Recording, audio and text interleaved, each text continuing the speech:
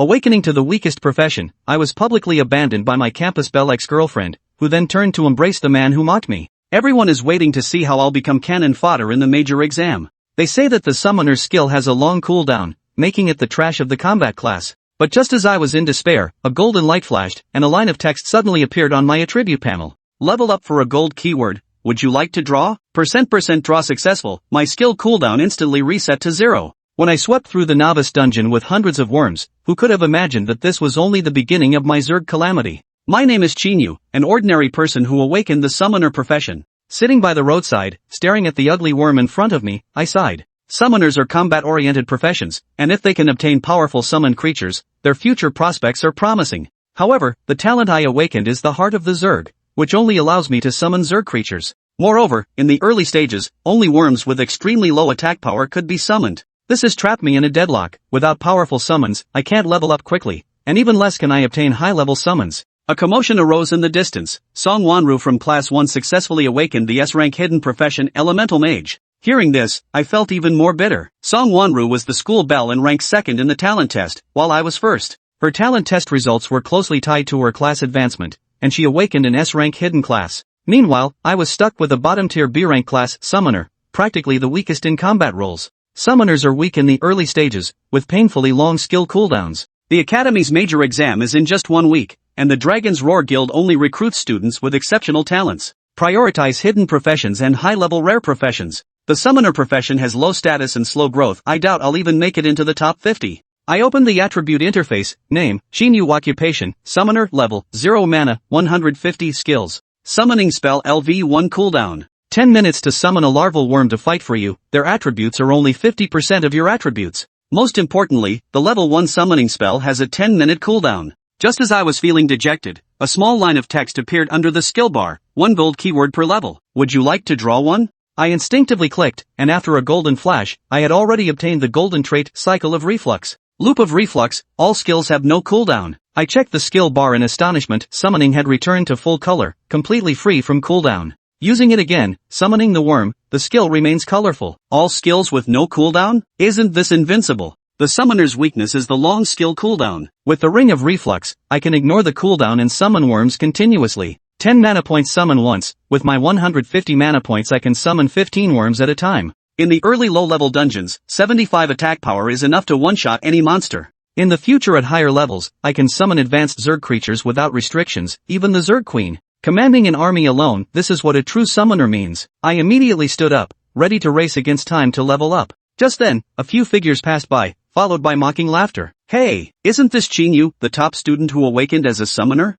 The one speaking was Shi Yong. He pulled the woman beside him closer and laughed, saying, Qín Yǔ, didn't expect this, did you? Your girlfriend Lu Chanshan is now in my arms? How is this any different from betrayal? I slowly spoke up. Betray what? Lu Chanshan retorted. I chose you because you were the top talent, thinking you could awaken a rare or hidden class. But you're just an ordinary B-rank summoner. Unlike Shi Yong from the combat department, the weakest, he's an A-rank rare class, demonic fist master. Shi Yong patted my shoulder and sneered, a useless person like you shouldn't even think about keeping a girlfriend. He mocked me for summoning disgusting bugs, saying no one would help me level up, and demanded that I beg him on my knees. Before he'd even consider taking me alone, I immediately slapped his hand away. No need. I wouldn't stoop to associating with scum like you two. Shi Yong angrily raised his fist to strike, but Lu Chanshan stopped him. She calmly said, forget it, no need to get angry with this waste. Let's hurry to the dungeon to level up. % Shi Yong snorted coldly. The major exam is in a week. I suggest you don't even show up at the test site. Watching them leave, I calmed my anger. Lu Chanshan's departure wasn't unexpected, but I hadn't anticipated she would team up with Shi Yong to disgust me like this. A week later during the major exam, they'll witness what overwhelming power truly means. % I took a taxi to the dungeon hall. Killing monsters is the only way to gain strength, and newcomers usually head to the beginner dungeons. But I went straight to the central trial tower. The trial tower's each floor is equivalent to twice the monsters of a beginner dungeon, making it the optimal choice for rapid leveling. However, the difficulty is high, and many people dare not attempt it until after reaching level 5, and even then, they can only challenge it once. There's a chance to obtain top-tier equipment or hidden dungeon entry tickets when clearing levels. With my skill having no cooldown, I fear nothing. Level 0 and no teammates? So what? I can still clear the trial tower without taking any damage. I pressed the button and charged into the portal. The broadcast echoed, Qín Yǔ, a solo player from Dong Province's first academy, has entered the trial tower. At that moment, Song Wanru arrived at the trial tower with 3 high-level teammates. Hearing the broadcast, she froze. Qín Yǔ entered the trial tower alone? Is he trying to commit suicide? She specifically spent a fortune to hire 2 level 10 knights and a level 10 healer to assist her. She awakened as an S-rank hidden class elemental mage, and this trial tower challenge should help her reach nearly level 6 from level 5. For the major exam in a week, she was determined to take first place, and conquering the Dragon's Roar Guild would be effortless for her. Glancing at Qín Yǔ's name on the screen, she shook her head and stepped into the teleportation gate. 3. Second entry, killing monsters restores health and mana. The interior of the trial tower was vast, spanning several hundred square meters. Qín Yǔ stood within the 1-minute limit safe zone, continuously summoning worms while swiftly scanning his surroundings. The trial tower had 10 floors in total, each filled with essentially the same types of monsters. Monsters ranged from level 1 to level 10, ascending in difficulty. The first floor featured the incredibly beginner-friendly Gugu chicken. Alongside grunt pigs, moo cows, and ba sheep, they were collectively known as Blue Star's 4 national monster species. The reason? Their sheer abundance. Moreover, their meat is exceptionally tender and flavorful, making them a staple dish on household dining tables. Most importantly, they possess little aggression, only retaliating when provoked. This was practically experience points handed to Qín Yǔ on a silver platter. The moment the safe zone period ended, Qín Yǔ commanded the 15 worms beside him to charge toward the nearest cooing chicken. The massive swarm instantly pinned the Gugu chicken beneath them. After a few fluttering struggles, it became a lifeless corpse. Though each worm possessed a paltry 5 attack points, sheer numbers prevailed. Each worm needed only to bite once to instantly kill the Gugu chicken, which had a mere 50 HP. The damage even overflowed. Without pause, Qín Yǔ waved his hand, and the worms instantly dispersed, charging toward the surrounding Gugu chickens. They moved with organized discipline, grouping in 5s. Each worm needed only 2 bites to take down a single Gugu chicken. Qín Yǔ simply stood aside, quietly watching the notification messages before him, waiting for the clearing to finish. Gugu chicken slain. Gained 10 EXP. Gugu chicken slain. Gained 10 EXP. Gugu chicken slain. Gained 10 EXP. Congratulations to player Qín Yǔ, you have reached level 1. Health, 100-200. Mana, 150-250. Gained 4 free points. Remember to allocate them promptly. Within just 3 minutes, the entire floor was devoid of life. Qín Yǔ effortlessly reached level 1. The feeling could only be described as exhilarating. Opening the attributes interface, he allocated all 4 free points to intelligence. As a mage-type summoner, intelligence determined both spell damage and maximum mana pool.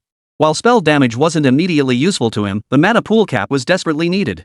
Those 4 points of intelligence granted an additional 40 MP. That meant his mana pool now soared to a whopping 290 points. He can now summon 29 worms at once. Ha! Invincible, invincible. Qín Yǔ's face lit up with a broad smile. Just as he was about to head upstairs, he noticed another golden text prompt pop up. I almost forgot about this thing. This time, the golden text didn't appear under his skills, but under the worm's description. He clicked to draw, and a flash of golden light erupted. Golden stat acquired, feast on the flesh. Feast, monsters killed and consumed by the worm permanently increase the player's HP and MP. The increase matches the monster's level. The moment Qín Yǔ saw this golden trait, excitement surged through him once more. He had just emphasized the importance of mana, and now a golden skill related to it appeared. What did a permanent HP and MP boost even mean? Typically, only leveling up and allocating points could significantly increase maximum HP and MP. Alternatively, equipping gear or weapons with special attributes could achieve this effect. But those were merely supplementary boosts. This golden stat, however, permanently increases your maximum HP and MP. Killing and consuming a level 1 monster grants you 1 point each to both HP and MP. And if it's a high-level monster, the increase is even greater. Earlier, the first floor had a total of 20 level 1 Gugu chickens. That meant he gained an additional 20 HP and MP. Qín Yǔ immediately opened his stats interface to check. HP, 220. Mana, 310. Sure enough, thanks to the effective feast, his mana pool had now reached 310 points. Without any attribute gear, having this much mana at level 1 was already incredibly overpowered. Combined with the no cooldown effect from the Circle of Return, he could now summon 31 worms at once. That meant he could deal 155 damage per turn. With 9 floors remaining in this tower, assuming 20 monsters per floor, he could easily devour at least 180 creatures. Moreover, the increased HP and MP scales with the monsters' levels. He dared not imagine how terrifying his health and mana would become after clearing the trial tower. Keep going. Keep going. Qín Yǔ rushed into the portal leading to the 2nd floor. The monsters on the 2nd floor were level 2 Sunmmary wolves. These were the legendary newbie killers. Many adventurers were injured or even killed by these beasts in the wild. They were highly aggressive and hunted in packs. The moment someone entered their attack range, they would instantly surround and attack en masse. Generally, if a solo player encounters 2 or more Qín Yǔ wolves in the wild, their first priority should be to flee immediately. Especially when you're low level and just starting out.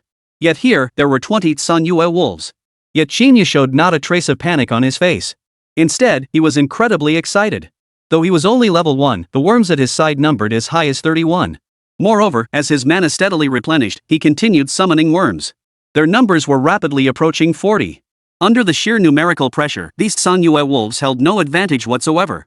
They couldn't even get close. Under this absolute crushing force, he effortlessly cleared the second floor, gaining another 40 points to both his health and mana. HP, 260. MP, 350. Watching his attributes steadily climb, Qín Yǔ's face broke into a wide grin. Since cooldowns were no longer a concern, mana became his most crucial stat. But this golden stat line, Feast with Relish, perfectly solved his problem. The more mana he had, the more summons he could deploy. With more summons, he wouldn't have to worry about encountering monsters he couldn't defeat. He could simply push through. In his eyes, these monsters had become nothing more than accumulable mana completely devoid of any danger. He only needed to watch the notification messages, not even realizing he'd already reached the 5th floor. To his delight, he quickly leveled up to level 2. Both his health and mana had seen significant increases. What displeased him was that the 5th floor contained only one monster. A level 5 Raging Rhino. Although defeating it would increase his maximum HP and MP by 5 points. It was a far cry from the previous layers. Moreover, the most crucial issue was that this beast possessed absurdly high health. A whopping 2,000 points. This means taking it down will require a significant amount of time. 4. Smooth sailing. Synthesizable gold attributes. Nevertheless, Qín Yǔ calmly continued leveling up, constantly summoning worms. At level 2, his intelligence had already reached 23. Most crucially, his mana pool was a staggering 490 points. This meant he could now summon 49 worms at once. Yet facing this 2000 HP frenzied rhino still proved challenging. But after drawing a new golden skill slot, the worry vanished from his face. 2000 HP? With this ability, I'll show you how to take down even 2000 more HP in an instant. Golden stat, Fatal Strike. Actively commands worms to launch a desperate attack on enemies, dealing 400% of the worm's own health as damage. After dealing damage, the worm enters a 1 HP death state, transforming into a cocoon. It then regenerates health at a rate of 1 HP per second until fully restored, at which point it can resume action. Note: each worm can only use this ability once. Though this ability seems somewhat underwhelming. After all, it essentially renders a summoned creature incapacitated.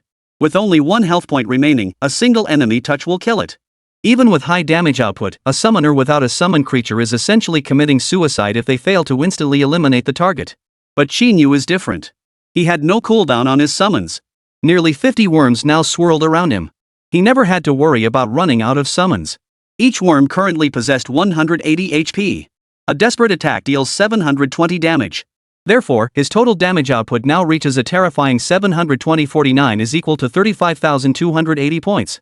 Isn't that like one-shotting anything he wants? As long as he summons enough worms, the total damage potential only increases. Moreover, these worms' health pools continuously grow alongside his own attributes, meaning the damage from his fatal strike will only keep increasing. Gazing at the enormous health bar above the frenzied rhino's head, Qín Yǔ merely chuckled softly. Then, with a wave of his hand, he sent 3 worms charging toward it as the safe zone period ended. Fatal Strike. Like bullets, the 3 worms collided with the raging rhino before it could react, instantly obliterating it. The entire process took less than 3 seconds. Frenzied Rhino slain. Gained 50 EXP. Glancing at the system notification, Qín Yǔ's lips curled into a grin stretching to his ears. Instantly killing a 2000 HP frenzied rhino in 3 seconds. He dared say that no level 2 summoner could achieve this. Even if it were any rare class or hidden class, it would be impossible. But he could. So what if he'd awakened the weakest combat class? With the blessing of golden stats, he fears no combat class whatsoever. In fact, he's far stronger than them all. In that light, aiming for the top 5 in the grand exam seems far too conservative. With his current strength, securing first place in the grand exam is entirely within reach. Joining the Dragon Roar Guild is inevitable. The thought alone filled him with renewed vigor. Continue climbing the tower. 6th floor, 20 level 6 black armored crocodiles instant kill. 7th floor, 10 level 7 exploding bears, instantly defeated. 8th floor, 5 level 8 double-headed pythons, one shot. 9th floor, 3 level 9 venomous toads, instantly defeated. Qín Yǔ cleared 4 floors almost without pause, reaching the highest 10th floor. His time to clear each floor never exceeded 3 seconds. The monsters on the 10th floor were level 10 eagle-eyed flying dragons. Generally speaking, dragon-type monsters were exceptionally powerful. The eagle-eyed flying dragon, a dragon-type creature with an eagle's head and a dragon's body, possessed a pair of sharp wings. It moves at incredible speeds and can unleash wind blades from its wings to attack enemies. This was the most terrifying existence within the trial tower. Not only do all its stats exceed 100, but a mere few wing flaps can instantly kill low-level adventurers like them. Moreover, its health pool soars to 5,000, more than double that of the raging rhino. This is precisely why no one dares venture into the trial tower alone. A monster of this caliber would be a challenge even for a full party of 10-level adventurers. But Qín Yǔ showed not a hint of panic. Glancing at the 8 remaining worms beside him, he raised a finger and aimed it at the eagle-eyed flying dragon roaring in the sky. Take it down now. The moment Qín Yǔ's words fell, 8 black shadows shot skyward. They struck the eagle-eyed flying dragon before it could react, instantly eliminating it. Boom! As the eagle-eyed flying dragon crashed to the ground, a low notification tone suddenly echoed through the trial tower. Congratulations to player Qín Yǔ for clearing the trial tower. Total time, 13 minutes 53 seconds. New record for level 10 trial tower. Then, on the high platform opposite the safe zone, the reward for clearing the trial tower, a golden treasure chest, slowly rose into the air. But he didn't rush over. Instead, he leisurely opened his attribute interface. Clearing the trial tower had instantly leveled him up to level 5. Moreover, he gained an extra half of the experience points, bringing him close to level 6. He was thoroughly satisfied with this outcome. After all, his primary purpose for coming here from the start was to level up. On one hand, it was to increase his mana pool. On the other hand, it was to acquire more golden attributes. Now, both goals had been perfectly achieved. Name, Qín Yǔ. Class, Summoner. Level, 5. HP, 917. Mana, 1167. Strength, 10. Speed, 10. Intelligence, 35. Stamina, 10. Talent, Heart of the Swarm. Equipment, none. Skill, Summoning Art LV1. Cooldown, no cooldown. Cost, 10 mana. Summon a larva stage worm to fight for you. Its stats are only 50% of your own. Available gold traits, Ring of Return, Feast Last Stand. Golden trait draws, 3 times. Not only does he now possess terrifyingly high HP and MP, completely doubling those of practitioners at the same level. Moreover, he still has 3 gold trait draws remaining. It was hard to imagine how terrifyingly his power would surge if he managed to draw all 3 golden traits. But suddenly, he noticed 3 new words had appeared at the end of this section. Synthesizable. This was a situation he had never encountered before. Qín Yǔ tentatively tapped it once, and only then did he understand. It turned out the 3 golden attributes could be synthesized into a super golden attribute. If golden slots were already this powerful, wouldn't a super golden slot be even more extraordinary? Without hesitation, he selected to synthesize and open it. A burst of light brighter than gold instantly flashed. Acquired super gold slot, Parasite Nest. Effect: after defeating an enemy, summon a worm of equal level to parasitize them. Upon parasitization, a bug clone will hatch from their corpse, possessing 50% of the host's attributes. The clone's genes are stored in the nest, allowing it to be summoned as a minion. Cooldown and mana cost are 10 times that of the host. 5. Parasite Nest. Shatter the trial tower record. Qín Yǔ froze for a moment. Nearly half a minute passed before he swallowed hard, his excitement beyond words. It was no wonder this was a super golden trait synthesized from 3 golden traits. Its effect was truly terrifying. The parasite nest could treat slain monsters as ovariums, parasitizing them with worms to produce a bug clone possessing 50% of the original's attributes. What did this mean? It meant he could summon incredibly powerful creatures that transcended level restrictions. Even with only 50% attributes, it was still absurdly powerful. His gaze shifted to the carcass of the eagle-eye wyvern in the arena center, and his eyes instantly flashed with excitement. Summoning magic. Parasite Nest. 2 worms instantly materialized around Qín Yǔ and swiftly crawled toward the corpse. His current level was 5, so the worms he summoned were also level 5. Parasitism could only be initiated between creatures of the same level. To parasitize the level 10 eagle-eye flying dragon, he needed to summon 2 worms. The instant the worms burrowed in, the eagle-eye wyvern's corpse began convulsing violently in an extremely twisted manner. Suddenly, the dragon's head exploded entirely, and a massive worm's head burst through, replacing the head's position. Parasitism successful. Clone gene stored in the hive. Clone name, Eagle-Eye Dragon Worm. Level, 10. HP, 2500. Strength, 100. Speed, 150. Intelligence, 0. Stamina, 100. Skill, Wing Roll. Cooldown, none. Cost, none. Swing 2 wind blades from the sharp wings on your shoulders, dealing 200% of your attack power as damage to enemies. Summonable, no cooldown, mana cost, 100. Qín Yǔ's vision instantly displayed the information of the parasitized eagle-eyed dragon's clone. These terrifying stats were far beyond what a level 10 summon creature should possess. At the very least, a summoner who had reached level 20 and unlocked level 2 summoning arts could summon such a creature. Yet he was only level 5. For a level 5 summoner to wield a level 20 tier summon creature was something no one could easily accept. Moreover, due to the effect of the return ring, the Eagle-Eye Dragonworm's skills now had no cooldown. Furthermore, being a summon creature with 0 intelligence, it required no mana and incurred no skill costs whatsoever. Therefore, it could practically unleash skills non-stop. A summon that can unleash skills non-stop is essentially like wielding a rifle with infinite ammunition, right? Most crucially, it's a wide area AoE skill. It perfectly addresses the dilemma where worms can only trade 1-for-1 against large groups of monsters. Summoning one Eagle-Eye Dragonworm consumes 100 mana. With over 1100 mana now, he could summon up to 11 Eagle-Eye Dragonworms. With these 11 Eagle-Eye Dragonworms at his disposal, he couldn't imagine any foe in those beginner dungeons standing a chance against him. Not to mention, who could possibly pose a threat to him during the grand exam? At this thought, Qín Yǔ's smile grew even broader. 11 was a bit excessive, just one would be enough to handle everyone in the academy. After briefly calming his nerves, Qín Yǔ finally approached the golden treasure chest. It was said the Trial Tower's rewards were substantial, at least blue-grade equipment or higher. But the probability of obtaining mage-class equipment wasn't high, so Qín Yǔ didn't hold out much hope. Reward chest opened. Congratulations to player Qín Yǔ for obtaining Purple Equipment Venomous Ring +1, Hidden Dungeon Pass Howling Abyss +1. The moment he saw the rewards, Qín Yǔ's jaw dropped in astonishment. His luck was truly extraordinary. The Venomous Ring was a universal item wearable by all classes. The wearer can imbue their attacks with poison attributes, dealing percentage-based damage to enemies' health. Moreover, the higher the grade, the greater the percentage damage dealt. Like professions, equipment was also divided into 5 grades. White, green, blue, purple, gold. This purple grade Venomous Ring is already considered high-end gear. Purchasing it from an equipment store would cost at least hundreds of thousands of gold coins. But due to its extreme rarity, it's likely been inflated to several million gold coins by now. Yet he obtained it completely free of charge, utterly fortunate. But the most crucial item was this hidden dungeon pass, the Howling Abyss Pass. On Blue Star, beyond the known repeatable dungeons in the dungeon hall, there also existed hidden dungeons. These hidden dungeons offer higher difficulty and better rewards. They yield more gold coins, and the equipment dropped by monsters is at least purple grade. They even have a chance to drop top-tier class-specific gear.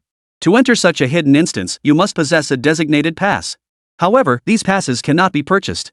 They can only be obtained through luck, either by opening treasure chests within the dungeon itself or by receiving them as rewards from secret realms.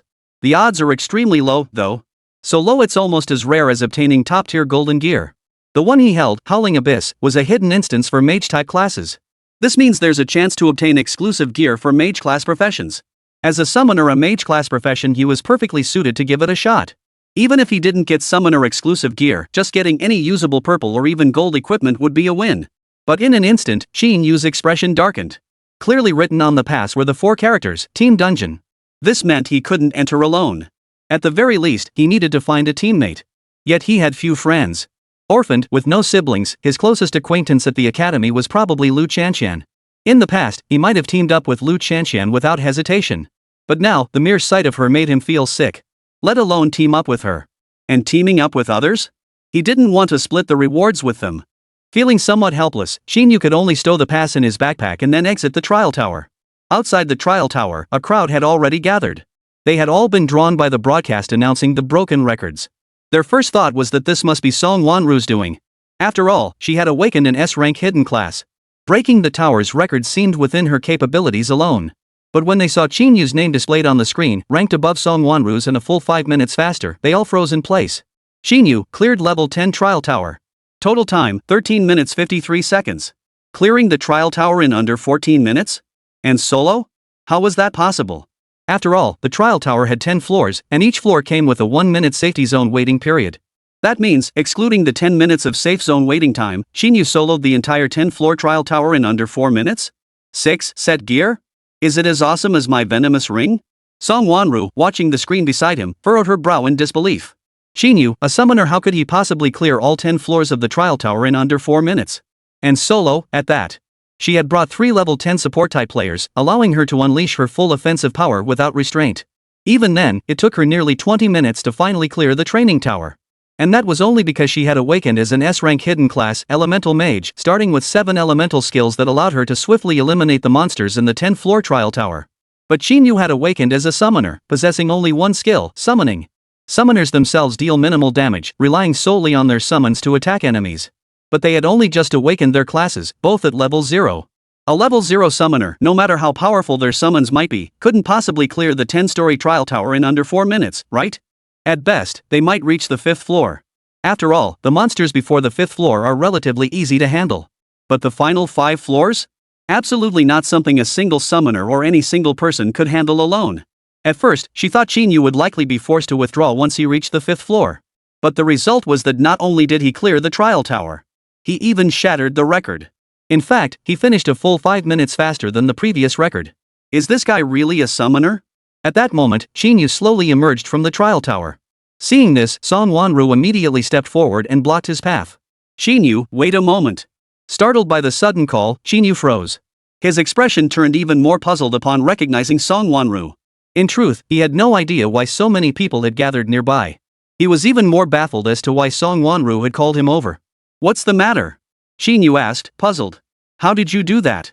Sunmmary, being straightforward, immediately asked. Clearing the trial tower in under 4 minutes? That's practically impossible. And you're just a summoner. What's wrong with being a summoner? Don't look down on anyone. Qín Yǔ frowned upon hearing this. If you're here just to question me, I suggest you save your breath. Instead of wasting time arguing, go find a dungeon to level up properly. Don't think just because you awaken an S-rank hidden class, you can lord over everyone else. I didn't mean it that way. Sunmwary's face flushed instantly as she shook her head hastily. Just as she tried to explain, she noticed Qín Yǔ had already pushed through the crowd and stepped onto the main street. The dungeon lobby bustled with people, and within moments, he vanished from sight. After exiting the trial tower, Qín Yǔ headed to the nearby equipment street. Clearing the trial tower had rewarded him with scattered gear drops and some gold coins. But he had no use for that gear, so he planned to sell it off. Combined with the gold coins, he could buy a new set of equipment. His part-time job barely covered his basic needs, leaving him unable to afford proper weapons or gear. This meant he'd been stuck wearing the training uniform issued by the school, wielding a tattered white-grade weapon. Though he was now nearly invincible, this only applied to his offensive capabilities. Defense and survival remained the summoner's weak points. After all, summoners had few means to protect themselves. Without their summons, they were essentially ordinary people. Even with his current health nearing 1,000 points, he still faced mortal danger if caught in a focused attack or ambushed. Without a healer, gear was the only guarantee against being instantly overwhelmed and killed. After a full day's work, Qín Yǔ surveyed the set of blue gear on his body and nodded with satisfaction. This blue gear set offered the best value for its cost. It boosted his defense by over 500 points.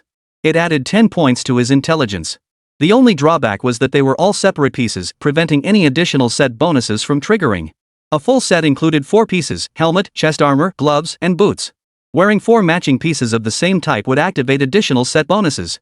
Necklaces and rings are universal gear and can be equipped without restriction. However, obtaining a complete set is extremely difficult. In dungeons, only the dungeon boss reliably drops a single piece of gear with set effects. This means that with enough luck, it's possible to complete the set in just 4 runs. But the odds of that happening are incredibly low. Moreover, even if you luckily assemble the set quickly, the attributes on the gear may not perfectly align with your class's role. Even if the stats are perfect, it's not guaranteed that all enhancements can be applied to those specific attributes. Therefore, Qín Yǔ didn't dwell on it too much. He simply wanted to boost his defense and survivability to avoid getting one shot. After all, the Howling Abyss was even more challenging than the trial tower. If something went wrong, wasting a pass would be the least of his worries. Losing his life would be a regret he'd never recover from. As the sky darkened, Qín Yǔ decided to head home to rest. But just then, Shuyong and Lu Chanqian emerged from a nearby high-end equipment shop, their paths crossing with his. Hey! Look who it is, Mr. Useless Qín. What? You actually have money to buy gear now? I thought you'd be hiding at home, too scared to even enter a dungeon. Shuyong's face was twisted into a sneer of mockery, which only grew wider when he spotted Qín Yǔ's mismatched blue gear. Brother Yong, please don't tease Qín Yǔ. He's already done pretty well just getting a full set of blue gear. Can't expect him to wear purple sets like us, right? Lu Chanqian, arm in arm with Shuyong, beamed with amusement. Shuyong had just bought her a purple Pursuing Wind set worth 200,000 gold. While not top-tier gear, it was at least purple grade and came with set bonuses far superior to the mismatched pieces Qín Yǔ was wearing. Sure enough, leaving Qín Yǔ and choosing Shuyong had been the best decision. Is a purple set that impressive? But at that moment, Qín Yǔ suddenly spoke up. If I'm not mistaken, the Windchaser set you're wearing is worth no more than 200,000, right? A mere 200,000 has you so dazzled? Qín Yǔ, you can't even scrape together 200,000, yet you have the nerve to lecture me? This is ridiculous. Did you come here just to tell me jokes? Lu Chanxian burst into laughter at Qín Yǔ's words, completely oblivious to his slowly raised right hand. Only when the ring on his index finger glowing green appeared before her eyes did her laughter abruptly freeze. This is a poison ring? And it's purple grade? How did you get this? 7. Total domination. Don't look down on people. Lu Chanxian reached out to grab it, but her hand grasped at thin air. The venomous ring was a top-tier item among universal equipment. Its passive ability percentage-based health drain proved exceptionally useful against monsters, especially mobs. But it was incredibly rare, with a drop rate among the lowest for universal gear. Even dungeon bosses had less than a 1% chance of dropping it. In the equipment shop, a blue-grade venomous ring sold for 500,000 gold coins. As for purple-grade poison rings, their current market price starts at a minimum of 3 million gold coins. And it's practically unavailable, you simply can't buy one. How on earth could Qín Yǔ possibly possess this purple-grade venom ring? Still think what I said was funny? Qín Yǔ slowly lowered his hand, a smirk curling his lips. Lu Chanxian, don't look down on people. That purple set isn't anything special. Only a silly woman like you would think it's so great, right? Hearing Qín Yǔ's mockery, Lu Chanxian's raised hand froze mid-air. She desperately wanted to retort, but no counter-argument came to mind. After all, that single poisonous ring on Qín Yǔ's finger was worth more than the dozen Windchaser sets she wore. Young's smile froze on his face, all traces of his earlier smugness vanishing. He refused to believe Qín Yǔ could possibly possess such a precious poisonous ring. Qín Yǔ's humble background made it impossible for him to afford such an expensive purple poisonous ring. Therefore, there was only one possibility. This guy must have obtained the poisonous ring from a dungeon. But how could he be so lucky? And how did a summoner like him even clear a dungeon? It's just a purple poison ring. What's there to be so proud of? After a few seconds of stunned silence, Young finally snorted disdainfully, feigning indifference. Even if you, a summoner, lucked out and got this purple poison ring, you'd never make it into the top 5 in the grand exam. How much damage do you expect those 2 bugs you summoned to actually deal? Don't be ridiculous. Yeah. What's so great about having this ring? The gap between professions is unavoidable. Lu Chanxian chimed in immediately upon seeing this. Qín Yǔ, you're probably not even level 2 yet, right? That's the downside of being a summoner. The grand exam is in a few days. How long do you think you'll last in the exam hall at your current level? The monsters in the final exam start at level 5 minimum. With only 6 days left, do you think you can reach level 5? Without sufficient level, that poison ring won't even get you into the top 5. You won't even make it into the bottom 5. The two exchanged a knowing smile. Keep in mind, these two had gone straight into a level 5 dungeon, bringing along 2 high-level adventurers. After grinding for nearly half a day, they'd both finally reached level 3. That pace was already relatively fast among their cohort. After all, their classes dealt relatively high damage with short skill cooldowns, enabling their rapid leveling to 3. But for someone like Qín Yǔ, who awakened as a summoner, not only was the damage output low, but the cooldowns were also long. Without any help, it was even more impossible for him to skip levels and tackle high-level dungeons. Therefore, his level was definitely lower than theirs. Achieving a high score in the grand exam ultimately hinged on level. Relying solely on a top-tier ring was definitely insufficient to propel him into the top ranks. In other words, even if Qín Yǔ wielded a top-tier purple poison ring worth millions or one that couldn't even be bought, he still couldn't surpass them in the grand exam. But at that moment, Qín Yǔ suddenly snorted coldly before asking slowly, "How do you know I haven't reached level 2? What if I'm already at level 5? Level 5? Ha! Qín Yǔ, do you even draft your tall tales before telling them?" Young burst into laughter at the sight. Level 5? You think you can level up to 5 in a single day? Do you think you're Song Wanru? Qín Yǔ. Lu Chanxian beside him also wore a sneer. Don't be so hypocritical. There's no need to put on airs in front of us. It just makes me look down on you even more. We're both barely at level 3. How could a summoner like you possibly reach level 5? Do you take us for fools? Leveling up 5 times in a single day was practically impossible. Low-level dungeons yield very little experience. To level up quickly, you have to cross levels and fight monsters in dungeons higher than your own level. But that requires help from high-level players. Soloing a higher-level dungeon is impossible. Even Song Wanru wouldn't dare attempt high-level dungeons early on. Much less a summoner like Qín Yǔ. Seeing their skepticism, Qín Yǔ wasted no time. He waved his hand to open his character info and placed it before them. Name, Qín Yǔ. Class, Summoner. Level, 5. The moment they saw the information, the smiles froze on their faces once more, and they could scarcely believe their eyes. How is that possible? How could a summoner possibly reach level 5 in a single day? Lu Chanxian couldn't accept it. She had left Qín Yǔ precisely because she felt his awakened summoner class was utterly useless, unable to help her, and even a liability. But now, not only was he higher level, he even had top-tier gear. Hadn't she just shot herself in the foot? Impossible. Even if someone helped you farm monsters in high-level dungeons, you couldn't possibly level up to 5 in a single day. Yong refused to believe the truth either. When running dungeons in a party, high-level players would inevitably split the experience points. Reaching level 3 was already the absolute limit for him, and Lu Chanxian no one could possibly surpass them. Unless Qín Yǔ was soloing high-level dungeons. As if reading the shock and disbelief in their eyes, Qín Yǔ kindly offered an explanation. No need to be surprised. I just cleared the trial tower once. The trial tower yields far more experience than dungeons. At the mention of the trial tower, the astonishment on Yong and Lu Chanxian's faces deepened. They knew full well that the trial tower was an excellent place for leveling up, but without absolute confidence, they wouldn't dare challenge it. Yet Qín Yǔ claimed he had cleared it. Moreover, his tone and words made it clear he had done it solo and with remarkable ease. How could that be possible? Qín Yǔ was a summoner, how could he possibly clear the trial tower solo? The two were about to voice their doubts when a sudden, sharp cry echoed from the distance, cutting them off. Qín Yǔ! I finally found you! I truly didn't mean to look down on you. I was just surprised that you could break the trial tower record all by yourself. Can you give me a chance to apologize? I'll treat you to a meal, and we can discuss that pass while we're at it. 8. Murderous intent awakens, the school beauty's initiative to team up. Song Wanru's sudden appearance instantly shattered their initial doubts. In fact, their shock only deepened. Not only had Qín Yǔ soloed the trial tower, he'd also broken the record? This was beyond their comprehension. Song Wanru, did you just say Qín Yǔ broke the trial tower record solo? Lu Chanxian, refusing to believe it, immediately asked. You're not joking, are you? Qín Yǔ is just a summoner. That 10-story trial tower has at least 100 monsters, and the highest monster level is 10. How could he possibly clear the trial tower alone, let alone break the record? Do I have any reason to lie to you? If you don't believe me, go see for yourselves at the trial tower. Song Wanru shot Lu Chanxian a displeased glance before grabbing Qín Yǔ's arm and pulling him away. Watching their retreating figures, Lu Chanxian slumped to the ground like a deflated balloon. She couldn't accept the fact that Qín Yǔ had improved so rapidly. It was beyond her comprehension and tolerance. Reaching level 5 in a single day. Such an ascent rate was likely only achievable by an S-tier professional like Song Wanru. And he still had that top-tier purple poison ring in his possession. At this rate, he might genuinely crack the top 5 in the grand exam. And he might even be selected by the Dragon Roar Guild.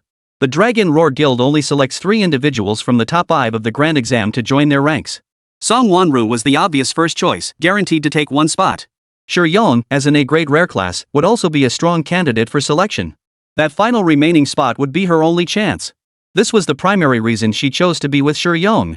With Yong's support, she had been the most promising candidate for that final spot in the Dragon Roar Guild. But Qín Yǔ's sudden rise had completely shattered her plans.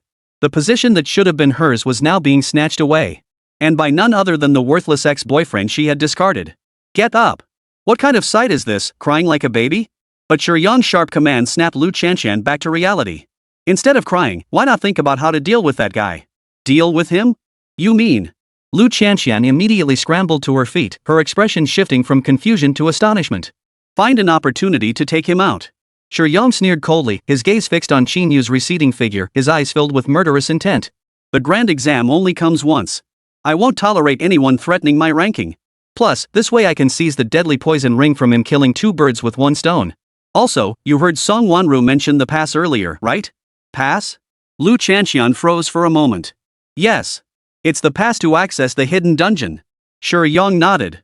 Breaking the record in the trial tower guarantees you the hidden dungeon pass. And the monsters in the hidden dungeon grant more EXP, gold, and top-tier gear. You might even get class-specific equipment. For Qín Yǔ to get his hands on something like that is nothing short of squandering a precious resource. Exactly. Exactly. He must die. A fierce glint of hatred now flashed in Lu Chanxian's eyes. Having made their choice, there was only one path left to follow all the way to the end. The Dragon Roar Guild only recruited once a year, accepting 3 members per city. With 15 cities across 5 provinces in China, there were a total of 45 spots available. Miss this chance, and she'd never get another shot at joining the Dragon Roar Guild. She'd be stuck in some mediocre guild for the rest of her life, wasting her potential. Absolutely not. Yong, have you figured out a way yet? Of course. Have you forgotten what our family does? Yong pulled out his phone and swiftly dialed a number. Hello? Post a bounty notice for me, 500,000 for one man's life. Name, Qín Yǔ. Within 6 days, I want confirmation of his death. Song Wanru led Qín Yǔ out of Equipment Street. At the intersection, a luxury car was parked. Beside it stood an elderly man who, upon seeing Song Wanru approach, promptly opened the door with respectful deference. Miss Song, you're here. I've reserved a table at Snow Moon Pavilion Private Room 888. As per your request, I ordered the finest set menu. MHM, thanks, old Lu. Song Wanru quickly got into the car, but Qín Yǔ remained standing beside it. I accept your apology, but dinner is out of the question. Qín Yǔ watched Song Wanru inside the car and spoke slowly. I need to get back and rest. I don't have time to waste with you. Young man, don't be ungrateful. It's an honor for you to dine with our young miss. The elderly man beside him immediately scolded, but Song Wanru raised her hand to stop him. Qín Yǔ, dinner won't take much time. Besides, don't you want to resolve the issue with your pass? Song Wanru smiled faintly and patted the empty seat beside her. You're not exactly popular, so finding a teammate must be tough, right? I can help you. But I don't need teammates. Qín Yǔ remained impassive, arms crossed, silently observing Song Wanru. If I spread the word that I have a pass, plenty of people will come looking to team up with me. Plus, I'll get all sorts of perks. Why would I team up with a competitor? The person who broke the Trial Tower record solo. Are you really afraid of me as a competitor? Seeing this, Song Wanru instantly covered her mouth and burst into laughter. Besides, if you really wanted a partner, you would have found one long ago instead of dragging it out until now. This just proves you don't trust those strangers at all. I was right, wasn't I? So instead of teaming up with those strangers, you'd be better off partnering with me, your rival. Upon hearing Song Wanru's words, Qín Yǔ didn't argue. He did have such reservations. But he couldn't trust Song Wanru either. Because the pass he obtained was specifically for the hidden dungeon reserved for mage classes, the Howling Abyss. Song Wanru had also awakened as a mage class. What if she snatched the boss and it just so happened to drop exclusive gear for elemental mages? Wouldn't that mean he'd be working for free on her behalf? As if reading the conflict in Qín Yǔ's eyes, Song Wanru immediately stepped closer and pulled him forcefully into the car. Qín Yǔ, I understand your concerns. I can promise you. If the gear dropped by the dungeon boss suits you, I absolutely won't take it. If it's gear I need, I'll give you fair compensation. Either way, you won't lose out. Meaning Song Wanru's earnest gaze beside him, Qín Yǔ nodded. Alright, but I have one more condition. I'll only team up with you. Our party doesn't need anyone else. 9. A lavish feast, basically hitching my wagon to a rich lady. Hearing Qín Yǔ's words, Song Wanru froze for a moment. But in the blink of an eye, she nodded in agreement to Qín Yǔ's demand. Hidden dungeons were notoriously difficult, but their difficulty scaled to match the highest level player in the party. That meant even a two-person team should be able to handle it. She didn't harbor much hope for the gear dropped by the hidden dungeon boss. As long as it wasn't exclusive gear, she could buy it with money. What mattered was the massive amount of experience the hidden dungeon offered. This was far faster than repeatedly grinding through regular dungeons. Moreover, she could use this opportunity to observe Qín Yǔ. A summoner breaking the Trial Tower record solo? This guy was definitely no ordinary player. The grand exam used a points system. Within a sealed testing ground, fixed monsters would spawn. The one who earned the most points by slaying monsters within the time limit would be crowned first place. This made the speed at which professionals killed monsters the primary factor determining their rankings. As the only professional starting with 7 skills, she shouldn't have anyone faster than her. Yet Qín Yǔ achieved it. And he beat her by over 5 points. Such terrifying monster killing speed was absolutely beyond the capability of an ordinary summoner. A summoner surpassing an S-rank hidden class. And solo. She had to figure out what was going on. Absolutely not, she couldn't let this guy steal her top spot. Snow Moon Pavilion is a renowned support-type restaurant in Linghai City. It's called an auxiliary restaurant because nearly every dish here comes with some form of supportive effect. Ordinary health and mana restoration, skill damage boosts, and cooldown reductions were merely appetizers. The most crucial offerings are the top-tier tonics that boost all attributes. However, such dishes are in high demand and extremely expensive. Only the wealthiest nobles could afford them. Upon taking his seat in the private room, Qín Yǔ immediately spotted the precious intellect-boosting tonic before him. This was also the reason he ultimately chose Song Wanru as his teammate. Song Wanru was the daughter of Linghai City's wealthiest tycoon. Ordinary gear held no interest for her. She had approached him proactively, likely solely for the class-specific equipment. But the probability of dropping exclusive gear was extremely low. Even if an elemental mage's exclusive gear did drop, she certainly wouldn't shortchange him. Moreover, there was no need to worry about her reneging. After all, the city's wealthiest individual has no need for such underhanded tactics. The value of a class-specific item was beyond measure. By then, whatever demands he makes, Song Wanru will likely fulfill them. Try this. I had old Lu prepare it especially for you. Cloud Deer Jade Continuing Paste. A single dose permanently boosts intelligence by 5 points. It's currently the most potent intelligence-boosting supplement available in China. As expected of Miss Song, you sure know how to splurge. Then I won't hesitate. Qín Yǔ felt no hesitation. Before Song Wanru could finish speaking, he swallowed the entire portion of Yunlu Shuyu paste in one gulp. An incredibly cool sensation instantly spread throughout his entire body. Intelligence 40-45. Mana 12-17-12-67. Seeing the information flash across the system panel, Qín Yǔ immediately grinned. This free boost to his intelligence was truly delightful. A single dish had granted him as much intelligence as his entire set of equipment. And it was a permanent boost. Completely different from the temporary stats granted by gear. Before long, Qín Yǔ had polished off every last morsel on the table. Song Wanru, however, hadn't touched a single bite, watching quietly from the side. How was the meal?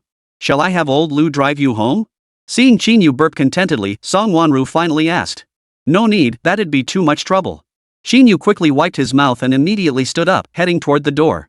I'll manage on my own. Meet outside the dungeon lobby tomorrow. Without giving Song Wanru a chance to stop him, Qín Yǔ pushed open the door and headed straight for the restroom nearby. After relieving himself, Qín Yǔ, feeling thoroughly refreshed, decided it was time to head home. But just then, a sudden commotion erupted from the private room next door. The door burst open and a frail girl flew out, crashing straight into Qín Yǔ's arms. Her face was deathly pale, a trace of blood staining her lips. Her collar was torn open, revealing a large expanse of snow-white skin beneath. Hey! Are you okay? Holding the barely conscious girl in his arms, Qín Yǔ looked utterly flustered. Save me. The girl managed only 3 words before fainting. Immediately after, 3 men emerged from the private room. The leader was a burly man, his body bulging with muscle. 2 others followed behind him, appearing to be his henchmen. Put. This woman really can't take a punch. I barely even hit her, just a light punch, and she flew across the room. The man flexed his fist, glancing at the girl in Qín Yǔ's arms with a cold sneer. Brother Long, you're a level 25 berserker now. How could that little girl possibly withstand your punch? His 2 henchmen immediately chuckled in agreement, then turned their eyes toward Qín Yǔ, filled with utter contempt. Hey! You there! Hurry up and help that woman over here. Don't hold our dragon brother back. 3 grown men picking on a little girl, don't you feel ashamed? Qín Yǔ remained unfazed by their threats, speaking calmly. Move aside. I'm taking her with me. Just take her away like that? Do you even know who we are? The 2 henchmen immediately stepped forward, completely unaware that Qín Yǔ had silently summoned 2 worms behind them. Final strike. Qín Yǔ growled softly. The 2 worms behind him lunged forward, instantly slamming the henchmen into the wall and knocking them unconscious. Seeing the 2 men nearly dead, the man froze in place. His 2 henchmen were nearly level 10, with health nearing 1000. How could this kid nearly wipe them out with just a couple of worms? This kid looked barely out of his teens, probably just awakening his class. How could he deal such devastating damage? While he stood there in a daze, Qín Yǔ had already scooped up the girl and walked past him. As he descended the stairs, he didn't forget to leave a parting remark. Oh, right, dragon brother, is it? You'd better get your 2 henchmen treated ASAP. If anything life-threatening happens, I won't be held responsible. And don't go around bullying girls just because you're higher level. Otherwise, next time, it won't be your 2 henchmen who end up down. Listening to the echoing words in the hallway, Qianlong's face darkened, veins bulging on his forehead as he gasped for breath. Damn it! You 2, stop lying, they're playing dead. Get up and find out who that kid is. I'll make him understand what happens when you cross Qianlong. 10. Hidden Dungeon. A small flock of ghost crows is nothing to fear. Qín Yǔ escorted the unfamiliar girl to a nearby medical station before heading home. Doing the right thing was his duty, but that was all it was. His house was practically next door to the academy. In truth, he hadn't always lived here. He used to reside in the suburbs with his parents. Both his parents served in the military. During an external mission, tragedy struck, their entire squad was wiped out. The Dong provincial government, seeking to care for the children of these fallen heroes, built a house near the academy and brought them to live there. The house wasn't large, but it was sufficient for him to live alone. Dad, Mom, I'm home. Upon entering, Qín Yǔ walked straight to the memorial altar beside the living room, lighting 3 incense sticks and placing them in the burner. He then wiped the dust from the altar before heading upstairs. His room contained only a desk and a bed. The desk was spotless, with just a single photo frame resting on its surface. Inside was a photo of him and Lu Qianshan. Though it was a portrait of them together, the distance between them seemed rather wide. Without a closer look, one might think it was photoshopped together from 2 separate pictures. Perhaps from the very beginning, this woman's approach to him had nothing to do with affection. Rather, it was because of his extraordinary talent, hoping to latch onto his coattails. Without a second thought, he tore the photo into pieces and tossed it into the trash. Qín Yǔ immediately lay down on the bed and closed his eyes.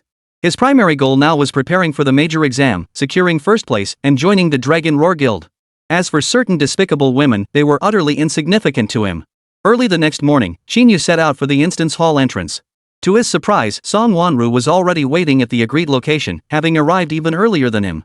Spotting Qín Yǔ, Song Wanru immediately greeted him with a smile, showing no trace of early morning weariness. "Qín Yǔ, you're here. I brought plenty of supplies. Want some?" Hidden dungeons aren't something to mess around with. Even though the level isn't high, the number of monsters inside is several times greater than in regular dungeons.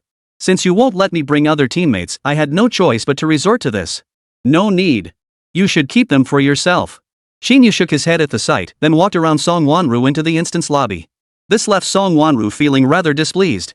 Just because you broke the trial tower record, does that mean you have to be so arrogant? The number of monsters in the hidden dungeon far exceeded those in the trial tower. Even if he was confident he could avoid injury, as a mage class, mana consumption and regeneration were critical issues. Without a healer, supplies were essential. Yet this guy arrogantly refused. Did he really think he was invincible? The two entered the vacant teleportation array side by side. Qín Yǔ then pulled out the pass from his backpack and clicked to activate it. Pass activated. Entering hidden instance, Howling Abyss. The teleportation array flashed with light, instantly transporting them away from the instance lobby. When they opened their eyes again, they found themselves in an unfamiliar region. The surroundings were utterly barren, flanked by towering mountains stretching endlessly into the distance. Only a narrow path stretched ahead, offering the sole passage forward. A chilling wind swept through the air. Song Wanru immediately pulled her clothes tighter around herself and cautiously scanned her surroundings.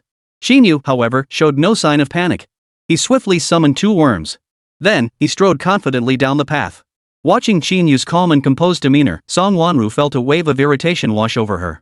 This guy didn't seem like he was here to clear a dungeon at all, more like he was on vacation. But that didn't matter to her. Howling Abyss was an exclusive instance for mage classes. Her only concern was ensuring she could safely locate the dungeon boss. As for the minor monsters, she could leave those to Qín Yǔ to handle. Even if Qín Yǔ got injured, or even faced life-threatening danger, she was confident she could take down the boss alone and get them out of here. Soon, they encountered the first wave of monsters. 5 level 5 shadow ravens. Spectral crows were the most common and numerous monsters in the Wailing Abyss. Moreover, they were pack-oriented creatures. Once they appeared, there were always at least 5 or more. But Qín Yǔ only had 2 summons. Dealing with 5 nether ravens was proving difficult. But just as Song Wanru was about to intervene, she suddenly saw all 5 of the circling nether ravens plummet to the ground. What just happened? Song Wanru stared in shock. She hadn't even seen what happened before the 5 nether ravens were instantly dealt with. And most crucially, Qín Yǔ still had 2 worms by his side. Had this guy actually defeated those 5 nether ravens without using any summoned creatures at all? Ignoring Song Wanru's astonished question from behind, Qín Yǔ stepped over the corpses of the nether ravens and continued walking forward. Only then did Song Wanru notice that scattered across the ground, alongside the crow corpses, lay 6 snow-white insect cocoons. These constantly trembling cocoons soon began to crack open. 6 worms slowly emerged from within, swiftly catching up to Qín Yǔ. Witnessing this scene, Song Wanru froze in place. 6 more worms? Wasn't Qín Yǔ only supposed to be able to summon 1 worm at a time? How could 6 more suddenly appear? Could it be that in the blink of an eye, Qín Yǔ had summoned 6 more worms? How could a summoner possibly have such a fast skill cooldown? Watching Qín Yǔ's receding figure, Song Wanru hurried after him, intending to ask. But just then, Qín Yǔ abruptly shielded her behind him, not giving her a chance to speak. Suddenly, a vast, dark swarm of nether ravens filled the sky. Roughly estimated, there must have been over 50 of them. Oh no! It's a flock of nether ravens. Looks like the blood sent from those earlier ones drew them here. A flash of panic crossed Song Wanru's eyes. With so many nether ravens, the 2 of them would struggle to handle them. Even if she unleashed her full firepower, she could likely only take down a portion of them, inevitably sustaining injuries in the process. If the squad had defensive or healing teammates, they might still have a chance. But Qín Yǔ, as a summoner, couldn't provide her with the buffer time or cooldown recovery she needed. Looks like we're going all out. Song Wanru's beautiful eyes narrowed fiercely as 7 flashes of light suddenly erupted behind her. Only she could turn the tide against such a massive horde of monsters. After all, as an elemental mage, she possessed the highest number of spell-based attack skills among all classes. With luck, she might wipe out the entire horde and escape unscathed. But suddenly, Qín Yǔ took a few slow steps forward. With a sweeping gesture of his hand, a massive shadow materialized before him. Emerge! Eagle-Eye Worm Dragon. Let them see who truly reigns supreme in the skies. 11. The terrifying summoned creature instantly obliterated them. The massive shadow shot skyward. With a single flap of its wings, a wind blade sliced through the flock of nether ravens, instantly cleaving more than half of them in 2. The shadow resembled a dragon, adorned with a pair of razor-sharp wings. But what was truly terrifying was its head, a constantly writhing worm. This grotesque creature left Song Wanru frozen in shock once more. This creature was summoned by Qín Yǔ. But he was only level 5, he should only have 1 skill. How could he possibly summon different creatures? Moreover, this creature bore an uncanny resemblance to the eagle-eye dragon, the boss of the 10th floor of the trial tower. Whether it was its size, appearance, or attack patterns, it's identical to the eagle-eye dragon. Except its original eagle head had been replaced by a worm. Most crucially, this monster is also a level 10. How could a level 5 summoner possibly have a level 10 summoned creature? During her moment of stunned disbelief, lasting only a few minutes, the eagle-eye worm dragon had already eliminated the entire flock of nether ravens in the sky. Seeing the corpses of the nether ravens littering the ground, Qín Yǔ immediately dispatched several worms nearby to begin devouring them. With so many corpses, he couldn't afford to waste them. These 50 nether ravens would likely boost his health and mana to the next level. Only then did Song Wanru snap out of her thoughts. She slowly walked over to Qín Yǔ's side and asked softly, "Qín Yǔ, is that monster also one of your summons? You mean the eagle-eyed dragon worm?" Qín Yǔ glanced at the creature in the sky and nodded with a smile. "Of course. Isn't that obvious? But what about those worms?" Song Wanru pointed at the worms devouring the corpse, her face filled with confusion. "You're only level 5. How could you possibly have two different summoned creatures? And that monster is level 10. Anything is possible. A summoner's potential is limitless." Listening to Qín Yǔ's evasive answer, Song Wanru clearly found it hard to accept. This guy was deliberately changing the subject. The only certainty now was that Qín Yǔ had awakened as a summoner. But his skill cooldowns were unusually short and his summoned creatures dealt incredibly high damage. And this absurdity, even the 10th floor boss of the trial tower had become his summoned creature. No wonder he managed to break the trial tower record by over 5 minutes. After much contemplation, Song Wanru arrived at a conclusion. Before his awakening, Qín Yǔ's test scores had been higher than hers. Yet he awakened as an ordinary summoner. This clearly defied logic. Therefore, he must be stronger than everyone else in some other aspect. Talent. It must be talent. Upon awakening a class, one immediately awakens that class's innate talent. Qín Yǔ must have awakened an incredibly extraordinary talent. This explains why his power far surpasses that of ordinary summoners. Gazing at the worms writhing ceaselessly across the ground and the colossal monsters roaring in the sky, Song Wanru couldn't help but swallow nervously. With these summoned creatures, Qín Yǔ would undoubtedly secure a high ranking in the grand exam. He might even have a shot at first place. She dared not claim she could surpass Qín Yǔ now.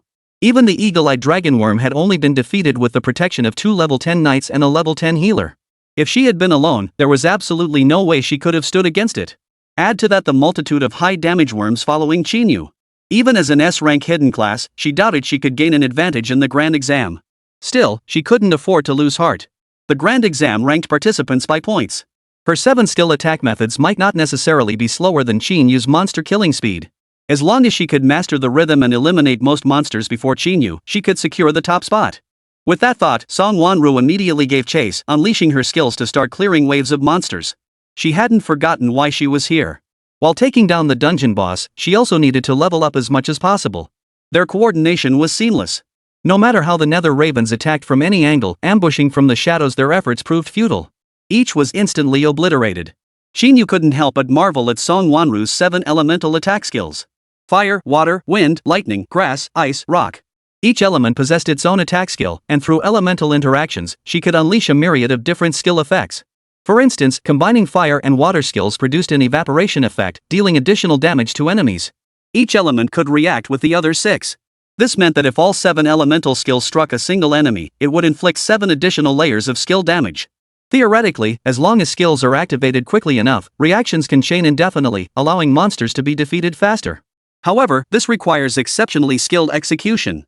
This was perfectly demonstrated by Song Wanru.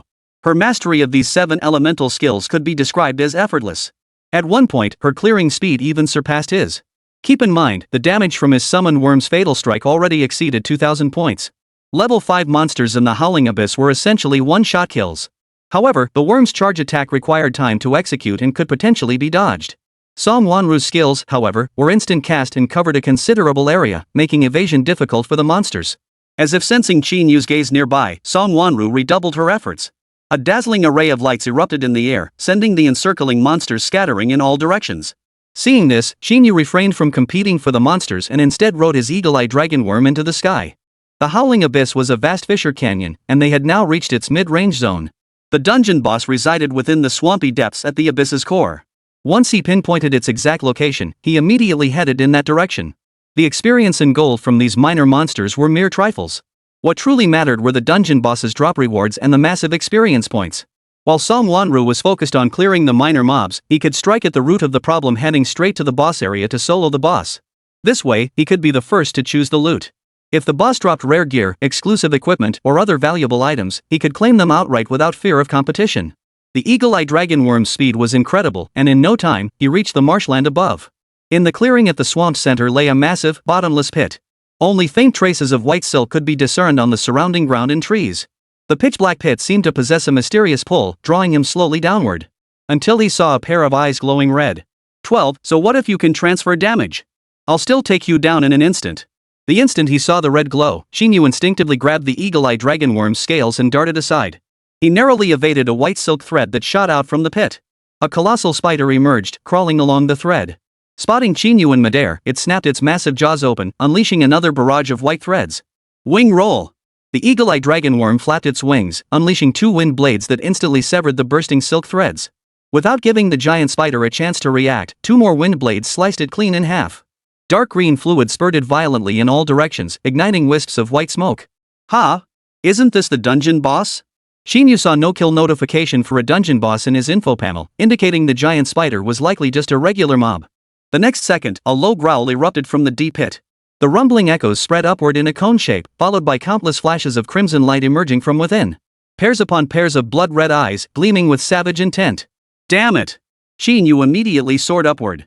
As he ascended, he witnessed countless giant spiders erupting from the pit, instantly swarming the entire clearing.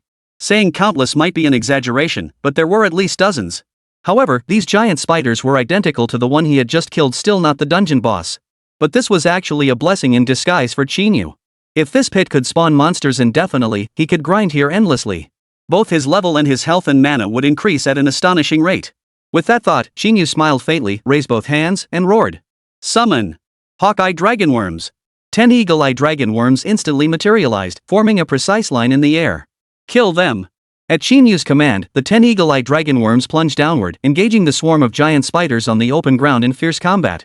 Qín Yǔ, hovering above, did not merely watch. He continued summoning more worms. The giant spiders, who had initially held the numerical advantage, were quickly overwhelmed and gradually swallowed by the swarm. However, as these giant spiders perished, they expelled corrosive venom, occasionally claiming the lives of a few worms. For an ordinary summoner, this might have been the moment to stay put and await death. But Qín Yǔ was different. His skills had no cooldown. With his mana reserves now fully replenished, sacrificing a few worms was practically nothing. In fact, his mana kept increasing the more he fought. It was practically inexhaustible. But then, a low rumble echoed from the deep pit once more. A massive spider web erupted from within, instantly enveloping the entire clearing. This instantly immobilized the worms that had already spread nearly across the entire ground. Then, a larger spider slowly crawled out of the pit. Its mouth, filled with fangs, opened wide, and a torrent of dark green venom gushed forth. In an instant, half the worms were vaporized. Dungeon boss, Venomous Spider Queen has appeared. Players, beware. Boss name, Venomous Spider Queen. Level, 10. Skill 1, Venomous Torrent. Sprays a fan-shaped stream of venom from its mouth, covering an area within 5 meters in front of it. Deals 200% of its own spell damage and inflicts poison and weakness effects. Skill 2, Spider Web. The Spider Queen's health is linked to all other spiders. Any damage she takes is transferred to the other spiders until none remain. The moment Qín Yǔ read this dungeon boss description, he couldn't help but shiver. The wide area damage skill with its debilitating effect was bad enough, but wasn't the spider web ability just plain broken? As long as there were smaller spiders nearby, they could take the damage in her place. In other words, as long as it has minions, it won't die. The only way to defeat this monster was to clear all the surrounding minions first, then strike at it. But this was the Spider Queen. Ever since emerging from the deep pit, it's remained motionless at the center of its web, only spraying venom around it and constantly spawning offspring. The speed at which it spawns offspring is remarkably similar to that of ordinary spiders he knows. Hundreds of eggs at a time. Fortunately, incubation takes time. Qín Yǔ stared at the insect eggs clinging to the web. Without hesitation, he immediately commanded the 10 eagle-eye dragonworms in the air to launch a frenzied assault toward it. Countless wind blades instantly sliced through the web, shredding it into fragments. Simultaneously, the unhatched eggs vanished. The giant poison spider mother let out a piercing wail, then fixed its 6 glowing red eyes intently on Qín Yǔ in the air. Its sharp jaws snapped open, unleashing a massive web that lunged toward Qín Yǔ. But with 2 wind blades flying out, Qín Yǔ slipped through a gap and escaped the encirclement. Surveying the venomous spider queen churning above the deep pit and the other spiders lurking nearby, Qín Yǔ exhaled deeply. A slow smile spread across his lips. So you can redirect damage, huh? Then let's see how long you can last? Qín Yǔ waved his hands, and the 10 eagle-eyed dragon worms in the air swiftly dispersed. But their target shifted from the smaller spiders to the spider queen. Wing coil. Slash. The eagle-eyed dragon worms had a longer attack range than the spider queen. Moreover, their speed surpassed that of the spider queen, allowing them to effortlessly evade the webs meant to restrict movement. Thus, they could attack relentlessly without restraint. Countless wind blades swarmed toward the spider queen, yet inflicted no damage. Instead, the surrounding spiderlings exploded one after another, spurting dark green blood. This was the first time the spider queen had encountered such a stubborn player. Despite knowing it could transfer damage, they kept attacking relentlessly. But as the sky filled with more and more eagle-eyed dragon worms, a hint of terror flickered in its eyes. Could this creature actually force its way through and kill me? For a moment, the thought of fleeing crossed its mind. Think you can run? Did you ask my permission? Qín Yǔ smiled knowingly, then with another wave of his hand, dozens more worms appeared, charging toward the spider queen. Final assault. Dozens of worms slammed into the spider queen's abdomen like cannonballs, instantly blasting a gaping hole through her. The relentless barrage of wind blades, combined with the devastating damage from the worm's desperate assault, proved overwhelming. Even with its damage redirecting abilities, the spider queen was overwhelmed. Resentment flashed in the spider queen's eyes. Even as it ceased moving, it still couldn't comprehend how it possessing a damage redirecting skill could be taken down in such a manner. Congratulations! Player Qín Yǔ has defeated the dungeon boss, the venomous spider queen. Rewards have been delivered to your inventory. Player may exit the instance at any time. Seeing the sudden notification pop up, Qín Yǔ instantly beamed with joy. But instead of rushing to check his rewards, he swiftly opened his character stats interface. Because that last wave had just leveled him up 3 times in a row. 13, leveled up 3 times consecutively. New trait, Parasite Infestation. Name, Qín Yǔ. Class, Summoner. Level, 8. HP, 1617. Mana, 1967. Strength, 10. Speed, 10. Intelligence, 45. Stamina, 10. Defense, 300. Talent, Heart of the Swarm. Equipment, Deadwood Staff, Blue Rotten Iron Helmet, Blue Chainmail, Blue Wilderness Gloves, Blue Boots of Steadiness, Blue Venom Ring, Purple. Skill, Summoning Art LV1. Cooldown, no cooldown. Cost, 10 mana. Summon a larva stage worm to fight for you. Its stats are only 50% of your own. Available gold traits, Ring of Return, Feast, Last Stand, Parasite Nest. Nest summons, Eagle-Eye Dragon Worm. Cooldown, no cooldown. Cost, 100 mana. Available skill points, 12. Gold trait draws, 3 times. Leveling up from 5 to 8 represents a significant leap. After all, the experience required to level up begins to increase exponentially beyond level 5. Level 5 to 6 requires 5000 EXP. Leveling from 6 to 7 requires 7000 experience points. And so on. And after he defeated the venomous spider queen, it nearly leveled him up twice over. That alone speaks volumes about how absurdly high the experience points from that spider queen were. All 12 stat points were naturally allocated to intelligence. Intelligence shot up from 45 to 57. His mana pool shattered the 2000 mark, reaching 2087 points. What does 2000 mana points mean? Even the healer, the class with the highest mana pool among all professions, only had 1500 mana at level 8. Yet he possesses over 2000 points. This means he can summon 20 eagle-eye wyverns at once. Or 200 worms at once. At this thought, Qín Yǔ couldn't help but shudder. The sheer magnitude of those numbers was terrifying. Even he found it utterly exaggerated. Imagine the scene of 200 worms swarming around him. It was truly a sight to behold. With that many summoned creatures, wouldn't any monster be instantly obliterated? Suddenly, an explosion echoed from above the deep pit, snapping Qín Yǔ out of his thoughts. The corpse of the venomous spider queen burst open from the pressure, and a giant spider with a worm-like head emerged instantly. Parasitism successful. Clone gene stored in the insect nest. Clone name, Giant Insect Spider Queen. Level, 10. HP, 5000. Strength, 100. Speed, 100. Intelligence, 200. Constitution, 200. Skills, Toxin Discharge, Spider Web. Cooldown, none. Cost, none. Summonable, no cooldown, mana cost, 100. Qín Yǔ's vision instantly displayed the information of the parasitized clone of the venomous spider queen, the giant spider queen. A clone of a level 10 dungeon boss actually possessed 5000 HP, with all attributes being quite high. It was hard to imagine just how absurdly powerful the true venomous spider queen must be. Add to that the effect of its spider web skill. If not for the boost from those golden stat lines, he might not have been able to handle it. But now, it had become his own summoned creature. A summoned creature with immense health, damage transfer capabilities, an enormous area of effect, and even poison and weakness damage. It felt incredibly reassuring. He couldn't help but wonder if he unleashed this thing in the grand exam hall, would it terrify the candidates so badly they'd wet their pants? After recalling the giant spider queen to its nest, Qín Yǔ turned his attention back to the attribute interface. He synthesized the 3 gold attribute slots into a new super gold attribute slot and immediately activated it. A burst of colorful light flared as the new attribute appeared. Acquired super gold attribute, insect attachment. Effect, can use summoned creatures skills. Effect and damage remain unchanged. This time, the description for the super golden attribute was remarkably concise, consisting of just a single sentence. This made Qín Yǔ frown. Use the skills of summoned creatures? Meaning that as a summoner, besides summoning spells, he could now also use the abilities of his summons? Wait a minute. Suddenly, Xin Fei realized something was off. This golden skill didn't seem particularly powerful. It likely just granted him additional abilities, allowing him to personally eliminate monsters when he had no summons active. But the parasitic clone he'd just acquired, the summoned giant spider queen, possessed a spider web skill that could transfer damage to other minions. If he could use his summoned creature's abilities, didn't that mean he could now redirect damage onto his own summons? After all, his current mana pool was sufficient to summon a vast number of minions.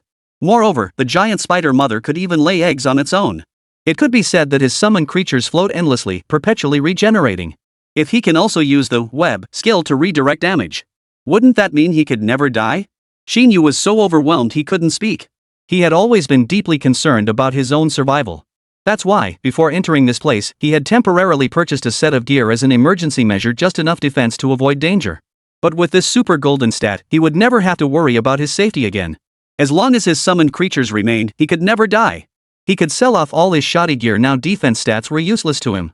Now he only needed gear that boosted intelligence and mana. Beyond that, all other stats were useless.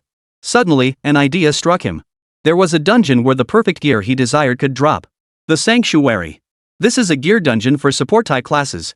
It contained a set called the Guardian of Faith set, which increased the wearer's maximum mana pool.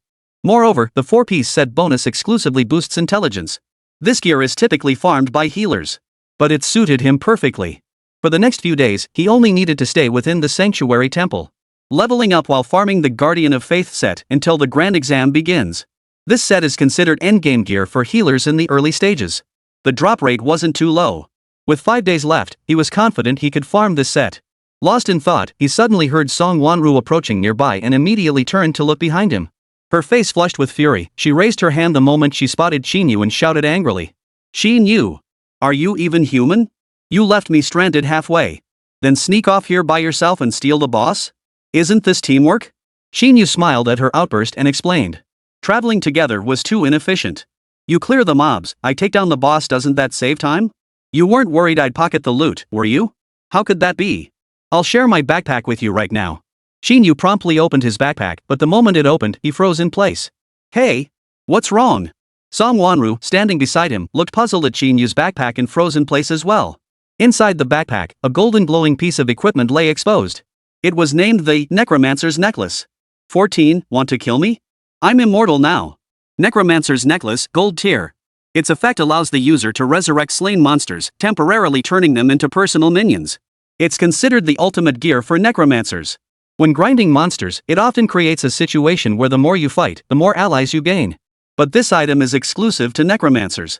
Though it's a universal piece of gear, neither of them can use it. An unusable item, no matter how extravagant its effect, is like a piece of junk.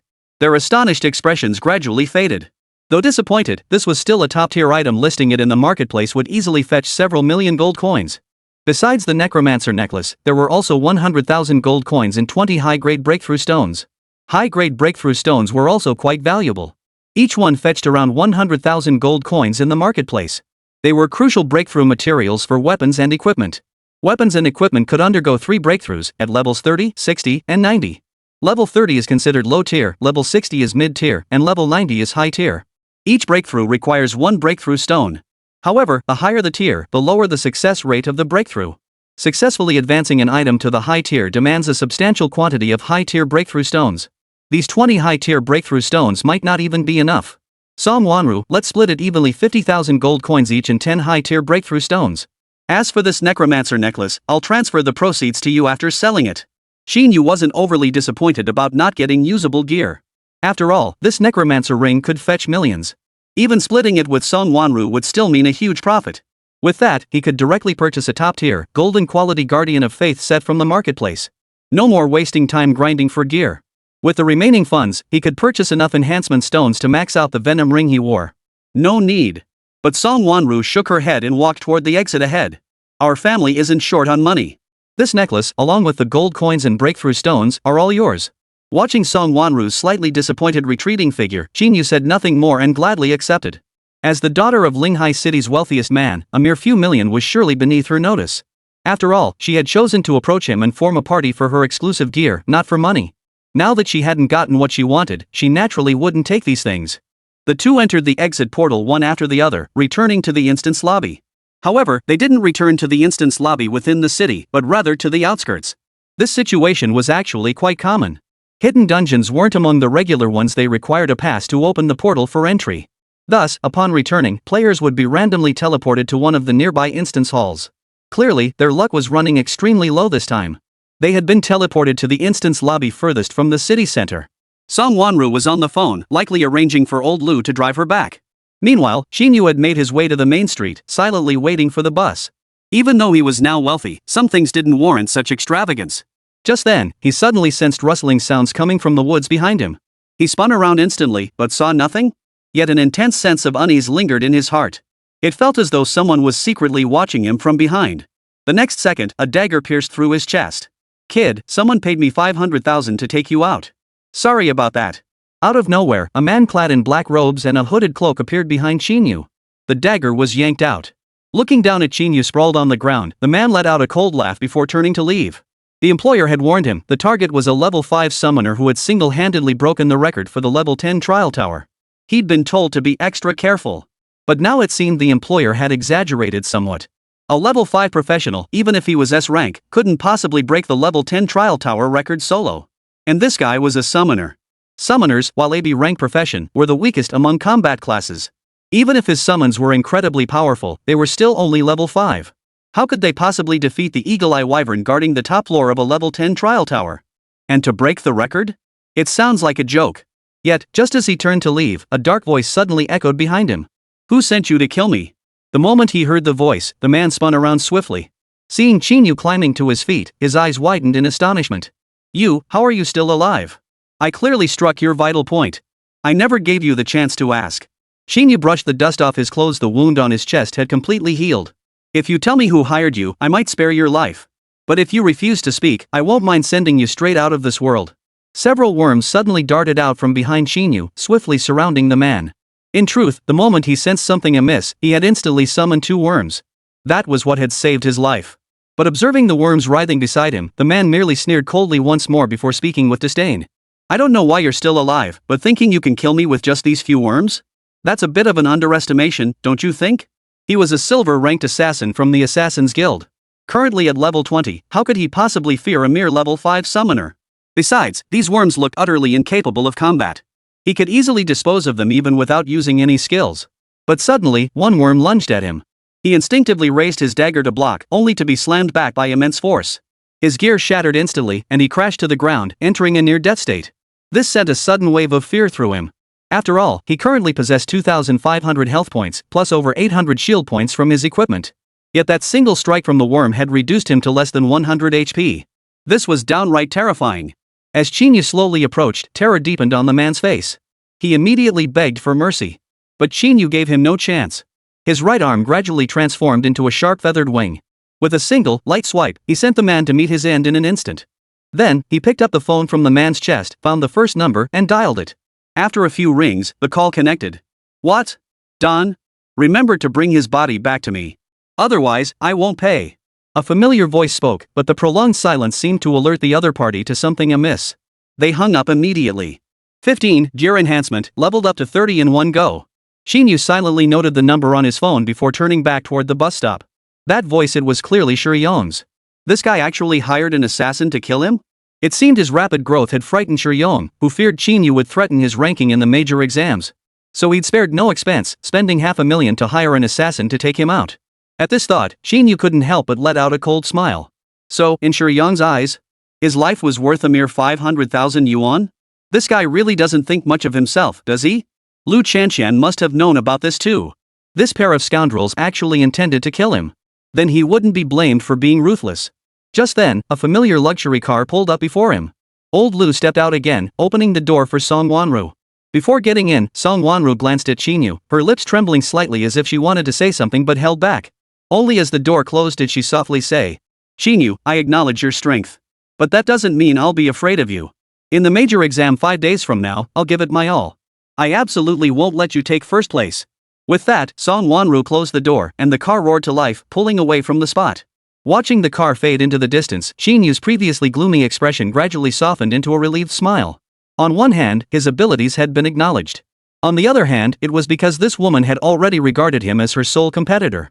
Song Wanru's talent was second only to his own, a genius among 10,000. To be acknowledged by her and regarded as her sole rival was a source of immense pride.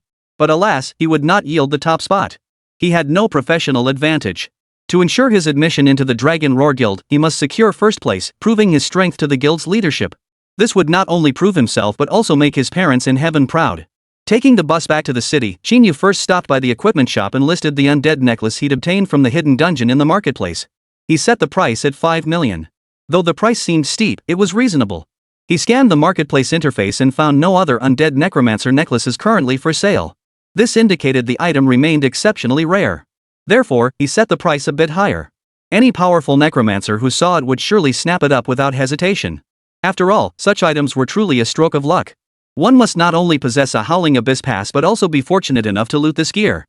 Now that it was available in the marketplace, it wouldn't be long before someone contacted him. He then divided the remaining 100,000 credits into 2 portions. He set aside 10,000 for living expenses and used the remaining 90,000 to buy upgrade materials for his gear. He planned to keep the venomous ring indefinitely, so upgrading it posed no issue. The equipment shop had a free enhancement device. Simply place the gear on it, add the upgrade materials, and it would automatically enhance itself. Enhanced equipment name, Venom Ring. Equipment grade, purple. Equipment level, 0. Effect, inflicts poison damage on attacks, dealing 4% of the target's maximum HP per second. Please place upgrade materials. Seeing the prompt on the device, Qín Yǔ immediately dumped all the upgrade materials from his backpack onto it and clicked confirm. The progress bar instantly filled to capacity, and the level on the venomous ring began climbing rapidly. Until it finally stopped at the maximum level of 30. Equipment has reached maximum level. Place breakthrough materials to advance. Qín Yǔ happened to have purchased a basic breakthrough stone, which he placed on the device. Truthfully, he didn't believe the breakthrough would succeed. That's why he'd only bought 1 low-grade breakthrough stone. But the outcome surprised him. Equipment has broken through to intermediate tier. Maximum level increased to 60. The success rate for advancing from basic to intermediate tier was actually quite low. Yet he never imagined it would succeed on the first try. He slipped the venomous ring onto his finger, and the equipment information appeared before his eyes once more. Equipment name, Venomous Ring. Equipment grade, purple. Equipment level, 30. Effect, inflicts poison damage on attacks, dealing 7% of the target's maximum HP per second. Reaching level 30 increased the poison damage ratio by only 3%, but this was still a significant enhancement. Deals 7% of the enemy's maximum HP as damage every second. This means it takes only 15 seconds to instantly kill an enemy. This is already quite outrageous. If this venomous ring reaches its maximum level of 100, the damage ratio will soar to 14%. What does that mean? It means you can take down an enemy in just 7 seconds. This poison effect proves exceptionally effective against monsters with massive health pools or extremely high defenses. However, monsters with high poison resistance or the ability to purge debuffs are another story entirely. Qín Yǔ closed the equipment interface with satisfaction and immediately stepped out of the shop. Now he only needed to wait for someone to contact him about purchasing that necromancer necklace. With that money, he could buy a top-tier set of the Guardian of Faith armor and upgrade it to max level. If any funds remained, he would also max out the venomous ring. That would be the grand finale. Though his current strength was sufficient for the grand exam environment, who wouldn't want to become even stronger? The grand exam was only 5 days away. He must use these 5 days to become as powerful as possible. And while ensuring he secured first place, he would deal with that pair of dogs, Shi Yong and Lu Qianqian. After leaving the equipment shop, Qín Yǔ rushed straight to the instance hall. He found an experience farming instance and started grinding, continuing until nightfall. But the gains were minimal. Currently at level 8, he needed nearly 10,000 experience points to reach level 9. The highest level dungeon he could enter was only level 13. He couldn't access any higher level dungeons. As a result, after half a day of grinding, he hadn't even earned enough experience to level up once. With no other choice, he headed home to rest, planning to resume grinding tomorrow. But when he returned home, he saw a girl sitting on a pile of rocks beside the door, arms crossed, watching her surroundings warily. Spotting Qín Yǔ's return, the girl suddenly leapt down from the rocks and rushed toward him without hesitation, throwing her arms around him. Qín Yǔ froze instantly, his body stiffening as he dared not move. Men and women shouldn't touch each other. What's wrong with you, young lady? Do we even know each other? Hearing his question, the girl looked even more puzzled. She tilted her head up, her expression filled with confusion. Benefactor, don't you remember me? At Snow Moon Pavilion you saved my life, didn't you? 16, we're both unfortunate souls. Will you be my brother? Upon hearing this, Qín Yǔ suddenly realized. Wasn't this the very girl he'd brought out of Snow Moon Pavilion that night? It's you? How did you find this place? The healing point had information. I followed it here. As if sensing a hint of displeasure on Qín Yǔ's face, the girl quickly loosened her tight embrace. Did I come on too strong? Then I'll leave now. The girl turned away, looking slightly hurt, and began to walk off slowly. But then, Qín Yǔ's voice came from behind her. Come in. It's too late now. You're just a young girl walking home alone, don't you want to avoid attracting the attention of thugs? Qín Yǔ slowly entered the courtyard. Seeing the girl immediately rush over excitedly, he couldn't help but let out a wry smile. Could it be he was getting stuck with this girl? Though she was quite cute, he truly had no ulterior motives when he saved her. What's your name? Qín Yǔ asked as soon as he closed the door. That day when you fainted, I didn't get a chance to ask you. My benefactor, my name is Nainua. I'm a nutritionist. Nainua lowered her head, speaking shyly. Don't be afraid, benefactor. I came today only to express my gratitude. If not for you that day, I might have been brutalized by those thugs or even left with nothing but bones. I'll be leaving tomorrow. I promise not to trouble you any longer. Hearing Nainua's words, Qín Yǔ sat silently on the sofa, pouring himself a cup of hot tea and sipping it. Come on. If you were just here to thank me, you wouldn't have come to my place late at night. Tell me, what trouble have you run into now? Nainua paused, then immediately broke into a helpless smile. Actually, I got fired from Snow Moon Pavilion. Fired? What happened? Qín Yǔ frowned. That guy called Brother Long, his real name is Qianlong. He's the boss of Linghai City's hunting grounds. Once you cross him, he won't let it go easily. Snow Moon Pavilion didn't want any trouble either, so they fired me. Now I have nowhere to go. The hunting ground? Qín Yǔ was startled. He hadn't expected that guy to have such connections. Hunting grounds were private organizations affiliated with guilds. Their primary role was to supply the guild with upgrade materials dropped by various monsters. They were the legendary monster hunters. They hunted specific monsters in the wild, delivering the corresponding materials to the guild in exchange for a certain bounty, which sustained their livelihood. But in Linghai City, monster hunters had consolidated, leaving only one hunting ground. And that dragon brother is actually the leader of the hunting ground. No wonder he's so arrogant. Clearly, this girl was the victim, yet in the end, she was fired out of fear of trouble and now couldn't even find a place to stay. Seeing Qín Yǔ fall silent, Nainua suddenly stood up and bowed deeply to him. Benefactor, I didn't mean to disturb you. But I truly had no other choice. My parents passed away when I was young. I awoke as a support-type nutritional therapist, so I can only work in support-type restaurants to make ends meet. But now I've been kicked out, and no restaurant will take me in. I'm so grateful you're letting me stay. But if Qianlong discovers I'm hiding here, it will surely bring trouble upon you. I think I should leave here quickly. Nainua slowly rose to her feet. Today, she had truly only come to thank Qín Yǔ for saving her life. As the leader of Linghai City's hunting grounds, Qianlong commanded nearly 200 monster hunters under his command. Offending him meant forfeiting the privilege of hunting in the wilds for enhancement materials. Because one wrong move could cost you your life. The hunting grounds encompassed nearly all monster activity zones outside the suburbs. If anyone they had crossed was discovered venturing into the suburban hunting grounds, they would act swiftly and eliminate them without mercy. This is precisely why no one dares to provoke them. Even a large restaurant like Snow Moon Pavilion feared getting involved. Qín Yǔ had already clashed with Qianlong. If she lingered here, the trouble would only grow worse. She simply couldn't bear to see her benefactor harmed because of her. But then, Qín Yǔ slowly set down her teacup and shook her head. I hope you understand, even if I don't keep you here, that guy probably won't let me off the hook. Ever since that night, the feud was sealed. Nainua tried to say something more, but Qín Yǔ cut her off. And most importantly, I'm not afraid of that guy's revenge. Just stay here and relax. If that guy dares to show up, I'll make him pay. Qín Yǔ gave a light snort, then stood up and pushed Nainua back down onto the sofa. So what if he's the boss of the hunting ground? Could he possibly be stronger than the hidden dungeon boss? So what if he has over 200 underlings? He could summon over 200 worms himself, even more than that. If that guy dared to come looking for trouble, he'd make him regret it. But truthfully, he hadn't intended to keep Nainua at first. He decided to keep her because, like himself, she was a pitiful orphan who had lost both parents. He couldn't bear to see someone in the same situation as himself being bullied like that. Seeing Qín Yú's resolute determination, Manhwa couldn't hold back her tears of emotion and embraced him once more. As her tears soaked through his clothes, this time Qín Yú didn't stiffen. Instead, he gently reached out and patted Manhwa's head. This girl was too much like himself. At first, he had saved her out of a sense of duty to act courageously. But now, he genuinely wanted to protect this fellow sufferer. Benefactor. Thank you. Truly, thank you. Don't call me benefactor, it feels awkward. Qín Yú wiped the tears from Manhwa's eyes and smiled. Just call me Qín Yú. No way. How could I just call my benefactor by their full name? Nair immediately shook her head, then blinked her big eyes thoughtfully before speaking. How about I call you big brother? I don't have any family. If you don't mind, benefactor, from now on, I'll be your little sister. What do you say, brother Qín? The moment he heard the words brother Qín Yú's body trembled. This was the first time anyone had ever addressed him so intimately. For some reason, it reminded him of Lu Chanxian. No wonder that woman liked calling Shi Yong brother Yong. Who wouldn't be confused by that nickname? But before he could refuse, Manhwa had already dashed toward the kitchen. Qín Gu. You haven't eaten yet, have you? Let me use your kitchen. I'll show you my cooking skills. My dishes are absolutely delicious. 17. The Wise One's Torrent. Had he stumbled upon a treasure? This was the first time since his parents passed away that Qín Yú felt the warmth of home cooking. Manhwa, petite and wearing a wrinkled apron, even had to stand on tiptoes while cooking. Yet despite this, she managed to prepare 4 or 5 dishes, filling the table. Hurry up and try them.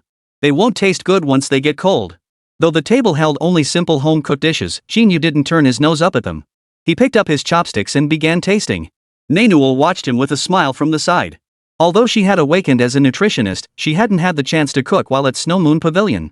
Her low skill level meant she could only prepare basic dishes that didn't meet the Snow Moon Pavilion's high standards. As a result, she was relegated to serving dishes.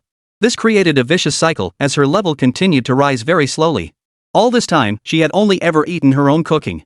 Therefore, seeing Qín Yú taste her cooking filled her with immense joy. But then, Qín Yú paused, a sudden look of astonishment flashing in his eyes. This can't be possible? He immediately turned his attention to the other dishes, picking up a sample of each. The shock on his face gradually gave way to delight. Intelligence, 5762. Mana, 2087 2137. There were 5 dishes on the table, and each one had increased his intelligence by a point. Keep in mind, these were all simple home-cooked dishes. Typically, such basic dishes wouldn't directly increase attribute caps. But luckily, these dishes did. And each one boosted his intelligence. Seeing Qín Yú's state, Manhwa immediately asked in confusion. What's wrong? Did it not taste good? No. It's amazing. Qín Yú pulled Manhwa close beside him, his voice brimming with excitement. Manhwa, don't you know what effect your dishes have? Each of these 5 dishes has boosted my intelligence slightly. This is already on par with high-level cuisine. Ha? Manhwa froze for a moment before shaking her head. No one has eaten my dishes yet, so I didn't know they'd have this effect. May I see your profession interface? Sure. Upon seeing this, Manhwa promptly shared her profession interface. The next second, Qín Yú swallowed hard.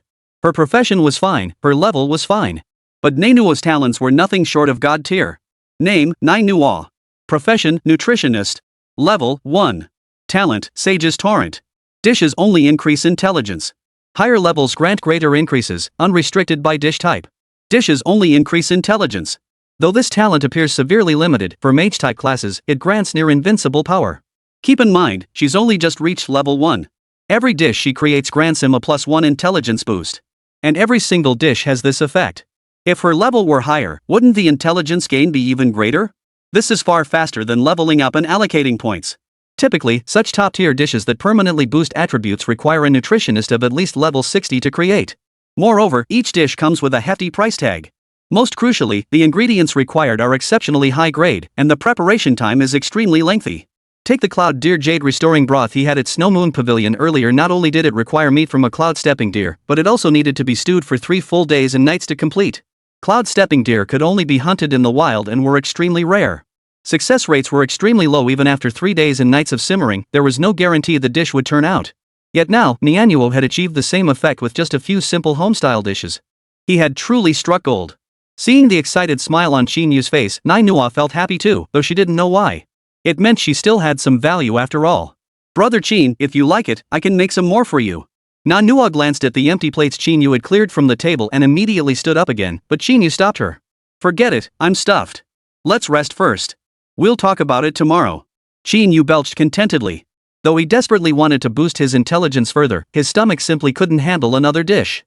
He rose and headed to the bedroom off to the side. This was the room his parents had once lived in. He tidied it up periodically so it remained spotless and orderly. You can stay here. If you need anything else, just let me know. I'll take care of it. Surveying the spotless room before him, Manhwa shook his head almost without hesitation. No. This room is already perfect.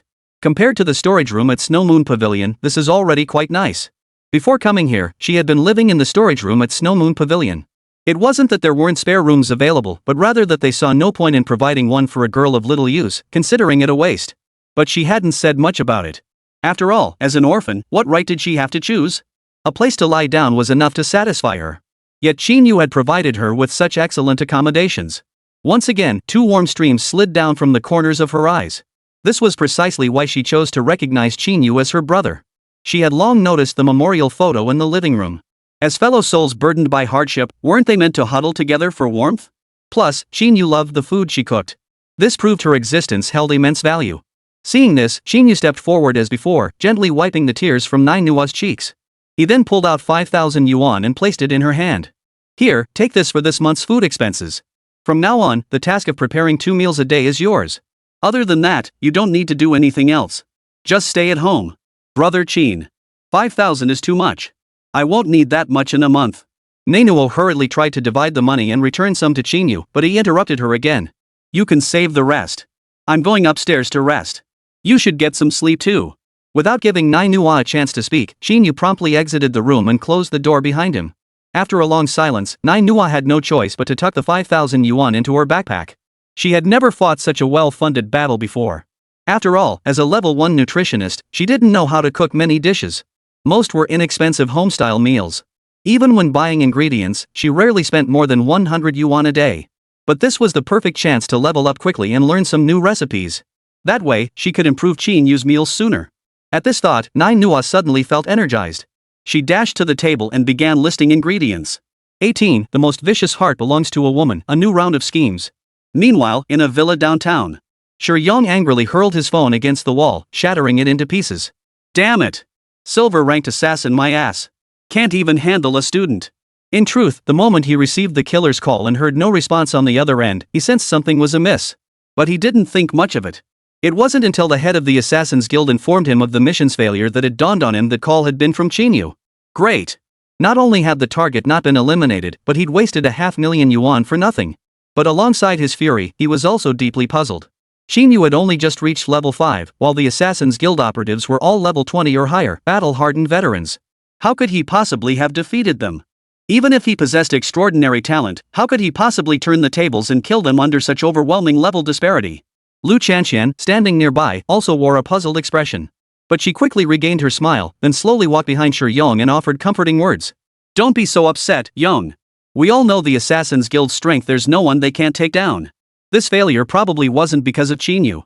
Huh? What do you mean? Yong turned his head in confusion, not grasping Lu Chanxian's meaning. Song Wanru must have helped him escape this time. Lu Chanxian snorted coldly, her tone unwavering. Didn't Song Wanru come looking for Qín Yǔ yesterday? I bet it was for that pass. They must have teamed up to tackle that hidden dungeon today. After leaving the dungeon, they ran into assassins. Do you really think Song Wanru would just stand by and watch Qín Yǔ get killed? Are you suggesting Song Wanru killed the assassin? Song Wanru was the daughter of Linghai City's wealthiest man. Would she normally go anywhere without bodyguards? She must have brought backup for this hidden dungeon run. So it's only natural that the assassin failed. Lu Chanxian's explanation made sense. The Assassin's Guild assigns hitmen based on bounty missions.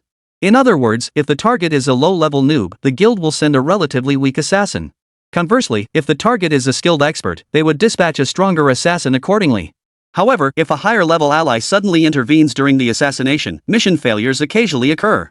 Qín Yǔ had truthfully disclosed his abilities to the Assassin's Guild.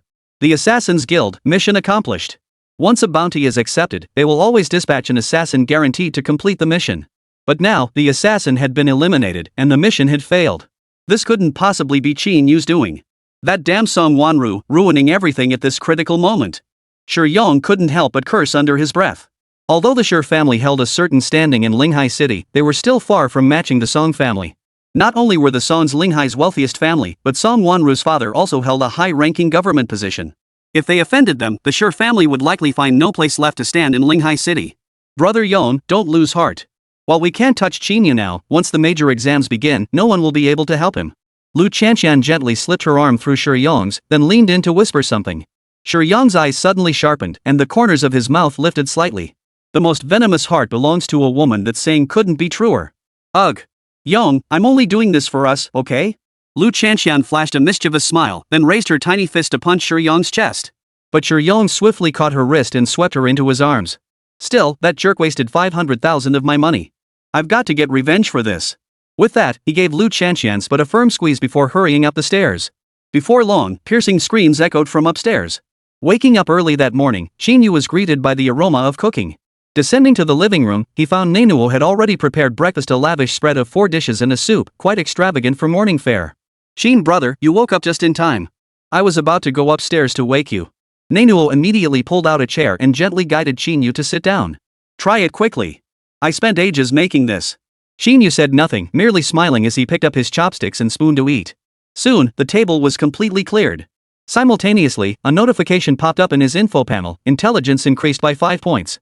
2 meals a day, each granting a 5-point intelligence boost that meant 10 points per day. 5 days would mean a 50-point boost. This was equivalent to the total points gained from leveling up 4 more times. He was already struggling to level up just once. The thought of gaining 50 intelligence points equivalent to 4 more levels filled him with delight. Nanuo, the food is delicious. I'm heading out to grind dungeons now. Lunch is on you. No worries, mission accomplished. Nair nodded, then cheerfully carried the bowls and chopsticks into the kitchen to wash them, without a single complaint. In fact, his face radiated pure happiness. Stepping out the door, Qín Yǔ immediately boarded the bus bound for the mountainous region. He wasn't in a rush to get gear yet. He still had a few days. If no one bought that necromancer necklace, he'd figure out another way. His current plan was to hunt wild monster bosses in the mountains. Finding a monster boss would yield experience comparable to his next dungeon run. But most crucially, these wild monster bosses had a chance to drop equipment breakthrough stones and equipment advancement stones. He desperately needed equipment breakthrough stones, especially mid-tier and high-tier ones. Buying them would likely cost a fortune. After all, they were essential items, and even then, success wasn't guaranteed. If he could stockpile more before the major exam, he could save a considerable amount of money, increasing his chances of fully upgrading all his gear. Equipment advancement stones are even rarer. This is especially true for advancement stones that upgrade blue gear to purple or purple gear to gold. As the name suggests, equipment advancement stones had a chance to advance an item's grade. If the advancement succeeds, the resulting stat boosts are nothing to sneeze at. Moreover, new effects might even emerge. Another point, he could collect more clone genes by parasitizing those monster bosses. Thanks to the parasite effect, the more summons he commands, the stronger he becomes. Therefore, he planned to spend the next few days in the mountainous region. For this purpose, he specifically searched online for the possible locations of monster bosses lurking in the mountainous areas of Linghai City. While not guaranteed to be precise, it at least provided some direction. The closest one should be this. Qín Yǔ paused his swiping motion, then pinched to zoom in. A bird-like monster instantly appeared on the screen. 3-headed demon bird, you're first on the chopping block. 19. Since you want to die, I won't mind giving you a ride. 3 monster leaders have been discovered in the mountainous regions of Linghai City so far. The 3-headed demon bird is the one encountered most frequently. But it's also the most difficult of the 3 to deal with. The other 2 have relatively simple attack patterns. The 3-headed demon bird is different. Each of its 3 heads can unleash completely distinct elemental attacks. And its attacks cover an enormous area. Thus, ordinary folk dare not provoke it, for a single misstep could cost them their lives. Its resting place lies atop the mountain peak. There lies an extinct volcano, now completely overgrown with vegetation, where the 3-headed demon bird population resides. After getting off the vehicle, Qín Yǔ began his ascent up the mountain. The mountainous region of Linghai City featured endless ranges of hills, lush with vegetation except for the barren crater rim, which remained lifeless. Reaching the summit took about an hour and a half. He wasted no time, climbing relentlessly upward. Little did he know, the moment he entered the mountains, he had been spotted by a group of people. Isn't that the guy Brother Long told us to watch out for? He actually dared to come into the hunting zone? Follow him immediately. I'll contact Brother Long right away. They happen to be monster hunters out hunting in this area. They'd come hoping for some extra cash, but never expected such a big surprise. If they could capture this kid, the reward would be substantial. That would be far better than the grueling daily grind of hunting for meager earnings. But as they followed, something felt off. The place Qín Yǔ seemed headed for was the crater at the mountain's peak. This guy, could he be heading to find those 3 demon birds? Does he want to die? A student who just graduated and hadn't even taken the major exams yet, actually wanting to hunt the 3-headed demon birds, a creature that was practically every hunter's nightmare? But come to think of it, it made sense. This guy dared to challenge Brother Dragon, his guts must be bigger than average. Hey! I heard this kid's a summoner. How could a summoner dare challenge Brother Long? I looked into him. His name is Qín Yǔ, a student at Linghai First Academy. He ranked first in the talent assessment, but for some reason, he only awakened as a summoner. So what? Summoners are a useless class. He's just a young fool who doesn't know how formidable Brother Long is. The 3 exchanged glances, their faces breaking into smirks. Shenlong's strength was something they all witnessed firsthand. As the undisputed leader of Linghai City's hunting grounds and a berserker who had already reached level 25, his prowess placed him among the absolute elite of the entire city. Add to that his nearly 200 monster hunters under his command, and for Qín Yǔ to dare provoke Shenlong was nothing short of courting death. But soon, they sensed something was off. This kid was clearly a summoner, yet there were no summon creatures in sight. When monsters closed in, he'd merely flick his hand and flee without looking back. Before long, the monsters would collapse lifeless, their vital signs completely extinguished. This was utterly bizarre. Could it be that their intelligence was wrong? Is this guy not a summoner at all? Just then, a pack of level 10 Sunmmary wolves suddenly appeared ahead, instantly surrounding Qín Yǔ. Crescent moon wolves were pack animals whenever they appeared, there were never fewer than 10. This couldn't help but make the 3 following behind snort softly. These beasts were notorious newbie killers. If encountered alone, running was the only option. But if surrounded, escape was virtually impossible. Qín Yǔ was as good as dead. Looks like we won't need to lift a finger. With so many level 10 Sunmmary wolves on him, there's no way he'll escape. We'd better keep a close watch. Don't let those wolves devour him completely, or we'll have no way to report back. The 3 shared a knowing smile, silently agreeing that Qín Yǔ was as good as dead. But suddenly, the sky darkened. A massive shadow swept overhead, and a gigantic spider monster crashed down before Qín Yǔ. Holy crap! What the hell is that thing? The sudden appearance of the creature startled the trio. They had never seen such a creature before. Spider-like monsters were already rare, but what was even more bizarre was that this spider monster's head had been replaced by a giant worm, giving it an overwhelmingly oppressive presence. This entire mountain range was their hunting ground.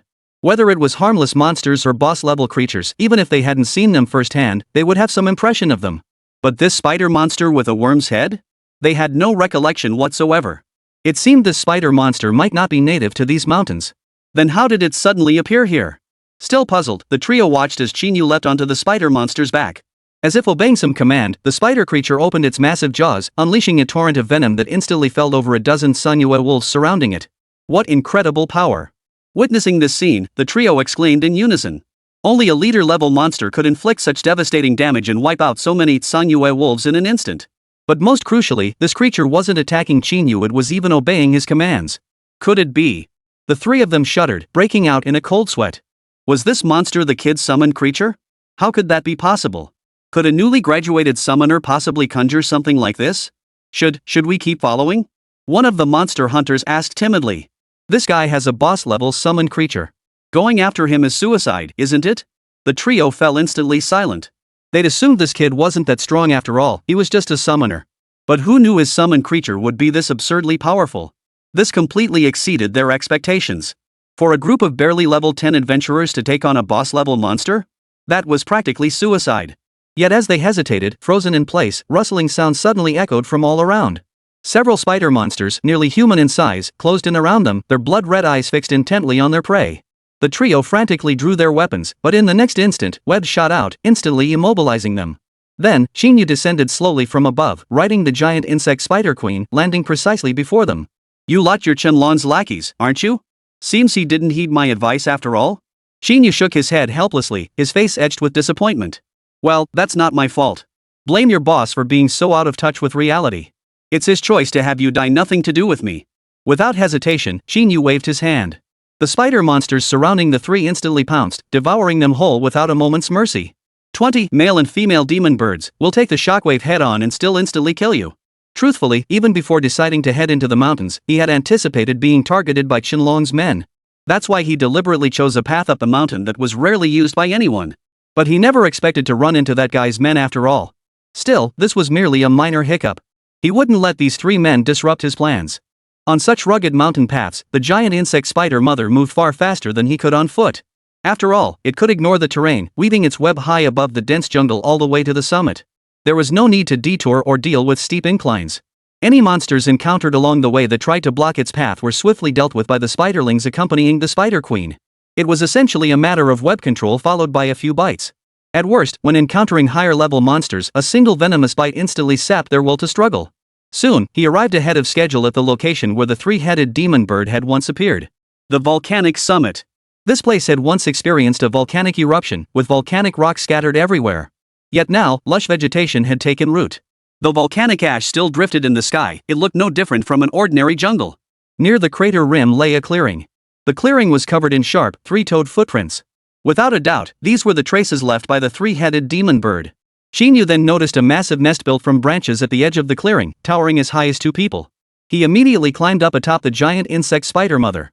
Inside, he discovered 5 enormous bird eggs.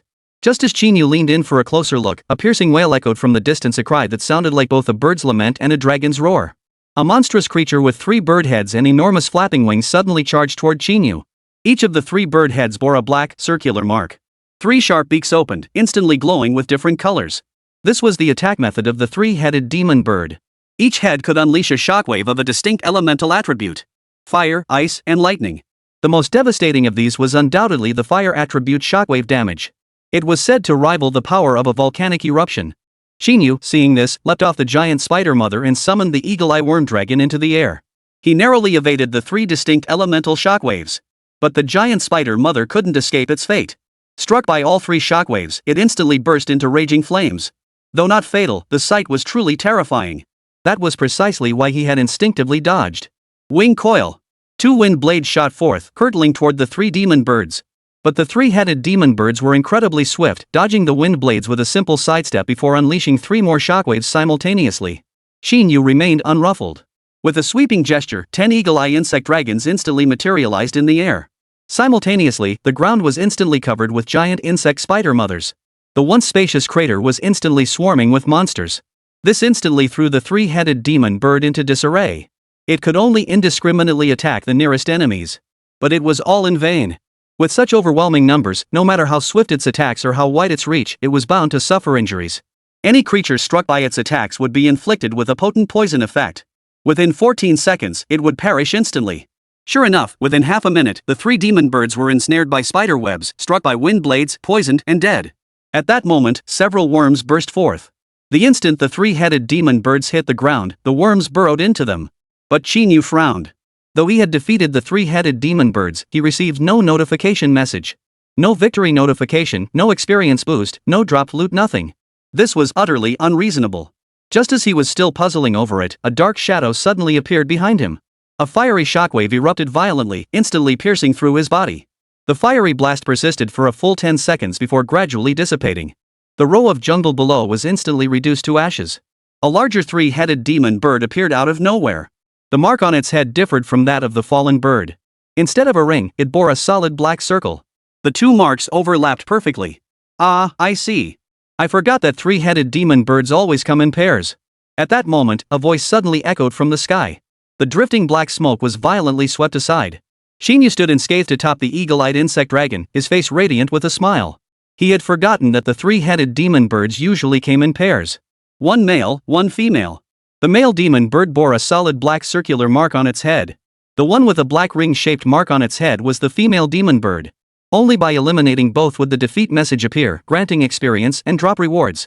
Seeing Qín Yǔ still alive, the male demon bird clearly hesitated. This was the first time it had ever seen someone withstand its shockwave head-on. Is this guy's defense that high? But its shockwave wasn't a single-hit attack. The shockwave persists for 10 seconds, dealing damage every single second during that duration. Taking the full 10 hits would easily exceed 10,000 points of damage. Even if Qín Yǔ didn't die, he shouldn't be completely unscathed. The malevolent demon bird didn't dwell on it, immediately gathering energy to unleash another shockwave. Even if he could withstand 1 more hit, he'd never survive a second. But at that moment, Qín Yǔ had vanished from its sight. The next instant, a thunderous roar erupted above it. Qín Yǔ clenched his fists, and the wing blades on his arms plunged downward with a sharp thrust, instantly piercing one of the demon bird's heads.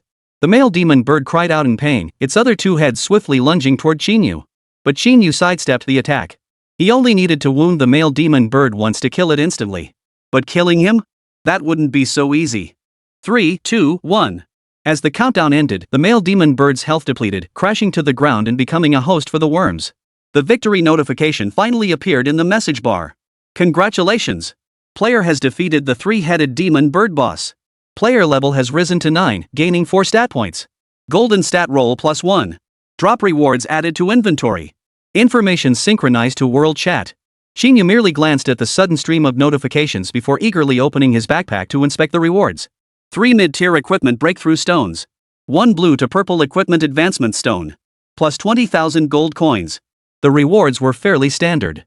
Though he hadn't obtained any high-tier breakthrough stones or purple to gold advancement stones, the mid-tier breakthrough stones were precisely what he needed. Most importantly, the experience granted by this boss-level monster, the three-headed demon bird, was truly substantial. It instantly filled the remaining half of his experience bar to full. He leveled up from level 8 to level 9. 21. Shocked Song Wanru, 2 super-powered clones. Inside the downtown instance lobby, Song Wanru had just emerged from a level 10 experience instance. Standing in place, she examined her attribute panel. Her level had now reached 6, just a hair's breadth away from 7. This was the result of her relentless efforts over the past 2 days. She had relentlessly entered high-level experience dungeons to grind levels, and she did it solo. This ensured she wasted not a single point of experience. The reason for her relentless drive was witnessing Qín Yú's formidable strength. This guy broke the trial tower record solo and had such powerful summons. She couldn't afford to let her guard down, much less hand over the top spot to Qín Yǔ. As an S-rank hidden class, she was actually quite proud. Even though she knew she'd definitely join the Dragon Roar Guild, she refused to let anyone else steal the spotlight during the grand exam. Even back in the academy, Qín Yǔ had always held an edge over her. After awakening their professions, he was merely a summoner a world apart from her S-rank hidden profession. Yet in terms of strength, she still fell far short of him. This felt like a bucket of cold water dumped on her. Therefore, she resolved to use these remaining days to level up to 10. Reaching level 10 marked a qualitative leap for a professional. Because the overall effectiveness of skills increases by 1 tier. That is, from level 1 to level 2. After skill upgrades, there's a significant boost in power and various other aspects. This was especially true for her class. Elemental Mage possesses the most skills among all classes. A total of 7. If she could upgrade these skills, her monster clearing speed would see a truly remarkable boost. Even if Qín Yú's summons were incredibly powerful, they wouldn't be able to match the speed of her 7 skills unleashed in rapid succession. But just then, a message flashed across the notification bar. Congratulations! Player Qín Yǔ has defeated the boss-level monster, the three-headed demon bird. Though the message flashed by in an instant, Song Wanru caught it clearly. Qín Yǔ defeated the boss-level monster, the three-headed demon bird? How was that possible? Of the 3 boss-level monsters currently discovered in Linghai City, none were below level 20. The three-headed demon bird, renowned as the most powerful among them, had claimed the lives of countless would-be challengers. And now Qín Yǔ had slain such a monster? He's only level 8, isn't he? Even if his summon creature is that eagle-eyed dragon from the trial tower, it should only be level 8 as well. Taking down the three-headed demon bird with an 8th level summon creature is practically impossible. The male and female bodies of the three-headed demon bird always remained together. Taking down one was difficult enough, two was utterly impossible. But the world chat message wouldn't lie. Qín Yǔ had genuinely taken down those 3 demon birds. A wave of helplessness instantly washed over her. Could this guy's power growth truly be this terrifying? First, he broke the trial tower record solo. Now he'd single-handedly taken down a boss-level monster. How could anyone possibly surpass such power? At this thought, Song Wanru shook her head immediately. She couldn't let these reports sway her. Qín Yǔ wasn't weak to begin with. It was just that awakening as an ordinary summoner made people rigidly assume he'd be weak. But if his awakened class talent was exceptionally powerful, then his strength would rise by more than 1 tier. He would keep growing stronger. She knew she had to keep pushing herself too. Song Wanru, who had intended to rest for a moment, immediately turned and entered the experience dungeon again. She couldn't allow the gap between herself and Qín Yǔ to widen further. At the very least, she couldn't fall too far behind in level. Qín Yǔ was already level 9, while she was barely approaching level 7. If she could level up to match him, perhaps she could leverage her class advantages to suppress Qín Yǔ during the major exam. But she didn't notice that the instant she entered the instance, another message floated across the world channel. Congratulations to player Qín Yǔ for defeating the boss-level monster, the flame-armored dragon lice. Awesome! Awesome! Who'd have thought there'd be a bonus reward? Qín Yǔ glanced at the charred remains of the flaming armored dragon lice before him, a faint smile curling his lips. After dealing with the 3-headed demon birds, he planned to head home and rest. After all, it was already afternoon, and returning home would allow him to make it in time for dinner. Compared to grinding monsters, eating had become an essential daily task for him. After all, he gained a steady 10 points of intelligence every day. He even considered eating 8 meals a day, but his stomach simply couldn't handle it. But just then, a flame-armored dragon louse suddenly burrowed out of the ground and blocked his path.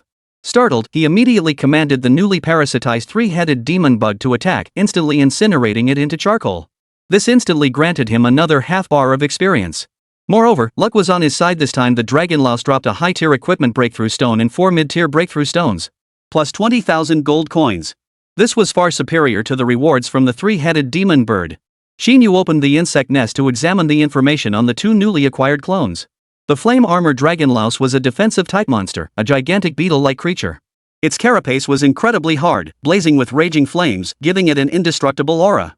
Yet even this boss-level defensive monster was instantly obliterated by a single skill from the tri-headed demon bird clone. Such power was utterly terrifying. Clone name: 3-headed demon insect. Level: 20. HP: 3000. Strength: 100. Speed: 300. Intelligence: 300. Stamina: 150. Skills: Fire, Ice, Electric, Shockwave. Deals magical damage equal to 200% of the caster's intelligence, lasting 10 seconds. Each second adds an additional burst of damage. Cooldown: none. Cost: none. Summonable: no cooldown, consumes 100 mana. Clone name: Flame Armor Dragon Worm. Level: 20. HP: 5000. Strength: 100. Speed: 100. Intelligence: 100. Stamina: 400. Skill: Earthquake. Slams the ground with a mighty hammer, causing tremors within a 10-meter radius. Inflicts damage equal to 200% of the user's constitution, along with a burning effect and a stun effect. Skill: Counter Armor. Passive damage reflection, returns 20% of incoming damage. Cooldown: none. Cost: none. Summonable: no cooldown, consumes 100 mana. After seeing the specific attributes of the 2 clones, Qín Yǔ's raised corners of his mouth never came down. Truly befitting a boss-level monster, its stats and abilities were absurdly overpowered. The 3-headed demon insect's 10-second sustained damage dealt 600 damage per second, totaling 6,000 over 10 seconds. If all 3 shockwaves struck simultaneously, the total damage would reach 18,000 points.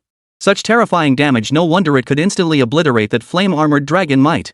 The flame-armored dragon bug's stats were equally staggering, especially its immense health pool, crowd control abilities, and the noble passive skill of inflicting counter damage. This monster is practically a fortress. And a wall that can dish out damage in return. On the battlefield, it's an absolute game-changer capable of shattering enemy formations. 22. Paying the price: the white-haired man with malicious intent. He now possesses 4 types of replicas to summon.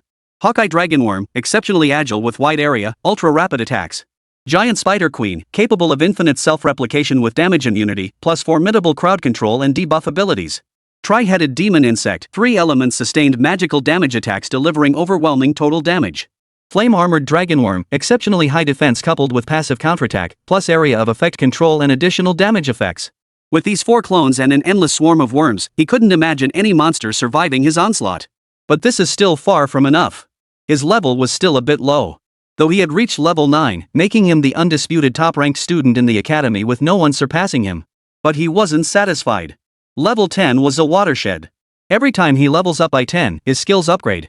Summoning magic would advance to level 2, enabling him to summon higher-tier creatures. Insectoid monsters undergo 5 distinct stages. Larval stage, growth stage, mature stage, mutated stage, and dominion stage.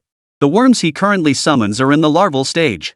If it can be upgraded to the growth stage, its attributes will improve while unlocking additional skills. Its overall strength would undoubtedly increase significantly. He was about to reach level 10. Finding and defeating the remaining boss-level monster should fill his experience bar and push him past the level 10 threshold. With 4 days left before the major exam, his level might even climb higher. Level 10? Level 15, level 20 all within reach. Qín Yǔ couldn't wait to see the look of fear and dread on Shi Yong and Lu Qianxian's faces. Kill him? He'd like to see who survives to the end.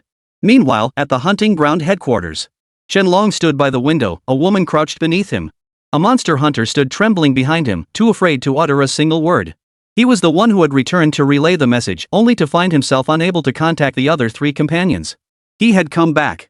Only then did he suddenly realize that the 3 companions who had chosen to follow Qín Yǔ had been reduced to stark white bones. Had it not been for the shredded clothing nearby, he wouldn't have dared recognize them. Besides the corpses of the 3, the ground was covered in spider webs. It was well known that spider-type monsters did not exist within the hunting grounds. Therefore, the only possibility was this. The spider monster that killed the 3 of them was someone else's summoned creature. Doesn't that point directly to Qín Yǔ? You mean our 3 brothers from the hunting ground were wiped out by that kid alone? And there aren't even any bodies left, just a few bones? At that moment, Qianlong's voice echoed, sending a chill down his spine. Yes, that's probably right. Besides him, there were no suspicious people on the mountain today. And he happens to be a summoner. It must have been his summoned creatures that took them down. No sooner had he finished speaking than he saw Qianlong raise his hand, prompting him to quickly cover his mouth. He knew Qianlong's temper was explosive. At times like this, it was easy to get caught in the crossfire. Instead, he slapped the woman beneath him across the face, sending her flying to the side. Half her face instantly swelled up. Bunch of useless fools. Can't even handle a student. Must I personally intervene? Qianlong spun around, his rage evident on his face. Go fetch number 2. I refuse to believe that brat can keep acting so arrogant.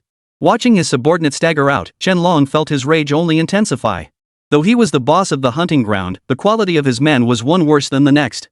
Already under pressure from the guild above, now they'd been mocked by a high school kid and 3 of their men had been killed. If word got out, where would the hunting ground's reputation or his own stand? In Linghai City, he was the one who bullied others. No one dared to bully him. It could be said that aside from the guild members and the major clans of Linghai City, he held no one else in any regard. Someone like Qín Yǔ, a high schooler with no connections, low level, and weak class, was certainly no exception. Yet, for some reason, this kid kept getting in his way. Originally, he'd only intended to find an opportunity to teach Qín Yǔ a lesson. Now it seemed he'd been far too soft-hearted. You! Get over here!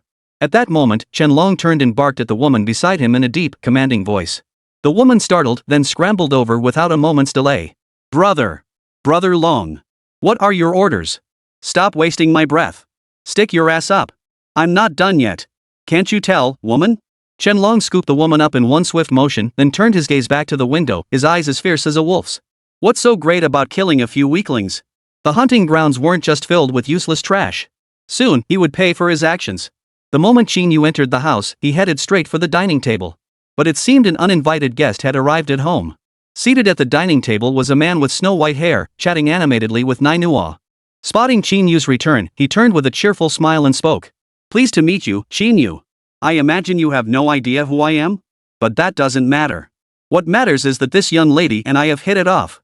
Frowning at this abrupt, tactless stranger, Qín Yǔ immediately stepped in front of Nainua and said in a stern voice. I don't care who you are. Get out of here now. Otherwise, I won't hesitate to kick you out myself. Okay. I'm leaving right now.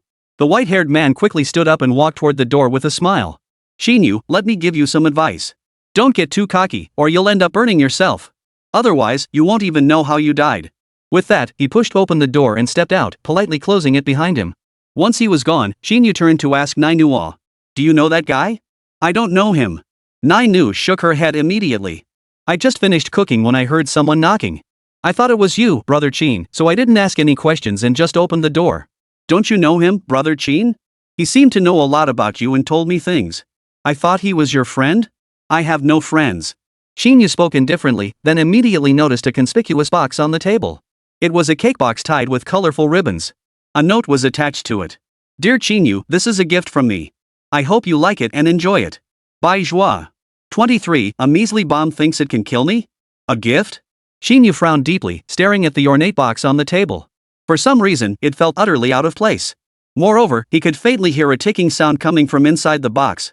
Brother Qín, shall we open it? At that moment, Nainua approached the gift box, reaching out to untie the ribbon. But suddenly, Qín Yǔ took 2 quick steps behind Nainua, scooped her up in his arms, and swiftly moved away from the box. Don't touch it. That box isn't holding any kind of gift. It's a bomb.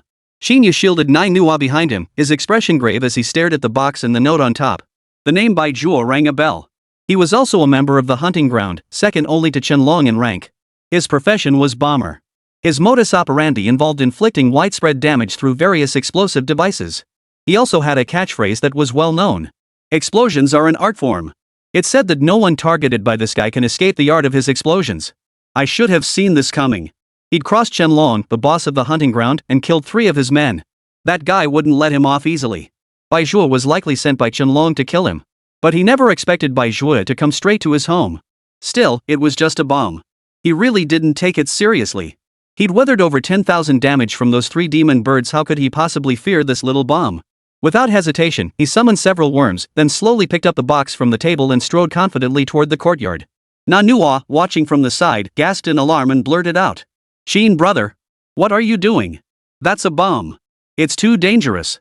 The moment Qín Yǔ mentioned it was a bomb, Manhwa instantly recognized the identity of that man who clearly meant no good. That terrifying demon who had killed countless people with his bombs. Almost no one could survive the blast of his bombs. Especially when there was such a huge gap in levels. Qín Yǔ was only level 9, while Bai Zhuo was already level 20. With such a gap, that single bomb could kill Qín Yǔ instantly. After all, a level 9 summoner likely had only around 1000 HP. Even with gear, it might not be enough to withstand the damage from that bomb. Yet Qín Yǔ showed no trace of panic. By the time he reached the courtyard, he had already fully opened the box. Inside was a timed bomb. The moment he opened it, the countdown was nearly complete. Bai Zhuo hadn't left. Instead, he sat on a rooftop nearby, smiling as he watched Qín Yǔ's house. What he enjoyed most was observing the moment people were blown to bits. Splattered flesh and blood, severed limbs, and those helpless eyes. All would unfold before his eyes in the instant of the blast. Each explosion brought him immense pleasure. And he had never missed his mark. Before striking, he would tailor a bomb with sufficient power based on the target's level and strength, ensuring a one-hit kill. Qín Yǔ, however, was the lowest ranked and weakest target he had ever faced. In truth, he had no idea why Qianlong had assigned him to deal with a mere level 9 high school student. But he didn't care. The art of detonation didn't discriminate, nor did it look down on a weakling. After all, the outcome remained the same. Soon, he spotted Qín Yǔ walking into the courtyard, holding the box that had already been opened. He had set the explosion timer for 1 minute. Counting from the moment he left, the countdown should have ended precisely now. Boom! Bai Zhuo snapped his fingers, and at that very instant, the bomb in Qín Yǔ's hand erupted violently. But he didn't get to witness the spectacular scene he'd hoped for. All he saw was a cloud of white smoke enveloping Qín Yǔ. No screams, no splattering flesh, only thick, white smoke. This was truly unexpected. Even more surprising was what happened next. The next second, the smoke dissipated, and Qín Yǔ stood there as if nothing had happened, not even a single crack in his equipment. Bai Zhuo rubbed his eyes, almost unable to believe what he was seeing. Although the bomb he'd set this time wasn't as powerful, it should still have been enough to instantly kill a level 9 summoner. After all, summoners weren't like warriors or knights with their high physical constitutions. Their base health was extremely low. Even at level 9, with the added defense from equipment, it wouldn't exceed 1500. That bomb should have been precisely enough to take him down. Yet Qín Yǔ seemed completely unscathed. This was utterly bizarre. Could it be that this guy has a damage immunity skill? Impossible? How could a summoner possess such an ability? His gear was just a collection of random pieces. There was no way it could grant such a bug-like effect. Not only was he utterly shocked, but Manhwa at the doorway froze in place as well. Standing closer, she was hit by a blast of air from the explosion that sent her stumbling backward, nearly knocking her over. This alone proved the bomb's immense power. Yet Qín Yǔ remained unscathed, save for a faint streak of black soot on his gloves. The bomb had indeed detonated in his hands. Yet he suffered not a single scratch. Why was that? Manhwa was about to step forward to ask, but Qín Yǔ waved her off, stopping her. Stay home. I'll be back soon. Remember to warm up my dinner. I'll eat when I get back. With that, Qín Yǔ leapt forcefully onto the neighboring rooftop and dashed toward Bai Zhuo. Bai Zhuo, seeing this, immediately fled into the distance. The bomber's skills had long cooldowns, leaving him vulnerable during the downtime. He could only flee. Even against a summoner, he dared not let his guard down. After all, that single moment of taking the bomb head-on was enough to send shivers down his spine. This was the first time he'd encountered such a difficult situation. Someone had actually absorbed the full damage of one of his bombs. And it was a mere level 9 summoner. The only possibility was that the information was incorrect. This guy named Qín Yǔ was definitely not just a level 9 summoner. Either his level was wrong, or his class was wrong. Otherwise, there's no way he could have absorbed the full blast of an explosive without a scratch. His speed wasn't slow, and with night already fallen, Qín Yǔ soon vanished from sight. But before he could even feel relieved, a dark shadow swept overhead, sending a sudden chill through his body. Bai Zhuo, I've accepted your gift. As gifts are meant to be reciprocated, I'll give you one in return. Catch it well. Bai Zhuo snapped his head up to see a 3-headed monster hovering overhead, its 3 mouths gaping simultaneously, each glowing with a different light. Qín Yǔ, mounted on the creature, merely waved his hand. 3 shockwaves shot toward him. 24. If you don't provoke me, I won't provoke you. If you provoke me, I will kill you. The two were now by the seaside. The 3 shockwaves instantly pierced through Bai Zhuo's body and shot into the sea, stirring up waves. 10 seconds later, the shockwaves gradually dissipated. Bai Zhuo's figure vanished from the pier. Qín Yǔ hovered in the air for several minutes, confirming Bai Zhuo had not reappeared before riding his 3-headed demon insect home.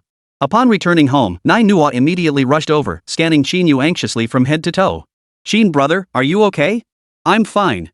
Sitting at the dining table, Qín Yǔ spoke while quickly eating his meal. Once I finish eating, we're leaving this place immediately. Manhwa paused at his words but obediently began packing their things. She understood why Qín Yǔ was acting this way. The fact that the hunting grounds had tracked them here meant this place was no longer safe. If they stayed any longer, the danger would only grow. But with the hunting grounds on their trail, where in Linghai City could they possibly find safety? She had thought they wouldn't dare retaliate within the city, but now it seemed that was merely a matter of time. Could they possibly flee to another city? She herself wouldn't mind, but Qín Yǔ still had his major exams to take. He couldn't just leave at a time like this. Qín Yǔ. Maybe I should just leave? I'll confront them myself. I won't let my troubles derail your future. Nainua looked utterly serious, but Qín Yǔ merely shook his head and replied. We're only leaving temporarily. We'll be back. With luck, we might even move back here first thing tomorrow morning. Huh? Seeing Nainua freeze in surprise, Qín Yǔ didn't explain. Instead, he immediately took the items from her hands, set them aside, then pulled her out the door. They walked all the way to a nearby inn. Gazing at the inn before them, Nainua's expression grew even more puzzled. She couldn't understand what Qín Yǔ was up to. Nor did she grasp the meaning behind his earlier words. Nainua, you'll stay here tonight. I'll come back for you. I should be back soon. By then, no one will bother us anymore. Qín Yǔ, you wouldn't be thinking of. Only then did Nainua grasp Qín Yǔ's plan. There was only one way to ensure the hunting grounds would never bother them again. That was to take down Qianlong. But Qianlong's strength was extraordinary. He was a level 25 berserker, savage and brutal, with countless victims on his hands. Although Qín Yǔ was also powerful, if they actually faced Qianlong, victory was far from guaranteed. After all, Qianlong commanded over 200 followers. Facing 100 enemies alone? No matter how he thought about it, victory seemed impossible. Or rather, it would be pure suicide. No way. At this thought, Nainua immediately grabbed Qín Yǔ's arm, shaking her head like a rattle. Doing this will get you killed. Don't worry, that guy can't kill me. But Qín Yǔ merely smiled faintly, then revealed the black residue on his gloves. If even a bomb couldn't kill me, what makes you think Qianlong could? But... Nainua tried to say more, but Qín Yǔ shoved him forcefully into the hotel. Stay put and wait for me. If I catch you leaving before I return, you'd better watch out, I'll make sure your butt is sore. With that, Qín Yǔ gave Nainua a light pat on the butt before dashing out of the city. The faint tingling on her bottom didn't bother Nainua. She understood this was Qín Yǔ's way of protecting her. By not letting her stay home, he was also preventing others from coming to cause trouble for them. Watching Qín Yǔ's figure gradually disappear, Nainua could only silently pray in her heart. Beyond that, there was nothing else she could do to help. Qín Yǔ, you must come back alive. I'll wait here for you forever. At that moment, outside the hunting grounds, two monster hunters were patrolling. Suddenly, a dark shadow flashed through the air. The person walking behind was instantly snatched away by a web of spider silk. Moments later, all that remained of the abducted hunter was a pile of scattered white bones. The front hunter took a while to notice something was wrong. Before he could turn around, a wind blade sliced clean through his body, severing him at the waist. In his final moments, he glimpsed a figure riding a giant bird streaking past overhead. And trailing behind him, a swarm of worms and spiders crawled across the ground. Boss! Boss! Something's wrong. Inside the hunting grounds building, Qianlong was suddenly jolted awake by shouts. Just as he was about to snap, the door burst open. A monster hunter burst in, his face twisted with terror. Boss! A bunch of monsters we've never seen before have stormed into the hunting grounds. They're already chasing us here. Bunch of useless fools. What kind of monsters could possibly scare you this badly? Qianlong rolled to his feet, grabbing the clothes nearby and throwing them over his shoulders. With so many brothers in the hunting grounds, do I pay you to just eat? Can't even handle a few monsters? Boss, those monsters are endless, like we can't kill them all. We really couldn't do anything.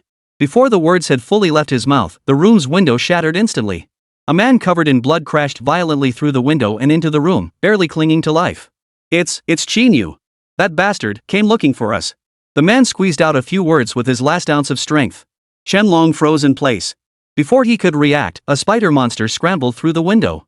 Its blood-red eyes locked onto the corpse on the floor as it swiftly crawled closer.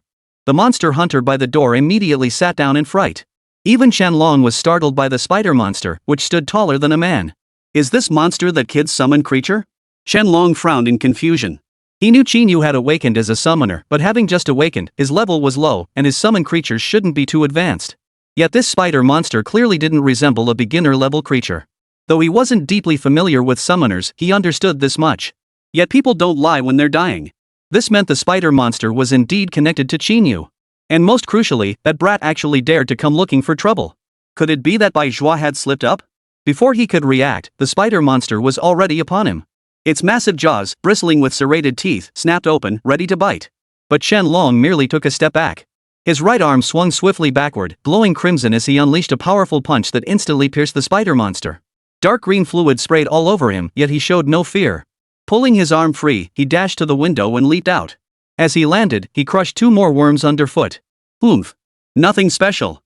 Just a few bugs? Did they really think they could threaten me? Qianlong sneered with contempt, but the smile froze on his face the very next second. Because countless worms and spider monsters were now swarming toward him from all directions. 25. Brutal slaughter. I am the plague of the insectoid race. This was the first time he'd ever seen so many monsters. Over the years as the leader of the hunting grounds, he had encountered creatures of all levels, low or high, and massive hordes alike. And each time, he had disposed of them with ease. But this swarm of insects? The moment he saw it, an overwhelming sense of oppression washed over him. It felt like the apocalypse, a plague descending upon the world. He had no means to fight back. The inevitable outcome could only be death. Still, as a battle-hardened monster hunter, these low-level creatures held no fear for him. After all, in his eyes, they were nothing more than punching bags. Not a single one could withstand a single punch from him. What good was sheer numbers? As long as his stamina held out, he could easily handle even more of these monsters. But at that very moment, agonized screams erupted simultaneously from both sides of him. On the left, a monster hunter was dragged into the air by several eagle-eye insect dragons and torn apart alive. On the right, another hunter was bitten clean in half and swallowed whole by a 3-headed demon bug.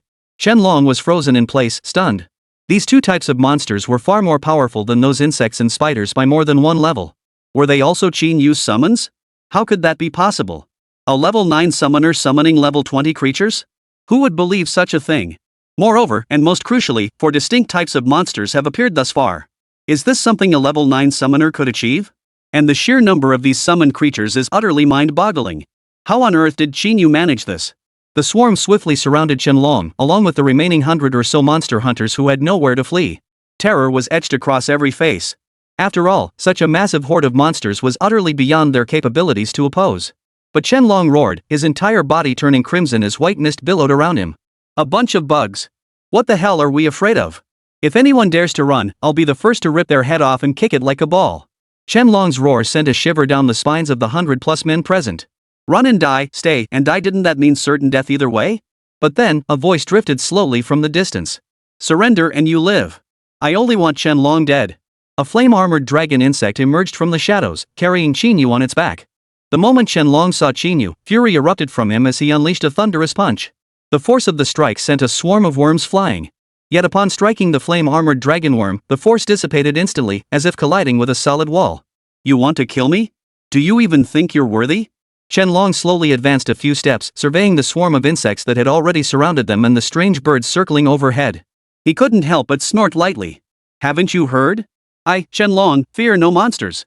You think this grand display will scare me? Absolutely laughable. Oh? Is that so? Seeing Qianlong's reaction, Qín Yǔ said nothing more, merely waving his hand. Immediately, the 20 eagle-eyed dragon insects and 3 monstrous insects in the sky locked onto him. Then, dozens of shockwaves and a torrent of wind blades swiftly engulfed the entire encirclement. Suddenly, wails and screams erupted, instantly wiping out nearly half the group. This finally made Qianlong show a look of fear. He had assumed Qín Yǔ was merely bluffing. Even if he could summon such a large number of creatures, they were probably just low-level monsters lacking in power. They might look intimidating, but they were surely just bluffing good enough to bully his men, perhaps. But against him? Absolutely useless. Yet the shockwave and the damage from the wind blades made him feel the fear of death for the very first time. As a high-level professional already at level 25, his attributes had reached an exceptionally high tier. After all, unlocking the second talent at level 20. The power boost gained was far beyond what a mere level 9 adventurer could hope to challenge. And his awakened berserker class possessed the strongest primary talent among berserkers, brutality. By channeling rage into raw power, it rapidly amplified his attributes, reaching up to triple his base stats. His second talent is stamina mastery. Berserker attacks are extremely taxing on stamina, but this talent allows him to fight without worrying about stamina depletion. As long as he didn't die, he could keep fighting indefinitely. Thus, upon seeing such a vast horde of monsters, he felt not a shred of fear. But the instant he saw the shockwave and wind blades, he instinctively dodged. Because a thought suddenly flashed through his mind. If he didn't dodge, he would surely die. And indeed, that was exactly what happened. The subordinates beside him who hadn't managed to dodge were instantly obliterated. Their levels all exceeded 10, with health and defense combined easily surpassing 1500. Yet they didn't even last 3 seconds before turning to ash. The shockwave lasted a full 10 seconds. The total damage likely exceeded 5000. Not to mention the damage caused by dozens of such shockwaves? Even at level 25, he couldn't have withstood that. But Qín Yǔ was clearly just a high school student. How could he possess such power? And judging by this, Bai Zhuo is likely dead too. Well, scared you now? Qín Yǔ leapt down from the back of the flame-armored dragon insect, his face twisted into a sneer. Qianlong, I warned you not to come looking for trouble again, but clearly you didn't take it seriously. Whether it's your lackeys tailing me or that Bai Zhuo who planted a bomb at my house, all your handiwork, right? If you're so eager to see me dead, I can't very well let you live on so comfortably, can I? You're going to kill me? Qianlong immediately snorted coldly before barking out in a deep voice. I'm the guild's official hunting ground manager. If you kill me, aren't you afraid the higher-ups will come down on you? Qín Yǔ, I've caused you no end of trouble, but you've killed so many of my men. We're even now. Even? Hearing Qianlong's words, Qín Yǔ's brows furrowed instantly as feather blades materialized on his arms. Your second-in-command destroyed my home and nearly blew my sister to bits. Now you tell me we're even? You think I'm a fool you can bluff? Sensing a thick aura of killing intent, Qianlong immediately assumed a defensive stance. But in the next instant, Qín Yǔ vanished from his spot.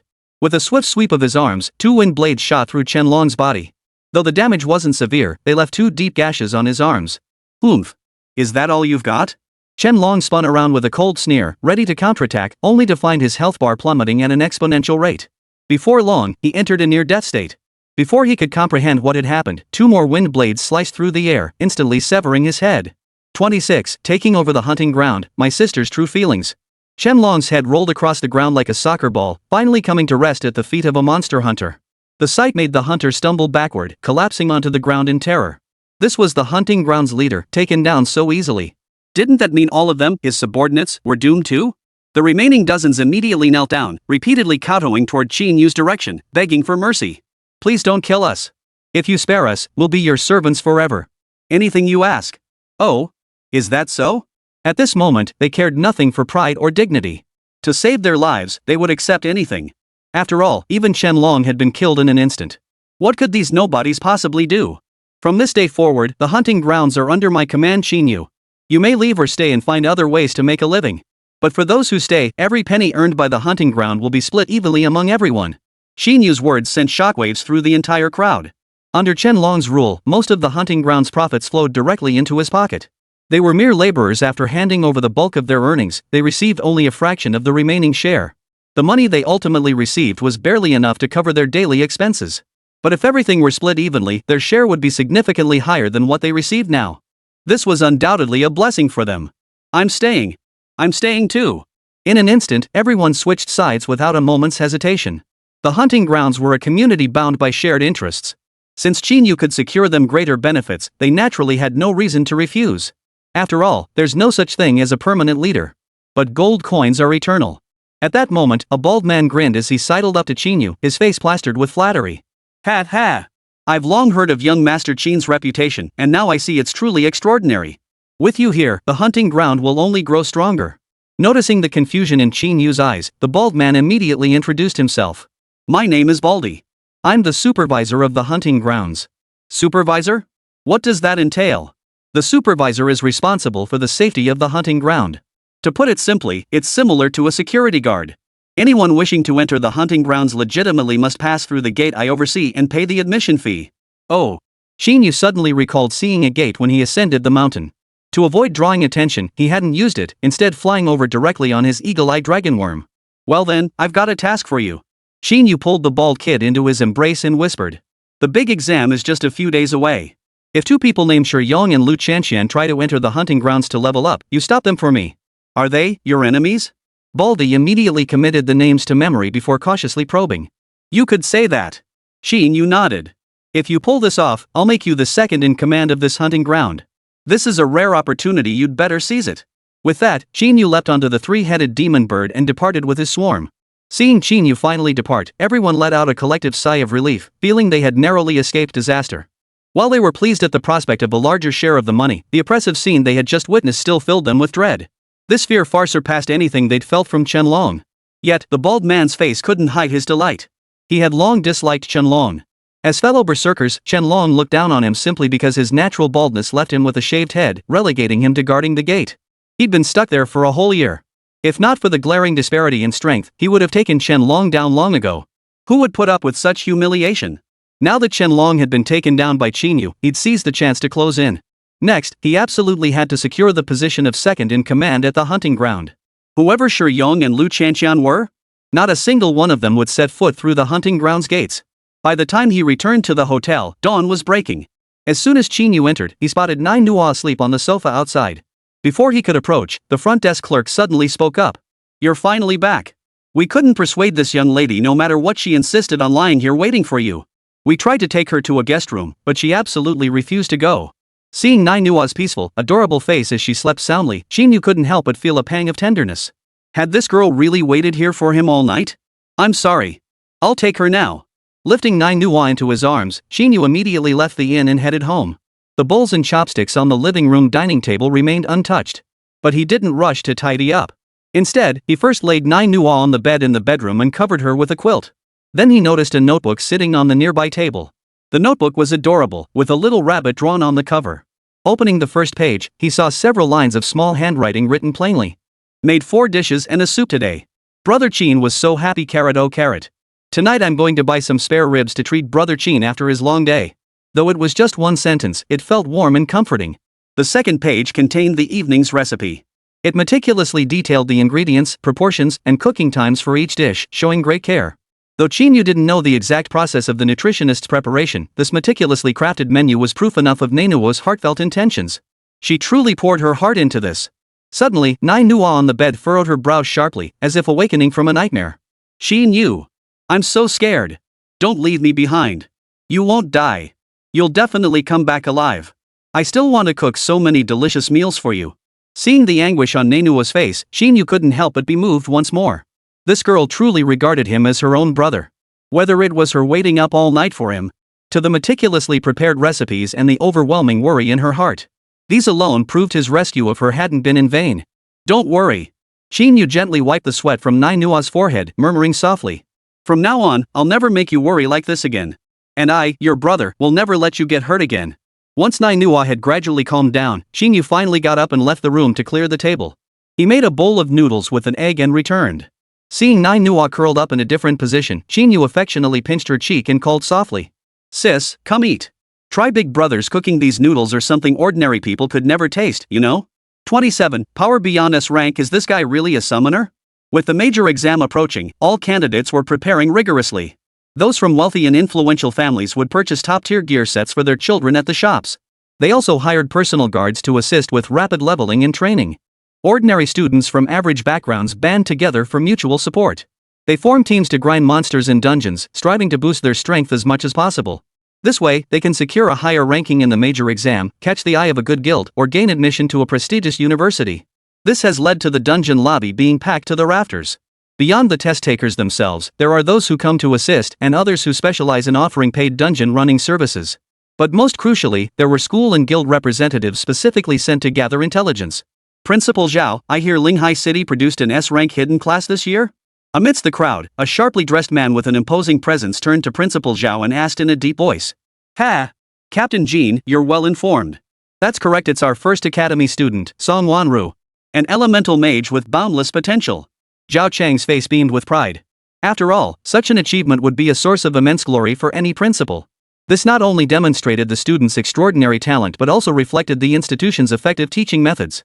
Seeing this, Jean Li nodded in satisfaction. He had heard of the name Song Wanru, the only daughter of Linghai City's wealthiest man, Song Weiman. With her privileged background and having transferred to an S-rank hidden profession, it was hard to imagine how rapidly this girl's future development might unfold. "Any other promising prospects?" Jean Li turned to look at Zhao Chang and asked again. Although the Dragon Roar Guild said they'd recruit 3 people from each city, if the top 3 in the major exam are of poor quality, those spots might be given to other cities. After all, the Dragon Roar Guild isn't open to just anyone. Better to have none than to settle for mediocrity, you understand that, right? I get it. Besides Song Wanru, there's also a guy named Shi Yong. He awakened in a grade rare profession, a magic fist master. Though he's not S grade, this rare profession is noteworthy. With proper cultivation, he'll definitely have a bright future. Not bad. Anyone else? Jean Li wanted to ask more, but Zhao Chang paused for a long moment before naming the next person.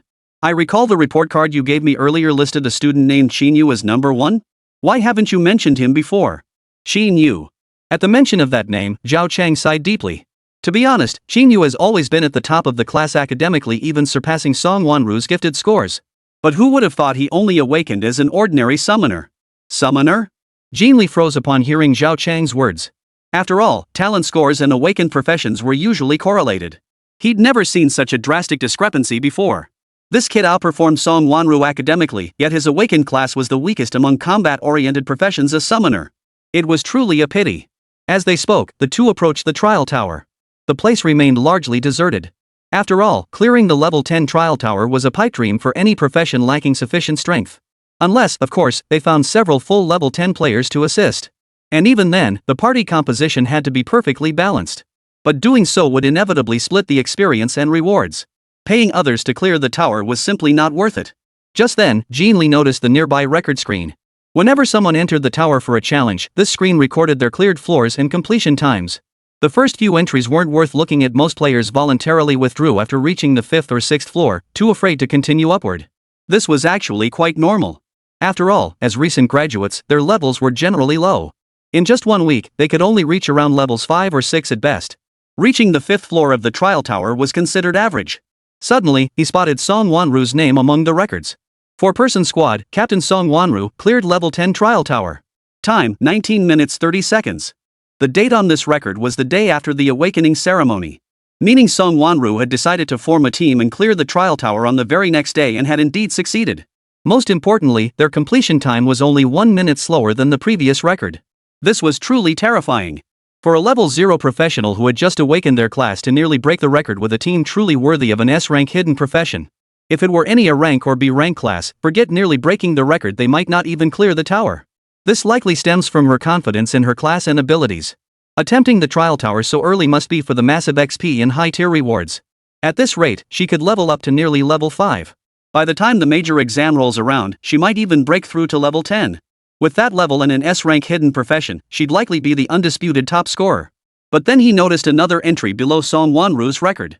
He hadn't paid it much mind at first, until he caught sight of the name Qín Yǔ above it. His previously calm eyes suddenly widened in shock, and he couldn't help but let out a curse. This startled Zhao Chang beside him, who immediately asked, "Captain Jin, what's wrong? Why are you so worked up? See for yourself." Jin Li immediately pointed at the screen, where the record clearly stated, "Solo, Qín Yǔ breaks the level 10 trial tower record. Total time, 13 minutes 53 seconds. Holy crap." The moment he saw the record, Zhao Chang let out the same exclamation as Jin Li. What the hell is going on? That kid Qín Yǔ actually broke the record? And solo. Jin Li forced himself to suppress his excitement, speaking slowly. Plus, he beat the original record by over 5 minutes. Records don't lie. But wasn't Qín Yǔ a summoner? How could he possibly clear the trial tower solo and break the record? Moreover, he entered the trial tower earlier than Song Wanru. This meant he had also started the challenge at level 0. The difficulty of the level 10 trial tower was exceptionally high. A level 0 adventurer couldn't possibly clear the trial tower without high-level teammates, let alone break the record. Even someone like Song Wanru, with her S-rank hidden class, wouldn't dare attempt it. Yet Qín Yǔ, a summoner, dared to attempt it and shattered the record by nearly 5 minutes? How the hell did he pull this off? Zhao Chang, are you lying to me? Is that kid really a summoner? Jin Li glared at Zhao Chang beside him and barked. Forget it. Find him immediately. I'll question him myself. That level of power? There's no way he's just an ordinary summoner. Level 28.10. Skill LV2. Growth stage insectoid. Congratulations. Player has defeated the boss Abyssal Serpent. Player level has risen to 10, gaining 4 stat points. Golden stat roll +1. Drop rewards added to inventory. Information synchronized to world channel. In a swampy area of the hunting grounds, Qín Yǔ gazed at the dead giant serpent lying on the ground, his face beaming with a broad smile. It had taken him 2 full days to track down this final boss-level monster, the Abyssal Serpent. Yet it took him only seconds to finish it off. Though it might seem like a waste of time, it was actually incredibly worthwhile. For this abyssal giant python possessed the precious dark attribute attack. There were 7 common attributes in total. Beyond these, there are 2 relatively unique attributes. Light and dark. Light attribute attacks can be used on oneself, allies, or enemies. When used on oneself or allies, light elemental attacks purify all debuffs affecting them. When used against enemies, light elemental attacks dispel all buffs from them. Dark attribute attacks, however, can only be used against enemies, but they bypass defense and directly deal damage to health. This effect is downright insane. Especially against monsters with high defense or players with top tier gear, it can deal absurdly high damage. To put it plainly, possessing dark elemental attacks makes any enemy before you as vulnerable as if they were stripped naked. The speed at which you can eliminate them will be significantly faster. Beyond that, it also grants massive experience points and rewards. He successfully reached level 10. He obtained 5 mid-tier breakthrough stones and 20,000 gold coins. Moreover, he obtained a purple to gold advancement stone. With this item, he could upgrade the venomous ring from purple to gold quality. The poison damage ratio would increase dramatically, allowing him to eliminate enemies more efficiently. Meanwhile, the clone data for the abyssal python had been stored in the insect nest. Clone name, Abyssal Serpent. Level, 20. HP, 3000. Strength, 300. Speed, 300. Intelligence, 100. Stamina, 100. Skill, Dark Fang. Inflicts 200% of your attack power as dark-type damage by tearing into enemies with sharp teeth. Cooldown, none. Cost, none. Summonable, no cooldown, mana cost, 100. With the Abyssal Serpent now at his command, no defense stands a chance against him. Moreover, its movement and attack speeds are exceptionally swift. Combined with its ability to automatically seek out enemies, during the Grand Exam, he only needed to deploy a few to instantly eliminate surrounding monsters. Immediately, Qín Yǔ opened the attribute interface, a grin stretching from ear to ear. Name, Qín Yǔ. Class, Summoner. Level, 10. HP, 2017. Mana, 2627. Strength, 10. Speed, 10. Intelligence, 71. Stamina, 10. Defense, 300. Talent, Heart of the Swarm. Equipment, Deadwood Staff, blue rotten iron helmet, blue chainmail, blue wilderness gloves, blue boots of steadiness, blue venom ring, purple. Skill, Summoning Art LV2. Cooldown, no cooldown. Cost, 20 mana. Summon 2 larvae stage and 2 mature stage Zerg creatures to fight for you. Larvae stage Zerg possess 50% of the summoner's attributes, while mature stage Zerg possess 60% of the summoner's attributes. Available gold traits, Ring of Return, Feast, Last Stand, Parasite Nest, Infestation. Nest summons, Eagle-Eye Dragon Worm, Giant Spider Queen, 3-headed Demon Worm, Flame Armored Dragon Worm, Abyssal Python. Cooldown, no cooldown. Cost, 100 mana. Available skill points, 0. Gold tier traits available for draw, twice. His current stats screen could easily be described as luxurious. His level far surpasses that of his peers, accompanied by terrifying health and mana pools unheard of at this tier. Add to that the 5 ultra-powerful clone summons from the insect nest, each one, taken individually, was capable of devastating destruction. But the most crucial advancement was the upgrade to his summoning arts. LV1, LV2. While mana increased from 10 to 20 points. But the summon creatures increased from just 1 larvae stage Zerg to 2 larvae and 2 nymphs. The larvae stage features only 1 type of insectoid creature, the worm. However, the mature stage features a full 8 types of insectoid creatures. Flying Swarm, Ground Swarm, Water Swarm, Armored Swarm, Fighting Swarm, Venomous Swarm, Giant Swarm, and Secret Swarm. All 8 of these species evolved from the larvae stage. Regardless of which species is summoned, they are far more useful than the larvae stage worm. Most crucially, his skill has no cooldown. Combined with ample mana reserves, he can freely summon various insectoid creatures according to his needs. More possibilities. And greater power. Without delay, he raised his hand and spoke slowly. Summoning spell. A flash of light erupted, and besides the 2 worms, 2 more creatures with sharp claws abruptly materialized before him. Summoned creature, Mantis Worm. Species, Biting Insect Clan. Stage, Growth. Gazing at the 2 imposing mantis worms, Qín Yǔ cast the summoning spell once more, only to receive the same result. Only then did he realize that each race could likely only summon 1 type of creature, it couldn't be changed. But that didn't matter to him. Even so, he now had 8 additional options. Combined with his now elevated attributes, these summons far surpassed their tier in power. Though they lacked additional skills, the venomous ring's enhancement meant their attacks could still inflict poison. A single wound could instantly kill an enemy. With that realization, Qín Yǔ abandoned further experimentation with the other 7 racial summons and resolved to descend the mountain and return home. He couldn't keep Nainua waiting any longer. But as he passed the hunting grounds entrance, he spotted Shi Yong arguing heatedly with the bald guy. Damn it! Who the hell do you think you are? Blocking my way into the hunting grounds? Do you know who I am? Shi Yong, the eldest son of the Linghai Shi family. You dare block my way? You think I won't break your legs in seconds? The Shi family of Linghai? What does that have to do with me? The bald kid spat contemptuously. Today, no one gets into the hunting grounds. I said it. Faced with the bald guy's contemptuous attitude, Shi Yong's anger flared, and he raised his fist. This was the first time anyone had dared show him such disrespect. But then, he caught sight of Qín Yǔ descending the mountain and passing through the gate. He immediately pointed in his direction. Why should that guy be allowed in? Go fetch your boss. I'll see what else you have to say then. 29, 3rd Squad Captain, Dragon Roar Guild's key target. Baldy had no intention of wasting any more words on Shi Yong. What good would calling the boss do? Did he really think Qianlong was still around? After all, it was the new boss who ordered him to block them. But just as he moved to shove them away, someone suddenly grabbed his shoulder. Hey! Guests are guests, how can we just shoo them away? We don't want people gossiping that our hunting ground acts like a big shot. Seeing Shi Yong and Lu Qianqian's puzzled expressions, Qín Yǔ said nothing more. Instead, he picked up the POS machine from the table and handed it to them. My apologies, this fellow's a bit ungrateful. Please pay up, then you can go inside and level up. Though puzzled by Qín Yǔ's familiarity with the gatekeeper, Shi Yong promptly took the POS machine to avoid further delays. But when he saw the amount displayed, anger flashed across his face once more. You're ing charging me $1 million? Qín Yǔ. Are you ing with me? Have I never been to the hunting ground before? The entrance fee here is only 1,000 yuan per person. You're charging me 500 times that? Is that the going rate now? Qín Yǔ glanced at the bald guy and asked softly. Right? Right. The bald guy nodded immediately. The big exam is coming up soon, so the ticket price naturally has to be higher. If you can't afford it, get the hell out of here.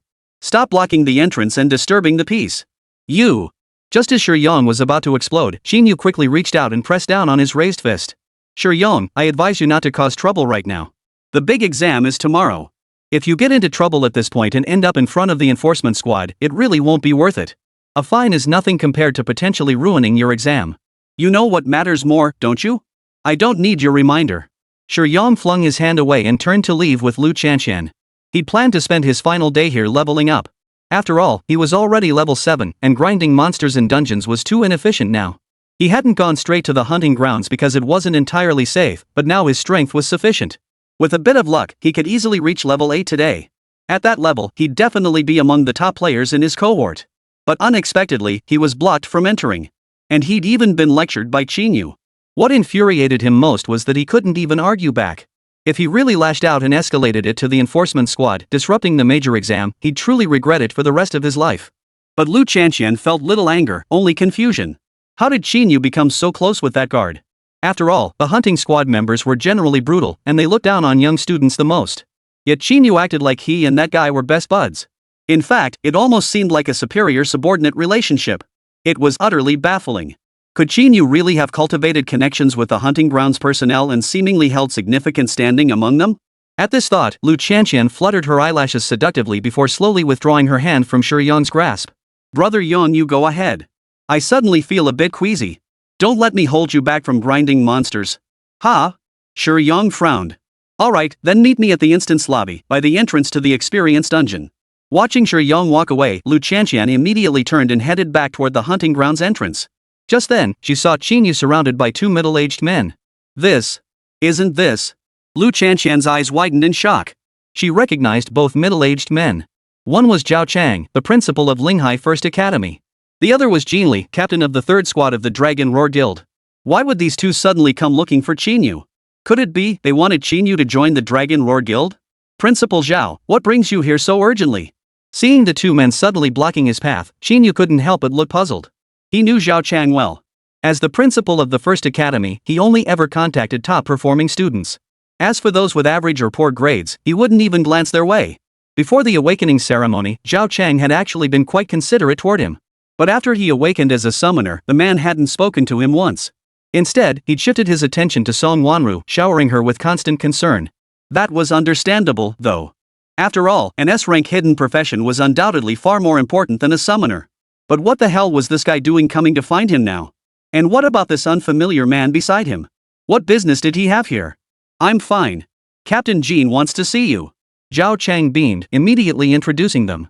This is Captain Jin Li of the Dragon Roar Guild. He came here today specifically to scout promising recruits. The squad leader of the Dragon Roar Guild? Qín Yǔ was startled, but before he could speak, Jin Li immediately asked. Qín Yǔ, may I ask what class you've awakened? Summoner. Why? A summoner? You soloed the level 10 trial tower? And beat the previous record by over 5 minutes? Do you realize what that means?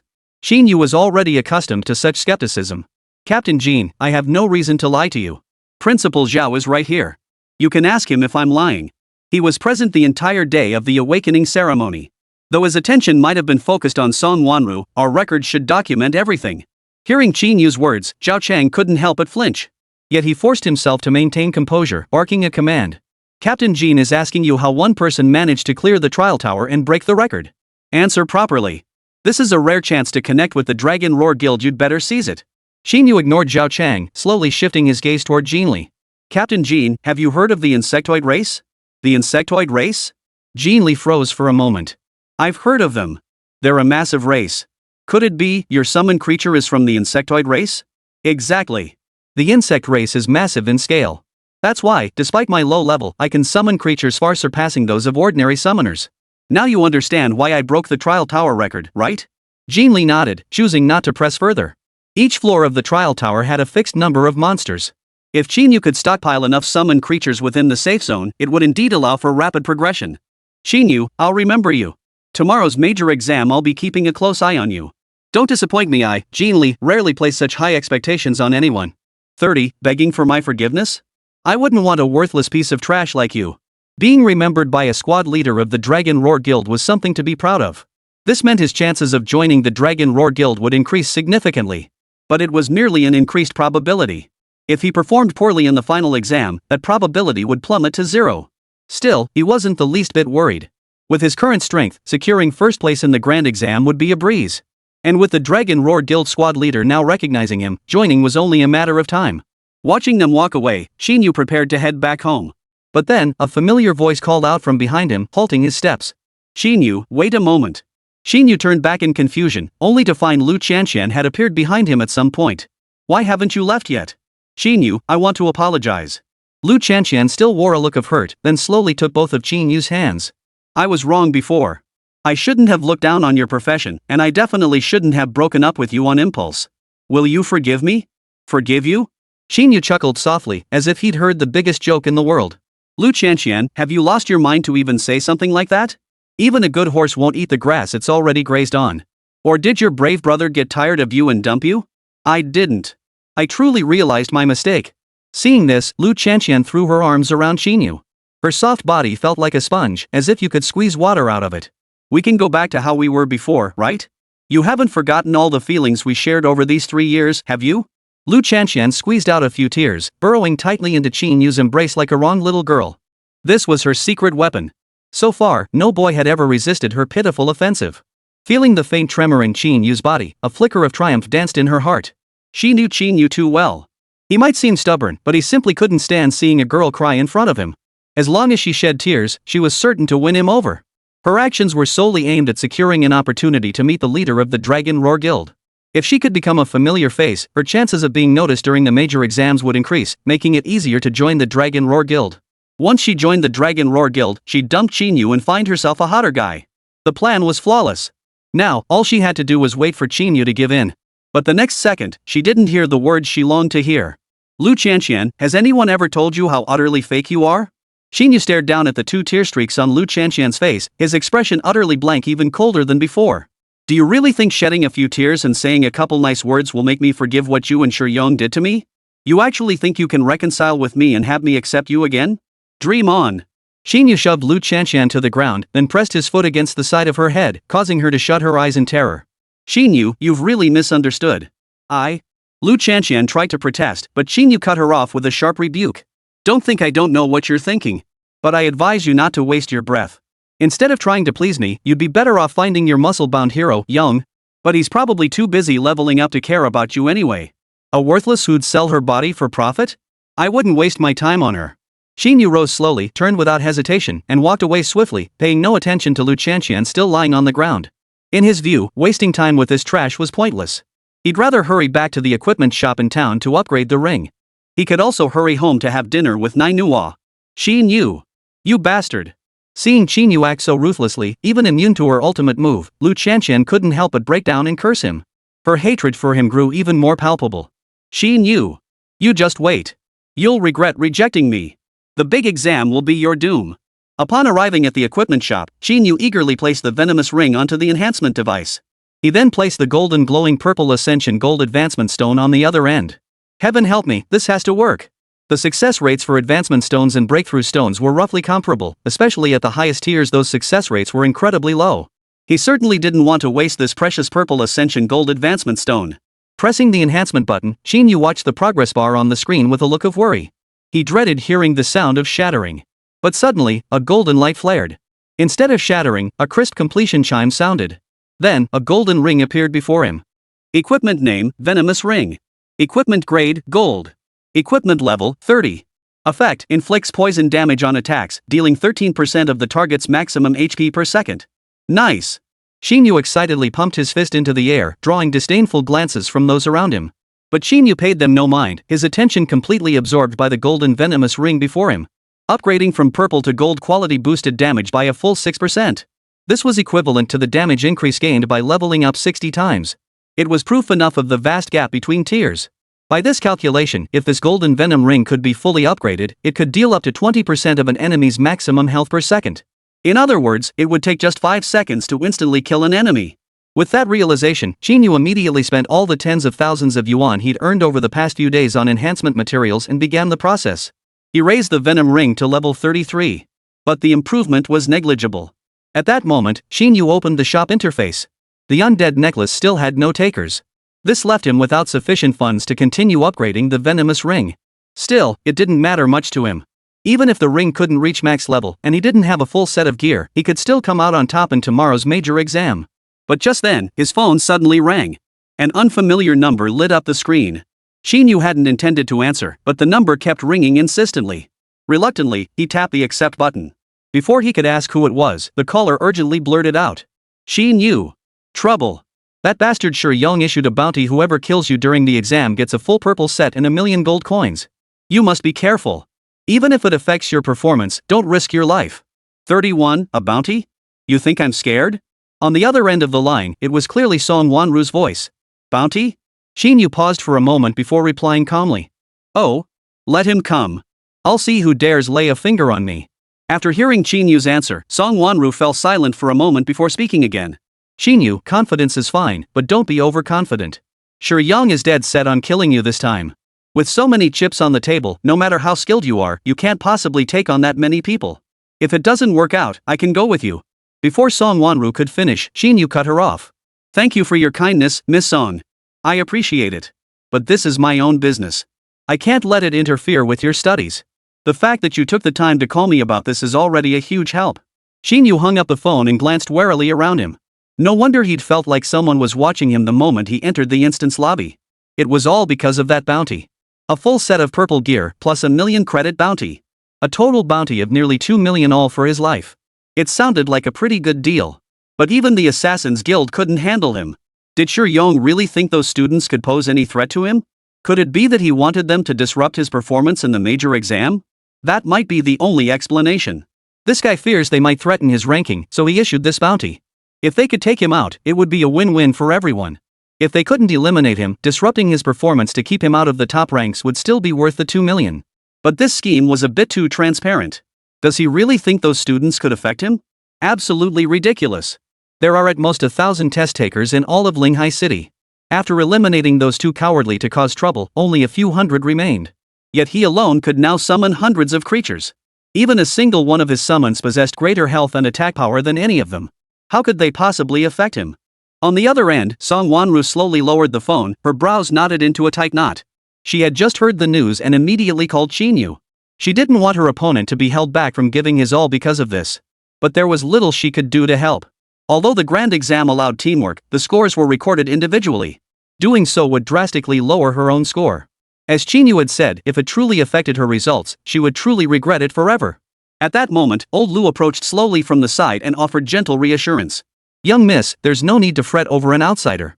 Isn't that your family scion's move essentially eliminating a competitor for us? When two fish fight over a shrimp, the fisherman profits.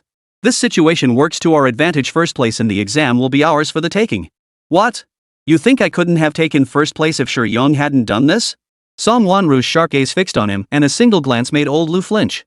No. I didn't mean that. How could that Qín Yǔ lad possibly be compared to you, young miss? Seeing this, Song Wanru didn't argue further with old Lu. Instead, she sat down on the sofa and opened the World Channel. On the eve of the grand exam, the World Channel would announce the rankings of all candidates. That is, the ranking list. This allowed them, as well as major universities and guilds, to gauge their approximate current strength. The comparison of strength was partly determined by profession. Level and equipment accounted for another part. Additionally, familiarity with one's class and skills plays a significant role. Among these, level determines their most fundamental attributes, particularly health and mana. Higher base stats mean greater margin for error. Less vulnerability to death translates to greater damage output. Moreover, character level directly influences skill level. Skill levels are the key to boosting power. The first skill upgrade occurs at level 10. Subsequent upgrades occur at levels 30, 60, and 90. Each upgrade brings an incredibly dramatic increase in skill effectiveness. But her level was currently only 9. These past few days, she's been grinding leveling dungeons relentlessly, practically neglecting sleep and meals. Yet her level progression remained painfully slow. In the end, she fell just short of breaking through to level 10. But that's no big deal. She can save the remaining experience points for the Grand Exam Arena. She possessed the most starting skills across all classes. If she could upgrade them to level 2, she was confident no one could surpass her monster clearing speed. First place was hers for the taking. But the moment she glanced at the level rankings, surprise flashed across her face. Qín Yǔ had already reached level 10. He had claimed the top spot. This was practically impossible. Even if he soloed the trial tower and took down a boss-level monster, he shouldn't have been able to reach level 10 within 7 days. Qín Yǔ at level 10, Sunmmary at level 9. The two of them held a commanding lead in levels. Third place Shi Yon was only at level 7. Not to mention fourth place Lu Qianshan at level 6. Seeing Sunmmary frown again, old Lu immediately stepped around to her side and glanced at the leaderboard on the screen. That kid actually has a higher level than you, young miss? How is that possible? Though old Lu was just a full-time driver who'd awakened a life skills class, he'd seen plenty of fresh graduates over the years. But he'd never seen anyone reach level 10 within 7 days of awakening their profession. Even Sunmmary, a top prodigy who had awakened an S-rank hidden profession, had barely managed to reach just over level 9 by grinding dungeons daily and using every possible method to level up quickly. That was the highest level he could recall any graduate achieving. Yet this kid, a summoner, had reached level 10? What kind of monster is this guy? Sunmmary's expression grew grave. Though she had long known Qín Yǔ was no ordinary summoner, seeing the rankings still left her feeling a bit melancholy. It was as if she had glimpsed the final exam rankings prematurely. Young miss. Old Lu hurried over upon seeing her expression. It's nothing. This level ranking doesn't mean anything. The grand exam tests your overall strength, not who has the highest level. Miss, with your profession, even if that guy has a higher rank than you, so what? You can still easily crush him and take first place. Seeing Sunmmary's face still dark, old Lu promptly walked to the side room and spoke slowly. Master will be returning specially to watch the grand exam. He instructed me to give you this set of gear before the exam. With this gear, young miss, you're guaranteed to take first place in the grand exam. 32. The grand exam begins. 2 million on the move. The psionic exam was one of the few major events on Blue Star. Especially for recent graduates. After all, it was the sole path to transform their lives. A stellar score means a smooth rise to prominence, bringing honor to one's family. Poor results mean a lifetime as an ordinary person, a useless waste in the eyes of the strong, doomed to a mediocre existence. It's not just the students who worry, their parents are even more anxious. Because the exam site was located in a mountainous hunting area, candidates had no choice but to set out early for the venue. This caused massive crowds along the route to the exam site, with people packed onto both the roadways and sidewalks. But then, a dark shadow streaked across the sky. Qín Yǔ and Nai rode the eagle-eye worm dragon, soaring toward the mountain without a trace of worry. No need to wake up early, no traffic jams, no wasted energy. Soon, they arrived at the entrance of the exam site. It's quite the scene. Qín Yǔ couldn't help but exclaim at the sea of people crowding the entrance. The entrance remained packed with people. Beyond the waiting parents stood 3 rows of fully armed guards. 1 row comprised academy personnel. 1 row of the professional guild. And a 3rd row of military personnel. This alone showed just how important the special abilities exam truly was. Beyond these 3 rows of guards lay the candidates' waiting area. Only when the examination time arrived would they all proceed into the mountains to take the test. Surrounding the waiting area were spectator seats occupied by representatives from major universities across China, leaders of the professional guild, and high-ranking military officials. All non-examinees, please proceed to the spectator seats immediately. A stern command echoed, and the crowd at the entrance finally began to disperse to both sides. Brother Qín, I'll wait for you in the spectator area. You're definitely going to take first place, I promise. Don't worry, just watch your brother perform. Qín Yǔ ruffled Nai hair before striding into the waiting area. But the moment he stepped inside, he felt the watchful eyes of those around him. They gathered in small groups, not only staring at him but also whispering among themselves, as if plotting some scheme. But he already knew the reason, so he remained calm and composed. A bunch of greenhorns, thinking they could take him down? They really didn't know their place. The waiting area grew increasingly crowded as all 1000 plus examinees from Linghai City gathered here, eagerly anticipating the moment the grand exam would begin. At that moment, three figures slowly made their way from the spectator seats to the elevated platform at the front of the waiting area. 2 men and 1 woman. One of the men was Qín Yǔ, captain of the 3rd squad of the Dragon Roar Guild. The other was Wei Ruhai, the president of Dong Province's first university. The woman was Yen Hong, captain of the Falcon Squadron within the Eastern Province Border Forces. One represented the largest guild organization in Huaxia. One represented the most prestigious professional institution in Dong Province. One represented the core military force of Dong Province. The moment the trio took the stage, the examination hall fell deathly silent. A powerful aura of authority swept over them, pressing down so intensely it made breathing difficult. Qín Yǔ and Wei Ruhai's imposing presence was somewhat bearable. But this woman named Yen Hong, a deathly aura seemed to perpetually swirl around her. A single glance sent a chill down Qín Yǔ's spine. It could only be said truly, she was military stock. Only those who had ventured near the abyss's edge carried such a heavy aura of killing intent. The three exchanged a glance. Qín Yǔ and Wei Ruhai then instinctively took a step back. They yielded the sole microphone to Yen Hong. But Yen Hong didn't pick it up.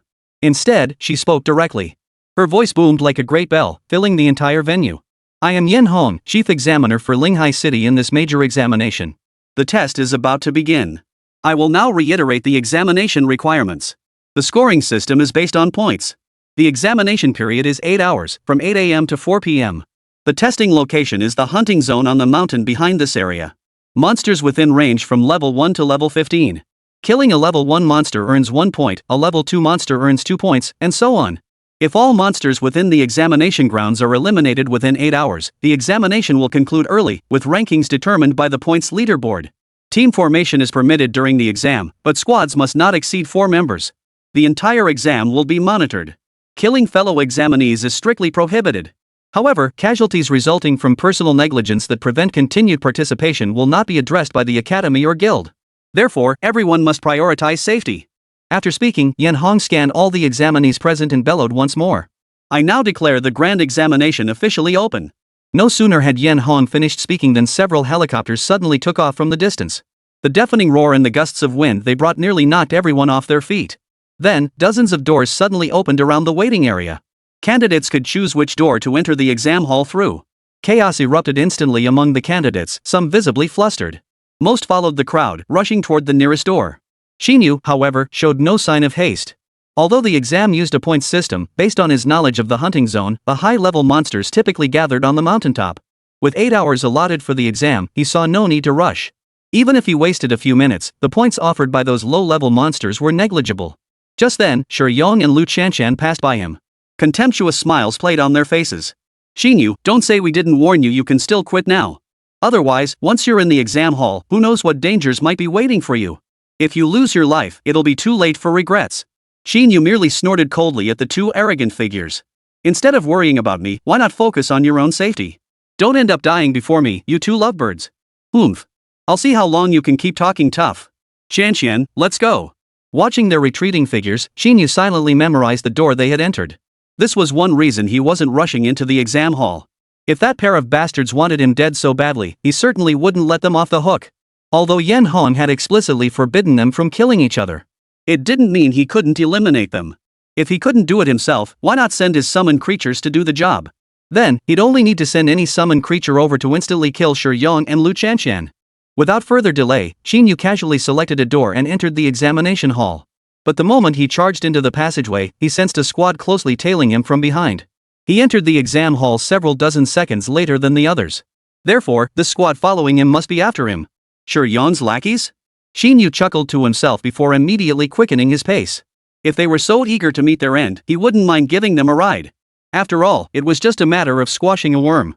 33. The underdog summoner shatters doubt. In the examination area, Yen Hong, Qín Yǔ, and Wei Ruhai had already returned to the spectator seats.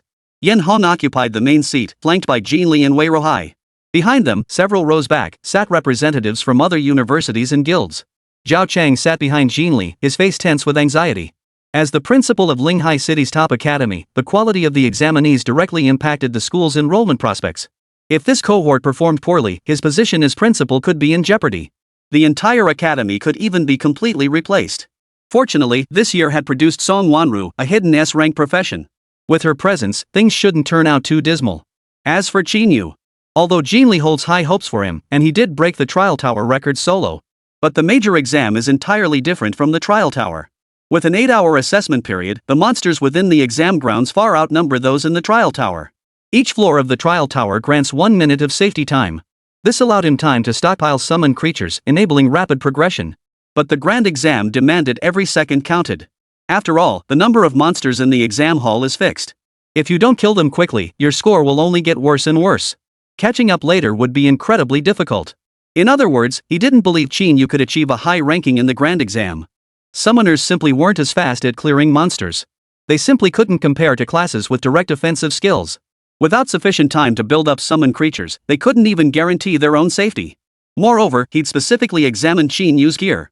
The guy was decked out in mismatched blue gear, with defense barely reaching a few hundred. Even though he was the highest level in the group at 10, that only meant a little over 1000 HP. If he encountered a group of slightly higher level monsters without enough summons, it would essentially be suicide. This was the summoner's greatest weakness.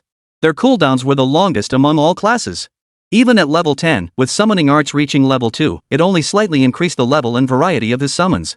The cooldowns remained unchanged. This means he holds no advantage whatsoever in this high-stakes test where monsters and points are fiercely contested. Not only does he fall short compared to Song Wanru, but he can't even match Shi Yong or Lu Qianshan. After all examinees entered the testing hall, a large screen slowly materialized in the air before the spectator seats. The entire screen was evenly divided into 50 smaller screens, randomly observing some of the examinees in the testing hall. Simultaneously, a real-time score ranking board displayed their current points on the far right edge of the screen. After taking her seat, Yan Hong immediately scanned the screen. As the military representative, he shared the same mindset as Jin Li and Wei Ruhai to select several outstanding prospects from this cohort for further cultivation. However, the results left him deeply disappointed. Apart from Song Wanru, he saw no other students who truly stood out.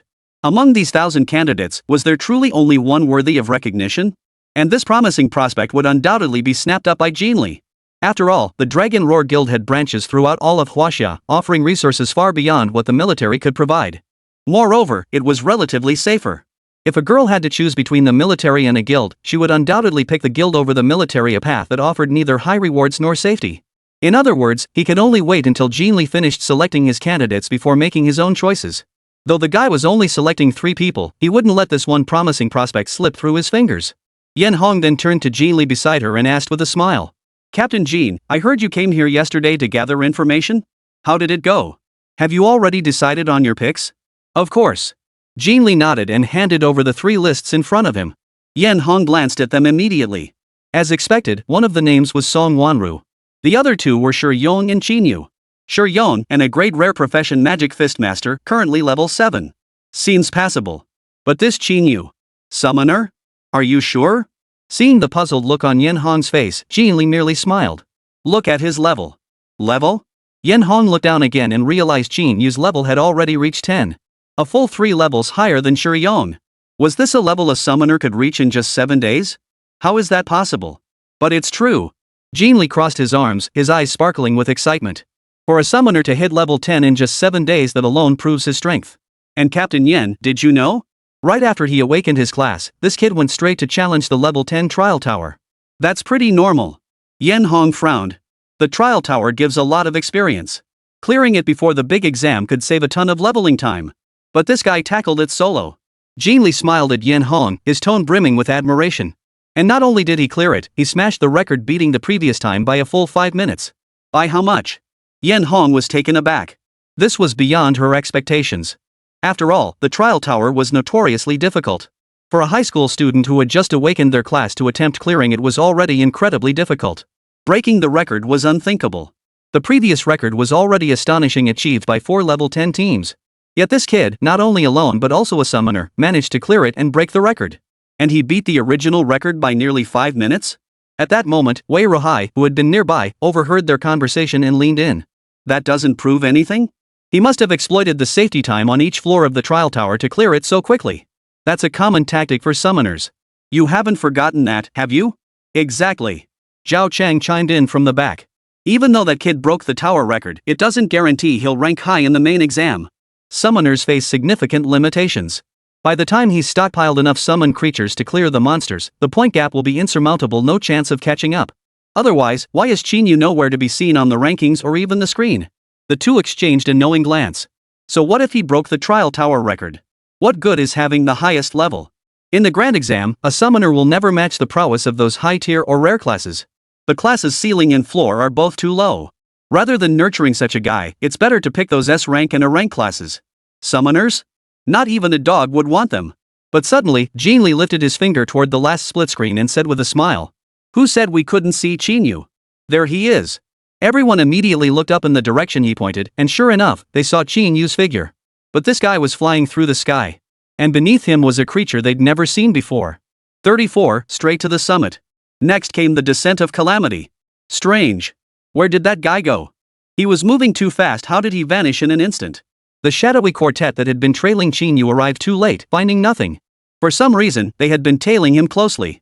But suddenly, Qín Yǔ vanished as if he'd evaporated into thin air, disappearing before their eyes in the blink of an eye. Hurry up and search the area. Killing him is worth 2 million. That's way better than slogging through the big exam, right? Their abilities weren't strong enough to secure a good ranking in the major exam. Rather than risking their lives for the rankings, it was far better to make a quick buck and start a small business back home. And most crucially, Qín Yǔ was a summoner. As one of the weakest classes among combat professions, even if he wasn't particularly strong, 4 of them could definitely handle a summoner. But then, the healer in their group suddenly let out a shriek. Nauseating worms began swarming around them. These worm-like creatures were unlike anything they'd ever seen. Overreacting. It's just a few bugs. The warrior, the team's main damage dealer, sneered dismissively. Spotting the worms, he immediately drew his sword. But before he could strike, one of the worms charged straight at him, slamming into his body. The next second, he collapsed to the ground, his health reduced to 0. The remaining 3 froze in shock. They had no idea what had happened. How could a single collision with that monster instantly kill their teammate? This was simply too absurd. But no one gave them time to think. The surrounding worms charged one after another, just as they had when killing their comrade, draining all their health. This couldn't help but draw a cold smile from Qín Yǔ, who remained suspended in the air. They wanted to kill him? In the end, they'd only reap what they sowed. Without wasting another moment, he immediately flew toward the mountaintop after witnessing the annihilation of the 4-man squad. His plan was to work his way down from the summit.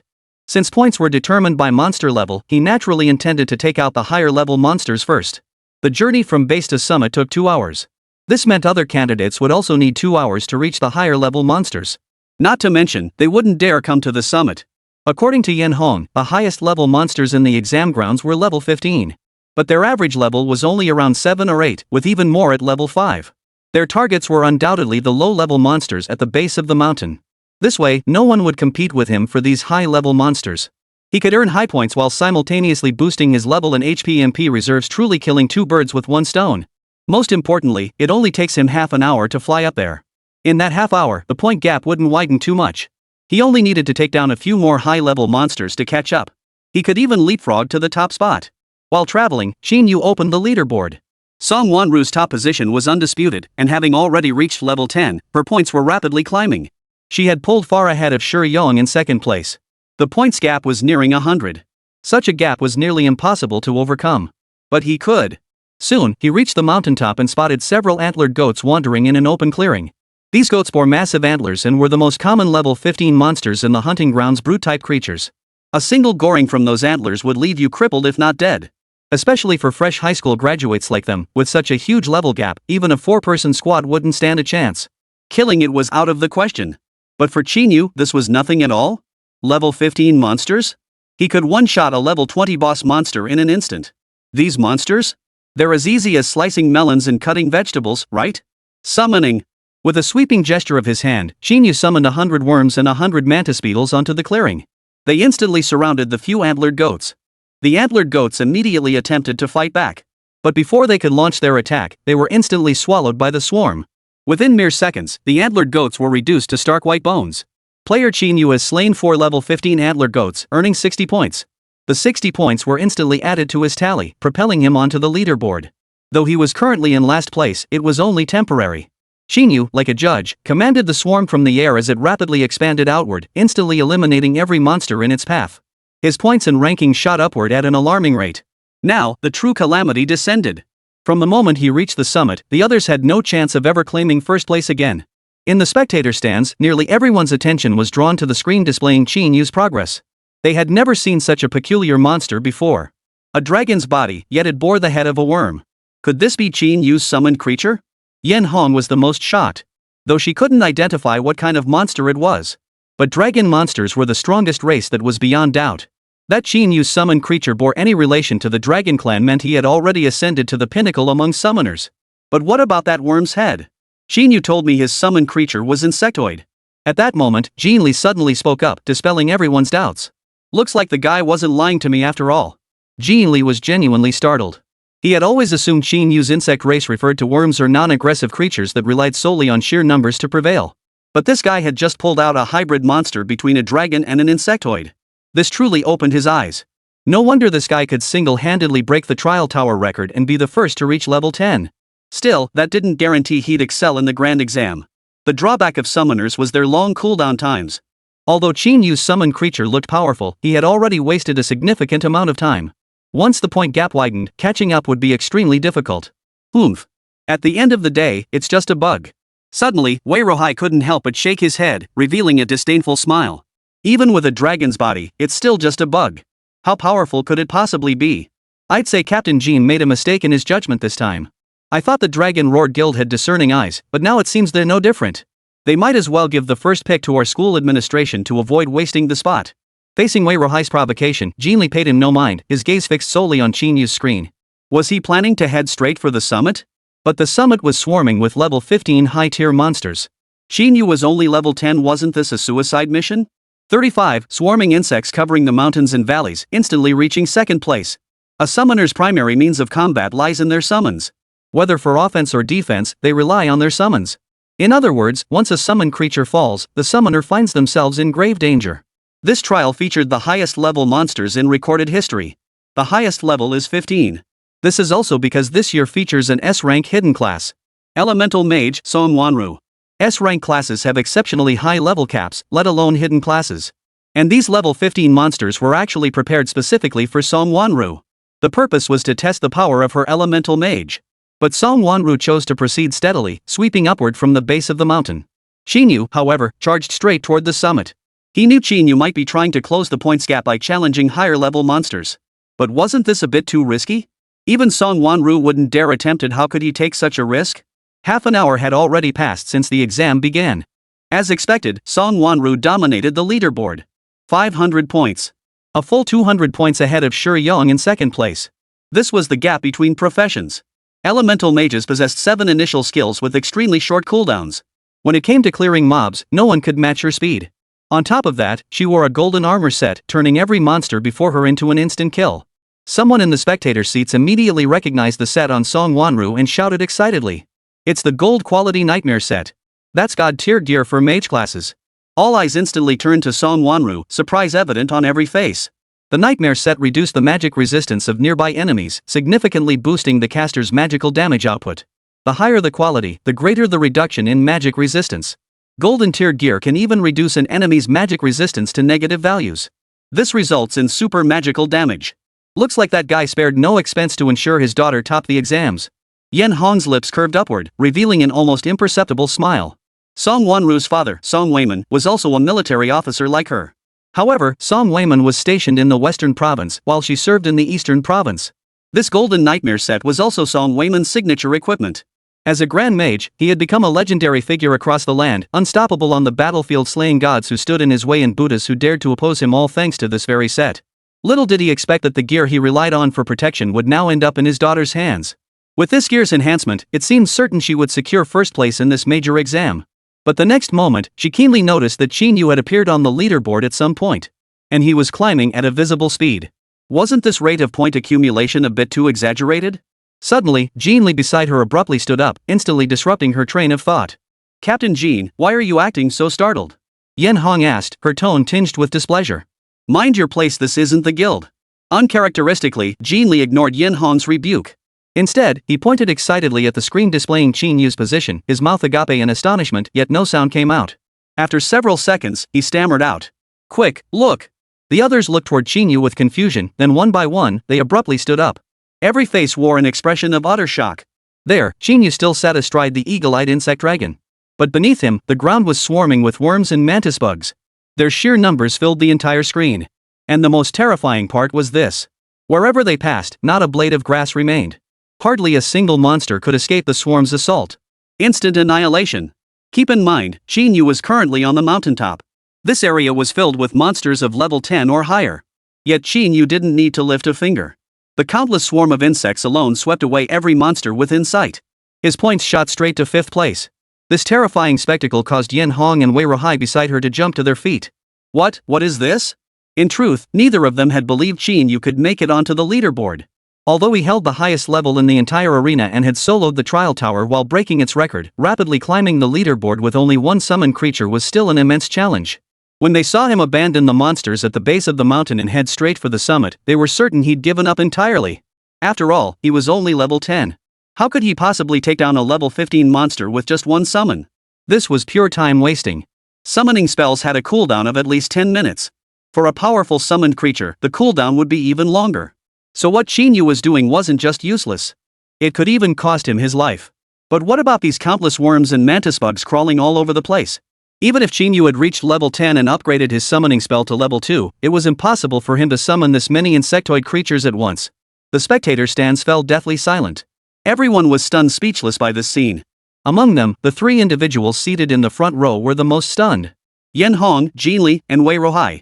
They represented the 3 most powerful organizations in China. Yet even they, with all their power, couldn't explain what they were witnessing. A summoner could command such a vast number of summons? Could it be that this individual possessed some kind of special ability? Intense curiosity instantly filled the entire spectator area. Now, no one paid any attention to Song Wanru or Shi Yang anymore. Every pair of eyes was drawn to Qín Yǔ. Qín Yǔ, who could command swarms of insects to attack, was now the sole focal point of the entire arena. And most crucially, on the leaderboard, Qín Yǔ had surged into 2nd place. Just moments ago, he hadn't even been on the leaderboard. In less than an hour, he'd surged straight to 2nd place. If he kept this pace, who could say for certain who would claim the top spot? After all, Qín Yǔ was sweeping down from the mountain peak. The mountaintop was densely populated with high-level monsters, and with his lightning-fast clearing speed, he would likely catch up to Song Wanru's points very soon. And if this trend continues, Qín Yǔ would overtake Song Wanru and claim 1st place in the grand exam. This is truly eye-opening. Yen Hong couldn't help but laugh in admiration, clapping her hands. Looks like we can all head home early today. Captain Jean, Principal Wei, I won't compete with you for Song Wanru. But Yen Hong claims Qín Yǔ. You have no objections, right? After all, a mere young summoner, you probably don't care much for her. Why not let me have her? What do you think? 36, 3 major organizations vie for him. Lu Chanqian's plea. Yen Hong's words weren't a question, they were an order. As the military representative and captain of the Eastern Province's premier squad, the Falcon Squad, her intimidating presence was no mere talk. But Jin Li and Wei Ruhai were both seasoned veterans. Especially Jin Li, a battle-hardened veteran who'd faced countless life or death situations and clashed with high-level monsters. Such intimidation wouldn't faze him. She was the one who first noticed Qín Yǔ, yet she had doubted him at first. Now, seeing Qín Yu's astonishing power, she was trying to win him over. And she dared call him a mere summoner? This is clearly a summoned army. 1 man against 10,000. Captain Yen, that's not fair. Where they choose to develop their careers is their own decision. We have no right to interfere. How can you be so certain Qín Yǔ will choose to join the military? Jin Li sat down with a smile, speaking with confidence. Our Dragon Roar Guild is the top guild in all of China. We have branches across 15 cities in 5 provinces. Not only do we offer vast resources, but we can also design tailored development plans for them. Can your military offer any of that? Captain Yen, I advise you to start scouting other prospects. I want both Song Wanru and Qín Yǔ. The tension between them was palpable, the air thick with confrontation. Wei Ruhai, standing nearby, quickly stepped in to smooth things over. Hey! Stop arguing. No matter where this kid chooses to go, isn't it all for the benefit of China? There's no need to make things so tense. Even if he chooses our side, I'll definitely. Before Wei Ruhai could finish, both men shot him a glare that instantly silenced him. Though the exchange had been unpleasant, the 3 of them had reached one consensus. Qín Yǔ? They would never let him off the hook. A summoner could exert influence far surpassing that of an army. And this was merely at level 10. It was hard to imagine how terrifying his effects would become at higher levels. 2 hours had already passed since the exam began. Shi Yang and Lu Chanqian had just finished off an 8th level Sun Yue wolf and were resting on a rock. They were now halfway up the mountain. But strangely, monsters were scarce here, only a few scattered skeletal remains were visible. After searching for a long time, they finally found a Sun Yue wolf fleeing in panic and dispatched it effortlessly. But this place shouldn't have only one monster. Could it be that Song Wanru had already cleared this area? After all, other students dared not venture further up the mountain. Even in groups, they wouldn't risk such a dangerous journey. If that was indeed the case, then Song Wanru would undoubtedly secure first place in the upcoming major exam. An S-rank hidden class, level 10, plus a full set of top-tier gear. Only she could reach this place so swiftly and clear out all the monsters here. Given this, continuing upward would be futile. Since there were no monsters left here, the summit likely held no opportunities either. Let Song Wanru dominate alone. The two of them just need to secure second and third place. But suddenly, Lu Chanqian's shrill scream shattered the silence. What's the big deal? Why all the fuss? Shi Yong immediately turned his head, about to snap at her, only to freeze in place upon seeing the open ranking list before Lu Chanqian. There, Song Wanru had plummeted to second place. And in first place, Qín Yǔ. Moreover, Qín Yǔ's points were a full 200 points higher than Song Wanru's. Are you kidding me? How is that even possible? Shi Yong leapt to his feet, his face frozen in disbelief. Although Qín Yǔ possessed a poisonous ring, his summoned creatures were limited. His monster killing speed shouldn't be that fast. Plus, he'd issued a 2 million credit bounty on himself. With so many people hunting him down, how could he possibly have charged to the top of the grand exam? Lu Chanqian beside him was so shocked she couldn't speak. She had always believed that Qín Yǔ, who had awakened as a summoner, was a good-for-nothing with no future. Reality had just slapped her in the face. The rankings don't lie. This guy's strength was probably stronger than all of them combined. Not just Shi Yong, but even Song Wanru.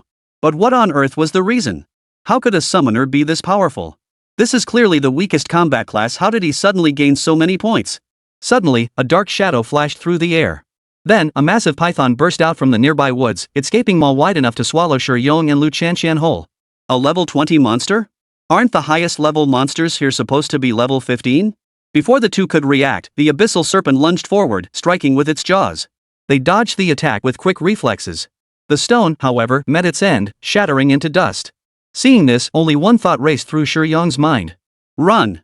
This unknown monster was a full level 20, far beyond what their level 6 and 7 characters could handle. Moreover, the creature exuded an eerie aura. It clearly had the body of a python, yet it bore the head of a worm. This definitely wasn't a monster from the hunting grounds. Without a moment's hesitation, Shi Yong grabbed Lu Chanqian and began fleeing down the mountain. But before they could take a few steps, a spiderweb suddenly shot out from the side, instantly trapping Lu Chanqian's legs and sending her crashing face first into the dirt. Then, a giant spider monster slowly crawled out of the forest, also sporting a worm-like head. Still level 20, and utterly oppressive. Yong! Save me! Terrified, Lu Chanqian watched the giant spider mother slowly crawl toward her. She struggled desperately, but it was futile. She could only cry out to Shi Yong for help beside her. But Shi Yong let go of her hand without hesitation, running off in the opposite direction without looking back. Watching Shi Yong's figure vanish swiftly into the distance, Lu Chanqian felt an unprecedented wave of despair wash over her. She never imagined that the man she had placed her entire trust in would abandon her at this critical moment of life and death. If it had been Qín Yǔ, he would surely have fought with all his might to save her. Even knowing they couldn't defeat the spider monster and python monster, he would have fought desperately and never left her here alone. Lu Chanqian gradually gave up struggling. But suddenly, a figure descended from the sky, slowly approaching Lu Chanqian. How ironic, isn't it? The man you chose has abandoned you and run away? I thought there was real love between you two? Turns out it was nothing but bull. That familiar voice instantly made Lu Chanqian open her eyes. Qín Yǔ. It really is you. Please save me. If you can save my life, I'll agree to anything. I'll be your slave, even if you make me crawl like a dog, I'll do it. Watching Lu Chanqian's disgusting, begging expression, Qín Yǔ merely shook his head with a cold smile. Lu Chanqian, I'm not here to save you, I'm here to kill you. But I didn't want to dirty my hands, so I sent my 2 pets to do the job for me. Now, savor the terror of death. 37. Next target, the melting Shi Yong. Hearing Qín Yǔ's words, Lu Chanqian froze in shock. Only then did she notice that both of those level 20 giant monsters had halted in their tracks. They hadn't attacked Qín Yǔ or her. Could it be that these two monsters were also Qín Yǔ's summons? But they were both level 20. Qín Yǔ was only level 10, how could he possibly summon level 20 creatures? Could this be a new skill unlocked at level 10 for summoners? That can't be possible? The teachers at the academy explained it. As the weakest combat class, summoners only possess one skill across all levels, summoning magic. Summoned creatures cannot exceed the summoner's own level. Moreover, they only inherit 50% of the summoner's attributes. Yet both of these monsters are already level 20. Both possess the size and power of boss-level monsters. How could these possibly be Qín Yǔ's summons? But now she had no time to ponder the reasons behind it. Her hands quickly grabbed Qín Yǔ's legs, her eyes once again brimming with that aggrieved, pitiful look. Qín Yǔ, I swear to you. From this day forward, I will never betray you. I am entirely yours. Whatever you want to do, I'll do it all. Tonight when we get home, I'll show you. Get lost. Qín Yǔ kicked Lu Chanxian flying with a single blow, then brushed off his pants and turned away in disgust. How could I have been so blind to fall for trash like you? You deserve to die. The moment he turned away, Lu Chanxian's shrill screams echoed behind him. This time, not a shred of pity stirred within him. For a woman who seduced him only to abandon him, clinging to power and influence, every second she lived was a gift. His next target was Shi Yong. Not only had he paid assassins, but he'd also issued a 2 million yuan bounty, using the candidates to waste his time and cause chaos. How could he possibly spare such a man? With a wave of his hand, the three-headed demon insect hovering in the air dove down and landed beside him. Only after Qín Yǔ mounted them did the three-headed demon insect soar into the sky, racing toward the direction Shi Yong had fled. Shi Yong's speed was nothing to write home about, and the three-headed demon insect quickly picked up his trail. Watching Shi Yong scramble frantically below him, Qín Yǔ couldn't help but let out a cold, contemptuous sneer. Kill him? Now we'll see who ends up dead. Fire shockwave. Burn him. At Qín Yǔ's command, the three-headed demon insect's massive jaws snapped open. A fiery shockwave erupted, sweeping toward Shi Yong. However, Shi Yong seemed to sense the danger. He rolled aside, narrowly evading the shockwave. Then, he looked up at the sky, his eyes filled with terror and fear. It's Qín Yǔ. It really is Qín Yǔ. How could he have such a powerful summoned creature? Shi Yong couldn't comprehend it. How could Qín Yǔ, a mere level 10 summoner, possess a level 20 summoned creature? And not just one. The python monster and spider monster they'd encountered earlier, plus the three-headed monster bird he was riding now, capable of firing shockwaves. Without exception, each bore a worm-like head. Combined with the two worms Qín Yǔ had summoned earlier. All signs pointed to these three monsters originating from Qín Yǔ. Yet all three monsters were already level 20, each possessing boss-level strength. He was only level 10, how could he possibly summon creatures of such power? But Qín Yǔ gave Shi Yong no time to ponder. Another icy shockwave shot toward him. Shi Yong couldn't dodge in time. Half his body evaded the blast, but the other half froze instantly, leaving him immobilized. Damn it! If he didn't break free from the ice shockwave's grip soon, the frozen part of his body would quickly enter a state of necrosis. While not fatal, it could cause permanent damage. Shi Yong struggled desperately, frantically pounding the ice column with his free hand, even as his frozen shoulder began to slowly ooze blood. But it was all in vain. His current attack power was simply insufficient to shatter the ice pillar. At that moment, Qín Yǔ descended slowly atop the three-headed demon insect, landing not far before Shi Yong. All three heads opened their mouths wide simultaneously, emitting a brilliant glow. Qín Yǔ, wait. Facing the terror of death, Shi Yong spoke with trembling voice. It was Lu Chanxian who seduced me. Hiring assassins and issuing the kill order, it was all her idea. Just kill her. Spare me. Treat me like a fart and let me go. I swear I'll never bother you again, okay? Seeing Qín Yǔ didn't respond, Shi Yong hurriedly continued. Look, I'll give you money. My family is incredibly wealthy, I can give you as much as you want. Or whatever gear or materials you want, I'll agree to anything if you spare my life. Shi Yong, don't waste your breath. I won't let you off. Qín Yǔ's face was as cold as ice, staring at Shi Yong as if he were already dead. How could I possibly spare someone who once tried to kill me? Qín Yǔ. Don't push your luck. Seeing this, Shi Yong suddenly roared in fury. Our Shi family has ties with the Assassin's Guild. Kill me, and my father won't let you off. Seeing Qín Yǔ frown, Shi Yong suddenly gained confidence, a smug smile spreading across his face. Scared now? Though the assassin I hired before failed, the Assassin's Guild always completes its missions. If I die, my father will definitely renew the contract with the Assassin's Guild. Then you'll be as good as dead. The Assassin's Guild was a household name throughout China. Though unrecognized by the state, it had persisted within China for years. People consistently found ways to contact them, paying exorbitant sums for their services. And they had never failed. Yet Qín Yǔ remained utterly dismissive. Hearing Shi Yong's threat, he merely snorted coldly. Oomph. Do you think I'm afraid? The Assassin's Guild? Let them come if they dare. I'm eager to see how they plan to kill me. Triple shockwave, blast them. Without wasting another moment, Qín Yǔ waved his hand. 3 shockwaves shot forth instantly, melting Shi Yong on the spot. Having disposed of this despicable pair, Qín Yǔ felt an unparalleled sense of satisfaction. In fact, it felt even more satisfying than topping the grand exam. Opening the leaderboard, he had secured a full 2,000 points, easily claiming first place. A full 1,000 points higher than second place Song Wanru. It was nothing short of a commanding lead. This outcome had been entirely within his expectations. After all, he had cleared out nearly every monster from the mountaintop down to the mid-slopes. If he hadn't run into those lackeys of Shi Yong, his score could have been even higher. 38, top scorer in the grand exam. Super Gold Tier Equipment Master. Qín Yǔ then opened his attribute interface. Topping the exam was merely incidental, the primary goal was to grind monsters relentlessly for experience. Name, Qín Yǔ. Class, Summoner. Level, 12. HP, 4217. Mana, 4907. Strength, 10. Speed, 10. Intelligence, 79. Stamina, 10. Defense, 300. Talent, Heart of the Swarm. Equipment, Deadwood Staff, blue rotten iron helmet, blue chainmail, blue wilderness gloves, blue boots of steadiness, blue venom ringgold. Skill, Summoning Art LV2. Cooldown, no cooldown. Cost, 20 mana. Summon 2 larvae stage and 2 mature stage Zerg creatures to fight for you. Larvae stage Zerg possess 50% of the summoner's attributes, while mature stage Zerg possess 60% of the summoner's attributes. Available gold traits, Ring of Return, Feast, Last Stand, Parasite, Nest Infestation. Nest summons, Eagle-Eye Dragon Worm, Giant Spider Queen, 3-headed Demon Worm, Flame Armored Dragon Worm, Abyssal Serpent Worm. Cooldown, no cooldown. Cost, 100 mana. Available skill points, 0. Gold slot draws, 4 times. Though he'd only leveled up twice, his HP and MP had skyrocketed by a full 2000 points. Even he would be stunned by these absurdly high numbers. 4000 HP, nearly 5000 MP. These are stats you'd only expect to reach at level 40. And he was only level 12.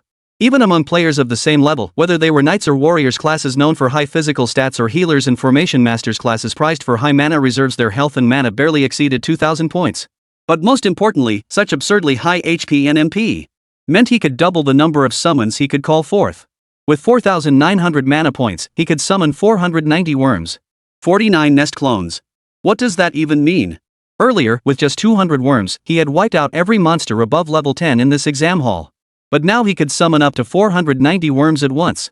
With a swarm of this scale, he could easily sweep through this exam hall twice by himself without breaking a sweat. The 49 hive replicas were even more terrifying. Summoning any one of them would unleash apocalyptic destruction. And with that incredibly high HP pool, the damage from his golden skill, Fatal Strike, would be almost immeasurable. With 4200 HP, each worm possesses 2100 HP. Meaning the damage from Fatal Strike would reach a terrifying 8400 points. And that's just the damage from a single worm. If there were 490 of them, the total damage would be 498,400, is equal to 4,116,000 points. 4 million damage. Wouldn't that be enough to one-shot anyone? After all, he'd never heard of any monster on Blue Star with 4 million total HP. And that's just for now. As long as enough monsters are spawned, the higher their HP and MP pools, the greater the total damage of the Fatal Strike would become. Truly, the future held limitless potential. Qín Yǔ forced himself to suppress his excitement, then shifted his gaze to the golden text item draw. After saving up for so long, he finally had enough for 4 draws. Naturally, he would use them immediately to see what even more powerful super golden attributes he could draw. He clicked to synthesize the draw, and a burst of colorful light instantly appeared. Acquired Super Gold Slot, Equipment Master. Effect, breaks class restrictions, allowing use of all class equipment, including exclusive gear. The moment he saw this golden attribute, Qín Yǔ froze. It felt like this golden slot wasn't as powerful as the previous ones. It seemed to merely enhance the additional attributes provided by equipment. After all, they could already use gear from any class. It was merely a matter of whether the stats were suitable and whether the gear offered good value. Unless, of course, it was some exclusive gear. Suddenly, Qín Yǔ seemed to grasp something monumental, blurting out an expletive in sheer excitement. The super golden slot allowed him to ignore class restrictions and use gear from any class. Didn't that essentially mean he could equip other classes' exclusive gear? Most importantly, he happened to possess one such exclusive item. The Necromancer's exclusive item, the Necromancer's Necklace. Its effect allowed him to resurrect slain monsters, temporarily turning them into his minions. This item also synergizes exceptionally well with the Summoner class. Turning fallen monsters into minions, combined with his own massive summons, would create a situation where the more monsters he fought, the more helpers he gained. Just imagining it sent shivers down his spine. Moreover, it wasn't just the Necromancer's Necklace he could wield, he could also use the exclusive equipment of other classes. Without exception, the effects of these exclusive items were incredibly powerful. If he could assemble a full set of exclusive gear, his power would surge even further. This is insane. Qín Yǔ's overwhelming excitement could only be expressed through these 3 words that burst from his lips. But that Necromancer necklace was already listed in the marketplace. He had to take it down immediately. Otherwise, if some guy happened to buy it, getting it back would be a nightmare. Just then, a rumbling sound suddenly echoed from the sky. A helicopter slowly hovered above him, then a rope ladder descended. Candidate Qín Yǔ. The major examination has concluded. We're here to escort you down the mountain. Qín Yǔ was about to leave anyway, so without hesitation, he immediately climbed up the rope ladder. As soon as he sat down, he spotted Song Wanru sitting across from him. Her face was clouded with disappointment, her head bowed so low she hadn't even noticed the new presence across from her. But Qín Yǔ understood. After all, as this year's sole S-rank hidden profession, no one doubted she would secure first place in the grand examination. Even she herself must have been certain of it. As the highest tier class holder decked out in top-tier mage gear. With such a setup, finishing second was simply unacceptable to anyone. It could only be attributed to her bad luck. She just happened to run into this freak. The helicopter soon returned to the examination zone. Aside from the two of them, nearly all the other examinees had already exited the testing area ahead of schedule. The numbers were a bit lower, but that was to be expected. Every year, the major exam inevitably sees some candidates meet unexpected deaths. Usually, it's the weaker candidates. But this year, 2 of the top 5 had perished, truly unprecedented. Still, no one paid those 2 any mind. All eyes were fixed on Qín Yǔ and Song Wanru as they stepped out of the helicopter. Especially Qín Yǔ, the dark horse who raced through the exam, securing first place in just 2 hours. A summoner had surpassed the S-rank hidden profession by a staggering 1,000 points to claim the top spot in the grand exam. It was utterly astonishing. Thus, the moment Qín Yǔ touched down, the 3 figures in the spectator seats rushed forward in unison, each extending an olive branch. Qín Yǔ, join our first university. We'll provide you with the finest educational resources and cover all your expenses for the entire 4 years. Qín Yǔ, join our Dragon Roar Guild. You'll have access to any resources you desire, and we'll provide the finest cultivation program guaranteeing you boundless prospects. Qín Yǔ, with your abilities, joining the military is undoubtedly the wisest choice. Just join us. I can promote you 3 ranks at once and make you captain of the Raging Flame Squad. In the Eastern Province military, second only to the commander, above 10,000 others. 39 irresistible offers, I'll take them all. Seeing the 3 figures suddenly appear before him, Qín Yǔ instinctively took a few steps back. He hadn't expected to be so sought after. His original plan had been to join the Dragon Roar Guild. After all, the guild offered not only endless resources but also opportunities to explore rare dungeons and secret realms. But now the university and the military were offering such generous terms as well, causing him to hesitate. Especially the offer Yan Hong had presented. A 3-rank promotion and the position of captain for the Raging Flame Squad. The Raging Flame Squad was the second most elite assault unit in the Eastern Province military, second only to the Falcon Squad. It was also the unit where his parents had once served. They had both served as scouts in the unit, but tragically lost their lives during a reconnaissance mission. Becoming the captain of the Raging Flame Squad would undoubtedly bring him one step closer to his deceased parents. As if sensing the conflict on Qín Yǔ's face, Yan Hong pressed her advantage immediately. Qín Yǔ, think it through before you answer. While university and the guild can offer you plenty of support, joining the military will give you real, hands-on combat experience. Combined with your unique abilities, you'd absolutely be able to hold your own in the military. Within 5 years, you could reach the rank of general, becoming China's youngest general. Yan Hong was visibly excited. The moment she saw that swarm of worms, she developed an unusual fondness for Qín Yǔ. This guy was born for the military. If Qín Yǔ joined the Eastern Province military, their overall strength would undoubtedly take a giant leap forward. After all, he had taken out so many worms with a single move. One man could be as effective as an entire army. And that was at level 10. If his level increased, the worms would evolve too. The sheer scale of that would be unimaginable. But after a moment of silence, Qín Yǔ smiled at the 3 of them and said, "Ladies, you really do enjoy giving me tough choices. No matter which condition you choose, I simply can't refuse. How am I supposed to choose?" Qín Yǔ feigned deep thought, his gaze sweeping back and forth across the trio. "How about this instead? I could join all 3 of your organizations at once. That way, I won't offend any of you." At Qín Yǔ's words, all 3 frowned simultaneously. The idea of simultaneously joining 3 organizations was entirely new to them.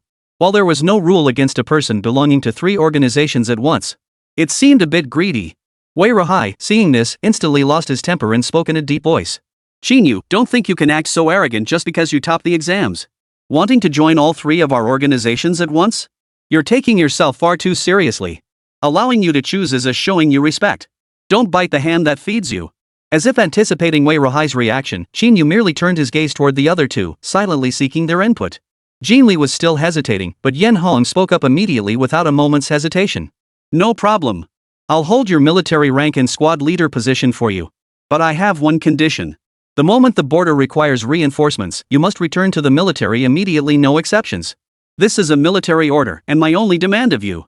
Yan Hong's unprecedented agreement to Qín Yǔ's proposal left both Wei Ruhai and Jin Li beside her momentarily stunned. This proved she genuinely cared for Qín Yǔ, otherwise, she wouldn't have agreed to such an unreasonable demand. "Since Captain Yan has spoken, what reason do I have to disagree?" Seeing Yen Hong give her approval, Jin Li reluctantly nodded in agreement, unwilling to let such a promising recruit slip away. After all, the military zone's abyss border had been peaceful for many years now, and Qín Yǔ wouldn't be returning there anytime soon. In reality, he would remain with the guild, handling its affairs. His military affiliation was merely nominal. In other words, he wasn't losing out. The three reached a consensus, while Wei Ruhai stood by like an outsider, utterly bewildered. He never imagined Yen Hong and Jin Li would actually agree to Qín Yǔ's outrageous demands. Though this kid possessed strength beyond that of ordinary summoners and had even secured first place in the grand exam. But he believed it was merely a fluke. After all, a summoner remained a lowly B rank class.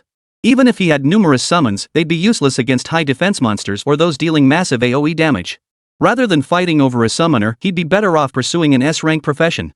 Song Wanru, how about considering our nation's top university? Top-tier educational resources, with all expenses covered? I don't need money, Song Wanru replied coolly. Besides, I've already self-taught myself most of the knowledge covered in university. My apologies, Principal Wei. You are not among my options. Rejected publicly once more, Wei Ruhai's face darkened like coal. He knew he held little competitive edge against the Dragon Roar Guild and the military faction. Such a blunt rejection was utterly humiliating. The entrance exam concluded early. Qín Yǔ and Song Wanru both gained admission to the Dragon Roar Guild as they had hoped. They were to report to the guild in 1 week. The other candidates were selected by various guilds and universities, making it a win-win situation for all. Yet despite this, Song Wanru's expression remained grim. As she departed, her body trembled uncontrollably. This was no longer merely the disappointment of losing first place. What was she afraid of? Qín Yǔ, standing nearby, opened his mouth to ask, but was instantly forced back by an overwhelming aura of pressure. Wanru, come here. A middle-aged man in a crisp overcoat, his gaze piercing, blocked their path with a sharp command. Song Wanru's body trembled violently, freezing her in place instantly. Before either could react, the man's hand struck her face with such force it sent her stumbling backward, nearly to the ground. Fortunately, Qín Yǔ caught her arm, allowing her to steady herself. Hey! Who are you? How dare you hit someone like that? Qín Yǔ looked at the man in confusion, but the man paid him no mind, his gaze fixed solely on Song Wanru. You've awakened an S-rank hidden class and even donned the golden nightmare set I specially prepared for you, yet you can't even match a summoner? You've brought utter shame upon the Song family. Get back home with me immediately. I'll have you dealt with according to family law. Hearing the man's words, Song Wanru trembled in fear once more, a cold sweat instantly breaking out on her forehead. Only then did Qín Yǔ realize this man was likely Song Wanru's father, Song Weiman. He'd long heard of the Song family's strict discipline. No wonder Song Wanru was so terrified after failing the major exam and losing her top ranking. But he wasn't a member of the Song family. While this is your family matter, and I shouldn't interfere. But if you want to take her back, you should at least ask her opinion, shouldn't you? She's an adult now, you can't force her to do anything. 40. The Song family's house rules, the reason you must win. This time, Song Weiman didn't ignore Qín Yǔ, but a single glare sent a chill down his spine. No one has ever dared lecture me in my presence. Kid, are you looking to die? Though Song Weiman's voice was soft, it was thick with murderous intent. In his eyes, Qín Yǔ was already a dead man. Yet Qín Yǔ showed no sign of backing down. With a faint chuckle, he replied calmly. Uncle Song, there are still quite a few people here. If you intend to lay a hand on me in public, you'd better have a reason, wouldn't you? Besides, I don't think you can kill me. Their eyes locked, the atmosphere freezing to a standstill. Enough! Song Wanru's loud shout broke the silence. Dad, I'm sorry I've disappointed you again. All along, you've demanded perfection in everything I do, insisting it's the only way to uphold the Song family's reputation. Whenever I faltered even slightly, you enforced the family rules. But that doesn't mean I haven't tried. What good is effort? I want results. Song Weiman shot Song Wanru a fierce glare and snapped. You lost to a summoner and you have the nerve to argue with me about excuses? How could I have such a failure for a daughter? Dad, I'm not as worthless as you make me out to be. Song Wanru exhaled deeply before speaking slowly. You can't treat me this harshly just because of Mom's death. With my current abilities, I can. Shut your mouth. Before Song Wanru could finish, Song Weiman suddenly roared, then raised his hand to slap her again. But Qín Yǔ grabbed his hand mid-swing. Uncle Song, don't lose face. 1 slap is a lesson. 2 slaps would be an insult. Get lost. Song Weiman immediately shook off Qín Yǔ's hand. As if noticing the stares from those around him, he didn't press the issue further. Instead, he looked down at Song Wanru with a cold gaze and said indifferently. Song Wanru, you've disappointed me. If you wish to return to the Song family, you must secure first place in the Dragon Roar Guild's entrance assessment. Otherwise, I will disown you as my daughter. With that, Song Weiman turned and walked away without a second glance, his expression utterly cold. It seemed as though if Song Wanru truly failed, he would absolutely drive her from the family home and disown her as his daughter. The moment Song Wayman departed, Song Wanru broke down like a dam bursting, her tears streaming down her face like rain. It felt as though over a decade of pent-up pressure had finally erupted in that single moment. Qín Yǔ could do nothing but stand by and watch silently. He couldn't empathize, nor could he offer comfort. This was something only she could process on her own. Qín Yǔ. Just then, Naenuo tugged at Qín Yu's sleeve from behind, asking with a puzzled look. What's wrong with that lady? Why is she crying so hard? She probably didn't get first place, so she's a little upset? Hearing Qín Yu's response, Naenuo blinked, then walked up to Song Wanru with an air of familiarity, offering comfort in a sweet, pleading tone. Big sister, please don't cry. With so many people taking the big exam, getting second place is already amazing. Song Wanru, who had been sobbing, suddenly saw the adorable little girl appear before her. Her mood lifted considerably, and her tears instantly stopped. Little girl, thank you. I'm fine. Song Wanru slowly reached out, ruffled Naenuo's little head, and forced a smile. Good girls don't cry. Naenuo smiled as she pulled a lollipop from her pocket and placed it in Song Wanru's hand. Here's a treat for you. When you're sad, eat a piece of candy. It'll make you happy. Looking at the lollipop in her hand, Song Wanru hesitated for a moment before slowly popping it into her mouth. A sweet yet not cloying flavor instantly flooded her taste buds. But that wasn't the most important thing. What mattered was the message that suddenly appeared before her. Congratulations, player Song Wanru, intelligence +1. Ha! Song Wanru frowned, confused by what had just happened. Then she glanced down at the lollipop in her hand and nearly gasped in surprise. Where did you get this lollipop? A single lollipop could actually increase intelligence by 1 point. Even Shueyue Tower couldn't achieve that. I made it myself? Naenuo suddenly felt frightened and ran back to Qín Yu's side, not understanding why Song Wanru was so excited. After deep contemplation, Song Wanru suddenly let out a relieved laugh. So that's it. She had been puzzled all along.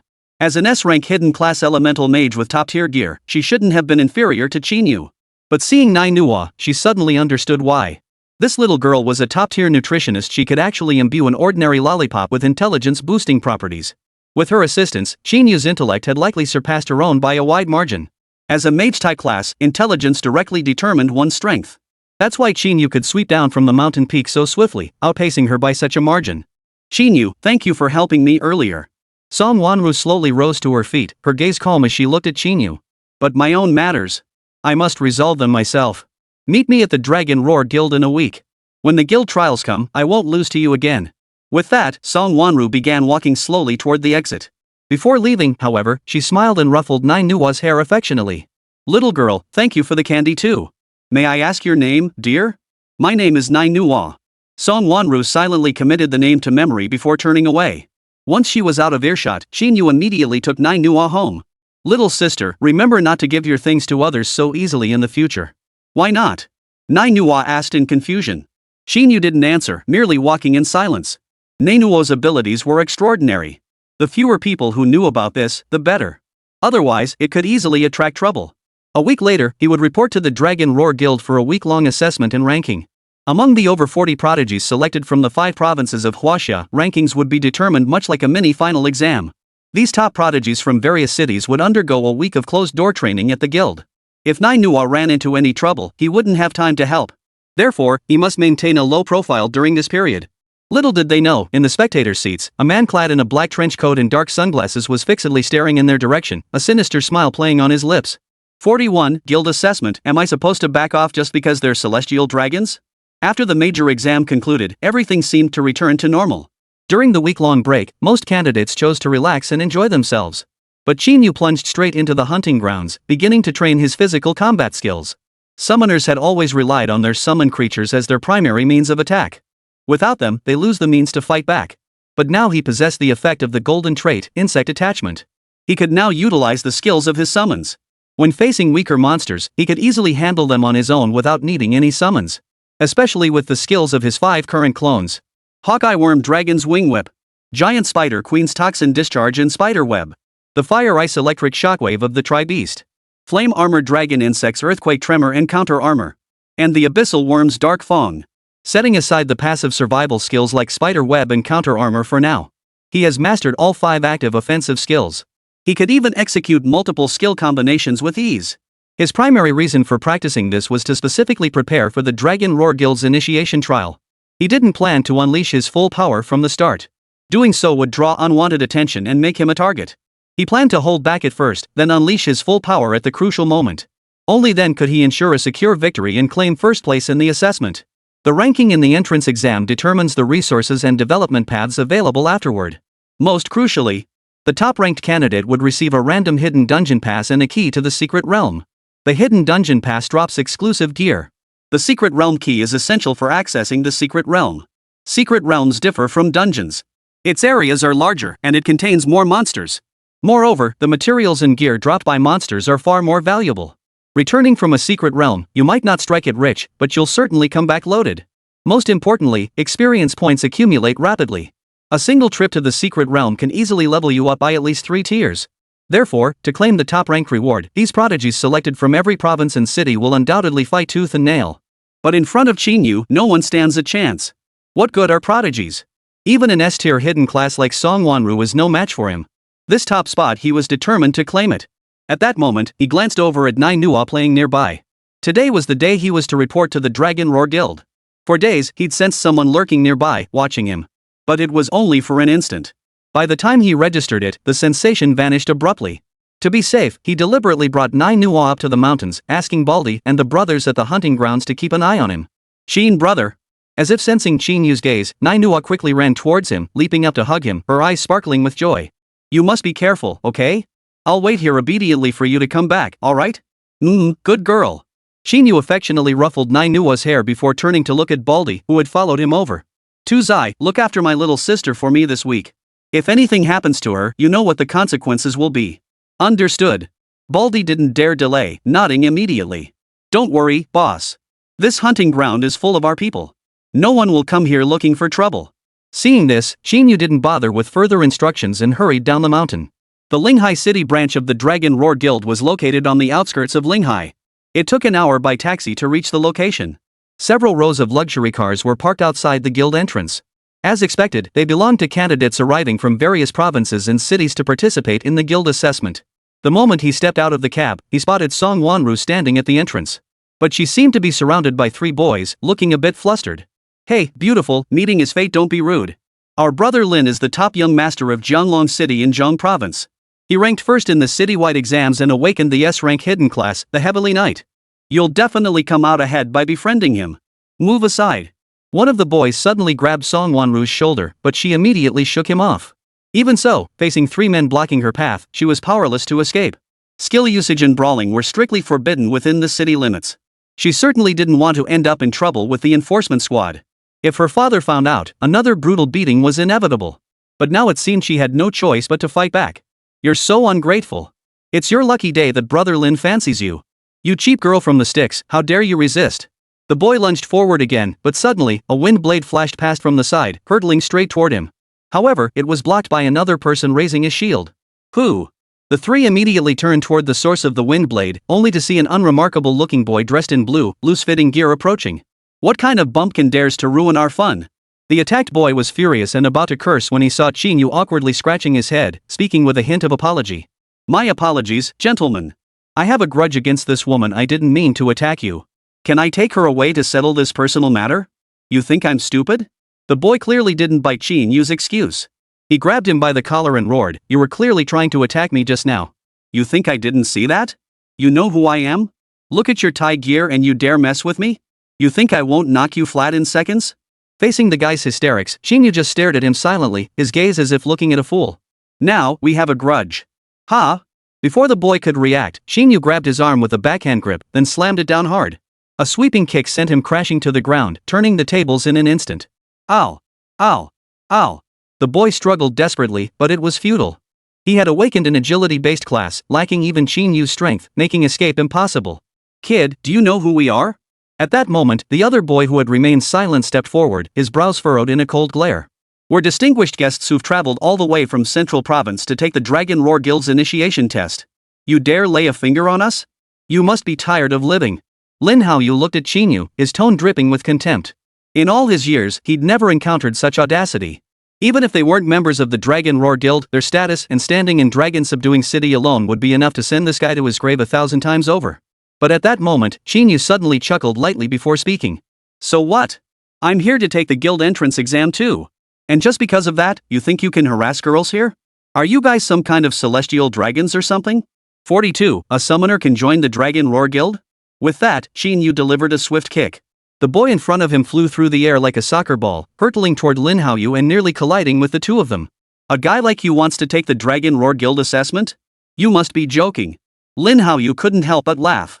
The Dragon Roar Guild is one of the top-tier guilds in all of China. And you think someone like you can join the Dragon Roar Guild? Look at your ragged gear. Do you really expect me to believe your tall tales? The piercing taunts echoed relentlessly. Just then, the boy who had been kicked to the ground finally got back up. He was about to explode with anger, but Lin Haoyu stopped him. Kid! You hurt my buddy, this isn't over. Kneel down and beg for mercy right now, and we might let you off this time. Otherwise, if this gets reported to the enforcement squad, you'll be spending a few days behind bars. Then it won't be as simple as just apologizing. Kneel and beg for forgiveness? Hearing Lin Haoyu's outrageously arrogant words, Qín Yǔ merely gave a cold snort. You publicly harassed a girl, and now you expect me to apologize to you? You guys are really something, aren't you? Cut the crap. What gives you, you bumpkin, the right to lecture us? Get down on your knees.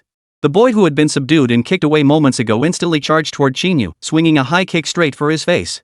But then, a dark figure flashed from the distance, instantly blocking the kick. Damn it! Who the hell are you?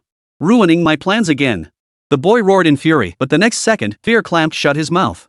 Captain of the 3rd Squad, Dragon Roar Guild Jin Li.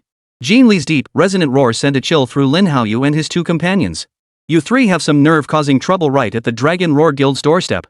Captain Jin. Lin Haoyu swallowed hard before speaking slowly. That kid attacked our people first. We had nothing to do with it. The guilty party accuses first, Qín Yǔ retorted, shooting Jin Li a dismissive glance. They were the ones harassing Song Wanru. I was just doing the right thing. She can vouch for me. Seeing Song Wanru nod, Jin Li instantly understood the situation. He recognized these three spoiled brats from Central Province. Lin Haoyu, S-rank hidden class Holy Knight, level 9, top scorer in the Dragon City Grand Exam.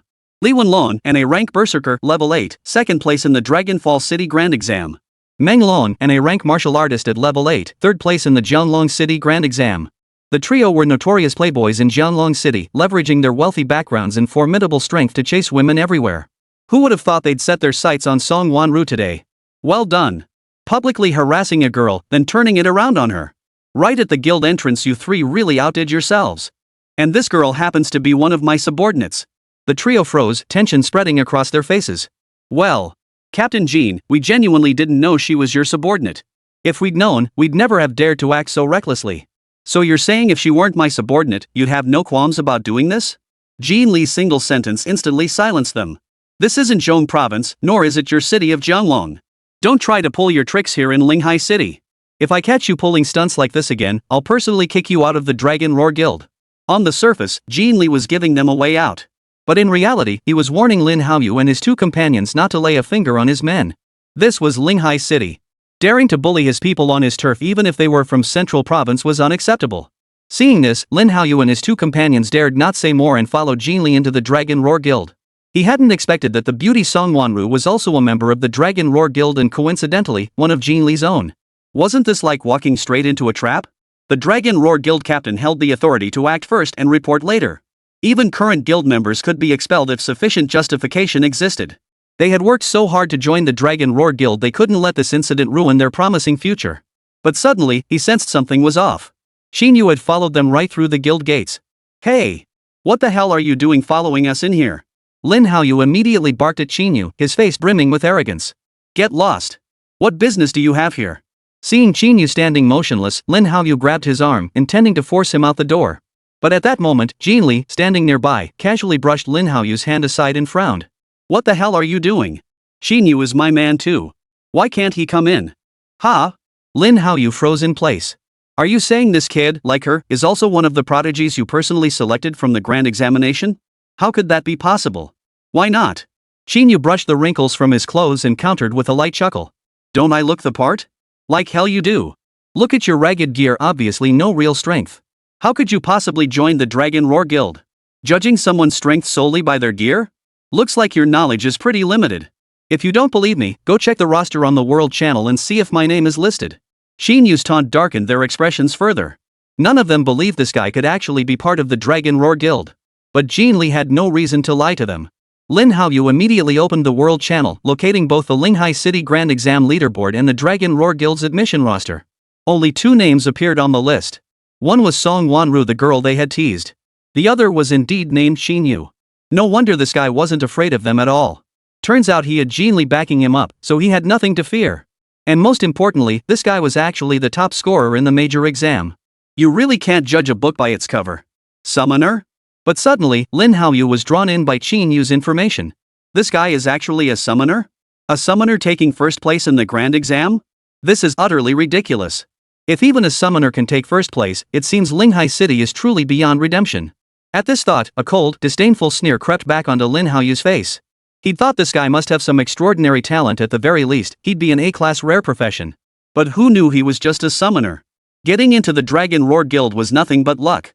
But just then, Li Wenlong beside him suddenly spoke up, interrupting his thoughts. Brother Lin, are you sure we didn't do anything to that girl? She's just like you, an S-rank hidden class? 43. Guild Initiation Trials, Individual and Team Battles. S-rank? Hidden class? Lin Haoyu turned his gaze back to the screen and realized that Song Wanru's class was an S-rank hidden class, Elemental Mage. This was an occupation even rarer than a Templar Knight. This couldn't help but make him feel a bit envious. As fellow S-rank hidden classes, Elemental Mages possessed a higher ceiling than Templar Knights. After all, offense trumps defense. High damage classes had no trouble leveling up. But high defense classes don't hold an advantage in monster hunting. This inevitably led to a widening level gap. Song Wanru was level 10, while he was only level 9. Though the gap wasn't huge, it would widen over time. Yet as he stared at the information on the screen, something felt off. Seconds later, his eyes widened in shock, speechless with astonishment. That Qín Yǔ was already level 12. Summoners were notoriously slow to level up. With ridiculously long cooldowns, even if their summons were powerful, they couldn't level up quickly. Yet this guy was actually higher level than Song Wanru, who had awakened as an elemental mage. How did he manage that? And the most outrageous part? Qín Yǔ actually ranked first in the grand exam. A summoner managed to outscore an S-rank hidden class by a staggering 1,000 points. His total score reached a staggering 2,000 points. That's a whopping 800 points higher than his own score. Such a result would be hard for anyone to believe. But the leaderboard clearly displayed it. No matter how absurd, it had to be true. Watching the figures of the top players enter the guild hall, Lin Haoyu shook his head and snapped back to reality. There must be some mistake here. That guy, a summoner, dressed in rags, how could he possibly score so high on the major exam? The only possibility was that someone had helped him. That girl named Song Wanru was likely closely connected to Qín Yǔ. That's why she transferred so many points to him during the exam. And his ridiculously high level? Probably farmed by Song Wanru too. That explains why he chose to bail her out. As the pieces fell into place, Lin Haoyu couldn't help but snort coldly. Who would have thought that the grand examination, originally designed to screen out the top talents, would now become so laughable? A slacker actually managed to secure first place in the exam. And he even got into the Dragon Roar Guild. Is Jin Li just sitting around doing nothing? They'd actually accept someone like that? Aren't they afraid of being laughed at? Someone like Qín Yǔ will show his true colors during the guild initiation trials. By then, he won't even need to lift a finger. This guy will slink back home on his own. At that moment, the guild hall was already filled with the top prodigies selected from 15 cities across 5 provinces of China. Each had achieved outstanding results in the major examinations. The Dragon Roar Guild had 15 captains in total, each representing a branch guild from one of the 15 cities to select talent. These talents were gathered together for a final ranking. Based on their rankings, they would receive corresponding rewards, materials, and tailored cultivation paths. While joining the Dragon Roar Guild promised a path to rapid advancement. But who wouldn't want more resources to grow even stronger? While it appears to rank the talents, it also serves to rank the 15 captains themselves. If their chosen recruits achieve high rankings, the corresponding captains will also receive rewards. Moreover, their positions will be elevated. The 15 captains of the Dragon Roar Guild are divided into the top 5 and the bottom 10. The top 5 form the backbone of the Dragon Roar Guild. They are also the only 5 captains to hold titles. Shilin, Azure Dragon, White Tiger, Vermilion Bird, Black Tortoise. Reaching the top 5 allows one to walk tall within the Dragon Roar Guild. They stand above all but the guild leader. Apart from the guild leader, these 5 captains wield the most authority. These 5 positions undergo annual rotation. However, Jin Li hasn't cracked the top 5 in years. It wasn't due to a lack of skill. Rather, it's because the caliber of students in Linghai City has been woefully inadequate in recent years, far inferior to other cities. This has been a constant source of frustration for Jin Li. Seeing those inferior to him lorded over him filled him with resentment. But the rules were set by the president, and he had no authority to change them.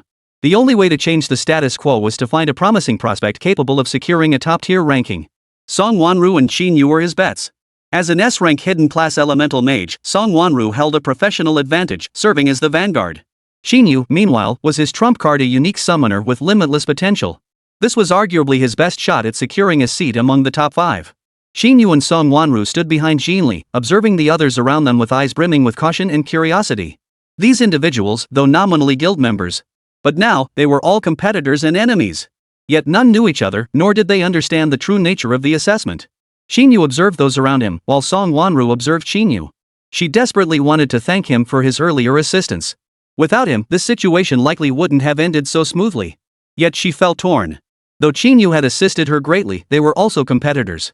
To secure first place, she shouldn't let these matters sway her. Yet she couldn't shake the feeling that this was somehow unfair. Just then, a large screen slowly descended from the elevated platform at the front of the guild hall, interrupting her thoughts. A flurry of static flickered and vanished, revealing a man wearing a dragon-headed mask suddenly appearing on the screen.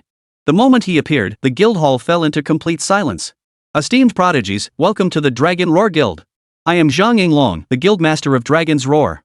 The man smiled, scanning the entire hall before speaking again. But don't assume you're absolutely safe just yet. The final group in the initiation trial will be eliminated entirely, forfeiting their right to join the Dragon Roar Guild. So everyone, you must strive to achieve excellent results in the assessment, okay?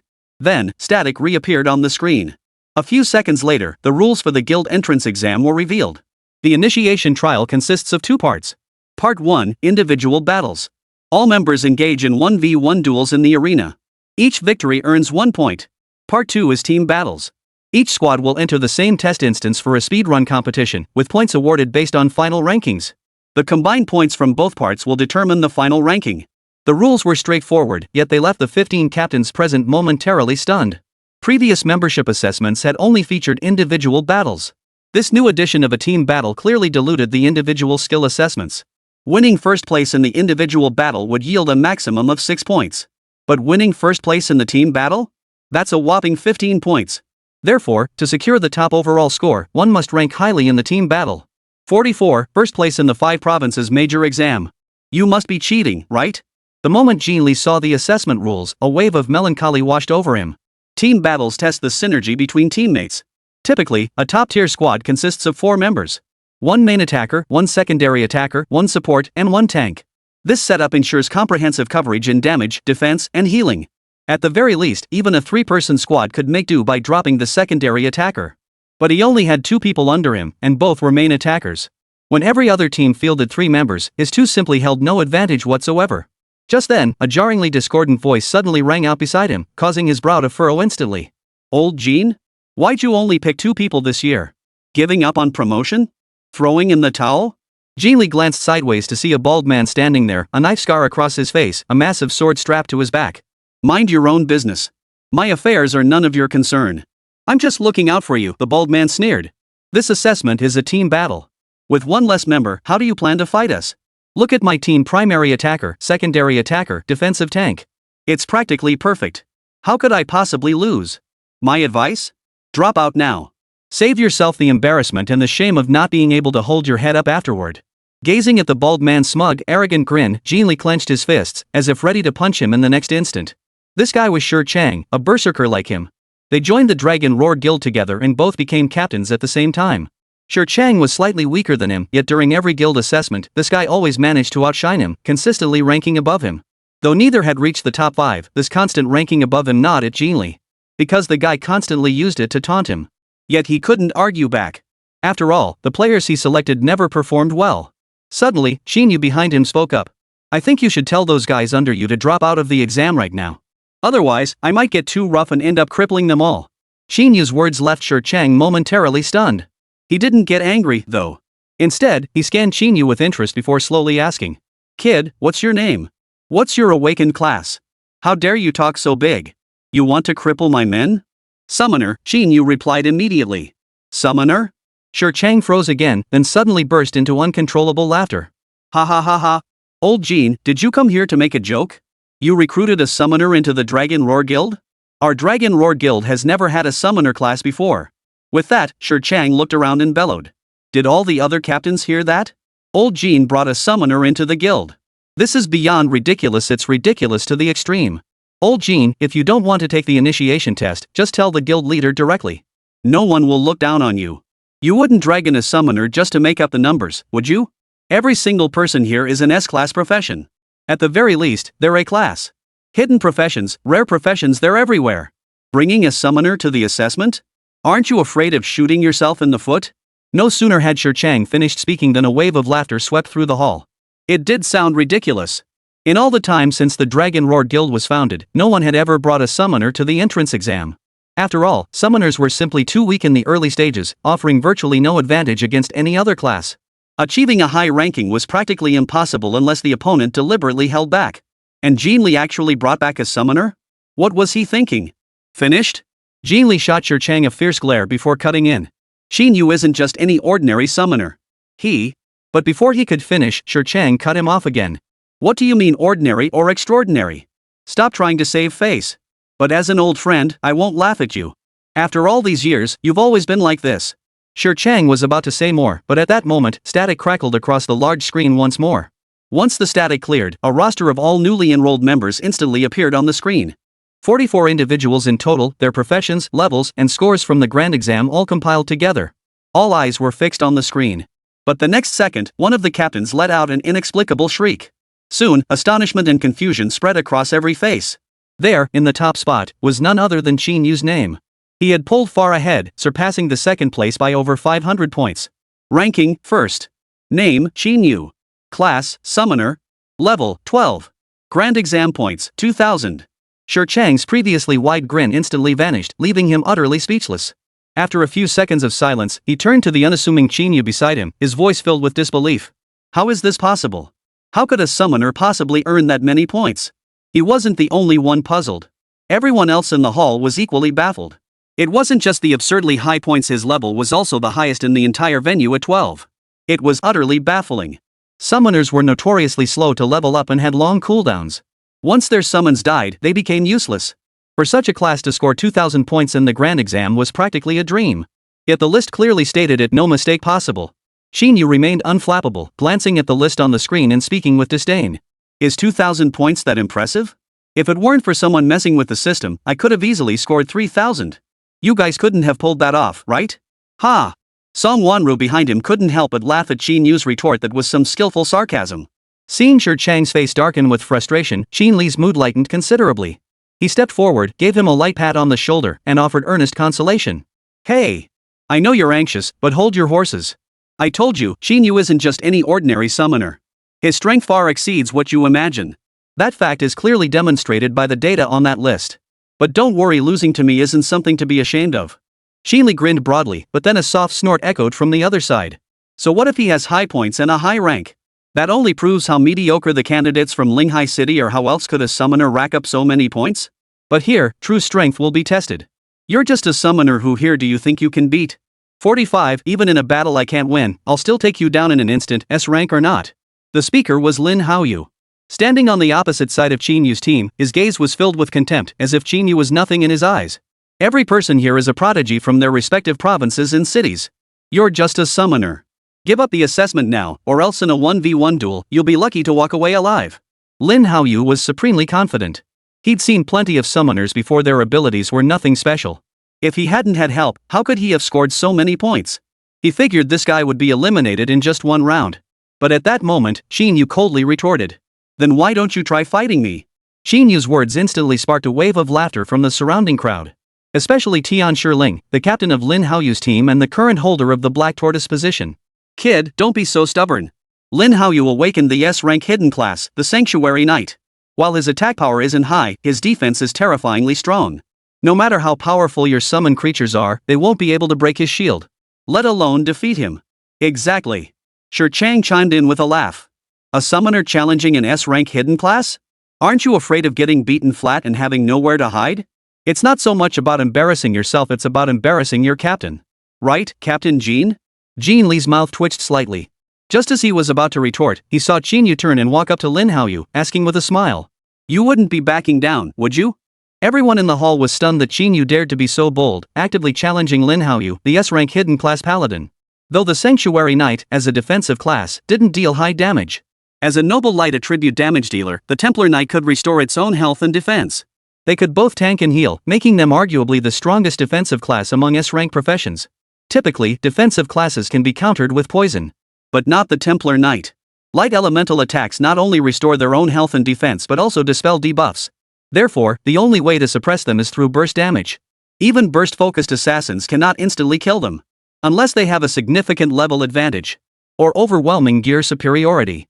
But Qín Yǔ possessed neither. It was safe to say that if the two actually fought, Qín Yǔ would lose without a doubt. Lin Haoyu was momentarily taken aback by the question, but after a few seconds, he replied with a cold laugh. Ridiculous. Why would I fear a mere summoner? Even if you send that S-rank girl to fight me, I wouldn't be scared. Let's head to the PK arena now. If you've got the guts, follow me.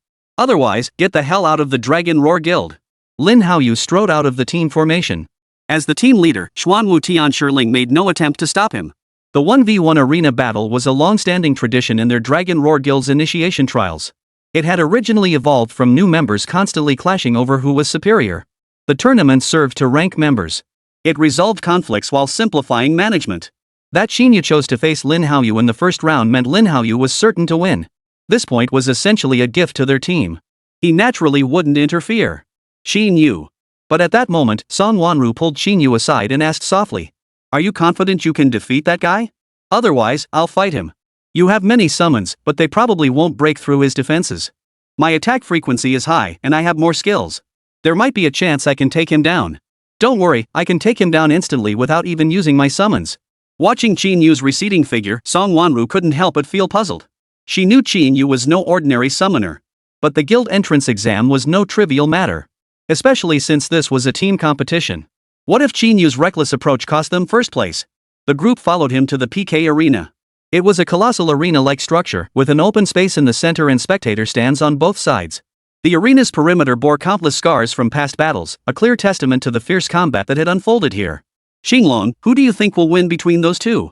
After taking their seats, a white-haired man turned to the one-eyed man beside him and asked with a smile. "A match destined for defeat holds little interest for me." The one-eyed man slowly closed his eyes and spoke in a deep voice. "Put. What a buzzkill." Seeing this, the white-haired man turned to the red-haired woman beside him and asked the same question. "Sis Vermilion, what about you? Who do you think will win?" "Me?" The red-haired woman had been fiddling with her nails. Hearing the white-haired man's question, she glanced up at the two figures in the arena. "I'll pick Qín Yǔ. He's the better-looking one." "Ugh. Seriously. You two are beyond boring." The 5 title captains sat in the front row. However, among them, only White Tiger Yu Fingxing and Black Tortoise Tianshirling showed any interest in this duel. It had been ages since the Dragon Roar Guild had seen such an entertaining situation. Not only had they recruited a summoner, but this summoner had actually challenged an S-rank hidden class player. If he actually won, it would be nothing short of a miracle of the century. Jin Li sat behind Yu Fingxing, and it would be a lie to say he wasn't nervous. While he trusted Qín Yǔ's abilities and knew his exam results were genuine. But in this one-on-one duel, Qín Yǔ held no advantage whatsoever. As a summoner, Qín Yǔ could command swarms of insects to attack, but they only dealt sustained damage. Against a tank like Lin Haoyu, who could constantly regenerate shields and health, he had no effective counter. The inevitable outcome? Getting pinned to the ground and thoroughly crushed. "You can still back out now." In the arena, Lin Haoyu looked at Qín Yǔ not far ahead and raised his shield with disdain. "Surrender now, and you'll only be mocked. But if you persist, you'll lose a point. Do you even know what that 1 point means? Enough with the nonsense. Are we fighting or not?" Qín Yǔ flexed his wrist, urging him in a deep voice. "With all your nagging, I could have fought a second match by now. You braggart. I'll see just how much strength you really have." Lin Haoyu raised his massive shield and suddenly leaped forward, slamming it down toward Qín Yǔ's position. But Qín Yǔ flickered out of the way, swiftly evading the attack. Too slow. Triple shockwave. After regaining his footing, Qín Yǔ raised his right hand, unleashing a 3-colored shockwave that instantly pierced through Lin Haoyu's body. 46, terrifying burst damage. What good is the strongest shield? The shockwave flickered with 3 shifting hues, instantly leaving the spectators in the stands gaping in shock. Especially Shi Chang and Tianshirling, who immediately stood up. Their eyes widened in disbelief as they stared at the scene before them, filled with confusion. Isn't this guy a summoner? How could he be manipulating shockwaves with his bare hands? They quickly turned to look at Jin Li, only to find him just as stunned as they were. He had no idea how Qín Yǔ had managed this. Could this be his second skill after reaching level 10? Interesting. At that moment, Xinglong Yifeng slowly opened his eyes, glanced at Qín Yǔ, and smiled faintly. This kid, he's definitely not as simple as he seems. How could an ordinary summoner possibly take first place in the grand exam? But this damage is still far from enough. Beside him, Suzaku Sume flicked a strand of hair from her eyes with a smile, her gaze fixed on Qín Yǔ with equal parts curiosity and amusement. Unless he can land another shockwave strike. But that Lin Haoyu probably won't give him another chance. The shockwave gradually dissipated after 10 seconds. Lin Haoyu didn't collapse, however. He remained kneeling, leaning on his shield. His shield was completely depleted, and his health was nearly depleted, with only a few hundred HP remaining. This made him feel a chill of dread. But what overwhelmed him more was confusion and shock. Wasn't Qín Yǔ a summoner? How could he possess other offensive skills? And the damage from this skill was incredibly high. He was currently level 9, about to hit level 10, with 2000 HP. Add to that the 3000 points of full resistance shield provided by his class, totaling 5000 points. Yet a single shockwave had just shaved off 4800 points from his shield and health. Could a summoner really unleash such devastating burst damage? Consider this, even as the strongest defensive class, he barely survived that shockwave's damage. What about anyone else? Wouldn't they be instantly wiped out? Admit defeat. You can't beat me. At that moment, Qín Yǔ, standing not far away, withdrew his arm and spoke slowly. This is a lesson for you. Learn to keep a low profile from now on. The last person who got cocky in front of me? His body's gone without a trace. Though the words carried a hint of exaggeration, Qín Yǔ delivered them with convincing authority. Nevertheless, Lin Haoyu forced himself to stand, his face still wearing a dismissive smile. Admit defeat? What a joke! How could I possibly be defeated by a summoner? Seeing this, Qín Yǔ merely shook his head before raising his arm once more, aiming it directly at Lin Haoyu.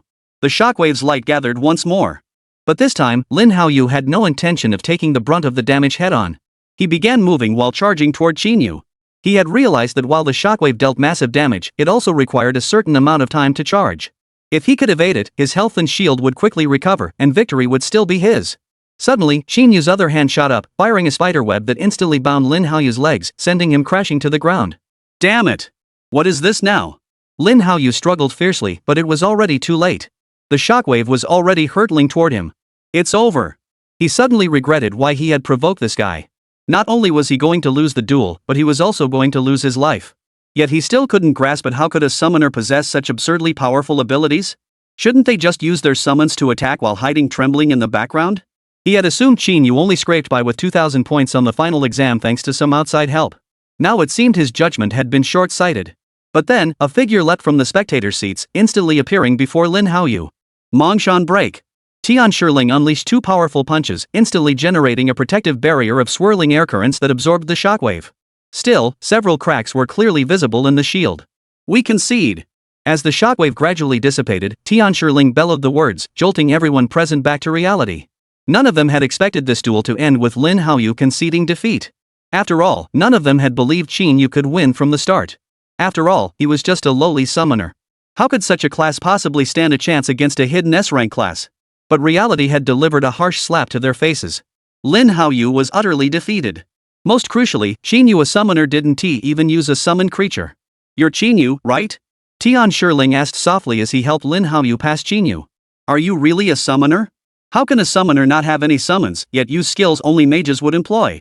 Facing Tian Shiling's inquiry, Qín Yǔ merely snorted before speaking. No need to doubt it. I didn't use my summon creature simply because I was afraid of killing this guy. My summon creatures are far more powerful than that shockwave. Tian Shiling stared silently at Qín Yǔ, his face flushing with astonishment. He had just taken the full brunt of that shockwave's damage. Even the protective shield he'd deployed earlier had barely held. Yet this kid claimed his summon creature was even more formidable than that shockwave? This left him wondering whether the boy was telling the truth or just bragging. After the PK ended, Qín Yǔ also earned 1 point. The leaderboard now displayed the top spot, with Jin Li's team following closely behind. It was a promising start. But even after Qín Yǔ returned to his seat, Jin Li and Song Wanru still couldn't wrap their heads around what had just happened. Especially Song Wanru. She prided herself on her high burst damage potential and had even brazenly offered to PK against Lin Haoyu for Qín Yǔ moments ago. Yet Qín Yu's two shockwaves left her speechless. Was this the kind of damage a B-rank profession could inflict? It had actually pushed that guy to the brink of death in an instant. Qín Yǔ. Ha ha ha ha. I knew I wasn't wrong about you. Before Song Wanru could ask anything, Jin Li suddenly embraced Qín Yǔ from the side, his face radiating overwhelming excitement. Then, he turned to Shi Chang, who stood nearby with a dark expression, and asked triumphantly. See that? That's the true value of being the top scorer in the Huaxia Grand Examination. With your level of skill, you still have the nerve to judge our strength. You said we'd definitely lose and should just give up and leave? I say, the ones who should be leaving are actually someone else, huh? Captain Qín, it's not our team that's losing. Don't think scoring 1 point makes you so great. Who wins or loses is still up in the air. Shi Chang snorted coldly before lifting his gaze to the large screen. He wasn't entirely confident his team could defeat Qín Yǔ either, but this one-on-one duel wasn't the main focus of this membership assessment. The upcoming team competition was where it truly mattered. So what if Qín Yǔ was formidable? Jin Li's team only had 2 members. He refused to believe 2 people could clear the stage faster than his trio. 47, 1 point secured. The lone survivor of Team 3. After the brief interruption, the screen randomly displayed the roster and schedule for the individual PK matches. The initiation trials lasted a full week, with the first 5 days consisting mostly of individual matches. Day 1, 44 contestants down to 22. Day 2, 22 down to 11. On the third day, 11 players would advance to 6. On the fourth day, 6 contestants compete to advance to the final 3. On the fifth day, the final 3 competitors compete for the championship. And on the 6th day, the team competition finally began. On the 7th day, the assessments concluded, and rewards and development opportunities were distributed based on rankings. Qín Yǔ had already finished his first day of individual competition, so he only needed to sit in the audience and watch others compete. But he couldn't care less. As for tomorrow's schedule and who he might face in a duel, he couldn't care less. After all, no matter who it was, facing him would lead to only one outcome: defeat. But Song Wanru looked visibly tense, her eyes glued to the screen. When the full schedule and her opponent were revealed, her expression grew even more panicked. Qín Yǔ had secured a point for the team, yet she had the misfortune of facing the class that countered her most effectively. Ninja? That's a pretty rare class choice. Jin Li also frowned, feeling a bit helpless upon seeing Song Wanru's opponent. The ninja class was unique. As an S-tier class, it wasn't as rare as the hidden classes. It stands among the top tier of assassin-type classes. This class boasts exceptionally high burst damage. Moreover, they appear and vanish without a trace, and their initial skill set is exceptionally diverse. As a mage, Song Wanru feared assassin-type classes like this the most. If the two faced off at the same level, Song Wanru would have almost no chance of winning. However, with Qín Yǔ's experience as a cautionary tale, Jin Li wasn't overly concerned. Patting Song Wanru's shoulder, he whispered softly, "Don't worry. Those guys aren't as formidable as they seem.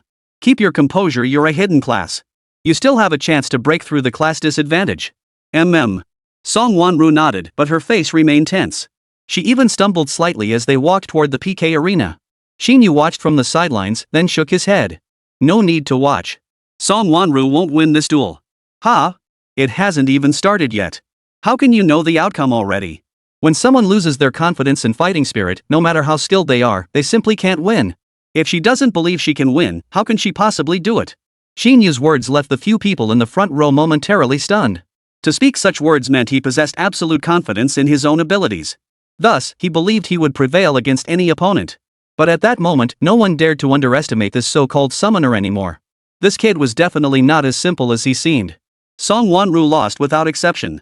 This outcome was actually within everyone's expectations. Overcoming professional counters requires substantial experience. But they were all fresh graduates, how could they possibly have that much match experience? This meant that on the first day, their third squad managed only a single point, leaving them stuck in 10th place. Being outnumbered simply didn't offer much of an advantage. After losing the PK match, Song Wanru returned to her bedroom alone. Qín Yǔ, however, planned to explore the guild hall. After all, they'd be coming here frequently to accept and complete quests. Familiarizing themselves with the environment couldn't hurt. The Dragon Roar Guild featured 4 key structures. The first was the guild headquarters where they had initially gathered. The 3-story building housed 3 distinct levels of guild quest counters. Members could claim and complete guild quests here to earn rewards. Each higher floor offered quests 1 tier higher in difficulty. However, new members like them could only take on tasks from the first floor. The second and third floors were completely off limits. Beyond the guild hall, the other 3 structures are the guild store, the guild training ground, and the secret realm portal house. The guild store is straightforward, it stocks rare materials unavailable in regular city shops. Items like high-grade advancement stones and rare equipment might be found there. However, these items must be exchanged using guild points. Completing guild quests earns guild points, which can then be exchanged for rare materials and equipment. The guild training ground is specifically designed for new members to practice their skills and combat techniques. Here, you can battle monsters of any level that have ever appeared on Blue Star without fear of dying. The training grounds utilize holographic projections. If a fatal blow is received, the projection vanishes, ending the session. The Secret Realm Portal House is straightforward. This guild-exclusive facility serves as the sole gateway to the Secret Realm. However, a corresponding key is required. Each month, the guild typically takes some new members to explore the secret realm, but these are generally the most outstanding members. In other words, the top 5 performers in the assessments have a chance to enter the secret realm once a month. After all, the monsters within the secret realm are extremely powerful. Without considerable strength, survival is far from guaranteed. Qín Yǔ visited the guild shop, hoping to find some exclusive gear. Fortunately, the shop did indeed have something. Equipment name, Helm of Resurgence. Healer exclusive equipment. Equipment quality, gold. Equipment level, level 1. Effect, restores 1% of your HP and MP per second, doubling upon taking damage. This gear is a perfect match for him. Though his skills have no cooldown and his mana pool is substantial, there will always be that moment when it runs dry. With this gear, he'll never have to worry about running out of mana again. At level 1, the Helm of Resurgence restores 1% of your health and mana per second. At max level 100, it restores a staggering 10% of health and mana per second. That's an insane regeneration rate. In just 10 seconds, he could fully replenish both health and mana. But this gear costs a whopping 20,000 guild points. From what he understood, completing each quest on the first floor of the guild building would yield roughly 10-20 points. In other words, to earn enough points to buy this Resurgence helm, he'd have to complete at least 1,000 to 2,000 quests. That'll take forever. By the time he finally saves up enough points, someone else will probably have snatched up the gear. Therefore, he must find a way to advance to the second and third tiers. Qín Yǔ stood at the entrance of the guild shop, already forming a preliminary plan in his mind. But suddenly, a girl stopped in front of him, hands clasped behind her back in a shy manner, her voice trembling slightly. "You must be Qín Yǔ, right? I saw your duel with Lin Haoyu. You were really impressive. Could you please help me train my combat skills?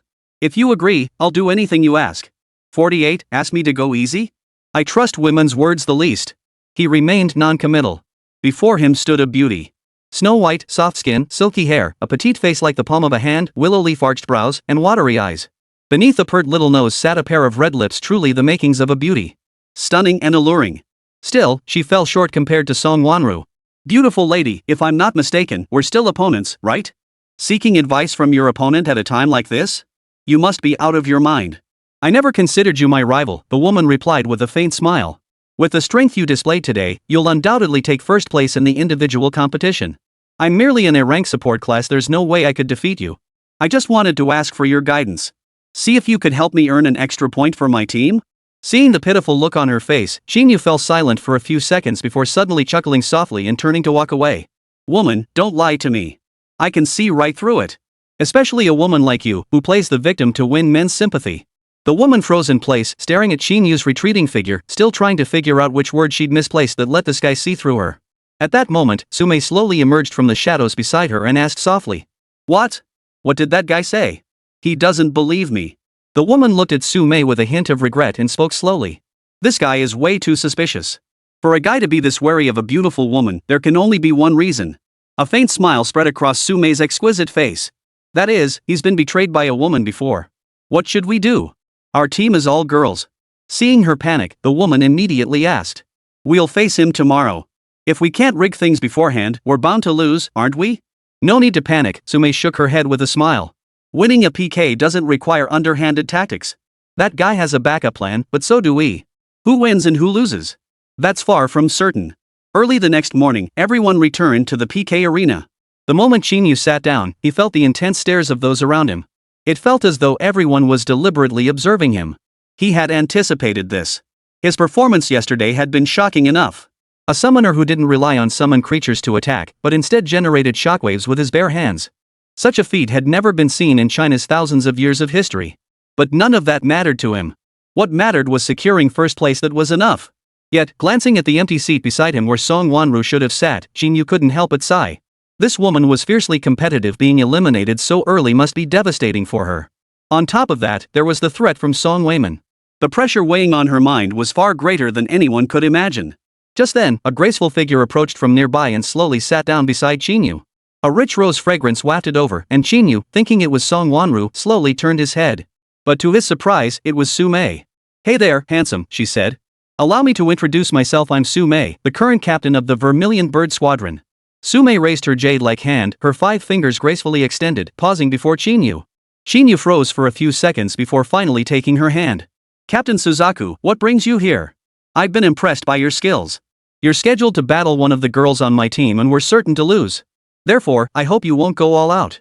"Of course." Qín Yǔ nodded. A duel is fought to the point of victory. Only against cowards would I show no mercy. Ha ha. With that promise, I can rest easy. Summay smiled sweetly, her long hair swaying gently with each movement, each flutter tugging at Qín Yú's heartstrings. Handsome, see you later then? Following Summay's receding figure, he spotted 3 women, each breathtakingly beautiful. One of them was the woman who had sought his help last night. Though he couldn't fathom their intentions, one thing was certain. Since this was a competition, they wouldn't concede defeat easily. Their repeated visits to him could only mean one thing. They wanted to use this method to lower his guard. So they could defeat him by some means. But he wasn't falling for it. They want him to go easy on them, huh? Well, he'd grant them their wish. The second day of the individual PK tournament officially began.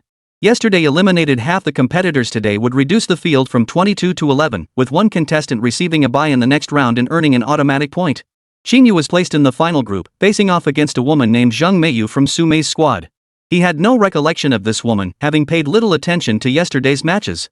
However, Jin Li immediately gave him a heads up. Zhang Meiyu, the top scorer in the provincial exams of Huaixia City, Nan Province, was an S-rank marksman. Her profession was somewhat unique. Unlike ordinary archers or gunners, she could wield any ranged weapon. It was akin to weapon mastery. Any ranged weapon in her hands would gain double attributes and possess one-shot kill potential. Once she finds an opening to land a fatal blow, instant death. The critical strike effect activates whenever an opponent's health drops below 50%. In other words, facing Zhang Meiyu would have your health instantly. At Qín Yú's current level, his maximum HP is 1500. With defense factored in, it tops out at 2000. Halved, that leaves 1000 HP. That amount of health would be gone in just a few arrows or shots. Therefore, against such an opponent, if he couldn't eliminate her swiftly, it would be Qín Yú who ended up eliminated. Yet Qín Yú remained utterly calm, leaning back in his chair with his eyes closed, resting his mind. One-hit kill? Critical damage? Having her health? So what? His current health pool stood at 4,200 points. Even halved, that left 2,100, more than enough to handle that woman. And most importantly, he isn't afraid of death. As long as his summons are by his side, he can keep resisting lethal damage. But the other side had much more to consider. After Summay took her seat, she immediately turned to Zhang Meiyu beside her. The smile on her face instantly turned grim. Remember what I told you? I remember. Zhang Meiyu nodded. To achieve our goal, we'll stop at nothing. Even if it means taking that bastard's life, we must secure this share. Satisfied with the answer, Summay's face finally regained its usual smile. After all these years in the Dragon Roar Guild, the most crucial lesson she had learned was to stop at nothing. To secure her position, this was the only way. At that moment, she turned her head slightly toward Qín Yú's direction and let out a cold laugh. She couldn't care less about what this kid was capable of. If he played alone, that would be fine. But if he disobeyed? Then losing his life would be entirely his own fault. 49. Fighting with summoned creatures is the greatest respect I can show you. Round 11 PK match begins. Team Qín Yú versus Team Juchu as Zhang Meiyu. The moment the announcement rang out, Qín Yú stretched lazily and rose to his feet. Jin Li, standing nearby, hurriedly rose as well, his voice laced with concern. Be extremely careful. That Summay specializes in dirty tricks. If anything feels off, surrender immediately. Points be damned, just keep yourself alive. Don't worry, Captain Jin. No one can kill me. Qín Yú spoke with a carefree air, entering the arena without a hint of concern. Seconds after he entered, Song Wanru arrived at the spectator seats and sat down. Her eyes were bloodshot, her face haggard. She looked as though she hadn't slept all night. Clearly, she was blaming herself for yesterday's defeat. However, she suddenly grasped a crucial point. This was, after all, a team competition. The individual competition was only one part of it. A single loss was not enough to determine the outcome of the team event. Though she had lost, Qín Yú hadn't. Therefore, she shouldn't be so despondent. At the very least, she couldn't let her teammates shoulder such immense pressure alone. Captain Jin. Has Qín Yú taken the field yet? Just now. Jin Li glanced at Song Wanru, who had arrived late, and immediately spoke up. You don't seem to be in the best shape. Why don't you go back and rest? I'm fine now. Song Wanru shook her head, her reddened eyes gradually hardening with resolve. I may have lost, but the team hasn't. Qín Yú, who doesn't even have a summoner, hasn't given up. As an S-rank hidden class, how could I fall before him? It's good you've come to terms with it, Jin Li remarked while monitoring the battlefield. Individual matches yield very few points. What matters is the team battle. Your task now should be preparing for the team battle, not wallowing in the pain of defeat. If Qín Yú can score a few more points and you guys pull off a strong performance in the team battle, we might just crack the top 5 this year. My goal is to be the top performer in the assessment. Jin Li froze momentarily. Hearing Song Wanru's words, the corners of his mouth couldn't help but lift slightly. Having goals is good. I hope you guys take first two, then I'll get some credit by association. It would be a lie to say he wasn't envious. After working at the Dragon Roar Guild for over a decade, he too yearned to experience the prestige of that legendary title. But ever since he arrived here, the person occupying that Qilin position had never budged. That guy was second only to the guild leader himself. Not only that, but the prospects under his wing were also top-notch. Year after year, they'd come out on top during the guild entrance exams. So Jin Lee didn't harbor any expectations.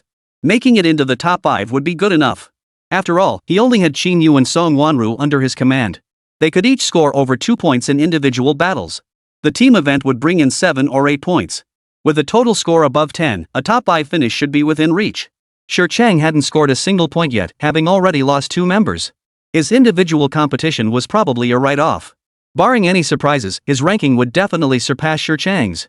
He's been showing off in front of me all this time. I'll make him pay back every bit of it. At that moment, Song Wanru peered toward the center of the arena and asked softly. I heard Qín Yú's opponent this time is a girl? How strong is she? Do you think he can win? It's 50-50 at best, Jin Lee snapped back to reality and replied gravely. That Zhang Meiyu is also S-class, and she uses ranged weapons. Although Qín Yú's shockwave was powerful last time, it's relatively cumbersome. Against Zhang Meiyu, it'll come down to who can seize opportunities better. Plus, that woman Su Mei, who knows what dirty tricks she's taught her underlings? Keep a close eye on things. I have a bad feeling about this. Minutes later, Qín Yú strolled leisurely to the center of the arena, forming a stark contrast to the fully armed Zhang Meiyu across from him. As a marksman, she could wield any ranged weapon, so Zhang Meiyu was practically covered in guns and ammunition, even carrying a compound bow strapped to her back. Seeing Qín Yú so relaxed, a flash of anger crossed Zhang Meiyu's face. She swiftly drew a submachine gun and aimed it at him. Such disrespect? Do you think you're guaranteed to win? I just never considered losing. Qín Yú slowly raised his right hand, and 2 worms and 2 iron beetles materialized around him. This time I'll fight you with my summons. That's my way of showing you respect. The sudden appearance of the insectoid creatures instantly caught the attention of the audience. This was their first glimpse of Qín Yú's summons. They had assumed that since his shockwave was so powerful, his summon creatures wouldn't be weak either. Little did they expect it to be just a few trashy insects.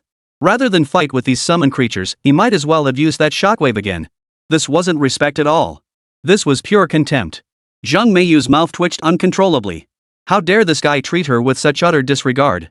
She was an S-rank professional, after all. And she's no worse than that Lin Haoyu. Yet Qín Yú didn't use that shockwave against her. Instead, he sent these puny insectoids to fight her.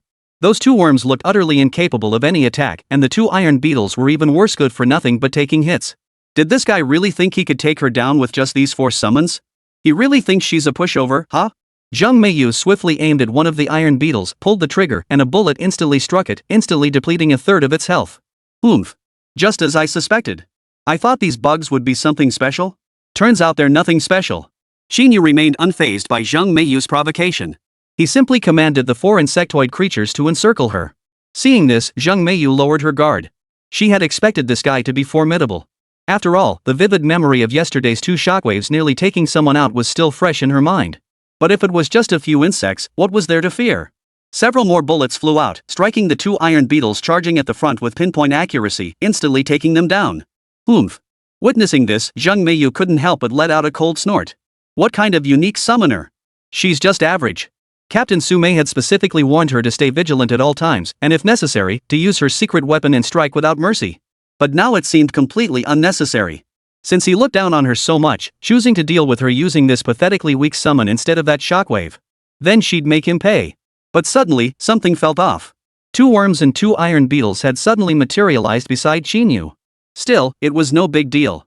A burst of gunfire echoed, once again eliminating all the insectoid monsters. Just as she moved to finish off Qín Yú, 4 more insects charged toward her.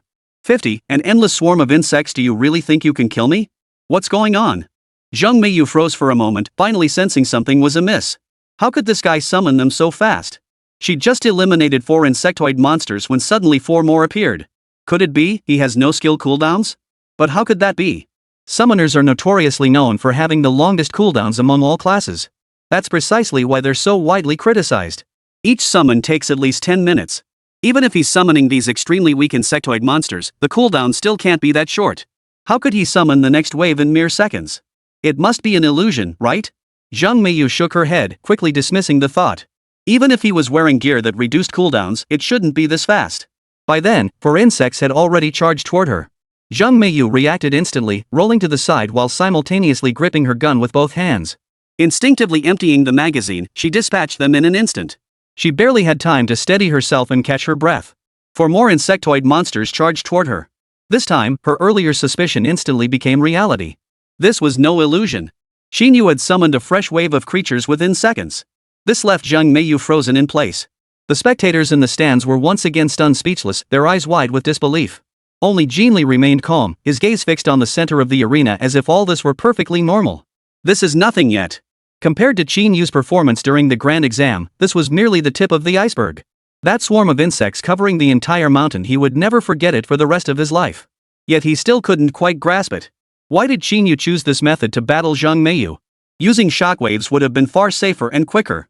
Yet he chose to use summon creatures instead. Was it truly just to taunt his opponent? At that moment, the 4 newly summoned insects had already surrounded Zhang Meiyu once more. She snapped back to her senses and immediately raised her gun to fire. But she discovered she had no bullets left. As 2 worms charged toward her, she flung her submachine gun forward, knocking them aside. She grabbed another submachine gun and began firing wildly. But for every 4 she took down, 4 more appeared, 4 more. Qín Yǔ's summons seemed endless. This plunged Zhang Meiyu into despair. At this rate, she wouldn't just fail to take down Qín Yǔ, she wouldn't even be able to end the PK. What was the point of this? Was it merely to humiliate her? At this thought, a flash of anger flickered in Zhang Meiyu's eyes. Her grip on the gun handle tightened until her knuckles turned white. Qín Yǔ remained standing in place, leisurely observing Zhang Meiyu battling relentlessly against the insectoid summons nearby, his expression as calm as still water. His objective was simple. His opponent this time was a woman, and a ranged attacker at that. Her health pool would inevitably be low. Therefore, he couldn't use the same tactics he'd employed against Lin Haoyu. If he accidentally killed her, he couldn't bear the responsibility. After a cursory observation, he noticed. Although Zhang Meiyu carried numerous weapons, her ammunition reserves were far less abundant. If he could exhaust all her ammunition, she would lose her means of attack and naturally abandon the PK, surrendering and admitting defeat. It would take longer, but it was the safest approach. Soon, the PK arena was littered with the corpses of worms and iron beetles, along with spent shells and arrows scattered everywhere. With the final arrow released, Zhang Meiyu was utterly stripped of any means to resist. This protracted stalemate finally came to an end. You lost. Qín Yǔ slowly approached Zhang Meiyu and spoke softly. I haven't lost.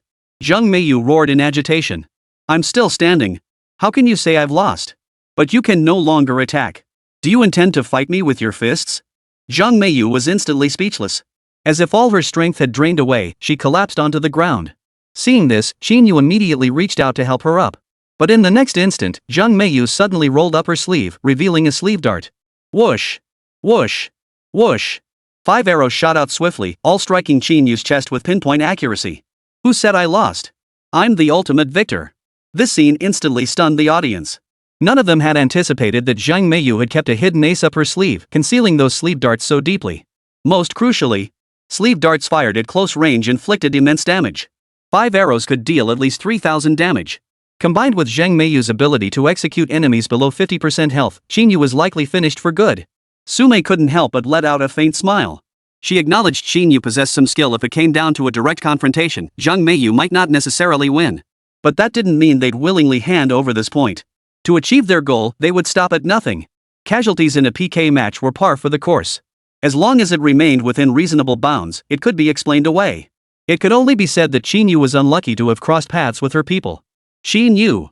Jin Li leapt from the spectators' seats the moment he saw this, closing the distance to Qín Yǔ's back in mere strides. He had suspected Sunmmary might resort to dirty tricks, but never imagined it would be such a lethal move. Qín Yǔ had almost no chance of survival.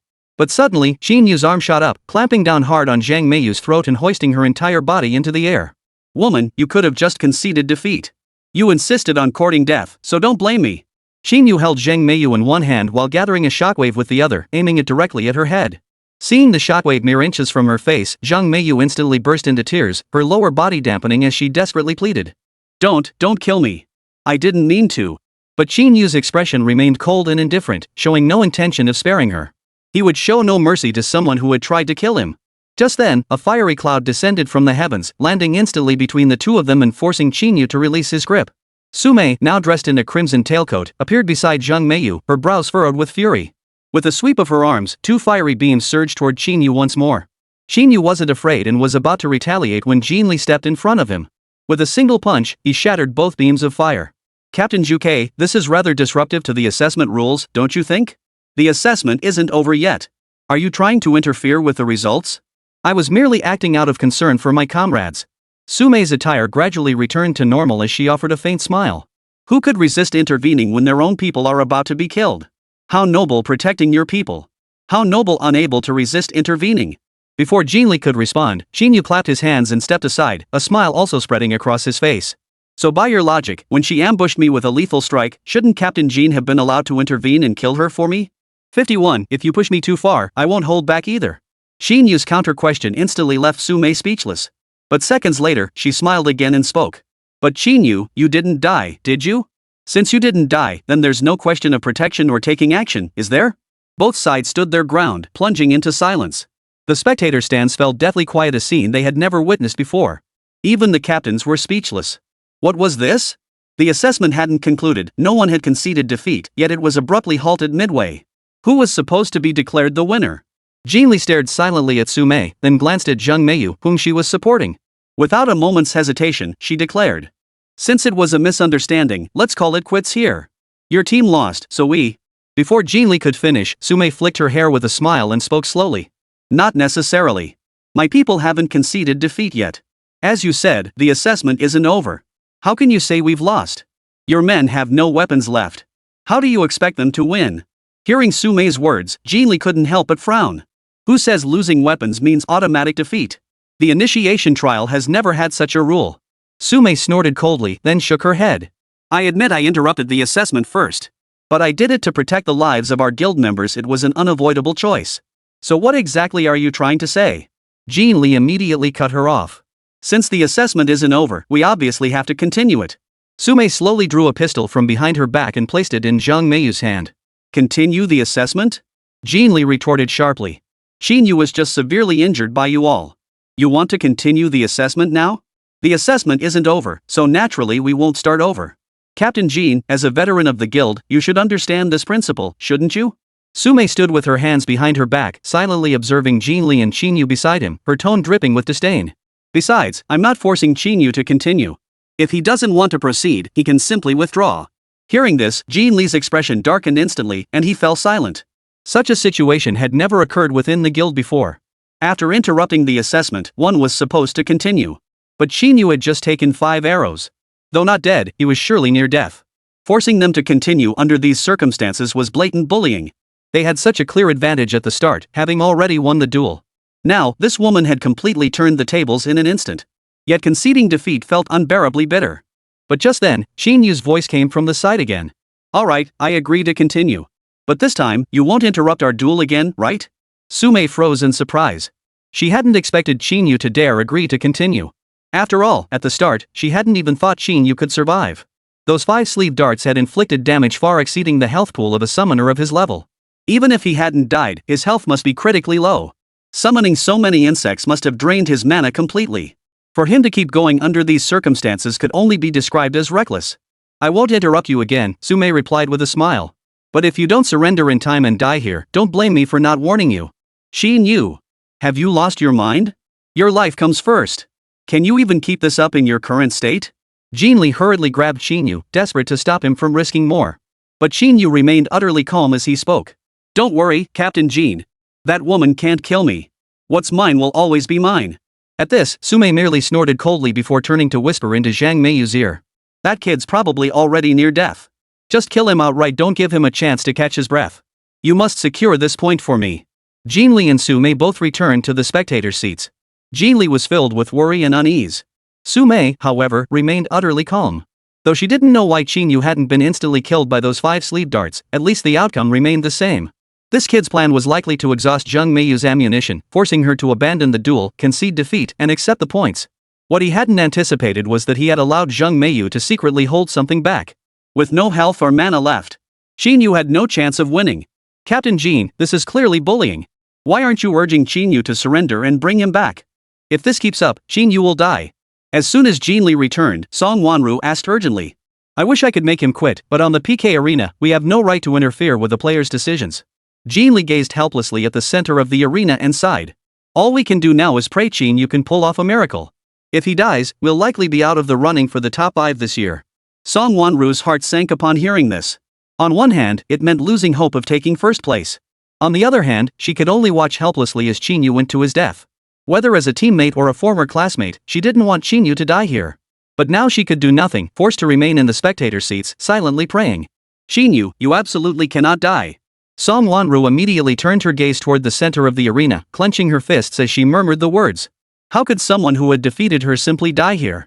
If death was inevitable, it had to be at her hands. In the center of the arena, Zheng Meiyu watched Qín Yǔ, who stood calmly not far away, and couldn't help but feel puzzled. This guy actually dared to continue the duel? Though she'd nearly been counter-killed moments ago, the situation had now completely reversed. With her weapon back in hand, facing Qín Yǔ who was now completely out of health and mana, she couldn't fathom any reason she could lose. With that thought, she called out toward Qín Yǔ. Qín Yǔ, I advise you to surrender now. Before things get dangerous, I won't hold back. Seeing no response from Qín Yǔ, she wasted no more words and instantly raised her pistol. But in the next instant, Qín Yǔ vanished from where he stood. A spider web suddenly materialized, instantly enveloping her. No matter how she struggled, it was futile. At that moment, two wind blades shot forth, instantly severing both her arms. Completely severing any possibility of resistance. I'll return that line to you now. Qín Yǔ materialized beside Zheng Meiyu, surrounded by hundreds of worms that instantly swarmed around her. I gave you the chance to surrender, but you didn't take it. Instead, you harbored murderous intent toward me. Someone like you, I can't possibly let you live any longer. Without hesitation, as Qín Yǔ spoke, hundreds of worms surged forward relentlessly. In the blink of an eye, they completely engulfed Zheng Meiyu. Within seconds, she was nothing but a pile of white bones. 52. Challenging the 5 captains' first place in the trials can only be mine. This terrifying scene sent shockwaves through the crowd. Nearly everyone leapt to their feet. Especially the 15 captains seated in the front rows, their eyes wide with shock as they couldn't help but gasp. The sudden appearance of hundreds of worms crawling across the entire arena was overwhelmingly shocking and oppressive. Before they could even react, Zheng Meiyu had instantly turned into a pile of white bones. The smile vanished from Su Mei's face, replaced by a surge of anger and confusion. She couldn't understand. Qín Yǔ should have been completely out of health and mana. How could he still use summoning magic? And how could he summon such a vast number of insectoid creatures in an instant? Even disregarding his own mana reserves? Could summoning such a vast swarm truly be the feat of a mere level 10 summoner? This kid never disappoints. Jin Li roared with excitement. This scene was identical to what had unfolded during the grand examination. Only now did he understand why Qín Yǔ had been so utterly certain of victory earlier. And why he knew that woman couldn't possibly kill him. Yet he never imagined Qín Yǔ could unleash such power after taking 5 arrows point blank. Clearly, just moments ago, he had summoned nearly 200 worms. Now he'd summoned nearly 300 more in one go. This kid's strength was far beyond what he had imagined. This kid must be cheating. How could this be so absurdly exaggerated? Su Mei looked hysterically at the others beside her, refusing to believe what she had witnessed. But none of the 4 people beside her responded. In a one-on-one battle, what room is there for cheating? It could only be said that they had completely misjudged Qín Yǔ's strength. The prestige of being the top scorer in the 5 provinces exam might not be mere hype after all. Seeing no response, Su Mei's body flushed crimson with fury once more. She had awakened as an A-rank flame sorceress. She could freely manipulate fire elemental energy to enhance herself and attack foes. It was one of the pinnacle combat-oriented A-rank professions. With Zheng Meiyu dead, her team was essentially out of the running for the top 5.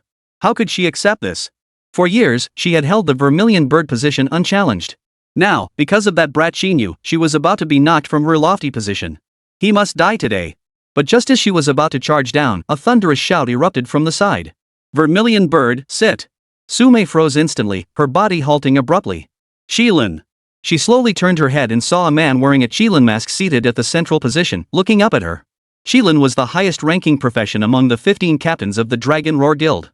He was truly second only to the guild leader, yet above all others. Apart from the guild leader, he held the most authority within the entire Dragon Roar Guild.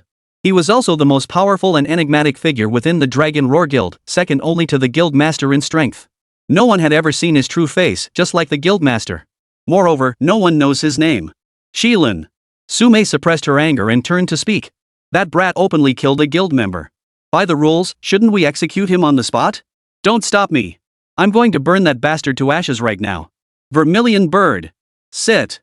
The moment the words left his mouth, Qilin's command echoed again, sending a chill through everyone present. Su Mei's legs gave way, forcing her to sit down. Don't forget your position. We cannot interfere with the assessment process. You've already interrupted once. If you do it again, be careful not to lose your position as captain. Xilan's low growl instantly crushed Su Mei's spirit.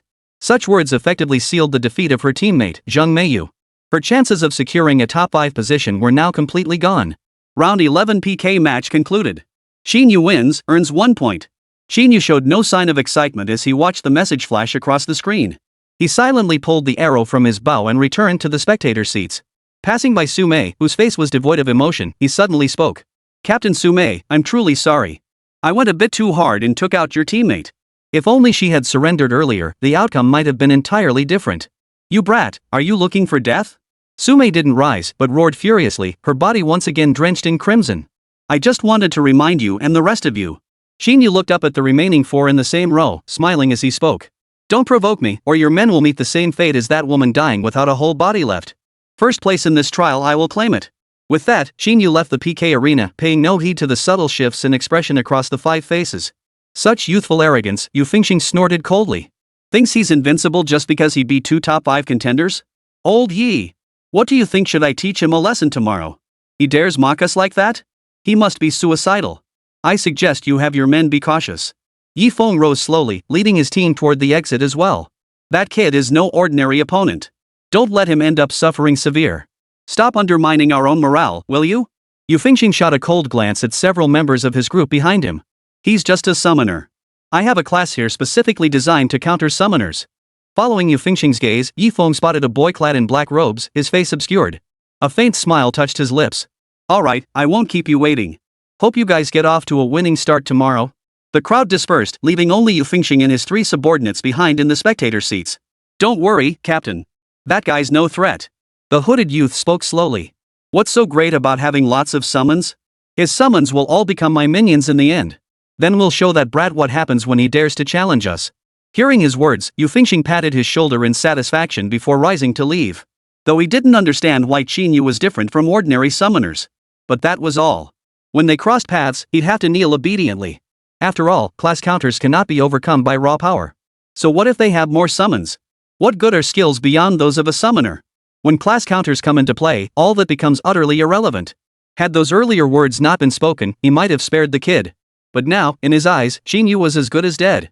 Daring to provoke their 5th squad, Yi Feng and Xilan might tolerate it, but he certainly wouldn't. Tomorrow would be this brat's day of reckoning. 53, professional restraint? Sorry, nothing to fear. Qín Yǔ. Wait. No sooner had Qín Yǔ exited the PK arena than Jin Li and Song Wanru rushed out after him. Are you okay? Song Wanru pulled Qín Yǔ close, her face filled with concern. Want to head to the healing station? No need. Qín Yǔ shook his head. Do I look injured to you? But, you were hit by 5 arrows. How could you not have any injuries? Song Wanru clearly didn't believe him, so she dragged Qín Yǔ all the way to the healing station inside the guild hall. Healing stations were scattered across nearly every corner of Blue Star, and naturally, the guild had one within its walls. But the Dragon Roar Guild's healing station was different from others. Instead of healers, it was replaced by a machine. Standing inside the machine displayed the person's current health in real time. Paying the required amount would automatically initiate the healing process. Qín Yǔ was forcibly restrained inside the healing machine, feeling somewhat helpless. Even though he had repeated countless times that he wasn't injured, Song Wanru seemed deaf to his protests, her gaze fixed on the device's screen. Seconds later, Qín Yu's current health status appeared on the screen. Yet Song Wanru seemed to see something utterly unbelievable. She rubbed her eyes, leaned closer to look again, and suddenly let out an excited gasp. This can't be possible. How can your health be this high? On the screen, Qín Yu's current health stood at a staggering 4,200 points. This left both Song Wanru and Jin Li, standing beside her, utterly stunned. After all, Qín Yǔ was only level 12 and a summoner. How could he possibly have over 4,000 HP? And this was pure health points, not even factoring in defense. 4,200 points for a mage class, that would require at least level 40. How on earth did Qín Yǔ manage this? Seeing the shock on their faces, Qín Yǔ remained unfazed as he swiftly dismounted the device. I told you I don't need healing, but you wouldn't listen. Qín Yǔ, what's going on with your health? Jin Li frowned and asked immediately. As far as I know, no gear can boost health this much. And at your level, even if you maxed out all your points into Constitution, you shouldn't have this much health. And then there's that sudden swarm of insects, the shockwave with off-the-charts damage, the spiderwebs, and... Captain Jin. Qín Yǔ cut him off the instant Jin Li finished speaking. Don't dwell on that. What matters is I secured 2 points for the team. From here on out, leave everything to me. This year's initiation assessment first place is ours for the taking. Seeing Qín Yǔ had no intention of explaining further, Jin Li didn't press the matter. As he'd said earlier, as long as the outcome was favorable, that was sufficient. As for how he acquired such power, well, that didn't really matter. After all, Qín Yǔ was now on his side. The stronger he grew, the more advantageous it was for Jin Li. With such power, perhaps they could genuinely challenge for first place in this year's assessment. The mere thought of him potentially sitting in that prestigious position sent shivers of excitement through Jin Li's body. He then smiled and patted Qín Yǔ on the shoulder. "You're right. I won't dwell on it anymore. I was actually going to remind you to be extra careful in the next match. But now it seems unnecessary." Seeing the confusion on Qín Yú's face, Song Wanru, standing nearby, stepped in to explain. "Your next opponent is Su Xingxai from the White Tiger team. His class is Necromancer, precisely the class that counters your summoner." Song Wanru's face still bore a look of concern. After all, she herself had fallen victim to class counters. And with Qín Yǔ having just provoked everyone, especially the captains of the top 5 teams, they certainly wouldn't show him any mercy now. Though Qín Yǔ possessed formidable strength, whether it was his insect swarm, shockwaves, or incredibly thick health pool, under professional counterplay, there was simply no room for resistance. Summoners primarily deal damage through their summoned creatures. Necromancers, however, could deal damage using their enemies' corpses. When a summoner and a necromancer clash, the moment a summoned creature dies, it becomes fuel for the necromancer. Furthermore, the necromancer can summon undead creatures themselves, meaning the summoner can never gain numerical superiority. Ultimately, the outcome would likely be one-sided. Even if Qín Yǔ could summon vast swarms of insects, before the necromancer, these swarms would ultimately become his minions. Yet upon hearing Song Wanru's explanation, Qín Yǔ remained utterly calm, even letting out a faint sneer. "A necromancer? Well, this is quite a coincidence. I'd actually like to see what this profession is all about. Qín Yǔ, have you lost your mind? This is no joke." Song Wanru exclaimed in confusion. "You stand no chance against that guy. While you are indeed powerful, you can't be blindly overconfident. What if you lose your life? What then? Relax, I won't die. You've seen my health bar. Killing me is no easy feat. Besides, I've already bragged about it. If I don't take first place, wouldn't that be embarrassing?" Qín Yǔ smiled faintly, shrugging his shoulders fearlessly. Seeing this, Jin Li and Song Wanru exchanged glances. Though filled with worry, there was nothing they could do. All they could do now was inform Qín Yǔ about his next opponent. Whether to continue or quit was entirely up to him. But Qín Yǔ had surprised them far too many times. Perhaps he truly could break through the professional barriers after all. By the third day, the spectator stands were packed early on. Even those who had been eliminated earlier temporarily set aside their team battle training to come watch the PK matches. They had all heard about Qín Yǔ publicly issuing a challenge to the 5 team captains yesterday. He vowed to challenge each of the 5 captains individually and claim first place in the assessment. Though they had all witnessed Qín Yú's extraordinary prowess. But challenging 5 captains subordinates single-handedly was simply too arrogant. Especially in this round, where Qín Yú's opponent was a necromancer, a class that held a natural counter-advantage over him. It was essentially a guaranteed loss. Add to that the fact he'd just brutally slaughtered a guild member. Surviving this round seemed utterly impossible. Shi Chang deliberately chose a vantage point with excellent visibility, solely to witness Qín Yú's demise firsthand. He had no personal grudge against Qín Yǔ. But it was precisely because of him that Jin Li's current team ranked higher than his own. This was utterly unacceptable to him. And it wasn't just him. Tian Shiling and Su Mei felt the same way. The 3 sat together, their eyes fixed intently on the arena. Until the announcement echoed from the center of the arena. Day 3 Round 1 PK matches begin. Team Qín Yǔ vs Team White Tigers Su Xingxai. Official start. 54, Attribute Suppression? My attributes surpass yours. Seeking gold tickets.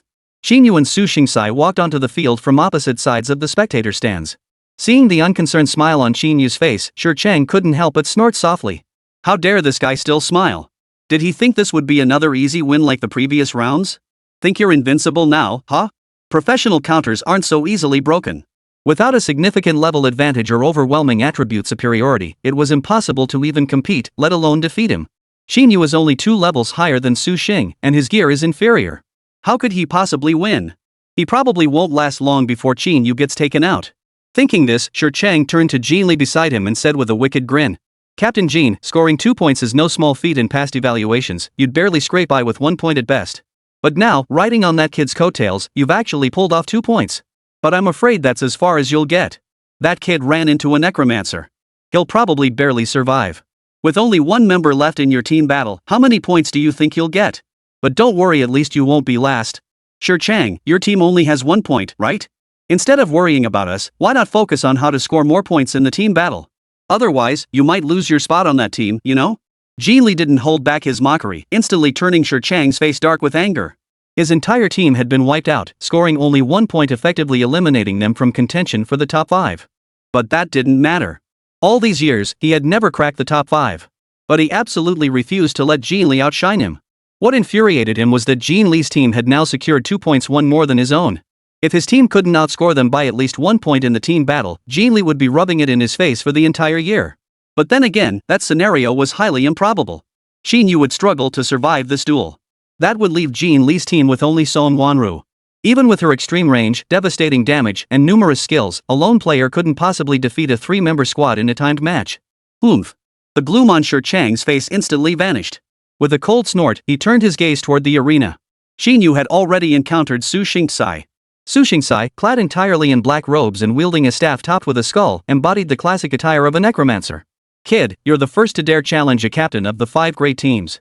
I admire your courage. And your strength is undeniably formidable. But unfortunately for you, you've met me.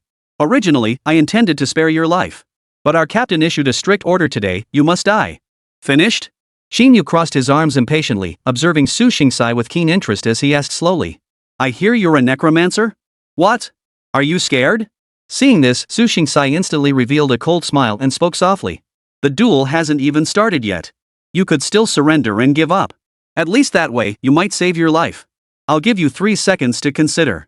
Su Xingsai slowly raised 3 fingers. But before he could begin counting, Qín Yǔ pulled a necklace adorned with a skull pendant from around his neck. You should recognize what this is, right? The skull-adorned necklace glowed with a dazzling black light, radiating a deathly aura. This instantly froze Su Xingsai in his tracks. This is a necromancer's necklace? How did you get this? And isn't this supposed to be exclusive to us necromancers? How can you even use it? That's none of your concern. Qín Yǔ slowly tucked the necklace into his robe, then offered a meaningful smile. I just want you to know, even though you're my counterclass, with this gear, there's no difference between us. Do you really think you could still beat me in a fair fight? Hearing Qín Yǔ's words, Su Xingsai fell deep into thought.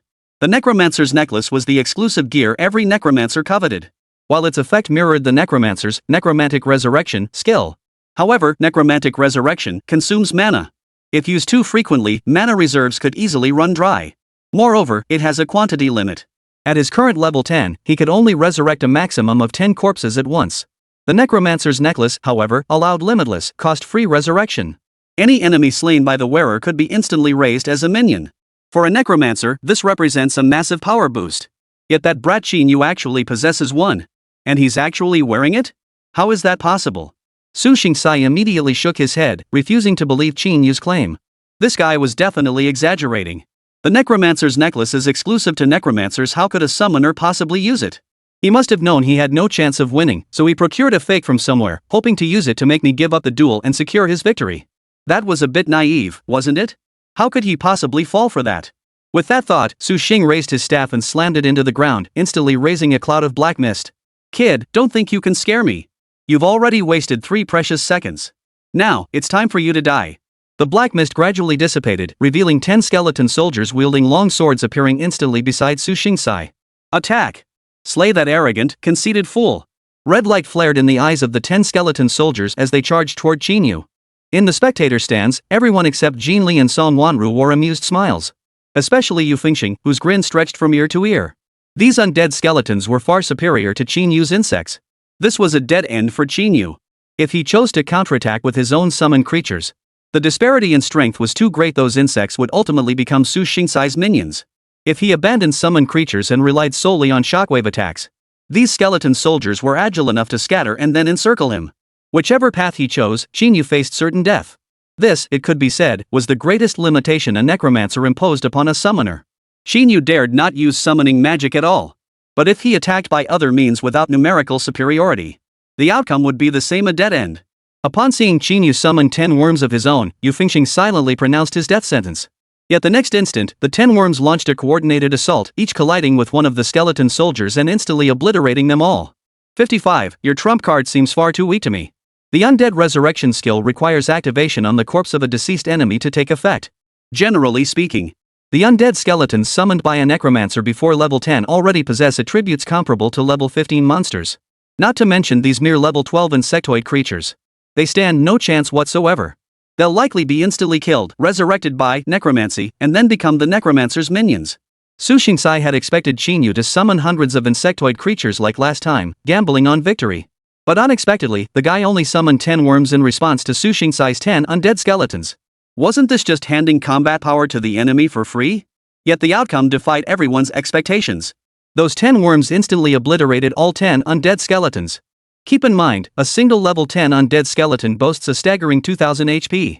The worms merely bumped into them and instantly killed them. This was simply too absurd. The entire audience froze for a few seconds. Su Xingsai was among them. However, he didn't panic. Though those worms could instantly kill his undead skeletons, it didn't mean he'd lose this duel. Because he could summon far more than just these skeletons. Truly worthy of being the top scorer in the 5 provinces exam. Seems I underestimated you. But those were merely appetizers. The main course is yet to come. Su Xingsai raised his staff once more, roaring into the air as thunder rumbled. A purple bolt of lightning then struck violently just ahead of him. A massive figure materialized instantly. That's the Demon Knight. A boy in the audience shouted excitedly. The Wraith Knight was a minion only summonable by necromancers after reaching level 10. Its stats were 2 to 3 times higher than those of a Lich skeleton. Equivalent to a level 20 monster. Moreover, it possesses an innate skill, a large area damage ability of the shadow element. It could be said to have reached boss level status. Even S-tier professionals wouldn't dare guarantee a safe takedown against such a boss-level monster. Typically, it requires a full 4-person party with comparable levels and seamless coordination. Ha! Much ado about nothing. Yu Fengxing couldn't help but flash a smug smile at the scene. As an S-rank profession, necromancers excel not only in special abilities like necromantic resurrection, but also possess outstanding summoning capabilities. They far surpassed beastmasters and summoners. At level 10, they can summon spectral knights rivaling the power of boss-level monsters. Later on, they could summon the Queen of Carnage, the Skeleton Tyrant. Even the Abyssal Bone Dragon. Nearly every summonable minion possesses absurdly high power levels. And the Spectral Knight is merely a rare gem among them. But against Qín Yǔ and the insects he summoned, it was more than sufficient. Yet Qín Yú's expression remained utterly calm as he observed the Spectral Knight towering over 2 men, clad in heavy armor, and wielding a massive sword. He merely gave a cold snort before turning his gaze to Su Xingsai nearby and bellowed. Is this your trump card? I must say, I'm rather disappointed. I thought you might pull out something formidable, but it turns out to be just a useless hunk of iron? You insolent fool, still talking big even as death approaches. Spectral Knight, attack. Chop him into mincemeat. Su Xingsai roared, and the Wraith Knight instantly locked onto Qín Yǔ, charging forward at lightning speed. The giant sword in his hand was held horizontally, and with a fierce swing, a piercing wind sound instantly echoed. The blow was heavy and powerful, taking it head-on would mean certain death. But then, a violent tremor suddenly shook the PK arena. Beneath the Wraith Knight's feet, a massive pit abruptly opened, halting its attack as its body toppled into the void. A colossal beetle-like monster, several times larger than the knight itself, emerged onto the arena floor. Its back was covered in hard, backward-pointing spines, and it was engulfed in roaring flames. Initially, everyone assumed some boss-level monster had rashly invaded the guild, and several captains prepared to rise and suppress it. But suddenly, they saw Qín Yǔ leap directly onto the creature's back without a hint of fear. Moreover, the creature seemed to obey Qín Yú's command, pinning the Wraith Knight beneath its massive frame. This left them all staring in bewilderment. Then, their puzzled expressions instantly turned to shock. Then came panic and utter disbelief. Could this creature also be one of Qín Yú's summons? Impossible. Yu Fengxing abruptly stood up, his eyes fixed intently on the flame-armored dragon worm in the arena, refusing to believe what he was seeing. This was clearly a leader-class monster. How could a summoner possibly possess a creature of such caliber? Shock also gripped Shi Chang, Tian Shiling, and Su Mei, who had come specifically to witness the spectacle. They had already prepared to celebrate Qín Yú's demise. That arrogant brat would finally get his wish to rot in hell, never to trouble their eyes again. Yet this sudden appearance of a colossal monster plunged them back into despair. This guy had already impressed them countless times. He was merely a summoner, yet possessed such outrageous power. It was something no one could accept. Most crucially, it shattered their perception of summoners. How could this possibly be a B-rank bottom-tier profession? Defeating so many S-rank professionals, he clearly acts more like an S-rank than the S-ranks themselves. Jean Li's eyes widened in sheer excitement. That massive beetle-like monster was one he hadn't seen during the grand exam. He'd assumed those worms were Qín Yú's only summons, but now there was this unexpected surprise.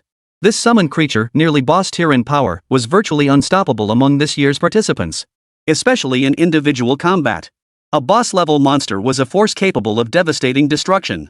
No one could possibly take it down alone. Given this, it seemed entirely possible Qín Yǔ could actually take first place in this PvP tournament. On the battlefield, Su Xing watched in horror as his spectral knight was repeatedly crushed by the flaming armored dragon worm, unable to mount any resistance. He couldn't comprehend how a summoner could possess a creature capable of matching his Wraith Knight. How could a B rank class possibly compare to his S rank class? Especially since his class was supposed to be the natural counter to summoners. Could he really lose in the end? As the Blood Knight's health bar finally hit 0, Su Xingsai's last shred of hope for victory vanished completely. However, Qín Yǔ did not immediately kill Su Xingsai. Instead, he looked down at him from above and slowly held up 3 fingers. I'll give you 3 seconds to consider. Within 3 seconds, if you choose to surrender and give up, I might spare your life. Otherwise, you'll meet the same fate as that woman yesterday erased in an instant. Weigh your options carefully. The choice is yours. 56 1/ The blindfolded uninvited guest seeking gold tickets. Su Xingsai looked up at Qín Yǔ standing atop the Yan Jia Long Cheng. And the 3 fingers he held up, plunging him into profound despair. He certainly didn't want to die. But if he surrendered, though he might save his life, Yu Fengxing would never let him off the hook. As the White Tiger captain among the 5 great captains of the Dragon Roar Guild, he was also the most hot-tempered. And as the strongest member of his squad, his defeat meant another of the 5 great captains had fallen. 3 of the 5 great captains had already been defeated by Qín Yǔ. This was something no one could possibly accept. Disgraceful. Utterly disgraceful. Even if individual battle results weren't the primary factor in rankings, if this guy truly swept all 5 and claimed first place in the individual competition, it would deal a devastating blow to the entire Dragon Roar Guild and to the 5 captains themselves. No one had ever dared to provoke them so brazenly. And to actually defeat every single one of them. Conflicting emotions swirled within him, but at that moment, Qín Yǔ's countdown echoed from above. 3, 2, 1. Each count made his body tremble involuntarily. Only when the final count sounded did he muster the courage to raise his staff, determined to resist. He couldn't surrender. His mana pool remained substantial, and cooldowns weren't too lengthy. If he could summon just a few more Spectral Knights, he'd have a chance to take down that flame-armored dragonfly. Then, he could instantly turn the tide and win this round of PvP. Yet, in the next instant, he suddenly saw the 10 undead skeletons and the recently slain Spectral Knights slowly rising from the ground. And one by one, they turned their gaze toward him. Those blood-red, terrifying eyes were now fixed on him, causing him to instinctively stumble back in fear. What was happening? How could his former minions suddenly resurrect? And why were they now directing the gaze meant for enemies toward him? Could it be? Zhang Xingsai's pupils contracted sharply as a terrifying thought spread through his mind. Impossible. Absolutely impossible. How could you possibly possess such power? As if sensing the bewilderment and astonishment in Zhang Xingsai's eyes, Qín Yǔ merely glanced at the resurrected skeleton soldiers and specter riders surrounding them before offering a faint smile. You've already wasted your 3 seconds. Now you can go die. Qín Yǔ swept his arm, and the flaming armor dragon lice beneath him, along with the undead skeletons and specter knights, surged forward like an advancing army, crushing toward Zhang Xingsai. Su Xingsai instantly lost the strength to struggle, collapsing to the ground in terror. The staff in his hand flew from his grasp and landed nearby. No! Don't kill me! I surrender! I surrender! As the undead horde closed in, Su Xingsai's pleas for mercy were utterly futile. But at that very moment, a lean figure leapt down from the spectator stands. A flash of blade light followed, instantly cleaving every monster in the arena clean in two. Qín Yǔ deftly leapt off the flaming armor dragon insect and swiftly turned toward the figure, his brow furrowing. It was a man with a ponytail, clad in a blue-green robe, 2 scabbards at his waist, and wielding a double-handed sword over 2 meters long. Most crucially, a cloth strip was tied tightly across his eyes, concealing his gaze entirely. Yet Qín Yǔ could sense the murderous intent burning in the man's eyes. He's already surrendered. There's no need to finish him off. The man slowly sheathed his blades, then shifted his gaze from Zhang Xingsai, who sat frozen in terror on the ground, to Qín Yǔ. Tomorrow, I shall be your opponent. I look forward to it. With that, the man promptly returned to the spectator seats, as if he had never been there at all. Watching the man's retreating figure, Qín Yǔ felt a long-forgotten pang in his heart. This feeling was exactly the same as when he had seen Yan Hong during the grand examination. Endless killing intent. Both this man and Yan Hong radiated a thick, swirling aura of murderous intent. This guy must have slain countless monsters just like Yan Hong, which was why such a thick aura of killing intent clung to him. This was evident from the way he had instantly slain the flame-armored dragonworm with a single stroke. His strength surpassed everyone he'd encountered these past few days. But he wasn't afraid. No one could stop him from claiming first place. In the spectator stands, Yu Fengxing's hair stood on end in fury, resembling an upside-down white broom. He had no intention of saving Su Xingsai. A traitor who had brought utter disgrace upon the White Tiger squad. Even if he died, it wouldn't be a pity. At worst, they'd lose the White Tiger title this season. But he couldn't tolerate such a disgraceful presence within the team. But at that moment, Yifeng dispatched members of his team to rescue Su Xingsai. Seeing Su Xingsai being pulled up, still trembling violently, Yu Fengxing delivered a powerful slap that sent him crashing to the ground. Useless piece of trash. A complete failure. You lose even when facing a class disadvantage? What good are you to me? You've brought utter shame upon the White Tiger. Get out of the White Tiger. Get out of the Dragon Roar Guild. Yu Fengxing lunged forward to strike again, but Qifeng grabbed his arm to stop him. When will you ever learn to control your impulsive temper? Kicking a team member out now, are you planning to tank the upcoming team battle in a few days? I'm furious. That brat provoked us relentlessly, yet we kept losing round after round. How could we be so pathetic? If that brat actually takes first place, where will we hang our heads? I warned you to be careful. What can I do if you wouldn't listen? Yifeng shook his head helplessly and spoke slowly. That kid scored so high in the big exam, he's definitely no pushover. You all underestimated him, and that's why you got crushed. Old G, what do we do now? Yu Fengxing forced down his anger and asked. Do your men have the confidence to handle him? Of course they do. Yifeng glanced at the man beside him with a smile, replying without hesitation. Gu Feng is a veteran from the military. When it comes to real combat experience, he's second to none. Even if that kid is exceptionally gifted, he doesn't stand a chance against Gu Feng. Upon hearing this, Yu Fengxing immediately turned his gaze toward Gu Feng. The scene from moments ago seemed to replay before his eyes. That kid really showed your style just now. The power of that single strike, I doubt anyone here could have blocked it. Even old Tion's turtle shell might not last more than a few seconds, right? You flatter me. At that moment, Gu Feng slowly rose to his feet and bowed respectfully to both men. Compared to you captains, my abilities are still very limited. But when it comes to dealing with that guy, I can say with absolute certainty I'll take him down. 57, 18 years in the military? A battle of minds among masters. Have you heard? This year's new member initiation test has a dark horse, someone named Qín Yǔ. He's already defeated 3 of the 5 captains. That's insane. And get this, he's a summoner. Can you believe it? A summoner taking down members under 3 squad captains? Those guys are all S-rank professionals. I heard he's got incredible durability in offense. Not only can he generate shockwaves with his hands, but he can also instantly summon swarms of insects to attack.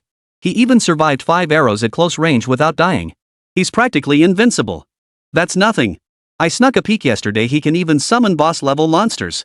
He just pinned the necromancer's minions to the ground and ground them into dust. They didn't stand a chance. But today he's facing Gu Feng from the Azure Dragon Squad. That guy's no pushover. I bet this dark horse's run is about to come to an end. On the 4th day of the trials, the spectator stands of the PK arena were inexplicably filled with many who weren't new members of the guild. They huddled together, whispering among themselves. It seemed they'd all heard about Qín Yǔ's exploits and had come specifically to watch the match. After all, the Dragon Roar Guild had never recruited a summoner before. And this year, not only had a summoner appeared, but this summoner's strength was utterly staggering. He dared to publicly challenge the 5 squad leaders and had already defeated 3 of them. Today, he was set to face off against the Azure Dragon team. If he won, he would enter the top 3. Just one step away from first place. For a summoner from an ordinary squad to achieve such results was beyond their wildest imagination. This news left Qín Yǔ feeling uneasy, prompting him to silently open the guild channel and check the leaderboard. Currently, his 3rd squad held 3 points, tied for 2nd place with the Azure Dragon squad. First place belonged to the Qilin team, already racking up 6 points. This meant that the 2 members of the Qilin squad hadn't lost a single match yet. This record left even Qín Yǔ somewhat astonished. While he knew the Qilin squad was the strongest team in the Dragon Roar Guild, going undefeated in every single match so far was truly remarkable. The competition had now entered the 6-team-to-3-team elimination stage. Meaning, if these 2 continued winning, they could potentially reach a maximum of 9 points. Even if he managed to secure first place in the individual matches, the Qilin team would still have 8 points, 2 points higher than his total. He would need to finish 2 places higher than them in the team battle to claim the overall championship. This undoubtedly made his plan even more difficult. Suddenly, he caught sight of his opponent for this round. The identity information of Gu Feng from the Qinglong team. Name, Gu Feng. Class, Martial Artist Grade A. Level, 10. Only Class A? I thought he was an S-class profession too. Qín Yǔ was somewhat surprised. An A-rank martial artist had managed to sever the flaming armor dragon lice with a single strike. This was something he never expected. After all, the flaming armor dragon lice possessed innate defensive capabilities, coupled with its extremely high health pool. Under normal circumstances, it was virtually impossible for anyone to instantly kill it. Even S-rank professionals might struggle to achieve that, let alone an A rank. This guy must have something extraordinary about him? Just then, Jin Li arrived late and sat beside him. Qín Yǔ immediately asked. Captain Jin, do you know Gu Feng from the Azure Dragon Squad? Hearing Qín Yǔ's question, Jin Li couldn't help but pause. That guy took out my summon creature with a single strike. That kind of damage isn't something an A-class profession should be capable of. For an ordinary A-rank professional, it would indeed be impossible. But what if that guy grew up in the military? Raised in the military? Qín Yǔ suddenly understood. No wonder that guy radiated such intense killing intent. So this guy really was military. Seeing Qín Yǔ still wearing a calm expression, Jin Li hurriedly added with concern. That guy spent 18 years stationed at the border with the military. His combat experience is incredibly rich, even rivaling some squad leaders within the guild. So, Qín Yǔ, you must be extremely cautious. If things get too dangerous. Before Jin Li could finish, Qín Yǔ raised his hand to cut him off. Captain Jin, I asked you about him not because I'm afraid, but simply out of curiosity. So what if he spent 18 years in the military? To me, he's no different from anyone else. At that moment, the broadcast suddenly came on. Day 4, Round 3 PK match begins. Team 3's Qín Yǔ versus Team Qinglong's Gufeng. Jin Li tried to say something more, but Qín Yǔ had already risen swiftly and was striding toward the center of the arena. A guy raised in the military? Rich in combat experience? Damage off the charts? To have survived near the abyss's border for 18 years, that was truly astonishing and worthy of respect. But in the face of absolute power, everything else is futile. The moment the announcement echoed, a collective gasp rippled through the nearly packed stands. All eyes were fixed on this showdown, eager to see whether Qín Yǔ would surge ahead and extend his winning streak? Or be cut down by Gufeng of the Azure Dragon team? Gufeng remained clad in his signature blue robe, his hair pulled back in a high ponytail, and his eyes concealed by a cloth patch, an outfit that hardly seemed modern. The 2-meter-long broadsword stood beside him, radiating an overwhelming sense of pressure. You're here. The moment he saw Qín Yǔ, Gufeng smiled and spoke. I've been waiting here for quite some time.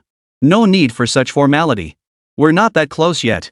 The two exchanged no further words and did not immediately engage in combat, merely standing silently in place, staring at each other. This left the crowd in the spectators' seats feeling puzzled. What's going on? Why haven't they started fighting yet? What does this staring contest mean? It's a battle of wits. At that moment, a voice from the audience broke the silence. Highly skilled practitioners engage in a battle of wits before the actual fight begins. They use mental communication to gauge the strength of their opponent's psychic power. If one side loses, it means their strength is too disparate, and the fight becomes pointless.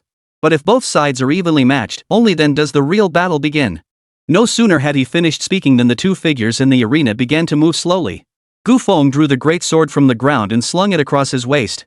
Qín Yǔ, meanwhile, raised both hands, and dozens of worms and fly-winged insects instantly materialized beside him. Shadow-wing insects belong to the flying insect tribe, renowned for their blinding speed and reliance on rapid strikes. Dozens of insectoid creatures instantly surrounded Gufeng.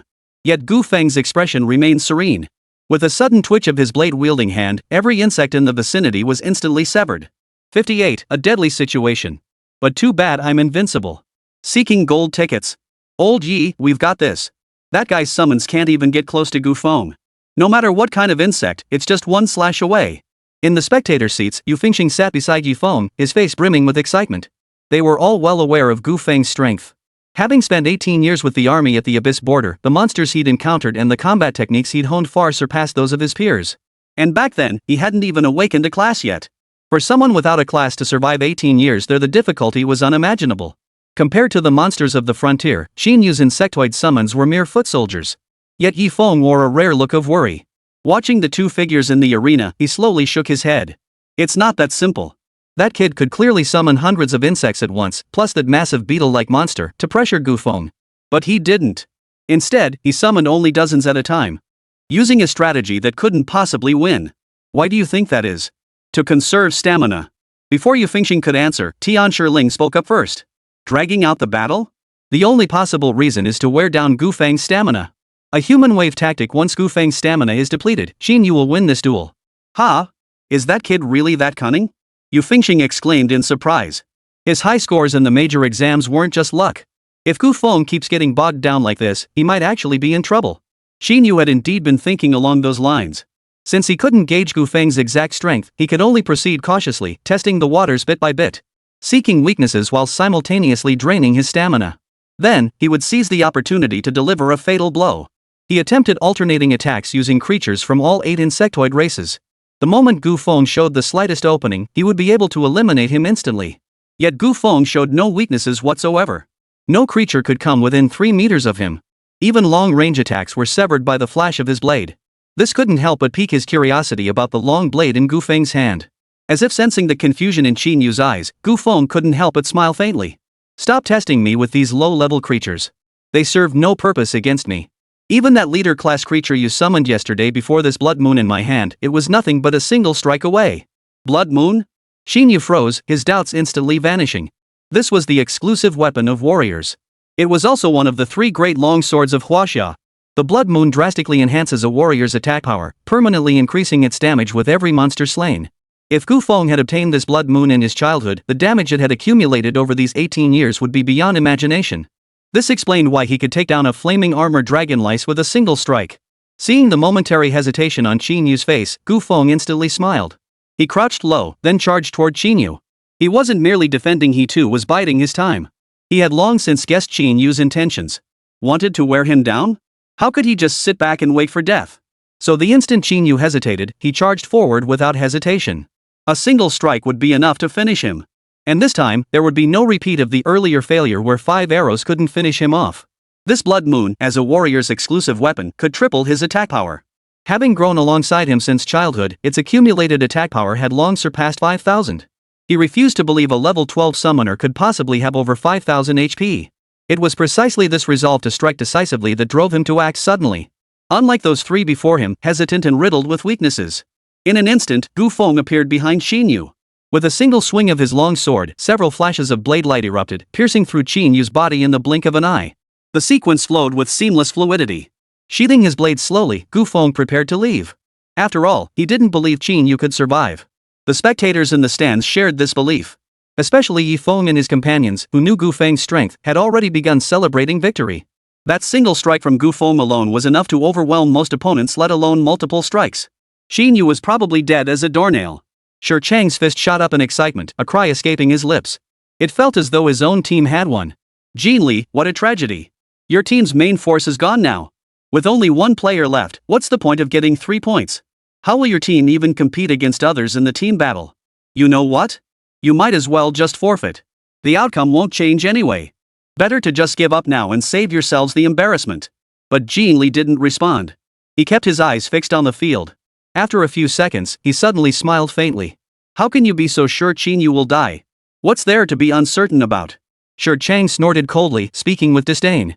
Gu Feng's attacks deal over 5,000 damage per strike. Even if that kid Qín Yǔ has thick health, he can't possibly survive multiple hits and still be alive. He's a summoner, and only level 12. Most importantly, his gear is all beat up and worn.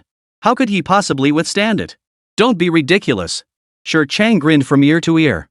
To him, Jin Li was just clinging to hope like a dead duck with a stubborn mouth. Still fantasizing the kid could survive at a time like this? Absolutely ridiculous.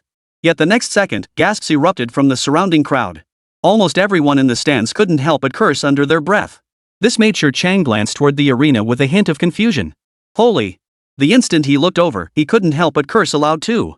In the arena, Qín Yǔ wasn't dead. He merely brushed the dust off his clothes, acting as if nothing had happened.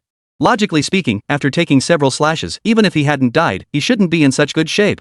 Especially since Gu Feng's blows had been devastatingly powerful, how could this guy have survived unscathed? Everyone was utterly baffled, and Gu Feng was no exception. Even with a bandage over his eyes, the deep furrow between his brows was plain to see. This can't be. How are you still alive? You think you can kill me? You're not capable of that. Qín Yǔ raised his arms with a cold laugh. 3 fire-armored dragon lice suddenly shot upward, lifting him into the air. I do have a certain fondness for those in the military. So I advise you to surrender immediately. Otherwise, I won't hold back. If I accidentally kill you, I'd be heartbroken. 59. A runaway victory. What of the 4 captains? Take them all down. Gu Feng paid no heed to Qín Yǔ's words, swiftly gripping his sword hilt once more. He didn't know why this guy hadn't died? He certainly didn't believe this guy could kill him. These 3 leader-level monsters alone were utterly insufficient to suppress him. To think they could make him surrender? Absolutely impossible. Yet he felt a twinge of confusion. He had easily taken down 1 yesterday. Why did Qín Yǔ summon the same 3 again to deal with him? This was a complete waste of time. Not only did it fail to wear him down physically, but it also drained a significant amount of his own mana. This unsettling feeling lingered in his mind, making him hesitate to strike. This uncertainty also spread among the spectators in the stands. They couldn't understand why Qín Yǔ hadn't died. Nor could they fathom why Gu Feng stood frozen in place. Could it be that he was so intimidated by Qín Yǔ that he dared not strike again? Yi Feng frowned deeply, equally perplexed. His expression stood in stark contrast to his earlier confident demeanor. Tian Shiling, Su Mei, and Yu Fengxing, seated nearby, had their faces twisted into expressions of utter bewilderment. That kid Qín Yǔ actually managed to withstand several of Gu Feng's slashes and still wasn't dead. It was utterly beyond their comprehension. Could it be that this kid's health pool had reached 10,000 points? But even if it were 10,000, shouldn't there be some sign of strain? He looked as though he hadn't been harmed at all. What's the difference between this and being invincible? A guy who can't be killed, what's the point of this PvP then? Yet they still refuse to believe it. How could a summoner possess such absurd power? Summoning swarms of hundreds at once. Capable of unleashing skills beyond mere summoning magic. Summoning boss-level monsters. Even surviving 5 arrows and several sword strikes unscathed. Was this still the summoner they knew? Old Yi. Yu Fengxing finally closed his jaw, which had nearly dislocated, and spoke in a low voice. I think we should get Gu Feng back immediately. That kid Qín Yǔ is way too unnerving. If we lose another person, our team battle in 2 days might really be in trouble. Yeah. Old Yi, this kid is definitely more than meets the eye. Gu Feng probably realized this too, which is why he's hesitating about continuing the duel. Right now, conserving strength is paramount. If he loses his life, it'll be too late for regrets. Staring at Qín Yǔ, standing atop the flaming armored dragon worm with an air of effortless ease, Yi Feng remained silent for a long moment before reluctantly rising to his feet. He deeply resented giving up this point and didn't want to let Qín Yǔ continue his arrogance. But if it meant sacrificing Gu Feng's life, he felt that a calculated retreat was acceptable. Before he could speak, however, Gu Feng had already leapt back to the spectator seats and knelt before him. Captain Yi, I'm sorry. I failed to meet your expectations. I'm no match for that guy. If we kept fighting, I might have died. To save my life, I forfeited the duel. But rest assured, I will deliver an outstanding result in the team battle. I will never let you down again. Gu Feng hung his head, looking like a child who had made a mistake. Yet his words sent shockwaves through the surrounding crowd. Gu Feng was the ace of the Qinglong team. If even he felt he couldn't defeat Qín Yǔ, didn't that prove the guy was truly unbeatable? But upon reflection, it made sense. To withstand several of Gu Feng's slashes unscathed. No one present could likely do the same. Truly worthy of being the top-ranked candidate in the 5 provinces of China's grand examination. He truly deserves that seat. Get up. I don't blame you. Yi Feng slowly helped Gu Feng to his feet before asking softly. But could you tell me why you thought continuing the fight might get you killed? Logically speaking, that guy might just have some survival tactics, but he couldn't hurt you either, right? Hearing Yi Feng's question, Gu Feng silently opened his attribute interface and shared it. For some reason, his health had dropped by 1/3. Why is this happening? Yi Feng and the 3 others beside him instantly wore puzzled expressions. After all, they had been watching the entire battle. The summoned creatures Qín Yǔ had sent out hadn't even managed to get close to Gu Feng, let alone injure him. So what was the explanation for this sudden drop in health? At that moment, Gu Feng shook his head and spoke with a hint of resignation. That guy probably has a counterattack skill. Counterattack skill? The 4 instantly understood, realizing what Gu Feng meant. No wonder he had taken 5 arrows from Zhang Meiyu earlier and now several slashes from Gu Feng today without a scratch.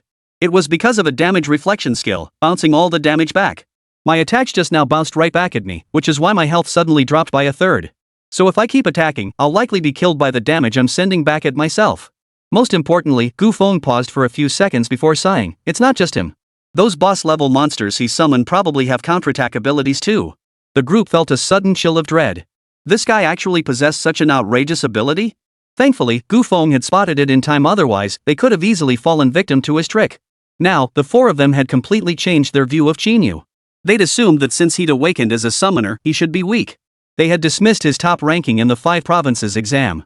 But now it seemed their own minds were far too narrow. To achieve such results, his abilities must be extraordinary. And indeed, that was precisely the case. All 4 squad leaders were wiped out. This alone proved that Qín Yǔ's strength surpassed every single person present. Suddenly, a cold laugh echoed from ahead. What a joke! The 4 esteemed titled captains of the Dragon Roar Guild, cowed by some nameless upstart? It's laughable. Anger flashed across their faces, but before they could erupt, they fell silent upon seeing the figure ahead. There sat Shilin before them, flanked by 2 others, a man and a woman. The mocking voice had come from the man beside him. Wan Di, cease your insolence. Shilin spoke slowly, his gaze fixed on Qín Yǔ in the center of the arena. That brat is yours to deal with. Remember to go easy on him, don't kill him. Keep him alive, he can be of great use to our Dragon Roar Guild. With that, Shilin rose slowly, glancing back at the 4 figures behind him. Unlike these few, they're utterly useless. 60, sorry, I won't be joining the ranks of the defeated. News of Qín Yǔ's victory quickly spread throughout the entire Dragon Roar Guild. A summoner defeating the 4 titled captains?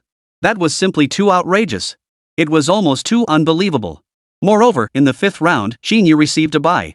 Thus, he automatically advanced to the finals, securing 2nd place in the individual competition. This only heightened everyone's anticipation for the final showdown. But the most excited of all was Qín Yǔ. His team had already secured 5 points and was currently ranked second. If the team could score over 10 points in the team competition, he would secure a spot in the top 5. This was his only and best opportunity. He hadn't expected Qín Yǔ to keep winning all the way to this point. During the major exam, he had sensed this kid wasn't as straightforward as he seemed. But he never imagined this guy would truly surpass his expectations. That massive swarm of insects was nowhere near his limit. It was merely the tip of the iceberg of his true power. As for the team battle, he wasn't the least bit worried. Though their team consisted of only 2 members, Sunmmary possessed devastating area of effect damage, while Qín Yǔ commanded an overwhelming swarm. In a time challenge, their duo might very well outperform other teams fielding 3 players. It had been over a decade since he first became a team captain, and now he'd held that position for 6 years. Every year, he dreamed of securing a spot in the top 5. But every year ended in disappointment. Even within China's 5 provinces, talent pools were stratified into tiers. Within Dong province alone, its 3 cities were divided by class. Linghai City, Luyuan City, Lanqi City. Among these 3 cities, Linghai City has the poorest quality of students. It takes years to produce even one S-tier profession, and rare professions are practically non-existent. As the head of the Linghai City branch of the Dragon Roar Guild, the annual exams were a constant ordeal for him. Unable to identify promising recruits, the guild's entrance assessments consistently yielded poor results. This consistently lands him near the bottom of the rankings. While he never quite lands in last place, it's hardly cause for celebration. But this year was different. With Qín Yǔ in the mix, he stood a very real chance of breaking into the top 5 captains. If that happened, not only would Qín Yǔ and Sunmmary receive preferential training from the guild, but he would also reap the benefits. His long-stagnant abilities could finally see significant improvement. This opportunity, he absolutely could not let slip away. Due to a bye, Qín Yǔ had a day off. He had intended to visit the guild's training grounds to familiarize himself with the team battle map and its monsters. But Qín Yǔ forcibly confined him to his room, barring him from leaving at will. The reason was even more absurd. After Qín Yǔ defeated Gu Feng into surrender, the 4 major captains all sought to extend olive branches to him. Although teams couldn't be changed during the membership assessment period. After the assessment concluded, new members could freely choose and switch to join different teams. However, this required mutual consent from both parties. Naturally, Qín Yǔ would never consent to such a thing. Therefore, to keep Qín Yǔ under control, he had no choice but to temporarily confine him to a room. Under the pretext of letting him rest properly, the real reason was to prevent him from escaping. But in reality, Qín Yǔ's room was already packed to the brim. The window stood wide open, and the 4 squad leaders were crammed inside, making the space feel especially crowded. Captains, given your positions, isn't it a bit inappropriate to climb through windows into a guild member's room like this? Hee. Handsome boy, we just couldn't wait to see you.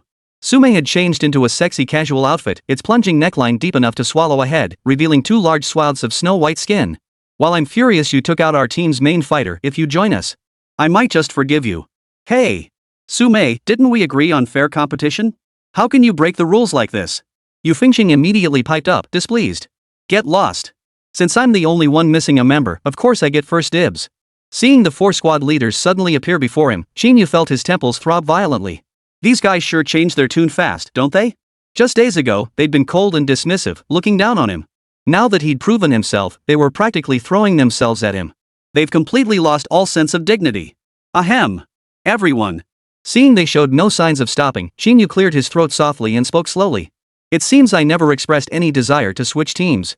You lot just assuming things like this is a bit disrespectful, don't you think? Hey! What are you talking about, young man? Tian Shiling stepped forward a few paces, smiling as he spoke. Top-tier talent naturally attracts fierce competition. A unique prodigy like you staying with Qín Yǔ would be a waste of your potential, wouldn't it? It'd be better to find a reliable captain sooner rather than later. That way, you can pave the way for your future development. Don't you agree? Exactly, Qín Yǔ. Yi Feng chimed in immediately. With your abilities, you could join any one of us. No matter who you choose, we'll do our utmost to cultivate you. Wasn't joining the Dragon Roar Guild precisely for this reason? As the 4 most senior captains of the Dragon Roar Guild, joining us would be far better for you than staying with Qín Yǔ. After hearing their words, Qín Yǔ fell silent for a moment before shaking his head. I did join the Dragon Roar Guild to become stronger. But even if I switch teams, I'll only do so to serve under the strongest captain. Wouldn't you agree? What do you mean by that? Yu Fengxing frowned immediately. Are you implying our strength isn't up to par? I never said that. It's just that all of you here have been defeated by me before. I can't exactly jump ship to a team led by someone I've already beaten, can I? Qín Yǔ smiled faintly. Though he hadn't stated it outright, the 4 of them understood the implication. This guy wouldn't join their team. Even if he wanted to switch teams, he'd have to find one with genuine strength, one capable of defeating him. And for now, only the Qilin team met his standards. Don't be ridiculous. Sume immediately protested in confusion. You want to join the Qilin team? That's impossible. Instead of facing rejection, you'd be better off choosing one of us. That's a safer bet. Before Sume could finish, Qín Yǔ raised his hand to cut her off. It seems you've misunderstood my intentions. Whether it's you lot or that Qilin fellow, I have no intention of joining either. You're my defeated foes, and that guy will soon be mine too. To me, you're all the same. My current goal is to secure first place in the assessment. As for switching teams, that's not something I'm considering. If you want to recruit me, you'll have to wait until after the assessment. Then I'll decide whether to join your team based on your performance. 61. So what if he's the strongest captain? I've never been afraid. Qín Yǔ's words instantly stunned the four men across from him. Several seconds passed before they snapped back to reality, each flashing a dismissive smirk. Qín Yǔ, confidence is admirable, and we've witnessed your abilities firsthand. But thinking you can defeat someone from Qilin? That's a bit presumptuous. That guy Qilin has been the top-ranked member of the Dragon Roar Guild for 10 consecutive years. Thinking you can defeat him is nothing short of a pipe dream. Yeah, right? Handsome Qín Yǔ, I admit you're strong. You did take down the main members of our 4 teams. But against Qilin's man? You stand no chance. Kid, take my advice. That caring guy holds grudges like crazy. He's nothing like us easygoing folks. If you really cross him, your days in the Dragon Roar Guild won't be easy. Most importantly, not a single one of his men is easy to mess with. Anyone who dares to cross them ends up with a miserable fate. If you don't want to die a miserable death, drop this idea immediately. Otherwise, Then I won't trouble you gentlemen. Before they could finish, Qín Yǔ cut them off with another laugh. Whoever that guy is? No matter how powerful he is? I won't be afraid, and I won't change my goal. And you know what? I'm not afraid of revenge. Stepping out of Qín Yǔ's room, Yu Fengxing couldn't help but curse angrily. That kid is such a phony. We tried to give him some good advice, but instead of appreciating it, he kicked us all out. He even had the nerve to boast about getting first place in the assessment. If he can beat that Qilin's men, I'll eat my own. What a waste of such promising talent. Yi Feng shook his head helplessly. If this guy really gets too big for his britches, Wan Di won't let him off easy. He might even defy Qilin's orders and eliminate Qín Yǔ. That's his own choice. Tian Shirling sighed and spoke in a solemn tone. We've already tried to dissuade him. Whether he lives or dies, it's none of our concern. The others didn't dwell on it further, slipping away through the narrow path by the rear window. Originally, they had only come to try and recruit Qín Yǔ. After all, talent like his was truly rare. But this fellow had the audacity to challenge the Qilin. If persuasion failed, so they could only wish him luck. If Qín Yǔ could defeat them, he'd already be quite formidable. But defeating the Qilin's minions? That's harder than climbing to the heavens. Not for any other reason. It was because during the week of rest before the initiation trials, Qilin subjected them to grueling training. Hunting all manner of monstrous creatures, undertaking perilous missions. They'd even be taken to venture into the legendary Death Valley. Death Valley was a dungeon restricted to practitioners above level 20. It was said no one had ever returned alive. Each year, Qilin selects 3 satisfactory candidates from the major assessment and takes them to the Valley of Death, where they must survive for 2 to 3 days. If they survive, the Qilin will accept them into the guild. If they perish, they are sadly eliminated. Survival of the fittest, this is the law he reveres. Though brutal, 1 or 2 survive each year. Those who emerge alive, regardless of profession or rank, share one defining trait: ruthless ferocity. Whether facing a strong or weak opponent, every strike is lethal. It could be said that without the Qilin's orders, none of their opponents would last 10 seconds. Consequently, in recent years, anyone encountering a member of the Qilin squad would immediately surrender. After all, no one wants to lose their life for nothing. Yet Qín Yǔ persisted stubbornly. It could only be described as youthful recklessness, ignorant of death's terror. Day 6, the individual finals. The PK arena was packed to capacity, with nearly the entire Linghai branch of the Dragon Roar Guild present. They had come to witness this unprecedented duel. A summoner had actually made it to the finals? And when facing the Qilin team, he showed no fear whatsoever, choosing to accept the challenge. Hardly anyone dared to be so bold. Was this guy fearless of death? The spectators split into 2 camps. A small minority supported Qín Yǔ, while the majority backed Wan Di. The Qilin team had dominated the rankings for a decade, causing most to simply give up. Now that someone finally had the guts to challenge them, they naturally chose to rally behind him. If he could actually win, it would send shockwaves through the entire Dragon Roar Guild. But most importantly, this guy had already delivered plenty of surprises.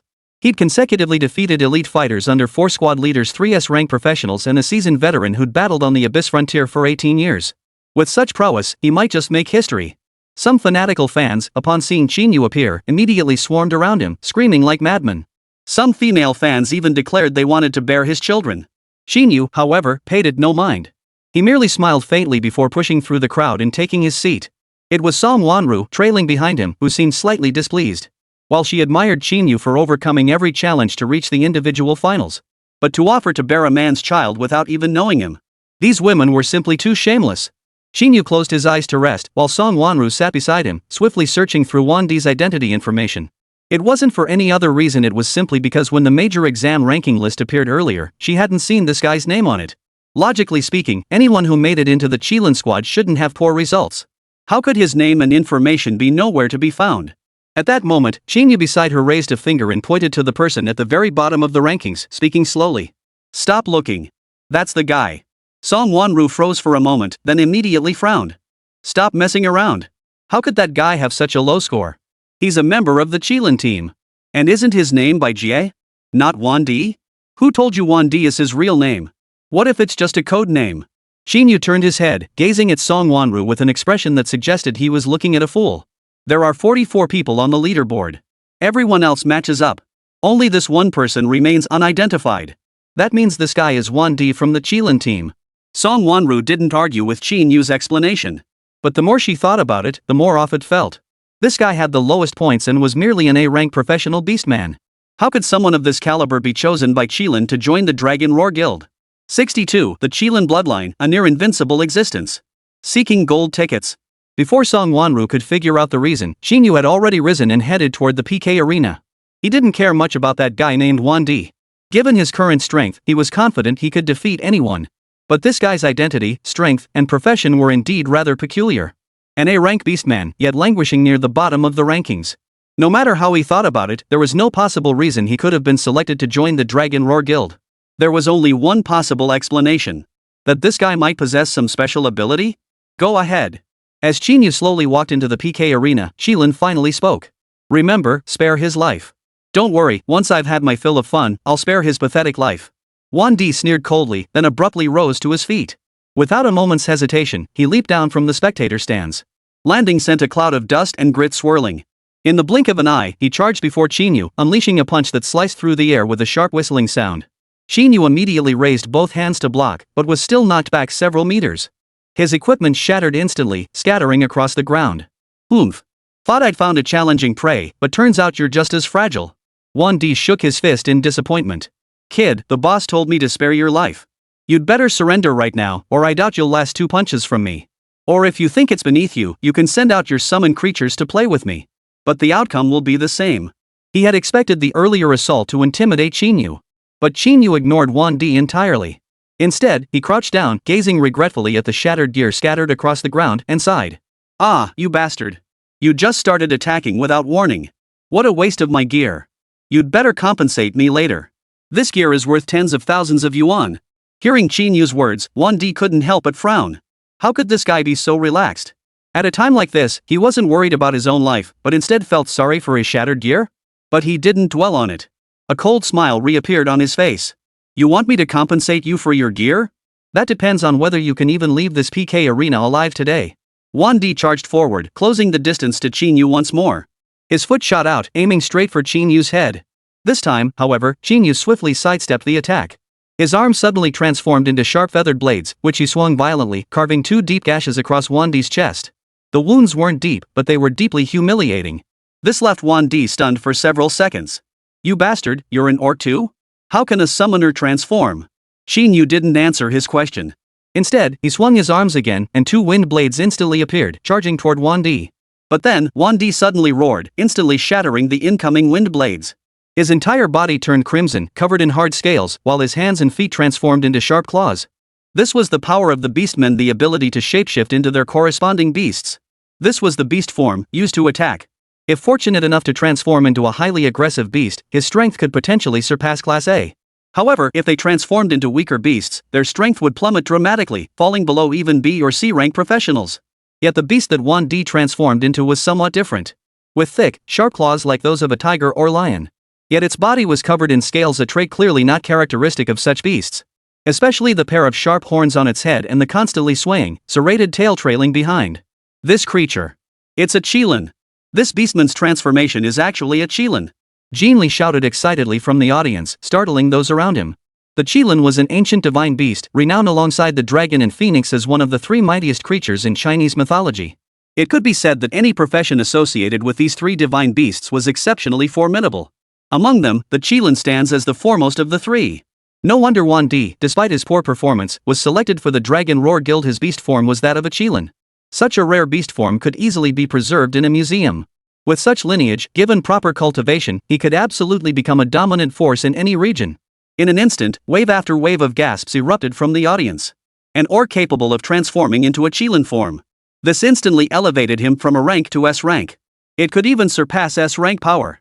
Now, Qín Yú's chances of victory had grown even slimmer.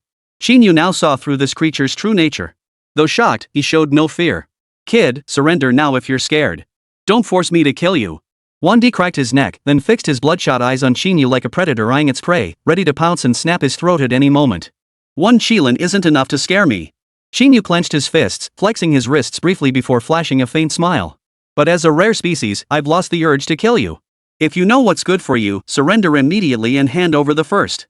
Otherwise, I won't mind breaking your limbs and turning you into a crippled Qilin." This was the first time anyone had dared to mock Wan Di like this. His hair stood on end in fury, every scale on his body bristling and flashing with dazzling light. In the next instant, his form vanished from the spot. The next second, Qín Yú was violently hurled backward, crashing into the PK arena wall and kicking up a cloud of dust. The force propelled him hundreds of meters. No one could track his movements. His speed was lightning fast and utterly unpredictable. But then, a vast swarm of insects surged out of the dust like an invading army, sweeping toward him. "A mere handful of insects dare to block my path?" Wan Di sneered coldly, then slammed both claws into the ground. A burst of lightning instantly coiled around him, surging through the earth and spreading hundreds of meters in all directions. In an instant, the entire swarm was annihilated.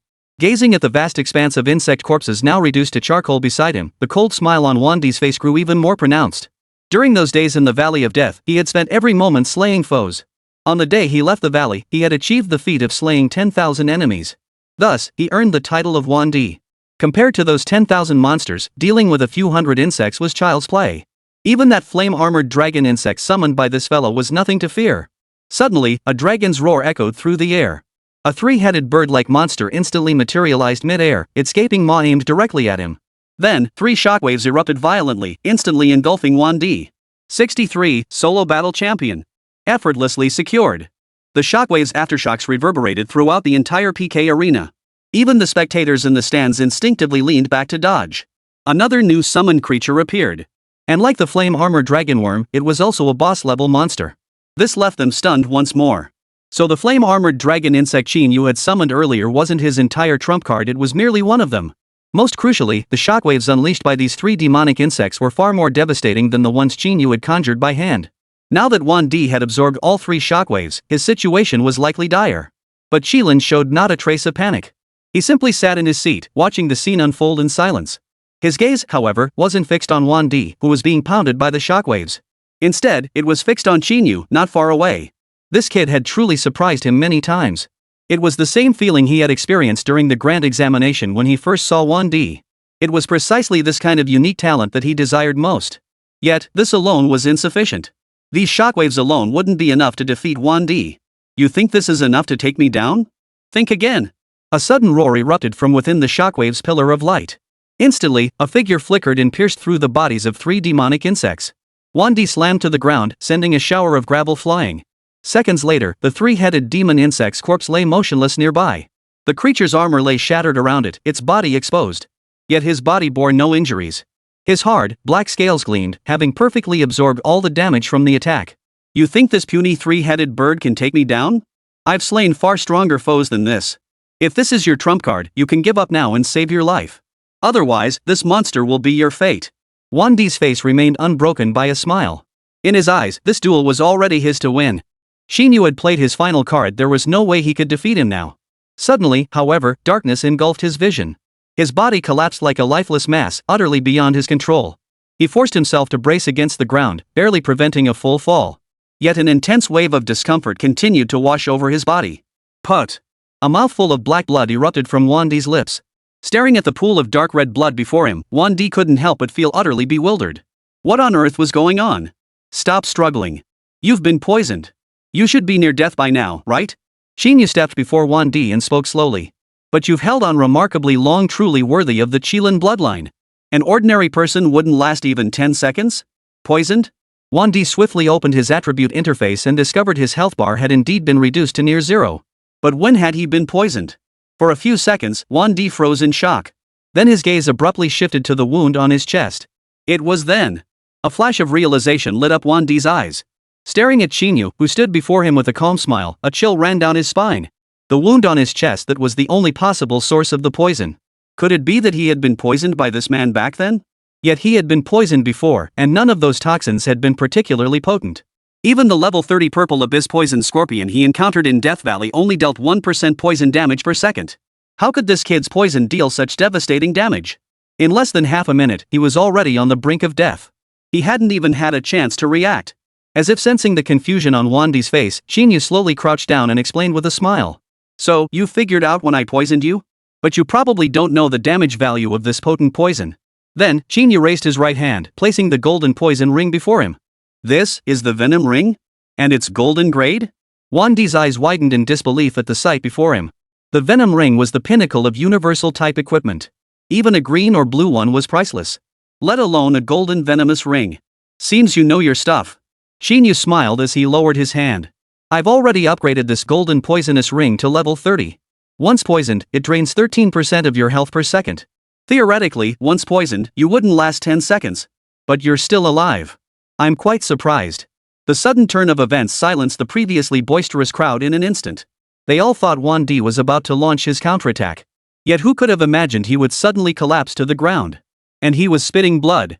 This even caused Qilin, who had remained calm throughout, to furrow his brow. It wasn't until he saw the golden poison ring exposed on Qín Yǔ's finger that he finally understood what had happened. A golden poison ring. This was top-tier equipment he had never even seen before. How could this kid possess such an item? Over the years, he had ventured into countless high-difficulty dungeons, secret realms, and even the abyss's borders. Yet he had never looted such a rare piece of gear. Yet Qín Yǔ possessed it. How had he obtained it?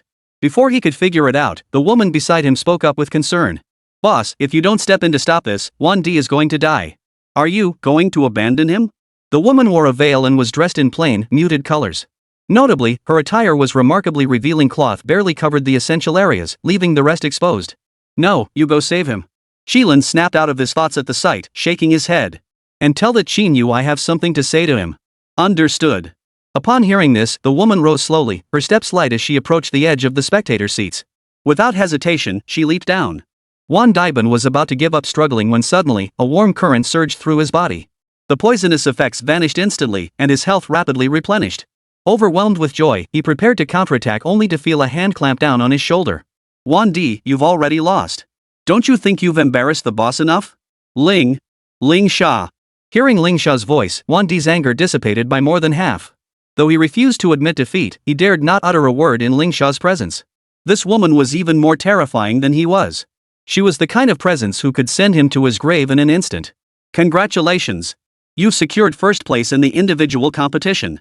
Ling Sha paid no further attention to Wang Di, instead turning her smiling gaze toward Qín Yǔ. Our leader has something to discuss with you. Please come with me? 64, kid, wanna join our Qilin squad? Seeking gold tickets. Qín Yǔ was startled by the sudden appearance of this woman. It wasn't because of anything else.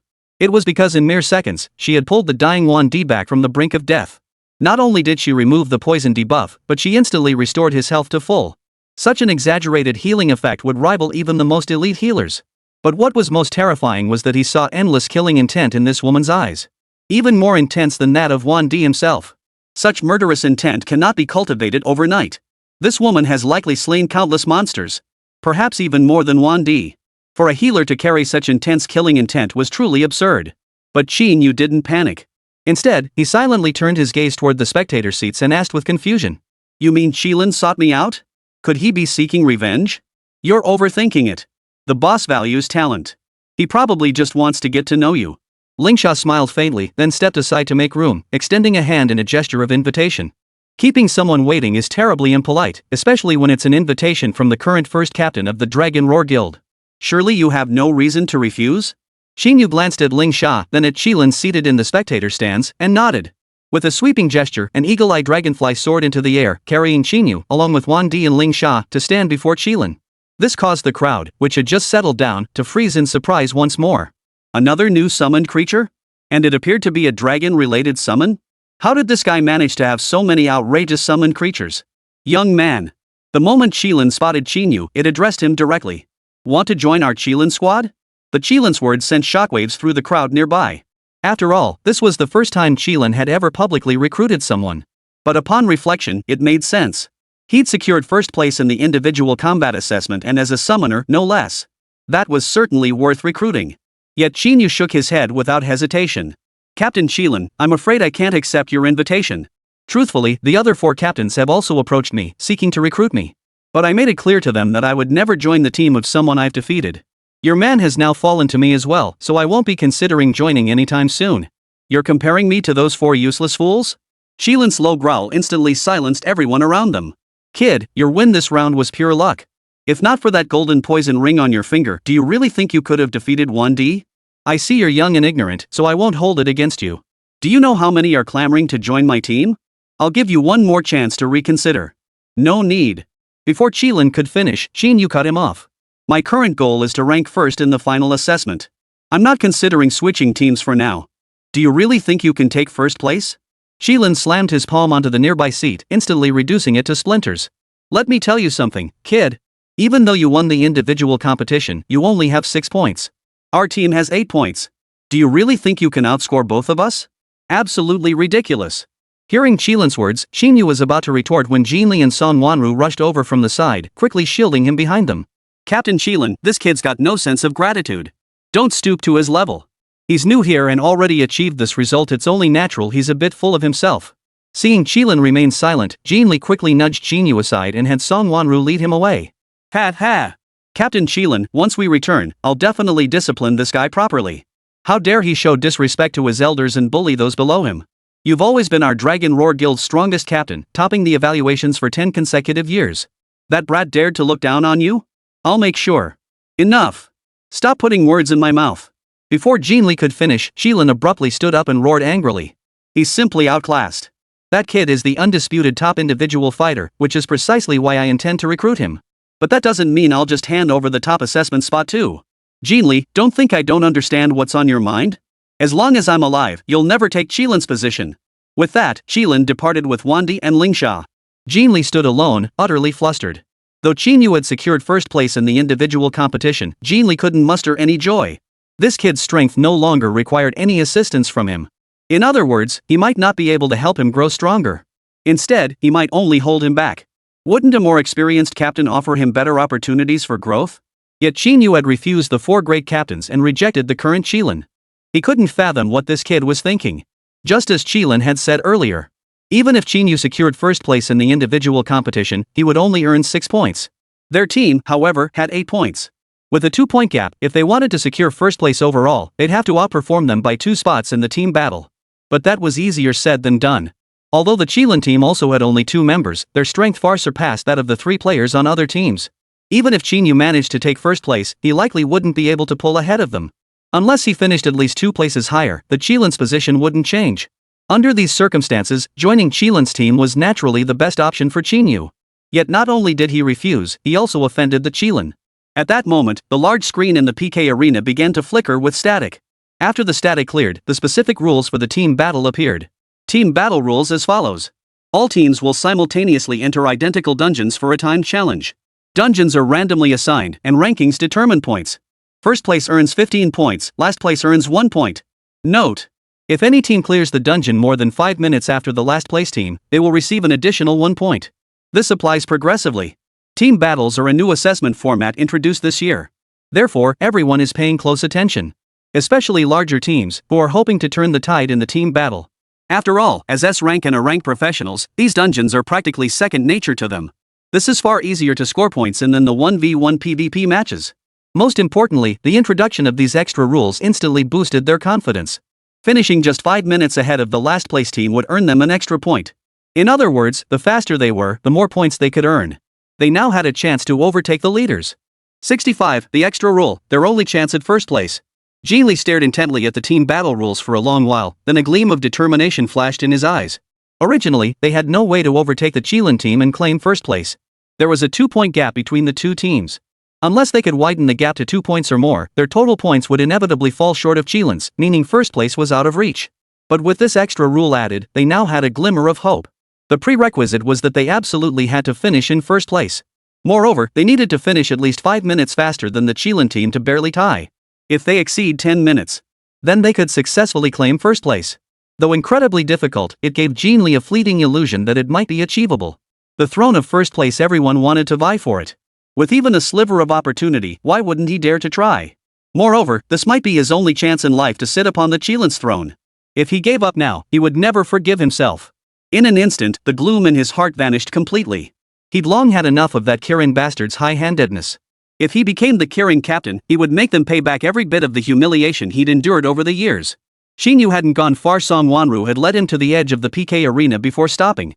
Qín Yǔ, what were you thinking? How could you openly defy Captain Qilin like that? He's a big shot in the entire Dragon Roar Guild, and he even invited you to join his team. How could you refuse? What? You want to join? Qín Yǔ shrugged indifferently, offering a faint smile. For me, who I join doesn't matter. What matters is the perks and status that comes with being the top performer in the assessment. The captain rotates every year based on the assessment rankings of their subordinates. That means no one can predict what next year will bring. Then why shouldn't I keep the choice in my own hands? As long as I secure the highest overall score, won't that guarantee my team's ranking? After hearing Qín Yǔ's words, Sunmmary took a moment to process before grasping his meaning. That's true. But how can you be so certain you'll achieve the highest overall score? Sunmmary crossed her arms, scrutinizing Qín Yǔ. Even though you won first place in the individual competition, you only have 6 points. The Qilin team has 8 points. With a 2-point gap, aren't you at a disadvantage against them? I've investigated. That Wan Zhan killed 10,000 monsters in Death Valley by level jumping, and that Ling Shai is an S-rank dual element array master. She can cast both light element healing arrays and dark element controlled damage arrays, making her incredibly fast at grinding monsters. With only 2 members, do you think we can match their speed? Facing Sunmmary's skepticism, Qín Yǔ merely smiled and shook his head before speaking slowly. All I can say is, you know nothing about speed. Have you forgotten how you lost to me in the grand exam? You? Sunmmary was so flustered she could only retort angrily. Even if we could, we wouldn't be able to pull ahead. The Qilin team will definitely be faster than any other team. In the end, they'll still come out on top. It wasn't that she was trying to boost anyone else's ego, it was simply the truth. Without Qín Yǔ, the Dragon Roar Guild's captain rankings wouldn't change much. At the very least, the top 5 teams would remain unchanged. Therefore, with the Qilin team's strength, they could absolutely dominate the other teams and achieve a higher score than them. Even if Qín Yǔ was confident he could surpass the Qilin team and take first place in the team competition, he wouldn't have pulled far ahead. Just then, Qín Yǔ rushed over from the side. Sunmmary immediately pulled him close and said, somewhat exasperatedly, Captain Qín, you finally made it. Qín Yǔ is dead set on winning first place. I've told him it's impossible, but he won't listen. You need to talk some sense into him. Sunmmary had hoped Qín Yǔ would be more level-headed. As a captain who'd been with the Dragon Roar Guild for so long, he should be familiar with the strengths of each team. She also assumed he'd have a clearer grasp of the current situation. Their third squad's best possible result was second place. First was completely out of reach. But instead of discouraging Qín Yǔ, Qín Yǔ gave him a hearty pat on the shoulder and pumped him up. Great. Absolutely great. Qín Yǔ, I truly haven't misjudged you. But securing first place in the assessment is incredibly difficult. So what? Qín Yǔ scoffed with a dismissive laugh. I already took first in the individual competition. Why would I be afraid of a team battle? Ha! That's exactly the kind of confident kid I like. Qín Yǔ slapped Qín Yǔ's shoulder again, leaving Sunmmary beside them utterly baffled. Captain Qín, what on earth are you talking about? How could we possibly take first place? Unless the Qilin team throws the match, there's no way we can overtake them in total points and claim first place. You guys probably don't know the team battle rules yet, right? Team battle rules? Isn't it based on ranking points? Sunmmary tilted her head, a puzzled expression on her face. That's just the basic rules. There are additional rules. Qín Yǔ immediately explained everything he'd just seen on the big screen to Qín Yǔ and Sunmmary. The two listened, feeling utterly confused. After a long pause, Qín Yǔ finally spoke up. So, only if we secure first place in the team battle and finish 10 minutes faster than the Qilin team can we surpass them in total points and claim first place in the overall assessment? Exactly. Qín Yǔ nodded excitedly. This extra rule opens up so many possibilities and gives us a glimmer of hope to take first place. Though it might be a bit challenging. The trio fell into silence. Though a glimmer of hope had emerged, the difficulty was akin to a hellish ordeal. Not only did they need to secure first place in the team battle, but they also had to finish at least 10 minutes ahead of the second-place Qín team to overtake them in points and claim the overall top spot. Securing first place in the team battle alone was already incredibly difficult. And then they had to beat the Qín team by 10 minutes. It was practically impossible. But Qín Yǔ paused only for a few seconds before nodding with a smile. No problem. 10 minutes? Piece of cake. As long as we take first place, even if it takes 20 minutes, half an hour I can do it. Hearing Qín Yǔ's reply, Jin Li's face lit up with joy. He excitedly threw his arms around Qín Yǔ. Your word is all I need. If you really do take first place, whatever you ask for, I'll make it happen. My word is my bond. Nothing else is needed. Qín Yǔ promptly pushed Jin Li away with a look of disgust, then spoke slowly. I haven't even gotten that 1D to compensate me for my gear, and you're already kicking me out. So you'll reimburse me for that portion, then? 66. Another exclusive piece of gear, Shurchang deliberately making things difficult. Of course. I'll get you a better set. What kind of set do you want? Pick anything below purple. Captain Jin is truly magnanimous. No wonder you've been grinding it out in the Dragon Roar Guild for so many years? Qín Yǔ's generous praise flattered Jin Li immensely, prompting him to immediately head to the guild store. Just as Qín Yǔ had mentioned, Jin Li had spent over a decade in the Dragon Roar Guild, accumulating enough points to purchase several purple tier sets. Though he still didn't know if he could secure first place overall, his performance these past few days alone justified this generous gesture. What was one purple set? He was currently ranked second on the leaderboard. Even if Qín Yǔ failed to reach his goal, as long as he performed normally, Jin Li could secure a spot in the top 5 and claim the title of top 5 team leader. By then, the points spent would be recouped in no time, no worries there. The guild shop was bustling, but most players clustered around the low and mid-tier sections. Prices there were more affordable, catering to the masses. The purple tier set gear, however, was in the mid-tier section. But Qín Yǔ headed straight for the high-tier section and stopped in front of an exclusive piece of gear. Captain Jin, can you get this for me? Following the direction of Qín Yǔ's finger, it was a helmet named Helmet of Resurgence. Its price was a staggering 20,000 points. Jin Li's heart skipped a beat. After all, 20,000 points represented nearly 2 years of his hard work. It wasn't that he was unwilling to part with it, but it did sting a bit. But soon, he caught a subtle detail. This, Helmet of Revival, was exclusive gear? And specifically for healers? Why would Qín Yǔ want this? Even if he bought it, he couldn't use it, right? Qín Yǔ, it's not that I'm reluctant to part with the points, Jin Li frowned involuntarily. This helmet is exclusive to healers, you can't use it either, right? Why don't you look at something else? No need for team leader Jin to worry about this. I have my own use for it. Qín Yǔ didn't elaborate further, nor did he browse other gear. He genuinely didn't need other gear right now. Thanks to his golden trait, Equipment Master, exclusive gear provided him with the greatest benefits. There was no point spending extra credits on transitional gear, nor would he bother gathering materials for upgrades or breakthroughs. It was far better to go all in and secure a suitable set of exclusive gear right away. Seeing Qín Yǔ so resolute, Jin Li gritted his teeth and purchased the gear. He then glanced at Song Wanru beside him and asked softly, "Is there any gear you'd like? I can buy it for you too." Team battles require both of you to coordinate seamlessly. To achieve the fastest possible clear speed, a good set of gear is absolutely essential. Song Wanru didn't speak, merely shaking her head. The nightmare set she'd worn during the major exam had been taken back by Song Weiman. Now she was wearing a standard purple mage set she'd farmed herself. Though she desperately wanted better gear, having contributed nothing in the individual battles, she simply couldn't bring herself to ask for extra items or rewards.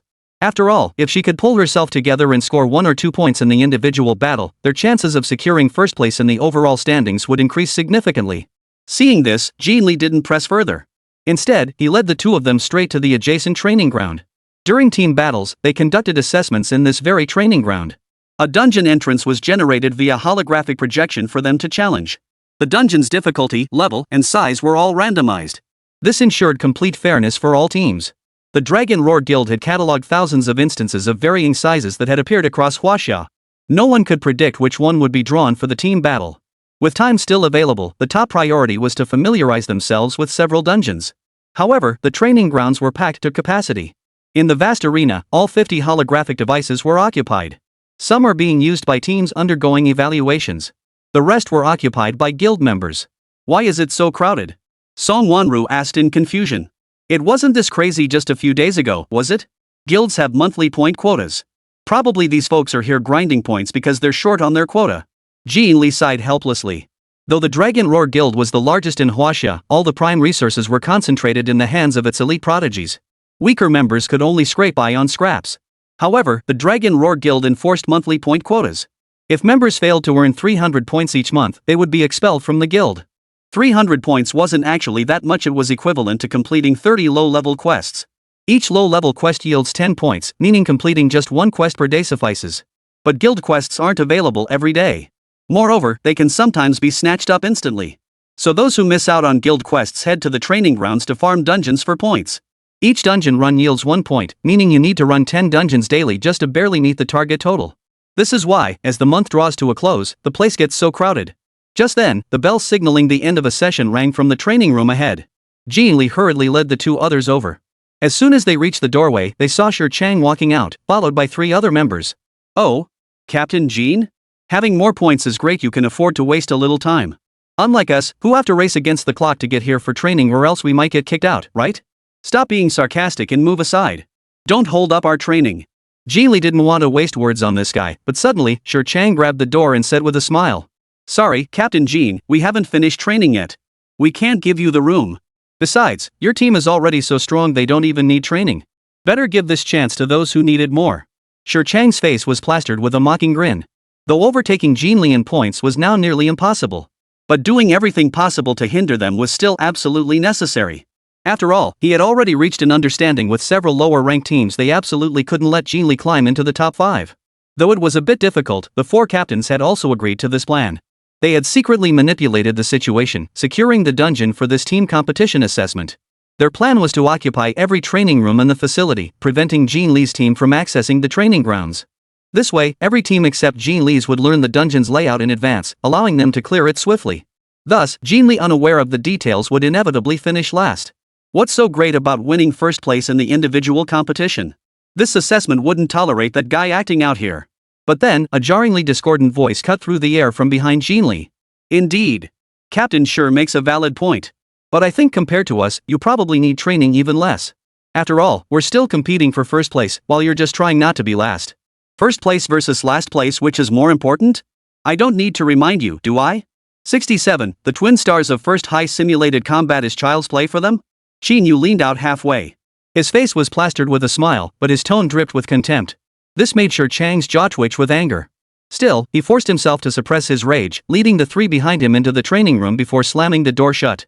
Seeing this, Song Wanru immediately turned to Qín and said with displeasure. Captain Qín, this guy is clearly targeting us. With so many dungeons, how could they possibly train for all of them? He just doesn't want us using this training room. It doesn't matter.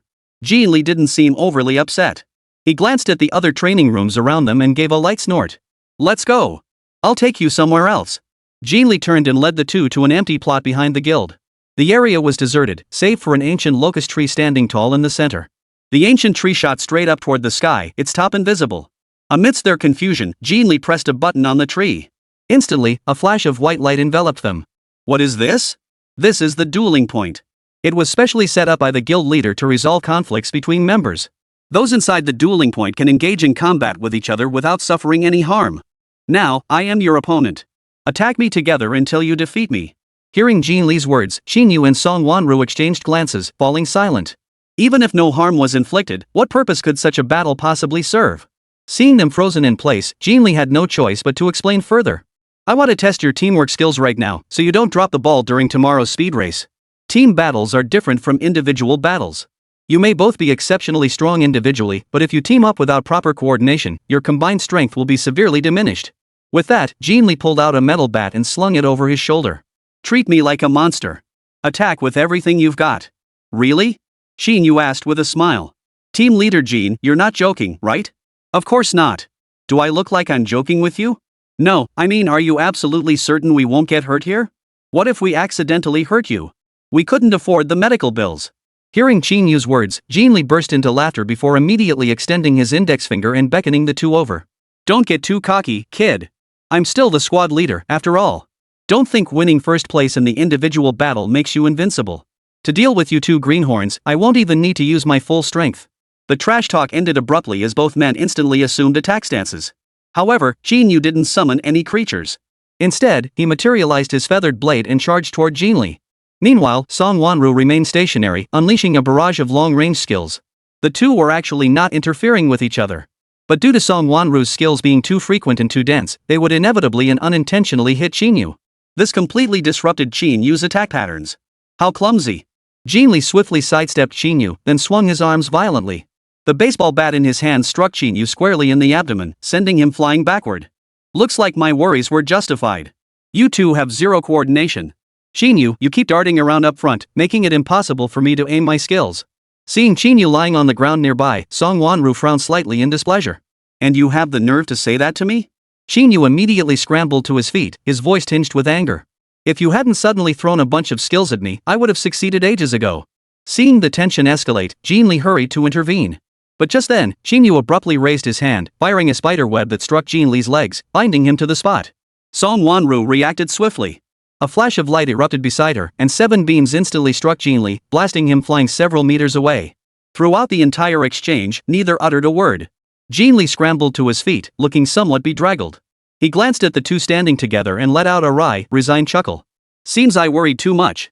These two had reached an understanding so quickly, and they'd even deceived him. This wasn't the kind of coordination you'd expect from a team just formed moments ago. Captain Qín, are you okay? Song Wanru, seeing his state, immediately stepped forward with concern, but was abruptly stopped. Then she watched as Qín Yǔ charged forward in an instant, slashing his throat with feather-like precision, a swift and ruthless strike. Captain Qín, you lose. Qín Yǔ shook out his arm and smiled at Qín Li. You might not know this, but we're the twin stars of Linghai First High. Even though we haven't run many dungeons together, a single glance is all it takes for us to understand each other. It seems I truly underestimated you. Qín Li nodded with a smile before pressing the button on the old locust tree once more, retracting the protective shield. Tomorrow is the team battle. Keep this up, and first place is yours for the taking. I'll be watching your every move outside the training grounds. Don't let me down. Don't worry, dungeon speedruns are my specialty. Qín Yǔ patted Qín Li's shoulder as he made his promise. Remember that record in the trial tower? That time I was alone, but now I have teammates. We'll only be faster, never slower. I believe in you guys. You're free to go now. Remember to assemble at the training ground first thing tomorrow morning. Seeing this, Qín Li said no more. He tucked away his bat and headed toward the nearby rest area. After Qín Li left, Qín Yǔ also prepared to head back to rest. But then he noticed Song Wanru standing there, looking dazed. What's wrong? You look upset. Could it be you're nervous? No. Song Wanru shook her head without hesitation, but after a few seconds, she nodded. I'm just excited and a little scared. The conditions for winning first place are just too demanding. What if we fail? What then? Seeing the conflicted expression on Song Wanru's face, Qín Yǔ remained silent for a moment before speaking slowly. Song Wanru, I only want to ask you one thing. If you don't win first place, will you feel regret? Of course I would. Song Wanru blurted out immediately, and the conflicted look vanished from her face the instant she spoke. If that's the case, then what are you agonizing over? You're an S-rank hidden class, aren't you? How can you have less confidence than me, a B-rank summoner? Where did the old Song Wanru go? Qín Yǔ walked slowly past Song Wanru, murmuring softly as he passed. If you don't believe in yourself, no one else can help you. You need to think this through yourself. 68. Conspiracy Team Battle, the most complex group dungeon. On the final day of the assessment, 15 teams gathered early at the training ground entrance. Yet their faces were filled with smug expressions. After all, they had long reached a consensus, learned the dungeon layout for this team battle. They had stayed up all night practicing it over 100 times. They knew the distribution, types, and attack patterns of every monster inside out. Their speed had undoubtedly doubled. With this advanced preparation, they were absolutely certain they could hold Qín Li's team back. Ha ha! For big brothers, rest assured. The other 9 of us have mastered that dungeon completely. We'll definitely beat Qín Li. Shi Chang stood beside the 4 captains, speaking with flattery. There's absolutely no way that guy will touch your 4 positions. Cut the flattery. Tian Shiling shot Shi Chang a sharp glance and snapped irritably. This whole thing is disgraceful enough, and you're making such a big deal out of it.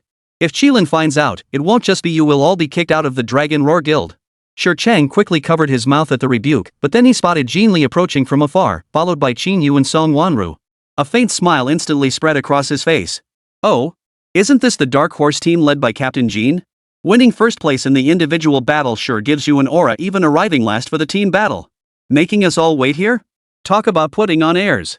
Captain Shi, isn't the competition time still ahead? Isn't your sarcasm a bit excessive? Qín Li gave Shi Chang no quarter, retorting directly. And Captain Qilin isn't here either. So you're implying their attitude is just as grand? You? Shi Chang tried to say something else, but then spotted Qilin arriving at the training ground entrance with Wandi and Lingsha in tow. He clamped his mouth shut. With everyone present, the team battle commenced immediately. 15 teams entered 15 separate training rooms, simultaneously entering the dungeon, awaiting the start of the team battle. As the current first captain of the Dragon Roar Guild, Qilin was responsible for selecting the speedrun instance for this team battle. Standing before the holographic projection screen in the main control room, he pressed the random selection button. Countless instance details flashed across the screen. Seconds later, it came to a halt. Selected dungeon, Desert Cavern. Dungeon level, level 20. Desert Cavern? Upon seeing the dungeon name, Jin Li immediately frowned. It wasn't the most difficult instance in the training grounds, but it was the most complex in terms of map layout and had the highest concentration of monsters. Most importantly, the boss inside this dungeon was extremely difficult to locate. And once found, if you didn't take it down instantly, allowing it to escape, finding it again would be nearly impossible. Whether you can defeat it or not is beside the point. This raid is a race against the clock. Once the dungeon boss escapes, it means wasting a significant amount of time. Searching for the boss takes time. If you let the boss escape, you waste even more time. This dungeon is arguably the toughest in speedruns. However, since it's randomly selected, so the difficulty is the same for everyone. As long as they can swiftly locate the boss and dispatch it cleanly without letting it escape, then they still have a chance to beat the Qilin team by 10 minutes. After all, the Desert Cavern dungeon involves some element of luck. These newcomers to the Dragon Roar Guild, unaware of the dungeon's conditions, might well panic. Even those two from the Qilin team might not react with pinpoint precision immediately. The instance draw concluded, and a pillar of light simultaneously appeared in the training rooms of all 15 teams. A portal shimmering with white light abruptly materialized. Almost everyone rushed in the instant it appeared. In a speed race, every second counts. No one wanted to waste a single moment. The 15 team captains, however, remained seated outside the training rooms. They watched the 15 split screens before them and monitored the timing board beside them. The timing board began recording their progress in real time the moment they entered the dungeon. It would only stop once they cleared the instance. Rankings would appear one after another. As soon as Jin Li sat down, Shi Chang beside him shot him a concerned look and whispered, "Captain Jin, you should be quite familiar with the Desert Cavern dungeon, right? Last time we tackled this dungeon, it took us over 2 hours. And we nearly died inside. This dungeon's difficulty isn't something just anyone can handle. Even though these prodigies are far stronger than we were back then, they won't grasp its intricacies overnight. Captain Shi, speak plainly. No need for beating around the bush." Jin Li turned to face Shi Chang, his tone direct. "We're all in the same boat. Randomly assigned to Desert Cavern, it's a challenge for everyone.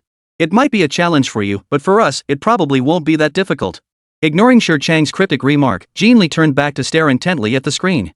At the start, nearly everyone began on equal footing. The map of the Desert Cavern instance was vast.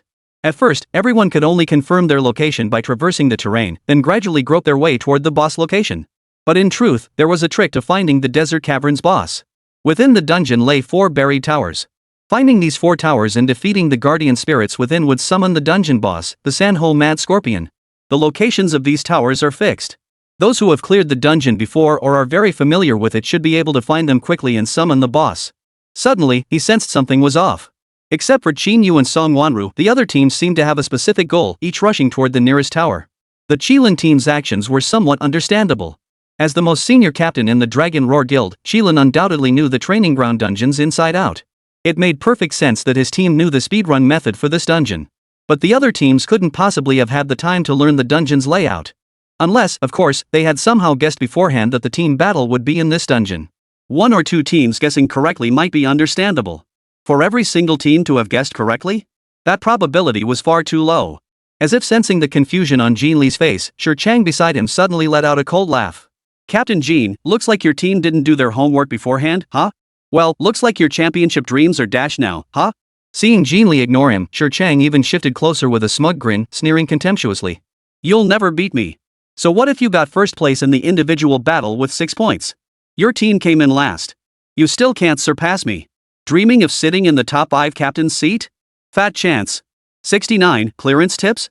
Sorry, I'm going straight to the boss's lair." Endless desert stretched as far as the eye could see. That was Song Wanru's first thought upon entering the dungeon. Gazing at the endless dunes stretching before her, she couldn't help but feel a bit lost. Even knowing they were currently in an assessment, a speed race scenario, she still had no clue where to begin. The map of this dungeon was simply too vast. And with no landmarks whatsoever, she didn't even know where to take her first step. But then, a dragon's roar echoed through the air. A creature with a bug's head and a dragon's body suddenly appeared, circling in the air before slowly coming to rest beside her. Qín Yǔ sat atop it, reaching out to her and calling out. What are you standing there for? Get on. Do you still want to win first place? Hearing his shout, Song Wanru snapped out of her reverie. She grabbed Qín Yú's hand and scrambled onto the dragon's back. The moment she climbed aboard, the eagle-eyed dragon insect soared upward, streaking forward. Qín Yú, this dungeon is huge, and there aren't any hints. We can't even see any monsters. What are we supposed to do? Don't panic. Everyone else must be just as clueless in this dungeon. Let's survey the surroundings first. There must be some clues. Qín Yú remained remarkably calm. While maneuvering the eagle-eyed dragon insect through the air, he kept scanning the surroundings. The desert environment was a large-scale map within the dungeon. To speedrun such a vast map, we need to find a way to take down the boss quickly. But how to locate the boss? Suddenly, he spotted a crooked, leaning tower emerging from the sand dunes ahead. The sudden appearance of a tower in the desert was highly unusual. And strangeness often signaled the key to clearing the dungeon. Sure enough, as they approached, a swarm of sand scorpion monsters burst forth from the crooked tower. Their numbers swelled rapidly, soon covering the area within 10 meters of the tower, at least 100 of them. Seeing this, Song Wanru immediately raised her staff, ready to unleash a spell to eliminate them. But before she could activate it, several three-headed demon insects suddenly flew overhead. Their shockwaves swept across the area, instantly reducing the swarm of sand scorpions along with the crooked tower itself to dust. Watching the three-headed demon insects circling nearby, Song Wanru slowly lowered her staff. Though this appeared to be a team battle, it seemed she wasn't needed. Qín Yú's damage alone was sufficient to eliminate every monster in the dungeon. Not only was his damage output higher, but his speed was faster too. For a moment, she felt a pang of loneliness. But then she noticed.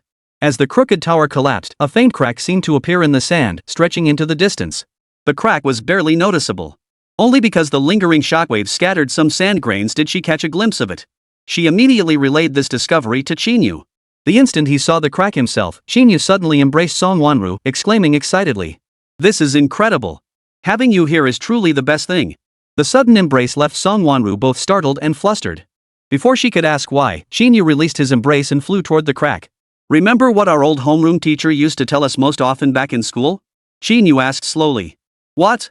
In a dungeon, any hidden information is never without reason. What's overlooked is often the most crucial. Qín Yú's words lingered in Song Wanru's ears. As an outstanding student, she naturally remembered this saying. At the same time, she understood why Qín Yú had been so agitated earlier. Because she had found the key to clearing the dungeon. Dungeon speedruns are essentially contests of clearing techniques. Whoever could discover the method to summon the dungeon boss faster would clear the dungeon ahead of others. This isn't like the trial tower, where each floor's boss is already set up for you, and all you need to do is figure out how to take them down quickly. To clear a dungeon quickly, you must first locate the boss.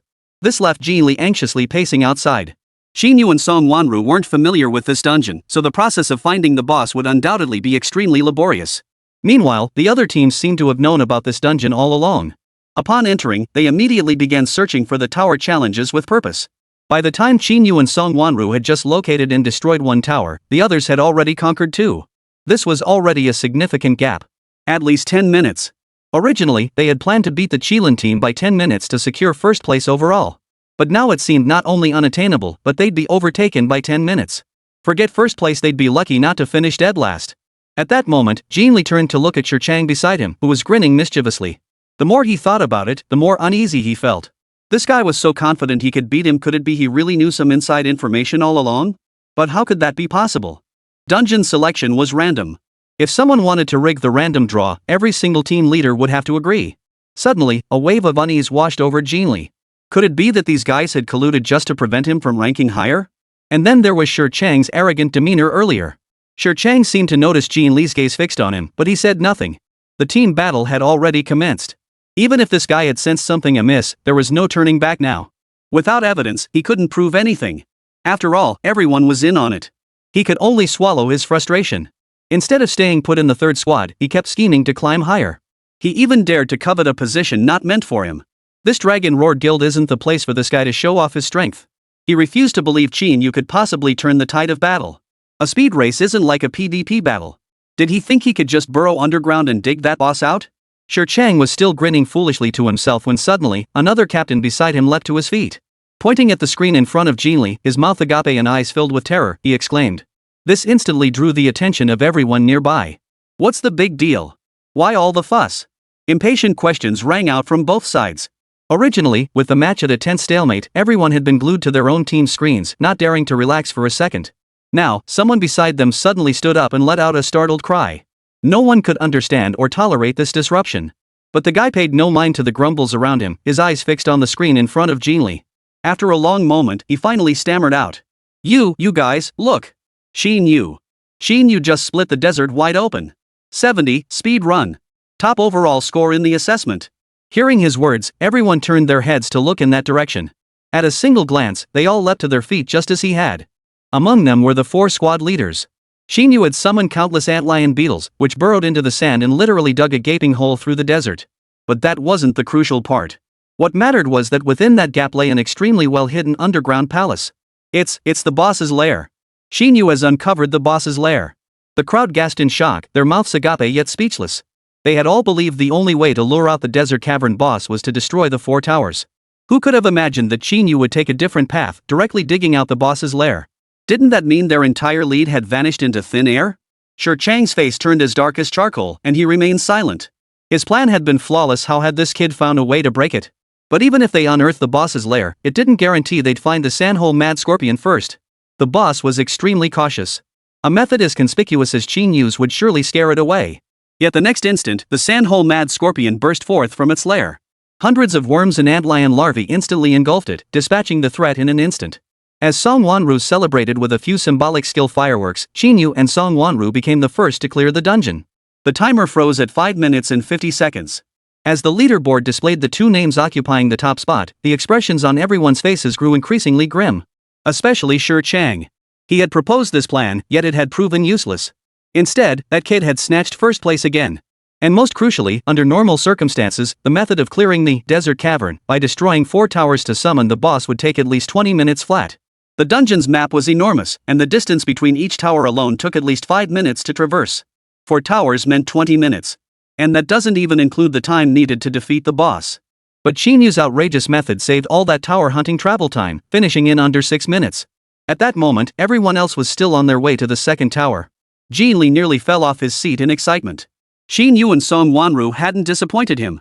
At this pace, they might just pull off a miracle. Qín, don't get too cocky just yet. Shi Chang, observing the scene, shot him a contemptuous glance and snorted coldly. I know you're aiming for first place, but right now, the 2 from the Qín team are nearing the end of their run. You can't be so sure you'll clinch the overall points lead. Do you really think they can beat the Qín team by 10 minutes? Anything is possible. Before Qín could respond, Qín Yǔ and Song Wanru emerged from the training room and spoke up first. Captain Shi, stop sour grapes. Who do you think you are, talking to me like that? Shi Chang leapt to his feet and swung a punch straight at Qín Yǔ. He'd long resented this kid. It was all because of Qín Yǔ that their Dragon Roar guild had been thrown into chaos. But Qín blocked the punch. The force of the impact sent shockwaves rippling through the air, forcing both men to stumble back several steps. Captain Shi, picking a fight with a kid? That's a bit embarrassing, don't you think? You're a veteran captain of the Dragon Roar guild. Acting so impulsively won't do you any favors. Qín's arrogant smirk only fueled Shi Chang's rage further. But he understood that if he truly injured Qín Yǔ, he would likely find himself unable to remain in the Dragon Roar guild. After the brief incident, Qín Yǔ and Song Wanru returned to their seats. Seeing their names at the top of the leaderboard, they exchanged a knowing smile. This was the first step toward success. 6 minutes, nearly 3 times faster than the previous record. Even if Wan Di and that spirit sand were as fast as lightning, they'd likely still need at least 20 minutes. But that was merely their guess. What was certain was this. As long as they could complete the dungeon before the 16-minute mark, then they would claim the top spot in the overall assessment. But if they finish after 16 minutes, then the third squad, Qín Yǔ and Song Wanru's squad, would take first place.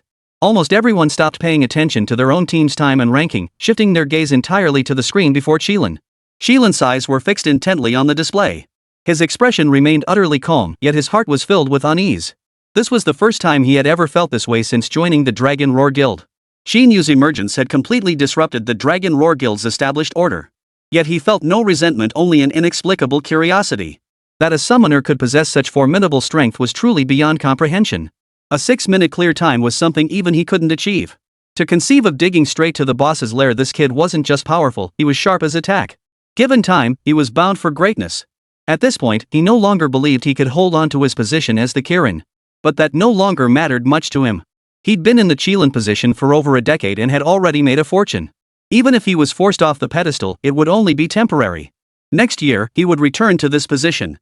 Among the current 15 captains, none posed a genuine threat to him. But this kid made him feel a hint of unease. If he remained within the Dragon Roar Guild, he would likely ascend to the captain's position sooner or later. And one day, he might even surpass him to become the strongest in the Dragon Roar Guild. Titles mean nothing to him. After all, they're just empty titles. But if someone threatened his actual standing, he would show no mercy.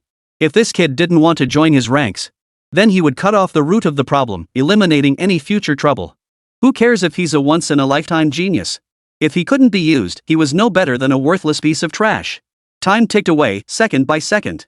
Wang Di and Ling Sha moved with lightning speed. Working in tandem, they each destroyed 2 towers while simultaneously pinpointing the boss's location and instantly eliminating it. The clock froze precisely at 17 minutes and 0 seconds. A deathly silence fell over the training ground. In the past, this completion time would have been considered extremely fast. It had even broken the existing record. Yet compared to the top time of 5 minutes and 50 seconds set by Qín Yǔ and Song Wanru, it still fell short. The gap was simply too vast. Most crucially, their completion time had just barely exceeded 10 minutes. 10 minutes and 10 seconds. This meant they would edge out the Qilin team by exactly 3 points. With a total score exceeding the top by just over 1 point, they clinched first place in the assessment. These two actually beat the Qilin team and took first place in the assessment? Could this be a dream? 71, triumphant. Bad premonition fulfilled. Seeking gold tickets. All team battles concluded. The real-time leaderboard appeared. Qín Yǔ and Song Wanru undoubtedly secured first place in the assessment. Total points, 24. Just 1 point ahead of the second-place team led by Wang Di and Ling Sha. The other 3 teams in the top 5 were led by Yifeng, Yu Fengxing, and Tian Shiling respectively. This outcome was entirely expected. Except for Sunmmary, the other 3 remained among the top 5 teams. Jin Li was so overcome with emotion he wept tears of joy. He had thought it would be quite an achievement if Qín Yǔ and Song Wanru could make it into the top 5. Who would have thought they'd actually clinch first place? Like Jin Li, Song Wanru's bright eyes glistened with tears. First place was her family's rule and her own obsession. Now that it had come true, she had not only proven herself to her father but also realized her own worth. Yet she knew her contribution to this membership assessment had been minimal, barely any at all. She turned to Qín Yǔ beside her and forced a smile. Qín Yǔ, thank you. Without you, I doubt I could have secured this top spot. You're welcome. If you really want to thank me, buy me 2 pieces of good gear, or just give me cash instead? Qín Yǔ replied jokingly, though truthfully, he didn't really need any gear right now. With the Helmet of Revival S buff, his mana regeneration issues were already resolved. Earlier, he had drained his mana completely twice in a row. Going from 0 to full took no more than 100 seconds. That's 1 minute and 40 seconds. And that was only at level 1. If he were to reach level 100, restoring full mana might take less than a minute. In other words, he no longer needs to worry about mana consumption at all. In just 1 minute and 40 seconds, he could summon nearly 500 insectoid creatures at once. 10 minutes, 2,500. Half an hour, 7,500. 1 hour, 15,000. Like a perpetual motion machine, endless and unstoppable. 1 man against 10,000 soldiers, it only takes an hour. With this gear, his strength skyrocketed beyond measure. Soloing a secret realm should be no problem at all. Congratulations, you've secured first place. At that moment, Qilin approached the group, accompanied by Wang Di and Ling Sha. Jin Li, this jade pendant is yours. This year, you shall be the captain of the Qilin squad. Gazing at the Qilin jade pendant in his hand, a symbol of authority over 10,000, Jin Li trembled with excitement, nodding repeatedly in gratitude. Captain Jin, the title of Qilin carries great prestige and authority. You must uphold it well and not bring shame upon the guild. Rest assured, I won't let the guild down. Good. Qilin smiled and patted Jin Li's shoulder before turning to Qín Yǔ seated behind him. Qín Yǔ, are you truly not considering joining my team? No. Qín Yǔ replied without hesitation. Thank you for the offer, but as I've said before, I won't join the team of someone I've defeated. I believe that as long as one's strength is formidable enough, they'll shine brightly wherever they go. All right. I hope you remember those words. Qilin said no more, leading the 2 behind him away from the training ground. After he departed, the other teams quietly slipped away, their tails between their legs. They hadn't been on good terms with Jin Li to begin with, so it was best to make a quick exit now. Jin Li now held the Qilin jade pendant, becoming the captain of the Qilin team. Second only to the leader, yet above all others. His status was vastly different from before. The captains of the bottom 10 teams were peers, none willing to yield to another. If they disliked each other, they could easily come to blows. But now, a single word from him could spell utter ruin for them. Shi Chang tried to slip away, but as he reached the doorway, Jin Li called him back. Captain Shi, why the rush? I was hoping to share the joy of victory with you? Shi Chang flinched, then turned with a bitter smile. Captain Qín, congratulations? What did you just call me? Qín Li retorted immediately upon hearing the name. Captain Qilin. Ah. That's more like it. Seeing this, Qín Li wrapped an arm around Shi Chang's shoulder, his face beaming with a smile. Shi Chang, you used to look down on me all the time, trying to suppress me in every way possible. If it were anyone else, you'd have been kicked out of the Dragon Roar Guild long ago. But I'm magnanimous, I've decided to let you off this time. Thank you, Captain Qilin. Shi Chang immediately offered a fawning smile. Hold your thanks. While you may remain in the Dragon Roar Guild, I don't believe you're fit to serve as captain anymore. From this day forward, you are no longer the captain of the Dragon Roar Guild. Hearing Qín Li's words, Shi Chang slumped like a deflated balloon, his entire body collapsing in an instant. Though he had long anticipated this outcome, he still couldn't accept it. Qín Li. I'm a founding member of this guild. How dare you strip me of my captaincy with a single sentence? Because I am now a Qilin. Qín Li's low growl instantly silenced Shi Chang. Shi Chang, you should know that I'm only keeping you in the Dragon Roar Guild because you're still a founding member. But if you keep this attitude, it seems I'll have to reconsider my decision. Don't. Shi Chang almost instinctively changed his tone. I was wrong. I overstepped my bounds. That apology lacks sincerity. It feels like you're not truly convinced. I was wrong. Captain Qilin, I'll follow your orders. Seeing the helpless look on Shi Chang's face, Qín Li felt utterly elated. This feeling was even more exhilarating than winning first place. Just then, Qín Yǔ and Sunmmary approached, interrupting his thoughts. Captain Qín, now that the assessment is over, we should be free, right? We'd all like to go home and visit. It's been far too long since we've been back. No problem, no problem. You guys should go handle your own business. Just remember to come back tomorrow. I'll take you to the guild hall to claim your first place rewards. After leaving the Dragon Roar Guild, Qín Yǔ and Sunmmary parted ways, each heading home. A week had passed. How was Manhwa faring up in the mountains? Had he encountered any danger? He was genuinely worried. Without him by her side, someone might seize the chance to seek revenge. But with the hunters from the hunting grounds watching over him, such a situation shouldn't arise. Yet the moment he boarded the vehicle back to the mountain, he received a call from Baldy. Boss. Trouble. Little sister Manhwa is missing. We've searched the mountain for ages and still can't find her. The moment he heard the voice on the phone, Qín Yǔ's heart clenched violently. He never imagined his worst fears would come true. Manhwa was always well behaved, she would never wander off on her own. Therefore, the only possibility was that she had been abducted by some villain seeking revenge for his actions. Without a moment's hesitation, Qín Yǔ shouted into the phone. I'm coming back right now. Seal off the entire hunting grounds immediately. Search every inch of it. Dig to the depths of the earth if you must find Manhwa and the bastard who took her. 72. Dare to touch my people, and I'll make sure you have no place to be buried. Chaos erupted instantly throughout the hunting grounds. Standing on the rooftop of the building, Baldy's brow was furrowed like twisted rope. Where could they have taken the girl? For the past 6 days of the 7-day period, he had arrived punctually at 6 in the morning to patrol Manhwa's room. Only on this final day did he sleep too soundly, waking up at 8 o'clock. When he finally made his rounds, he found Manhwa's door wide open. Where was she? Most crucially, he hadn't spotted any suspicious figures on the surveillance footage. The footage only showed Manhwa opening the door herself. Then she returned to her room but did not close the door. But the window was open. Therefore, the most plausible explanation was that someone had entered the room while it was open, using invisibility, and then fled through the window with Nanu tied up. Yet no suspicious footprints were found outside. For a moment, he felt utterly bewildered. He had no choice but to call Qín Yǔ. Before Qín Yǔ left, he had repeatedly emphasized that he must take good care of the little girl and ensure nothing happened to her. Yet somehow, he'd still managed to screw things up.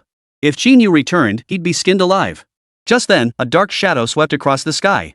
A 3-headed monstrous bird landed on the rooftop, and Qín Yǔ leapt down from above. In a few strides, he was before the bald kid.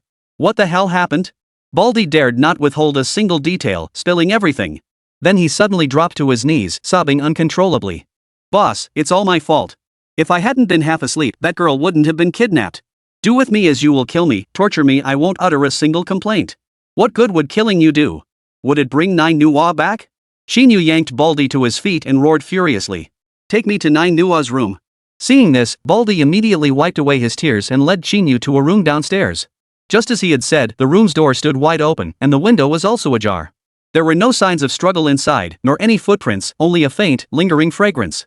After just a few whiffs, he felt a tingling numbness spread through his body, as if he couldn't muster any strength. A sedative. Qín Yǔ murmured slowly. It's the Assassin's Guild. The Assassin's Guild? The bald man beside him jolted in shock, his face instantly contorting with dread. Then that girl must be. No, that guy was after me. Before the bald guy could finish, Qín Yǔ shook his head.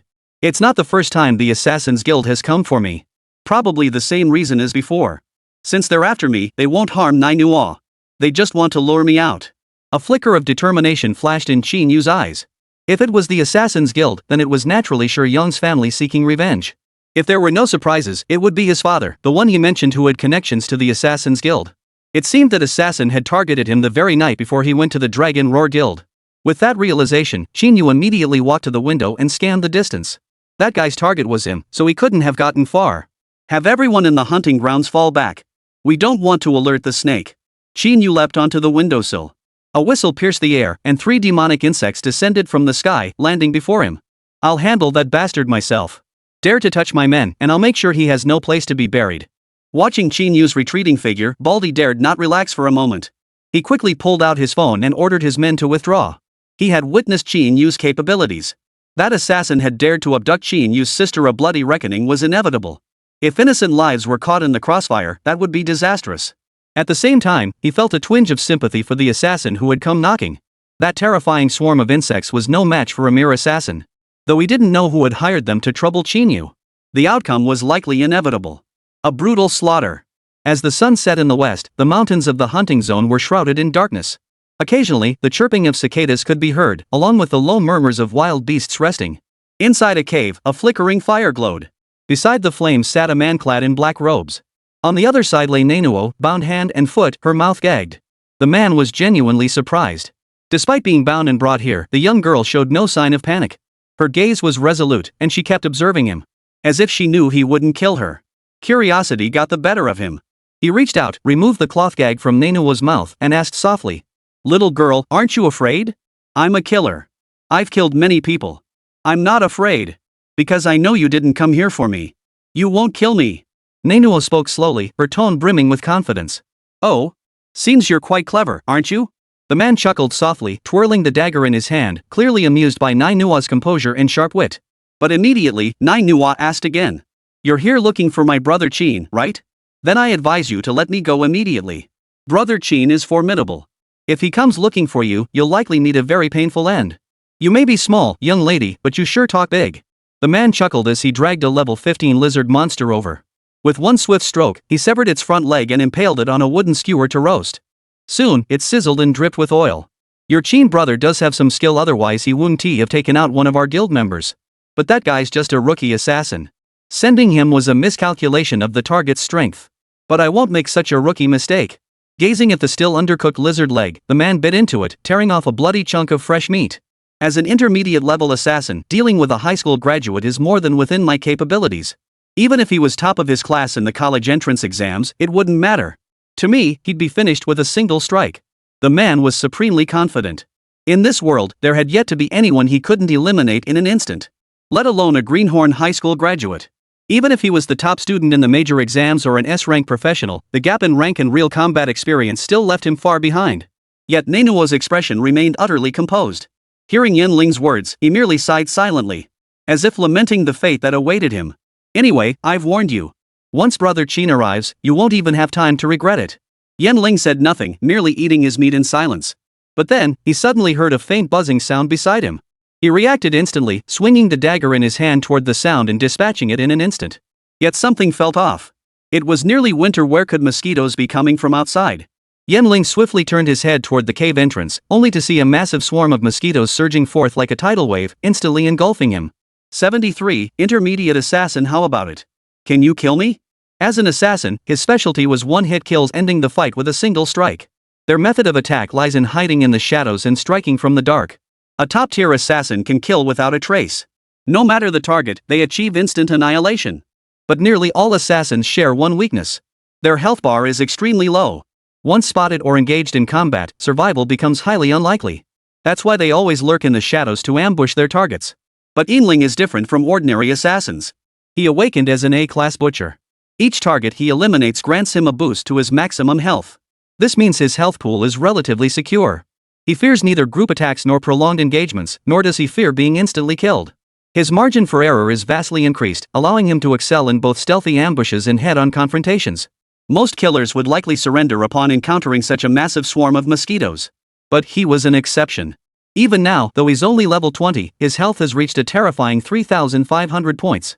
This was the advantage granted by his profession as a butcher. Yanling swiftly sheathed his dagger and drew a specially crafted golden machete. This was the reward the Assassin's Guild had granted him upon reaching intermediate assassin rank. And this was his primary weapon. The cleaver possessed a blood-sucking effect and dealt area of effect damage upon attack, making it exceptionally effective against large groups of enemies. Theoretically, as long as enemy damage wasn't enough to instantly kill him, he could even engage them head-on. A single swing could restore his health completely. He quickly disposed of the annoying swarm of insects. Yet he remained deeply puzzled. Mosquito monsters shouldn't appear at this time of year, yet so many suddenly appeared. There must be a reason. His killer instinct told him someone was coming for him. And that someone was most likely his target, Qín Yǔ. Interesting. Yanling chuckled softly, then swiftly stuffed the cloth back into Nua's mouth before dashing out of the cave. Outside the cave, silence reigned, broken only by the intermittent chirping of cicadas. Occasionally, a gentle breeze swept through, causing the surrounding willow branches to sway. Suddenly, a branch snapped violently nearby, and a wind blade shot toward him. Its speed was astonishing, appearing before him in an instant. His reflexes were sharp, however, and he sidestepped the blade. The next second, a figure burst from the woods, grabbed him by the throat, and slammed him against a tree. The force was so great it made the tree trunk tremble. "Where is my sister?" Qín Yǔ stared silently at Yanling, his voice deep and commanding. "You have 3 seconds. If you don't speak, you'll die a miserable death." Hearing Qín Yǔ's words, Yanling even felt for a moment that this guy was the real assassin. "Kid, your sister is doing just fine." Yanling sneered coldly, his expression utterly indifferent. "If you don't want anything to happen to her, then trade your life for hers. But if you refuse, I won't mind taking both of you out. Rest assured, I'm not entirely without compassion. Every target I eliminate, I thoughtfully give them a proper burial. Since you two siblings share such a deep bond, I'll naturally bury you together." Qín Yǔ unleashed a punch the moment he heard this, but Yanling vanished from her spot without a trace. "Seems you still don't understand my thoughtful intentions?" At that moment, Yanling's voice echoed around them. "But it doesn't matter. Soon enough, you'll be nothing but a corpse." Invisibility is an essential skill for every assassin.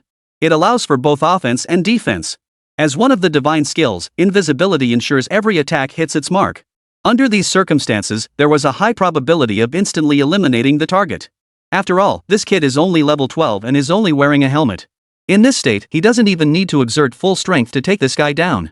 Counter stealth strike. Yanling stealthily circled behind Qín Yǔ, raised his hand, and swung a blade toward the back of his neck.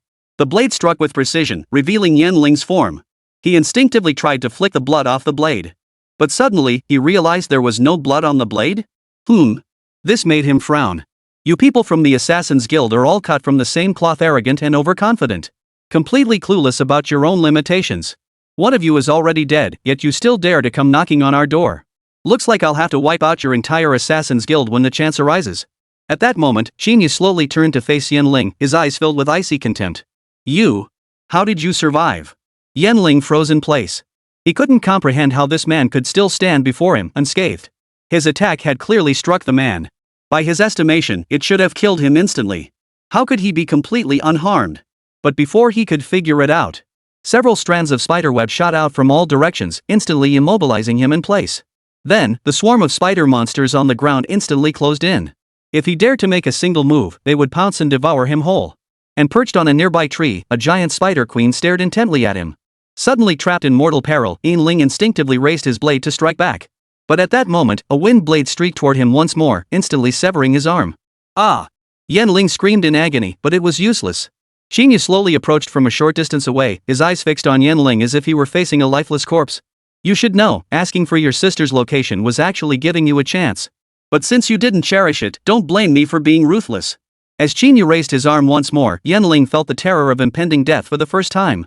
He couldn't understand why this kid was so powerful. He was only level 12, a mere summoner. Most crucially, that slash he'd just landed had clearly struck him, yet Qín Yǔ remained standing as if nothing had happened. Even with high HP, he should have been near death. Yet he appeared completely unharmed. The back of his neck was perfectly smooth, showing no sign of having just been attacked. "Kid, let me go. I swear I'll never bother you again. Our Assassin's Guild keeps its word, we never go back on our promises." Qín Yǔ paid no heed to Yanling's reply and pressed his question once more. "I'll ask one more time, where is my sister now? Want to know her whereabouts? You'll have to let me go first." Seeing Yanling's smug expression, Qín Yǔ swiftly raised his hand and severed the spider silk binding him. But in the next instant, he vanished, disappearing from his spot in a flash. He didn't flee, though. Instead, he drew a dagger, circled behind Qín Yǔ, and hurled it with all his might. The dagger struck again, yet Qín Yǔ showed no reaction whatsoever. Instead, a sharp pain gripped his chest. He coughed up a mouthful of black blood and reappeared. Moments later, he collapsed to the ground, his eyes wide open in death. 74. The Sher clan's revenge, the beloved Nanuo. Qín Yǔ stared at the fallen Ling without a flicker of emotion. He admitted he'd acted impulsively. He should have questioned him thoroughly first before killing him. Fortunately, this fellow carried some clues.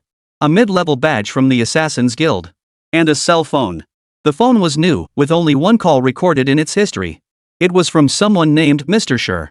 It's that bastard. Qín Yǔ's eyes burned with rage. It seemed he had been far too lenient with the Sher family. He promptly tossed Yingling's corpse onto the three-headed demon insect, then typed a message into his phone before placing it back into the corpse's embrace.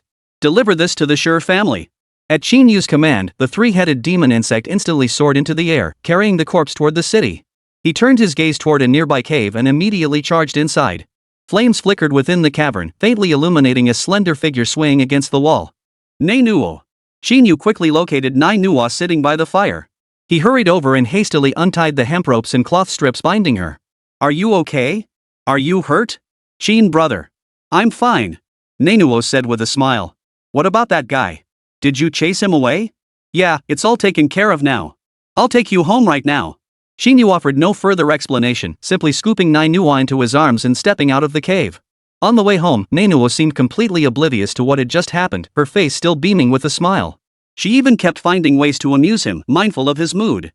Back at their home in the city, Nanuo thoughtfully pulled Qín Yǔ over to the refrigerator, proudly showing him the dessert she'd prepared days earlier.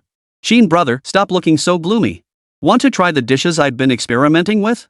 I've already advanced to level 2 nutritionist, so my cooking tastes even better now, you know? Seeing this, Qín Yǔ felt an even heavier pang of guilt. It's all my fault for not coming back in time. I almost let you get into danger. You must have been terrified, right? Nope, hee. Nanuo gently clasped Qín Yǔ's hand and smiled. I knew you'd come save me, brother Qín. What was there to be afraid of? Qín Yǔ felt a lump in his throat. He immediately pulled out his phone and dialed Jinli. Captain Jean, I need a favor. Is there an empty restroom available at the guild? Could you arrange one for me? Alright, thanks a lot, team leader Jean. After hanging up, Qín Yǔ wiped the tears from his face and pulled Nanuo into a nearby room. Pack up your things. We're moving tomorrow. Huh? So suddenly? Nanuo was momentarily dazed but obediently began packing her belongings. Meanwhile, Qín Yǔ went upstairs and began organizing as well. Early the next morning, the two arrived at the Dragon Roar Guild. Nanuo was like a curious little kid, wide-eyed with wonder at everything she saw in such a large guild for the first time.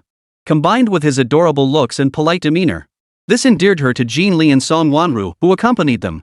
Jinli had never met such an adorable young girl before.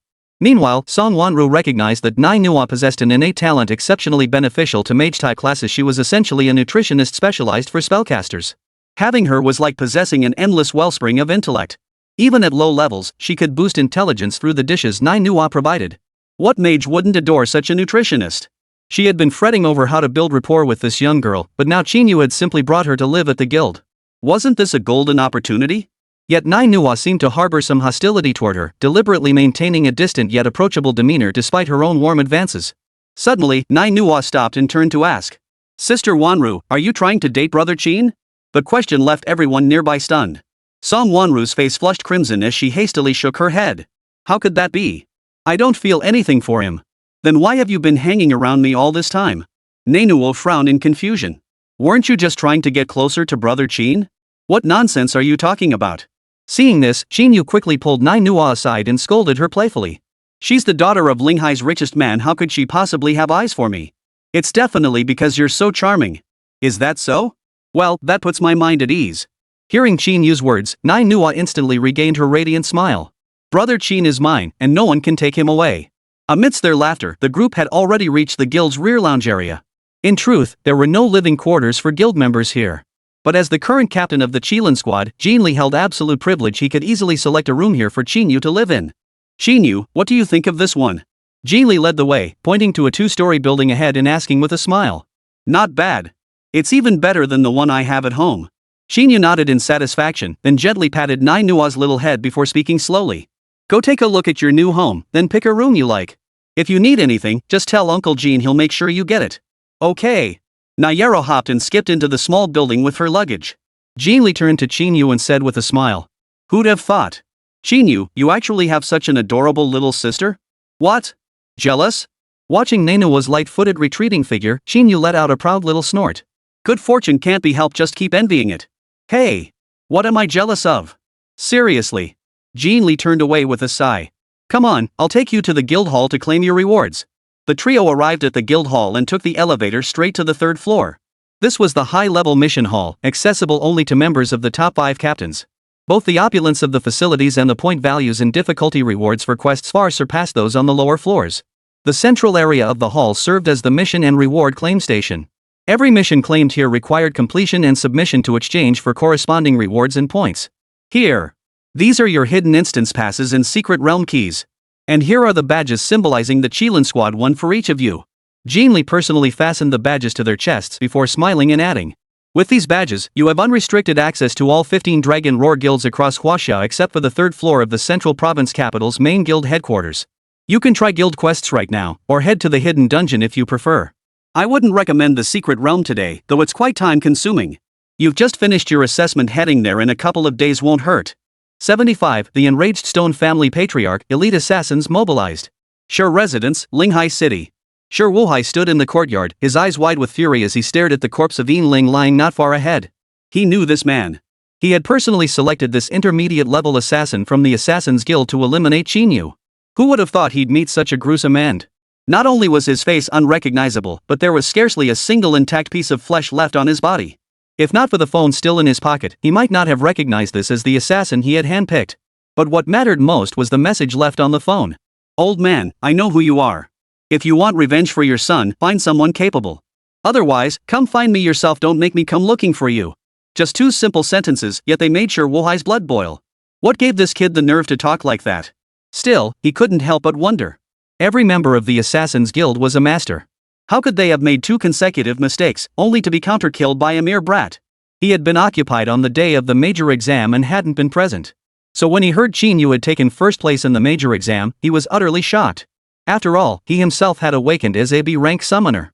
His son, however, possessed the rare A-rank profession of a magic fist master. Far superior to him. Even if Shi Yong hadn't taken first place, it certainly wouldn't have gone to Qín Yǔ.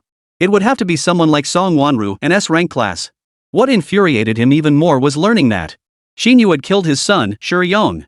How could a summoner possibly defeat a demon fist master? This was something he simply couldn't wrap his head around. But none of that mattered to him now. What mattered was avenging his son. Yet even this mid-level assassin from the Assassin's Guild had failed. This left him utterly disheartened.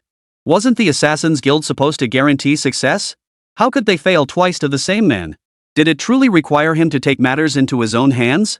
Suddenly, the gates of the Shi residence creaked open. A man clad in a dark golden robe stepped inside from outside. 2 young, slender girls followed behind him. With just a glance from the man, the 2 girls swiftly approached the dead Yanling and poured a bottle of potion over her. Instantly, Yanling's corpse dissolved, turning into a pool of blood. Old Shi, don't get too worked up. The man approached Shi Wuhai, smiling as he spoke. None of us expected Qín Yǔ to be so difficult to deal with. Even an intermediate-level assassin couldn't handle him. The association takes this matter very seriously, which is why they sent me specifically to coordinate with you. Get to the point. Shi Wuhai barked, showing the man no courtesy. Cold Crow, you know my temper. I trust your Assassins Association, which is why I've sought your help time and again. But you guys have really let me down. If you still can't take care of that kid, I won't hesitate to go to your boss and ask him to handle it personally. No need to bother him with such trivial matters. I have my own ways to handle it. Crow immediately interjected, though a smile still played on his face. Old Shi, rest assured. We'll see this through to the end. You're our association's primary investor and have close ties to the boss. If you need our help, we won't slack off. See? As soon as I heard the mission failed again, I brought along 2 of my most trusted men. With that, Cold Crow gestured toward 2 girls approaching. Yao Yi and Yao Ying, both elite assassins with a 100% success rate. Not a single failure. No one survives once they lock onto their target. Just the 2 of them? Shi Wuhai looked at the 2 young girls before him with some hesitation. Hanya, this isn't funny. Their combined age probably isn't even as old as mine? Elite assassins? So young? They probably just awakened their professions not long ago. How strong could they possibly be? I even doubt they've killed anyone before. Don't underestimate them. Hanya chuckled softly before addressing Yu Yi and Yuin. Show Mr. Shi what you're capable of. Almost the instant Hanya finished speaking, Yui abruptly drew a dagger from her waist and plunged it into Yuin's throat beside her. What? The sudden attack startled Shi Wuhai. But it didn't end there. Yi moved with lightning speed, the dagger in his hand flicking up and down, each strike landing precisely on Yin's vital points. In an instant, Yuin was reduced to a bloody mess.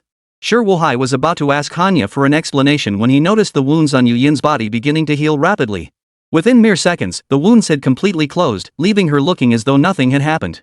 As if reading the astonishment on Shi Wuhai's face, Hanya finally spoke slowly. Well, does this level of skill match that of a high-level assassin? What the hell is going on? Shi Wuhai demanded, bewildered. That's classified. Can't be shared. But rest assured, with their abilities, dealing with that kid will be no problem at all. Overwhelmed by an unprecedented sense of awe, Shi Wuhai had never encountered someone with immortality before.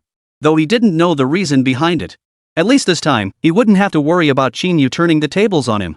Alright, I'll trust you one more time. Shi Wuhai nodded, then slowly walked into the living room. Tell me your plan.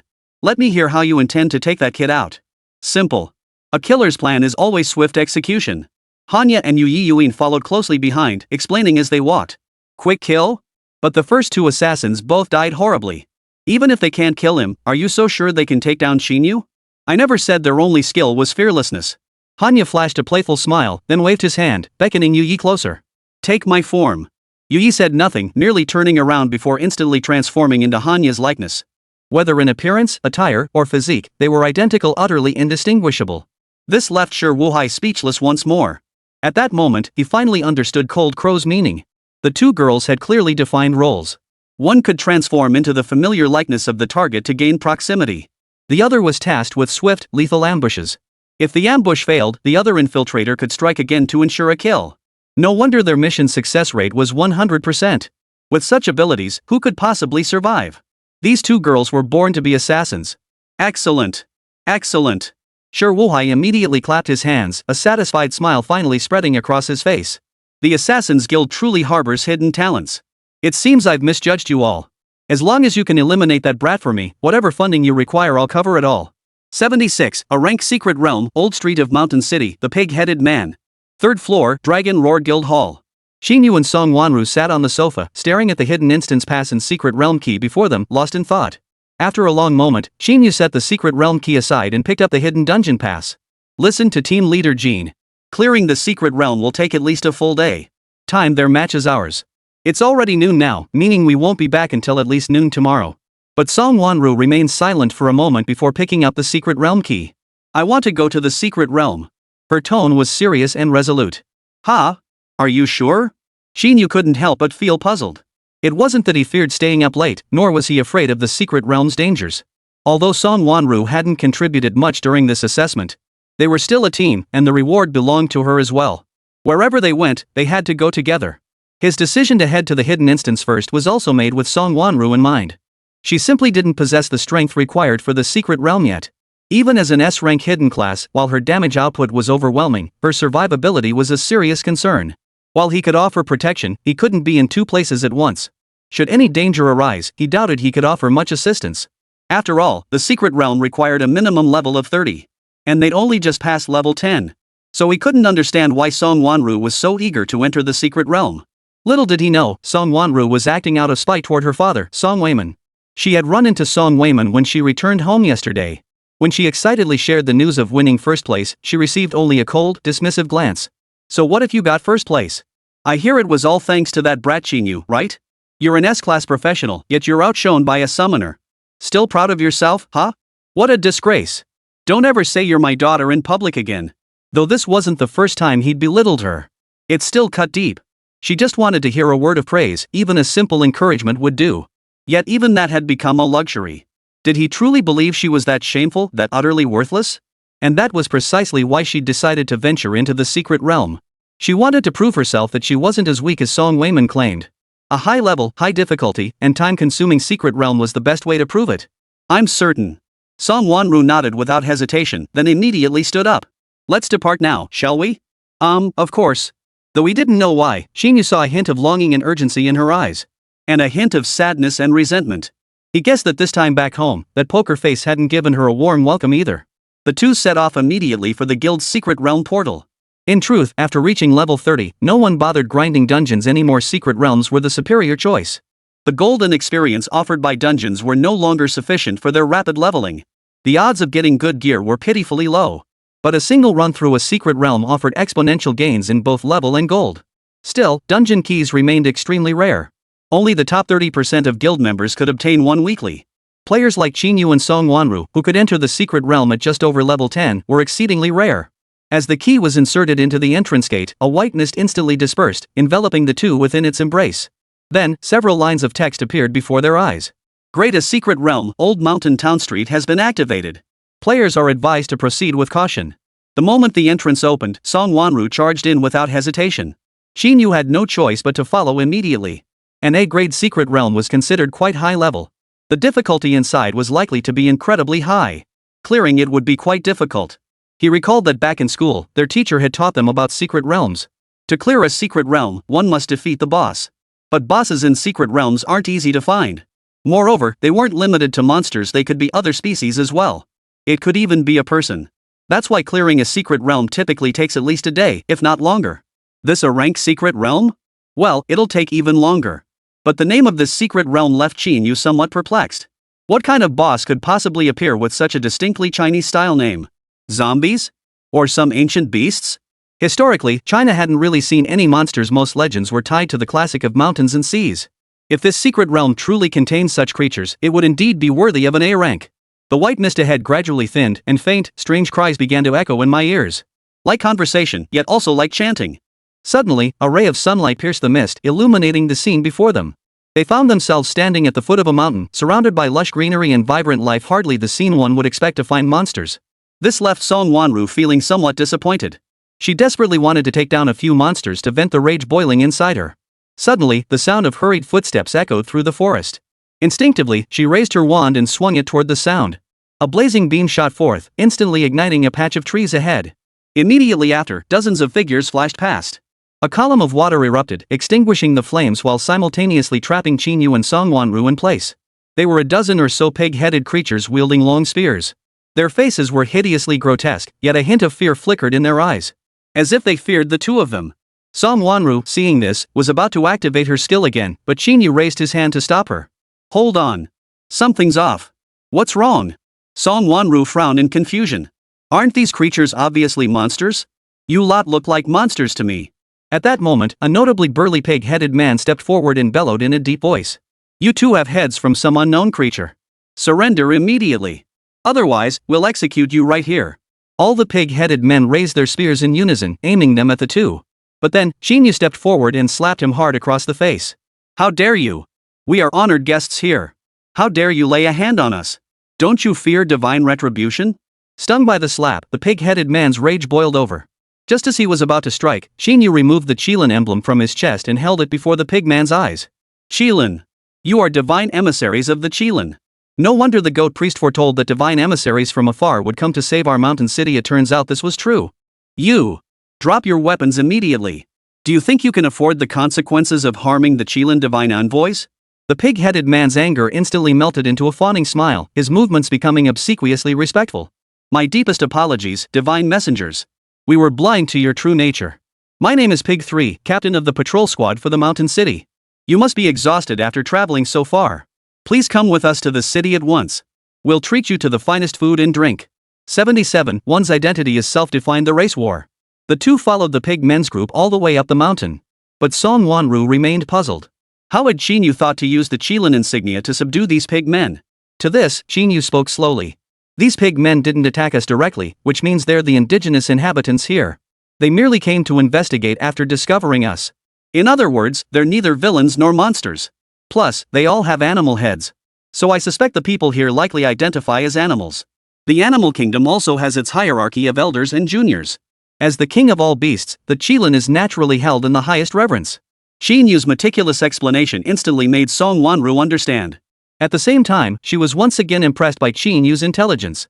This man, who had consistently outshone her since high school, truly seemed flawless. Soon, they caught sight of the mountain town nestled on the hillside. A winding road led into the city. It was the only way into the mountain town. Yet both sides of this road were littered with corpses. Fragmented corpses, severed limbs, and pools of blood were everywhere. It felt like a road leading straight to hell. As if sensing Qín Yǔ and Song Wanru's shock, Zhu San offered a somewhat helpless explanation. Honored divine envoys, you are unaware a great battle has just raged here. Those carnivorous tribes down below suddenly attacked us herbivores up on the mountain. We fought back with all our might and managed to drive them back. But we haven't had time to clean up these bodies yet. Hearing Zhu San's explanation, the two finally understood what had transpired here. And who exactly were they facing? But it seems you've suffered heavy casualties yourselves? Qín Yǔ noticed that most of the corpses lining the street were herbivores, with only a few carnivores among them. To be honest, if it weren't for our herbivore tribe's large population base, we'd have been wiped out by those creatures long ago. Zhu San's face was deeply lined with wrinkles, revealing his own sense of helplessness in the war between the two tribes. Though the herbivores outnumbered the carnivores by half, their strength was worlds apart. Simply put, one carnivore was roughly equal to 3 herbivores in strength. By that calculation, the herbivores were still the weaker side.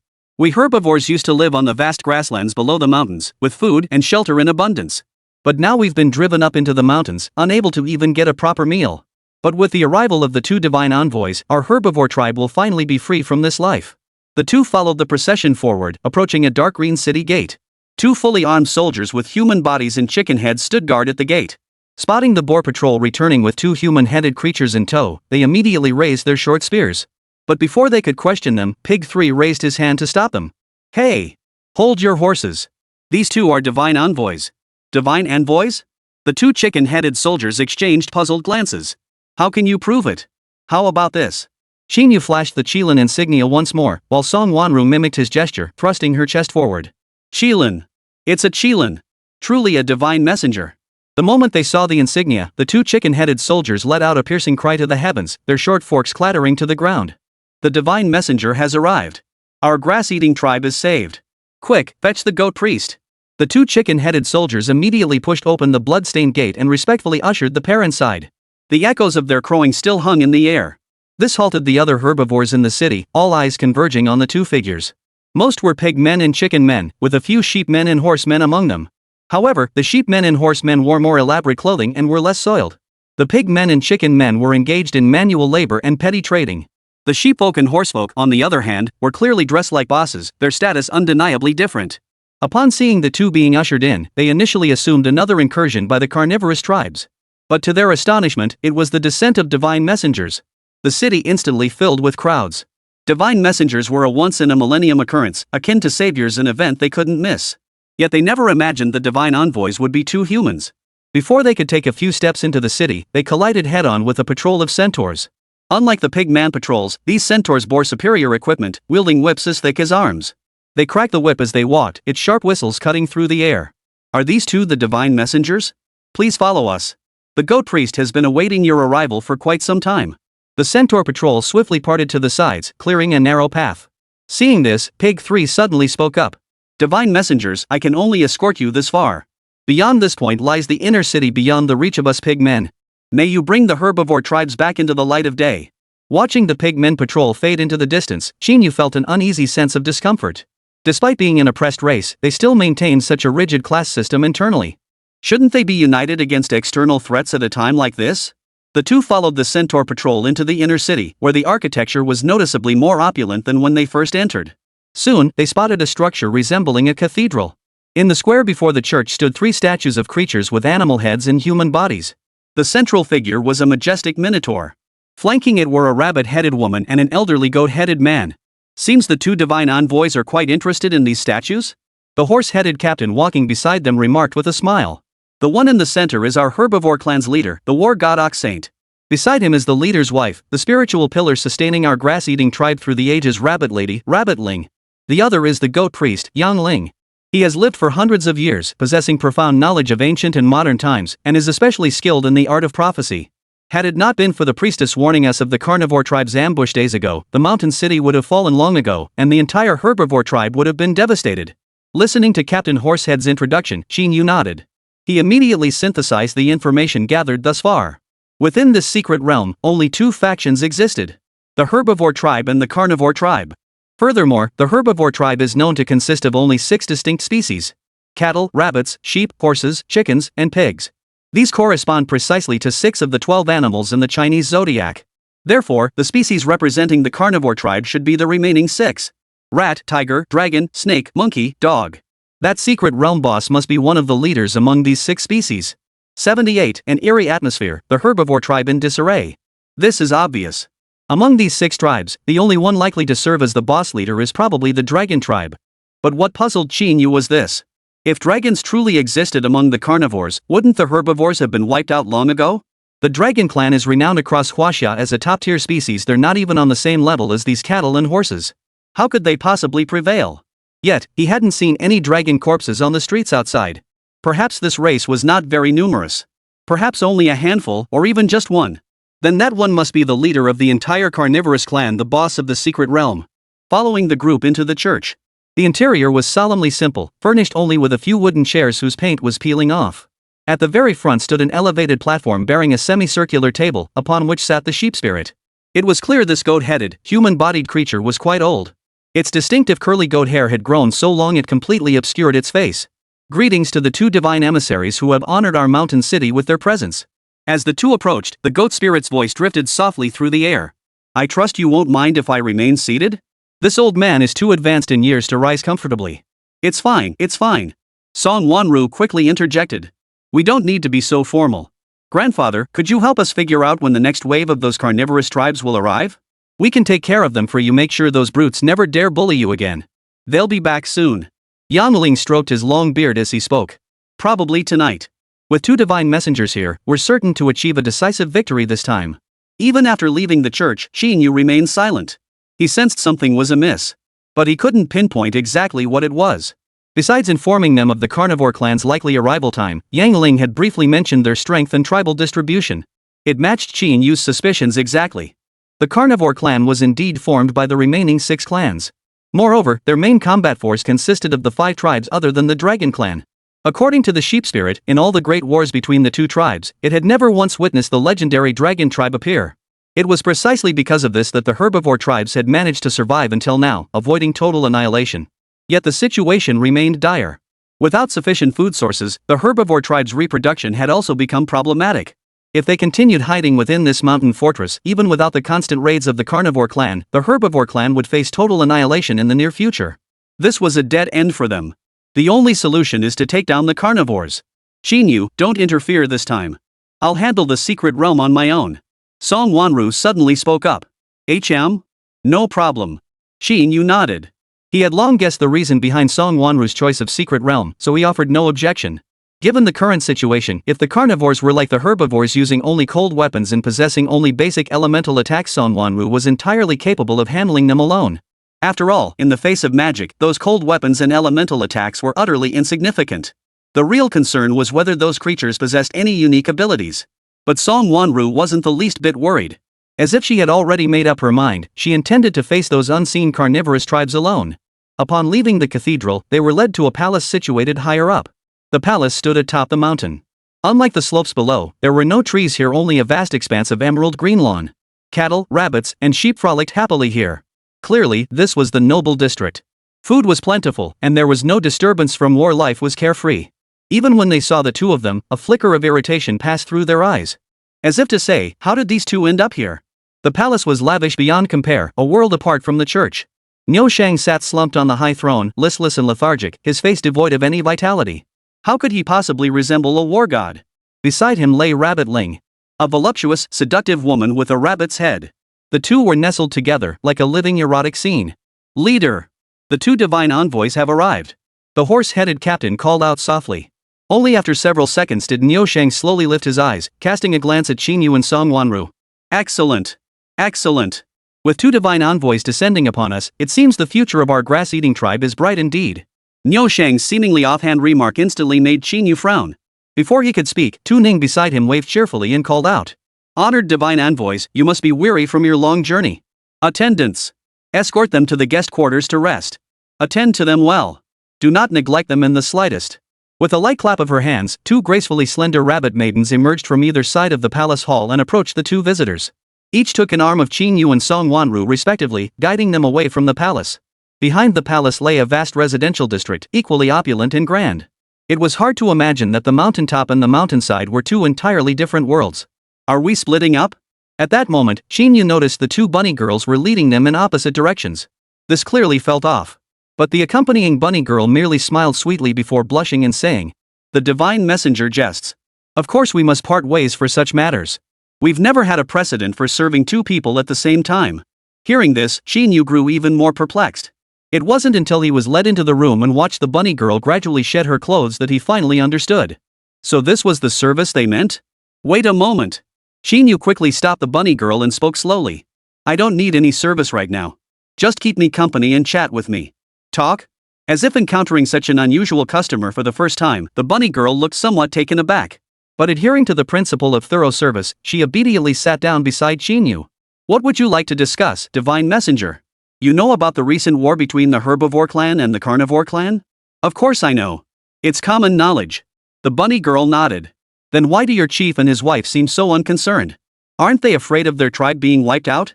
"No, this mountain fortress is easy to defend and hard to attack. The carnivores won't be able to breach it. Even if they did manage to attack, we wouldn't be in any real danger. Those pig men and chicken men will die in front of us." The bunny girl's non-committal reply only reinforced Qín Yú's suspicions. The herbivore tribe had long since fractured internally.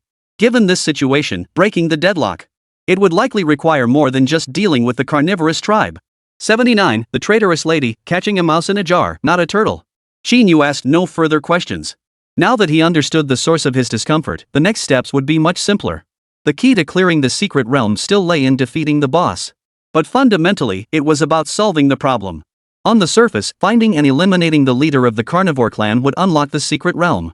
But unless they found a way to resolve the internal issues within the herbivore clan, their subsequent search would likely prove extremely difficult. Because the carnivore tribe's boss might not even need to appear. In fact, he might not even be outside the city at all. Upon realizing this, Qín Yǔ slipped out quietly after watching the bunny girl depart. The vast palace lay shrouded in pitch darkness. Not a single guard patrolled the halls. Only faint, lewd sounds drifted from the surrounding chambers. But Qín Yǔ paid it no mind, quietly making his way toward the main hall. But just then, the door to an adjacent room burst open. Song Wanru's small head suddenly poked out, startling Qín Yǔ. "Qín Yǔ?" Song Wanru froze for a moment before quickly pulling Qín Yǔ into the room. "You're dressed quite neatly? Could it be you surrendered so quickly? Who would have thought someone so young would be so weak? What nonsense are you talking about? I haven't done anything yet, okay? Who'd believe that? That bunny girl was gorgeous, what man could resist? Stop being so sarcastic."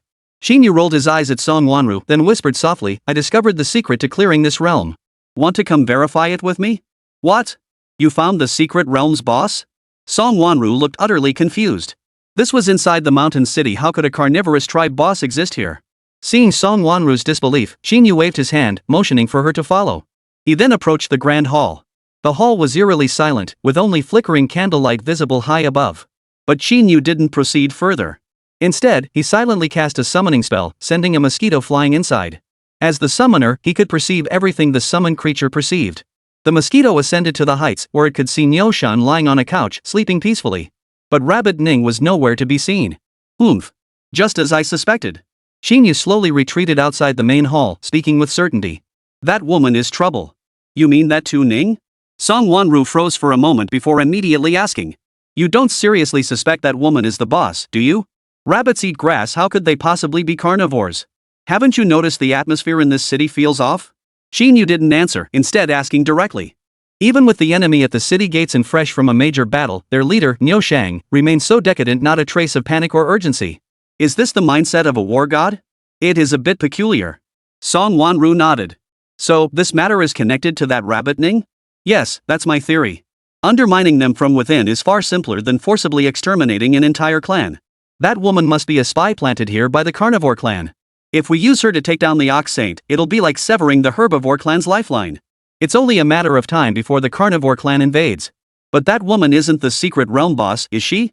Song Wanru asked doubtfully. "Even if we confirm this, we still can't clear the stage. Wouldn't it be more reliable to go straight for the boss? I have a plan. We'll set out under cover of darkness, head straight to the carnivore tribe's lair, find their leader, and take him out. That'll clear the stage, right?" Listening to her near-perfect plan, Song Wanru couldn't help but flash a smug smile. "I honestly have no idea how your brain has managed to survive this long." Qín Yǔ couldn't resist mocking her. "What's wrong? What's flawed about my plan? Forget how you'd even find the carnivore tribe's lair. Even if you did, how would you know which one is the boss? Charging into their stronghold like that, what's the difference between that and suicide? Hearing Qín Yú's words, Song Wanru didn't want to admit it, but she couldn't refute him either. Then what do you suggest? Simple, Qín Yú chuckled lightly. Since that woman is an undercover agent, she must have a contact person. Find that contact, and we can follow the trail to uncover the carnivore clan leader's information, right? Without further hesitation, Qín Yú cast his summoning spell again. Instantly, a swarm of insects filled the air, swiftly dispersing in all directions. Within seconds, Qín Yú pinpointed Tu Ning's location. Outside the main hall, in a grove of trees, Tu Ning was conversing with a figure cloaked in black. As the two approached, Tu Ning finished her sentence and turned to leave. The cloaked figure attempted to slip away but was abruptly immobilized by a spider web, frozen in place. Trying to run? Qín Yú instantly charged forward, yanking the cloak off the figure's shoulders. It was a short man with a rat-like head. Seeing Qín Yú and Song Wanru, he flinched in fright. But upon seeing that both of them had human heads, the rat man burst into squeaky laughter. How peculiar, two humans appearing here. I advise you not to provoke me. I kill without blinking an eye. Now's not the time for big talk, is it? Qín Yú swung his blade, instantly shaving the fur clean off the rat man's head. Ah! Squeak! The rat man instantly lost his nerve, collapsing to the ground in terrified shrieks. What do you want? We've no quarrel. Why attack me so suddenly? Cut the nonsense! Qín Yú pressed the blade against the rodent man's throat and roared in a deep voice. You're a member of the carnivore clan appearing on herbivore clan territory. You ask me what I'm doing? You're from the herbivore clan? Hearing Qín Yú's words, the rat man froze in surprise, but quickly twisted his lips into a sneer. Oomph! Don't say I didn't warn you. The herbivore clan is about to submit to our carnivore clan. I advise you to be sensible and let me go. Otherwise, the consequences will be severe. Oh? How dire! Qín Yú smiled as he raised his arm. With a swift swing, he severed the tail behind the rodent man in an instant. Now that your life is in my hands, you still have the nerve to threaten me? Speak up. Who sent you here? Otherwise next time, I won't be severing your tail, I'll be severing your head. Staring at Qín Yú's stern expression and the freshly severed, blood-soaked tail, the rat man swallowed hard before offering a fawning smile. Ha ha! I'll talk, alright? But if I do talk, you've gotta let me go, okay? The rat man's eyes darted wildly. Just as he opened his mouth, a cloud of poisonous mist suddenly erupted, instantly engulfing Qín Yú. 80, turning the tables? But be careful not to shoot yourself in the foot? The poisonous mist spread rapidly, but fortunately, Song Wanru reacted swiftly. With a blast of explosive wind, the toxic fog dissipated in an instant. Qín Yú. Ignoring the fleeing ratman, Song Wanru rushed to Qín Yú's side and supported him. Ha! Trying to kill me? You herbivore tribe fools really don't know your place. The ratman slowed to a halt, his face twisted in scornful derision. Under this Lord Rat's poisonous mist, he couldn't possibly survive. After tonight, every last one of you herbivores will kneel before me. Otherwise, you'll meet the same fate as him, dying without a proper burial. You dare threaten me? Pa! What kind of creature are you? Then, glancing at Song Wanru, the smile on his face twisted into something grotesque. You're lucky to be alive, girl. I must report to Dragon Chief immediately, or else I'd have loved to play with you properly? The ratman immediately turned to leave, but at that moment, a massive black python suddenly burst from the nearby woods and swallowed him whole. It happened in the blink of an eye. Qín Yú shook his head and slowly rose to his feet, leaving Song Wanru stunned. Pa! A mere rat dares call itself your excellency? In the eyes of us Huaxia people, you're nothing but vermin. Qín Yú. Are you okay? I thought you were dead. You sound like you really wanted me dead. Seeing this, Qín Yú shot a helpless glance at Song Wanru and couldn't help but vent his frustration. That guy's poison mist only deals fixed damage. It didn't even take off 1/8 of my health. Then why were you acting like you were about to die just now? Song Wanru demanded angrily. Making me worry for half a day? If I hadn't acted, how else could I have gotten that guy to spill his secrets? Watching the abyssal giant insect return from the side, Qín Yú couldn't help but let out a cold laugh. We can now confirm the leader of the carnivore clan is a dragon. While not entirely certain, dragon numbers must be scarce. At least we have a target now. We won't be running around like headless chickens. Qín Yú's predictions came true one by one. But the truth was, the information was still insufficient. The ratman contact had mentioned earlier that after tonight, the carnivore clan would likely launch a full-scale assault to seize this place. As the mole within the herbivore tribe, Tu Ning, became the pivotal factor in this decisive battle. Securing her would determine the outcome of the battle. After all, Pig 3 had once said that the mountain city was easy to defend but hard to attack. If Rabbit Ning didn't do something, the carnivores might not even get close to the gates. Controlling Niushang is one thing, but what else she intends to do even a fool could guess. Let's go. We're going to find that woman. No time to waste. Dawn was approaching. Qín Yú immediately grabbed Song Wanru and charged toward the mountainside. But before they could take a few steps, a sudden burst of light erupted around them. A group of horse-headed soldiers, eyes gleaming, wielded long whips as they instantly surrounded the pair. Niu Shang and Yang Ling appeared nearby, accompanied by Tu Ning, who had left earlier. And I trusted you too. What divine envoys. Turns out you're just lackeys of those carnivorous tribes? If the lady hadn't stumbled upon this by chance, wouldn't our herbivore tribe have been destroyed by the two of you? Hearing Niu Shang's words, the two immediately turned to look at Tu Ning, who stood nearby with a smile. This woman had likely spotted their tail long ago, now turning the tables to pin the blame squarely on them. What a splendid little drama this is, isn't it? Qín Yǔ gave a cold laugh before clapping his hands. Lady Tu Ning, it was you who secretly colluded with that rat man, meeting him here in the woods to communicate in secret. Yet you've made us the scapegoats? Truly, you're a force to be reckoned with. Not only did you manipulate leader Niu like a puppet, but you also managed to absolve yourself of all suspicion. How dare you speak to the lady with such insolence? Attack! Seize them both. At Ox Saint's command, the surrounding horse-headed soldiers immediately raised their hands, their whips crackling with bursts of lightning. Seeing this, Song Wanru swiftly raised her staff. A sudden shower of ice instantly froze all the horse-headed soldiers in the vicinity. Let's see who dares move now. Though she felt a bit flustered facing these horse-headed soldiers. After all, she was only level 11, while the monsters in this secret realm were all level 30. However, as an S-class profession, her level 2 skill at level 10 boosted both its area of effect and damage output to absurd levels. Even if she couldn't instantly kill them, landing the control effects was still quite easy. But within seconds, the centaurs broke free and swung their whips once more. Several bolts of lightning flared up, instantly charging toward the two. Suddenly, several wind blades materialized beside Song Wanru, instantly severing the bolts. Earthquake tremor. Qín Yǔ stomped his foot violently, causing the earth to shake violently. Dozens of cracks spread in all directions, instantly knocking down all the horse-headed soldiers nearby. Even Niu Shang nearly lost his footing and collapsed. Then, hundreds of blind beetles appeared around them, instantly turning the tide of battle. At that moment, Qín Yǔ stepped forward with a smile, gazing at Niu Shang as he spoke slowly. Chief Niu Shang, it was your own men who mistook us for divine emissaries. Now you choose to believe your wife over us, isn't that a bit contradictory? We never intended to harm you. Otherwise, your horse-headed soldiers and yourselves included wouldn't have merely been knocked down. You'd have been killed outright. Niu Shang was clearly startled, but before he could speak, Tu Ning crossed her arms, her voice tinged with panic as she demanded. Stop twisting words. Are you implying I'm lying? Then, looking pitiful, she clung to Niu Shang's arm and complained with a hurt expression. Sir! You must stand up for me. Every word I said is true. I saw them talking to a rat man with my own eyes. What else could it be but spying? And you still want to pin the blame on me?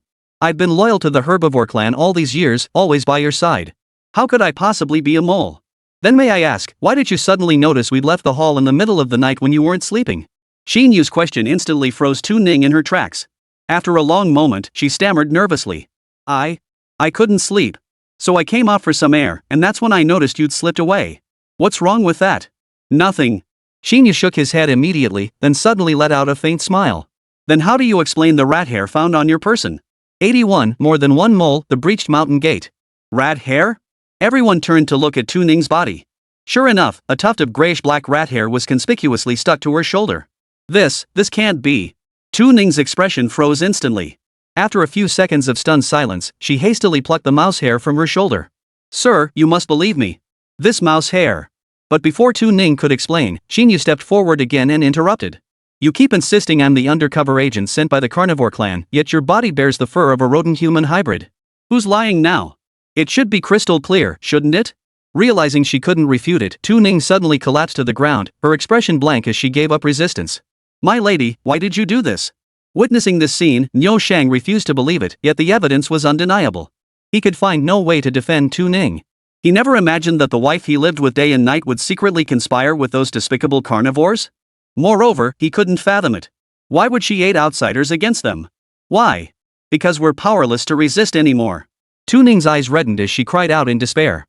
The herbivores and carnivores have been fighting for so many years, we're no match for them.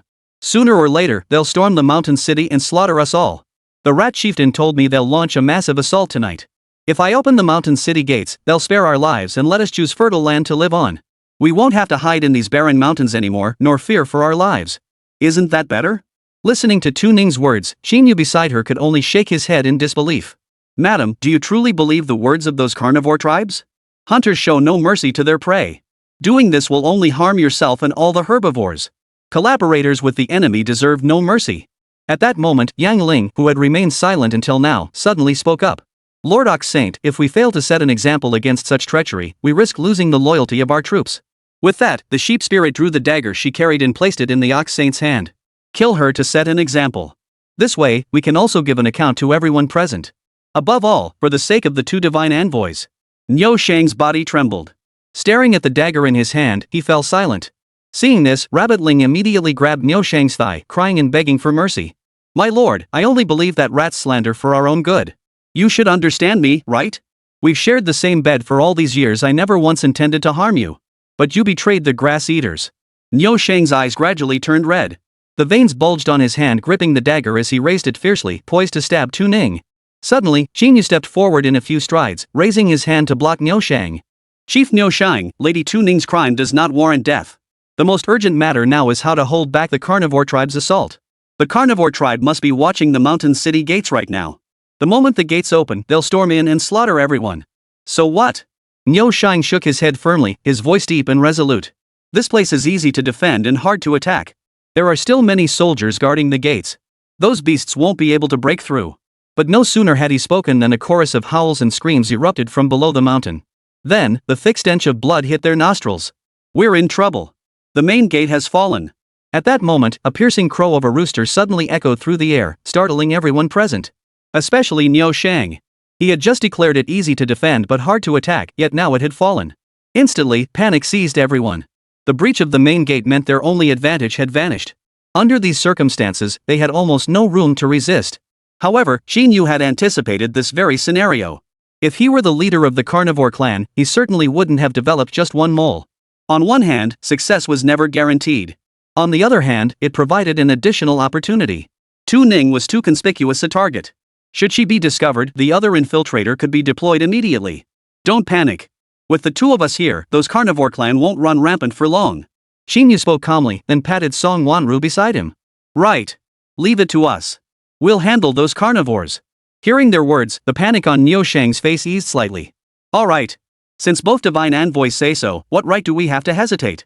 With that, Niu Shang turned to the surrounding horse-headed soldiers, raised his fist, and roared. Defend our homeland. For the herbivores. For the herbivores. For the herbivore clan. A chorus of high-pitched shouts echoed through the air. As their fighting spirit surged, they forgot the brief unease they had felt moments before. Now, repelling the enemy was the urgent task at hand. As for those traitors, punishment could wait until the carnivores were truly vanquished. The group swiftly descended the mountain. The closer they got to the city gates, the more distinct the screams and the stench of blood became.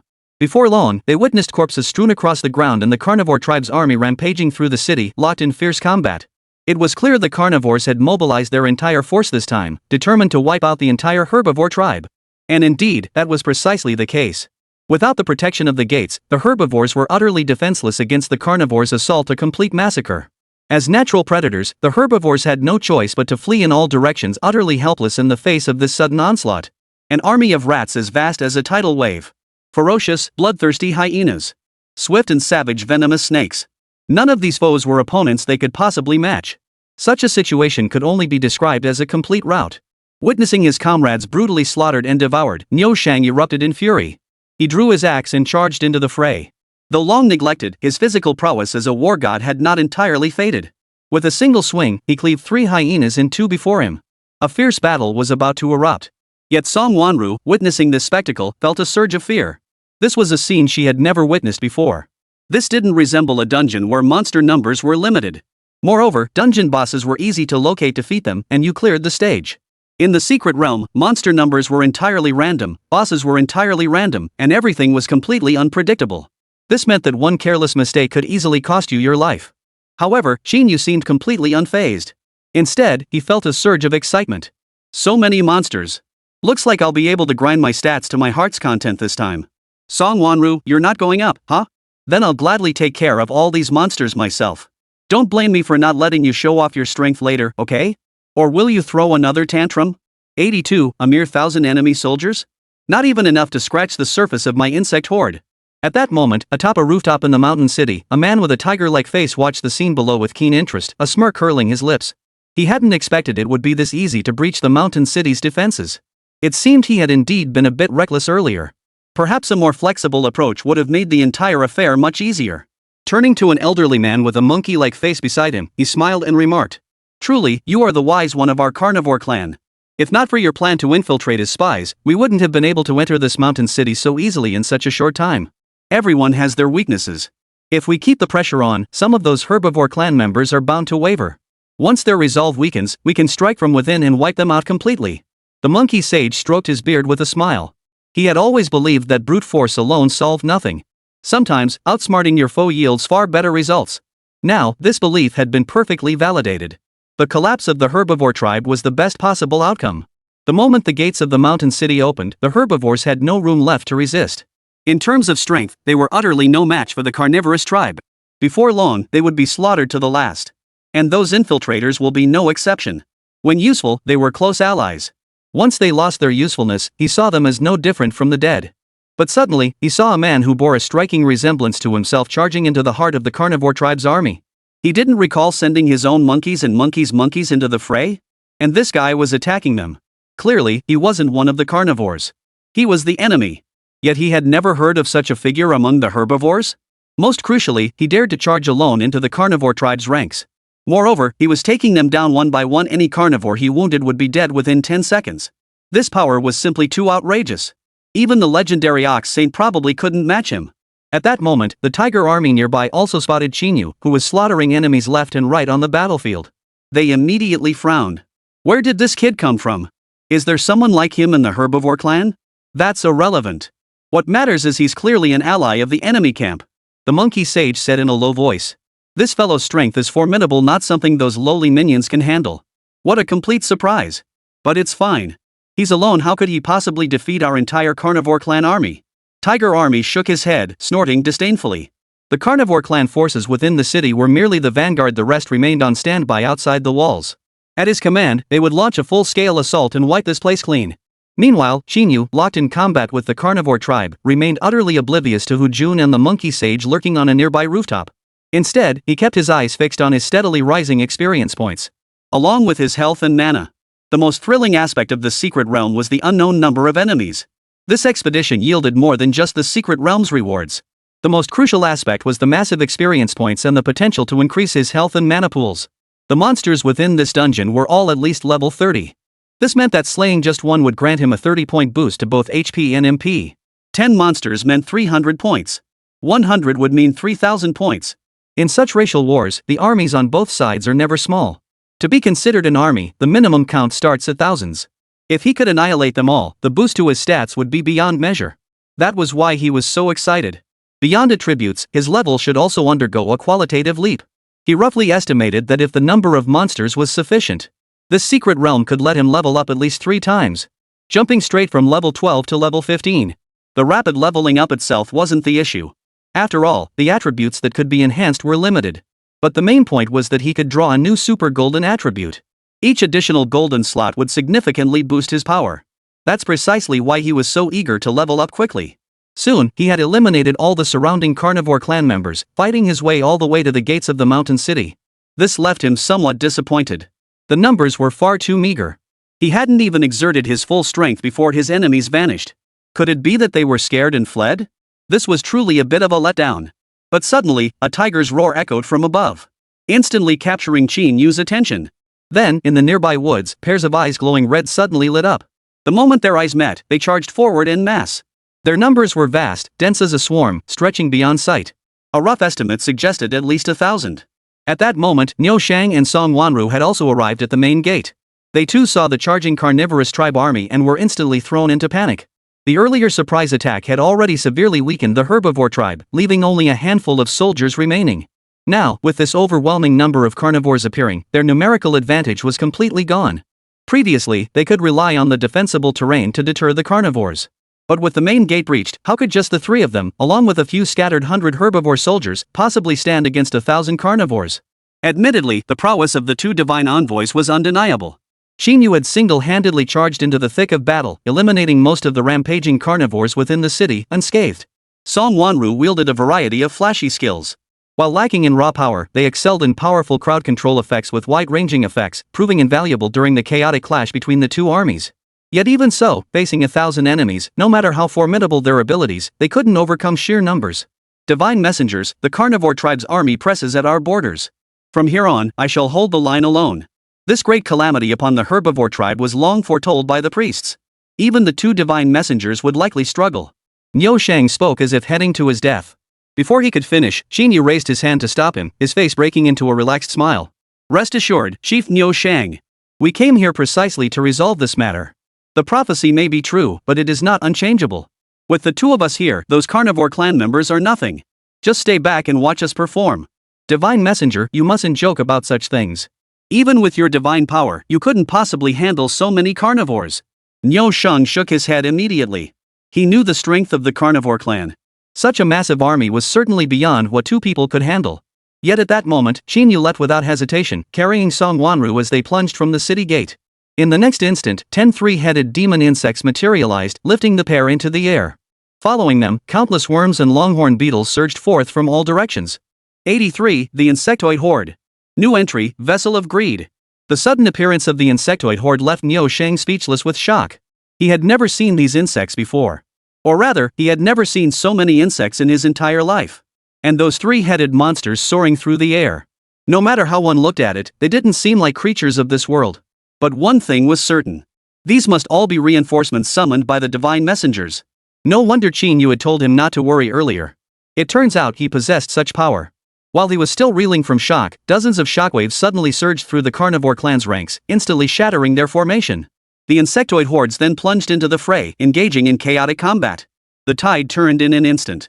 The 1,000-strong carnivore tribe forces were completely overwhelmed by the sudden onslaught of the insectoid army. At first, there were only a few hundred insects. But more and more. Within mere minutes, their numbers had surpassed the enemies. This greatly boosted the morale of Niu Shang and the other herbivore tribe soldiers who had finally arrived. With the two divine envoys fighting so valiantly, we cannot fall behind. Niu Shang let out a low growl and charged into the fray with his soldiers. Meanwhile, Tiger Army and Monkey Sage, watching from the rooftop nearby, were even more stunned than Niu Shang. They couldn't comprehend where these insects had suddenly appeared from. Clearly, victory had been within their grasp. Barring any unforeseen circumstances, they would have annihilated the herbivore clan entirely. Yet the sudden appearance of two strangers had turned the tide of battle. Especially that Qín Yǔ. Not only was his personal strength astonishing, but he could also summon such a vast insect army. When did the herbivore clan acquire such a prodigious talent? Watching the carnivore tribe's forces crumble before them, the wise monkey knew retreat was the only option. He signaled the tiger army beside him to withdraw first. Better safe than sorry. This time, they had been careless. Though the counterintelligence plot succeeded, the sudden appearance of these two had thrown their plans into disarray. Yet the tiger army showed no intention of leaving. You may leave if you wish. But as commander of this army, how can I stand by and watch my troops and my people slaughtered? Without a moment's hesitation, the tiger army roared furiously. Explosive patterns erupted across its body as it charged headlong into the fray. Seeing this, the wise monkey sighed. He glanced up at the three-headed demon insect circling overhead, carrying Qín Yǔ and Song Wanru on its back, then immediately fled the scene. As someone with little combat ability, fleeing was the wisest choice at this moment. After all, victory was now utterly beyond their reach. In the sky, Qín Yǔ reveled in the thrill of slaughter. The overwhelming satisfaction from such a one-sided battle was beyond compare. Song Wanru beside him felt the same way. She only needed to continuously unleash skills from the sky to eliminate the monsters below. The monsters, utterly defenseless, could only passively endure the beating. This feeling was incredibly exhilarating.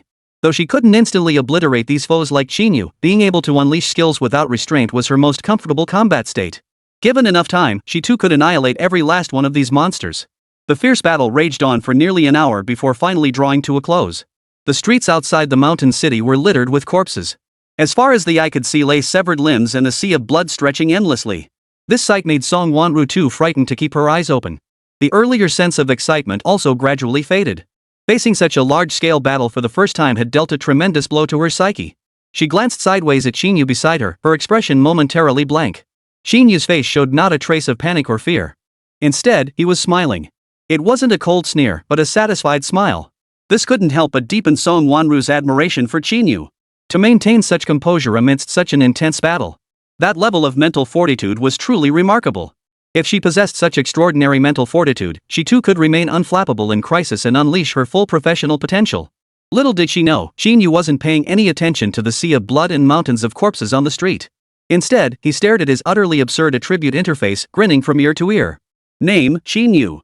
Class, Summoner. Level, 15. HP, 25,517. Mana 30,327. Strength 10. Speed 10. Intelligence 91. Stamina 10. Defense 300. Talent Heart of the Swarm. Equipment Deadwood Staff Blue Helmet of Resurgence Gold Nun Ring of Venom Gold. Skill Summoning Art LV2. Cooldown No cooldown. Cost 20 mana. Summon 2 larvae stage and 2 mature stage Zerg creatures to fight for you. Larvae stage Zerg possess 50% of the summoner's attributes, while mature stage Zerg possess 60% of the summoner's attributes. Available gold traits: Ring of Return, Feast, Last Stand, Parasite Nest, Insect Attachment, Equipment Master. Nest summons Eagle-Eye Dragon Worm, Giant Spider Queen, 3-headed Demon Worm, Flame Armored Dragon Worm, Abyssal Python. Cooldown No cooldown. Cost 100 mana. Available skill points 0. Gold trait draws 4 times. After the fierce battle, his health and mana pools were almost absurdly high. His health had reached 25,000 points. His mana pool had surged past 30,000 points. Keep in mind, even at the max level of 100, and only for classes specializing in either physical strength or intelligence, the maximum stats would barely reach 15,000. Even with gear enhancements, the maximum would barely reach 20,000 points. Yet here he was, barely level 15, already boasting stats surpassing those of a level 100 player. Anyone else in his shoes would likely burst out laughing. In other words, with stats like these, he wouldn't die even without golden stats. Moreover, he can now summon 3,000 worms and growing stage insectoids at once. What does that even mean? With a snap of his fingers, he could cover an entire mountain with insects. During the grand exam, the entire testing ground held roughly this many monsters. This alone proves his absurdly powerful strength. Beyond that, there's the damage potential of his Fatal Strike. With 25,000 HP, the worm's HP is 12,500. A single worm could take 50,000 damage from a Fatal Strike. With 3,000 worms, there was no need to calculate further. But what intrigued Qín Yǔ most was the new super gold stat. Without hesitation, Qín Yǔ pressed the draw button. Instantly, a burst of colorful light flashed. A notification instantly appeared. Congratulations! You have obtained the super gold slot, Vessel of Greed. 84, all in. What's health compared to experience? Seeing the golden item's name, Qín Yǔ froze for a moment. The Vessel of Greed? What kind of effect could this golden slot have? Qín Yǔ hesitantly opened the description and couldn't help but widen his eyes. All that could be said was, the Vessel of Greed was terrifying indeed. Super golden item, the Vessel of Greed. Effect, consumes maximum health to boost experience gain. The amount of HP consumed equals the amount of EXP gained. Consume health to gain experience? This effect is downright outrageous. Most importantly, his health is currently overflowing. If that excess HP could be converted into experience, wouldn't that let him level up faster to 30 and unlock summoning spell LV3? His current level is 15. He has 15,000 points of extra experience. To reach level 16, he still needed 25,000 points. His total health points currently stand at 25,517. It would be just enough to let him reach level 16. However, doing so would rapidly deplete his health to 517 points. That seems quite dangerous. A single attack could kill him. But Qín Yǔ made the decision without hesitation, convert 25,000 HP into experience. So what if his health was low? With the effects of the Spiderweb skill plus his mana pool already exceeding 30,000 points, he wasn't afraid of death at all. He even considered leaving just a single health point, converting all remaining health into experience. After all, health wasn't that important to him right now. Experience is the absolute priority. After level 10, the experience required for each level became absurdly high. Nearly every level up demanded roughly 10,000 more experience points than the previous one. This absurd experience requirement meant that even if they ran dungeons daily, it would take nearly a week to level up.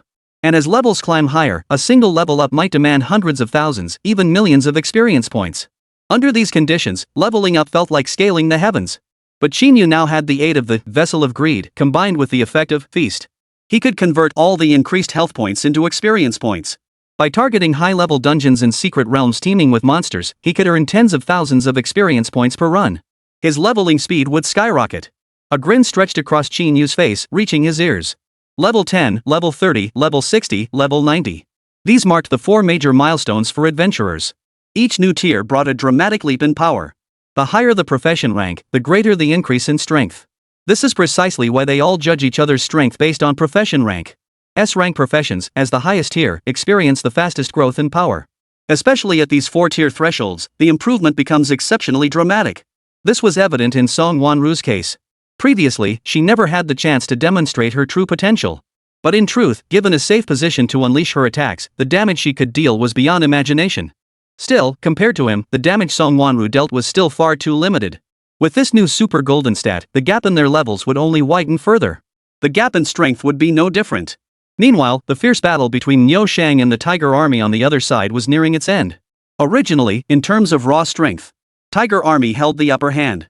But Niu Shang had over a dozen sturdy horse-headed soldiers by his side, which ultimately led to the Tiger Army's defeat.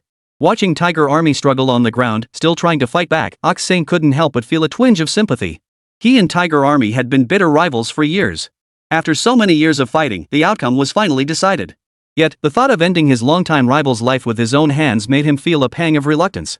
After all, the carnivore clan was now on the brink of extinction. Even if he spared him, what trouble could he possibly cause? Yet, seeing the murderous intent vanish from Niu Shang's eyes, Hu Jun sneered with mockery. "Oomph. Bull terrier. You wouldn't be thinking of letting me go, would you? Don't think I'll be grateful for this. It only makes me despise you even more. If you've got the guts, kill me now. Otherwise, I'll kill you in the next second." Niu Shang paid little heed to Hu Jun's contemptuous words. But at that moment, Song Wanru leapt down from the sky. With a flick of her staff, 7 beams of light erupted, bombarding Tiger Army and instantly engulfing him. When the dust settled, Hu Jun showed no signs of life. This sight brought a broad smile to Song Wanru's face. While in flight, her attention hadn't been solely focused on those carnivore clan soldiers. Instead, she had been searching for their leader's position while attacking. After all, defeating the boss was crucial to clearing the secret realm. It was precisely at this moment that she spotted the Tiger Army locked in combat with the Ox Saint. This guy's combat prowess was no ordinary feat. To single-handedly hold his own against Niu Shang and over a dozen burly horse-headed soldiers for so long without being overwhelmed, if this wasn't the leader, then who else could it be? Since she hadn't spotted any dragons, this Tiger Army soldier was the most likely candidate for the Secret Realm's boss. And she was the one who ultimately defeated the Tiger Army. Didn't that indirectly prove she deserved the most credit for the Secret Realm? Song Wanru smiled as she opened the system interface, eager to see the notification confirming her defeat of the Secret Realm boss. This was her way of proving her strength. Her father always believed she was inferior to Qín Yǔ. Whether it was the grand examinations or the guild entrance trials, it was always the same. While that was indeed the case. But that didn't mean she was nothing. It only showed that Qín Yǔ's current strength truly surpassed hers. But she wasn't lacking either. She's not that useless? At the very least, she possessed the power to end the Secret Realm. Yet, she waited for a long time and no news appeared. Not only was there no news about her defeating the Secret Realm boss, not even the announcement that the Secret Realm had ended. This left her utterly perplexed. She had clearly defeated the dungeon boss, so why hadn't any notifications appeared? Could it be? Before Song Wanru could figure it out, Qín Yǔ, who had just landed from the sky, tapped her shoulder and spoke slowly. "Stop looking. This guy wasn't the Secret Realm boss." Gazing at the charred remains of the tiger soldier, Qín Yǔ sighed before walking around him toward the city. Seeing this, Song Wanru immediately followed, asking in confusion. "What do you mean? If he's not the boss, then who could possibly be?" Qín Yǔ didn't answer. Instead, he walked straight up to Niu Shang and asked with a smile. "Chief Niu Shang, did you see the goat priest when you came over just now?" "The priest? I had him take the lady back to the main hall first." "Why? Did the divine messenger need him for something?" "Naturally." Qín Yǔ shook his head, then gazed slowly toward the distant main hall and spoke in a solemn tone. "It seems that goat priest is the one we've been searching for. Yang Ling, he may have long since ceased to be one of your grass-eating tribe. 85. Only a dragon disguised as a sheep is worthy to be my opponent." Everyone immediately returned to the main hall. Within the hall, Yang Ling and Tu Ning both sat upon thrones elevated high above. Only, Yang Ling appeared serene and leisurely. Rabbit Ling, bound and restrained, wore an expression of utter terror. "Well done. You actually withstood the onslaught of the carnivore clan's army. It seems I underestimated you. Especially you two outsiders, you've actually ruined my plans. But I'm still somewhat surprised. How did you discover that I, too, am one of the carnivore clan? Yang Ling, are you truly one of the carnivore clan?" Niu Shang clearly refused to accept this truth. Yang Ling was older than him, the most senior member of their herbivore clan. How could he possibly be one of the carnivores? "Chief Niu Shang, perhaps this is not the Yang Ling you once knew?" Qín Yǔ stepped forward, shielding Niu Shang behind him. "It's simple. As an atheist who doesn't believe in prophecies, when someone introduced you to me, I sensed something was off. What person could accurately predict an enemy's attack? Unless they're an enemy mole, or the enemy themselves, only then could they know the attack plans every single time. But I suspect your motive is to solidify your own position, isn't it? Using methods resembling divine oracles to boost your influence within the tribe, thereby developing spies to undermine the herbivore clan from within." "Correct. Your analysis is spot on." Yang Ling spoke with a smile. You deduced my identity based solely on this? Of course not. Qín Yǔ shook his head immediately. What made me even more suspicious was during your standoff with Lady Tu Ning just now. At that moment, your reaction was even more intense than mine. Clearly, I was the one being framed, yet you were ready to eliminate Lady Tu Ning outright. What does that tell me? What? Yang Ling demanded instantly. It shows you're terrified Lady Tu Ning might reveal something damaging about you. She must know your true identity, right? Qín Yǔ smiled down at Yang Ling from above, his gaze seeming to see through everything. But that's nowhere near enough. What else makes me certain you must be one of the carnivore clan? Oh? Yang Ling was completely captivated by Qín Yǔ's words, rising abruptly from her seat. And that reason is the horns on your head. Qín Yǔ abruptly raised his hand, pointing directly at the horns on Yang Ling's head. This caused both Niu Shang and Song Wanru beside him to freeze in surprise. Normal goat horns typically extend outward to the sides, but yours point backward and even have sharp spikes. This clearly isn't a characteristic of goat horns. But dragon horns. Hearing Qín Yǔ's words, the goat spirit froze, its eyes narrowing sharply, clearly startled by the accurate observation. Song Wanru and Niu Shang, standing nearby, finally caught on, jolted awake. A legendary dragon, reduced to disguising itself as a sheep and blending in among the herbivorous tribes, who could have imagined such a thing? Wouldn't you agree? Priestess Yanling? Or perhaps we should address you as the Dragon Clan chieftain? Ha! Ha ha ha! How impressive! I never imagined my clever disguise could be seen through by you. The sheep spirit fell silent for a few seconds before bursting into a loud, booming laugh. His form rapidly expanded, the aged ram's head transforming in an instant into a majestic dragon's head. Simultaneously, his hunched form gradually straightened. From an old man, he transformed directly into a robust middle-aged man. Golden scales now covered his entire body, and his hands and feet had transformed into sharp claws. And trailing behind him was an incredibly thick, extremely long tail. Was this not the very form of a dragon? I am the lord of the carnivorous clan, Dragon Clan Chief Long Yuan. Truthfully, I have no interest in your conflict. After all, even without my intervention, the carnivore clan would surely wipe out the herbivore clan. The outcome would remain unchanged. I infiltrated this place merely to witness your expressions of utter despair up close. But what I didn't expect was that you two, who appeared out of nowhere, could actually hold back the carnivore clan's army. And to discern my true identity. Long Yuan looked down from above at the three figures in the grand hall, especially Qín Yǔ and Song Wanru, his eyes brimming with contempt. But that's all you're capable of. Those carnivore clan members are lowly creatures after all. It's only natural that two evolved monkeys could eliminate them. But you've piqued my interest. And that means certain death for you. With that, Long Yuan pressed a claw onto Tu Ning beside him. With a single, forceful squeeze, he crushed her skull in an instant. Witnessing this, Niu Shang's rage boiled over. His stunned thoughts snapped into clarity, and he instinctively hurled his axe at Long Yuan. The massive axe, spinning with tremendous force, hurtled toward Long Yuan. But he merely sneered coldly, raising his sharp claw to slash through the air. With a single powerful stroke, the massive axe was instantly cleaved into several pieces. In my eyes, you are all mere ants. Since you know my identity, you may all die. Long Yuan's low roar echoed throughout the entire hall. The overwhelming pressure instantly forced everyone to lower their heads. This was the legendary Dragon Clan. The most mysterious and powerful among the 12 tribes, both herbivorous and carnivorous. How could these people possibly stand against them? But hadn't the Dragon Clan vanished long ago? How could they suddenly appear here? And hidden among them for so long, undetected? Gazing up at the imposing figure of Long Yuan towering above, the crowd instinctively retreated in fear. Only Qín Yǔ remained rooted to the spot, advancing instead of retreating. Do you dragons think you can just act so arrogant? Let me tell you. I've taken down more than just you. With a sweeping gesture of his hand, 5 colossal creatures materialized beside Qín Yǔ. Eagle-eyed insect dragon. Giant insect spider queen. Flame-armored dragon insect. 3-headed demon insect. Abyssal serpent worm. The overwhelming sense of oppression instantly nullified Long Yuan's imposing aura. This caused Long Yuan to frown slightly. However, he wasn't intimidated. Instead, an excited expression appeared on his face. Excellent. Only this can pique my interest. I'll see just what kind of creature dares to challenge me. In an instant, Long Yuan vanished from his spot, reappearing before the eagle-eyed insect dragon the next second. With a single claw strike, he severed its neck.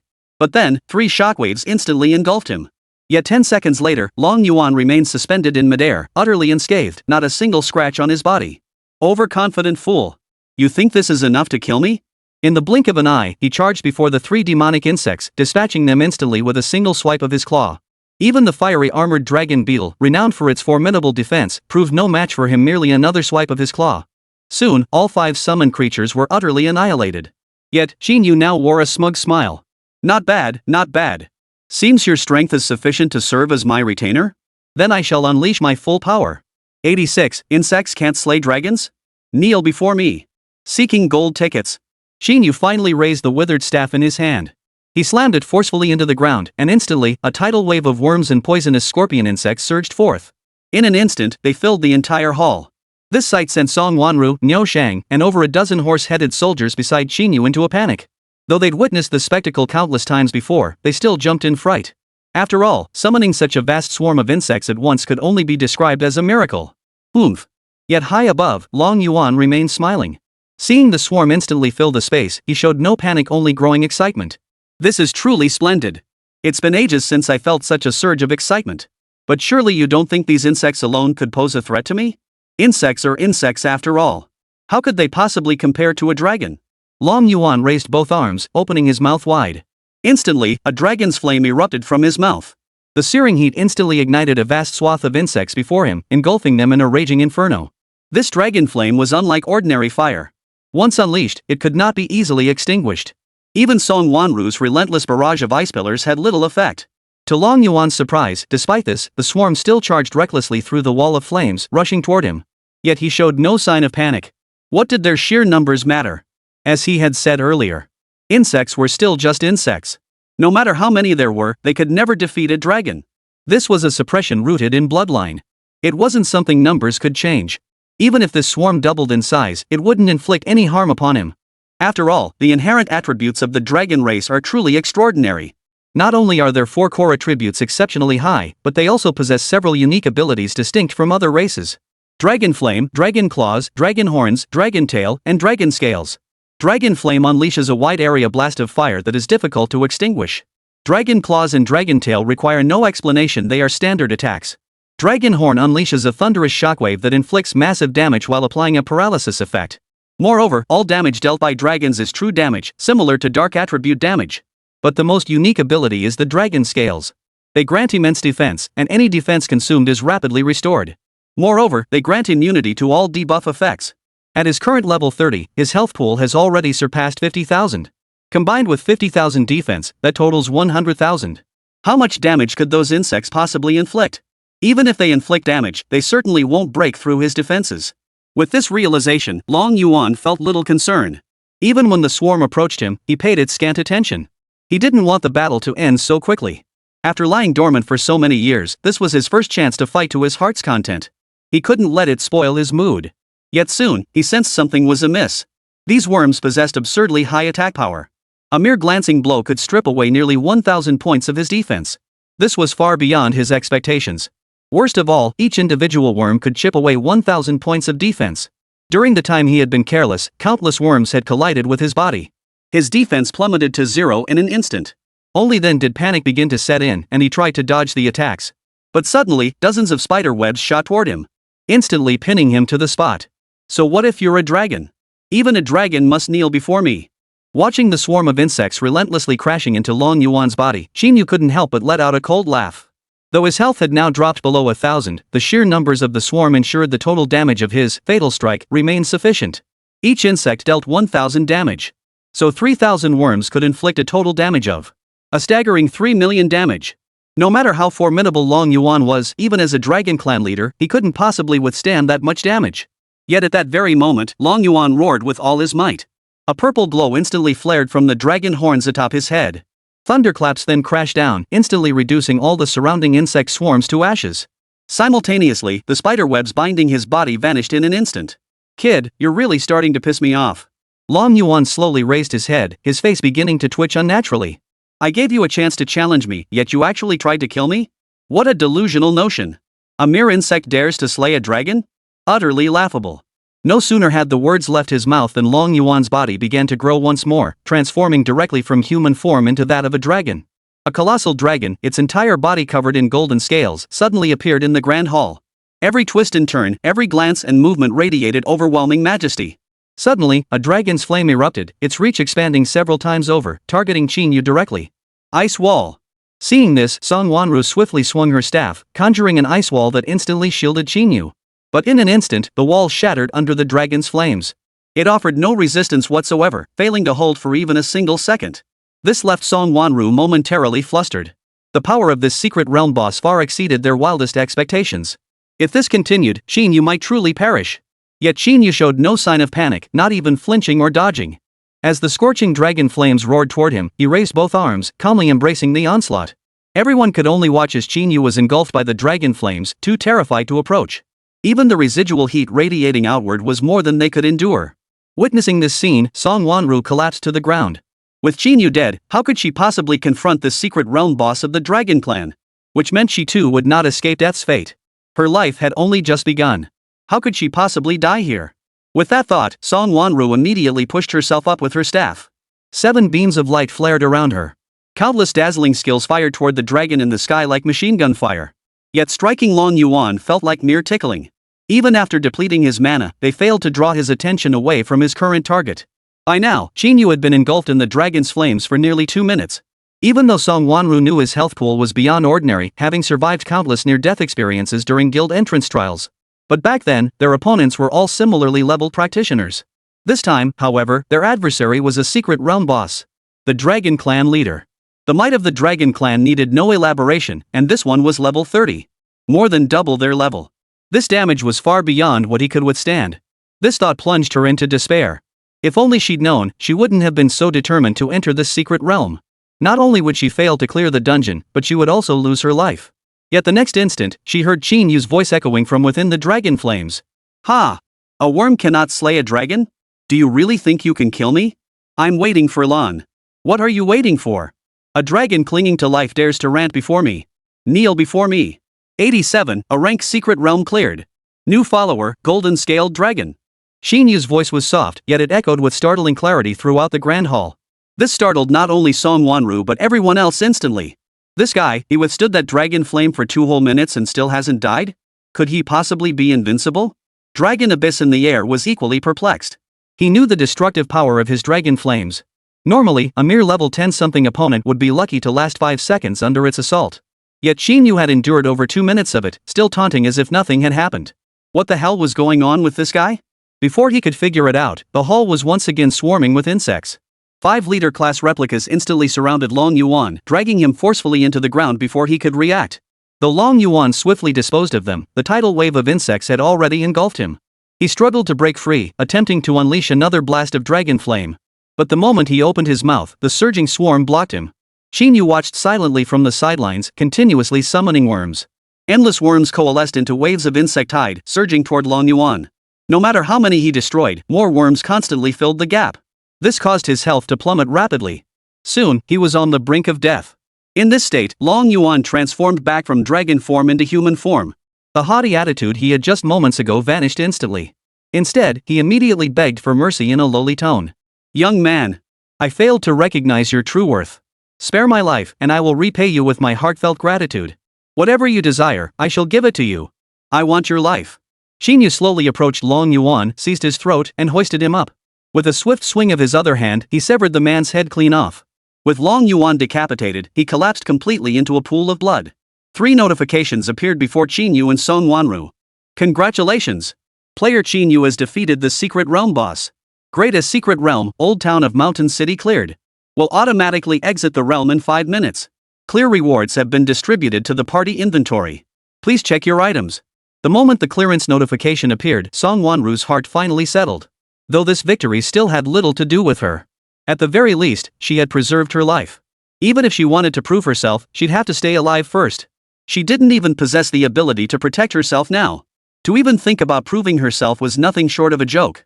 Thinking this, she couldn't help but turn to look at Qín Yǔ. She could clearly feel the gap between herself and Qín Yǔ growing wider and wider. She didn't want to admit it, but it was the truth. If things continued this way, she feared Qín Yǔ would leave her further and further behind. At the same time, her curiosity about Qín Yǔ only deepened. She desperately wanted to know how a summoner like Qín Yǔ could summon such a massive swarm of insects in one go. And those leader-class summons? And how did he manage to withstand the dragon flame for nearly 2 minutes? There were simply too many mysteries surrounding this man, compelling her to uncover the truth. Just then, she suddenly noticed. The corpse of Long Yuan, which had been dead, suddenly began to twitch. It looked like it was having a seizure, struggling and twitching uncontrollably. Suddenly, a large bulge swelled up in his abdomen. Then it exploded, and a dragon covered in golden scales burst forth, soaring into the sky in an instant. This dragon was nearly identical to the form Long Yuan had just transformed into. Except for one detail, where the head should have been, there was now a worm. This scene left Song Wanru momentarily stunned. She knew that the 5 leader class summon creatures Qín Yǔ had called forth all had worms replacing their heads. This suggested that these summon creatures had once been wild, leader-level monsters. The eagle-eyed worm dragon was the boss within the trial tower. This, it seemed, was one of Qín Yú's unique abilities. He could revive defeated bosses through a unique method, thus turning them into his own summons, serving his purposes. No wonder the sky has so many different summons? And each one is exceptionally powerful, so that's why. Watching the dragon with a worm-like head soaring through the air, Song Wanru couldn't help but feel a mix of envy and concern. Everyone present knew full well the dragon's formidable power. Now it too had become Qín Yú's summon creature. Didn't that mean his strength had increased significantly? Qín Yǔ remained oblivious to Song Wanru's gaze behind him, his attention fixed on the information of this new clone. Clone name, Golden Scaled Worm. Level, 30. HP, 25,000. Strength, 500. Speed, 500. Intelligence, 500. Stamina, 1,000. Defense, 25,000.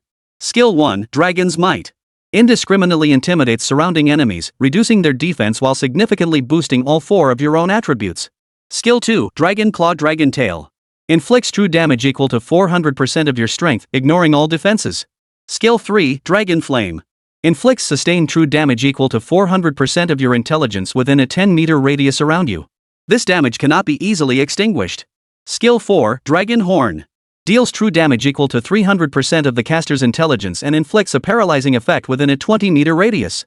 Skill 5, Dragon Scale. Grants a shield equal to the combined total of your health and mana. Restores 1% of the shield's value per second when damaged and resists all debuffs. Cooldown, none. Cost, none. Summonable with no cooldown, consumes 200 mana. Seeing this secret realm boss's attributes and skills, Qín Yǔ nearly let out a cry. Truly worthy of the Dragon Clan. Whether it was its sky-high stats or its 5 exclusive dragon skills, both were ample proof of its formidable strength. This single clone was likely more formidable than all 5 of his previous ones combined. Though summoning it cost 200 mana, that amount was practically peanuts for him now. Moreover, spending 200 mana to obtain such a formidable summon was absolutely worth it. With his current mana reserves, he could summon 150 golden-scaled dragons. A single one possessed world-ending power. What about 150? Wouldn't they be utterly unrivaled in the world? And this wasn't even his limit. He's only level 16, his mana pool can still be stacked higher. Mana directly correlates to the number of summons. As long as he keeps grinding monsters, his mana pool will steadily increase. Currently at 30,000. Soon it would reach 100,000, 300,000, 300,000. When he could summon thousands of dragons with a single wave of his hand, who could possibly stand against him? 88. Talent Enhancement Specialization. The talent that guarantees enhancement potions. But that wasn't actually the most crucial part. What matters is the effect of the insect attachment trait. He could now use the skills of his summoned creatures. Which means he can now transform into a dragon to fight. Just imagining it sent shivers of excitement down his spine. Just then, Song Wanru tapped his shoulder from the side, interrupting his thoughts. Qín Yǔ, we should go now. Oh? Alright. Qín Yǔ nodded immediately, then turned to look at Niu Shang, who stood frozen in place like a statue. He walked over, patted his shoulder, and said, Chief Niu Shang, we're leaving. Don't be too sad. Though the lady has departed, at least the Grass Eaters tribe remains. The outcome is still satisfactory. Yes, I will heed the Divine Messenger's guidance. Niu Shang paused for a moment, then immediately bowed low in gratitude. I'll escort you down the mountain now. No need. We'll make our own way. Qín Yǔ politely declined Niu Shang's offer, then led Song Wanru out of the Grand Hall. Song Wanru, hold on tight, okay? Before Song Wanru could react, Qín Yǔ swept his arm. Golden-scaled insects swarmed out of the hall, swiftly lifting the pair into the air. The blinding speed caused Song Wanru to instinctively cling to Qín Yǔ, narrowly avoiding being thrown off. Riding the dragon through the air, they reached their original starting point in the blink of an eye. The portal opened once more. They could now leave the secret realm through the portal. What? Still reluctant to let go? The golden-scaled dragon slowly descended to the ground. Qín Yǔ glanced back at Song Wanru, who was still clinging tightly to his waist, and teased her with a smile. If you still want to ride the dragon, once we get back, I can take you up for a couple more laps in the sky. Who doesn't want to? Don't you dare say that. Song Wanru's face flushed crimson at his words. She twisted Qín Yǔ's waist sharply before dashing into the teleportation gate. Ouch. That really hurt. The piercing pain made Qín Yǔ suck in a sharp breath. This woman, her main discipline can't possibly be strength, can it? Returning to the guild, dawn was just breaking. The guild halls were nearly deserted. After emerging from the teleportation gate, Song Wanru headed straight for the lounge. She didn't even collect her rewards. Qín Yǔ, seeing this, made no attempt to stop her. Instead, he silently divided the rewards into 2 equal portions. One portion was instantly teleported into Song Wanru's backpack. The other portion he kept for himself. The rewards from the secret realm were usually just gold coins and leveling materials. Occasionally, they might also include various talent books or rare skill manuals. This grade secret realm's rewards were fairly standard. 300,000 gold coins, plus 50,000 intermediate level up materials. That meant 150,000 gold coins and 25,000 materials per person. But beyond that, the rewards also included a talent book. Acquired, unknown talent book. Class, nutritionist. Nutritionist talent books aren't particularly rare. In fact, they're practically worthless. After all, it's just a life-oriented profession. Unless the talent boosts attributes, it holds no value. So Qín Yǔ secretly kept it, intending to use it for manhwa. If it unlocked any useful talents, manhwa's effectiveness would be greatly enhanced. At the same time, it could serve as a gift for her. Back in the room, manhwa had just woken up, dressed in a simple white nightgown, spotless and immaculate. Spotting Qín Yǔ's return, she immediately scrambled off the bed and threw her arms around him. "Qín brother, you're back. I missed you so much. Good girl." Qín Yǔ affectionately ruffled manhwa's hair before smiling and pulling out the talent book, placing it in her hands. "Look at the goodies your brother brought back for you. This is a secret realm reward, something most people can't get. Wow. Brother, you're so good to me." Manhwa stared at the talent book in her hands, her eyes brimming with excitement. Though it wasn't valuable, it was at least a token of Qín Yǔ's thoughtfulness. Even after going to the secret realm, he hadn't forgotten to bring her back a reward. Without hesitation, manhwa immediately used her appraisal skill on it. Talent book appraisal successful. Talent acquired, enhancement specialization. Effect: all crafted potions will have a 100% chance to gain a random enhancement effect. Higher levels yield stronger enhancement effects. Qín Yǔ, who had been quietly watching nearby, was both shocked and delighted. This talent was simply as powerful as it could possibly be. After all, most potions only restore health and mana. Medicines with enhancement effects are extremely rare. They command high prices even in the marketplace. Moreover, this talent could randomly enhance the effects of any potion. If one could craft an item with an exaggeratedly powerful effect, it would likely be priceless. Most crucially, such potions with enhanced effects can only be crafted by nutritionists of 4th grade or higher. And even then, success isn't guaranteed. But now, with this talent, manhwa could whip up enhancement potions in no time. Bro, this is too precious. Maybe I should just pass. Faced with such an extravagant talent, manhwa's first instinct was to refuse. After all, she was just a junior nutritionist. She couldn't compare to those professional, high-level nutritionists working at upscale restaurants and pharmacies. Wouldn't learning such a talent be like squandering a precious gift? But then, Qín Yǔ bent down and spoke softly to her. "Sis, this is the talent book I'm giving you. It's not about how valuable it is, just keep it. Don't feel any burden about it. Since you accept me as your brother, I'll treat you like my own flesh and blood. We're both orphans. We're each other's only family in this world. Giving gifts to my beloved little sister, what's the point of worrying about their worth?" Upon hearing Qín Yǔ's words, manhwa fell silent for a moment. Then, as if releasing her worries, she selected the talent book to study. Hee. Thanks a bunch, big bro. I'll go try making some medicine right away. Brother Qín, wait here for me. manhwa bounded downstairs excitedly, and soon the clatter of medicine pots filled the air. As a nutritionist, unlocking higher levels unlocks additional crafting recipes. Levels 110, first-class nutritionist. They can only prepare simple, basic dishes. Levels 10-30, second-class nutritionist. Not only can they prepare basic dishes, but they can also craft medicinal concoctions. Levels 30-50, third-class nutritionist. Can prepare intermediate dishes and medicinal preparations. Levels 50-70, fourth-grade nutritionist. Not only can they prepare intermediate dishes and intermediate medicines, but they can also craft enhancement potions. Levels 70-90, fifth-grade nutritionist, the highest rank among nutritionists. All dishes and medicines produced are of the advanced grade. Moreover, the probability of crafting enhancement potions reaches a staggering 60%. This probability is already quite high, but compared to the talent, enhancement specialization, it's simply not enough.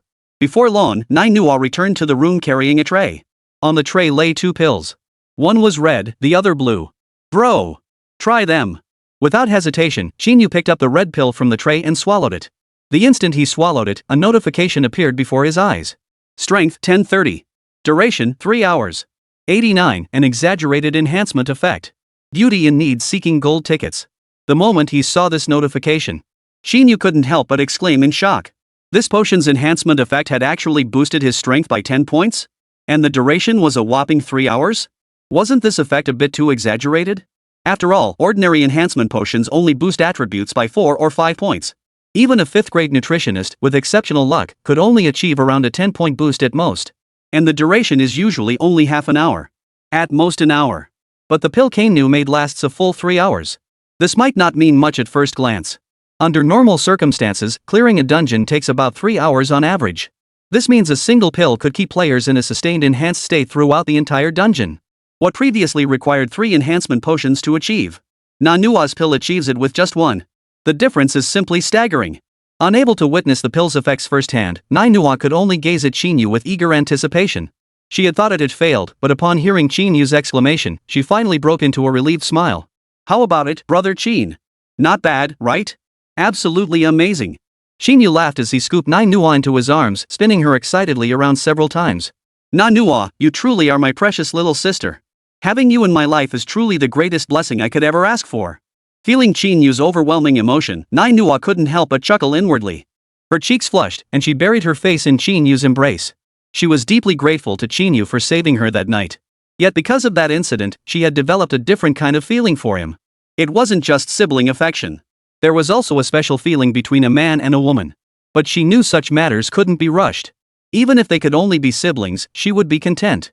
As long as she could stay by Qín Yǔ's side and be of help to him, that was her greatest wish in life. Qín Yǔ didn't take the remaining blue pill on the plate. Instead, he tucked it into his backpack. Though with his current strength, he no longer needed such enhancement pills to aid himself. But it never hurt to keep them on hand.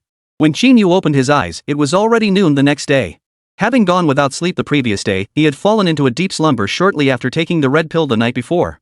He had only just awakened now. Originally, he had planned to go to the hidden instance with Song Wanru. But now, it seemed unlikely he'd make it. Just then, manhwa entered the room carrying 2 plates. One plate held fragrant braised spare ribs. The other held over a dozen red and blue pills. Qín Yǔ, you're awake? Come eat quickly. Smells amazing. Sis, your cooking skills are getting better and better. Drawn by the aroma of the ribs, Qín Yǔ immediately climbed out of bed and sat down at the table. Glad you like it, brother. After devouring a plate of ribs, his intelligence instantly increased by 1. I'm full. Qín Yǔ wiped the grease from his mouth, stuffed the pills from another plate into his backpack, and headed downstairs. The moment he opened the door, he found Ling Sha standing there. This made Qín Yǔ frown slightly. It's you? What do you want? Don't tell me you're here to get revenge for stealing your first place? You're overthinking it, Qín Yǔ, Ling Sha said with a smile. I'm here to invite you to team up for dungeon runs. Team up to run dungeons? Hearing this, Qín Yǔ grew even more puzzled. You're an S-rank dual attribute array master. Do you really need to find people to team up with for dungeon runs? Even if you did need a team, shouldn't you be looking for Wan Di from your own team? Ever since you defeated Wan Di, he vanished without a trace. I can't find him anywhere. Then why come looking for me? Qín Yǔ asked again, his confusion evident. Well, obviously because I recognize your strength. Ling Sha explained with a smile, her eyes crinkling slightly as she looked at Qín Yǔ with admiration. Even as an S-rank array master, some dungeons are impossible to clear alone. So I thought I'd come ask for your help. As fellow guild members, you wouldn't refuse me, right? Don't get too excited, we're not that close. Qín Yǔ shook his head at once. I can help, but I need to hear what you're offering in return. Reward? These days, even basic dungeon runs go for tens of thousands of gold coins, right? Qín Yǔ opened the world chat channel and began searching. See? I'm not lying, right? Tens of thousands of gold coins? I'll pay you that. Ling Sha glanced at it briefly before agreeing immediately. No, talking about money is so vulgar, Qín Yǔ shook his head. What I want is upgrade materials for my gear. Ha? Ling Sha froze for a few seconds upon hearing Qín Yǔ's words. But can't upgrade materials be bought with money too? Wouldn't paying you cash achieve the same result? You still don't get what I mean. Qín Yǔ leaned against the doorframe and spoke slowly. What I mean is, besides the extra compensation, you must also give me every single upgrade material obtained within the dungeon. If that's not acceptable, then you'd better look for another job. He desperately needed a large quantity of equipment upgrade materials to enhance his venomous ring. Since this woman wanted his help, he certainly wasn't going to pass up the chance to make an outrageous demand. Still, he didn't expect her to agree to such an unreasonable demand. After all, the primary rewards in the dungeon were precisely those upgrade materials. To give up all of them would mean abandoning the vast majority of the dungeon's rewards. It would be difficult for anyone to agree. But to his surprise, the moment Qín Yǔ finished speaking, Ling Sha nodded without hesitation. Fine. I don't need any of that. Just give me the gear dropped by the boss. You can have all the other rewards. Seeing Ling Sha's prompt agreement, Qín Yǔ found no reason to refuse further. The two moved in unison toward the instant's teleportation array. Only then did Ling Sha pull a book from her backpack. This was the pass to the hidden dungeon. Qín Yǔ knew it well. Now he understood what Ling Sha had meant earlier. She only wanted the boss's dropped gear. Between the lines, she only wanted that exclusive gear. And the pass in her hand was likely for the Array Master's exclusive hidden dungeon. As if sensing the insight in Qín Yǔ's eyes, Ling Sha made no attempt to hide it, instead handing the pass to him openly. Instantly, the pass's detailed information appeared before Qín Yǔ. Hidden instance, Mystic Gates of Escape. Exclusive class, Array Master. You can still back out now. Ling Sha advised with a smile from the side. Otherwise, once you're inside the instance, you won't have a chance to regret it. Qín Yǔ glanced at the pass in his hand, then at Ling Sha, and let out a cold snort. Back out? I've never been one to back down. A measly hidden dungeon? It's child's play for me now. 90, exclusive dungeon, Mystic Gates of Escape. Am I just a pawn now? Qín Yǔ strode into the teleportation array and activated the pass. Pass activated. Entering hidden dungeon, Mystic Gates. The teleportation array flashed with light, instantly transporting the two away from the instance lobby. When they opened their eyes again, they found themselves in an unfamiliar area. The reason it felt unfamiliar? Because it was pitch black so dark they couldn't see their own hands in front of them. Qín Yǔ tentatively reached out to feel his surroundings, only to encounter something soft. Just then, a burst of light appeared, causing him to immediately withdraw his arm. A ring of white light suddenly appeared beneath Ling Sha's feet, illuminating the surroundings. This finally allowed them to see their surroundings clearly. Have we been transported underground? They were pressed against walls on three sides, with only a straight passageway stretching ahead. The passage was pitch black, revealing nothing. Looks like it. Ling Sha nodded, her cheeks flushing faintly for some reason. Let's move forward. At least this dungeon only leaves us one choice. Ling Sha took the lead into the passageway, with Qín Yǔ following behind. The passage was narrow, barely wide enough for one person to squeeze through sideways. After about 5 minutes of walking, the space around them finally opened up. They arrived at a cavern containing a manhwa diagram. Behind it stood a bronze door. However, instead of heading straight for the door, they were drawn to several lines of text inscribed on the diagram. The 8 gates of the mysterious gates and hidden armor, corresponding to the 8 gates. Closing gate, scenery gate, death gate, injury gate, shock gate, life gate, rest gate, opening gate. Only one player may enter the Qíman gates to challenge the stages, all others may only observe. Only after the challenger perishes may other players enter to attempt the trials again. And must start from the beginning. Only by passing through all 8 gates can the dungeon be cleared. Clear all 8 gates? And only one person can attempt it? What kind of ridiculous rule is this? The moment Qín Yǔ saw this rule, he couldn't help but complain. It's clearly a team dungeon, yet they added this rule. Wasn't this just a forced nerf to team strength? Still, it didn't really change anything for him. He was here to help anyway, so whether solo or in a group made no difference. With that thought, he walked up to the bronze door, ready to open it and enter. A mere 8 gates, not even as many floors as the trial tower. He could breeze through them in minutes. But just then, Ling Sha suddenly called out to him. Wait. Let me go instead. Qín Yǔ frowned in confusion. The rules only permit one person to enter. Are you sure you want to go? What if you encounter danger? I won't be able to help you. I'm certain. Ling Sha nodded firmly. Since this is an exclusive instance for Array Masters, it wouldn't make sense if I didn't clear it myself. Just watch me from the sidelines. Okay. Upon hearing Ling Sha's words, Qín Yǔ didn't try to dissuade her further but immediately reminded her. But you still owe me my payment. After all, you asked me to watch the battle, it's not like I refused to help. Ignoring Qín Yu's jest, Ling Sha pushed open the bronze door before her with force. 2 paths lay beyond the door.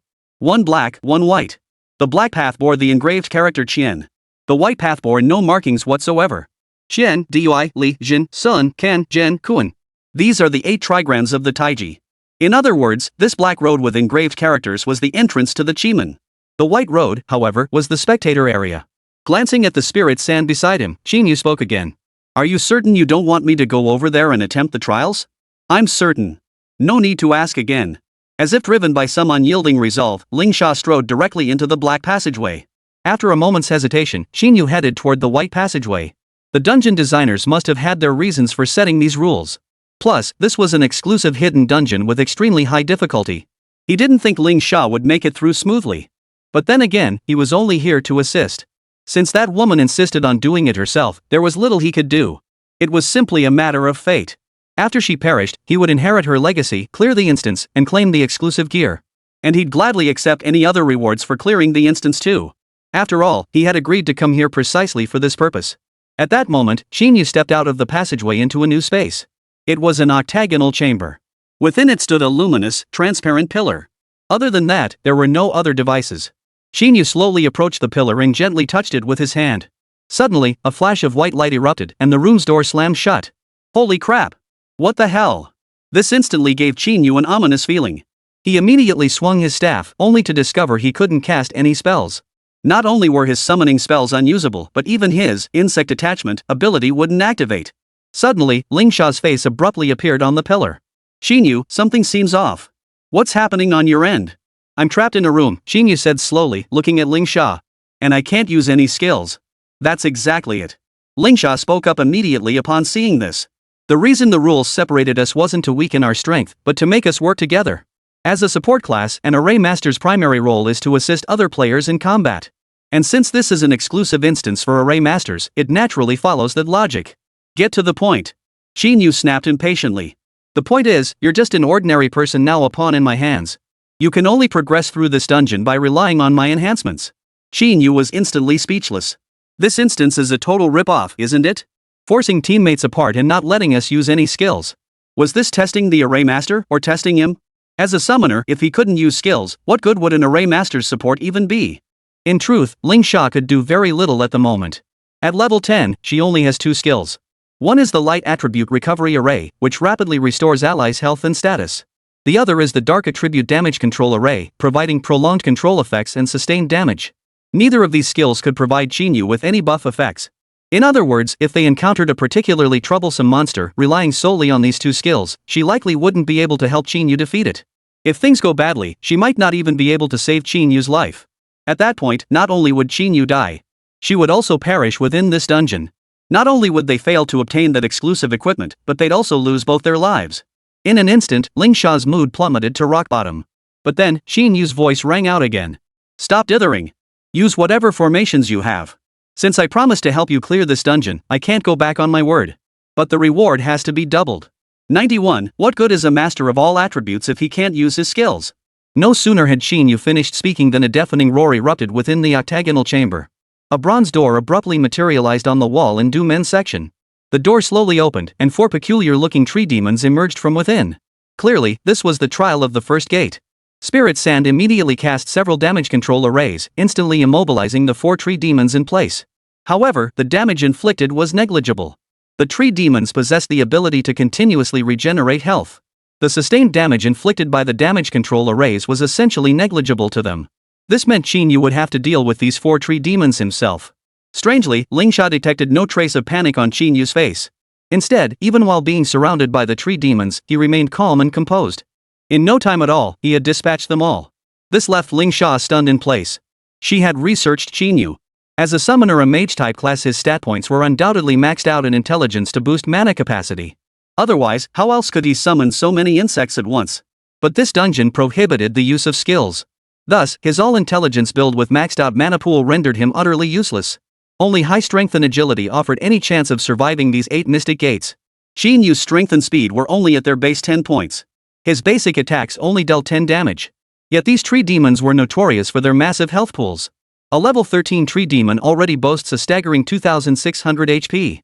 Moreover, they trigger substantial sustained healing when injured. With only 10 points of attack power, how long would it take to defeat them? Yet Qín Yǔ dispatched them with remarkable ease.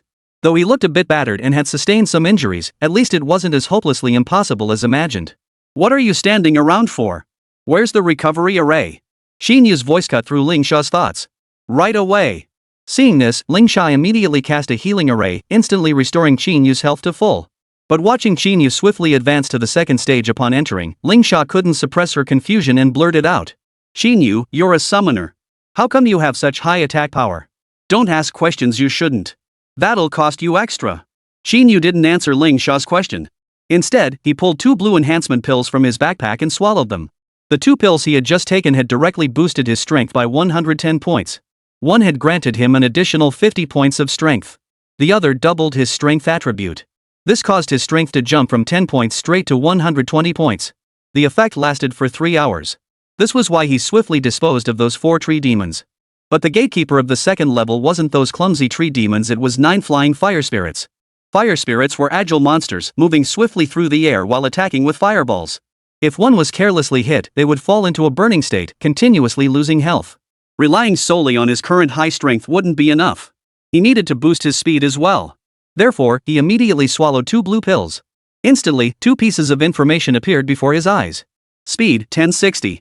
When attacking, you may move a short distance to any location without consuming any stamina. The moment he saw these 2 messages, Qín Yú's lips curled into a sharp grin. Oomph. So they won't let me use skills? With these enhancement potions, dealing with these level 10 monsters would be a piece of cake. Still, Qín Yú couldn't help but be astonished by the potions manhwa had concocted. After all, the random effects they produced were downright outrageous. If every potion had effects like this, they'd be perfect for either selling in the marketplace or using himself. At that moment, the 9 fire spirits in the air locked onto Qín Yú inside the room. They swiftly spread out and unleashed fireballs in attack formation. 9 fireballs flew toward Qín Yú from all directions. The spirit sand was utterly powerless against this. All it could do was activate a recovery array beneath his feet, praying he wouldn't be instantly killed. After all, although Qín Yú had narrowly passed the first stage, this only proved that his strength was extraordinary. The monsters of the second stage, the flying fire spirits, were agile types. Relying solely on brute strength would be insufficient to defeat them. In fact, before Qín Yú could even touch them, he'd likely be killed by a barrage of fireballs. Yet the next instant, Qín Yú suddenly sidestepped, narrowly evading 9 fireballs. Such precise distance control and bodily mastery could only be achieved by someone possessing extraordinary agility. But it wasn't over yet. In the next instant, Qín Yú vanished from his original position, dashing beneath one of the flying fire spirits. With a fierce leap, he delivered a flying kick that instantly obliterated it. As he landed, more fireballs came flying at him. Qín Yú dodged each one flawlessly, twisting and turning with the simplest movements to evade every single one. And each evasion seamlessly transitioned into his next strike. Every strike was flawless, every move lethal. Was this really the Qín Yú she knew?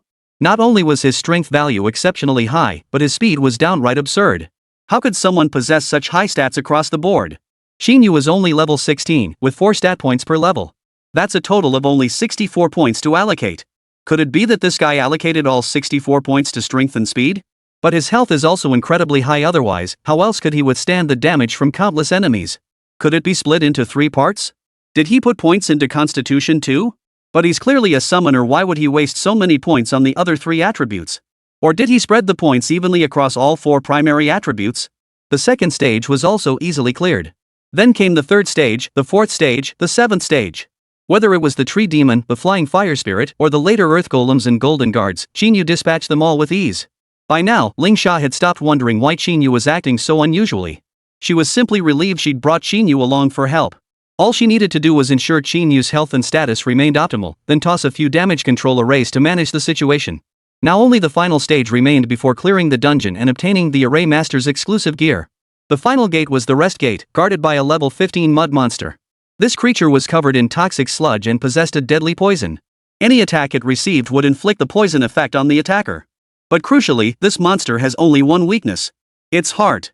Only by striking its heart can you inflict damage. Attacking it will poison you. If you cannot quickly locate its heart, you will soon be poisoned and your health will plummet. Her mana reserves were already low. At most, it would suffice for 1 healing array.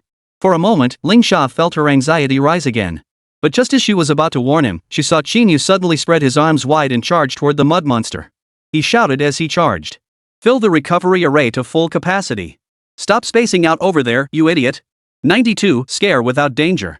The assassin disguised as Ling Sha seeking gold tickets. Qín Yú spread his arms wide, charging toward the mud monster in a wide arc, instantly scattering it. He understood the creature's peculiar nature. Therefore, he resorted to this suicidal tactic to locate its heart. Only by locating the heart hidden within its body could it be defeated. And indeed, that proved to be the case. The massive collision tore away most of the mud monster's body. Its heart was exposed as a result. Although its body quickly regenerated, knowing the heart's location meant the monster posed no further threat. However, he was instantly poisoned. He now had only a few hundred health points left. Under the effects of severe poison, he likely wouldn't last even a few seconds. But at that moment, a recovery array lit up beneath his feet once more. Qín Yú instinctively glanced at the spirit sand within the pillar and chuckled softly. He immediately turned his gaze to the mud monster in the center of the room, closing the distance in an instant. With one swift motion, he tore out its heart and crushed it in his hand. The moment he crushed the heart, a flash of white light filled the room once more, and the pillar of light vanished instantly. In its place appeared a bronze treasure chest. A completion prompt followed. Congratulations to player Qín Yú. The spirit sand has cleared the Qín Yǔ dungeon. Clear rewards have been distributed. Please check your inventory. At that moment, Ling Sha burst out from a nearby door. But instead of rushing to claim her rewards, she ran straight to Qín Yǔ's side to check on him. How are you? Are you okay? Thanks to you, I'm fine. Qín Yǔ shook his head and joked. Your healing array came just in time, at least you have some conscience left. Hearing Qín Yǔ's words, Ling Sha couldn't help but breathe a sigh of relief. I'm just glad you're okay. As if a heavy weight had suddenly lifted from her chest, Ling Sha's expression instantly relaxed. At the same time, she felt an inexplicable admiration and curiosity toward Qín Yǔ. This guy truly had the ability to surprise people endlessly. A summoner who could clear a dungeon solely through his own attributes, without using any skills. And with all 4 attributes at extremely high levels. Is this even possible for a normal person? Why are you staring at me? Got rice on my face? Seeing Ling Sha staring at him intently, Qín Yǔ couldn't help but ask in confusion. Nothing. I just think you're kinda handsome. Huh? Qín Yǔ shuddered at her words, then slowly walked toward the treasure chest. You don't need to tell me that. But don't think a few compliments will get you off the hook for payment. I nearly lost my life helping you. You absolutely must give me double the reward. With that, Qín Yǔ opened the treasure chest, revealing the dungeon reward details before both of them. Congratulations to player Qín Yǔ. Ling Sha has obtained the dungeon completion reward. 20,000 gold coins, 20,000 level up materials. Plus the exclusive equipment, the manhwa mirror. The moment he saw the equipment, Qín Yǔ couldn't wait to examine its effects and abilities. Equipment name, manhwa mirror. Class exclusive, Array Master. Effect 1, reduces all Array Master skill cooldowns by 50%. Also stacks array effects. Effect 2, Mystic Gate Escape. Each time an array is cast, it triggers additional random elemental damage. Elemental damage types, metal, wood, water, fire, earth. This equipment can elevate an Array Master's power beyond measure. Though powerful, Qín Yǔ has no use for it. He could only return it to Ling Sha, keeping the gold coins and upgrade materials for himself. The moment Ling Sha obtained the equipment, her attention shifted away from Qín Yǔ. It was clear that the phrase "can't put it down" perfectly described her reaction. Qín Yǔ, thank you so much for this. Without you, I never would have gotten this exclusive Array Master gear. Enough talk. Hurry up and transfer the reward to my account. Qín Yǔ waved dismissively before striding into the teleportation portal without looking back. Watching his retreating figure, Ling Sha paused for a few seconds before a faint smile touched her lips. She felt increasingly satisfied with her decision to seek Qín Yǔ's help. This guy always managed to surprise her. Without him, she likely wouldn't have obtained the 8 trigrams mirror. If only she could keep him on her team forever. The thought crossed her mind, and Ling Sha immediately opened the party interface, intending to add Qín Yǔ as a friend. Not only to send him his share of the reward, but also to prepare for future teaming up. But then she suddenly noticed that Qín Yǔ had already exited the party interface. It seemed he had no intention of claiming the extra reward at all. This only deepened Ling Sha's fondness for him. This kid he'd demanded double pay, but it was all just a joke. Qín Yǔ, I find myself growing more and more intrigued by you. Ling Sha smiled and shrugged before slowly stepping into the teleportation gate. Damn it! Why is it the wilderness again? Qín Yǔ couldn't help but curse under his breath as he stepped out of the portal. He'd been teleported to the array outside the city again. And this time, it was even farther than before. The surrounding area was desolate and uninhabited, with towering forests stretching as far as the eye could see. Only a narrow path wound into the distance, likely leading back to the city. But that didn't matter much to him. In the past, he might not have made it back before nightfall. But now he had several flying summons at his disposal. Flying back to the city would take only minutes. Just then, a familiar voice called out from behind him. Qín Yǔ, wait for me. Ling Sha burst out of the nearby woods, bouncing and skipping until she reached Qín Yǔ's side. Why didn't you wait for me? You just went off on your own. We're just a temporary party. We're not that close yet, are we? Qín Yǔ glanced at the alluring Ling Sha beside him and shifted a few steps away, feeling slightly uncomfortable. What, you think you can just hitch a ride off me? In this desolate wilderness, could you really bear to leave me here alone? Ling Sha instantly adopted a pitiful expression, her arms casually wrapping around Qín Yǔ's. You're not Ling Sha, are you? Who are you really? To his surprise, Qín Yǔ suddenly let out a cold laugh and asked. What are you talking about? Ling Sha frowned. If I'm not Ling Sha, then who else could it be? Ling Sha isn't as sly as you. Qín Yǔ shook his head immediately, then shoved Ling Sha away and took a few steps back. Do you know who you remind me of? That disgusting, opportunistic green tea. That stench, I'll never forget it for the rest of my life. If you don't reveal your identity and state your purpose now, don't blame me for being rude. Seeing Qín Yǔ's reaction, Ling Sha's face instantly twisted into a vicious grin. Her form shifted rapidly, transforming into another appearance. So what if you've seen through my identity? You've been poisoned. Death will come swiftly. This will serve as vengeance for our two fallen comrades in the Assassin's Guild. 93. The woman who couldn't be killed. Do you think I'd be afraid? You're from the Assassin's Guild? No, I am too. At that moment, a woman with identical features emerged from the woods on the other side, her face twisted in scorn. I thought I'd get a chance to step in, but I didn't expect you to finish it off so quickly, sis. Ha! Blame this fool for seeing through my disguise too quickly. That's why you didn't get your chance, little sister. But don't be upset, little sister. After this one dies, you can do whatever you want with him. Aren't corpses your favorite thing? Especially a handsome young man with such smooth, delicate skin. Hey! You too! At that moment, Qín Yú's low growl cut them off. I'm not dead yet. Don't you think this is a bit disrespectful? We told you you're poisoned. You won't last long. You mean this? Qín Yú raised his arm, letting out a cold laugh. How did you know I'd be poisoned? Yuan and Yi immediately looked at Qín Yú's unblemished arm and frowned. There were no wounds on it, nor any discoloration. This suggested he might not have been poisoned at all. He wasn't even injured. But how could that be? Yuan was absolutely certain she had struck Qín Yú. Her weapon, the poison needle, couldn't possibly have missed its target. And it was even less likely that it hadn't inflicted any damage at all. Qín Yú wasn't even wearing any equipment. Bare flesh. How could she have missed? But judging from the current situation, this guy really doesn't seem to be injured or poisoned. Enough. I don't need to prove anything to you. Seeing the two remain silent, Qín Yú silently lowered his arm, his eyes instantly filling with contempt and disdain. Is your Assassin's Guild running out of things to do? I've already taken care of two of you, yet you still won't give up. Now you send two women to bother me. What? What kind of assassins are you two? High-level assassins? Why not just go fetch the association's leader? I'll gladly take you all out at once. Well, it's a good thing you keep coming here to die. Put. Who do you think you are, acting so cocky? Yi swiftly drew two daggers from his waist and snorted lightly. You think you're invincible just because you took out a novice assassin and an intermediate assassin? You want to fight our boss? You don't even have the qualifications to meet him. Sis, cut the chatter. At that moment, Yuan barked sharply from the side. He dares to show such contempt for our Assassin's Guild. Teach him a lesson. Oomph. I don't need to be told. Yi slowly extended her moist, serpentine tongue, giving the dagger a sharp lick. A piercing gleam instantly flashed in her eyes. Her gaze was that of a hunter fixated on its prey. And then, an endless tide of murderous intent surged from his body. This was a feeling absent in the previous two assassins. Evidently, how many lives lay on this woman's hands?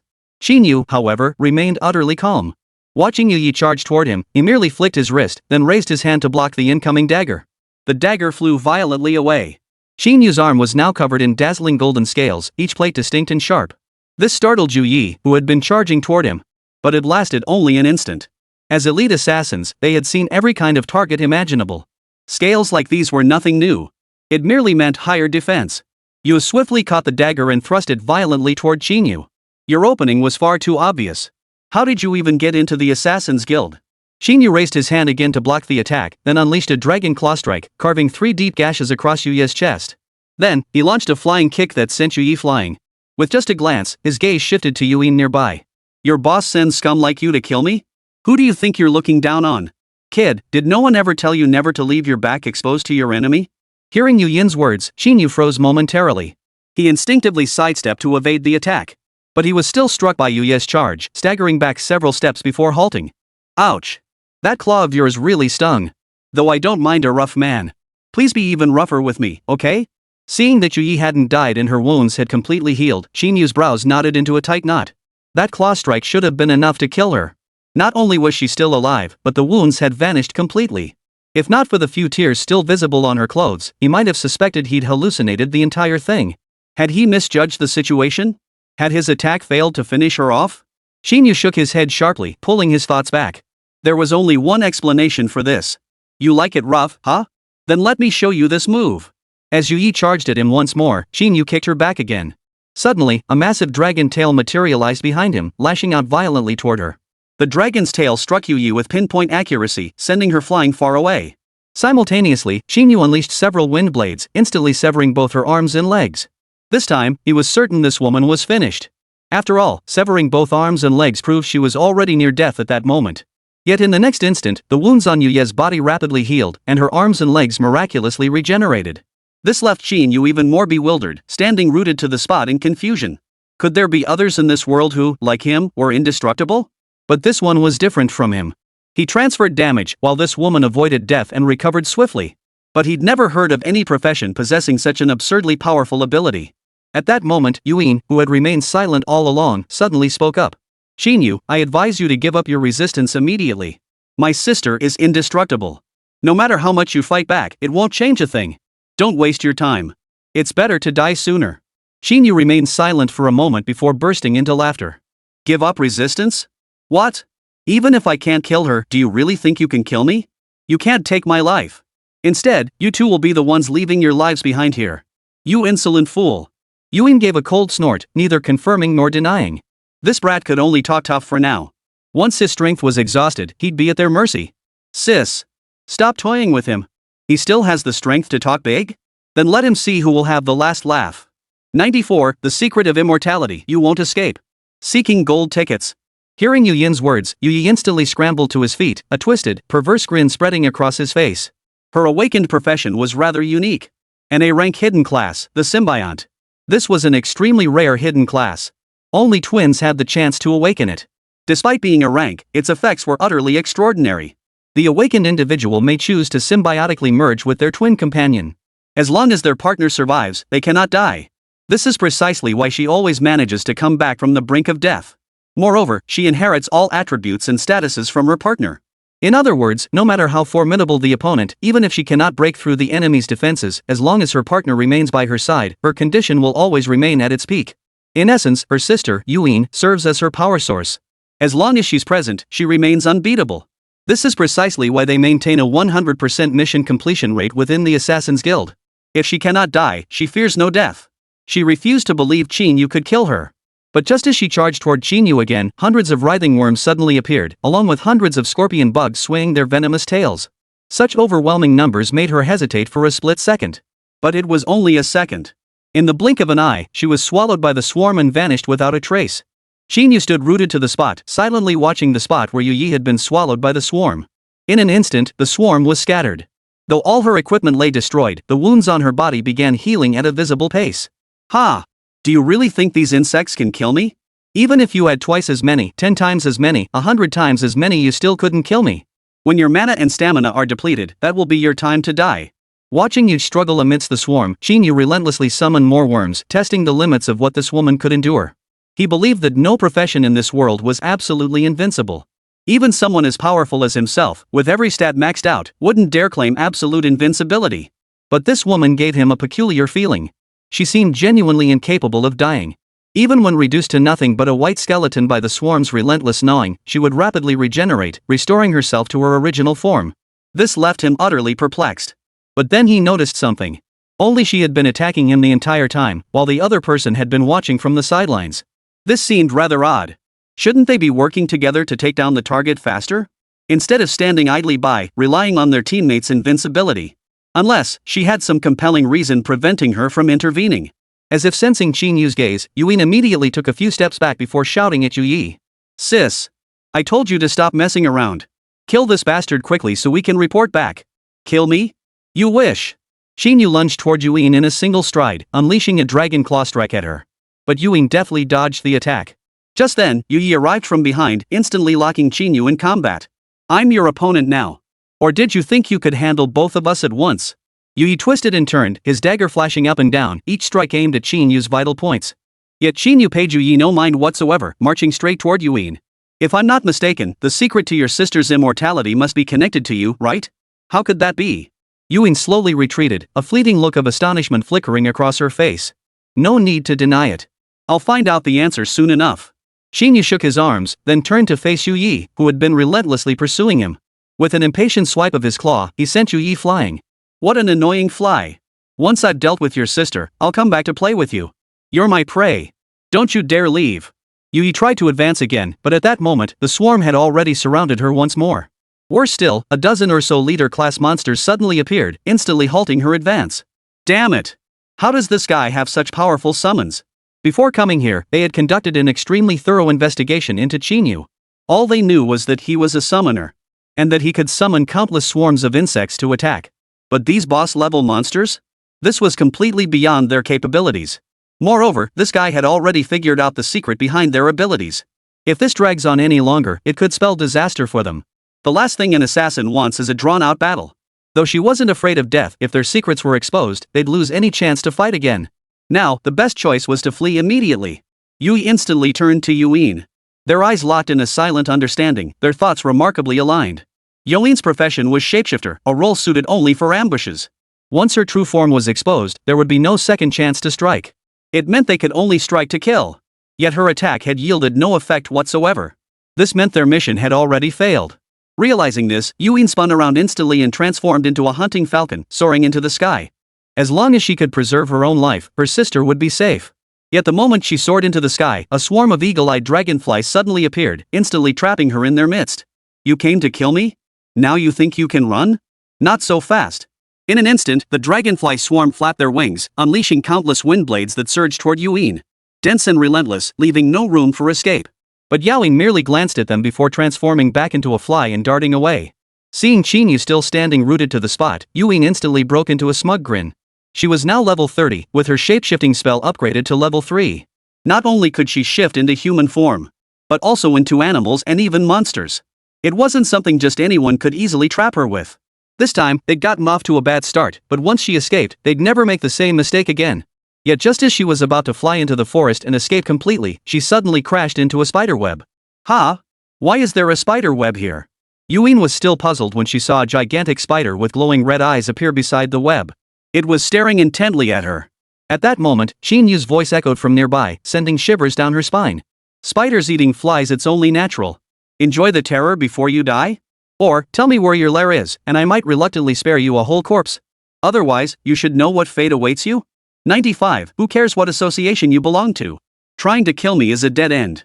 Yuin reverted to her true form, yet remained trapped. The sticky web held her limbs fast, no amount of transformation could free her now. But then, Yue finally broke through the encirclement. Seeing this, he roared in fury. "Damn you! Let my sister go!" In an instant, Yue appeared behind Qín Yǔ. Raising both hands, he plunged 2 daggers downward, aiming to pierce either side of Qín Yǔ's neck. Unsurprisingly, they were deflected by his scales. "Give it up. Your attacks can't even breach my defenses. Thinking you can kill me? That's nothing but hot air." Before Qín Yǔ could act, a swarm of worms and spider monsters suddenly appeared beside him, once again pushing Yue far away. The endless stream of summoned creatures plunged Yue into despair. She wasn't afraid of death, but she feared her sister's death. If Yuin died, her own end would be near. Yet she couldn't break free from the encirclement of these summoned creatures. Moreover, just as Qín Yǔ had said earlier, even if she could break free, she couldn't shatter his defenses, let alone kill him. And now, Yuin was in mortal danger. She didn't possess abilities as overpowered as his. Fearfully, she might not even withstand a single swipe from this creature. "Qín Yǔ, I advise you not to act rashly." At that moment, Yuin fell silent before speaking slowly. "You know the code of our Assassin's Guild. If you truly attack us, Lord Cold Crow will not let you off." "How utterly ridiculous. Does that mean only your Assassin's Guild is allowed to kill me? Am I forbidden from killing you?" Qín Yǔ couldn't help but snort coldly. He then gently lifted Yuyin's chin and said with a smile, "Whether it's you lot or this Lord Cold Crow you mentioned earlier, if he dares show his face, I'll slaughter him too. Not just him, but the entire Assassin's Guild. I'll wipe them out piece by piece." "Boy, the Assassin's Guild isn't something you can just mess with. Do you know the consequences of such actions?" "Consequences? All I know is that you want to kill me, so I must destroy you all." Hearing Qín Yǔ's resolute words, Yuyin's will to resist instantly vanished. It seemed her fate was sealed here today. She lifted her head slightly, exchanging a glance with Yue still amidst the swarm. Then she immediately turned her gaze back to Qín Yǔ, speaking with disdain. "Fine. Since you refuse the wine offered and insist on drinking the punishment instead, don't blame me for not warning you. Go ahead and kill me if you dare. You won't even know how you died." Before Yuin could finish, Qín Yǔ's feathered blade sliced clean through her head. Blood gushed forth in an instant, spattering like an intermittent fountain. Qín Yǔ merely glanced at the scene before turning away in disgust, his gaze shifting toward the swarm of insects. With this woman dead, he could now deal with the other undead woman. But then, he suddenly realized that Yue had vanished without a trace. Escaped? Qín Yǔ immediately commanded several eagle-eyed dragon beetles to search the surrounding area, but found nothing. As the sky darkened, Qín Yǔ abandoned further pursuit and rode his eagle-eyed dragon worm back into the city. What trouble could that fleeing woman possibly cause? In fact, she might even deliver the message back to the Assassin's Guild for him. This wasn't necessarily a bad thing for him. He had long sought to uproot the Assassin's Guild entirely. But he'd been unable to locate their base or find any clues. However, once this woman delivered the message, the Assassin's Guild would undoubtedly take it very seriously. After all, information about the living was far more valuable than that about the dead. Moreover, these twins were elite assassins. Therefore, the Assassins' Guild would undoubtedly spare no expense, dispatching even more formidable operatives to deal with him. Above high-level assassins, there should be the envoys. Probably the one that woman just mentioned, Lord Crow. And above the envoy stands the president of the Assassins' Guild. Which means, if even the envoy can't handle him, the association president will appear. That would be the moment he uproots the entire Assassins' Guild. But sitting idly by and waiting for death was not his style. If he had the chance to track down those bastards, he'd strike first and wipe them all out. No matter what association they belong to, if they want to kill him, they'll pay the price. Returning to the Dragon Roar Guild, Ling Sha stood at the entrance. Spotting Qín Yǔ's return, she immediately rushed over with concern. Qín Yǔ, where have you been? Why are you back so late? Don't ask. I got tangled up with a woman who looks just like you. Ha? Ling Sha's expression turned puzzled, clearly not grasping Qín Yǔ's meaning. Qín Yǔ didn't elaborate further, quickly changing the subject instead. Ling Sha, do you know anything about the Assassin's Guild? Are you being targeted by the Assassin's Guild? Ling Sha instantly guessed what had happened to Qín Yǔ earlier and hurriedly asked. No, I'm just curious. Qín Yǔ shook his head in denial. I heard this Assassin's Guild is incredibly mysterious. They've never failed to eliminate anyone they've targeted? That's what they say, Ling Sha replied, folding her arms. They come and go without a trace, with a mission success rate approaching 100%. So if I wanted to find them, where should I go? What? Got someone you want to deal with? You could say that. Qín Yǔ admitted without hesitation. Do you have connections in that world? Or do you know anyone who knows them?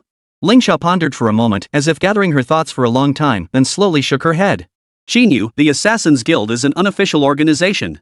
Even if you have enemies, you should handle it through the enforcement squad. You can't resort to such extreme measures. So you don't want to tell me, huh? Seeing this, Qín Yǔ didn't press further and headed straight for the lounge area. He didn't blame Ling Sha, though. After all, such organizations were inherently unrecognized by the Chinese state. Therefore, even if Ling Sha knew something, she couldn't tell him. That would be no different from committing a crime. But in truth, he'd only asked out of habit. Truthfully, he had long known he wouldn't so easily uncover their secrets. Just then, Ling Sha's voice called out from behind, halting his stride. If you really want to find them, then try your luck at the instance lobby. I heard there are contact persons in the dungeon hall. After explaining your purpose, they'll give you a price list for assassins. Only after paying the full amount will they let you meet the assassin and assign the task. 96. Staking out the contact person? Want to meet the envoy? Bring $1 million. The next day, Qín Yǔ arrived at the dungeon hall early to stake out the place. According to Ling Sha, the contact persons from the Assassin Guild only appeared here before sunrise. Sure enough, he soon spotted a suspicious-looking figure entering the dungeon hall. It was a man clad in a black robe. Upon arriving, he too noticed Qín Yǔ sitting in the corner and immediately approached him slowly. Brother, you look troubled. Have you run into some trouble? Who are you? What business is it of yours? I'm the contact for the Assassin's Guild. You're waiting here at this hour, so you must be waiting for me, right? The corners of the man's mouth lifted slightly, revealing a confident expression. Contact person? How do you prove it? Qín Yǔ asked, his voice tinged with doubt. I didn't expect you to be so alert, kid. Seeing this, the man smiled and pulled out an Assassin's Guild badge from his robe, placing it before Qín Yǔ. See? This is an officially issued badge from the Assassin's Guild. Now you should believe my identity, right? It does look genuine. Qín Yǔ nodded in satisfaction, then immediately asked. Does your Assassin's Guild take on any kind of mission? Of course. The Assassin's Guild mission accomplished. Tell me who you want eliminated. I can arrange a suitable assassin for you. But you'll need to send the deposit first.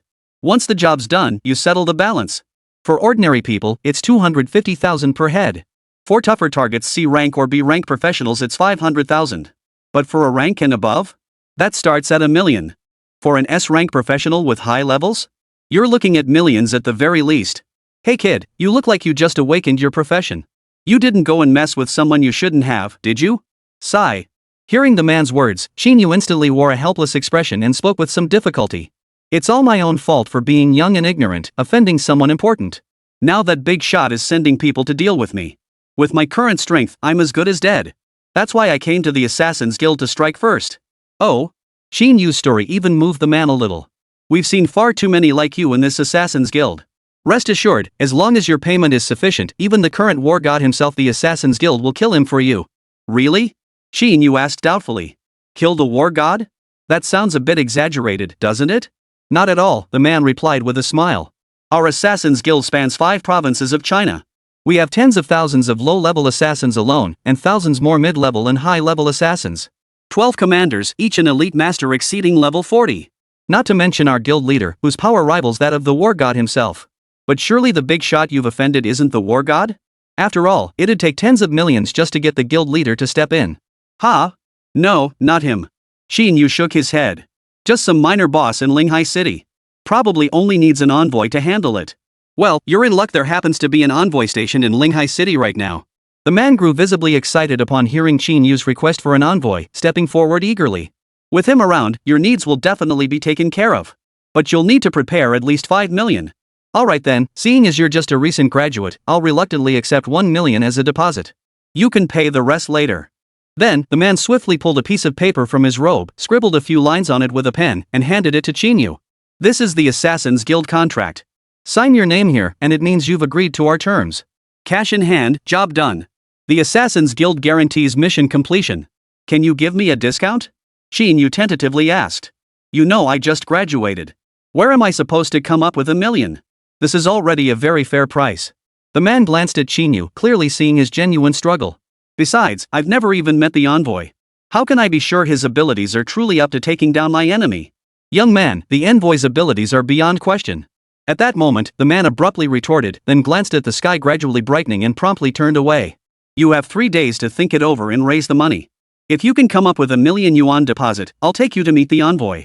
Then I'll go eliminate your enemy for you. But if you can't come up with 1 million, don't blame us for being ruthless. The man promptly exited the instant lobby. Seconds later, dawn broke, sunlight spilling across the floor as figures began to stir within the hall. Qín Yǔ stared at the direction the man had departed for a long time. This stakeout wasn't entirely useless. At the very least, he now had an opportunity to meet the messenger of the Assassin's Guild on his own terms. However, 1 million gold coins was no small sum. His current account held only a little over 100,000 gold coins, still a considerable distance from 1 million. Fortunately, he had a very wealthy friend. With that thought, Qín Yǔ immediately pulled out his phone, found Song Wanru's number, and dialed it. Strangely, he hadn't seen her in over a day. What on earth had she been up to? Could it be that her annoying father had called her home for special training? The phone rang for nearly a minute with no answer. This only deepened Qín Yǔ's confusion. At the same time, he felt a twinge of worry. Could something have happened to this woman? Qín Yǔ dialed several more times, but after confirming no one was picking up, he gave up on calling further. Song Wanru probably didn't have any enemies, so she was likely just busy and didn't have time to answer. Song Wanru, call me back when you're free. I need your help with something. After leaving the message, Qín Yǔ put his phone away.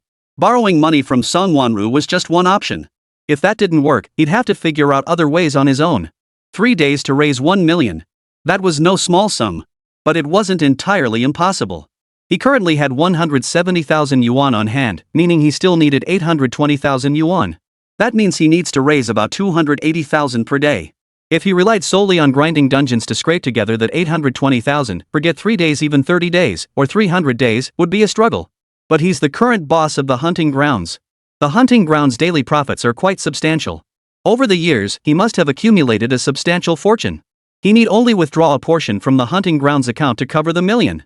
No need to worry at all. 97, 3 days, 500,000 Death Valley grass harvesting plan. Boss, this is way too sudden. It's already year-end. We just distributed bonuses to the brothers, and there's not that much left in the account. Inside the hunting grounds building, Baldy sighed helplessly at Qín Yǔ's sudden arrival. So how much is left in the account now? Qín Yǔ sat across from Baldy and asked immediately. Only about 200,000 left. Baldy slid the ledger toward Qín Yǔ.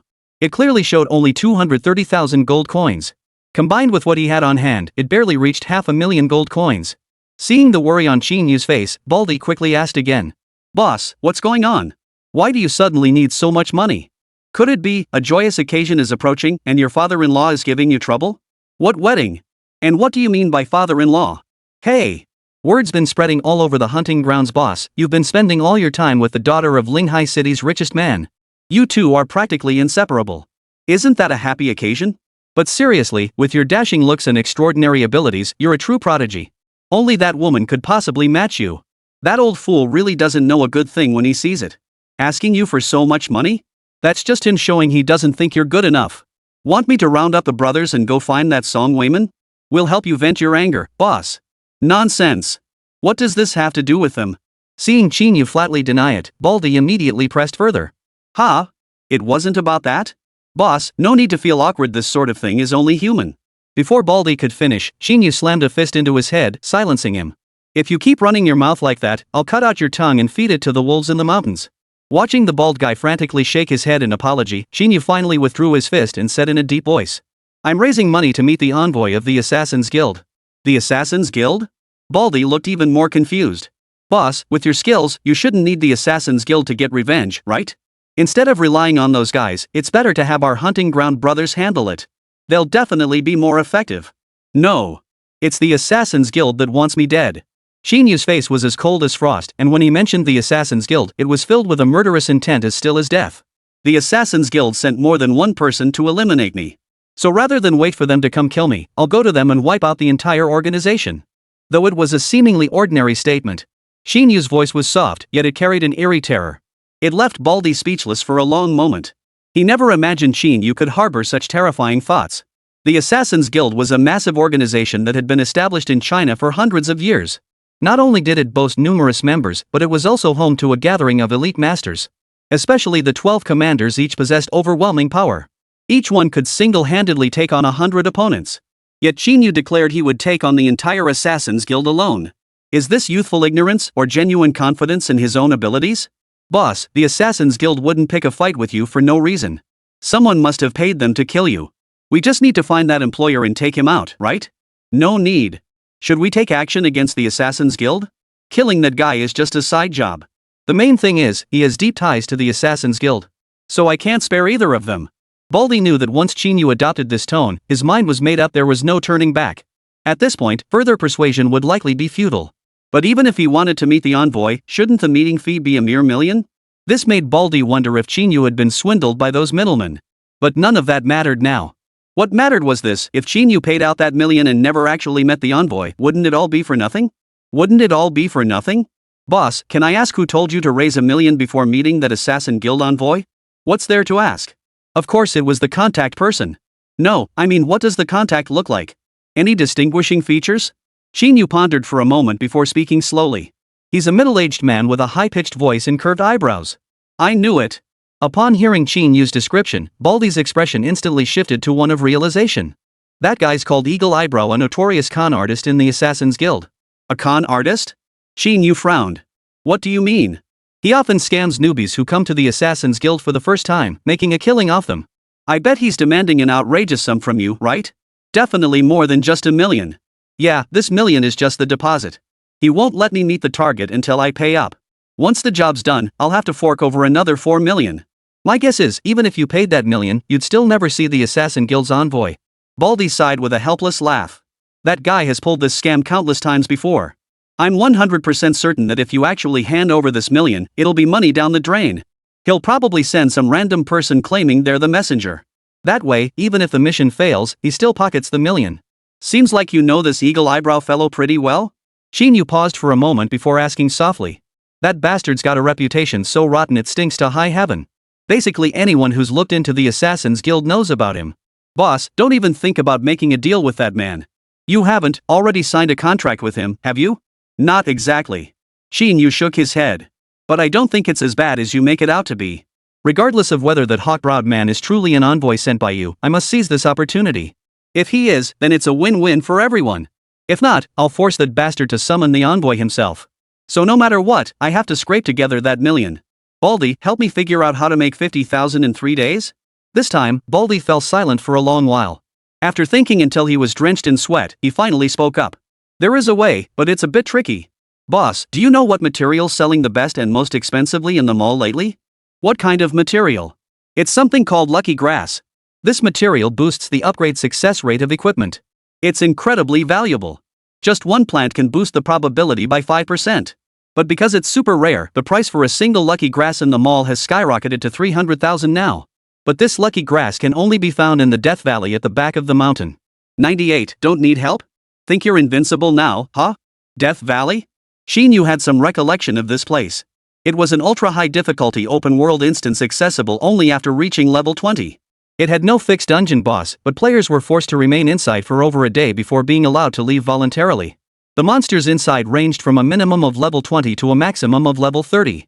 The slightest misstep could cost one their life. However, this posed little difficulty for Qín Yǔ. But he was only level 16 now, still some distance from level 20. He couldn't even enter this dungeon. Thinking this, Qín Yǔ looked up at Baldy and flashed a strange smile. You should be level 20 by now, right? Come with me to Death Valley? Ha? Boss. No way, no way. Baldy shook his head immediately upon hearing this. I'm so weak, going there would just be a burden on you, right? Besides, with just me, our average level won't even hit 20. We need at least 2 more players above level 20. Then find me 2 people. Strength doesn't matter, they won't need to lift a finger. I'll handle everything myself. Seeing this, Baldy had no choice but to agree immediately. After all, he had no desire to go to that place of no return. But where could he find 2 people willing to go to Death Valley? The place was notorious for its danger. How many had lost their lives there? Just hearing its name was enough to strike fear into anyone. Who in their right mind would willingly team up to venture into such a hellhole? But once he'd made a promise, he couldn't just brush it off. Once Qín Yǔ made up his mind about something, he wouldn't change it easily.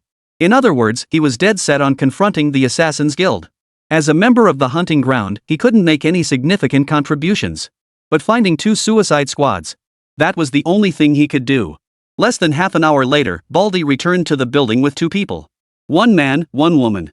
The man wore heavy armor, wielding a shield and a greatsword. He looked like a knight.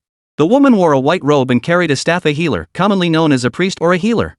A defensive type, a healing type, and Qín Yǔ as the attacker. Together they formed a perfectly balanced trio. Boss, let me introduce them. These 2 are Zhou Meng and Sun Ling. They're our hunting grounds top performers. Both have reached level 25, which perfectly bridges the level gap. Plus, with 1 knight and 1 healer, they can protect you from the sidelines.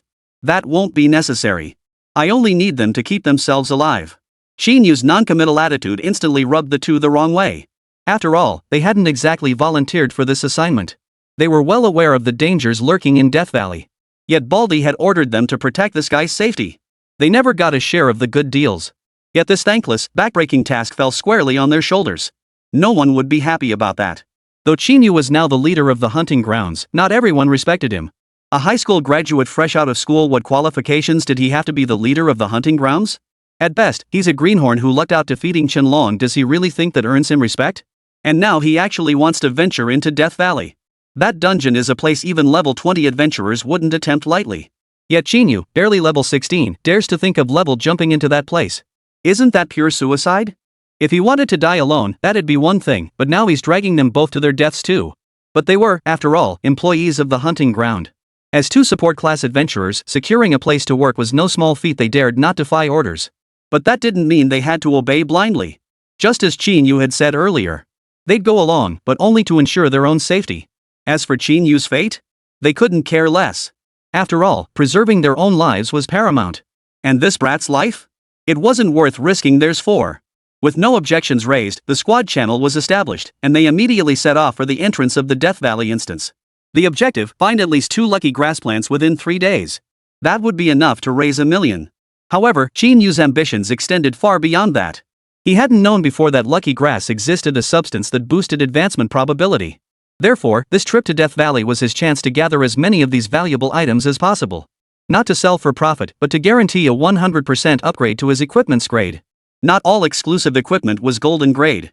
If he ever encountered exclusive gear that wasn't golden tier, he could use this method to reliably upgrade its grade. It was a case of better safe than sorry. Soon, they arrived at the entrance to the Death Valley instance. The area was utterly desolate, with a crooked signboard erected beside the entrance. It read, "Danger ahead, enter at your own risk." The sign was smeared with numerous twisted, blood-stained handprints, creating a deeply unsettling sight. This sight made Zhou Meng and Sun Ling shudder involuntarily. They would never have come to a place like this unless absolutely forced to. Therefore, they couldn't help but look down on Qín Yǔ's idea of coming here. Risking so much for a few lucky clovers? It was utterly foolish, chasing after trivial things while neglecting the essentials. But seeing Qín Yǔ step through the portal without hesitation, they had no choice but to follow reluctantly.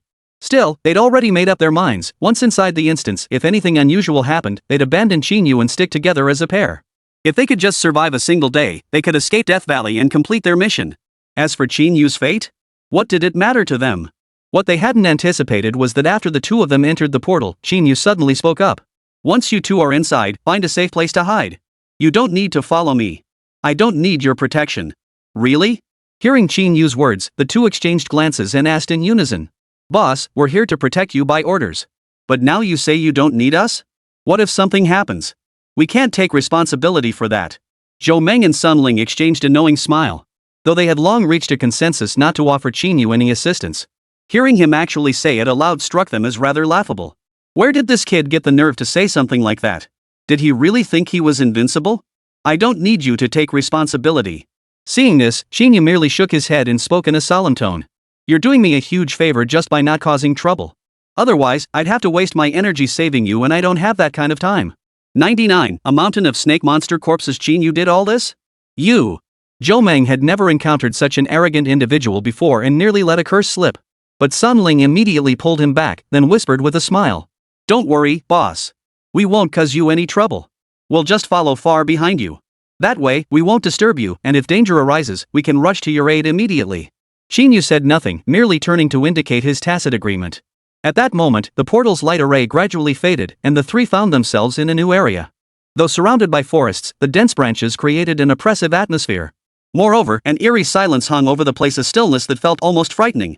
Even if this place was called Death Valley, it shouldn't be completely devoid of sound. This silence instantly froze Zhou Meng and Sun Ling in fear, unable to move. They could only cautiously scan their surroundings. They feared that at any moment, some unknown monster might burst out from the shadows to attack them. After all, this was their first time in Death Valley. They had no idea what kind of unique, powerful monsters might appear here. Qín Yǔ, however, showed no sign of panic. He didn't even consider using a summoning spell, instead walking straight down the dark, narrow path ahead. Linger, why did you say that just now? After Qín Yǔ had walked far ahead, Zhou Meng suddenly turned to Sun Ling beside him and asked in confusion. That guy already said we didn't need to follow him. Why did you insist on tagging along? Wasn't that just a polite gesture? Sun Ling flicked a strand of hair from her eye and explained with a smile. He's still the boss of the hunting grounds. If we really didn't care at all, and something actually happened, the responsibility would still fall on us. Even if he told us to find a place to hide. But then there'd be no proof. We'd be completely defenseless if anything happened. Hearing Sun Ling's reasoning, Zhou Meng still felt uneasy, but he had no choice but to concede. After all, who could blame them for being so unlucky as to be chosen? The two stopped arguing and walked one after the other, slowly entering the path. The path was damp, growing darker the further they went, with branches and vines thickening around them. Suddenly, Zhou Meng halted. Not far ahead, beneath a tree, lay a large pile of shed snakeskins. The scales varied in size, piled up like a small mountain. This indicated that a large group of serpentine monsters likely lurked within the Valley of Death. As poison-type monsters, if you didn't have antidotes in your inventory or a healer in your party, getting attacked by them meant certain death. The only difference? Was merely the speed at which death arrived. Yet Qín Yǔ charged in alone. This couldn't help but draw a smug grin from Zhou Meng. With so many serpent monsters, no matter how skilled that kid is, he's bound to get hurt. Once his antidote runs out, he's as good as dead. Would he even need their help then? When that moment came, even if he begged them for help, they wouldn't lift a finger. The next moment, a sudden commotion erupted ahead. This caused the two to exchange another knowing smile. Looks like that guy has run into the snake horde. The snake monsters here are at least level 20. That poison damage will probably kill him in under 20 seconds. You wanna bet? Before we can count to 3, he'll be begging us for help. Zhou Meng silently counted in his mind with confidence. Yet 3 seconds passed, then another 3, with no sound from ahead. This made both of them frown in puzzlement. Brother Meng, could he be dead? Sun Ling suddenly grabbed Zhou Meng's arm, asking fearfully. Maybe we should retreat quickly? What if those snake monsters come back? Then we'd be the next ones to die. Don't panic. Let's check ahead first. Zhou Meng swiftly raised his shield, shielding Sun Ling as they cautiously moved forward. They hadn't gone far when a thick, pungent smell of blood filled their nostrils. The closer they got, the more pungent the smell became. This only solidified their suspicions. That Qín Yǔ, he was probably dead as a doornail. But then, the view before them suddenly opened up. A clearing lay before them, drenched in blood. The ground and surrounding trees were littered with the corpses of venomous snakes, visible to the naked eye. Some snakes had been sliced in half, others decapitated, and a few were so mangled they were unrecognizable. Staring at the dense carpet of serpentine corpses, the pair froze instantly. Sun Ling, terrified, took several steps back and hid behind Zhou Meng, unable to bring herself to look again. Zhou Meng, however, proved to have relatively strong nerves. After a moment, he regained his composure. Moreover, he noticed that Qín Yǔ's body was nowhere to be found around the clearing. This meant that Qín Yǔ had single-handedly slaughtered the entire snake horde. Yet there were nearly 100 serpent monster corpses here. And they were all level 20 or higher. How could that guy have taken them all down by himself? Because there were no other corpses here besides the snakes. This meant Qín Yǔ had eliminated all these venomous snakes without using any summoned creatures. A level 16 summoner taking down nearly 100 monsters above level 20 without any summons? That's downright terrifying, isn't it? Before the two could recover from their shock, another commotion erupted ahead. This time, they didn't hesitate. They immediately charged toward the source of the noise. Yet upon seeing the scene ahead, they froze in their tracks once more. In an open clearing, Qín Yǔ was locked in combat with nearly 100 venomous snakes. The venomous snakes couldn't even get close to Qín Yǔ's body. Any that dared to approach were instantly sliced into pieces.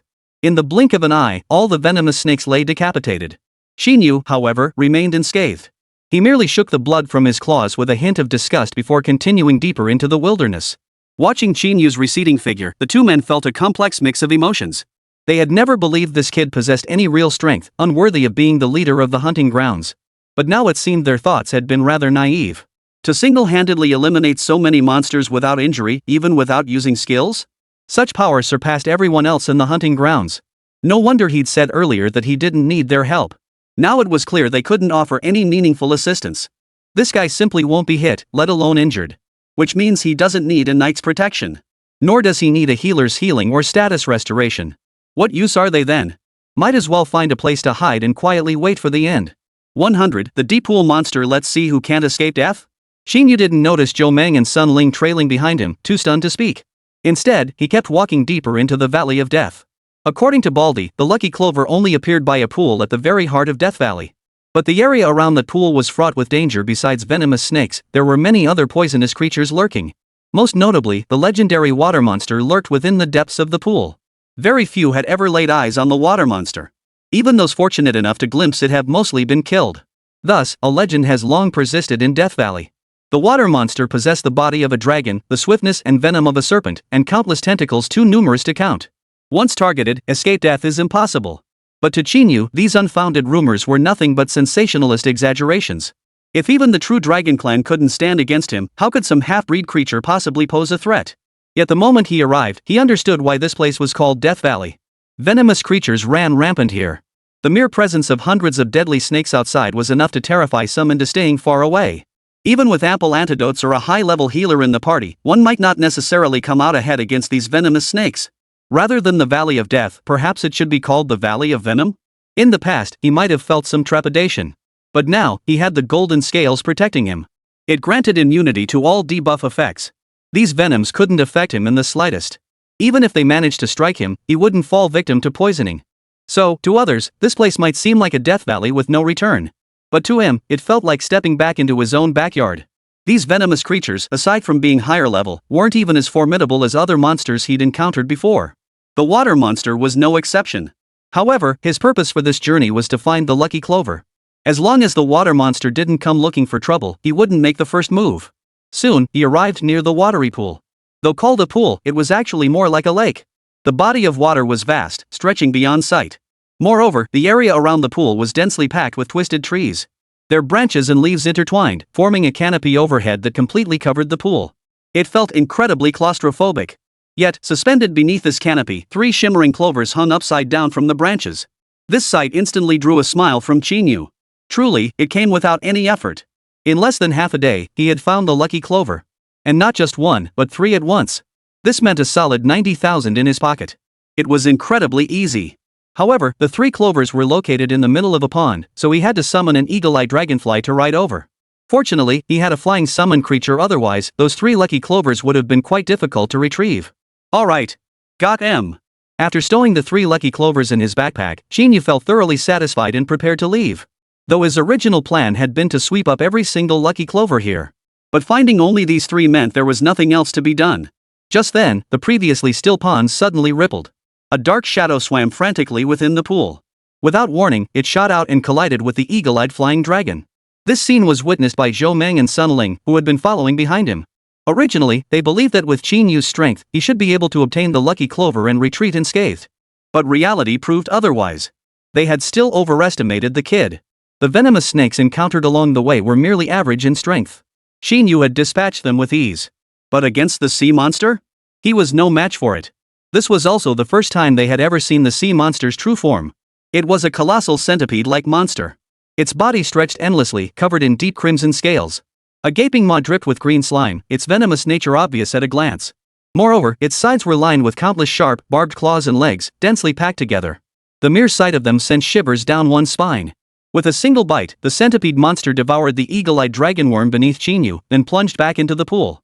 Qín Yǔ instantly lost his balance and began falling toward the water as well. Seeing this, Sun Ling immediately tried to rush forward to help. But Zhou Meng grabbed her arm. "Are you crazy? Didn't you see how terrifying that water monster is? Charging in now is no different from suicide. But we can't just stand by and watch him die." Sun Ling shook off Zhou Meng's hand and dashed toward the pond's edge. Though she didn't particularly care for Qín Yǔ either. As a healer, she simply couldn't bear the thought of a living person dying right before her eyes. If Qín Yǔ fell into the pool, he would surely be devoured by that centipede monster in an instant. But before she reached the edge, her foot slipped. She fell flat on her back, sprawled out like a starfish, and plunged straight into the pool. Before she could save him, she'd fallen into the pool herself. Seeing this, Sun Ling immediately pivoted, grabbing the muddy bank with both hands. As a healer, having lost her balance and surrounded by thick mud, she had no way to climb back out. "Meng! Save me!" Helpless, Sun Ling could only pin her hopes on Zhou Meng, who remained on the shore. Yet Zhou Meng immediately took several steps back. Within seconds, he fled the scene in sheer terror. Just then, Sun Ling suddenly felt several drops of viscous fluid land on her face. She slowly raised her head, her heart sinking into despair. Behind her stood the enormous centipede monster. Its gaping maw, dripping with venom, seemed poised to swallow her whole. But just then, a dark figure struck the centipede monster, sending it flying. Qín Yǔ appeared suddenly, then with a light tug, flung Sun Ling onto the shore. "I told you not to disturb me. Why won't you listen? If it weren't for the fact that you're part of the hunting team, I wouldn't have bothered saving you." The sudden rescue left Sun Ling momentarily dazed. Only when she saw Qín Yǔ standing unscathed in midair did she realize how foolish her attempt to save someone had been. Instead of saving someone, she ended up being the one saved. Still, this incident made her see Qín Yǔ in a new light. In that perilous moment, it was Qín Yǔ who had stepped in to save her life. Meanwhile, Zhou Meng, who had been by her side day and night, had abandoned her without a second thought, as if blind. The difference between them was like heaven and earth. Though Qín Yǔ had a foul mouth, he proved utterly dependable when it mattered most. In contrast, Zhou Meng, the knight who specialized in defense, proved utterly useless when she faced danger herself. Watching Qín Yǔ struggle against the giant centipede not far ahead, a peculiar emotion stirred within her heart. Such a young man possessing such formidable strength, capable of protecting her in critical moments. Wasn't this precisely the ideal partner she had been searching for? 101. Burning the deep pool. Does a centipede dare challenge a dragon? Suddenly interrupted from feeding, the giant centipede flew into a rage. Stabilizing its form, it charged toward Qín Yǔ once more. As the deadliest monster in this valley of death, it had never encountered anyone daring enough to provoke it. It could no longer recall how many people it had devoured.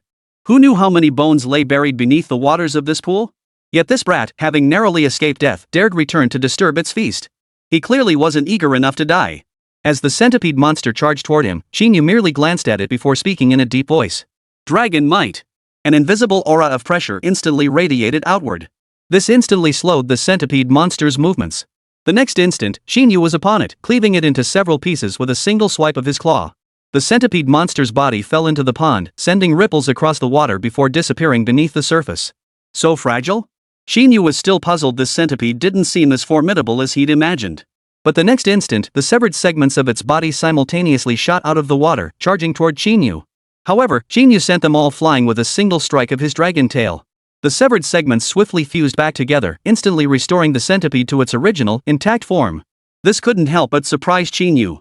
But more than that, he felt a surge of delight. Seeing the smile spread across Qín Yǔ's face, the centipede monster grew even more perplexed. Did this guy really think he could take it down? After all, it could control every segment of its body at will. No matter how many pieces it was cut into, it could regenerate within seconds. Unless this guy possessed some kind of area of effect magical attack. But suddenly, a fiery blast shot toward it at breakneck speed. The searing heat instantly made it sense danger. A swath of crimson flames instantly engulfed it from the sky. The centipede monster immediately scrambled downward, diving into the watery pool. In this valley of death, it had encountered many powerful foes. Yet the reason it had survived step by step to become a leader-level monster was not only its own ability to control its body. Besides its own mastery over its body, was this bottomless pool. The deep pool in this valley of death was a full 100 meters deep. As long as it remained hidden within the depths, no one could harm it. Watching Qín Yǔ above, still spewing flames relentlessly, the centipede monster let out a cold laugh. Surely this fool doesn't think his flames can boil this water dry? This deep pool wasn't merely 100 meters deep, it also spanned thousands of square meters. To burn dry such a vast expanse of water? He'd exhaust himself to death before it was done. Yet soon enough, it sensed the water temperature beginning to rise sharply. While it wasn't enough to threaten its life, but to heat such a vast expanse of water so quickly, this guy's flames seemed pretty impressive. Moreover, it showed no signs of stopping. Could it be that it truly intended to fight water with fire? Absolutely ridiculous. A magical attack of this caliber must be draining its mana reserves at an alarming rate. It won't be long before it runs out of mana and stops. At that point, he'll lose any chance of escape. All I need to do is make a slight move to pull him into the water. He too would become a skeleton in this pool, forever sunk here. Yet minutes passed and the flames showed no sign of abating. The water temperature continued to rise. Wispy white smoke rose from the surface as the water level steadily dropped. In just a few minutes, the pool's water level dropped by nearly half. This finally plunged the centipede monster into panic. Watching the water level drop lower and lower while feeling the water temperature rise higher and higher, it could only scramble frantically around below. It found itself trapped in a deadly predicament. If it emerged, it would be scorched to death by the flames. But in the water, even if it wasn't boiled alive, it would still be burned to death once the water was completely evaporated. It could be said that no matter what it did, death was inevitable. The fear of death instantly engulfed its entire body. It seemed there was only one way left to survive. That was to fight to the death against that creature. With this thought, the centipede monster immediately lunged toward Qín Yǔ in the air, completely forgetting how it had been frozen in terror by a mere roar moments before. Seeing the centipede monster finally appear, Qín Yǔ gave a cold, sharp laugh. With a sweeping gesture of his hand, the worms scattered. A mere centipede dares challenge a dragon? Become my loyal servant, that is your best fate. Countless worms rained down from the sky like a torrential storm, instantly engulfing the centipede monster. In the blink of an eye, the centipede monster was vanquished, sinking back into the pool. Congratulations to player Qín Yǔ for defeating the boss-level monster, the thousand-legged centipede. This scene left Sunling, watching from the shore, speechless with shock. Though she had long heard tales of Qín Yǔ's exploits, she had always assumed those tales were exaggerated. How could a summoner conjure so many creatures in an instant? To storm into the hunting ground alone, fend off every hunter there with countless summons, and then take down their former leader. No matter how she thought about it, this was impossible. Summoners were widely regarded as the weakest offensive class. Their cooldowns were notoriously long. How could they possibly summon a tidal wave of creatures in an instant? But now, witnessing it firsthand, she had no choice but to believe. That centipede monster was at least level 30. Yet before Qín Yǔ, it was as insignificant as an ant. He didn't even need to lift a finger, his summoned creatures disposed of it in an instant. And that wasn't all. A summoner could actually wield skills beyond mere summoning magic. That dragon claw-like attack, and that sustained flame spray lasting nearly 10 minutes. By any measure, those didn't seem like skills a summoner should possess. Even today's archmages would likely struggle to achieve such feats. But regardless, one thing is certain, Qín Yǔ's strength is extraordinary. As the leader of the hunting grounds, he was absolutely qualified. For a moment, Sunling's feelings toward Qín Yǔ deepened with a newfound admiration. Her eyes even sparkled with admiration. Yet Qín Yǔ remained oblivious to Sunling's admiring gaze from the shore, his eyes fixed intently on the pond. Minutes later, ripples slowly spread across the water's surface. Then, a brand new centipede monster with a worm-like head burst out of the water. Parasite successful. Clone gene stored in insect nest. Clone name, thousand-legged centipede. Level, 30. HP, 6000. Strength, 300. Speed, 250. Intelligence, 300. Stamina, 400. Skill 1, Neurotoxin. The teeth and claws of the centipede are highly venomous. Once injured, the target falls into a weakened state, unable to move or use skills for a short period. Skill 2, Regeneration. The centipede's body can be freely manipulated. As long as it avoids large-scale area attacks, it can instantly regenerate. Cooldown, none. Cost, none. Summonable, no cooldown, consumes 200 mana. 102, new minion acquired. So what if it's down to a single hit point? Seeing the clone's information appear before him, Qín Yǔ felt little disturbance within. He had merely captured the monster as an afterthought. After all, it was a boss-level monster, and capturing its clone would boost his own strength. What surprised him, however, was that this centipede possessed the ability to immobilize enemies and prevent them from using skills. Such an ability was downright game-breaking. It was akin to a forbidden spellcaster's skill, though its duration remained unknown. If it could maintain a perpetual weakened state, it would be nothing short of a god-tier skill. After all, the gap in strength between practitioners lies in the comparative power of their skills. But if you could lock down their skills entirely, it's like turning them into a useless shell. At that point, they'd lose without even fighting. This applies not only to adventurers but also to monsters. Unless they're monsters like dragons, immune to all debuffs. It could be said that if he hadn't obtained the golden scaled dragon's dragon abyss genes, He might have perished in Death Valley today. Back on shore, Sun Ling immediately rushed over, her face brimming with excitement which startled Qín Yǔ. Boss! You're so awesome! Can you take me along for leveling? I can heal you and restore your health. My healing output is top-notch. Sun Ling tugged at Qín Yǔ's arm, her chest heaving with excitement. I can see that. Still, Qín Yǔ promptly pried her hands away and headed toward the exit. But I don't need healing or health restoration. Because I don't get hurt. Though Qín Yǔ had clearly refused Sun Ling, she continued to trail behind him. As they returned to the exit, they spotted Zhou Meng, who had fled in terror long ago. Seeing Qín Yǔ and Sun Ling alive, his eyes widened in terror as if he'd seen a ghost. But he quickly regained his composure and rushed forward. Ha ha! Boss! Linger! I'm so glad you're both okay. I knew you'd be fine. Let go. But Sun Ling showed Zhou Meng no mercy, violently shaking off his hand and roaring angrily. Zhou Meng, how could you, a knight, abandon me and run off alone? You've really let me down. We should part ways. You can't protect me. I've already found a teammate who suits me better. With that, Sun Ling casually linked her arm through Qín Yǔ's, smiling as she spoke. Compared to Boss Qín Yǔ, you're nothing. Seeing their intimate display, Zhou Meng's temper flared instantly. He'd gone to great lengths to win Sun Ling over. Before he could even get comfortable, after just a few handshakes, Qín Yǔ swooped in and stole her away. Fuming, Zhou Meng raised his massive sword and bellowed. Holy sword of light. The blade's surface instantly blazed with a dazzling white light. Boss, watch out. Sun Ling immediately stepped in front of Qín Yǔ. But suddenly, a burst of green smoke erupted from behind her, instantly engulfing Zhou Meng. In that instant, the light on the greatsword vanished completely, and it froze mid-air. This left Zhou Meng stunned and utterly bewildered. What's going on? Why can't I move? At that moment, Qín Yǔ slowly pulled Sun Ling behind him, stepped before Zhou Meng, and spoke in a deep voice. Let me warn you, I have nothing to do with your ex-girlfriend. So don't mess with me. I can overlook what happened today. But if you dare lay a hand on me again like you just did, I can't guarantee you won't meet the same fate as that 1,000-armed centipede easily disposed of by me. For some reason, Qín Yǔ's words carried an innate authority. Despite being just a few simple sentences, they instantly stripped Zhou Meng of any will to resist. He glanced at Sun Ling standing beside Qín Yǔ, her face twisted with contempt. He knew he could no longer win back Sun Ling's heart. But he never imagined Qín Yǔ could be so formidable.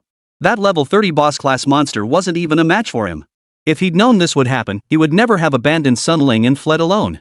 Seeing Zhou Meng's silence, Qín Yǔ paid him no further mind and strode directly toward a side path.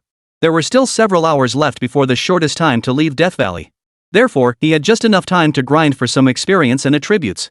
As he walked, he opened his attributes interface to review his stats. Name, Qín Yǔ. Class, Summoner. Level, 17. HP, 5,551. Mana, 35,327. Strength, 10. Speed, 10. Intelligence, 91. Stamina, 10. Defense, 300. Talent, Heart of the Swarm. Equipment, Deadwood Staff Blue Resurgence Helm Gold Nun Venom Ring Gold Undead Necklace Gold. Skill, Summoning Art LV2. Cooldown, no cooldown. Cost, 20 mana. Summon 2 larvae stage and 2 mature stage Zerg creatures to fight for you. Larvae stage Zerg possess 50% of the summoner's attributes, while mature stage Zerg possess 60% of the summoner's attributes. Available gold traits, Ring of Return Feast Last Stand Parasite Nest Infestation Master of Gear Vessel of Greed. Nest summons, Hawkeye Dragonling Giant Spider Queen Tri-Headed Demonling Flamespirit Dragonling Abyssal Serpentling. Cost, 100 mana. Golden Scaled Worm Centipede. Cost, 200 MP. Cooldown, no cooldown. Available skill points, 4. Golden Attribute Draws, 2. The exclusive dungeon cleared with Ling Sha, plus the over 200 venomous snakes we just took down, and that centipede. Not only did it level him up, but it also boosted his HP and MP by 50 points each. Qín Yǔ didn't hesitate, converting all 5,550 HP points into experience. He left himself with only 1 HP. Since it was the Vessel of Greed, he had to go all out, no holding back, no leaving any room for retreat. Though reduced to a single health point, he remained unkillable. With the protection of the spider web and dragon scale, even with just 1 HP, he could still survive. That was his confidence. Simultaneously, he successfully reached level 18. The chance to draw a golden slot had also returned 3 times. This time, however, Qín Yǔ didn't rush to draw. Since there were super gold slots above the gold slots. Could it be possible that above the super gold slots, there were even higher tier slots? 3 gold slots combined to form a super gold slot. Could 3 super gold entries then be synthesized into an ultimate gold entry? This was merely a conjecture of Qín Yǔ's. Moreover, his current strength is already formidable enough. He no longer needs new golden entries to enhance his power. Most importantly, if there truly existed an item even more powerful than the super gold item, then waiting a bit longer would be perfectly acceptable. After all, these super golden attributes are getting more and more powerful. Wouldn't the next tier be even more outrageous? 103, just one level away from 20, a perfectly matched healer. A chilling wind swept through the valley of death. Though the greatest threat here had been dealt with, the eerie atmosphere still made Sunmmary feel uneasy. As a healer, she possessed the ability to restore health and status effects, yet her own health pool remained dangerously low. This was the inherent weakness of their profession. It could be said that healers, aside from mages, were the easiest class to eliminate. With no means to fight back, they faced mortal danger if surrounded or even targeted by a single foe. Therefore, a healer was typically accompanied by someone capable of protecting her. As long as the healer is protected, the entire party's condition can be maintained. This was precisely why she chose Zhou Meng as her boyfriend. But unexpectedly, at the critical moment, even Zhou Meng, a knight, proved unreliable. But now, she had found a new pillar of support. Qín Yǔ is young, powerful, and handsome. He was the perfect boyfriend in her eyes. Though she senses Qín Yǔ doesn't quite like her. As long as he lets her stay by his side, nothing else matters. As for this little tagalong, Qín Yǔ simply ignored her. As long as she didn't interfere with his leveling and monster slaying, nothing else mattered. After all, the woman wasn't unattractive, and her figure was impressive. Having her around to liven up the atmosphere wasn't so bad. Soon, the sky gradually darkened. With the swarm's swift coverage, Qín Yǔ swiftly cleared all the poisonous creatures from Death Valley. His level reached 19, with both HP and MP increasing by 50 each. Level 18-19. HP 15,551. MP 35,327 40327. He converted the excess HP into experience points once more. Now, he only needed 30,000 more experience points to reach level 20. At level 20, he can unlock his second talent. Each class can unlock 5 talents. These are unlocked at levels 0, 20, 40, 60, and 80. Furthermore, starting from the second talent, a tier system also emerges. Like professions, they range from D to S. D-tier talents are the weakest, while S-tier talents are the strongest. However, talents can be relearned through talent resets. If you dislike an unlocked talent, you can relearn it using a talent book. However, talents learned through talent books have no rank. Additionally, relearning requires refinement stones. Refinement stones are only slightly less rare than the advancement stones used to upgrade equipment grades. Yet in the shop, each one costs 500,000. Furthermore, the talents obtainable from talent books are entirely random. Therefore, if you end up learning a talent you dislike, it amounts to wasting 500,000 credits. To change it, you'd need to spend another 500,000 on refinement stones and acquire yet another talent book. It's safe to say that unless you come from a wealthy family, acquiring a top-tier talent through cultivation is practically impossible. Qín Yǔ, however, hoped he could directly unlock a high-tier talent. That way, he could save a lot of money to upgrade his gear. He currently possessed 3 exclusive pieces of equipment, each requiring vast quantities of materials to upgrade. Each one would cost several million to fully upgrade. Where would he find extra money to buy refining stones and talent books? Just then, Sunmmary, standing nearby, suddenly caught sight of Qín Yǔ's level and couldn't help but gasp in surprise. "Boss, you're already level 19 so fast? Didn't you just graduate? It's only been a month. It took me over a year just to hit level 25. You're a healer, what are you comparing yourself to me, a summoner?" Seeing this, Qín Yǔ promptly closed the system interface and replied in a low voice. "I want to level up faster too, so I can keep up with you, boss." Sunmmary walked beside Qín Yǔ, her tone unusually resolute. "Do you think I need a healer trailing behind me?" Qín Yǔ didn't give Sunmmary any leeway, countering directly. "No, no." Sunmmary shook her head hastily. "I just want to stay by your side, boss, and help you solve problems. Even if you're powerful enough to avoid injury, you still need to maintain your condition, right? So tell me about your specialties?" Qín Yǔ asked as he walked toward the exit. "With so many healers in Linghai City, why should I choose you specifically to stay by my side?" Sunmmary lowered her head in thought for a moment, then suddenly straightened her back and declared confidently. "I have massive healing capacity. Plus, my talent is exceptional. It'll definitely be a huge help to you, boss." "What talent?" This piqued Qín Yǔ's interest, causing him to slow to a stop. Seeing this, Sunmmary immediately opened her system interface, allowing Qín Yǔ to view it without hesitation. Name, Sunmmary. Class, Healer. Level, 25. Talent 1, Fountain of Life. Restores 10% of maximum HP as mana per second. Talent 2, Mana Flow Band B rank. Shares your mana pool with allies until manually disconnected. Seeing Sunmmari's 2 talents, Qín Yǔ's eyes widened instantly. This was essentially a mobile fountain. One talent provides continuous, rapid mana regeneration. The other talent allows sharing mana with allies. She was also a healer, capable of restoring both health and mana. Perfect, it formed a closed loop. He immediately checked Sunmmari's detailed stats. particularly her health and mana pools. Health 2600. Mana 5000. These were fairly standard stats for a support healer. Low health, high mana. With 2600 HP, that translates to a 260 MP regeneration per second. Combined with the base MP regeneration, this means it can fully replenish its mana in just a few seconds. This is far faster than the recovery speed of the resurgence helm he wears. With Sun Ling around, he no longer needs to worry about mana regeneration. The resurgence helm combined with Sun Ling's shared mana pool. His mana bar would likely refill completely in the blink of an eye. The faster his mana bar refilled, the more summons he could deploy. Who would have thought this woman wasn't lying? Having her alone might actually prove beneficial. Still, he didn't show too much excitement. He silently added her as a friend and continued walking forward. Not bad. If the chance arises, I can take you out to see the world. Really? Thanks, boss. Sun Ling was overjoyed by Qín Yú's approval. This was the first step toward success. As long as she had the chance to get closer, she was confident she could solidify and deepen their relationship. Time breeds affection, it was only natural. As long as she became increasingly useful and valuable, she could remain by Qín Yú's side. Then, she would become the matriarch of the hunting grounds. The entire hunting ground would be under her control. The thought made her suppress a quiet chuckle. But suddenly, a chilling wind swept through. Only then did she realize Qín Yú had already walked far ahead. Hey! Boss, wait for me. Don't leave me here alone, I'm scared. 104, Blood Cry of the Messenger, I've come for your life. Seeking gold tickets. 1 million for you. Now can you take me to see the Blood Herald? In the instance lobby, Eagle Eyebrow stared wide-eyed in surprise at the extra million in his account. He hadn't expected that Kid Qín Yú could scrape together $1 million in just one day. Could he be the son of some wealthy merchant? But he'd never heard of any prominent Qín family in Linghai City. Still, a transfer doesn't lie.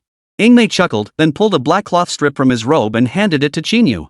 Meeting the envoy is acceptable, but you must cover your eyes first. It's the rule of our Assassin's Guild. Please understand. Qín Yú didn't hesitate, immediately tying the cloth strip over his eyes. The instant he covered his eyes, he felt a cold hand grasp his own. It led him forward slowly. But after only a few steps, they stopped. The black cloth covering his eyes was removed. Where am I? Qín Yú quickly scanned his surroundings. He found himself inside a wooden hut. The cabin was dilapidated, permeated by a thick stench of decay and blood. Bloodstains covered the walls, and numerous weapons were splattered with blood.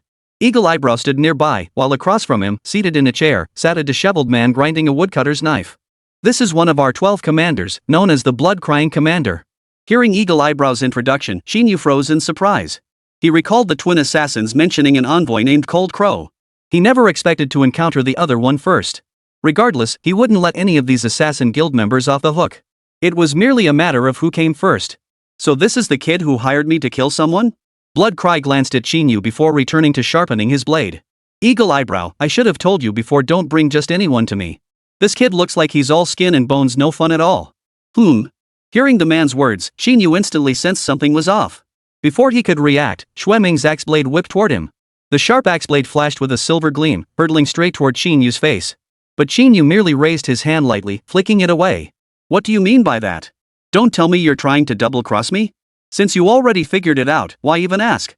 Xueming slowly rose to his feet, then glanced at the hawk-browed man beside him. They exchanged a knowing smile. I hear your family's loaded? You just casually shelled out $1 million just to meet me? Well, I can give you a chance. Call right now and get another 10 million. I might consider letting you off the hook. What if I don't want to? Refuse? Before Xueming could speak, Eagle Eyebrow suddenly interjected. Then you'd better prepare for Lord Xueming to tear you limb from limb. Seeing the smug expressions on the two men's faces, Qín Yú couldn't help but let out a cold laugh. He then slowly scanned his surroundings and asked with a smile. I'm guessing we're no longer within the city walls, right? Is that why you dare to act so brazenly against me? Of course. I've already used a portal to bring you out into the wilderness. You're trapped now, better start calling people to raise the ransom. Otherwise, no one will even notice when you die. The corners of Eagle Eyebrow's eyes lifted as if he could already see the 10 million beckoning to him. This was his standard tactic for swindling people. As a sorcerer, he could freely open portals to transport people to remote, uninhabited wilderness. By coordinating with the Blood-Crying Order, he could swindle money and kill. He took the money Blood-Cry feasted on the flesh. Their collaboration had been seamless, without a single slip-up. But lately, business had been slow. Finally, another gullible fool had fallen for their scheme. He wouldn't let this opportunity slip. He was determined to rake in a fortune. Yet at that moment, Qín Yú merely smiled and nodded. Very good, very good. In that case, I should thank you. If you'd managed to escape, tracking you down would have been a real pain. Eagle Eyebrow frowned in confusion, still trying to decipher the meaning behind his words, when several wind blades suddenly shot toward him. The blades instantly sliced through his hood and a layer of scalp. Had he not reacted swiftly, it might have severed his head instead. Though not necessarily fatal, the shock sent him tumbling backward onto the ground. Fighting to the death. Blood Cry, watching from the side, sneered contemptuously. Eagle Eyebrow, you're pathetic. You're supposed to be a contact for the association, yet you let some greenhorn scare the hell out of you. Could that wind blade possibly inflict more damage than my flying daggers? Xueming casually plucked 2 knives of different sizes from the wall beside him and turned his gaze back to Qín Yǔ. His earlier strike had clearly carried considerable force, yet this guy had parried it effortlessly. This proved the kid's strength was no joke. But before him, it was still insignificant. Kid, I'll give you one more chance. 10 million I can let you die comfortably. Otherwise, you'll likely die a miserable death. Oh? But threats are the last thing I fear. I thought Qín Yǔ would be intimidated, but to my surprise, he showed no fear whatsoever. Instead, he maintained his smile. And there's one more thing I need to clarify.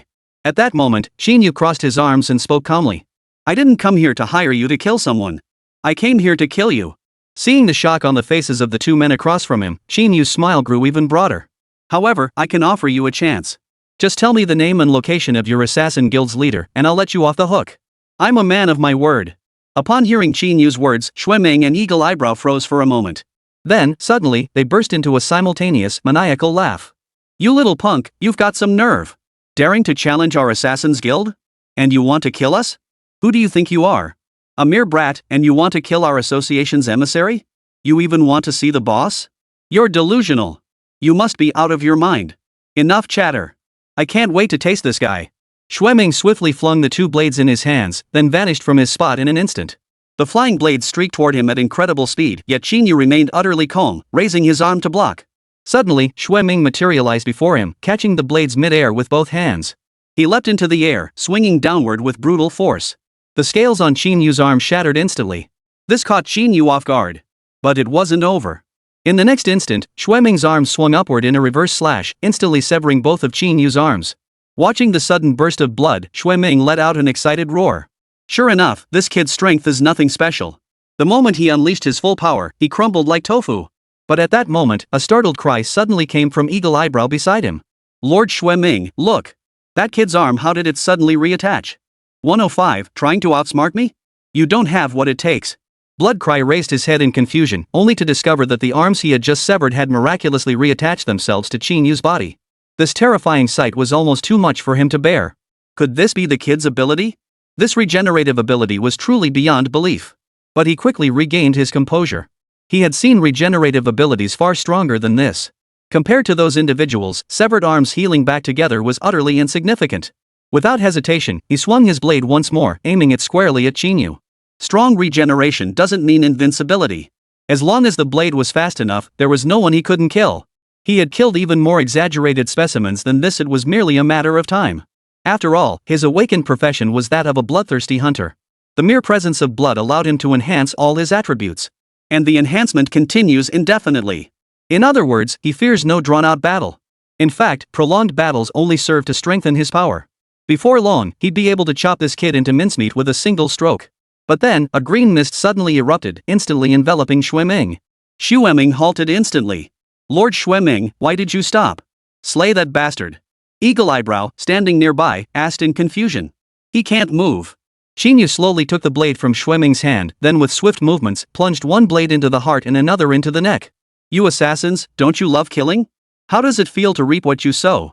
Who are you? Why are you targeting us? Staring at Qín Yǔ before him, Xueming had long since shed the contempt and disdain he'd held moments earlier. He couldn't fathom how such an unassuming youngster possessed such formidable abilities. That green mist earlier, was it some kind of control ability? But ordinary control skills wouldn't be enough to hold him down for this long. Could this kid be an S-rank control type class? But the relentless loss of health and the excruciating pain forced him to stop thinking. If this continued, he might well die. You ask why I'm targeting you? Qín Yǔ couldn't help but smile slightly as he watched Xueming still struggling. Isn't it because you wanted to kill me? Not just you, but the rest of your assassins guild too.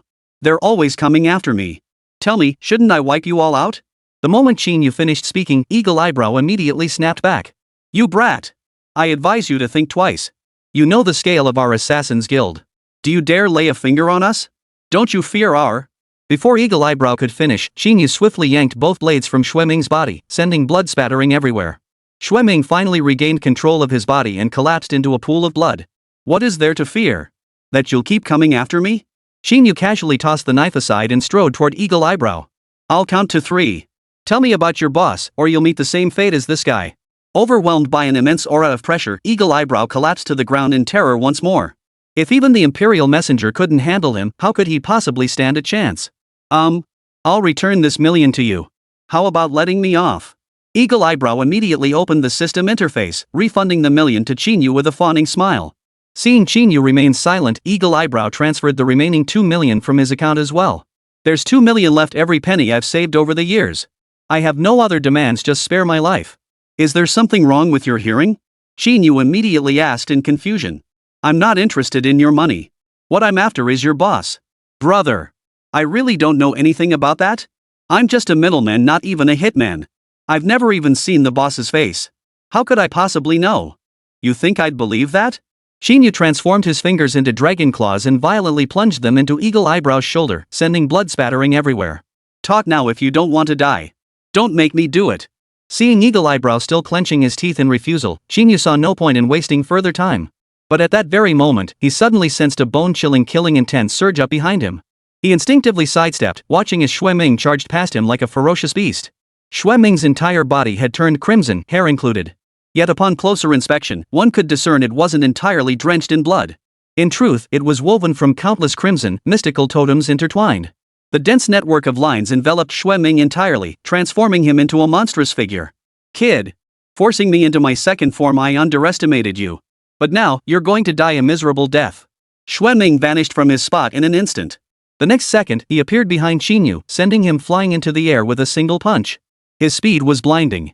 Only a crimson shadow remained, relentlessly attacking Qín Yǔ until he was driven into a corner of the room, kicking up a cloud of dust. The Bloodthirster's second form could instantly triple his attributes. Combined with the Bloodlust's attribute boost, his 4 primary stats now exceeded 1,000. For attributes exceeding 1,000, this was already approaching the stats of a boss-level monster. Such stats would be difficult even for a mid-level professional between levels 30 and 60 to withstand. Let alone a mere kid like Qín Yǔ? He deliberately refrained from using his blade earlier, opting instead for bare knuckle strikes, precisely to prevent Qín Yǔ from activating regeneration and evading damage. Moreover, given the relentless pace of his assault, he was utterly confident Qín Yǔ couldn't possibly survive. Yet the next second, Qín Yǔ slowly rose from the rubble, looking perfectly unharmed. Looks pretty intimidating, but still falls short. Qín Yǔ brushed the dust off his clothes and chuckled. Is this the true strength of your envoy? Seems rather underwhelming. Your Assassin's Guild really is an organization with remarkable tolerance. If someone with that level of skill can become an envoy, this organization is doomed to disband even without my intervention. Arrogant bastard, you're asking for death. Shui Ming vanished from his spot once more. Suddenly, the house collapsed. Countless worms had emerged from all directions, and over a dozen golden-scaled insects now circled overhead. The sudden swarm of insects froze Shui Ming in shock. Where had these monsters come from? Only when he saw Qín Yǔ standing atop the golden-scaled insects did he suddenly understand. Could these creatures possibly be connected to Qín Yǔ? Could this guy be a summoner? 106, Merciless Annihilation, the Dragon Roar Guild Leader's Assault. Among all professions, only summoners and necromancers possess the ability to summon minions. But necromancers only summon skeletal undead. Therefore, his profession can only be a summoner. But regardless of which one it is, how could he summon so many minions at once? How did this kid manage it? Moreover, he's so young, his level must be quite low. How could he possibly have such a wide variety of summons? But most importantly, summoners should only possess the summoning skill. So what was that control skill he just used? And what about those dragon claws and scales on his body? Bloodcry's mind was filled with questions, and Qín Yǔ felt the same. How could this guy withstand such potent venom for so long? It seems I underestimated him. Indeed, an envoy is different from those wild monsters and ordinary adventurers. Not so easy to deal with. But the end result would be the same. Since he's immune to venom, we'll drown him in raw damage instead. Qín Yǔ swept his arm, sending the worms on the ground and the golden-scaled insects in the air hurtling toward Shui Ming. Oomph. Do you think I'm afraid? Shui Ming surged with power, his totems suddenly blazing crimson. Instantly, he seemed to regain his full strength. A single punch sent a row of worms shattering into pieces. Row after row. Hardly any worms could get within a meter of him. But now, the golden-scaled insects in the air had encircled Shui Ming. Dragon flames erupted, engulfing him completely in an instant. Ah! Xu Eming's agonized roar echoed through the air. Within the raging flames, a pitch-black figure could be seen struggling desperately. But it was all in vain. Extinguishing dragon flames was nearly impossible. Therefore, his fate could only be one thing: death. Watching Xu Eming gradually reduced to a pile of charcoal by the dragon's flames, Qín Yǔ finally descended from the sky with satisfaction. Still, he hadn't managed to extract any information from this leader of the Assassin's Guild. But he understood such matters couldn't be rushed. That hawk-browed man might genuinely never have met the association's leader. And this blood-crying, the messenger, was stubborn as hell. It seemed his plan to completely wipe out the Assassin's Guild would be difficult to achieve in the short term. Just then, the phone in his pocket suddenly rang. Qín Yǔ, where are you? Get back to the guild immediately. Our leader is here. Got it, heading there now. Hanging up, Qín Yǔ immediately mounted his golden-scaled insect and raced toward the city center. The Dragon Roar Guild's leader was also a legendary figure. And an extremely mysterious one at that. Why would this guy suddenly show up in Linghai City? Could it be he came specifically to see me, the top-ranked candidate? If he could offer me some additional rewards, that would be fantastic. With that thought, Qín Yǔ immediately quickened his pace. Meanwhile, inside the guild hall, all the newly joined members stood frozen in silence, including their team leader. At the very center of the hall, a man wearing a dragon-headed mask sat in his seat, slowly surveying everyone present. This was Zhang Yinglong, the leader of the Dragon Roar Guild. Currently at level 61, he was one of the few elite powerhouses in Huaxia to have reached the advanced professional tier. Moreover, he had awakened the S-rank profession, Dragon Blood Warrior. This was an exceptionally formidable S-rank profession. Unlike the Orc class of 10,000 enemies or the Qilin bloodline, the Dragon Blood Warrior boasts an extraordinary enhancement to attributes and abilities. They possess the high attributes of the dragon race. Additionally, they possess numerous high damage skills unique to martial artists. It can be said that both in terms of power enhancement and move diversity, it ranks among the top tier of S-class professions. It's a class that grows stronger with higher levels. Within the Dragon Roar Guild, aside from him, the highest level member was Su Yanqing, the former Kirin captain, at level 50. Following him are the other captains, who are mostly around level 40. The strength among captains was largely comparable, with only class-based counters affecting their effectiveness. Zhang Yinglong scanned the people in the hall before asking with a hint of displeasure. Why are 2 people missing? Didn't I make it clear? The Dragon's Roar Guild has zero tolerance for disorder. Who are these 2 under? Guild leader, one is Zheng Meiyu from Su Mei's team. The other is Qín Yǔ. Humph. Zhang Yinglong was about to explode with rage when he caught Su Mei casting a slightly aggrieved glance at Jin Li beside her. She whispered softly. Boss, you can't blame me for this. Zheng Meiyu from our team was eliminated by Qín Yǔ during the assessment. Of course she couldn't come. But for some reason, Qín Yǔ didn't show up either? Probably got first place in the assessment and got cocky? Su Mei's deliberate accusation sent a jolt through Jin Li's sturdy frame. He hadn't failed to inform Qín Yǔ beforehand. But he couldn't get through on the phone. It wasn't until just now that the call finally went through. Yet 10 minutes had passed and Qín Yǔ still hadn't returned. The chairman detested nothing more than tardiness. This time, he was bound to get a scolding. Boss, Qín Yǔ might have something come up. He'll be back soon. I've already told him to hurry. I'm giving him 3 seconds. If he's not here in 3 seconds, he doesn't need to show up at all. Zhang Yinglong's voice boomed, sending a chill through everyone present. Among them, none felt more tense than Jin Li. Qín Yǔ was his man. And he'd just topped the assessment rankings. If such a talent were truly driven away, he would suffer the greatest loss. He already had a small team this year, with only 2 members. Losing another, especially Qín Yǔ, the strongest among them, would be like cutting off his own arm. But he knew the chairman's temperament. The guy meant every word he said. He never went back on his word. If Qín Yǔ truly failed to show up, he might well be kicked out of the Dragon Roar Guild outright. Everyone silently counted down 3 seconds in their minds. Especially those he had defeated before, who were secretly hoping to see him expelled. Yet, in the final second, a dragon's roar suddenly echoed through the air. A dark shadow abruptly halted above the hall. A colossal dragon-like creature materialized before their eyes. Amidst their stunned silence, Qín Yǔ leapt down from above, landing steadily before the crowd. Sorry, I was busy and ran late. Seeing Qín Yǔ arrive just in time, Jin Li rushed over, intending to pull him aside to apologize to Zhang Yinglong. But before he could speak, Zhang Yinglong asked, "You're the summoner who ranked first in the assessment?" "That's correct." Qín Yǔ answered confidently, completely oblivious to the displeasure on Zhang Yinglong's face. For a summoner to achieve first place is truly remarkable. But such arrogance is utterly unbecoming. Moreover, I explicitly stated that members are forbidden from fighting each other. Yet you dared to use lethal force during the assessment. Do you simply hold no regard for me as guild leader? 107, an impossible bet, yet I accepted the challenge. Zhang Yinglong's accusatory words plunged the already quiet hall into an even deeper silence. Not even a breath could be heard. But in truth, none of them had ever heard of this rule. After all, there had been instances of accidental injuries and even deaths before. The only possibility was that he was deliberately targeting Qín Yǔ. Su Mei and Su Yanqing understood this all too well. That's precisely why they devised a strategy specifically to target Qín Yǔ. As two senior captains of the Dragon Roar Guild, Su Mei played the victim, while Su Yanqing added fuel to the fire. Leveraging Su Yanqing's relationship with Zhang Yinglong, they aimed to make him subconsciously resent Qín Yǔ. But truthfully, they weren't certain if it would work. After all, Zhang Yinglong was notoriously unpredictable. No one could foresee how he might react to their words. Yet that kid Qín Yǔ actually walked right into the trap. Already lacking goodwill, his tardiness would plunge his standing with Zhang Yinglong to rock bottom. So what if he topped the assessment? If he'd offended the boss, he'd just have to take it.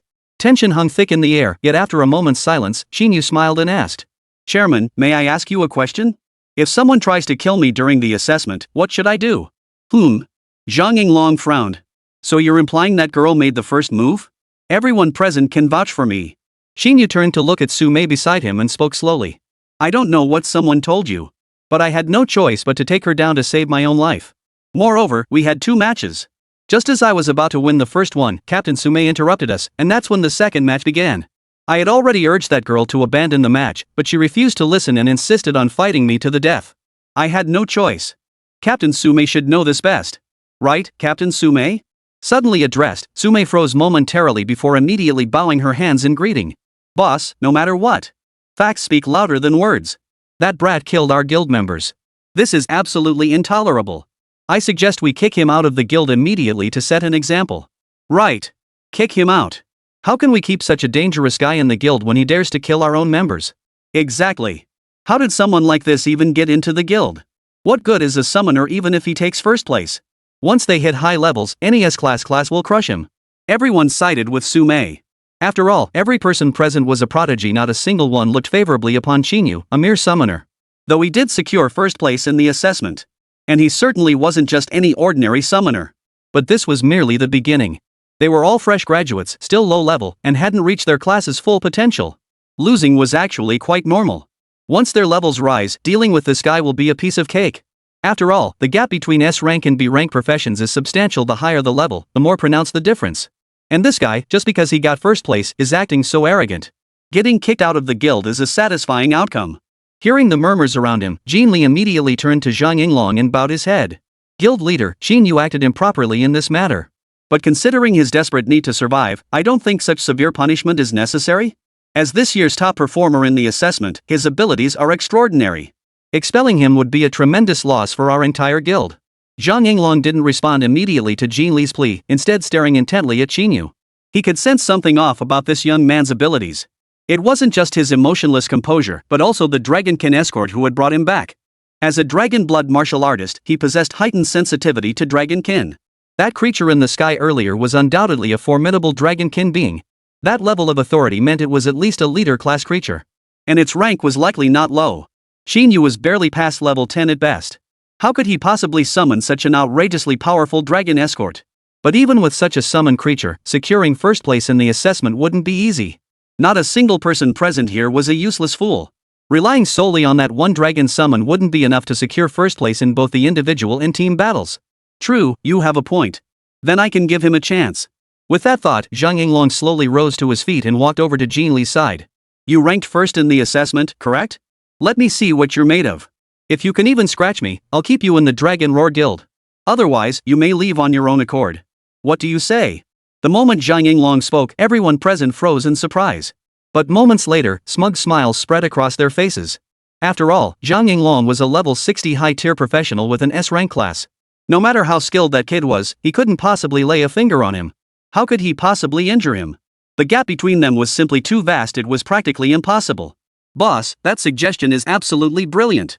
Su Mei couldn't help but clap her hands in approval. She then immediately turned her gaze toward Qín Yǔ and sneered with a mocking smile. Kid, I suggest you get out of here fast. Don't make a fool of yourself. You're just a summoner barely past level 10. You're going up against the boss, a level 60 S-rank professional. You won't even scratch him. You believe that? Yeah. The outcome's the same either way. If I were you, I'd just walk away. The crowd erupted in laughter, as if they'd already witnessed Qín Yǔ's inevitable defeat.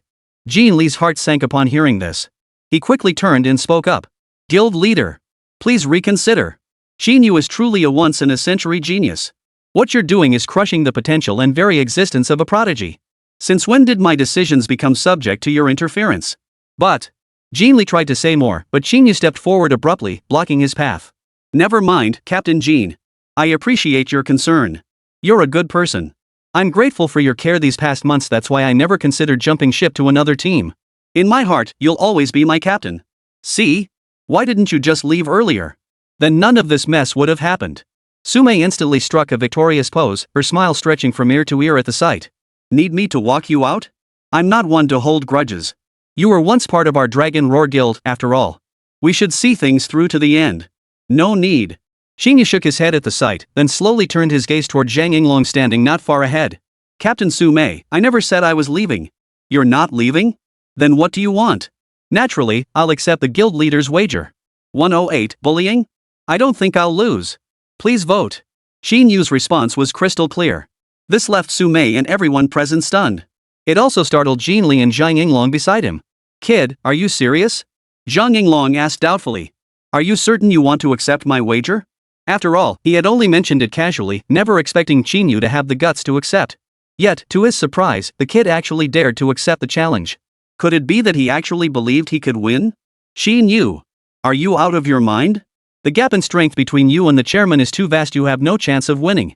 Qín Li immediately pulled Qín Yǔ aside, his face filled with bewilderment. I'm not crazy.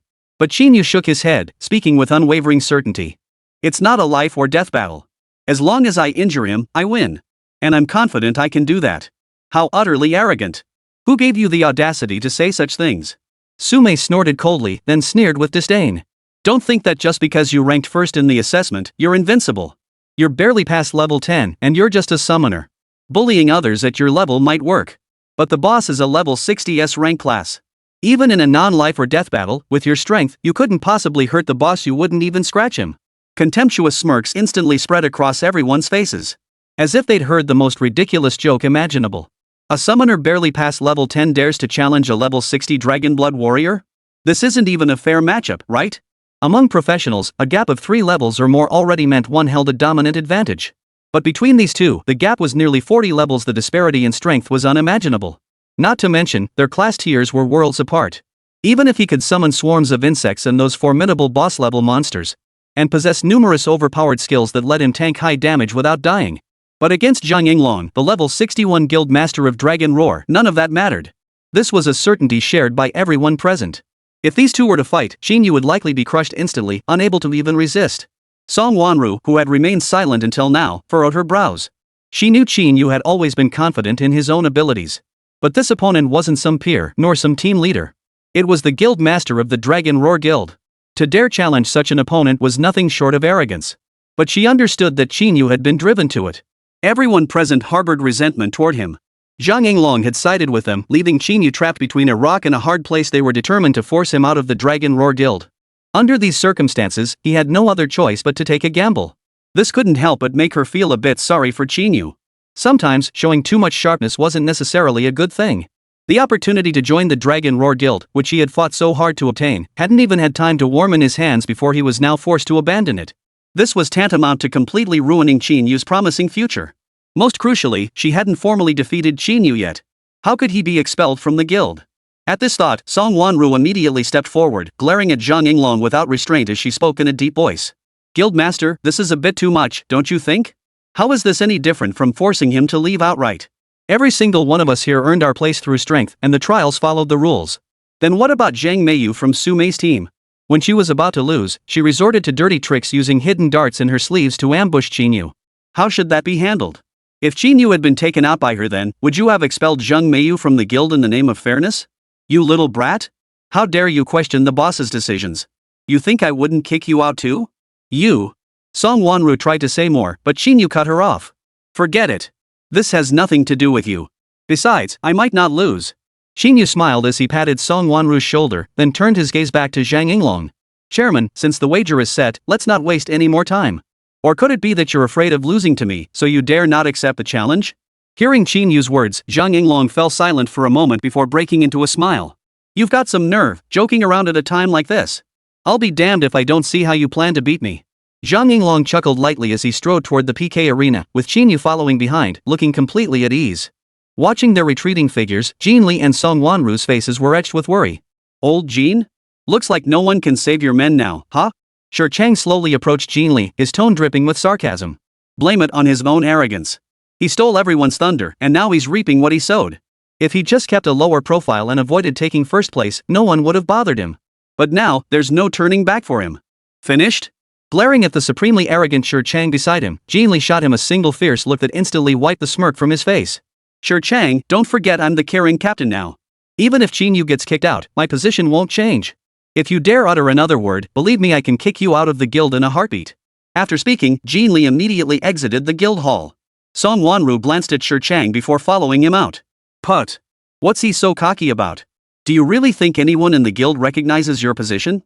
Shi Chang couldn't help but snort coldly. Once Qín Yǔ's gone, you arrogant bastard will be next. The crowd followed them to the PK arena. Even if none of them believed Qín Yǔ could win, it was safe to say they were all there to watch him make a fool of himself. The four captains followed Su Yanqing to their seats in the front row of the spectators section, paying no attention whatsoever to Jin Li and Song Wanru, who were also seated in the front row. Hey, guess how many seconds that kid can last? Watching Qín Yǔ and Zhang Yinglong in the arena, Su Mei asked excitedly. He'll get wiped out instantly, right? The power gap is just too ridiculous. This matchup is unfair from the start. There's nothing to see here. Tian Shirling shook his head slowly beside them. We all know how strong the boss is. If he weren't holding back, no one could even get close to him. Let alone injure him. Exactly. The president has dragon blood protecting him, granting him incredible defense. Even if that kid somehow manages to get close, he won't be able to break through. 109, a web of schemes, each ring interlocking like a spider's net. The PK arena still bore the massive traces left behind by Qín Yǔ earlier. This couldn't help but surprise Zhang Yinglong.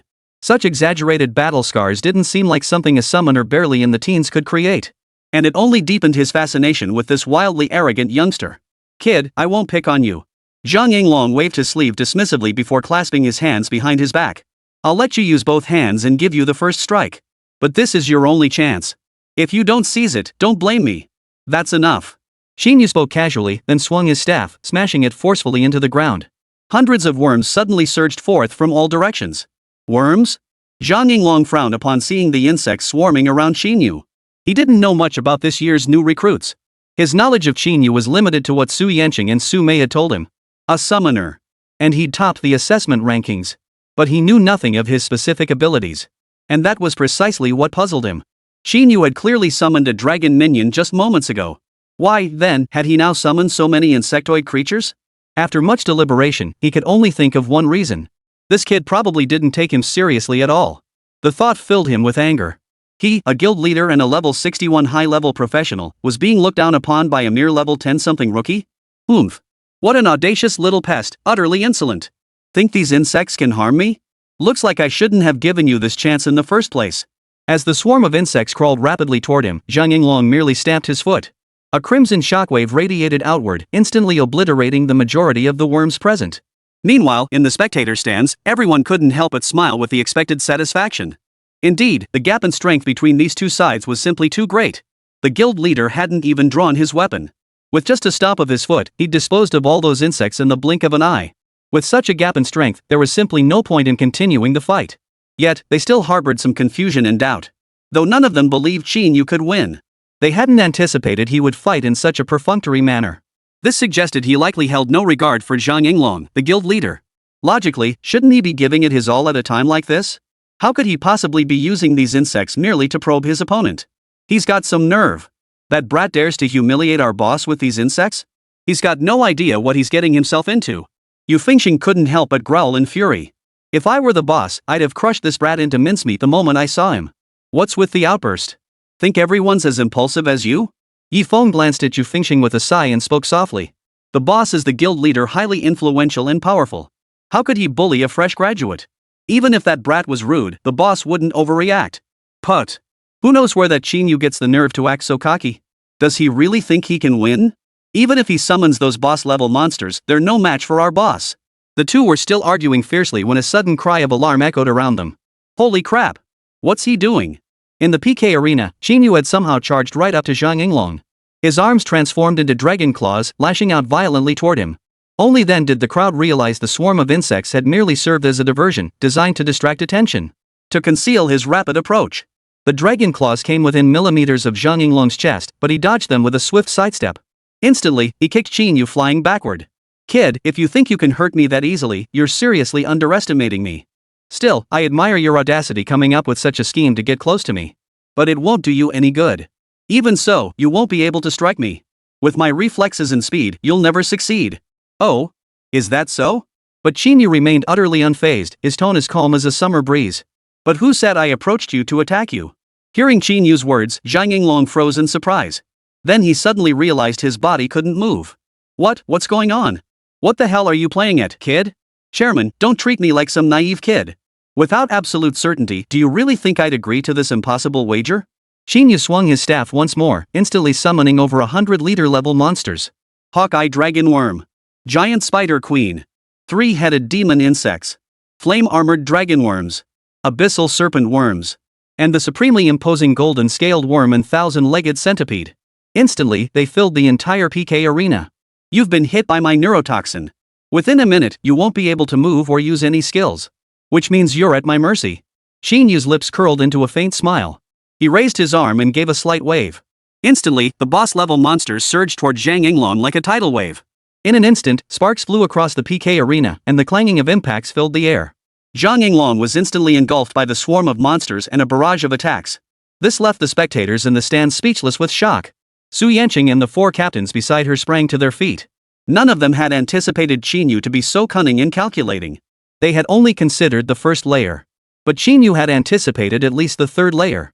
Yet now, the crucial matter was not who won or lost, but the safety of the guild leader. The group immediately prepared to rush into the PK arena to rescue him. Just then, a sudden burst of crimson light erupted from the center of the arena. Instantly, several streaks of blade light appeared, slicing through the swarm of monsters and halting all attacks within the arena. A deafening crack of air, accompanied by the muffled thuds of flesh and bone shattering, reverberated throughout the entire PK arena.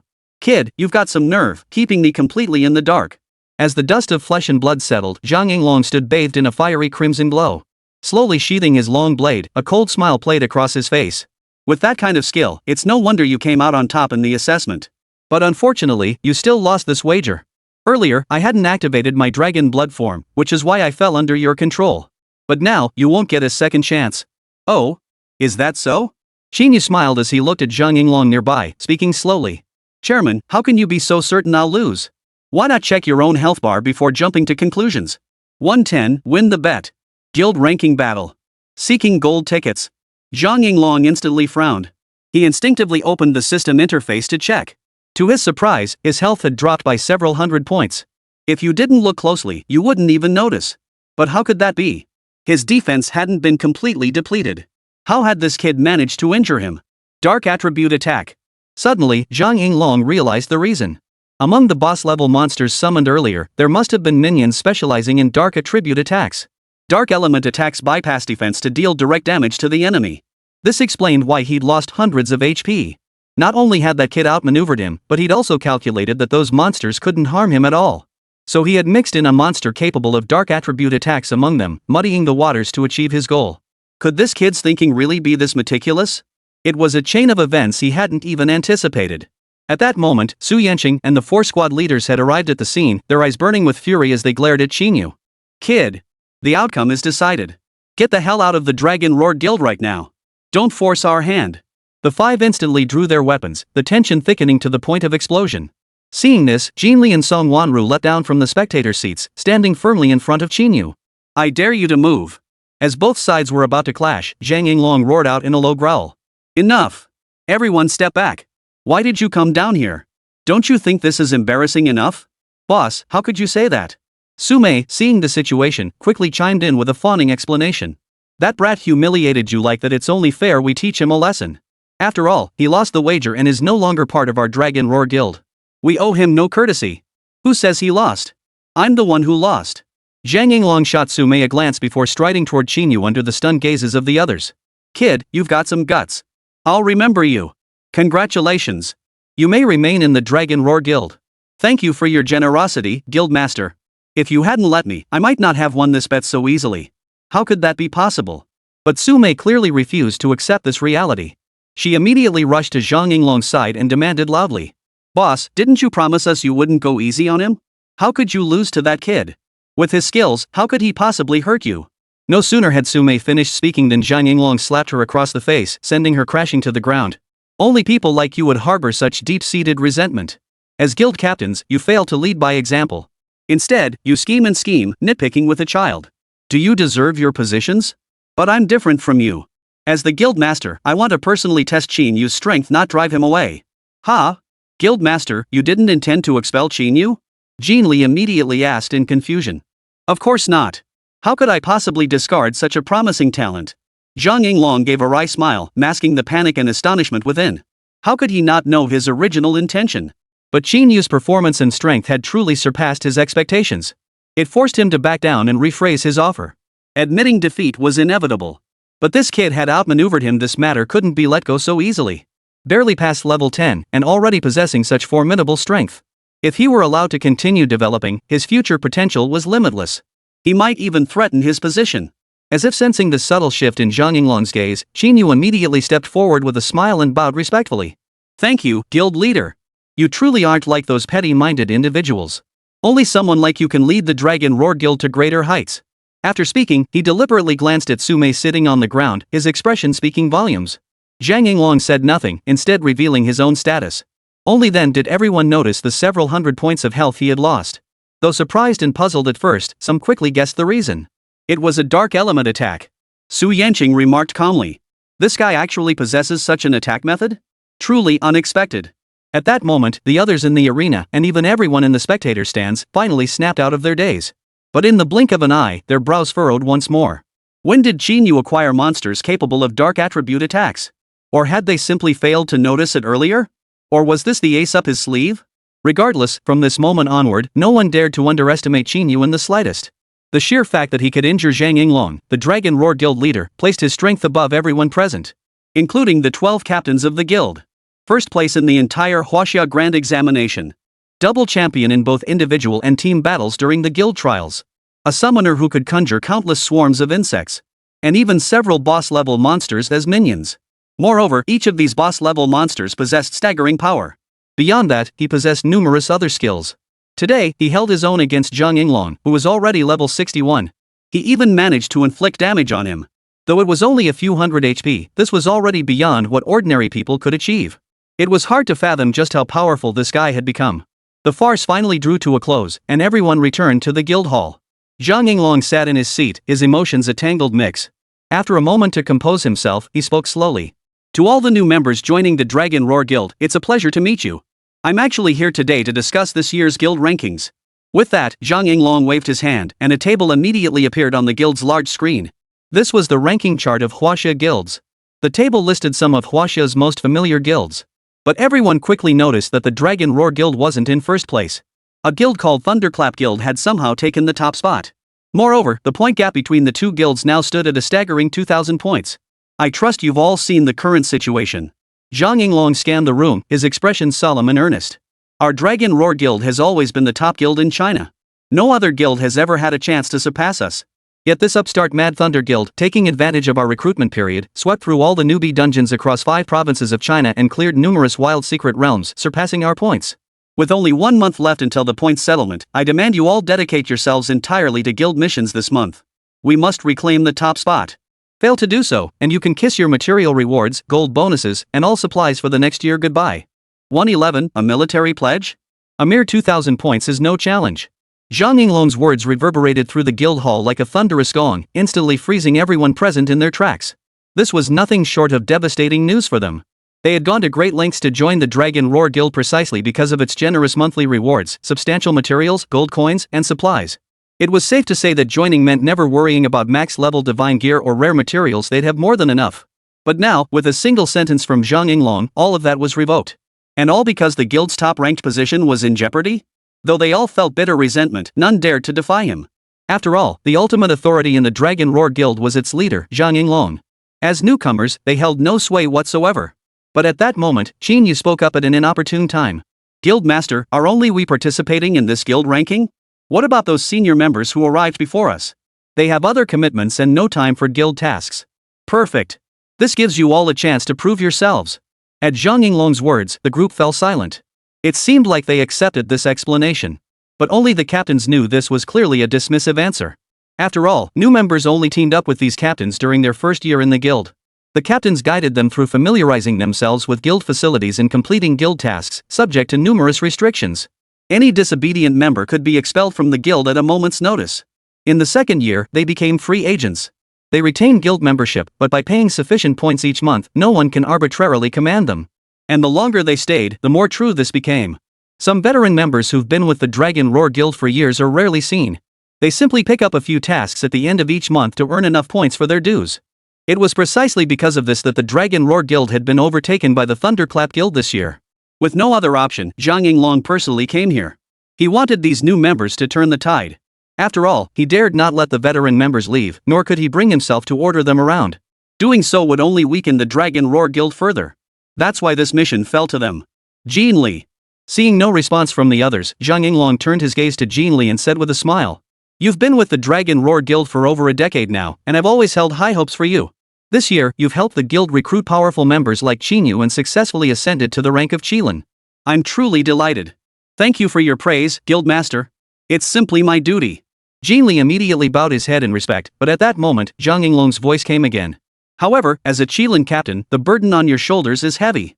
If our Dragon Roar Guild falls behind the Thunderclap Guild this time, you should know what the consequences will be. Not only will they lose this year's rewards, but you won't keep your position as captain either. Understand?" Hearing Zhang Yinglong's words, Jin Li's body trembled. This was undoubtedly like strapping a ticking time bomb to his waist. Earlier, they had openly and covertly tried to take down Qín Yǔ. Now that his attempts had failed, the pressure had shifted squarely onto him.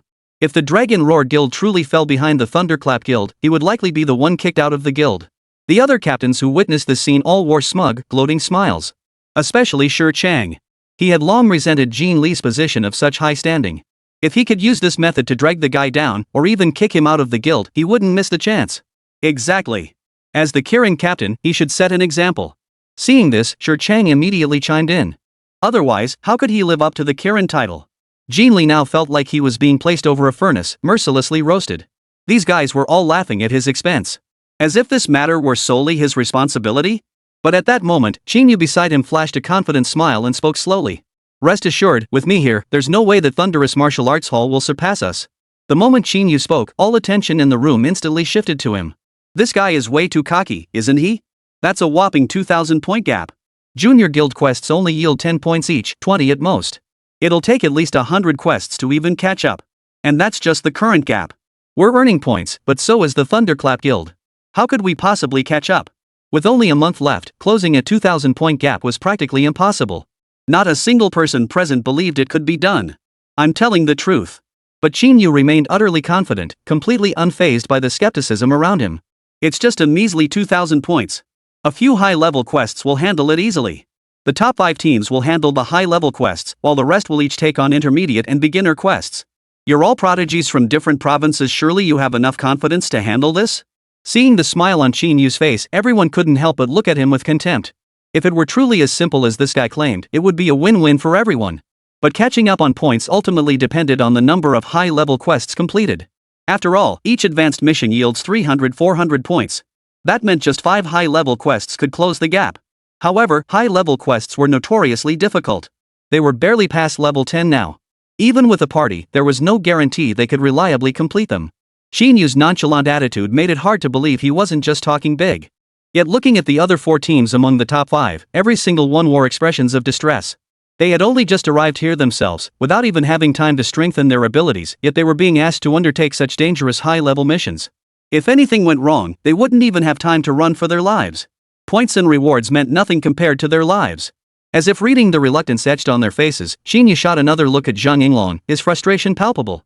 "President, since everyone seems so unmotivated, how about I lead a team? I'll pick my teammates freely to complete the high-level mission. What do you think? Who do you want to pick?"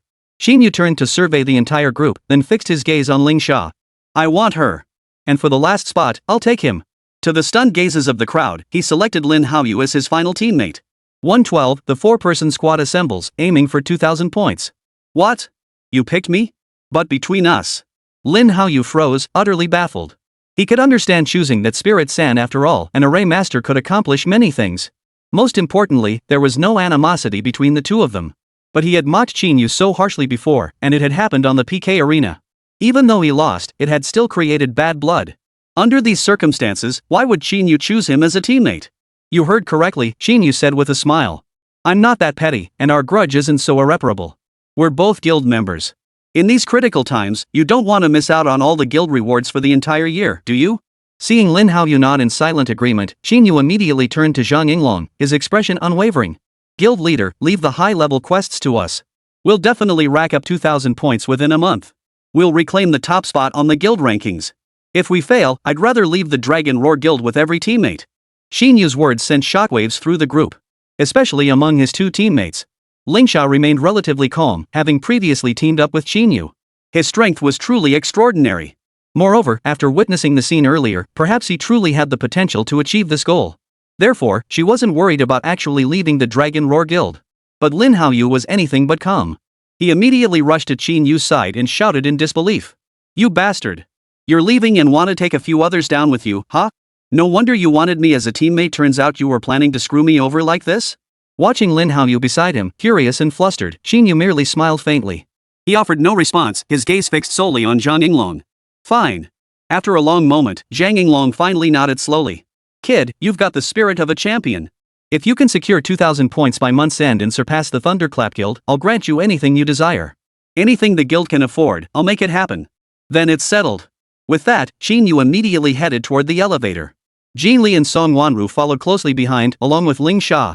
Lin Haoyu stood frozen in place for a long moment before finally breaking into a run to catch up. Though he deeply resisted accepting this reality, he dared not refuse lightly. Refusing to team up with Qín Yǔ outright in front of so many people would be utterly humiliating. How could he possibly continue in the Dragon Roar Guild afterward? Most importantly, it would leave a bad impression on Zhang Yinglong. At that thought, he couldn't help but mentally curse Qín Yǔ's ancestors to the nth degree. After the group departed, the remaining members dispersed on their own. Only Zhang Yinglong and the 5 squad leaders remained. Boss, are we really going to entrust such a major task to that Qín Yǔ? Su Yanqing approached Zhang Yinglong respectfully and asked in a low voice. That kid has some skill, but high-level missions aren't exactly a walk in the park. Should we intervene as well? No need. Zhang Yinglong shook his head without hesitation. If the kid's that confident, let him handle it. If he actually pulls it off, rewarding him wouldn't be unreasonable. But if he fails, it'll give me the perfect opportunity to kick him out of the Dragon Roar Guild. Seeing the smile that flashed across Zhang Yinglong's face, Su Yanqing couldn't help but chuckle softly. The same went for the 4 squad leaders standing behind him. As expected, you're always so meticulous, boss. But what if that kid fails? We can't just hand over the title of top guild to the Thunderclap Guild, can we? Oomph. It seems the Thunderclap Guild recently appointed a new leader, which explains their sudden bold moves. Still, thinking they can take the top guild spot with just these points? That's downright disrespectful to me, Zhang Yinglong. Zhang Yinglong swept his hand across the desk, opening his account. There were still hundreds of thousands of points sitting there. The Dragon Roar Guild's accumulated strength over the years, how could a newbie guild possibly match that? Once the points ranking concludes, I'll personally pay a visit to this new leader of the Thunderclap Guild. See who it is. So arrogant, daring to covet our Dragon Roar Guild's top spot. Qín Yǔ and his companions made their way up to the 3rd floor. Throughout the journey, Jin Li continuously explained the challenges and strategies for completing high-level quests to Qín Yǔ. Advanced quests were essentially untouched by most. They were a thankless task. As the team leader, he had only completed a handful over the years. And each time had been extremely perilous. They were quite different from secret realms. Guild quests primarily involve exploring unknown dungeons, hunting down dungeon bosses, and earning points in return. The higher the dungeon boss's level, the more points you earn. But for high-level guild quests, the dungeon bosses are usually level 30 or above. And since these are uncharted dungeons, the exact danger level of the boss remains unknown. This is precisely why no one is willing to undertake those high-level quests. Even though the points are high, the danger is equally high. Generally, one must reach level 30 and attain intermediate level skills before attempting high-level quests. For someone like Qín Yǔ, who just graduated a month ago and is already thinking about taking on high-level quests, it's practically suicide. Enough.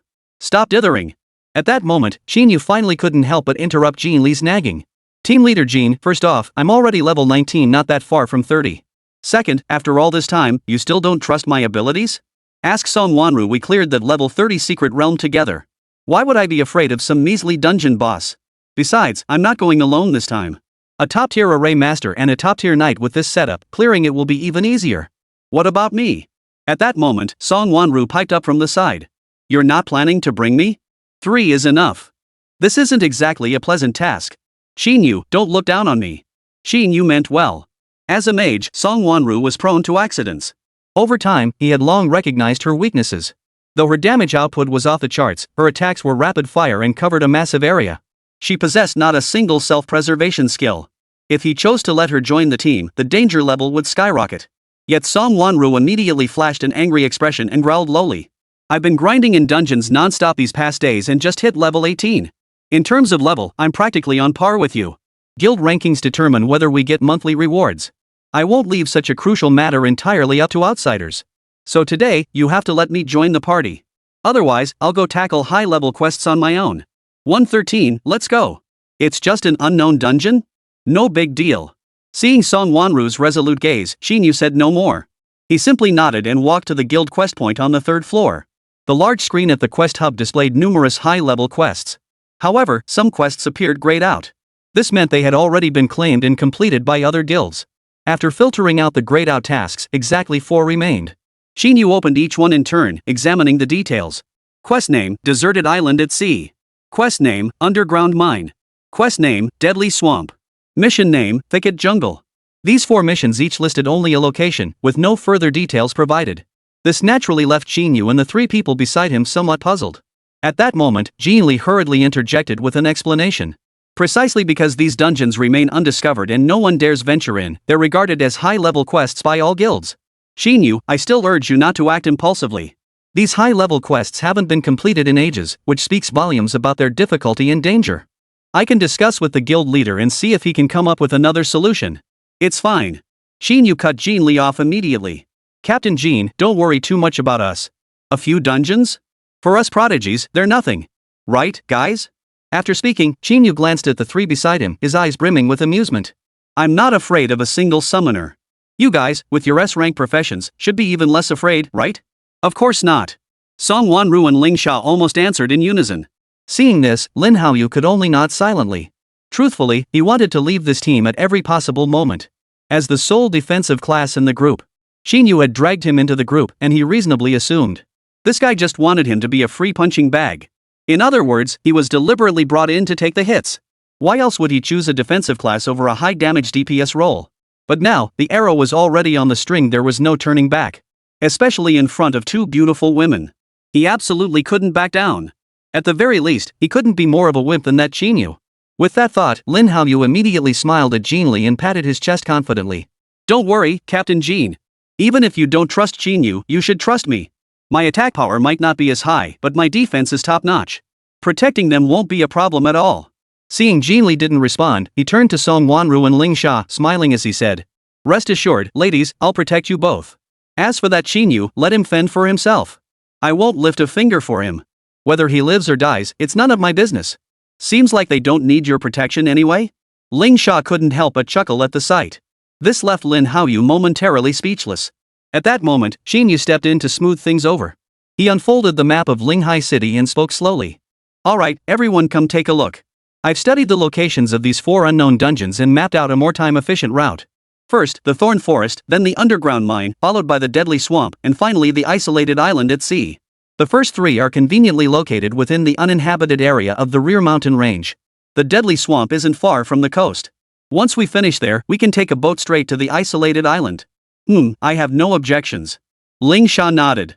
I'm fine with it too, Song Wanru agreed immediately. Since both of you ladies have no objections, I have none either. Lin Haoyu shrugged. Alright, since there are no objections, let's depart immediately. The 4 quickly formed a small team and prepared to head toward the Thorn Forest. Wait. But at that moment, Jin Li stepped in front of them once more. He then pulled something resembling a signal flare from his pocket and placed it into Qín Yǔ's hand. Here, take this. If you encounter any danger you can't handle, use this piercing arrow. I'll be able to rush over with reinforcements immediately. The piercing arrow can traverse both the dungeon and reality. Even if you use it inside the dungeon, I'll be able to see it. Qín Yǔ examined the arrow in his hand, then handed it to Song Wanru beside him without a moment's hesitation. Okay, but I don't think we'll need this. With me here, these 4 dungeons will be cleared in an instant. There's absolutely no danger. Keep bragging. If you didn't brag, no one would take you seriously. Qín Yǔ ignored Lin Haoyu's snarky remark and led the group downstairs. But watching their retreating figures, Jin Li couldn't shake a sense of unease. Though he trusted Qín Yǔ's abilities implicitly, the dangers lurking within that unknown dungeon were far more extreme than they could ever imagine. He could only silently pray that none of them would face mortal danger.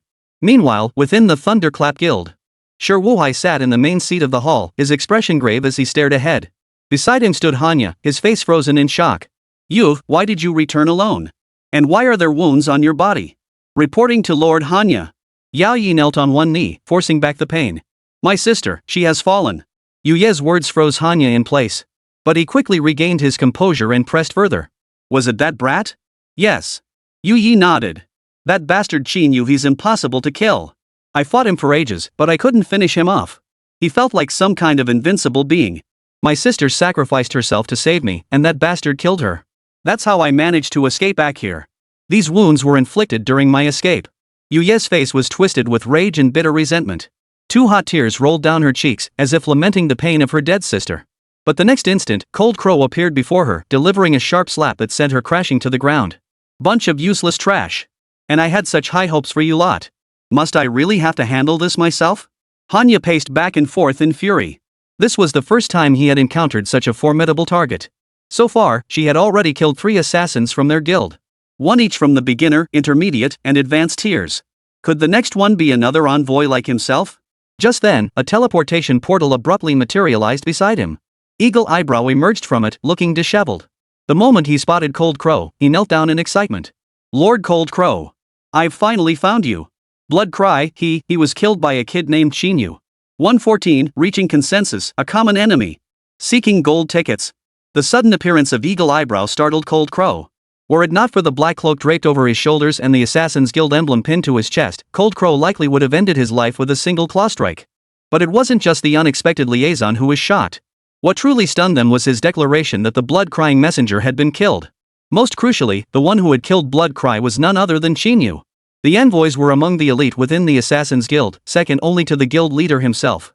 Among the 12 messengers, Blood Cry was considered of average strength. He could rapidly enhance his attributes through the scent of blood in his own blood, making him akin to a rabid dog. If even he was taken down by Qín Yǔ, could this kid's strength really be that outrageous? He had investigated Qín Yǔ himself. Yet he found no useful information.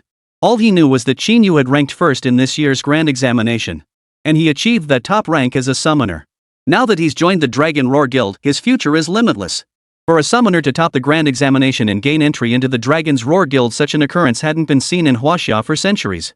This alone suggests the kid is no pushover. He's definitely not someone to be underestimated. At that moment, Shi Wuhai, who had remained silent throughout, slowly rose to his feet. He walked over to Hanya and spoke with a hint of disappointment. "Hanya, it seems I've overestimated your Assassin's Guild. But since you helped me push the Thunderclap Guild to the top spot, I won't ask for a refund on the money I gave you. Since you couldn't take down that kid, I'll find my own way to deal with him. I refuse to believe some brat dares to on my head. I'll make him pay with his life alongside my son. No need for Mr. Shi to lift a finger." Suddenly, a chill swept past Shi Wuhai. Hanya's eyes were icy cold, filled with murderous intent, as if he would charge out at any moment and tear Qín Yǔ to pieces. That Qín Yǔ dared to kill the association's envoy. This is no longer a personal grudge of yours, he is now an enemy of our entire Assassins Association. He is provoking the entire Assassin's Guild. With that, he immediately turned to the trembling Eagle Eyebrow and barked in a low voice. "Where is that brat now? He dares defy the association? I will kill him with my own hands. Lord Cold Crow, you must calm down." Seeing this, Eagle Eyebrow waved his hands urgently, trying to dissuade him. "That kid is highly unusual. You know Lord Xueming's strength, he's reputed to be the strongest elementalist in the association. But even his full power strike couldn't kill that brat, didn't even scratch him." "Yes, Lord Cold Crow." Yu Yi, standing nearby, stepped forward as well. "I believe this matter requires careful consideration. That Qín Yǔ clearly without any equipment managed to withstand my lethal strike. It feels like his abilities are nearly on par with mine. But he's just a summoner." Yu Ye's words instantly plunged everyone present into silence. How could a summoner possess such formidable strength? Not only did he manage to kill a level 3 assassin in return, but to actually take down a messenger? If word got out, who would still come to the Assassin's Guild for help with killings? By then, the Assassin's Guild's motto, "Mission accomplished." Those 8 words would become a laughingstock. Qín Yǔ can summon dragonkin followers. Could his absurdly powerful abilities be related to that? At that moment, Eagle Eyebrow spoke up excitedly. I saw it with my own eyes. Qín Yǔ summoned over a dozen dragons. Without those dragons, Lord Shueming wouldn't have died. Dragon clan? Hearing Eagle Eyebrow's words, Shi Wuhai and Cold Crow instantly furrowed their brows. No wonder. In that case, everything makes much more sense. The dragon race is legendary.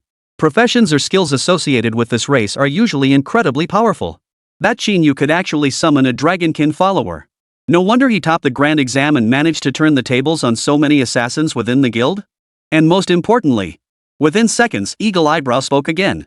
I saw that kid wearing a golden poison ring. If I hadn't been carrying an antidote with me, I'd have lost my life right there. A golden poison ring? A hint of amusement flashed in Cold Crow's eyes as he immediately inquired. Are you telling the truth? Absolutely true. Don't you know my eyes? There's no way I could have mistaken it. The golden venom ring. This was an extremely precious piece of equipment. Moreover, it's a top-tier piece of gear never before seen in Huaxia. Currently, he'd only heard of a few purple-tier venom rings circulating on the market. And their prices are astronomical. After all, such gear drastically boosts efficiency and monster grinding in dungeon runs. Most monsters in regular dungeons lack resistance to poison. Therefore, once poison is applied, the percentage-based damage attribute swiftly eliminates them. Clearing dungeons becomes a matter of minutes. Faster dungeon clearing means faster leveling. The difference in a player's strength is primarily tied to their level. Even a single level difference translates to significant stat improvements. And such a rare artifact, something you could only hope to stumble upon, actually fell into this kid's hands? If only I could get my hands on that golden poison ring. Perhaps his standing could rise even higher. Meanwhile, Shi Wuhai's eyes flashed with excitement. Though he had no clue where that kid Qín Yǔ had procured such a divine artifact. But if he could claim that golden-grade poisonous ring as his own, his strength would undoubtedly receive a massive boost. The two exchanged a knowing smile before returning to their seats. Mr. Shi, that boy has now formally declared war on the Assassin's Guild. As your envoy, I absolutely cannot allow him to act so brazenly. At that moment, Cold Crow turned to Shi Wuhai beside him and spoke softly. And he killed one of my trusted confidants. Regardless, I will personally deal with him. So, what's your plan? Shi Wuhai inquired with a smile. That kid won't be so easy to deal with. Without a flawless plan, you might end up like that blood-crying order envoy killed by Qín Yǔ. Looks like you've got something up your sleeve, Mr. Shi? How about we work together? Cooperation is fine, but I want that poisonous ring. Shi Wuhai bluntly voiced his true thoughts. I've poured so much money into your Assassin's Guild. Demanding this one small piece of equipment should be perfectly reasonable, shouldn't it? Hearing Shi Wuhai's demand, Hanya's brows immediately furrowed. But soon, the corners of his eyes lifted slightly as he smiled and said, Fine. I agree. Then here's to a fruitful collaboration. Happy cooperation. 115 Hidden Dungeon Entrance in the Uninhabited Back Mountains. A luxury car was parked outside the Dragon Roar Guild's entrance. Judging by its appearance, it was likely worth over $1 million. Ladies, please get in. Lin Haoyu immediately opened the door, courteously stepping aside to make way. But as Qín Yǔ followed behind Ling Sha and Song Wanru, just about to get in, Lin Haoyu stopped him. Hey! There's no seat for you in this car. Lin Haoyu shot Qín Yǔ a dismissive glance and snapped irritably. If it weren't for you, I wouldn't have ended up in such a miserable state. Go grab a cab yourself. Don't dirty my McLaren. Seeing Lin Haoyu's arrogant expression, Qín Yǔ merely smiled faintly before patting his shoulder and saying, Lin Haoyu, I know you can't stand me. But mocking me like this won't do you any good. Do you really think I can't afford a luxury car like this? Just keep talking big, then. Lin Haoyu couldn't help but snort. This car is a limited edition model. It won't go for less than $2 million. You can't even afford a full set of gear. How could you possibly have extra money for this car? A car is just a means of transportation. People like you need one, but I don't. Equipment is the same, I just choose not to buy it. Qín Yǔ silently opened his personal interface and showed Lin Haoyu his account balance. This can't be possible. Where did you get all this money? Staring at the over $2 million in Qín Yǔ's account, Lin Haoyu froze in place. No comment. Qín Yǔ shook his head with a smile and closed the personal interface. Then, a dragon's roar echoed through the sky. A coiled dragon, its body covered in golden scales, flew in from the distance and slowly came to rest beside Qín Yǔ. To me, your car is nothing but a useless hunk of metal, not nearly as useful as my summoned creature. Qín Yǔ slowly climbed onto the dragon's back, glanced at the car, and waved his hand. Before Lin Haoyu could speak, Ling Sha and Song Wanru stepped out of the vehicle one after another. Sorry, Haoyu, but I'd much rather ride that dragon. Ling Sha passed by Lin Haoyu with a slightly apologetic smile. Me too. Song Wanru followed closely behind, then glanced at the sports car by the roadside with a look of disdain. I'm not used to riding in sports cars like this. I usually travel in business class vehicles. Once both were aboard the dragon's spine, the golden-scaled insect instantly soared into the sky. But even then, Qín Yǔ couldn't resist taking a jab at the already furious Lin Haoyu. Mr. Lin, we'll be heading off now. If you can't keep up, we can wait for you at the destination. After all, we're teammates now. We'd never abandon you. With that, Qín Yǔ led the two others away on the dragon's back. In an instant, they vanished from sight. Left standing alone was Lin Haoyu, seething with helpless rage. Damn it! Qín Yǔ, just you wait. 3 hours later, at the entrance to the uninhabited area of the rear mountain range. Qín Yǔ, it's been so long. Could Lin Haoyu have gotten lost? By the campfire, Ling Xia glanced at Qín Yǔ beside her voice tinged with concern. Should we go look for him? No need. He'll be here soon. Qín Yǔ smiled as he divided the 4 strings of venison in his hands, handing 2 to Ling Xia and Song Wanru beside him. He then glanced at the hummingbird moths flying in from the distance and shook his head. No sooner had he spoken. Lin Haoyu appeared from the distance, running and stumbling, his forehead glistening with sweat. Damn it! Finally caught up with you guys. This place is all thorns the car couldn't get through. Otherwise, I would have been here before you. Seeing Lin Haoyu finally arrive, Qín Yǔ immediately stood up to greet him. You sure are fast, Lin. I thought it'd take you at least another hour to get here. Here, want a skewer to tide you over? This will probably be our only meal today. Seeing the skewer of freshly grilled venison Qín Yǔ offered, Lin Haoyu couldn't help but swallow hard. After 2 hours on the bus and another hour trekking through mountain roads, he was starving. The aroma of the roasted venison made his stomach growl instantly. But he forced himself to suppress his craving and replied dismissively. Oomph. Just a measly skewer of venison? I couldn't care less. In the central province, this young master feasts on delicacies from land and sea at every meal. How could I possibly eat something like this? Are you sure you don't want it? Though he could tell the guy was putting on a front, Qín Yǔ didn't press the issue. Instead, he tentatively pulled the skewer back. But just then, Lin Haoyu suddenly reached out and stopped him. Well, since you were kind enough to bring me some, I suppose I could make an exception and try a bite? Before Qín Yǔ could react, Lin Haoyu snatched the skewer away, devouring the meat in a few bites, his mouth dripping with grease. The scene was no different from a monster devouring its prey. Qín Yǔ merely chuckled at this, then opened the map to examine it. Their current location was the entrance to the uninhabited zone. It was also the thorn forest region. Here, near the water source, vast thickets of thorns grew everywhere, making travel through this area extremely difficult. And that was precisely why this place was called the No Man's Land? Unlike Death Valley. The environment here is harsh, and monsters are extremely rare. Both adventurers and monster hunters naturally avoid this thankless place. Precisely because of this, it remains an undeveloped area, harboring numerous unknown instance entrances. Typically, these untouched dungeons wouldn't be touched for months, if not years. Yet, this very place was swept clean by the upstart Thunderclap Guild, leaving only this most elusive dungeon behind. Earlier, he had dispatched 200 hummingbird moths to scout the Thornwood Forest. Judging by the timing, they should be returning with good news any moment now. Soon, swarms of hummingbird moths flew back from the distance. But unexpectedly, they weren't as fortunate as he had hoped. No undiscovered instance entrance had been found within the Thorn Forest. This left Qín Yǔ somewhat puzzled. Dungeon entrances usually attract swarms of monsters. Yet the hummingbird moths found nothing. This was truly baffling to him. Just then, the 3 who had finished eating meat arrived one after another beside Qín Yǔ. Seeing the frown on his face, they immediately asked, "What's up? Any discoveries?" "Nothing at all. Not only are there no people here, but monsters are scarce too. Looks like we'll have to prepare for a protracted battle." No sooner had Qín Yǔ finished speaking than a light rain began to fall from the sky. The patter of raindrops fell steadily, showing no sign of stopping. Meanwhile, the small river beside them slowly began to rise. The 3 immediately dashed for shelter under a nearby tree. But Qín Yǔ remained rooted to the spot, staring blankly at the rising stream. "Qín Yǔ! What are you doing standing there like an idiot?" Song Wanru shouted upon seeing this. But the very next second, Qín Yǔ leaped directly into the river. 116, Bloodthorn Forest Dungeon, Additional Dungeon Effects. Qín Yǔ's sudden leap into the river instantly froze the 3 people beneath the tree. Song Wanru reacted fastest, dashing toward the riverbank, but there was no trace of Qín Yǔ left. The torrential rain poured down relentlessly. Watching the rapidly rising water level of the small river, the trio felt utterly helpless. They couldn't comprehend what had possessed Qín Yǔ to commit such a reckless act. Even if he couldn't find the dungeon entrance, surely this wasn't the way to commit suicide? But then, Ling Xia noticed what appeared to be irregular ripples forming in the river. Then, the river suddenly parted in the middle. There stood Qín Yǔ in the center, flanked by countless worms and iron beetles, literally pushing the river water apart. And not far ahead of him, a vortex-like portal stood starkly visible. "It's the dungeon entrance." Hearing the exclamations from the 3 beside him, Qín Yǔ merely flashed a smug smile. Now he understood why no one had ever discovered this dungeon entrance before. Because it was hidden within the river. Only during heavy rain did it manifest its vortex-like appearance, becoming visible to others. But during heavy rain, no one would venture out to run dungeons. And certainly not venture into this desolate wasteland. Thus, the dungeon remained perfectly concealed. Had it not been for the sudden downpour, he likely wouldn't have found the entrance anytime soon. Qín Yǔ immediately stepped into the portal, and the other three hurriedly followed.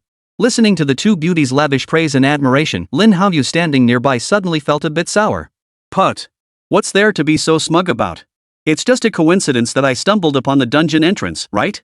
Just got lucky. Just as he was grumbling to himself, Qín Yǔ barked at him. Hey! You with the shield, come over here. You want the two girls to lead the charge? Though Lin Haoyu was displeased, he obediently raised his shield and moved to the front of the group.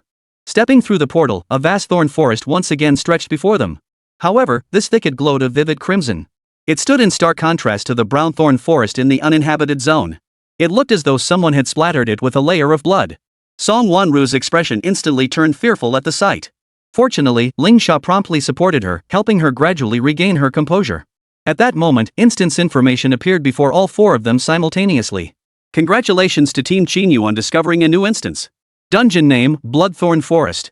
Dungeon level, level 30. Dungeon effect, players will enter a weakened state, with defense values continuously decreasing until reduced to 0. The moment they saw this dungeon effect, their brows instantly furrowed. This was their first encounter with a dungeon featuring additional effects. This meant the dungeon's difficulty was exceptionally high. And the one most severely restricted by this effect? Was none other than Lin Haoyu. As an S-rank paladin, his high defense was his sole advantage. But if his defense kept getting whittled down, that advantage would vanish entirely. Or rather, he'd essentially become useless. As if sensing the gazes of the other three, Lin Haoyu sneered and asked. You don't think I'm backing down, do you? So what if it has that effect? My defense is incredibly high, a little reduction won't hurt me. Besides, I can still use my skills to reinforce my shield. This little setback won't affect me at all. Lin, while I admire your confidence, I still think you should be cautious. I suggest you wait here for us. It's the safest option. You're the one who brought me here, and now you're telling me not to follow? Who do you think you are?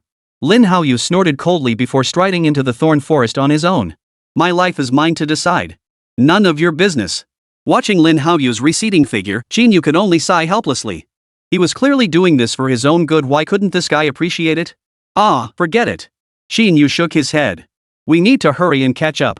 Even though this dungeon has an extra effect, as long as we can find the boss quickly and take it down, that effect isn't really that scary. The Bloodthorn Forest was eerily silent. The blood-soaked air stung their senses at every moment. Especially as they watched their defense values steadily drop, a sense of unease lingered in their hearts. Lin Haoyu, leading the way, felt the most restless.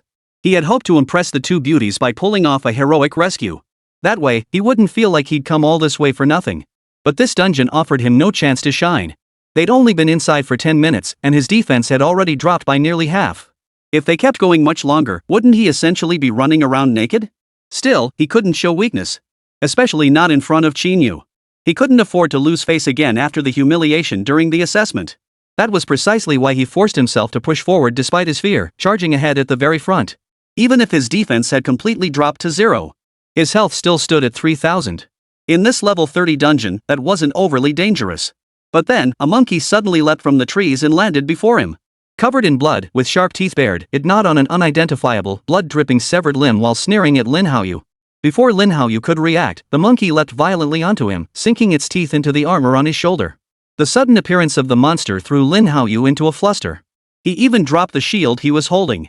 Just as Qín Yǔ moved to intervene, a beam of flame shot from the side, striking the monkey squarely and knocking it to the ground.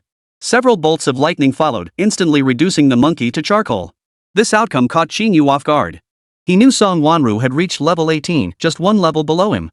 But to instantly kill a level 30 monster with just a few skills? That kind of damage was a bit over the top. Indeed, the S-rank hidden class was no joke. If not for his golden stat boost, he wouldn't even have the courage to face her. As if sensing Qín Yu's gaze, Song Wanru flashed a smug smile. All those days of grinding dungeons had finally paid off. With her level increase, the damage output of every single skill had significantly risen. Moreover, she had grown far more adept at managing the interactions between different attributes. Taking down a level 30 common monster was no challenge at all. Even the dungeon boss, she now had the confidence to take it down solo. But just as she was basking in her triumph, Qín Yǔ suddenly charged toward her, sweeping her into a tight embrace. She was about to snap back when a blood-red claw whizzed past her face. By a hair's breadth, her neck would have been snapped in an instant. 117, one-shot kill, the 100,000 shield dungeon boss. Soon after, hordes of monkeys swarmed in from all directions, instantly surrounding them in the center. There were at least 100 of them. These monkeys varied in size, all level 30. Thanks. Save the thanks for later. Our priority is dealing with these monsters. Qín Yǔ swung his staff with a fierce motion, unleashing a swarm of worms that surged outward, scattering the monkey horde completely. He immediately mounted the eagle-eye dragon worm and soared into the sky. What surprised him was that these monkeys weren't like any monsters they'd encountered before mindlessly charging about. They were remarkably intelligent, their attacks executed with deliberate strategy. Knowing Lin Haoyu was a heavily armored, slow-moving giant, the monkey horde sent only a few monkey monsters to tie him up. The rest of the monkey monsters focused their full assault on Ling Sha and Song Wanru behind him. Although Qín Yǔ had deployed a sufficient number of worms to assist, he was now down to a single drop of health, rendering these worms practically useless. Moreover, the damage from his desperate attack was nowhere near as high as before. It could be said that he summoned these worms merely to test the intelligence of these monkey monsters. Clearly, once the monkey monsters realized these worms posed no threat, they paid them no further attention.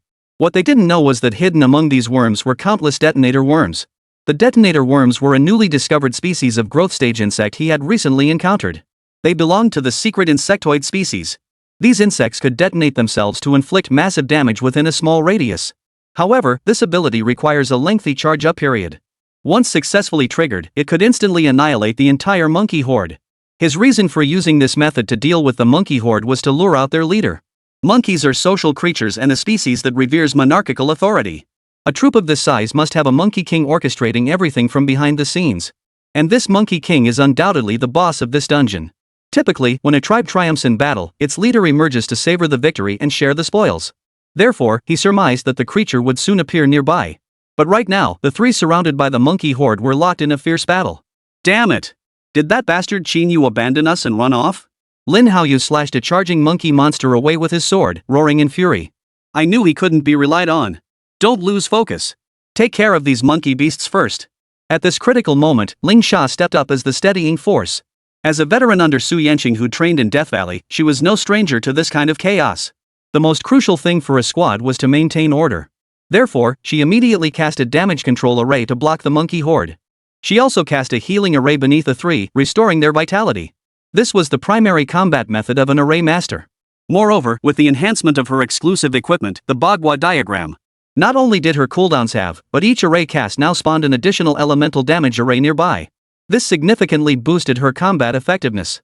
Though her level was somewhat low, she handled these monkey monsters with ease. With a defensive knight and a high-damage, high-frequency mage ally by her side, clearing this group of level 30 monkeys was merely a matter of time. Suddenly, however, a roar erupted from the distance.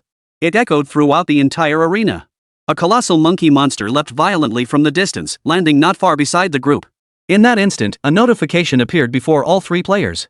Bloodthorn Forest Dungeon Boss, Blood Monkey King has appeared. All players, beware. It's the dungeon boss. The trio immediately turned toward the Blood Monkey King, their faces tense with anxiety.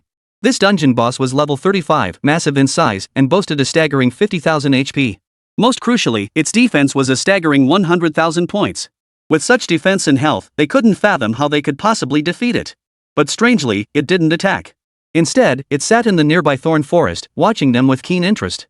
It seemed utterly confident that even without lifting a finger, its monkey minions would secure victory. And indeed, that proved to be the case. After its roar, the monkey monsters seemed to be instantly energized, charging toward them recklessly as if their lives depended on it. Even as some remained trapped within the damage control formation, the rear ranks surged forward relentlessly, trampling over the bodies and corpses of their fallen comrades to break through the encirclement. The formation shattered in an instant, plunging them into extreme peril. In any other instance, the three of them might have been able to hold out. After all, with a top-tier defensive class like Lin Haoyu drawing fire, the other two could focus on damage output and potentially wipe out the entire horde. But here, the dungeon's defense-reducing effect had drastically weakened not only Lin Haoyu's power but also put Ling Sha and Song Wanru in grave danger. Without their defenses, these two squishy characters would likely enter critical condition from a single hit. Without a clever plan, they might well meet their end here today. Suddenly, a series of explosions erupted around them. The charging monkey monsters were instantly blown apart, some shattered into pieces, others hurled dozens of meters away. The few scattered survivors who managed to evade the blast were swiftly dispatched by wind blades that suddenly sliced through the air. At that moment, Qín Yǔ landed slowly beside the three, riding his eagle-eye dragon worm. Damn it! You finally decided to come back? Lin Haoyu immediately stormed forward in anger, but before he could act, Qín Yú's glare froze him in place. I'd advise you to rein in your temper first. If it weren't for me, you lot would have been skinned and dismembered by those monkey beasts, reduced to piles of flesh and blood. He then glanced up at the Blood Monkey King nearby and murmured softly. The reason I left the encirclement earlier was to lure out this dungeon boss. Now it seems, it worked like a charm. But that thing has a whopping 50,000 HP, plus 100,000 defense. Lingsha immediately interjected from the side.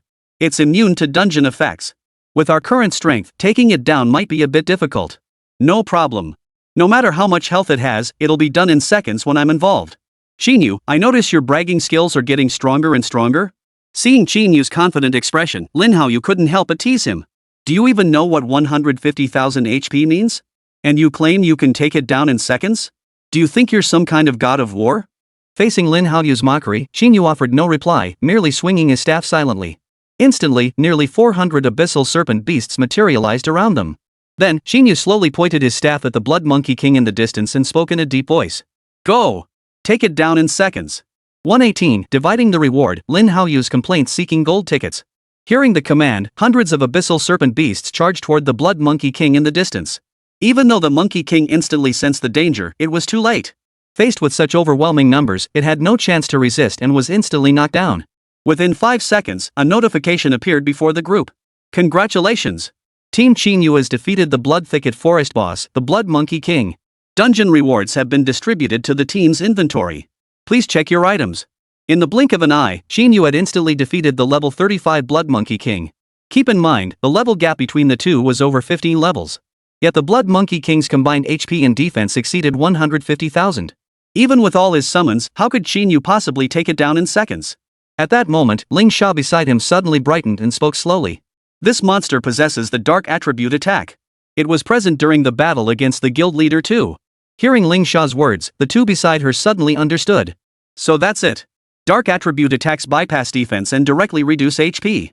That means the Blood Monkey King only has 50,000 HP left. 50,000 HP?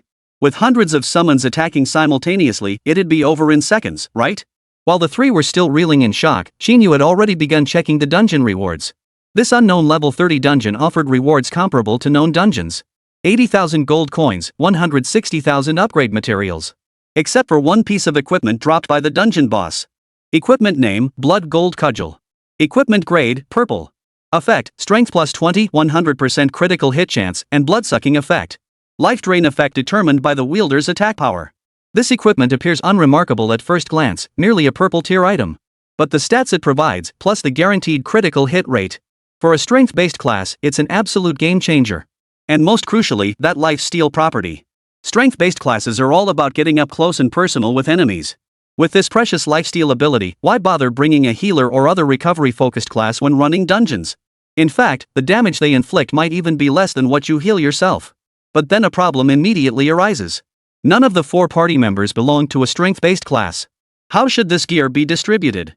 At that moment, everyone noticed the gear dropped by the boss in their inventory and frowned.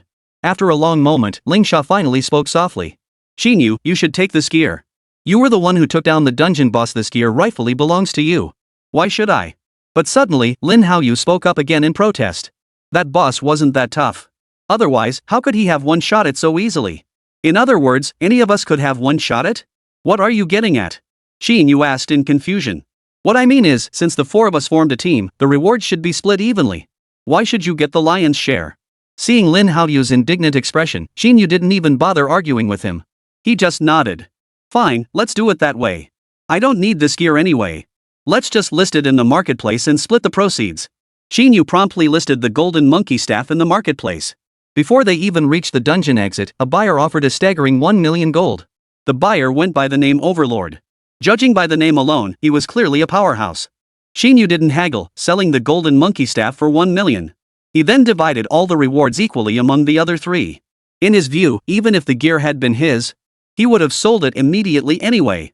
The end result would likely just mean earning a bit less money. After all, his purpose in seeking out these 4 unknown dungeons wasn't to grind levels or earn rewards. He was here to bleed Zhang Yinglong dry. As guild leader, this guy dared to bully him, a new member. If it weren't for his formidable strength, he'd likely have been kicked out of the Dragon Roar Guild long ago. Still, he could understand why. After all, those veteran captains he'd knocked off their pedestals had been commanding figures in the Dragon Roar Guild for years, so they inevitably carried some prestige. They probably had decent connections with that Zhang Yinglong. He threatened their positions, so retaliation was inevitable. But to him, this was nothing. After all, they only dared to engage in verbal sparring in the open. They couldn't truly harm him. Unlike the Assassin's Guild, which struck from the shadows. Besides, he didn't want to let that year's hefty reward go to waste. He joined the Dragon Roar Guild precisely for its inexhaustible supply of high-grade materials. Without that, he might as well go straight to university or join the military instead. Lin Haoyu, however, didn't see it that way. His demand for an equal split was purely to spite Qín Yǔ. As the heir to the wealthiest family in Jianglong City, Zhong Province, money was naturally no issue for him. 1,000,000 yuan was mere pocket change to him. It was utterly insignificant. But he refused to let Qín Yǔ pocket the entire reward. He'd taken on the mission single-handedly and defeated the dungeon boss alone. He'd taken all the glory for himself. It made him lose all face in front of these two beauties. But that was solely due to the dungeon's mechanics. In any other dungeon, he could absolutely demonstrate his true strength. Thinking this, he immediately wanted to head to the next dungeon. But just then, Qín Yǔ suddenly spoke up. "It's too late today. We should set up camp here. The wilderness at night is fraught with danger, especially in this uninhabited area where high-level monsters are likely to appear. So we can't rush out blindly after dark. We have to wait until dawn." "Whoa! Fearless Qín Yǔ, what's gotten into you now? You one-shot that level 35 dungeon boss. Are you scared of some monsters that show up at night?" "Of course I'm not afraid." Qín Yǔ shrugged his shoulders, then shot a helpless glance at Lin Haoyu beside him. "But the two girls can't handle it. What can we do when the tank in our party can't handle it? So I had no choice but to resort to this plan." "You!" Lin Haoyu immediately tried to argue, but the two girls joined forces to block him. "Stop arguing. Qín Yǔ has a point. We still have plenty of time. There's no need to rush. Tonight, we'll just make do with this wilderness for a place to stay." With that, as if they'd planned it, Song Wanru waved her staff and an earthen hut sprang up from the ground. Next, a beam of fire shot forth, instantly igniting a blazing campfire. Ling Sha raised both hands, casting a protective barrier around the hut. Qín Yǔ clapped his hands in satisfaction at the sight. He then patted Lin Haoyu on the shoulder and said with a smile, "Lin, your moment to shine has arrived. Tonight's watch is yours. Don't slack off, or else you'll lose your standing with these two beauties, you know?" 119. The Valley of No Mercy responds to the challenge. Fifth Order dispatches the Cold Crow. Hearing Qín Yu's words, Lin Haoyu nodded instinctively.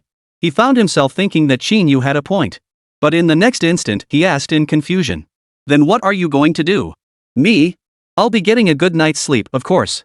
Qín Yǔ immediately headed toward the wooden hut, continuing to express his gratitude as he walked. Only after entering the cabin did Lin Haoyu realize. This guy, did he just dump the hard work on him again? While he went off to rest? But seeing the two girls bustling about nearby, he dared not say much. He could only silently curse Qín Yu's ancestors 18 generations back. Fierce flames flickered within the campfire. Yet even so, they couldn't block the biting cold wind sweeping through the thorny forest at night. Lin Haoyu could only position the sacred shield beside his body to gain a slight advantage. The thought of him, a wealthy young master from the provincial capital, standing guard for others here filled him with irritation. If only he had a chance to prove his worth. Then he'd have the authority to make Qín Yǔ do all this dirty, grueling work. Then, perhaps, he could make a decent impression in front of those two stunning beauties. Suddenly, an arrow shot out from the thorn bushes on the side, plunging straight into the fire in front of him and sending sparks flying. Lin Haoyu snapped out of his thoughts, raising his shield as he scanned the direction the arrow had come from. Just as he was about to give chase, he noticed what appeared to be a note tied to the arrow. "Qín Yǔ, if you have the guts, come to the Valley of No Mercy. I'll be waiting for you here. Signed, Shi Wuhai." Reading the cryptic message, Lin Haoyu couldn't help but frown. Could this be some enemy of Qín Yǔ seeking revenge? Well, that's good news, isn't it? Though he had no idea who this Shi Wuhai really was. But if he dared to provoke us, he must have something going for him. At the very least, he must be an intermediate-level professional. A guy of that caliber has actually set his sights on Qín Yǔ. Doesn't that mean someone finally has the capability to deal with this kid? With that thought, Lin Haoyu immediately rushed into the mud hut. But instead of confronting Qín Yǔ directly, he silently placed the note beside him. No need for him to say more. By tomorrow morning, when he saw the note, he would understand everything. At that point, whether he went or not, he'd be in a bind. If he chose to go, the task at hand would be put on hold. As the sole male member of the team, he would receive significant attention and more opportunities to prove himself. Then he could live a life of having women on both sides. Just thinking about it made him feel exhilarated. But if he chose not to go, it would give me another chance to mock him. Either way, it was a win-win for him. And so, Lin Haoyu sat outside waiting. He was wide awake, alert as could be. But before he knew it, exhaustion overtook him, and he drifted off to sleep. It wasn't until the next morning that Lin Haoyu was suddenly roused by shouts. Song Wanru and Ling Xia rushed out of the mud hut, their faces filled with panic, still clutching the note in their hands. Lin Haoyu, how could you keep watch like this? Someone broke into the house in the middle of the night and you didn't even notice? Though flustered, Lin Haoyu pretended to take the note and glance at it before speaking with feigned surprise. This? Is someone seeking revenge against Qín Yǔ? Is this sure Wuhai guy that formidable? How did Qín Yǔ provoke him? Facing Lin Haoyu's questions, Song Wanru fell silent for a moment before speaking slowly. Anyway, we need to find Qín Yǔ first. If they really start fighting, the consequences would be unimaginable. Worry clouded Song Wanru's face. She knew Sure Wuhai very well. As Linghai City's second richest businessman, second only to her father Song Weiman, this man possessed formidable strength and held considerable standing in the city. He had awakened as an A-rank hidden class, the Demon Archer, capable of taking an enemy's head from within 100 meters. This man had come for Qín Yǔ now, undoubtedly seeking vengeance for his deceased son, Shi Yong. Once they met, a bloody battle was inevitable. It would be a fight to the death. But Shi Wuhai was, after all, an intermediate-level professional. In every aspect, he surpassed Qín Yǔ. If they fought, Qín Yǔ would be the one to lose. She couldn't let Qín Yǔ die. In an instant, Song Wanru dashed toward a specific direction without a moment's hesitation. Ling Xia, seeing this, tried to follow immediately, but was stopped by Lin Haoyu. You're going after that Qín Yǔ too? That's her personal business. Why should we get involved? What does it matter if it's personal? Ling Xia shot Lin Haoyu a glance and said firmly. Qín Yǔ is now part of the Dragon Roar Guild. He's being targeted by enemies. As fellow guild members and teammates, do you think we can just stand by and do nothing? If you don't want to go, you can stay here. Just don't block my way. Ling Xia wasted no more words. She sidestepped Lin Haoyu and dashed off in the direction Song Wanru had left. Watching the two girls' receding figures, Lin Haoyu felt bitter resentment, but he gritted his teeth and swallowed his frustration. He had no choice but to immediately follow after them. Meanwhile, Qín Yǔ had already arrived at the Valley of No Mercy. He had anticipated Sure Wuhai would come looking for him. But he hadn't expected it to happen so soon. It seemed the woman he had let go had already carried the news back. Since no one from the Assassin's Guild dared come, he would have to deal with it himself. But this old man was making things far too simple. Kill him? That depends on whether he has the ability to do so. Come out. I know you're nearby. The Valley of No Mercy was surrounded by cliffs on three sides, making it one of the most treacherous locations in the uninhabited zone. Moreover, there were few places to hide here. So Qín Yǔ merely glanced around briefly before shouting loudly. You want to kill me? I'll see if your strength surpasses your son's. The moment Qín Yǔ finished speaking, a sudden chill swept over him. The surrounding vegetation instantly frosted over. In the next instant, a dark shadow materialized behind him. A short blade flashed with a cold gleam as it slashed toward Qín Yǔ's throat. But Qín Yǔ seemed to have anticipated the sneak attack from behind. He spun and twisted, dodging the blow. He lashed out with a claw, only to strike empty air. A man clad in a dark golden robe appeared where the shadow had been, a playful smile playing at the corners of his eyes. You're not Sure Wuhai? Qín Yǔ noticed the Assassin's Guild emblem on the man's chest and exclaimed in shock. You're also with the Assassin's Guild? But then, a helpless smile spread across his face. You Assassin's Guild really are persistent. How much did Sure Wuhai pay you to work so hard for him? What level of assassin is it this time? Could it be? Before Qín Yǔ could finish, the man slowly pulled back his hood, revealing an eye filled with a blood-red spinning wheel. Fifth envoy of the Assassin's Guild, codename Cold Crow. Here to claim your life. 120, invincible eye technique. Since you refuse to submit, then die. At the mention of Raven, a sharp gleam flashed in Qín Yǔ's eyes. I was just wondering where you'd gone. Never expected you'd come right to me. But what of being an envoy? I've already taken one down. Adding you to the list won't make a difference. Why not just summon the rest of your Assassin Guild's emissaries? I'll wipe them all out. Oh, and your guild's leader, tell him to come out and meet his end too. Oomph. Hanya didn't rush to attack. Hearing Qín Yǔ's taunts, he merely stared at him silently before letting out a light snort. A wet behind-the-ears brat, daring to challenge the entire Assassin's Guild. And you even dare challenge the president? You truly have no fear of death. But I do appreciate fearless little bastards like you. It makes my hunt a bit more entertaining. Then, Cold Crow glanced around, unable to suppress a cold chuckle. Know why I lured you here? Why? Qín Yǔ asked calmly. Could it be there's an ambush here? It seems you're not only powerful but also quite clever. Cold Crow smiled as he spoke. This place is called the Valley of No Mercy because a pair of lovers once committed suicide here. And they chose death because they were hunted down by their enemies. What does that have to do with you bringing me here? Precisely because of that, boundless resentment lurks within this Valley of No Mercy. Should you fall into the valley, even your ability to defy death would be utterly useless. Now do you understand what I mean? Hearing the crow's words, Qín Yǔ instinctively glanced at the cliff behind him. Just as Cold Crow had described, he sensed an endless chill and eerie gloom rising from the valley floor. It felt as though countless invisible hands were reaching out to pull him downward. But would falling truly mean certain death, as the Cold Crow claimed? As if sensing the doubt on Qín Yǔ's face, Cold Crow immediately waved his hand, summoning the lurking Yao Yi from the shadows. Yi clearly had no idea what the Cold Crow intended, approaching without a hint of caution until he stood beside it. Unexpectedly, the Cold Crow seized Yu Yi by the throat and hurled him straight off the cliff. This sudden turn of events caught both Qín Yǔ and Yu Yi completely off guard. Are you out of your mind? What the hell are you doing? Seeing Yu Yi dangling from a cliffside tree branch, Qín Yǔ immediately demanded. He hadn't expected this man to be even more cold-blooded than he'd imagined. He would kill even his own subordinate without hesitation. And without any warning whatsoever. Yu Yi attempted to climb up the cliff, but in the next instant, Luo Yun at the valley bottom suddenly transformed into a pair of giant hands, grabbing hold of her legs. In an instant, she was dragged down into the valley. Hearing the echo of Yu's agonized screams, Hanya's face showed no trace of remorse. Instead, a smug smile spread across his lips. See? Once you fall, the vengeful spirits in this valley will drag you down. There's no chance of survival. So you threw that woman down just to tell me this? Qín Yǔ's face was filled with incomprehension and indignation. I always thought the Assassin's Guild just took money for jobs. Now it seems you're truly cold-blooded. None of that matters.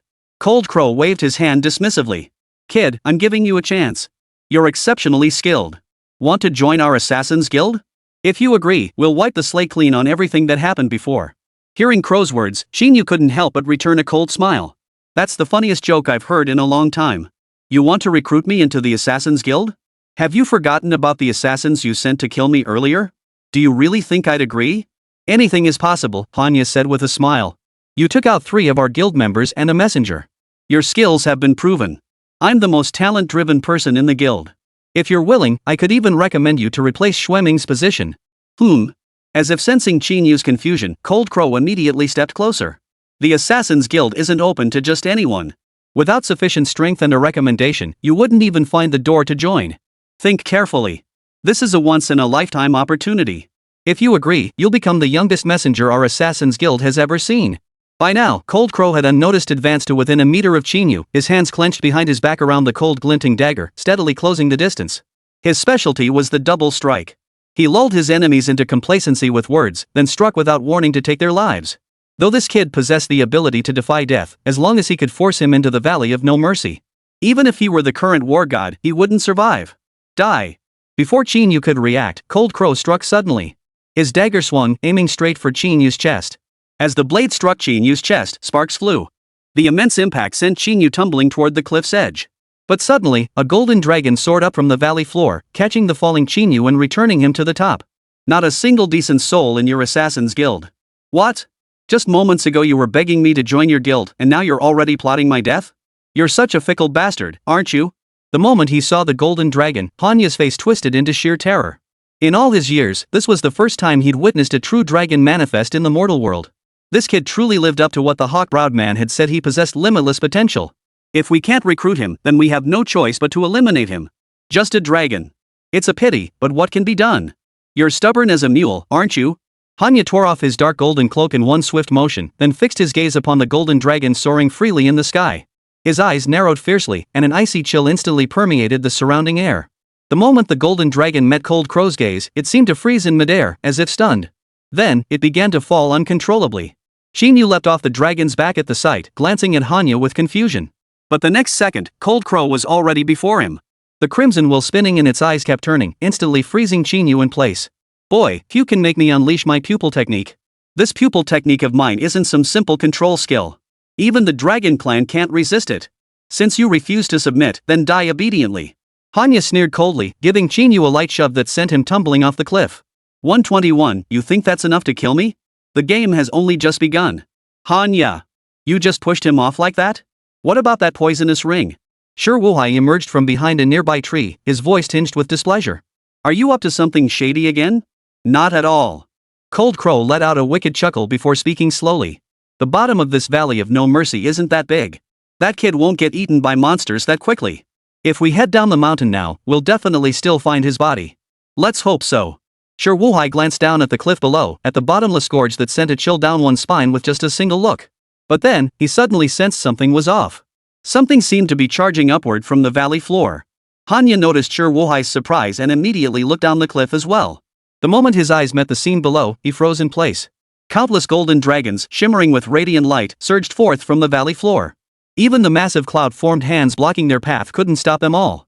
Qín Yǔ rode atop one of the golden dragons, his face radiant with a smile. You want to kill me? Not so fast. The countless golden dragons surged forth, completely obscuring the sun in the sky. Sure Wuhai and Hanya instantly recoiled in shock. They had assumed a single golden dragon was this fellow's limit. Yet this man had summoned so many dragons at once. A single dragon could easily destroy an entire city. So what about so many dragons? Wouldn't they possess the power to destroy the world? At that moment, Qín Yǔ leapt down from the dragon's back. Looking at the two men in panic, he smiled and said, Cold Crow, it seems I underestimated you. Your pupil technique is indeed formidable, I nearly fell for it. But fortunately, I've already figured out how to counter it. Qín Yǔ looked up at the countless golden scaled insects filling the sky, his smile growing wider. Your eye technique can only target a single opponent. But now I have so many summons, what can you possibly do? Oomph. A few measly insects? Do you really think they can scare us? At that moment, Sure Wuhai drew the demonic bow strapped to his back, aimed at the nearest golden scaled insect, drew the bowstring taut, and unleashed a powerful volley of 3 arrows. All 3 arrows struck the golden scaled insect's lower abdomen with precision, triggering a violent explosion that sent it tumbling off the cliff. A true dragon could withstand the damage from these 3 arrows. But these creatures you summoned? They're mere imitations. Nothing to fear. Truly worthy of being the headmaster of the thunderous martial arts academy. Impressive strength. Your son is nothing compared to you, a mere apprentice beside a master. Qín Yǔ clapped his hands in admiration, his tone dripping with sarcasm. Don't you dare mention Xiaoyong. Sure Wuhai roared furiously, his aura erupting so violently it made the surrounding plants tremble. You brat! Today I'll take your life to bury Xiaoyong. Then let's see if you two have what it takes. The tension instantly reached a boiling point. Facing 2 mid-level practitioners above level 30, Qín Yǔ showed no trace of fear. Instead, he remained utterly calm. He stepped back, and hundreds of worms and heavy armored beetles instantly appeared around him, forming a barrier before his body. As a demon archer, Sure Wuhai could only fight while retreating against overwhelming numbers. This maneuver, however, exposed Cold Crow to the enemy. But Cold Crow was a pupil master, ranked a grade. When confronting large numbers of enemies, he held no advantage either. Though these worms and heavy armored beetles posed little threat to them, the dragons soaring overhead proved overwhelming. The relentless dragon flames alone forced them to retreat relentlessly. At that moment, Hanya raised his right hand to his lips. A piercing whistle instantly echoed through the air. In an instant, a large group of assassins clad in black robes emerged from the forest behind them, swiftly blocking the swarm of insects. Oomph!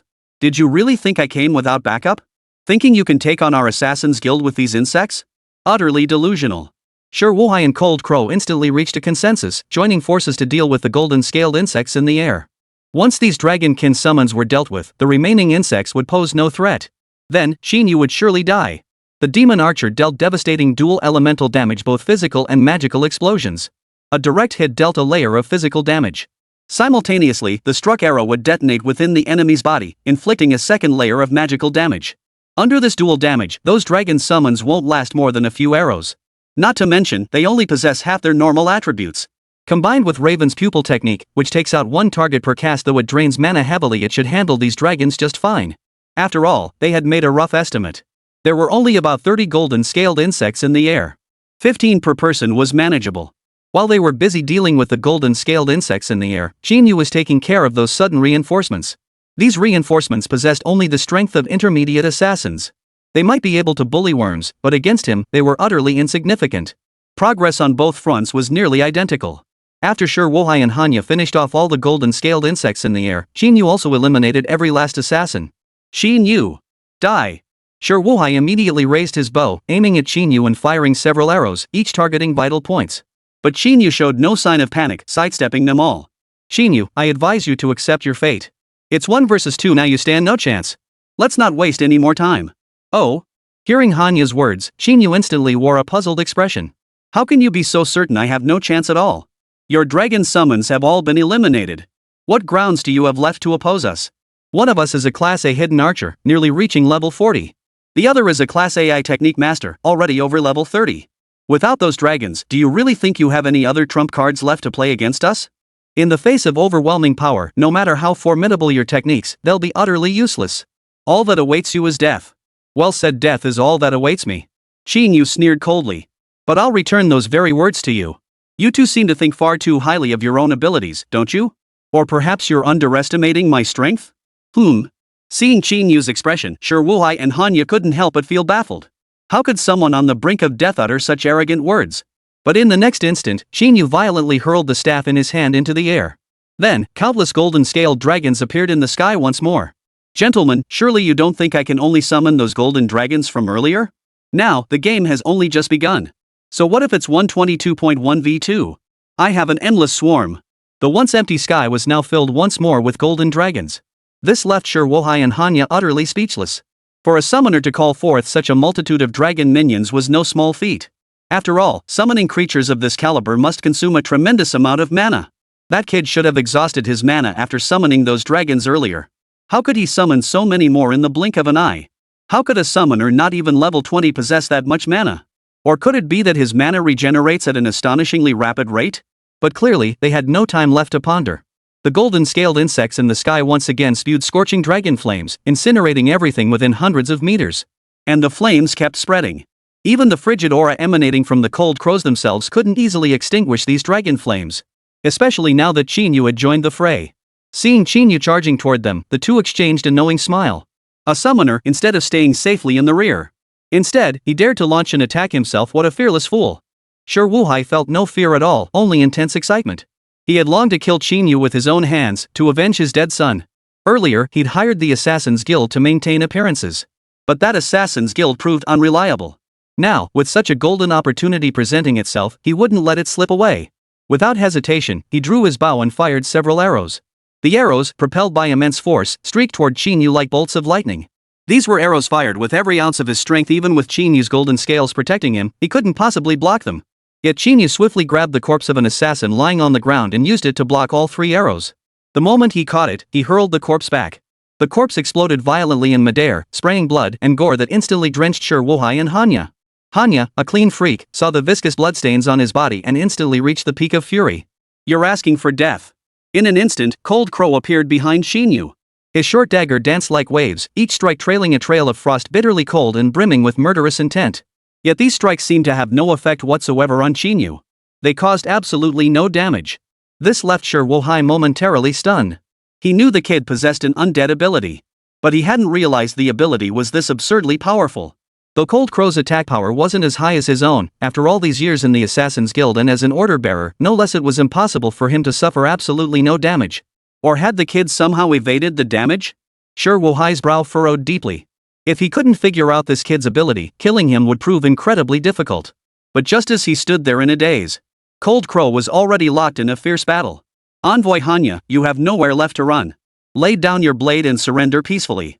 Hanya glanced at the dragon flames encircling him, then looked ahead at Qín Yǔ steadily closing in. Though he refused to admit it, he was truly cornered now. His eye technique had been exposed and could no longer work. His attacks inflicted no damage. It seemed like a dead end. For him, perhaps escape was the only option left. At that thought, he immediately dropped to one knee, bowing his head low. Alright, I surrender. As long as you spare my life, I'll do anything. Clearly unaware that Cold Crow would accept his surrender so readily, Qín Yǔ's footsteps halted abruptly.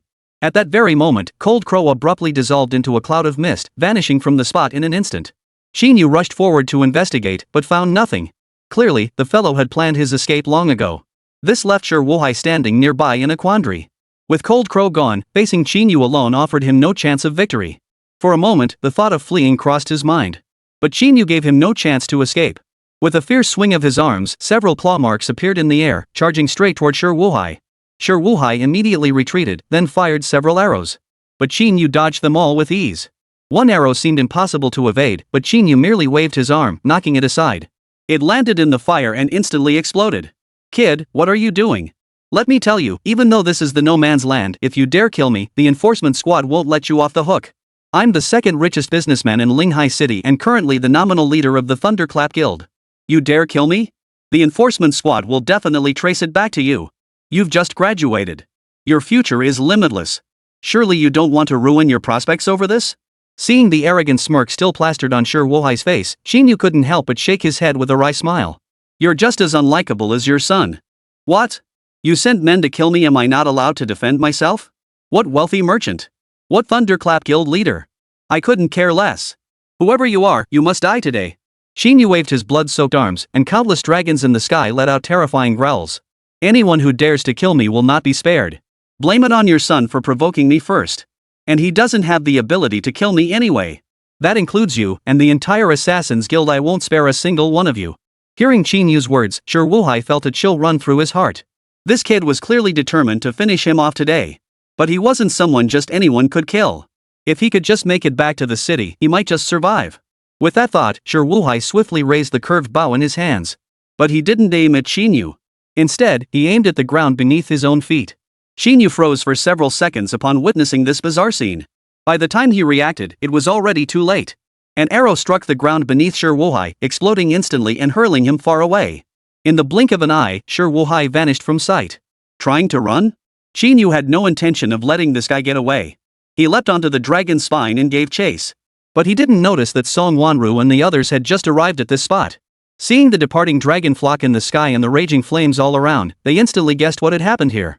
Qín Yǔ must be going after Shi Wuhai. That bastard never gives up until he gets what he wants. Having been provoked by that man, he wouldn't let Shi Wuhai off the hook. But that direction led toward the city. If they actually fought their way into the city, this wouldn't be a simple matter of revenge anymore. If the law enforcement squad catches wind of it, things could get seriously messy. 123. If the law enforcement intervenes, and there's no way around it, then break the law. On the outskirts of Linghai City, a patrol squad was on duty. On one hand, they feared wild monsters might suddenly attack the city. On the other hand, they were wary of potential unrest outside the city limits. The enforcement squad is a subordinate organization directly under the municipal government. Within the city, they wielded even greater authority than the guilds. It could be said that whenever any riot erupted within the city walls, the enforcement squad would immediately arrive on the scene and swiftly subdue it. Confess, face justice, and be locked up in prison. Even high-ranking officials who commit crimes must serve time behind bars. This is the rule established by Su Zhan, the contemporary war god of China. As the commander-in-chief of the entire Huaxia enforcement squad and the man once hailed as the war god for resisting the monster invasion. Virtually no one dared defy his orders. Naturally, the enforcement squad became the undisputed authority within Huaxia City. Though its members might not hold high-level professions or ranks, no one dared to provoke them. Thus, since the squad's establishment, no fights or disturbances had occurred across the 5 provinces and 15 cities of Huaxia. At least during Xiao Pingxing's tenure as captain of Linghai City's enforcement squad, he had never witnessed large-scale combat. Suddenly, a dragon's roar echoed from the distant sky. Then he saw a group of dragon-like monsters with worm-like heads flying toward them. But then, another cry for help quietly echoed. Save me! Quick, save me! Shi Wuhai limped out of the woods, shouting for help as he ran. Shi Wuhai was somewhat familiar to him. This fellow was Linghai City's second richest merchant, second only to the great magician of the Song family. However, the Song family patriarch was rarely seen in public, making Shi Wuhai a more familiar face. But this man wasn't weak. How had he ended up in such a pitiful state? Could it be that he was being hunted by that dragon-like monster in the sky? But dragon-like monsters had never appeared near Linghai City. They were usually only found near the borders. How could so many dragon-like monsters suddenly appear here? Boss! Look at that dragon's back, isn't there a person standing there? A subordinate suddenly exclaimed in shock. Everyone turned to look in the direction he pointed. Sure enough, atop one of the golden-scaled beasts stood a youth. Could these dragon-like monsters be connected to him? At that moment, Shi Wuhai had already rushed over, hiding behind him with a terrified expression. Help! That kid's trying to kill me! Without hesitation, Xiao Pingxing drew the long sword at his waist and bellowed. Form ranks! At Xiao Pingxing's command, the 6 enforcement squad members beside him simultaneously drew their swords and formed a V-shaped formation. The V formation was a combat formation, typically used when facing enemies. However, seeing the dozens, perhaps even more dragon beasts in the sky, they couldn't help but feel a bit daunted. After all, it had been ages since monsters of this caliber had appeared in these parts. Even Xiao Pingxing, as the squad leader, couldn't help but feel a twinge of nervousness.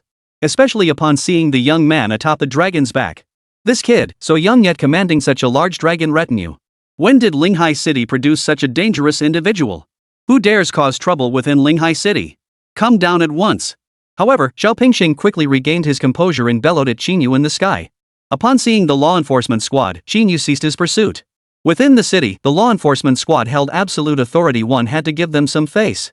But before Qín Yǔ could even land and speak, Shi Wuhai, standing nearby, beat him to the accusation. Your honors, it was him who tried to kill me. Seize him immediately. Lock him up in the station.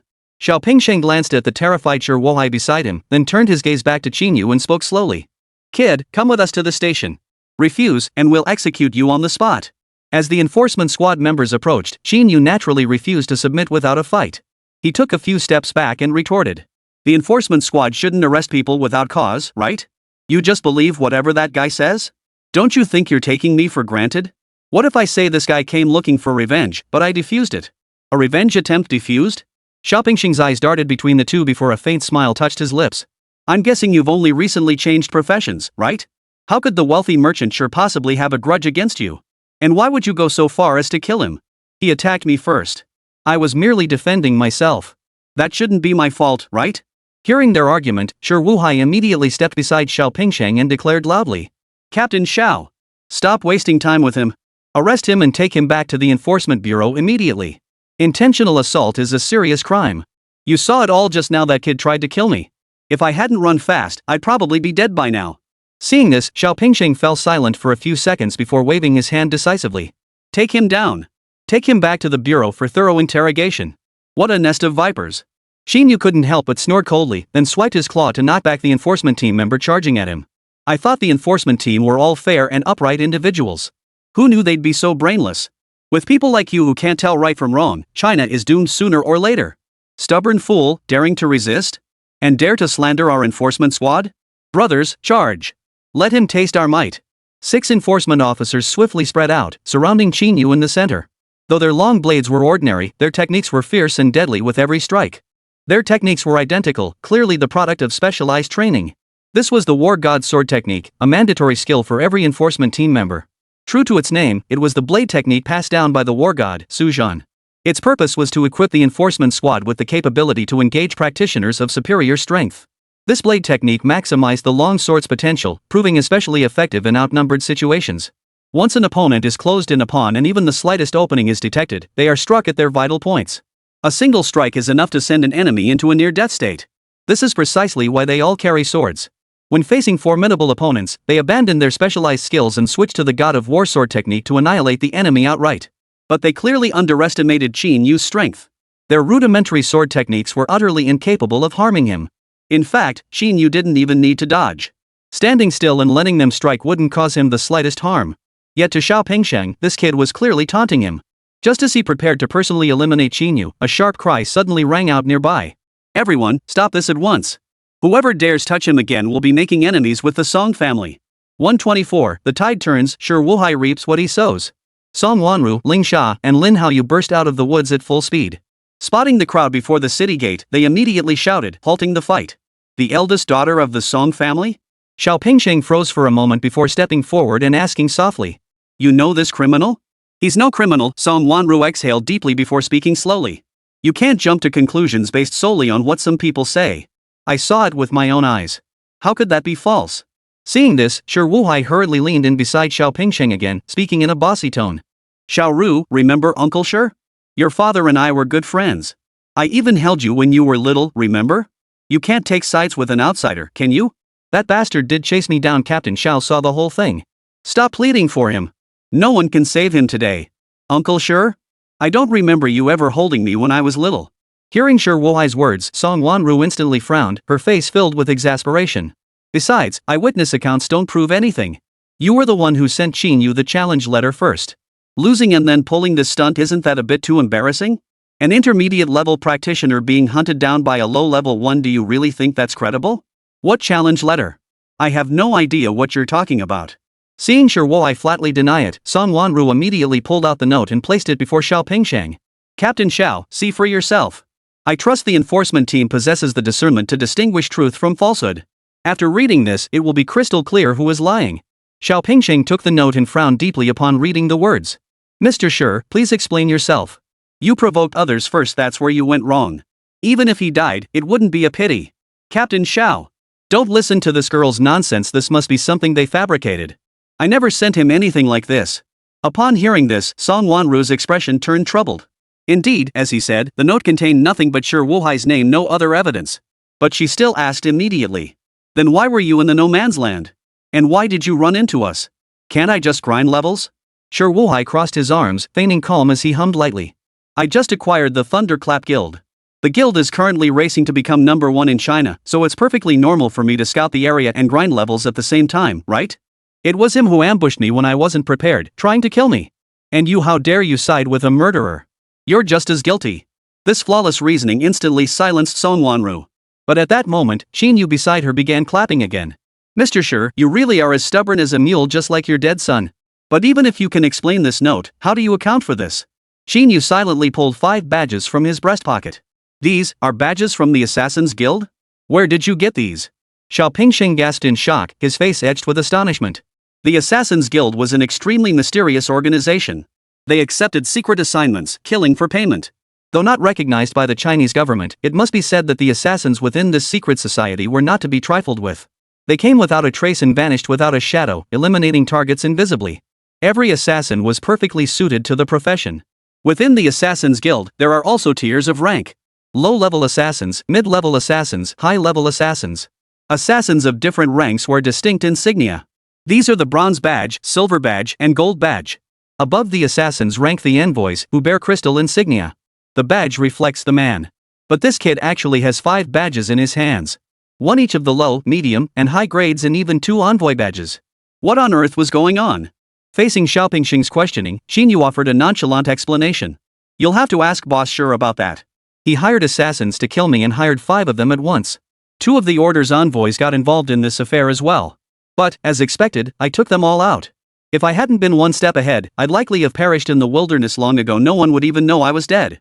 He sent men to hunt me down. Fighting back with my life on the line, that shouldn't be a problem, right? Mr. Shi, is this true? Colluding with the Assassin's Guild is a capital offense. Even as a government official, you won't be spared. Xiao Pingxing immediately turned to the panicked Shi Wuhai beside him and demanded in a low voice. How could that be possible? I've never had any dealings with the Assassin's Guild. Shi Wuhai shook his head without hesitation, his face contorted into a pitiful expression. They must be framing me. Frame you? Then what about this? Qín Yǔ pulled out a phone, displaying a call log clearly labeled Mr. Shi. I found this on one of the assassins. There's only one Shi family in Linghai City. What do you have to say now? Xiao Pingxing took the phone, examined it carefully, and his face immediately fell. He was about to ask Qín Yǔ how he could prove this phone belonged to the assassin. But the next second, he noticed the Assassin Association's emblem on the phone. This meant the phone was issued internally by the Assassin's Guild. Not for sale, no outsider could possibly obtain one. Faced with this undeniable proof, Shi Wuhai's face darkened with fury. He wanted to argue, but found himself speechless. Xiao Pingxing, who understood the entire situation, wasted no time and swiftly subdued Shi Wuhai. Qín Yǔ turned to leave, but Xiao Pingxing raised his hand to stop him. Your Honor? Is there something else? Qín Yǔ asked, looking at the hand blocking his path. He has committed a serious offense in this matter. Our enforcement team will handle it strictly. But the fact remains that you pursued him relentlessly and were about to chase him into the city. While he won't be imprisoned, he will still have to pay a fine. Xiao Pingxing swiftly opened the payment interface, where the figure of 2 million was prominently displayed. Malicious pursuit under aggravated circumstances, fine of 2 million yuan and 15 days detention. But considering you're just a recent graduate, we'll waive the detention. However, you still have to pay the fine. If you don't believe me, you can look up the laws of Huaxia. I'm not trying to deceive you. Seeing Qín Yǔ's slightly displeased expression, Xiao Pingxing shook his head with a smile. You could also write an IOU and pay it off monthly. No need. I'll just consider this money down the drain. Qín Yǔ transferred the 2 million yuan without hesitation, then turned and walked into the woods. 125, better to lose money than trouble. I've always kept my debts and grievances separate. Staring at the unexpected 2 million in his account, Xiao Pingxing clearly hadn't processed it yet. This kid seemed ordinary enough, yet he could produce 2 million so effortlessly? Could he be some wealthy heir? He hadn't heard of any wealthy Qin merchants in Linghai City. Could it be? Xiao Pingxing instantly pieced together the situation. Song Wanru's timely appearance and fearless defense of him clearly indicated their relationship was far from ordinary. It was highly likely they were in a romantic relationship. This was major news. The daughter of Linghai City's wealthiest man and China's foremost sorcerer actually has a boyfriend? Though seemingly ordinary, this young man could summon dragons. His strength was undoubtedly formidable. And most crucially, he could strike fear into the hearts of mid-tier practitioners like Shi Wuhai. He even took out 5 assassins in a row. Among them were 2 envoys. Such power is simply unimaginable. Fresh out of school, and already possessing such power. Given time, Qín Yǔ might well become a figure who shocks all of China. I must inform the chief immediately. With that thought, Xiao Pingsheng snapped out of his reverie and hurriedly escorted Shi Wohai into the city. Meanwhile, Qín Yǔ had already begun heading toward the uninhabited zone, with the other three following silently behind him. They were all aware of Qín Yú's formidable strength, but none had anticipated he'd already eliminated 5 assassins sent to kill him. And this time, he had even managed to overpower Shi Wohai, leaving him utterly defenseless. It took Song Wanru quite a while to extinguish the dragon flames that had engulfed the entire mountain. This alone showed that they had likely underestimated the threat posed by Qín Yú's entourage. Their worries about his safety had been somewhat unnecessary. But the most shocked of all was Lin Haoyu. He had assumed Qín Yú would suffer a crushing defeat this time. After all, the gap between him and Shi Wohai was simply too vast. Yet reality proved his perspective rather narrow. Not only did Qín Yú effortlessly take down Shi Wohai, he also disposed of 5 professional assassins. He had heard of those guys from the Assassin's Guild. In Central Province, they were even more rampant. Especially the high-level assassins and their envoys they killed without batting an eye. As long as the price was high enough, they could eliminate anyone you wished to see dead. However, they wouldn't touch those at the peak of combat prowess. Yet, to his surprise, Qín Yú managed to withstand their 5 waves of attacks. He even eliminated 2 commanders. This proved beyond doubt that his current strength was unfathomable. He might even surpass a small number of mid-tier professionals. At this realization, the resentment he had harbored toward Qín Yú vanished. Such feelings would only widen the gap between him and Qín Yú. Seizing the moment to enhance his own strength was now paramount. At that moment, Song Wanru slowly approached Qín Yú and asked softly, "It's because of Shi Yong that his father wanted to kill you, right? During the major exam, I actually saw you chasing after Shi Yong and Lu Chanqian. But I know you had your reasons. What are you implying?" Qín Yú countered as he continued walking forward. "Are you trying to threaten me?" "No. How could I possibly mean that?" Song Wanru shook her head immediately and explained. "If I wanted to use this as leverage, I could have exposed you to everyone right after the major exam ended. Instead of doing it now." Qín Yú fell silent for a long moment before speaking again. "Do you remember the day we first teamed up to go into the hidden dungeon?" "I remember." "Why?" "After we split up that day, an assassin found me. But the grand exam hadn't even started yet, right?" "True, it hadn't started yet. But Shi Yong and Lu Chanqian had already teamed up and were trying to eliminate me before I could even get started. They stole my girlfriend, and when I suddenly awakened, they wanted me dead." "Wait. Are you saying that assassin was hired by Shi Yong?" As if hearing something earth-shattering, Song Wanru gasped in shock. "Yes." Qín Yú nodded calmly. "That number on the phone actually belonged to Shi Yong, not Shi Wohai. That's precisely why I must eliminate this pair of scoundrels during the major exam. If they hadn't shown intent to kill, I certainly wouldn't have acted so rashly. And Shi Wohai is no different. If he hadn't hired so many assassins to kill me, I wouldn't have wanted to kill him either. Even if I have to chase him into the city, I will kill him. My code of conduct is simple, an eye for an eye. If others do not offend me, I will not offend them. But if they offend me, I will certainly offend them. I will never let anyone who seeks my life go unpunished." Listening to Qín Yú's calm response, Song Wanru felt a complex mix of emotions welling up inside her. She knew Qín Yú was an orphan. Both his parents were soldiers who died in the line of duty, leaving him to fend for himself ever since. Because of this, he had endured constant bullying from his classmates. He had always endured it silently, swallowing his anger. Shi Yong was the most extreme among them. Who would have thought he'd even steal Qín Yú's girlfriend? And now he's sent assassins to kill him? A man like that deserves to die 100 times over. She never held much regard for Shi Yong or the Shi family to begin with. Now they're getting there just deserts. Nothing more to say. Having wasted nearly half the day. Before the group could return to the uninhabited zone, night had fallen once more. They decided to find a small inn nearby and stay the night. But the moment they entered the inn, Lin Haoyu wore a look of utter reluctance. "What kind of dump is this? I stay at 5-star hotels back in Central Province. How can you expect me to put up with this old, run-down dump? We're right on the edge of the uninhabited zone. You should be grateful there's any place to stay at all, and you're still being picky?" Ling Sha couldn't help but complain. "Otherwise, why don't you just go stand guard outside? At least you can make yourself useful, and it'll keep up your rich kid persona." "No way. Make me do that job? I'd rather stay in this shack." Lin Haoyu immediately charged upstairs without a moment's hesitation. Meanwhile, Qín Yú politely stepped aside. "You two go upstairs and rest. I'll handle the room payment." "Let me handle it," Song Wanru quickly interjected. "You just got fined 2 million. You probably don't have much cash on you, right?" "It's fine. I can still afford a hotel room." Before Song Wanru and Ling Sha could react, Qín Yú turned to head toward the front desk. But just then, he happened to bump into the proprietor walking by. The owner held a tray with 4 cups of sake, wearing a warm smile. "Welcome to my humble establishment. This is a special drink I prepared for you. It should help you sleep better." 126. A shady establishment? You old codger really don't fear death. The rich aroma of the sake wafted from the cups. Just one whiff sent a wave of warmth through their bodies. What a fragrant sake! Song Wanru couldn't help but exclaim, taking the tray from the old man's hands. This must be quite expensive, right? It's all homemade. Doesn't cost much. The owner stroked his white beard and chuckled. Don't laugh at me, but I'm a bartender. Now that I'm getting on in years, I opened this little shop just to scrape by. I'm truly delighted you came. Noticing Qín Yǔ hadn't tasted the liquor, he picked up a cup and handed it over. Young man, you must be exhausted from your journey. Try my liquor. It won't give you any special boost, but it'll definitely perk you up and help you sleep soundly. Seeing the offered glass, Qín Yǔ, who hadn't planned to drink, didn't want to offend the owner, so he downed it in one gulp. Seeing this, a satisfied smile spread across his face as he took the remaining cup upstairs. Room charges can be settled at the bar. Wishing you all a pleasant stay. Listening to the old man's slow footsteps ascending the stairs, the three didn't dwell on it, instead savoring the lingering aroma of the wine. Song Wanru and Ling Sha followed him upstairs, while Qín Yǔ headed to the bar. The inn was quite small, built in the style of an old wooden cottage. The counter held only a QR code and a price list beside it, surrounded by countless bottles of liquor.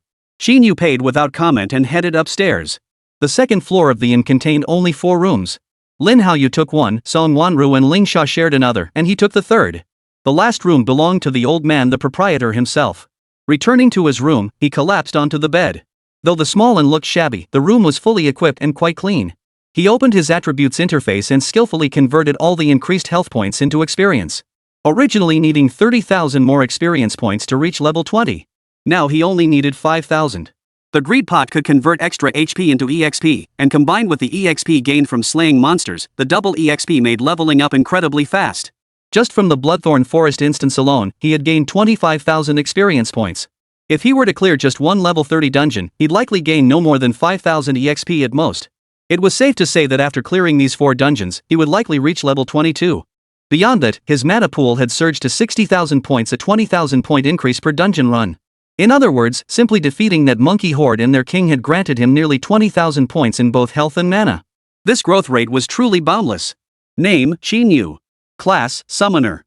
Level, 19. HP, 1. Mana, 60,500. Strength, 10. Speed, 10. Intelligence, 101. Stamina, 10. Defense, 60,501. Talent, Heart of the Swarm. Equipment, Deadwood Staff Blue Resurgence Helm Gold Nun Venom Ring Gold Undead Necklace Gold. Skill, Summoning Art LV2. Cooldown, no cooldown. Cost, 20 mana. Summon 2 Larvae Stage and 2 Mature Stage Zerg creatures to fight for you. Larvae Stage Zerg possess 50% of the Summoner's attributes, while Mature Stage Zerg possess 60% of the Summoner's attributes. Available gold traits: Ring of Return, Feast, Last Stand, Parasite Nest, Infestation, Master of Gear, Vessel of Greed. Nest summons: Hawkeye Dragonling, Giant Spider Queen, Tri-Headed Demonling, Flamespirit Dragonling, Abyssal Serpentling. Cost, 100 mana. Golden Scaled Worm Centipede. Cost, 200 MP. Cooldown, no cooldown. Available skill points, 0. Golden Attribute draws, 4.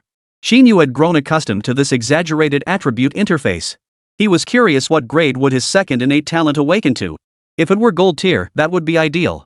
Purple would be acceptable too. As long as it wasn't too absurd, he could accept it. He certainly didn't want to spend a fortune buying talent books that would be both costly and exhausting. Closing the attribute interface, Qín Yǔ prepared to close his eyes and rest. But then, a rustling sound of footsteps suddenly came from outside the room. Due to the insect symbiosis, Qín Yǔ's senses were now linked to the insect race, making them exceptionally keen. Moreover, he had the habit of leaving hidden winged insects in dark corners. Therefore, the moment footsteps appeared outside, he immediately opened his eyes. Through the hidden beetle's vision, he saw. The white-bearded old man had crept silently up from downstairs and stopped before a door. But that room wasn't his, it belonged to Song Wanru and Ling Sha. Qín Yǔ remembered it clearly. Their room was directly across from his. And the old man, the innkeeper, had his room next to theirs. Could he have gotten the wrong room? Amidst his confusion, the old man suddenly pulled out a set of keys from his pocket and inserted them into their door. With a gentle twist, it opened. This left Qín Yǔ momentarily stunned. Could the old man really be that senile? Wrong room? But the key was correct? It took her only a second to realize the reason. This guy, he's no good, is he? He deliberately entered the 2 girls' room. Realizing this, Qín Yǔ immediately pushed open the door and moved closer. Still, he was puzzled. This old man was clearly just a bartender, a life-oriented profession. How could he be so bold as to target 2 S-class female professionals? Was he not afraid of death? Until he saw Song Wanru and Ling Sha inside the room, both sleeping like dead pigs, he suddenly understood. It was that drink. Qín Yǔ's gaze instantly turned icy. It seemed that in this desolate wilderness, there truly were no good people. As a bartender, mixing a few drinks laced with a hypnotic effect was no difficult feat. And judging by the empty bottles on the bar, this old man was no novice, a seasoned criminal. But unfortunately, this time he'd run into him.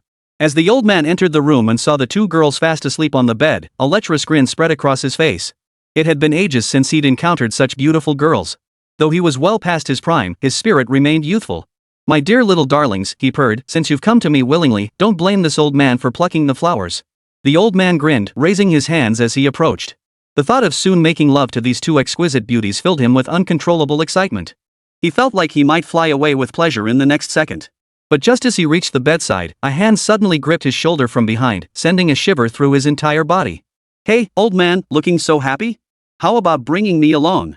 127, an outrageous demand, a bottomless pit with no return. The sudden touch of a hand and the voice made the old man spin around instantly. Only then did he realize Qín Yǔ had appeared behind him at some point. "It's you! How are you still awake?" "Oh?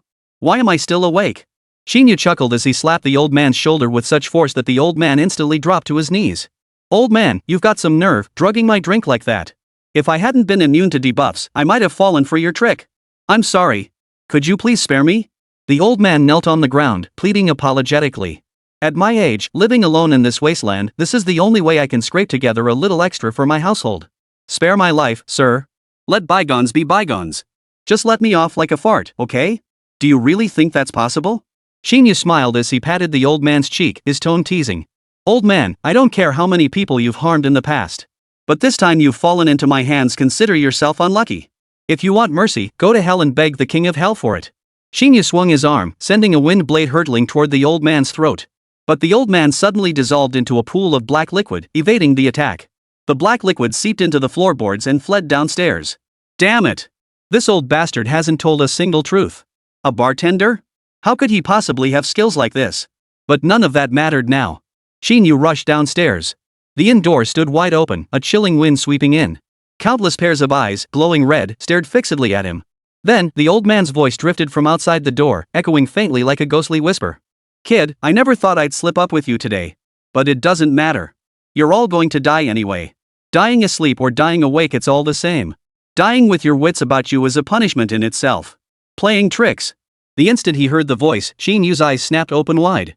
An invisible aura of pressure erupted from his body, startling the men outside. Their blood-red eyes flinched. "You can't even withstand my dragon's might, yet you dare dream of killing me? How laughable." Qín Yǔ swiftly swung his arm, unleashing several wind blades. A chorus of wails and screams erupted from outside, followed by the sudden disappearance of all those crimson glowing eyes. Trying to escape? Sensing the old man's presence, Qín Yǔ burst out of the inn in a single bound, tackling him to the ground with one claw. The old man tried to repeat his trick, but Qín Yǔ cut him off with a shout. "Old man, dare you run again? Believe me, I can reduce you to charcoal in an instant." "Turn you into charcoal?" Hearing Qín Yǔ's words, the old man burst out laughing. "Kid, I'm not bragging, but I've never met anyone who could burn me. My profession is a water mage. I can transform my entire body into a fluid state. Even if you figured out my trick, so what? You can't kill me anyway. Go ahead, burn me to death if you can." The old man was utterly fearless, showing no urgency to escape. Just then, the startled red-eyed monsters returned. Their appearance was bizarre fish-like upper bodies fused to human lower halves. A pair of vacant eyes sat on either side of their heads, sharp spines protruded from their fins, and their mouths held razor-sharp teeth. This was the first time Qín Yǔ had encountered such bizarre creatures outside a dungeon. Though intimidating in appearance, their strength was undoubtedly lacking. After all, they didn't look particularly intelligent. "Oh? Is that so?" Qín Yǔ let out a cold laugh, and instantly, a ball of dark golden flame appeared in his hand. "This is the first time I've heard someone make such an outrageous demand? I hadn't planned to kill you, but now it seems I was being too generous. You old fool, you deserve to die." The dragon flame in his hand slowly drew nearer. That seemingly insignificant flame, the instant it touched the old man, sent a piercing, excruciating pain shooting through him. It had been ages since he'd felt such agony. After all, as a water mage, fire was utterly useless against him. Not only could it not injure him, it certainly couldn't kill him. Yet this sudden searing sensation made him doubt his own abilities. How could a water mage possibly suffer burns? Yet this sensation could not be mistaken. His body wouldn't lie. The old man instinctively tried to dodge, but by then, the dragon's flames had already engulfed his entire right arm. Oh no! How is this possible? Watching the old man, now reduced to a pool of black liquid, unable to extinguish the dragon flames consuming him, Qín Yǔ's smile grew even brighter. Save me! I beg you, save me! I don't want to die yet. After struggling in vain for a while, the old man turned and knelt at Qín Yǔ's feet, pleading for mercy once more with fervent devotion. But Qín Yǔ merely shook his head, his tone tinged with regret. My deepest apologies, old man. Even I cannot easily extinguish this flame. You only have yourself to blame for provoking me. Hearing Qín Yǔ's reply, the old man's face turned ashen. His wrinkled face trembled uncontrollably, like the final convulsions before death. Meanwhile, the surrounding mermaid monsters surged forward. As the old man's minions, the travelers he had killed in the past were always tossed into the nearby lake. Over time, the fish in the lake had transformed into humanoid forms. However, their evolution remained incomplete, resulting in these beings that were neither fully human nor fully monster. Notably, these mermaid monsters retained the abilities of their former monstrous forms. But before they could launch their attack, Qín Yǔ swept his arm wide, reducing them all to ashes. Witnessing this, the old man instantly lost all will to struggle, collapsing to the ground like a lifeless corpse. Yet the dragon flames still burning on his arm intensified, the agony growing unbearable, a torment worse than death itself. Qín Yǔ observed this and slowly crouched down, teasing him with interest. Alright, old man, I'll give you a chance. Answer my question correctly, and I'll spare your life. What question? I'll answer it properly. The old man scrambled to his feet almost instantly, nodding vigorously like a garlic press. You said you've lived on the edge of this uninhabited zone for many years? Then you must know this wasteland like the back of your hand, right? Qín Yǔ immediately placed the approximate location of the next dungeon they were heading to in front of the old man. This dungeon called the underground mine, do you know anything about it? Underground mine? The moment the old man saw the name of the instance, his pupils dilated sharply, even wider than when scorched by dragon flames. You can't go there. You absolutely can't go. That dungeon lies within the sky pit, a place from which no one returns. 128, super ancient monster, the chicken that trained for 25,000 years. Seeing the old man so terrified, Qín Fei quickly extinguished the flames on his arm and immediately asked. Oh? So you know where that dungeon is? Can you take me there? As if realizing he'd said too much, the old man instantly covered his mouth. But the searing pain forced him to lower his arm again. But that's a celestial pit. They say it was formed by a meteorite crashing from the heavens, a spectacle beyond compare. Monsters roam freely inside, no one dares venture in. I'm just an old man. How could I possibly accompany you? Sorry, but you don't have the right to refuse. Qín Yǔ grabbed the old man by the collar and spoke in a deep voice. Either you lead me to that dungeon, or you wait for the others to wake up and let them deal with you. Let me tell you, those two girls are far more brutal than I am. If they find out you tried to defile them just now, you'll die a horrible death. I can't even imagine that scene. Qín Yǔ painted a vivid picture, leaving the old man trembling in terror. But he still dared not go to the sinkhole. That wasn't a place for ordinary people. Even approaching it could be dangerous. Though he could transform into liquid for protection, he wasn't willing to take that risk. But if he refused, he would die right now. Alright. I can take you there. As if summoning immense resolve, the old man nodded with great effort. But I won't go into the sinkhole. That's practically the same as killing me. Okay. Qín Yǔ smiled as he patted the old man's shoulder, then pulled him to his feet. We'll set out first thing tomorrow morning. Remember to bandage that wound on your arm. If you die, it won't be my fault, okay? Watching Qín Yǔ's retreating figure, the old man felt a sudden chill run down his spine. How could he be so unlucky as to encounter a troublesome fellow like Qín Yǔ? This kid looked barely of age, yet possessed such extraordinary abilities. Suddenly, his pupils dilated once more. A thought surged through his mind. Could it be a dragon? Only dragonfire could ignore elemental weaknesses and deal massive damage against opposing elements. Could this kid have awakened a class related to the dragon clan? At this realization, he couldn't help but feel a flicker of relief. But even so, venturing into that abyssal pit dungeon would be a suicide mission. Never mind. Why dwell on it? The old man chuckled softly and slowly made his way back into the inn. If that kid's in such a hurry to meet his end, what's there for me to worry about? The monsters inside will teach him a lesson for me. Early the next morning, the four gathered downstairs. But apart from Qín Yǔ, the other three all wore troubled expressions. Clearly, the effects of last night's drugged wine hadn't worn off yet. This is weird. Why does my head hurt so much? Lin Haoyu couldn't help but complain. Could it be that I'm not used to the local water? Qín Yǔ, maybe I should just head back to the guild? I doubt I can keep going like this. Cut the crap. You're perfectly fine. Qín Yǔ shot Lin Haoyu a withering look before turning to the old man standing nearby. Last night, I had a heart-to-heart with the boss. He agreed to take us to the next dungeon, the underground mines, today. Really? Song Wanru exclaimed excitedly. Thank you so much. You're such a kind person. Ahem. It's only natural, only natural. The old man cleared his throat a few times, then sighed helplessly. Entering the uninhabited zone, they found themselves in the familiar thorn forest. But as they walked on, the thorn trees gradually thinned out, giving way to a vast, open plain. As far as the eye could see, there was little vegetation, only barren piles of sand and gravel. Scattered corpses and their remains were visible everywhere, accompanied by a nauseating stench of decay. This sight caused both girls and Lin Haoyu to grimace. After all, encountering such a scale of corpses in the wilderness was truly hard to stomach. Judging by the advanced state of decay and the wounds on the bodies, it was clear that a group of extremely ferocious monsters roamed here. Further ahead, the environment grew even more desolate, though the number of skeletal remains decreased significantly. Instead, they discovered numerous unfamiliar monster footprints. Among them, the most common were three-toed footprints. 3 exceptionally long claw marks were arrayed across the front of the paw, like a chicken's foot. Lingsha stared at the footprint for a long time before murmuring in a low voice. It's a goulet chicken. An ancient species. I thought they were extinct. Never imagined encountering one here. Is this monster dangerous? Capable of shattering my shield? Lin Haoyu suddenly snorted coldly from the side, speaking with disdain. Sorry, but it just might. Lingsha showed Lin Haoyu no mercy, speaking bluntly. Ever heard of the corruption effect?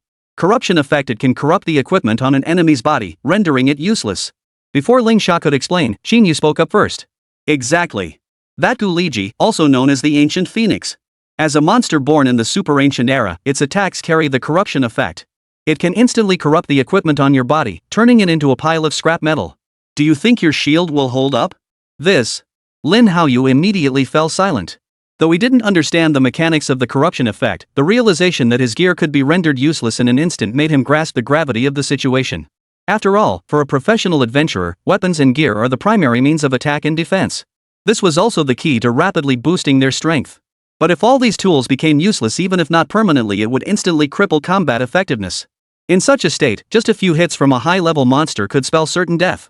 For a moment, the group fell silent. The presence of such dangerous monsters here meant their own peril had greatly increased. Everyone, before we reach the sinkhole, I urge you to turn back now. The old man urged them again, his voice tinged with resignation. The no man's land isn't like those dungeons in the city. It's not as high risk. High-level professions like yours should be able to handle it. But this wasteland is fraught with peril. And the dungeon you're heading for lies within the sinkhole. It's not just that ancient phoenix you mentioned, but other terrifying monsters as well. If you don't want to lose your lives, you should turn back. It's fine. But before he could finish, Qín Yǔ beside him shook his head confidently. It's just a phoenix, a degenerated one at that. Nothing to fear. I can take down dragons. Why would I fear a mere pheasant? Then, Qín Yǔ glanced at the old man and smiled faintly. Boss, shall we continue on our way? Don't slack off. You know what the consequences will be if you do. 129. Descending into the sinkhole, Lin Haoyu, head devoured. The old man dared not delay and could only grit his teeth and press forward. Meanwhile, Qín Yǔ followed behind, pondering this so-called ancient fiery chicken. Super ancient monsters were generally incredibly formidable. Dragons, phoenixes, and Qilin were among them. Monsters derived from divine beasts were also formidable. This Guliji, known as the ancient phoenix, though not the true phoenix reborn from flames, possessed strength that could not be underestimated. Its attacks alone, imbued with a corrupting effect, were reason enough for them to take it seriously. If its level were higher, ordinary people would likely perish upon sight. Yet before him, it was utterly insignificant.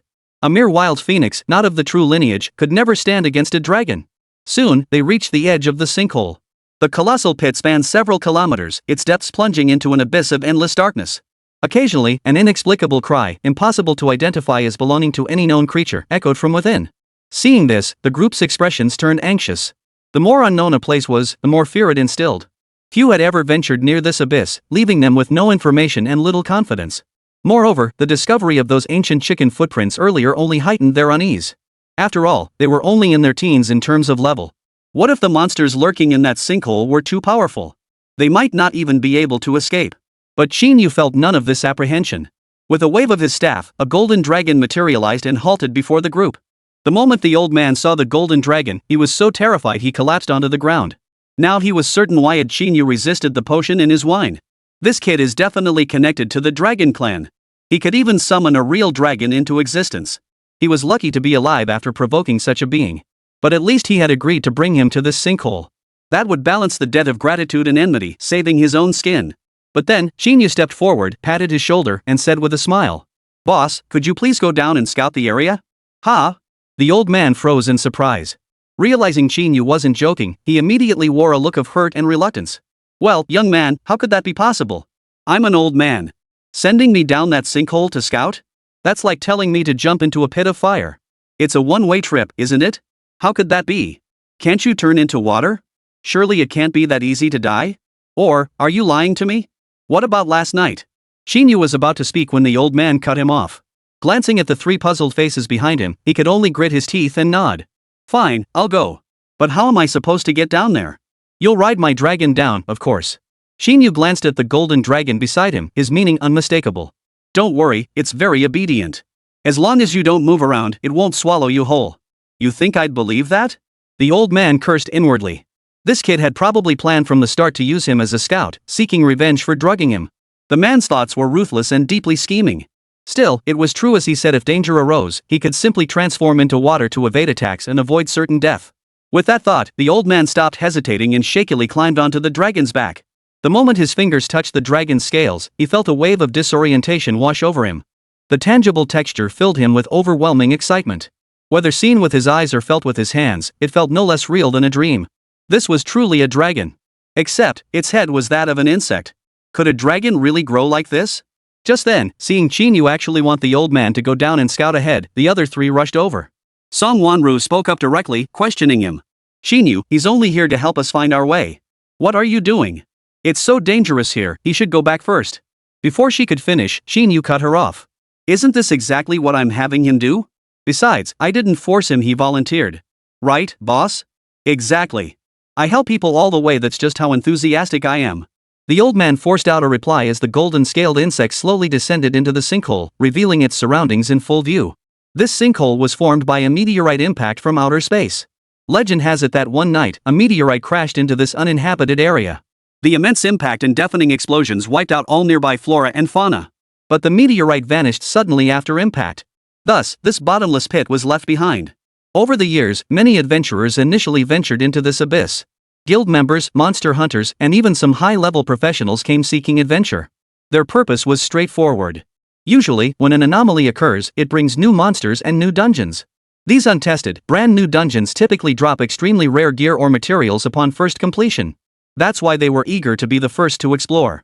But everyone who entered the sinkhole vanished without a trace. No one knows their fate, whether they're alive or dead remains unclear. All that is known is that after entering the sinkhole, they never emerged again. Over time, no one dared to venture into the sinkhole anymore. In fact, even the uninhabited zone became off-limits. After all, no one wants to waste time in such a dangerous place. It's a thankless task. The walls surrounding the sinkhole were dotted with uneven holes. From time to time, flickering lights would appear within them, accompanied by occasional roars. This couldn't help but send shivers down the spine of the old man descending steadily and the few waiting above. Before the monsters were seen, their voices were heard. It was a truly terrifying phenomenon.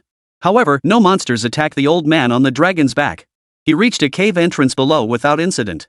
Seeing this, Qín Yǔ immediately summoned another golden-scaled insect and leapt up. Seeing this, the other three leapt up as well. The four quickly reached the vicinity of the cave entrance.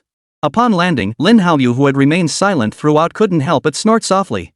Glancing around, he shouted loudly. What, no return sinkhole? That's just scare tactics. I bet those guys were just exaggerating. This place isn't that scary. It's just a pretty deep hole. Even if there are unknown monsters, this young master can handle them easily. No need for anyone else to lift a finger. After saying this, he deliberately shot Qín Yǔ a look, the implication clear. But everyone had long grown accustomed to this.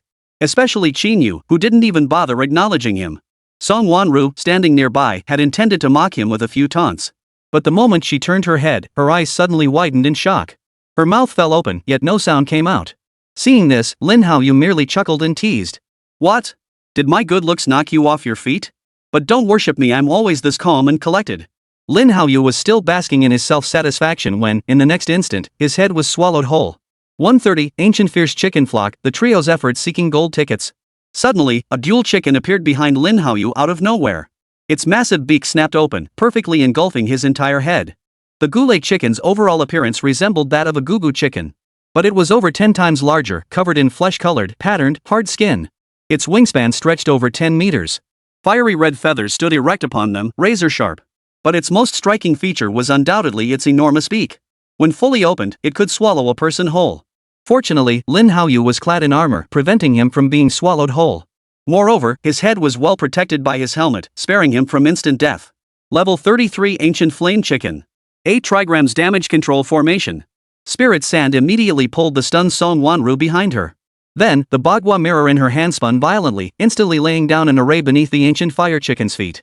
Seizing the moment the ancient fiery chicken was restrained, she swiftly dashed forward and pulled Lin Haoyu out as well. However, the level disparity meant her damage control formation could only restrain this level 33 ancient fire chicken for a few seconds. Seconds later, the ancient fiery chicken regained its mobility and charged toward the group once more. Dragon Flame. At that moment, Qín Yǔ let out a low roar. The two golden-scaled insects hovering in the air suddenly spat out a mouthful of dragon flame, instantly engulfing the ancient fiery chicken.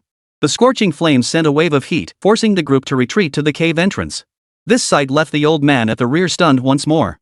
The power of dragon flame was truly beyond measure. This was far more intense and ferocious than the flames that had burned him last night. It was hard to imagine any creature surviving such flames. But in the next instant, the ancient fiery chicken burst forth from the flames.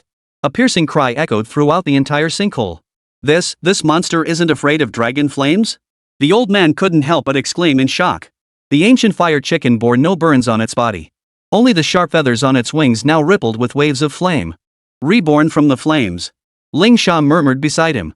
This creature is called the Ancient Phoenix for a reason. Qín Yǔ's dragon flame had instantly transformed the ancient fiery chicken. As it entered this new state, its power surged to a higher level. Moreover, its earlier cry had drawn the attention of all the other ancient fiery chickens within the sinkhole. In an instant, hundreds of ancient fire chickens burst through the openings in the walls, charging toward them. This caught them completely off guard, leaving them frozen in place. Run! I'll cover the rear. Qín Yǔ's low roar snapped the stunned group back to their senses. The old man charged toward the opening first, followed by Lin Haoyu. Qín Yǔ, I'll help you. But Song Wanru remained resolutely by Qín Yǔ's side, raising her staff as a 7-colored glow erupted. And me. Ling Sha also stayed put, raising her Bagua mirror to face the charging flock of ancient fiery chickens, her eyes showing not a trace of fear. You. Qín Yǔ fell silent for a moment, gazing at the two beside him. Then, a wry, helpless smile suddenly spread across his face. Fine. Watch your own backs. I won't have time to look out for you. With a mere flick of his wrist, countless eagle-eyed flying insects, 3-headed demon bugs, and golden-scaled insects. They instantly blocked the onslaught of the ancient fiery chickens. Despite his words, Qín Yǔ was still considerate, leaving a few beetles beside the two girls for protection. With the insect swarm distracting the foes, the trio fought with increasing vigor.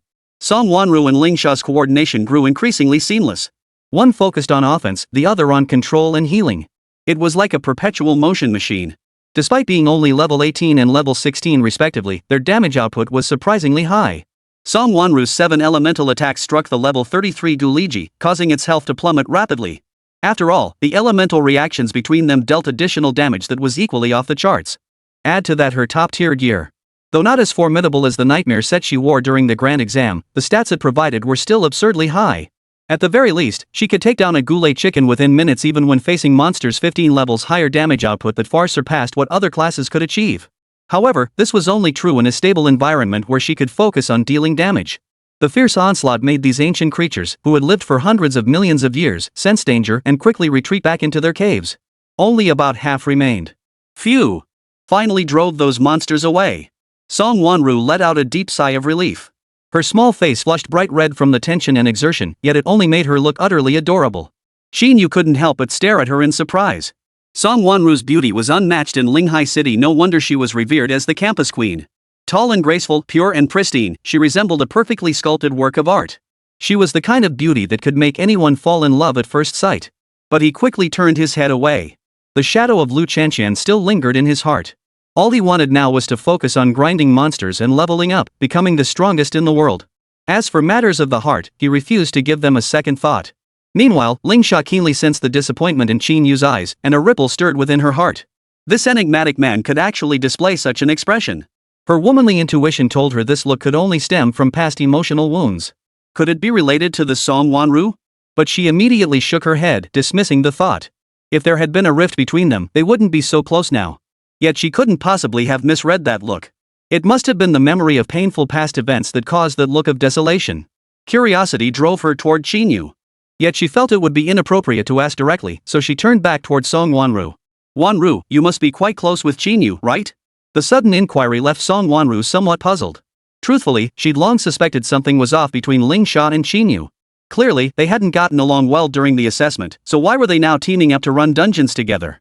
Could it be that this elegant, sophisticated woman actually liked Qín Yǔ? What was so great about that guy?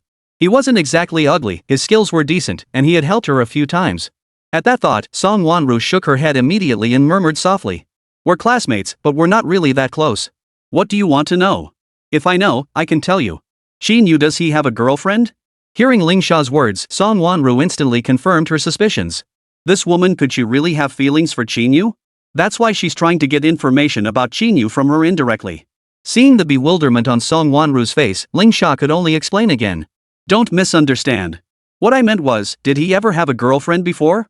131, covering up the truth, 18 layers of hell. I didn't misunderstand. Song Wanru smiled faintly, appearing calm and composed on the surface, but inwardly she snorted lightly. Telling her not to misunderstand? That's like digging your own grave. Who in their right mind would suddenly ask her such a question at a time like this? But if this woman wanted to know, she wasn't exactly unwilling to tell. She understood the value of helping others achieve their goals.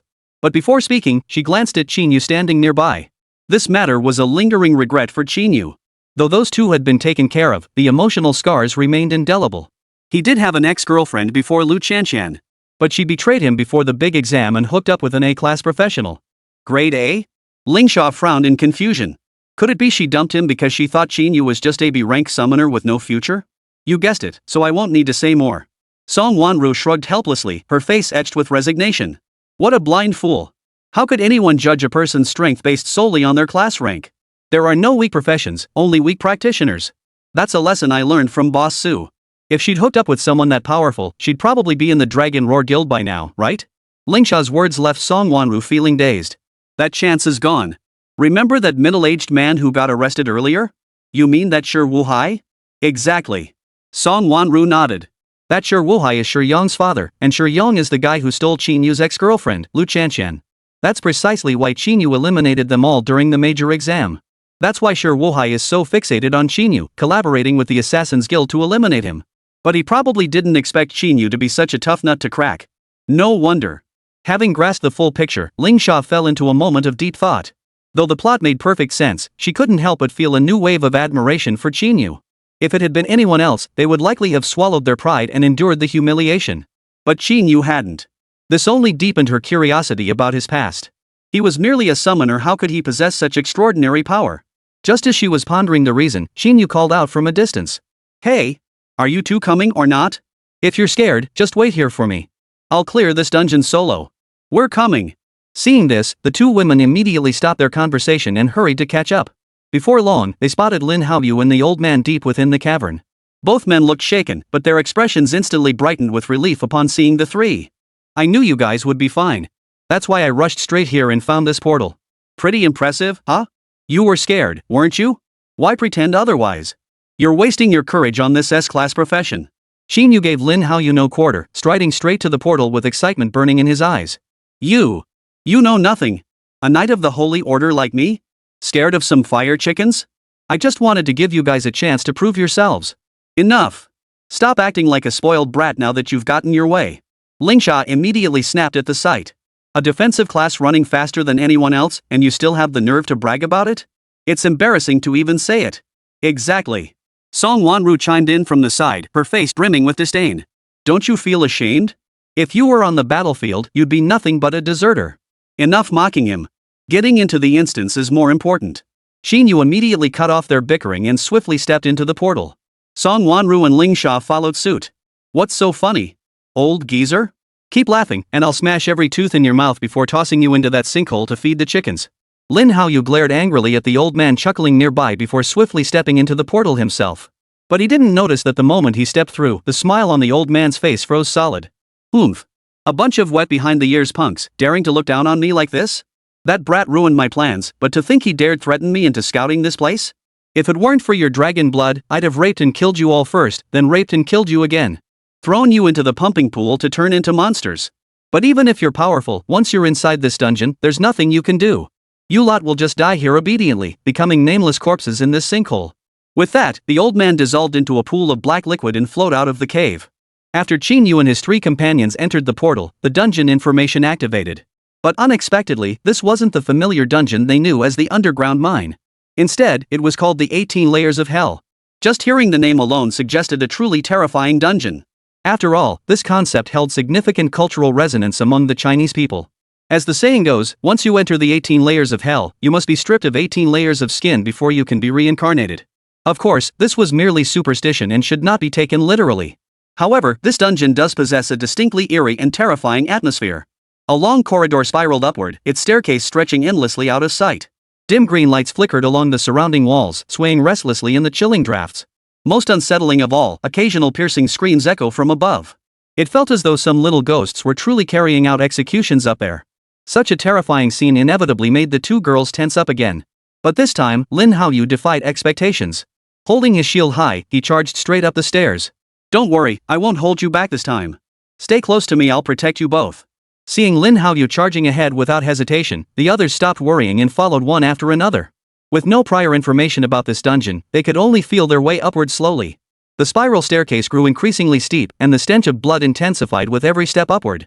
Before long, a skeleton plummeted from above, crashing onto the floor and shattering into fragments upon impact. Then, dozens more skeletons tumbled down in rapid succession. But Qín Yǔ noticed something off about the later skeletons. Something was off. A thin layer of viscous fluid clung to their surfaces. It felt as though some kind of monster had transformed them into this state. Soon, they reached the top of the staircase. At the top was a platform. Deep within the platform, a hole opened up, dark and silent. Clearly, that opening was the path to the next level. But in the center of the platform, a figure covered in blood knelt there.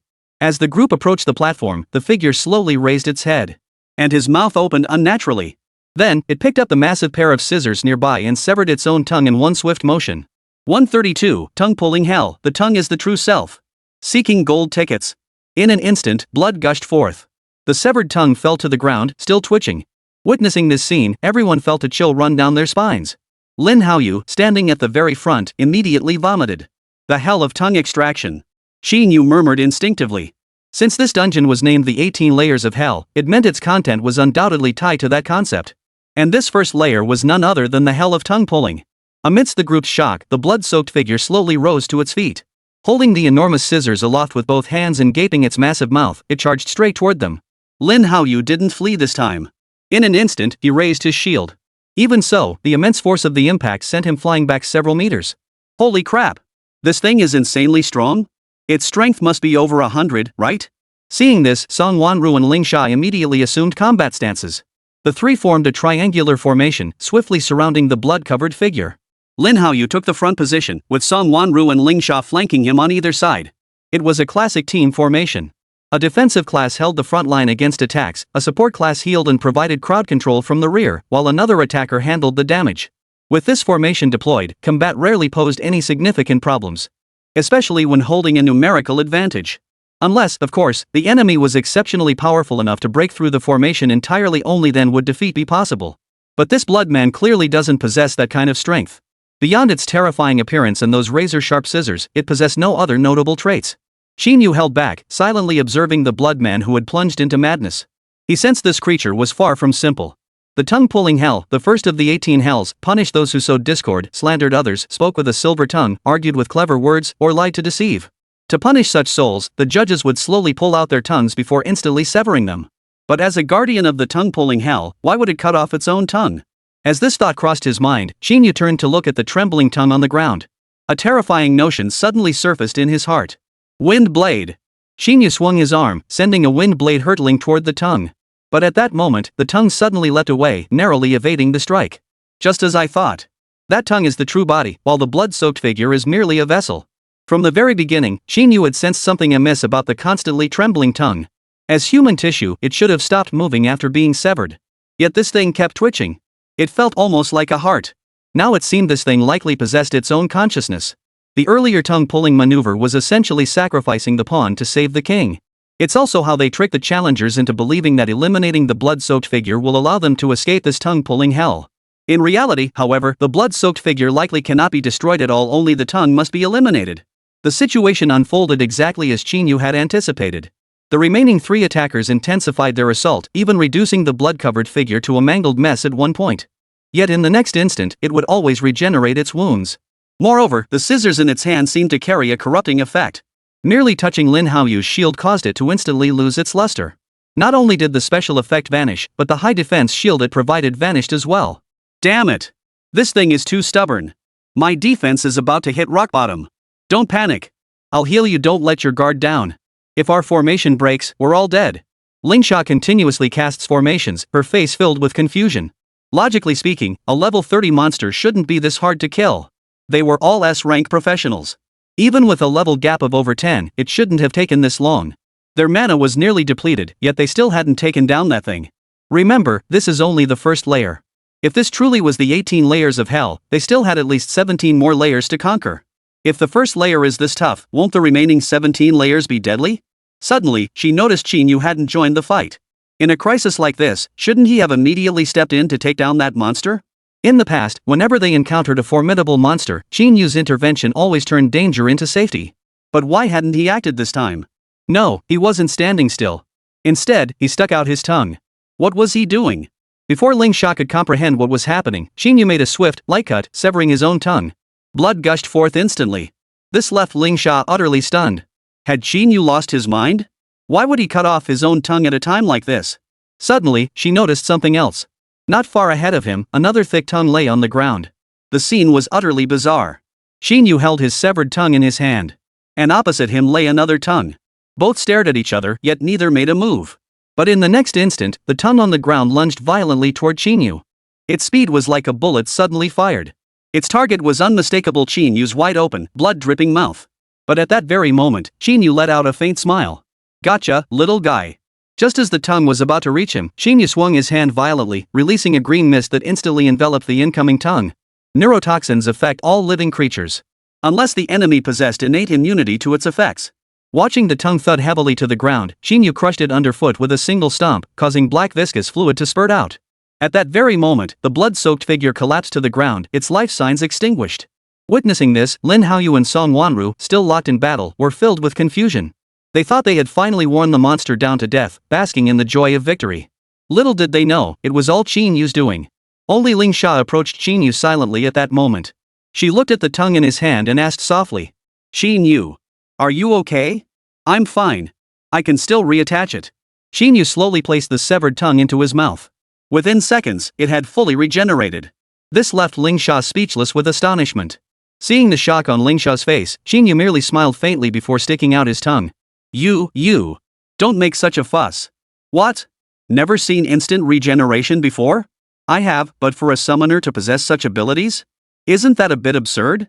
Is that so? I think it's perfectly normal. Qín Yǔ patted her shoulder, his expression full of meaning. We should hurry up and leave. This is only the first layer, 17 more await us. 133 Women who want my second brother are a dime a dozen. Who do you think you are? The group passed through the cave entrance and continued upward. Lin Haoyu's confidence soared. Clutching the giant scissors he'd taken from the blood-soaked figure, he strutted ahead, flaunting his power. As he walked, he couldn't resist showing off to Sunmmary trailing behind.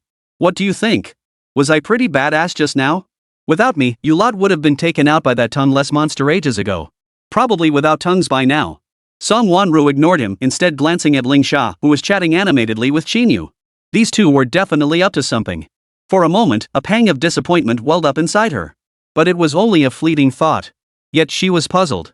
She had no feelings for Qín Yǔ, so why did seeing him chatting with another girl make her feel so uncomfortable? Was this normal? Little did she know, Lingsha's unease stemmed from witnessing Qín Yǔ sever and reattach his own tongue. Moments earlier her curiosity had skyrocketed. That's why she was now persistently trailing behind him, asking questions. It was hard to imagine a tall, elegant woman trailing behind him, begging for explanations with such an eager, clinging expression. But Qín Yǔ merely responded casually, brushing her off with vague answers. Soon, they reached the second platform. Knowing this was the 18th layer of hell, the second trial was likely the scissors hell. At that moment, Qín Yǔ glanced at the scissors in Lin Haoyu's hand and felt a sudden pang of unease. Though this scissors hell bore the word scissors in its name, its true punishment targeted those who destroyed families. Especially those who act as third parties. And what the scissors cut wasn't tongues, but... Before he could utter a warning, Lin Haoyu charged into the cave with a confident look, still clutching the large-bladed scissors. Oh? And a beauty at that? How could Big Brother possibly bring himself to do this? Inside the cave, a woman knelt naked, her jet-black hair nearly obscuring her entire face. Beside her lay a pair of scissors. But they were much smaller in size. The instant Lin Haoyu entered the cave, the woman lifted her head, revealing a face of exquisite beauty. Her expression, however, was slightly frenzied, with a trace of dried blood at the corner of her mouth. "Handsome, you're here to make love with me too, aren't you?" Her body twisted as she rose to her feet, then she casually picked up the scissors from the ground. Before Lin Haoyu could react, she charged toward him. She shouted as she charged. He. Let me cut off your little brother? Give it to me now." Her shrill scream instantly echoed throughout the entire cave. This sent a chill down Lin Haoyu's spine, completely shattering his earlier confidence and resolve. He instinctively wanted to flee. But where could he possibly escape in this cave? "Hey! What the hell are you all staring at? Come help me, damn it!" With no other options, he pinned his hopes on the three who had just entered the cave. Yet the three of them didn't move immediately. Instead, they stood still, silently watching him. The reason was that they had noticed the woman seemed to be targeting only Lin Haoyu. Even if others appeared within her field of vision, she paid them no mind. "Lin, this woman seems to have her sights set on you. How could we possibly get in the way? Why don't you just give in to her? That way, maybe we can move on to the next stage. You don't want us to stop here, do you? Bull." Hearing Qín Yǔ's mocking laughter, Lin Haoyu immediately shouted back. "She's interested in me? She's interested in my little brother. If you don't save me, I'll become a eunuch." Seeing Lin Haoyu's frantic expression, the others remained motionless. Qín Yǔ couldn't care less, while Song Wanru and Ling Sha dared not intervene. Song Wanru had already realized that the earlier tongue-pulling ordeal had been possible because Qín Yǔ had discovered the blood-covered man's weakness, allowing them to pass through successfully. Therefore, seeing Qín Yǔ make no move, they dared not act rashly either. After all, this dungeon was different from those monster farming instances. If they couldn't find a way through, they might be able to handle the monsters here. But just waiting around wasn't a solution either. Qín Yǔ. With this thought, Song Wanru asked anxiously, "Shouldn't we go help? If this keeps up, that woman will castrate Lin Haoyu sooner or later. It's not that I don't want to help, but we simply can't." Qín Yǔ shook his head, his voice tinged with resignation. "This floor is scissors hell. It specifically punishes those who destroy families. If we go to help, wouldn't we become the third party disrupting their family? If we do that, that woman will only become more enraged. The situation could spiral out of control. Then what should we do?" Ling Sha pressed immediately. "This woman can only be dealt with by Lin Haoyu alone. It's his own fault for being so reckless. I didn't even get a chance to warn him before he barged in headfirst. Even if he dies, it'll be his own fault. But I doubt he'll actually die. Most likely, he'll just lose his second brother." Qín Yǔ's voice echoed through the cavern, leaving Lin Haoyu utterly despondent. So he was to face this woman alone? But he was a defensive class. Even as an S rank, his offensive power wasn't that high. His only pride lay in his formidable defense and recovery abilities. Yet against a monster wielding corruption abilities, his defenses crumbled like paper. After all, his level was too low. The defense he provided was barely enough to make a dent. A single hit from a high-level monster would likely shatter his defenses. Fortunately, he possessed one special ability. With luck, he might just grind this madwoman to death. "Give it to me. Give it to me." The woman continued chasing Lin Haoyu with scissors in hand. But suddenly, Lin Haoyu stopped in his tracks. This caused a savage grin to flash across her face. "Handsome, you finally stopped running. Why didn't you just do this earlier? Hand over your little brother obediently, and you might just save your own skin." "My ass." Lin Haoyu swiftly raised his shield and roared furiously. "Come kill me if you've got the guts. I'd rather die than surrender, you son of a..." Hearing Lin Haoyu's curses, the woman's eyes gradually darkened with resentment. Her hand gripping the scissors turned white. "Handsome. Once you've entered scissors hell, you'd better obey. Otherwise, you'll never leave this place. Got it? Hand it over now." The woman lunged forward hysterically, scissors clenched in both hands, aiming squarely for Lin Haoyu's groin. This attack, carrying a corrupting effect, would surely render him sterile if successful. But just as the scissors were about to reach their target, Lin Haoyu's body suddenly shifted sideways. With a powerful shove, he sent the woman stumbling backward several steps. "Many women want my second brother. Who do you think you are?" 134, the god of counter-shielding, sudden twist. Seeking gold tickets. This unexpected turn of events caused the other three to instantly perk up. Yet they all assumed it was merely an accident. Yet when they witnessed the same scenario play out multiple times, they realized it was no accident. It was Lin Haoyu's ability. Shield counter. Qín Yǔ spoke slowly with a smile. It's a common knight skill, only usable when an attack is imminent. The trigger conditions are extremely strict. The fact that this guy can consistently use shield counter means he must have undergone systematic training. Looks like Lin really doesn't want to lose his second brother, huh? Shield parry is considered a god tier skill for shield wielding classes. Due to its difficult activation requirements, most avoid using it for attacks or counterattacks. After all, one mistake could cost you your life. Its low practicality and difficult activation requirements. This has led everyone to gradually forget about this bugged divine skill. But that doesn't mean the ability is useless. At least in this situation, it proves exceptionally valuable. But how long could Lin Haoyu sustain it? Such a skill demands immense concentration. The moment he loses focus or his concentration wavers, triggering the shield counter becomes impossible. To put it bluntly, at that moment, Lin Haoyu would likely have his future happiness severed by that woman's scissors. From then on, his manhood would be gone forever. Everything hinges on how long Lin Haoyu can hold out. Damn it! Damn it! You came here looking for trouble, yet you can't even grant me this one request? You bastard! If you've got the guts, stop dithering. I'll see if you really have the strength to toy with me. As he spoke, Lin Haoyu extended a single finger, growling defiantly. Come on then. Provoked, the woman wasted no time. She charged at Lin Haoyu again, scissors raised.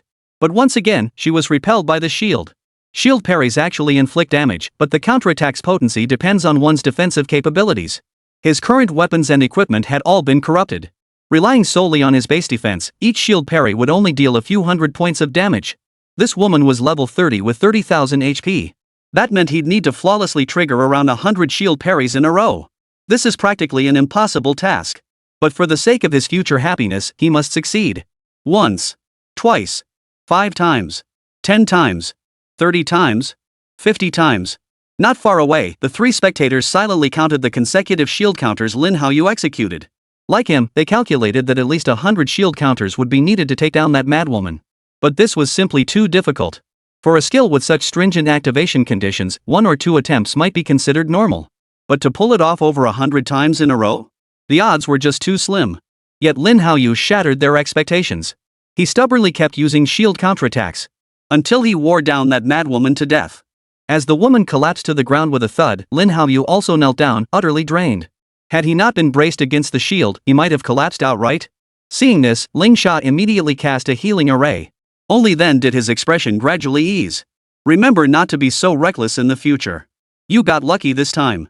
Otherwise, you wouldn't even know how you died. Qín Yǔ walked over to Lin Haoyu with an air of nonchalance, kicking the scissors aside with a single swift motion. It's time to show you what true strength looks like. Before the 3 could react, Qín Yǔ strode swiftly toward the exit. Wait for us. Ignoring the shouts from behind, Qín Yǔ practically flew to the 3rd level platform. After observing the first 2 levels, he now had a rough grasp of how the 18 levels of Hell dungeon operated. The monsters were custom-tailored to the characteristics of each Hell. Therefore, as long as one guarded against the Hell-specific traits before entering the cavern, clearing the stage would be a breeze. According to the pattern, the 3rd stage was the Iron Tree Hell. Iron Tree Hell punished those who sowed discord. Spotting a colossal tree within the cavern confirmed Qín Yǔ's conjecture was largely correct. With a single thought, dozens of golden-scaled insects formed a line before him. Then, Qín Yǔ raised a finger, pointed at the iron tree, and murmured softly. Dragon Flame. Burn. Dozens of golden-scaled insects opened their gaping maws, unleashing dragon flames that instantly filled the entire cavern. Simultaneously, the iron tree instantly melted into molten iron. Just then, the other 3 arrived from below, witnessing this scene. Astonishment spread across their faces. With such power, wouldn't every dungeon be a breeze to clear? Watching the raging flames within the cavern, Qín Yǔ merely waved his hand, extinguishing them completely. The 4 entered the cavern, about to continue upward. The ground suddenly began to shake violently. What's going on? Just as the group was puzzling over this, the cave's entrance abruptly sealed shut. Instantly, the cave floor split open, and dozens of towering copper pillars shot upward from below, lifting the group into the air. Simultaneously, the ground collapsed entirely, followed by the sound of water pouring down from an unknown source. In the blink of an eye, the space below filled with scalding, steaming, bubbling boiling water. The rising steam rapidly spread throughout the cavern, obscuring their vision. Moreover, the temperature soared rapidly, making even breathing extremely difficult. Most crucially, ripples began to form in the scalding water. Dozens of blood-soaked figures emerged, their faces twisted in savage grimaces, their screams piercing the air. Spotting the figures atop the bronze pillars, they immediately began climbing up the pillars. What the hell is going on? The relentlessly rising heat instantly drenched the 4 of them. Worst of all, their defense and health were steadily depleting. Clearly, this heat was already exceeding the limits of human endurance. Seeing this, Ling Sha immediately activated full power, placing recovery arrays beneath each person's feet. Only then did the relentless decline in health points finally halt. Meanwhile, Qín Yǔ's brow was furrowed like twisted rope. The dragon flames must have shattered the iron tree hell earlier. After all, fire overcomes wood. Even an iron tree couldn't withstand such extreme flames. So why this sudden reversal? The rising steam, the cracked copper pillars, and the boiling oil below. Could it be? Qín Yú's eyes widened instantly. He whipped his head around and shouted at Song Wanru. Wanru! Use your ice element attack to cool it down fast. We can't let the temperature rise any further. Otherwise, we'll all die here. 135, the fourth layer of hell, not even a cauldron of oil can withstand a swarm of 10,000 insects. Hearing Qín Yú's shout, Song Wanru instantly regained her composure. She swung her staff, aiming it at the oil cauldron below. Ice rain! With a sharp command, countless icy beams plummeted from the sky, plunging into the searing, steaming cauldron. Yet the effect was minimal, barely lowering the temperature. By then, several blood-covered figures had already crawled to the group's feet, only to be smashed back down by Lin Haoyu's shield. All three took action, yet Qín Yú remained rooted to the spot. The hell of copper pillars? Steam cauldron hell. The hell of the oil cauldron. All three hells appearing at once. Is this because I rushed through the dungeon? That was the only explanation he could think of. The blazing dragon flames instantly transformed the original iron tree hell into a merged state of all three hells. The difficulty skyrocketed, and it became incredibly dangerous. The oil cauldron was slowly rising. Once it reached the exit point, there would be no chance for them to pass through again. But the exit was sealed shut. How to open it was the crucial question. Qín Yú. Think of a way. Hanging on like this is no solution. We'll all be burned alive here. Qín Yú didn't hesitate, swinging his hand forcefully once more. Dozens of flaming armored dragon beetles plummeted from the sky, plunging into the scalding oil cauldron. This dungeon wasn't like ordinary monster farming instances. It contained traps. When facing traps, the simplest solution was brute force. Flame-armored dragon beetles. Break through this oil pit. The flame-armored dragon worms naturally dwelled underground, and with flames blazing on their backs, they possessed remarkable heat resistance. They could survive for extended periods in the oil cauldron. With enough numbers, they could force their way through the trap and escape. The fire-armored dragon worms plunged into the oil cauldron, barely lasting a minute before dissolving into pools of pus. This alone proved the damage this trap could inflict was utterly unimaginable. Even the flame-armored dragon worms could only endure for a minute. If they fell in, they'd likely perish in under 10 seconds. But he possessed more than just a few flame-spine dragon worms. As countless more flame dragon beetles plunged into the cauldron, the scalding oil level rose rapidly. This left the other three utterly bewildered. Especially Lin Haoyu, who immediately roared at the sight. Qín Yú. What are you doing? Are you trying to kill us? I knew something was off earlier. If you hadn't suddenly set fire to that iron tree, we wouldn't be trapped here. Now you're acting up again. Stop it immediately. Shut up. You're so noisy. Qín Yú glared at him irritably and growled under his breath. One more word, and I'll toss you down to get blown to bits. Without further argument, Qín Yú anxiously watched the rising water level beneath his feet, continuing to summon the flame-armored dragon worms. Just as the water neared the top of the bronze pillar, a sudden, crisp cracking sound echoed from below. Then, the water level plummeted rapidly. Within seconds, it vanished without a trace. All that remained were the blood-soaked figures that had crawled out of the oil cauldron, along with a group of flaming armored dragon beetles that had not yet perished. Realizing the danger had passed, the unease on everyone's faces gradually faded. Without the scalding oil, these blood-soaked figures were no longer a threat. They were dispatched in no time. Lin Haoyu and Song Wanru focused on slaying the monsters, while Ling Xia shifted her gaze to Qín Yú. It wasn't because he had once again shattered their expectations by saving them. Rather, she noticed the absence of a recovery array beneath his feet. Her healing array and damage control array automatically sought targets to heal or control. They healed allies beneath their feet and controlled or damaged enemies beneath theirs. It could be said that no situation was ever overlooked. Yet beneath Qín Yú's feet, there was no healing array. This could only mean one thing. In the previous battle, he likely suffered no damage at all. She could understand him not taking damage or depleting his health. But summoning so many flame-armored dragon beetles should have drained his mana to some extent, right? Yet this guy wasn't even targeted by the recovery array. That proved Qín Yú had already fully replenished his mana before she cast the recovery array. Did he possess such absurdly powerful regeneration? How many more hidden cards did he have up his sleeve? As if sensing Ling Xia's burning gaze from behind, Qín Yú merely glanced back before leaping down. He stepped over the scattered corpses, entered the exit, and continued ascending.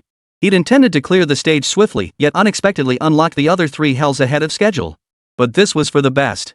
Though unexpected, at least it was a close call without any real danger. Moreover, clearing 4 hells at once was a blessing in disguise, shortening the dungeon's completion time. He arrived at the next level. There were no platforms here. Or rather, the platform here was completely sunken, resembling a semicircular water scoop. At the very center of the platform sat a massive stone mill. Beside it, numerous blood-stained figures stood waiting. The moment Qín Yǔ and his 3 companions entered, all eyes turned toward them. Their eyes glowed crimson, filled with murderous intent. However, compared to the oil cauldron and steam earlier, these blood-covered figures no longer struck fear into them. Lin Haoyu charged straight in, engaging the blood-soaked figures in combat. Though Song Wanru supported the attack from the sidelines, she didn't descend onto the platform. Instead, she remained standing beside Qín Yǔ. After navigating so many trials, she had already sensed something deeply unsettling about this dungeon. The 18 levels of hell, each layer fraught with peril. Moreover, simply defeating the blood-covered monsters wasn't enough to proceed to the next level. It was imperative to understand exactly what kind of hell this level represented. It's the stone mill hell. The massive stone mill standing at the center of the platform was an unmistakable clue. There was no need for guesswork. But then, Ling Sha suddenly spoke up, correcting her assumption. No, it should be the stone mill hell and the mortar hell. Mortar hell? Song Wanru frowned instantly. Before she could ask, Ling Sha immediately began explaining. See that semicircular platform? Why do you think this level's platform is shaped like this? Have you ever wondered? Doesn't it resemble a mortar for pounding grain? Song Wanru suddenly understood. But knowing this didn't help much. They still needed to figure out how to open the door to the next level. In that case, wouldn't destroying that stone mill be equivalent to passing through this layer of hell? Confident, Song Wanru raised her staff, and 7 beams of light appeared beside her. But just as she was about to attack the millstone, Qín Yǔ grabbed her hand, interrupting her. Wait. Something's not right. 136, the colossal stone sphere, life and death hang in the balance. The warm sensation in Qín Yǔ's hand sent a wave of dizziness through Song Wanru. In fact, she hadn't even heard what he just said. After a long moment, she finally shook off Qín Yǔ's hand and asked in confusion. Why did you stop me? The situation is clear now. All we need to do is break that stone mill to pass this level. Why did you suddenly grab me? What are you trying to do? Aren't you afraid others will misunderstand? Ha! Hearing Song Wanru's words, Qín Yǔ froze for a moment. He was about to explain when the cave began trembling violently once more. The violent shaking sent all 3 tumbling uncontrollably into the mortar. The tremors ceased precisely as they landed. Lin Haoyu immediately approached, his voice tinged with complaint. What took you so long? I've already dealt with all those blood-covered creatures. Seriously, it always comes down to me. Expecting praise, Qín Yǔ instead glared at him and snapped. I told you not to be so impulsive, you fool. You just wouldn't listen. Looks like bringing you along this time was a mistake. After speaking, he glanced up at the sky before rushing to the stone mill and shoving it forward with all his might. Hurry up and help. We won't have time soon. Seeing Qín Yǔ's inexplicable actions, the 3 others looked at him with utter confusion. Lin Haoyu couldn't resist mocking him outright. You're the one acting crazy. I'm busting my ass fighting monsters, and you call me a fool? You're the fool. Running off to grind a millstone at a time like this. Are you a donkey? Ha! That's hilarious. The taunts echoed relentlessly, but suddenly, a dull thud echoed from above the cave. A colossal stone sphere appeared overhead, its origin unknown, steadily descending toward them. The stone sphere, nearly filling the entire ceiling, plummeted like a meteor from the heavens, its oppressive weight bearing down on them. Seeing this, Lin Haoyu immediately shut his gaping mouth and swallowed hard. There was no way they could forcefully shatter this thing. In other words, if they couldn't find a way out, they'd all be crushed into mincemeat. Seeing the 3 still standing frozen in place, Qín Yǔ harbored no expectations for them. He promptly waved his hand, summoning dozens of flame-armored dragon worms to help turn the millstone. With the fire-armored dragon beetle's assistance, the stone mill slowly began to turn. But nothing changed around them. Damn it, is something wrong? Qín Yǔ's brow furrowed deeply. Truthfully, he'd sensed something amiss the moment they arrived on this level. If destroying the millstone alone was enough to clear the stage, wouldn't that be far too easy? Compared to the difficulty of the previous stages, this felt far too easy. Just then, he noticed the stone spheres in the air. But before he could warn the others, he was jolted into the mortar. Stone-crushing hell. This level contained not only the stone mill hell and the mortar hell, but also the stone-crushing hell. And as the most conspicuous object on this level, this stone mill must be the key to clearing the stage. But turning it proved useless. The stone ball kept ascending lower and lower. As it drew ever closer to them, they had absolutely no way to resist. Despair instantly enveloped them. Lin Haoyu cursed angrily beside them, venting his pent-up frustration. Meanwhile, Song Wanru and Ling Sha slowly lowered their weapons. The stone sphere was incredibly hard, they couldn't destroy it. They had hoped Qín Yǔ would find a way to break the stalemate. But turning the stone mill had no effect whatsoever. If this continued, wouldn't they truly perish here? They were both S-rank professionals, having just joined the Dragon Roar Guild with promising futures ahead. How could they perish in such a place? And crushed into bloody pulp? That was utterly unbearable. The relentless descent of stone balls made the air in the already cramped cave grow increasingly thin. This only intensified the panic and unease gripping their hearts. Despair weighed heavily upon them once more, suffocating their very breath. But just then, Qín Yú's voice rang out again. Stop standing around like fools. Hurry up and drag those bloody corpses into the stone mill. If you don't want to die, move now. Hearing Qín Yú's urgent shouts, Song Wanru and Ling Sha snapped out of their daze. Without a moment's hesitation, they hoisted the corpses of the blood-covered figures and tossed them into the stone mill. Lin Haoyu, though puzzled, obeyed the order. The moment the corpses were tossed into the mill, they instantly dissolved into a pool of blood that flowed through a nearby passageway, soaking the floor. As more corpses were added, the pool of blood grew larger. No one questioned why Qín Yú had ordered them to do this. They simply kept hauling bodies into the mill. Before long, every blood-soaked corpse in the cave had been tossed into the stone grinder. The blood now reached several people's calves. Suddenly, the cave shook again. At the entrance, a small crack opened, and the blood water began flowing out through the gap. Run! Qín Yú bellowed once more, charging toward the opening. The space inside the cave had become extremely narrow. This forced them to run forward while constantly bending over. The farther they ran, the lower their bodies bent. By the time they reached the crevice, their waists were bent at a full 90 degrees. Flame-armored dragonworms. Hold it up. Qín Yú was the first to reach the crevice, but instead of rushing through, he commanded the fire-armored dragonworms inside the cave to brace against the descending stone ball. Though they couldn't hold out for long, at least it would buy some time. Hurry! Fortunately, at the last second, everyone made it through the crevice safely. As the last person squeezed through, the stone ball slammed shut with a heavy thud. Having narrowly escaped death, everyone sat on the ground, gasping for breath. The thought of nearly being crushed by that stone ball sent a chill down their spines. If not for Qín Yú's sudden flash of inspiration, they would have perished here. Qín Yú, how did you figure out the secret to clearing this obstacle? Once their emotions had settled, Song Wanru turned her head to look at Qín Yú beside her and asked softly. A man's intuition. Qín Yú stared at the wall and let out a wry smile. Remember the layers of hell we went through in the last stage? Iron Tree Hell, Steaming Basket Hell, Copper Pillar Hell, Oil Cauldron Hell, 4 in total. I always thought it was because of my flames that those other 3 hells appeared in that stage. But just now, I realized I might have been wrong. That level might have been 4 hells all along. 4 hells? What do you mean? Song Wanru immediately asked. To put it simply, that level was designed with 4 hells from the start. I just unlocked them prematurely. And this level should be 4 layers of hell too. 137, the treasure chamber, a cavern filled with tombs. Qín Yú raised his right hand and began counting. Stone grinding hell, mortar pounding hell, stone crushing hell. These 3 are known and confirmed. But in truth, we've overlooked a crucial hell. The blood pool hell. As Qín Yú raised his 4th finger, a flash of sharp insight lit up the faces of Song Wanru and the other 2. The stone mill is indeed the key to clearing the level, but simply turning it is useless. It must be filled with something. The other crucial element to breaking the stalemate lies in those blood-soaked figures. Only by creating a pool of blood can we open the door and escape from this colossal mortar.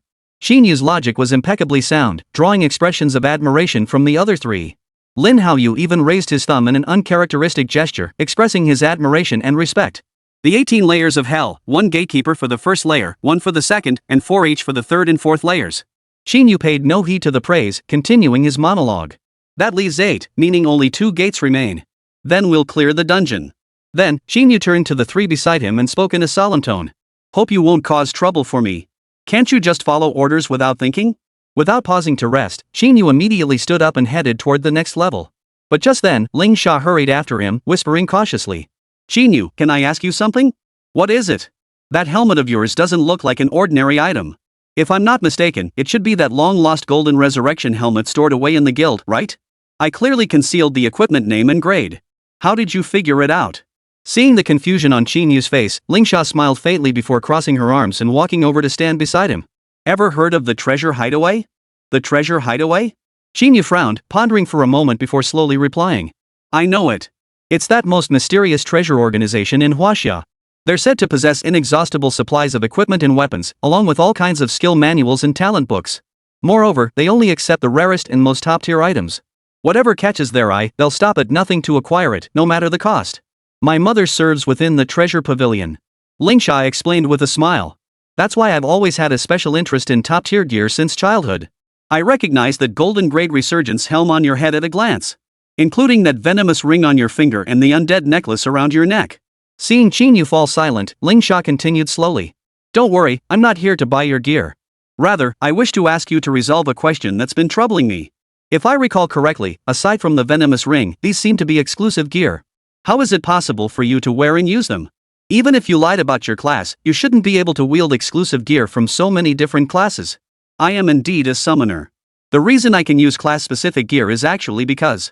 Just as Qín Yǔ was about to explain, he noticed Lin Haoyu and Song Wanru approaching. Breaking his usual demeanor, Lin Haoyu hooked his arm around Qín Yǔ's shoulder and patted his chest with a grin. Bro, I'm seriously impressed now. You've got some serious skills, man. But you're only just barely stronger than me. To earn my recognition means you're already incredibly powerful. I don't see it that way. Hearing Lin Haoyu's words, Qín Yǔ shot him a glance and retorted irritably. Getting your approval is the biggest mistake of my life. You're so ungrateful. And I actually started to think better of you. If it weren't for my temper, you'd have died 1,000 times over. Though Lin Haoyu spoke harshly, his tone was surprisingly calm. It was clear his attitude toward Qín Yǔ had softened considerably. Perhaps he had realized just how formidable Qín Yǔ truly was. Not only was he powerful, but his intelligence was off the charts. Previously, he'd only heard rumors that this guy ranked first in both talent and academic performance at Linghai City's top academy, even surpassing Song Wanru. He had assumed it was mere hearsay. After all, how could someone with such high academic achievements only awaken as a B-rank summoner? But that was the reality. His combat prowess is unpredictable, and his mind is razor-sharp. Even in that life-or-death crisis just now, he managed to keep his wits about him and find a way out. It was truly impressive. With 2 more stages remaining, without Qín Yǔ, he couldn't be certain if the remaining 3 could survive this dungeon. Therefore, he absolutely must cultivate a good relationship with Qín Yǔ. At least within the dungeon, it was essential. And by doing so, he could also seize the chance to get closer to Song Wanru and Ling Sha. Winning the beauty's hearts was within reach. But what puzzled him was that at this moment, Ling Sha glared at him instead, her face flushed with anger. What had he done to offend her? Opposing Qín Yǔ wasn't right either. But making overtures of friendship was also wrong. Was he really that unlikable? Lost in thought, the group had already reached the next level's platform. Upon arriving here, their first impression was that they had entered a graveyard. At the center stood a colossal tomb towering several people high, its surface studded with countless long blades and saws. Surrounding it were countless smaller graves, arranged in concentric circles that covered the entire platform, leaving scarcely any space to stand. The moment they entered this level, the cave's entrance sealed shut. But they were already accustomed to this. If I'm not mistaken, this level must have a crucifixion hell. Lin Haoyu stroked his chin thoughtfully for a moment before speaking up. Even an idiot could see that. Ling Sha scoffed irritably from the side before turning her gaze toward the large tomb at the center of the platform. Besides the hell of crucifixion, there should also be the hell of saws and blades. But if we follow Qín Yǔ's earlier analysis, this level should have 4 hells as well. Yet only these 2 are visible now. And the hell of wrongful death. At that moment, Qín Yǔ's voice drifted slowly through the air. The reason those long blades and saws are stuck into the graves signifies that what lies buried within must be those who died by suicide. The hell of wrongful death punishes those who took their own lives. But there's still one missing? Song Wanru, who had remained silent until now, suddenly spoke up. The group fell into deep contemplation. But the next moment, the platform shook violently. From countless small graves, blood-stained hands suddenly shot out, snapping them back to reality. Forget it. We'll cross that bridge when we come to it. Let's just get to work first.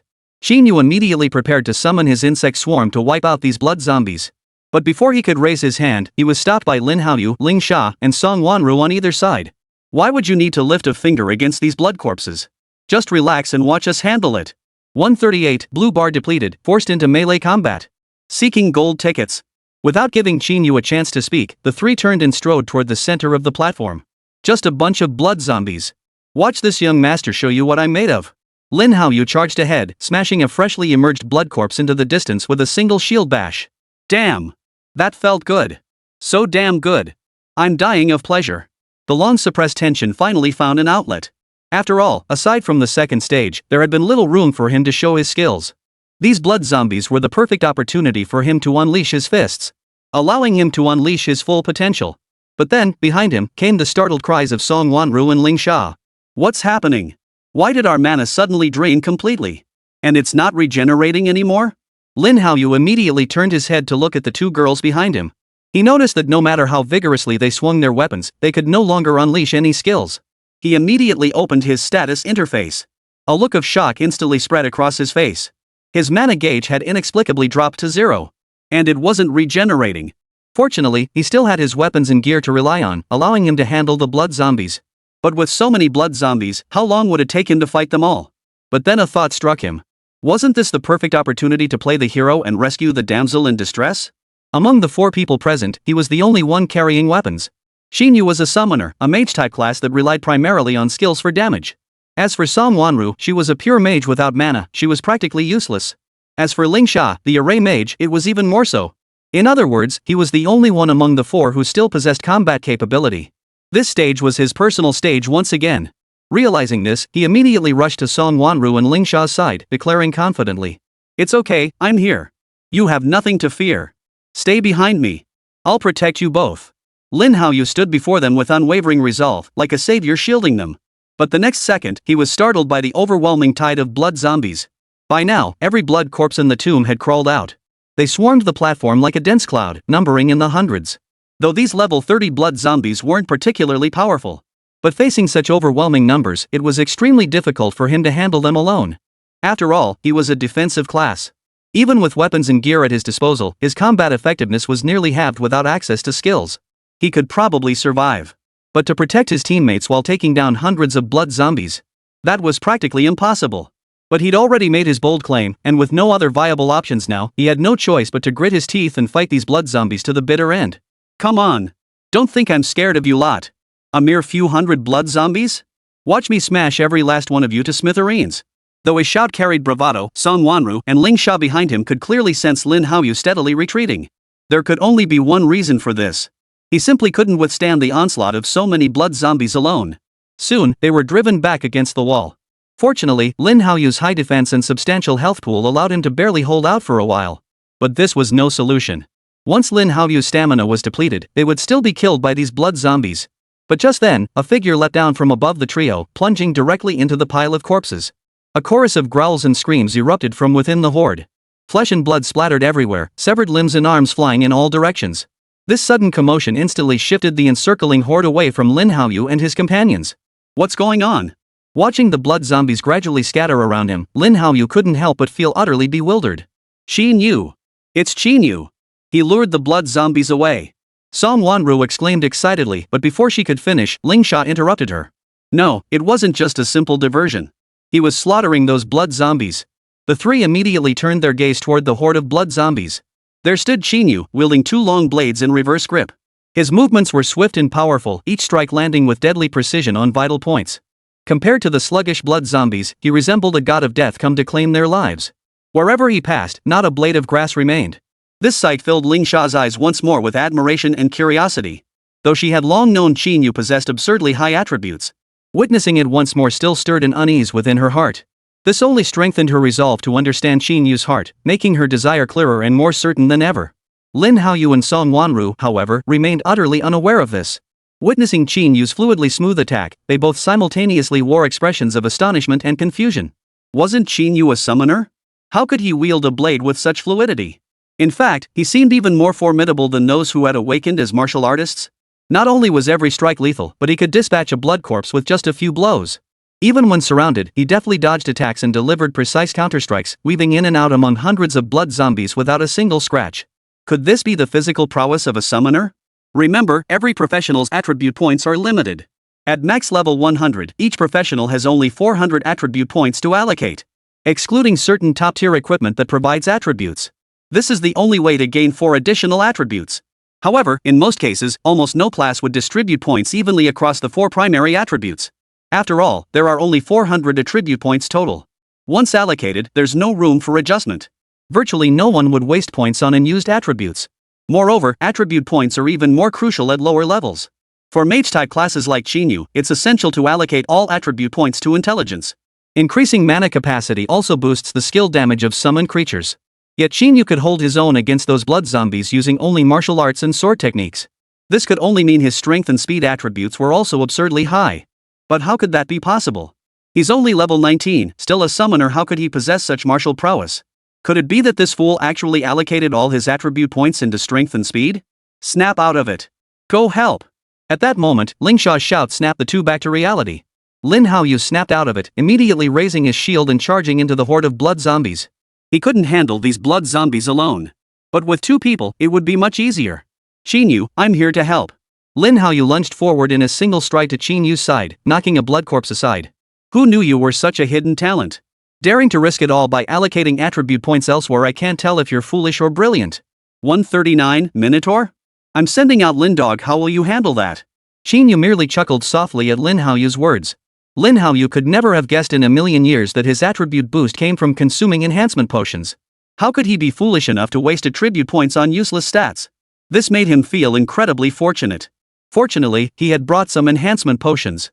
Otherwise, he truly wouldn't have known how to proceed through this stage. The hell of wasted death represented those blood zombies. The crucifixion hell represented burying those blood zombies in graves. And the hell of blades and saws meant combat was restricted solely to cold weapons like blades and saws. This also explained why their mana had been completely depleted. And why it couldn't be restored. But none of that matters. According to his earlier deduction, starting from the third stage, there should be 4 hells appearing on each level. Yet on this floor, only 3 have appeared so far. If they couldn't locate the 4th hell, then this stage was far from over. The blood zombies on the platform were swiftly eliminated by Qín Yǔ and Lin Haoyu. Qín Yǔ, however, appeared remarkably composed, a stark contrast to Lin Haoyu, who was panting heavily.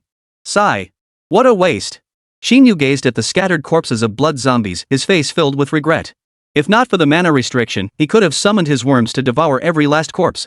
That would have been a significant amount of health and mana points, perhaps enough to push him past level 20. Just then, Song Wanru and Ling Sha ran over from a distance. Qín Yǔ, are you two okay? Spotting them, Lin Haoyu instantly feigned weakness, leaning toward Ling Sha. I can't go on. I need healing immediately. Heal my ass. With all that armor, how could you even get hurt? Ling Sha shoved Lin Haoyu aside and immediately rushed to Qín Yǔ's side, feeling him over anxiously. Feeling the warmth radiating from Ling Sha's hands, Qín Yǔ instinctively pulled her hands away, feeling slightly uncomfortable. Stop touching me. I know I'm handsome, but taking advantage like this is a bit unreasonable, don't you think? Taking advantage? I'm worried you're hurt. Even that 1D from your team couldn't hurt me. Do you really think these blood zombies stand a chance? Qín Yǔ chuckled lightly, then turned his gaze toward the massive tomb nearby.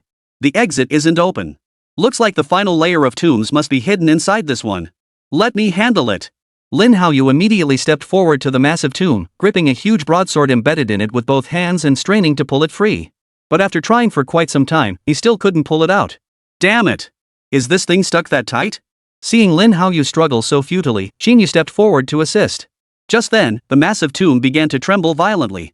Then, the countless blades and saws embedded in it shot violently outward in all directions. Lin Haoyu was sent flying backward. Qín Yǔ immediately shielded the 2 girls, swinging his twin blades to deflect all the blades and saws. Yet the colossal tomb's tremors showed no sign of ceasing. It only grew more violent. Suddenly, 2 massive hands burst forth from the tomb. With a powerful rip, they split the entire structure clean in 2. A bull-headed, human-bodied monster instantly appeared before them. Ox Saint? Qín Yǔ blurted out instinctively. This creature bore a certain resemblance to the leader of the herbivore clan. But upon closer inspection, subtle differences became apparent. Though it too bore a bull's head, its horns had been partially sawed off, exposing the withered flesh beneath. Moreover, its skin had completely rotted away, making it indistinguishable from a decaying corpse. A long saw hung on its back. Upon spotting Qín Yǔ and his companions, it swiftly grabbed the saw, its eyes burning with the hunger of a predator. The Ox Pit Hell. Now, the group finally understood what the hidden 4th layer of hell truly was. Clearly, this Minotaur embodied the Ox Pit Hell. If this had been earlier, when they still had mana reserves, this level 30 Minotaur would have been no match for them.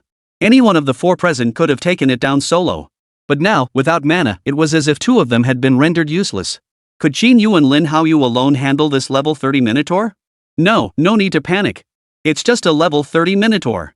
Lin Haoyu forced himself to speak through trembling lips, suppressing his fear. Leave it to me, kid. No problem at all. You don't sound confident at all. Forget it. But at that moment, Qín Yǔ cut him off without mercy, then immediately shifted his gaze back to the Minotaur. Lin Haoyu, work with me. Distract that thing. I'll handle the attack. But be careful, don't let it hit you. Its attacks might have a corrupting effect. If you're that unlucky, I won't be able to save you. Lin Haoyu wanted to argue, but couldn't think of a reason. Given his strength, he truly couldn't take down this Minotaur. Serving as bait might be his best option. Oomph. Just so you know, I'm not agreeing to this because I'm scared or because I can't take down this Minotaur. Okay. Young Master Lin is so dashing, how could he possibly fear such a puny Minotaur? After all, you're the god who can chain 100 shield counters, the MVP of the Second Brothers defense battle. Your strength is undeniably formidable. To have you as my partner is truly a blessing in 3 lifetimes. Qín Yǔ's teasing instantly had the 2 girls beside him laughing so hard their mouths wouldn't close. I won't stoop to your level. Though furious, Lin Haoyu didn't let it escalate with Qín Yǔ at that moment. In a dungeon, nothing is more detrimental than teammates fighting amongst themselves. He understood this principle all too well. Besides, Qín Yǔ was now crucial to clearing the dungeon. No matter how excessive the teasing, he had to endure it. He immediately looked up at the minotaur nearby and bellowed. He even slapped his own butt. "Come on. You muscle-bound old ox, my butt's itching for a beating, come hit me already." It must be said, perhaps as a signature skill of shield-type classes, Lin Haoyu's taunting prowess was truly formidable. With just one line and a mocking gesture, the minotaur's eyes turned bloodshot as it charged toward Lin Haoyu, its long saw raised. Man and beast chased each other across the arena, creating an utterly comical scene. Qín Yǔ watched for a moment, then swallowed 2 enhancement potions before picking up the twin blades lying on the ground. "Qín Yǔ, be careful." But at that moment, Song Wanru shot him a worried glance, her expression tinged with awkwardness. "We can't really help much, so we'll just cheer you on from the sidelines. It's fine." Seeing this, Qín Yǔ merely smiled faintly and shook his head. "If you're really bored, you could always cheer us on. With your figures, you'd definitely set the whole place on fire." 140, the venomous ring is useless? What about that necromancer's necklace? After saying this, Qín Yǔ deliberately glanced at the pair of white rabbits rising and falling on Song Wanru's chest, the implication clear. At first, Song Wanru didn't grasp Qín Yu's meaning. But when she saw where his gaze had been fixed, her cheeks flushed instantly, and she quickly turned away. As the campus beauty of Linghai City's top academy, Song Wanru possessed not only an innocent and adorable appearance but also a flawlessly perfect figure. Whether it was her waist-to-hip ratio or her perfectly proportioned curves, she resembled a flawlessly sculpted work of art. But then, he caught sight of Ling Sha standing nearby, and his gaze instantly sharpened. Ling Sha embodied the reserved, sophisticated older sister type, always dressed in a form-fitting cheongsam, her hair pulled into a high ponytail, and wearing silver-rimmed glasses. Her figure was beyond reproach. Emerging from the oil-frying hell, her already form-fitting cheongsam clung perfectly to her body, outlining curves that were almost S-shaped. It was hard to believe the owner of such a figure was actually close to their age. Originally, Ling Sha hadn't paid any attention to Qín Yu's teasing, instead pondering why his attributes were so outrageously high. But then, she caught the intense heat in his gaze, and her cheeks flushed slightly. She had always presented herself with a cold demeanor. As an array master, her passion lay not in standing behind others to provide support. Instead, she craved the thrill of slaying monsters. The sight of blood spurting out could instantly send her emotions soaring to a climax. But precisely because of this, the killing intent radiating from her was undeniably palpable. So much so that, despite her stunning figure, no man dared approach her. This held true both at the academy and in dungeons. But Qín Yǔ felt nothing of the sort toward her. Wasn't this a kind of mutual attraction? It had been ages since she'd encountered a man who piqued her curiosity so deeply. Just as she was about to ask him something, Lin Haoyu's voice suddenly rang out from nearby. "Damn it! Qín Yǔ! I'm busting my ass tanking these mobs, and you're off flirting with girls, huh? Get over here! You think I won't send the monsters your way? We'll both go down together." Hearing Lin Haoyu's curses, Qín Yǔ wasted no time. He grabbed his knife and sprinted over. He had just consumed 4 enhancement potions. 2 boosted maximum strength, 2 boosted maximum speed. Additionally, he possessed the special effects of brute strength and swift wind. Brute force doubled damage when striking vital points. Swift wind dramatically increased his movement speed during attacks, enabling rapid dodging maneuvers. The massive stat boosts, combined with these 2 temporary special effects, allowed him to attack with ease. Even he hadn't anticipated that the potions Manhwa crafted would yield such astonishing effects. Though random, each effect correlates with the attributes boosted by the potion itself. The stat boosts weren't huge, but these random effects were insane. Soon, he charged behind the Minotaur. The Minotaur was still desperately chasing Lin Haoyu when suddenly, it felt excruciating pain in its right leg, causing it to lose control and crash to the ground. It whipped its head around to find a long blade embedded deep in its right ankle. Before it could react, a dark figure flashed past its vision, severing its other horn with a single stroke. The Minotaur froze for a few seconds before letting out a piercing howl. The thunderous roar echoed through the cavern, finally allowing Lin Haoyu to halt his pursuit. "Damn it! You want to keep chasing me?" Seeing the Minotaur collapse to the ground, Lin Haoyu shed his earlier disheveled appearance and strode directly before it, taunting. He planted his foot on the Minotaur's head, laughing mockingly. "You were pretty cocky just now. Why aren't you so cocky now? Get up and fight me? Thought you were something special? One swing and you're down for the count? Qín Yǔ, don't try to take this one from me, I'm claiming this guy's head." Lin Haoyu continued talking to himself, completely unaware that the Minotaur had silently picked up the long saw in its hand. By the time Qín Yǔ realized, it was already too late. The long saw swung out violently, striking Lin Haoyu with pinpoint accuracy. A heavy, dull thud echoed through the air. Lin Haoyu's armor shattered instantly. His body flew through the air like a soccer ball, only coming to a halt when it slammed into the wall. Guh! A mouthful of blood spurted out. The sheer force of the blow had left him on the brink of death. The Minotaur then slowly rose to its feet. With a mere shake of its leg, it flung off the long blade lodged in its ankle. Only then did the others notice the blade had already rotted into a pile of rust, while the wound on its leg was healing at a visible pace. Such potent corruption effects. Qín Yǔ couldn't help but utter a sigh of admiration. The ability to instantly destroy weapons and equipment was far more formidable than those ancient fiery chickens outside. More importantly, this creature possessed regenerative abilities. Even his poisonous ring couldn't kill it. This meant its regeneration and recovery abilities likely surpassed the poison damage inflicted by the venomous ring. At this level, eliminating it would likely require finishing it off in an instant. Watching from the sidelines, Sunmmary and Ling Sha could only fret helplessly. Without mana, it was extremely disadvantageous for them professionals who relied on skills to deal damage. Compounding matters, the only one who could assist, Lin Haoyu, had already lost his combat ability. In other words, to take down this Minotaur, it would have to fall solely on Qín Yǔ. But he too couldn't use his skills. Though his stats were high, he simply couldn't take down this highly regenerative Minotaur alone. In an instant, deathly silence spread throughout the entire cave once more. They could only wait in silence, utterly helpless. A sense of helplessness spread through their hearts. Or rather, they could only pray that Qín Yǔ would be able to deal with this Minotaur. But that seemed almost impossible. But just then, Qín Yǔ suddenly thrust his long sword into the ground. What? Is Qín Yǔ giving up too? The two frowned, their hearts sinking a little further. Qín Yǔ had abandoned the fight, meaning their only path left was to await death. Yet the next instant, he raised both hands and roared. Rise! My fallen followers! The roar echoed through the cavern. To the two women's bewilderment, the blood zombies lying on the ground long since dead slowly rose to their feet. What is happening? Sunmmary was startled and immediately took several steps back, fearing these blood zombies had also been revived and were about to attack them. But Ling Sha beside her was overcome with excitement, grabbing Sunmmari's arm as she tried to retreat. We're saved! It's Qín Yǔ's necromancer necklace. It's made those things rise again. 141, rise. My fallen followers. The necromancer's necklace? Sunmmary froze in surprise, then suddenly noticed the gleaming, skull-shaped black necklace around Qín Yǔ's neck. She recognized this piece of gear. It was the exclusive gear that dropped when she and Qín Yǔ ventured into that hidden dungeon.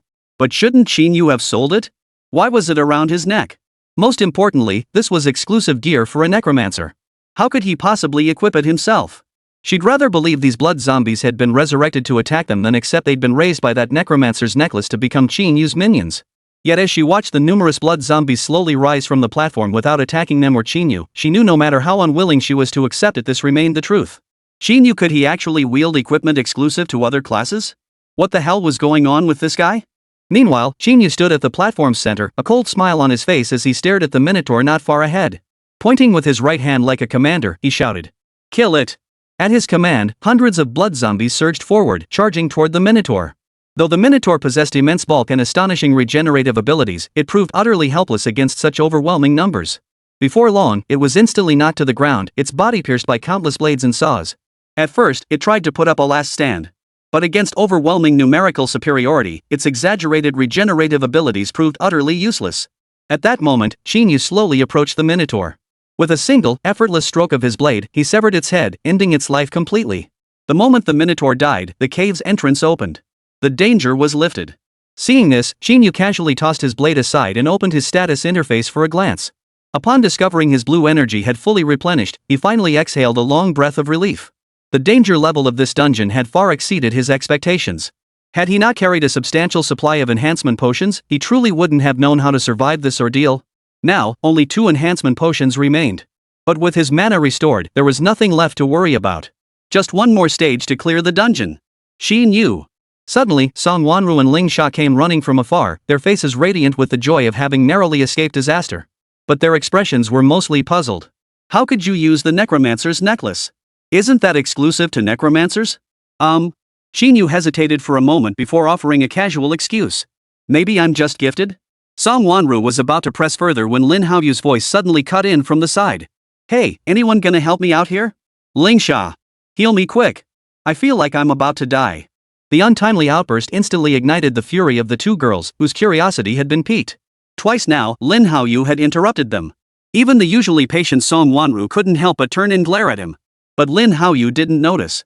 He kept calling for help. Only when a recovery array appeared beneath him did he pause for a moment. Damn monster! If it weren't for my mistake, I would have taken it down ages ago. With that, he deliberately walked over to the Minotaur's side and spat viciously on its body. For someone who'd been chased for so long, such anger was only natural. Enough! Just one more floor and we're out of here. Let's move. Seeing this, Qín Yǔ immediately headed toward the exit. The other three followed behind. Truthfully, they'd lost count of how many flights of stairs they'd climbed. All they knew was to keep ascending relentlessly. But now, they had finally reached the top. But upon reaching the final landing, something felt off. This couldn't really be considered a landing. It was a turning point. This turning point connected 4 staircases, each leading to 4 doors at the very top. Each door bore a palm-shaped emblem, its purpose unknown. What the hell? Do we have to solve a puzzle to clear this dungeon? Lin Haoyu approached one of the doors and tentatively placed his hand on it. Instantly, a green light illuminated. But the door didn't open. Looks like we'll have to split up. After a moment of contemplation, Qín Yǔ spoke slowly. These 4 doors should correspond to the remaining 4 hells. Only when we all place our hands on them simultaneously will they open. Hearing Qín Yǔ's words, the others immediately looked surprised. To have the 4 of them split up? This would undoubtedly weaken their collective strength even further. The peril of the previous trials had already far exceeded their expectations. If they were now forced to split up, it was hard to imagine the severity of the dangers they would face. Yet they had no other choice. It seemed the primary purpose of this stage was to separate them, thereby defeating them one by one. Therefore, they could only comply, each relying on fate. What we know now is that only 4 layers of the 18 hells remain unseen. The hell of the mountain of knives, the hell of the mountain of ice, the hell of the mountain of fire, and the hell of the mirror of karma. Each represents one of these 4 gates. Who gets which is purely a matter of luck. Since there's no choice to be made, what's there to agonize over? I'll still choose this one. Lin Haoyu didn't move, still choosing the door he had pressed earlier. Then I'll take the one next to his. Ling Sha promptly made her choice and walked up to the door. Song Wanru, however, was clearly conflicted. Facing the unknown, her face was filled with worry. Seeing this, Qín Yǔ simply patted her shoulder before discreetly slipping an enhancement pill into her hand. Don't worry, you're an S-rank hidden class. You won't die that easily. If you're in danger, remember to take this pill. It might just work wonders. Without further words, Qín Yǔ casually selected a door and walked through it. After a moment of stunned silence, Song Wanru walked straight toward the last remaining door. The 4 stood before the 4 doors, simultaneously placing their hands on them. All 4 palm prints simultaneously turned green. Squeak! The sound of doors opening echoed through the air. Inside, everything was pitch black. No one knew what lay beyond. Let's each face our fate. Hopefully we can meet up outside afterward? Qín Yǔ chuckled jokingly. You're all S-rank professionals. Don't go dying in here and become a laughingstock, okay? Cut the crap. Worry about yourself instead of fretting over others. Hearing Lin Haoyu's impatient retort, Qín Yǔ said no more and stepped directly through the door before him. The others followed one by one. But immediately afterward, they saw each other again. Only now, a transparent glass partition stood between them. What the hell? Is this some kind of arena? Lin Haoyu, standing at the very edge, couldn't help but complain. But the next second, the platform he stood on suddenly tilted, sending him sliding down. 142, Forced Separation Match, Absurd Requirement. Seeking gold tickets. Their current location was a U-shaped platform, evenly divided into 4 sections. Ahead of them stood an octagon-like platform, also encased in transparent crystalline material. The evenly divided platform connected to 4 passages leading to the central octagon cage. The first one sent in was Lin Haoyu. Damn it! This is insane! Lin Haoyu steadied himself, gripping his waist as he stood up. He then looked toward the other 3 and waved his hand. Why didn't you guys come down together? So it turns out only I got hurt in this world, huh? Just then, he suddenly noticed panic spreading across the faces of the 3 on the platform. This left him puzzled and perplexed. He thought to himself, these guys are getting away with it. But the next second, a chill swept over him from behind, sending a shiver down his spine without his gear to protect him. Lin Haoyu slowly turned his head, then immediately spun back around. He deeply regretted glancing back. Who could have imagined that standing behind him at that very moment was an ice golem? Ice golems were a relatively common type of boss in dungeons. Level 30, its body composed entirely of ice hard and sharp. Any attack it received inflicted a freezing effect, slowing the target's movement. In other words, fighting an ice golem meant preparing for a head-on clash. With slowed movement, dodging its attacks is practically impossible. This actually makes it a monster well suited for Lin Haoyu. As a Templar Knight, his defense and health are exceptionally high. He thrives on head-on confrontations. The problem is, his gear and weapons were destroyed by that minotaur, leaving him to face this creature almost completely unarmed. He held no level advantage. No gear advantage either. How is he supposed to fight this? Meanwhile, the 3 figures on the platform frowned deeply. Though they had anticipated a solo battle scenario, they hadn't expected it to be this challenging. The ice golem wasn't exactly a formidable boss, but given Lin Haoyu's current situation, it would be difficult to handle. If he were to fall and be defeated, what would happen next? Would the next challenger automatically take his place? Or were there other rules in place? The three of them didn't believe Lin Haoyu would survive. Still, that was merely the worst-case scenario. If Lin Haoyu managed to bounce back from the brink and unleash the devastating shield counter technique again, there might still be a chance. But first, he'd need a shield. Watch out! Song Wanru's startled cry shattered the battlefield's silence. The ice golem swung its arms, summoning several ice spikes that shot toward Lin Haoyu. Lin Haoyu immediately sidestepped to dodge, but the edges of some ice spikes still grazed his skin, drawing trickles of blood. The ice golem's attacks covered an extremely wide area, making it impossible for the already large-framed Lin Haoyu to evade completely. After several rounds of attacks, Lin Haoyu's health had been reduced by half. This left Song Wanru and Ling Xiao on the platform feeling extremely anxious. After all, if Lin Haoyu were to be defeated, the next to step up would likely be one of them. At that point, they'd likely face the awkward predicament of having to take down two bosses single-handedly. Damn it! If only we could help. This is supposed to be a team raid. How did it turn into a solo battle? Song Wanru muttered irritably under her breath. It was clear that witnessing a battle she knew they couldn't possibly win left her visibly frustrated. But beside her, Qín Yǔ remained utterly calm, even managing a few light-hearted quips. Relax, that guy won't die. After all, he's one of the toughest S-rank professionals out there. Even without his gear, he won't go down that easily. Plus, he's got this stubborn refusal to admit defeat, a quality most people just don't have. So that's why you specifically brought him into the team?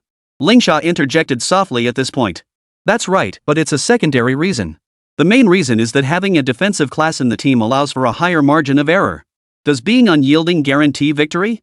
Upon hearing this, Song Wanru immediately wore a look of disdain and retorted. Strength determines victory or defeat. I've never heard of refusing to admit defeat winning a battle. Then it only proves your experience is lacking. Qín Yǔ retorted without mercy. If the gap in strength is truly too vast, then there's likely no chance. But if the difference isn't that exaggerated, then conviction becomes the deciding factor. At this point, Qín Yǔ shifted his gaze toward Lin Haoyu in the arena and roared. Lin Haoyu, don't you dare die.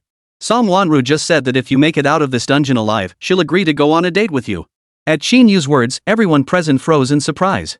But none reacted more intensely than Song Wanru standing nearby. Qín Yǔ. What are you talking about? When did I ever say such a thing? Wasn't that just to motivate him? See? It worked like a charm. The moment Qín Yǔ finished speaking, Lin Haoyu in the arena burst into loud laughter. He then kicked two ice spikes lying on the ground, breaking them apart. Picking them up, he sneered coldly. Ice lump, you really think I'm scared of you? Mess with this young master, and you'll find you've kicked a steel plate.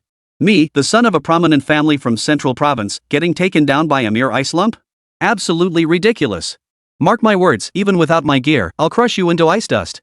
The ice golem, of course, couldn't understand Lin Haoyu's taunts and continued its relentless assault. But Lin Haoyu charged forward like he'd been injected with adrenaline.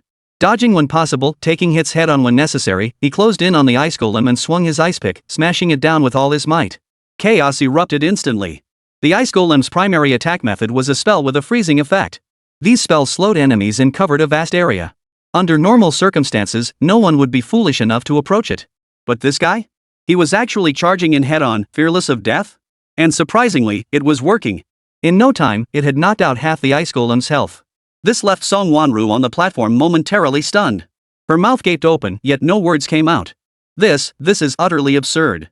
Not at all. You'd never guess how terrifying a man's obsession can be. Qín Yǔ leaned against the wall to rest, as if he had already anticipated the outcome. Only when a thunderous crash echoed through the arena did he turn his gaze toward the center. Lin Haoyu raised the ice puppet's head triumphantly, glaring at Song Wanru on the platform as he bellowed. I did it! Don't forget your promise. 143, the Hunter King's daughter, ultimate technique wind, forest, fire, mountain. Just as he prepared to celebrate his victory, the ground beneath the arena suddenly cracked open, swallowing Lin Haoyu whole. The ground closed back up, the entire sequence lasting no more than 3 seconds. Simultaneously, before the trio could react, Ling Xiao slid down the passageway. Witnessing this, Qín Yǔ finally grasped the precise rules of this stage. It was undoubtedly an individual battle, and participants would be replaced after each round. As long as the previous fighter secured victory, the next one would take their place. From this perspective, it was advantageous for them. If they had to face 4 bosses each, casualties would be inevitable. After all, judging by the order of appearance, he seemed to be the last one. However, since Lin Haoyu had already defeated the boss and departed, the remaining 3 should be fine. Ling Xiao was the one he worried about the least. From the moment he first met her, Qín Yǔ sensed this woman was no ordinary person. The killing intent radiating from her was even heavier than that of Wang Di, her teammate. Typically, such a dense aura of killing intent only manifested around someone who had slain a significant number of enemies. But she was clearly just an array master. How could she have slain so many monsters? Qín Yǔ didn't know that before her awakening ceremony, Ling Sha had accompanied her father on monster hunts in the wilderness. Her father, Ling Yunding, was a renowned monster hunter in the northern province. He was known as the monster hunting king. It could be said that any prey he set his sights on never escaped his grasp. Through constant exposure. While Ling Yunding battled monster bosses, Ling Sha would handle the smaller monsters nearby. However, she relied on traps and ambush tactics. After awakening as an array master under Su Yanqing's grueling training, she fully unlocked her latent potential for monster hunting. Her innate talent further amplified this ability. Attacking enemies under control deals double damage. Moreover, defeating enemies would restore a portion of her mana. This allowed her to score only a few points lower than Wang Di during their time in Death Valley. This performance even earned her Wang Di's respect. After all, for an array master to achieve such extraordinary results was no ordinary feat. As a support class, her monster kill count rivaled his own, truly astonishing. Facing a mere level 30 boss with no restrictions posed absolutely no challenge. With damage control arrays and healing arrays at her disposal, she could grind down any monster to death. Ling Sha thought the same. Ever since joining Qín Yǔ's party, she hadn't had many chances to act independently. Even Song Wanru could casually unleash a few skills to chip away at monsters. Yet she had always remained in the rear, supporting with formations. Now, a solo battle had unexpectedly emerged. This was her chance to finally show what she was capable of. Yet the very next moment, she froze in place, startled by the sudden appearance of monsters. Dozens of blood zombies wielding long blades had materialized around her. These blood zombies were identical to the monsters from the previous level. Except these were far more robust, nearly a head taller and a full size bulkier than their predecessors. This made Ling Sha frown instantly. If it were a single monster, she wouldn't have to worry. With her continuously stacked damage control formations, she could even pin them in place until they died.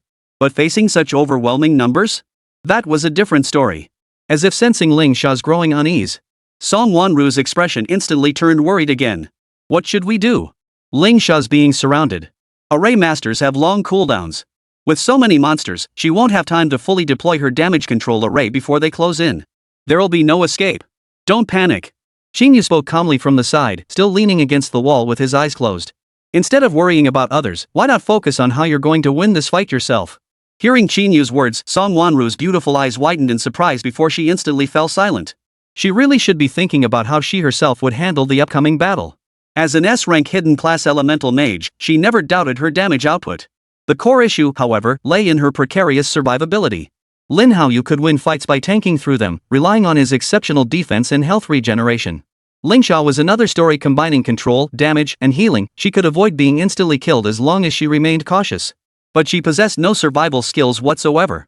To win, she must unleash her damage and take down the monsters in one fell swoop. This had always been her approach to combat. As the daughter of China's foremost mage, Song Weiman had instilled this principle in her from childhood. Mages never need survival skills. As long as one possesses damage capable of instantly annihilating all opponents, one becomes invincible. This was one of the creeds deeply ingrained in her heart, profoundly shaping her. Therefore, as long as she could eliminate the boss the instant she saw it, she wouldn't have to worry about injury or death. Qín Yǔ, however, failed to notice the peculiar expression on Song Wanru's face. Instead, he narrowed his eyes, observing the blood zombies scattered across the arena. What Lin Haoyu had encountered earlier was likely the Ice Mountain Hell. Then what Ling Sha was facing now was likely the Mountain of Blades Hell. Beyond these two hells, only the Volcano Hell and the Mirror of Karma Hell remained. Which one would he encounter? Lost in thought, Ling Sha had already been cornered against the wall.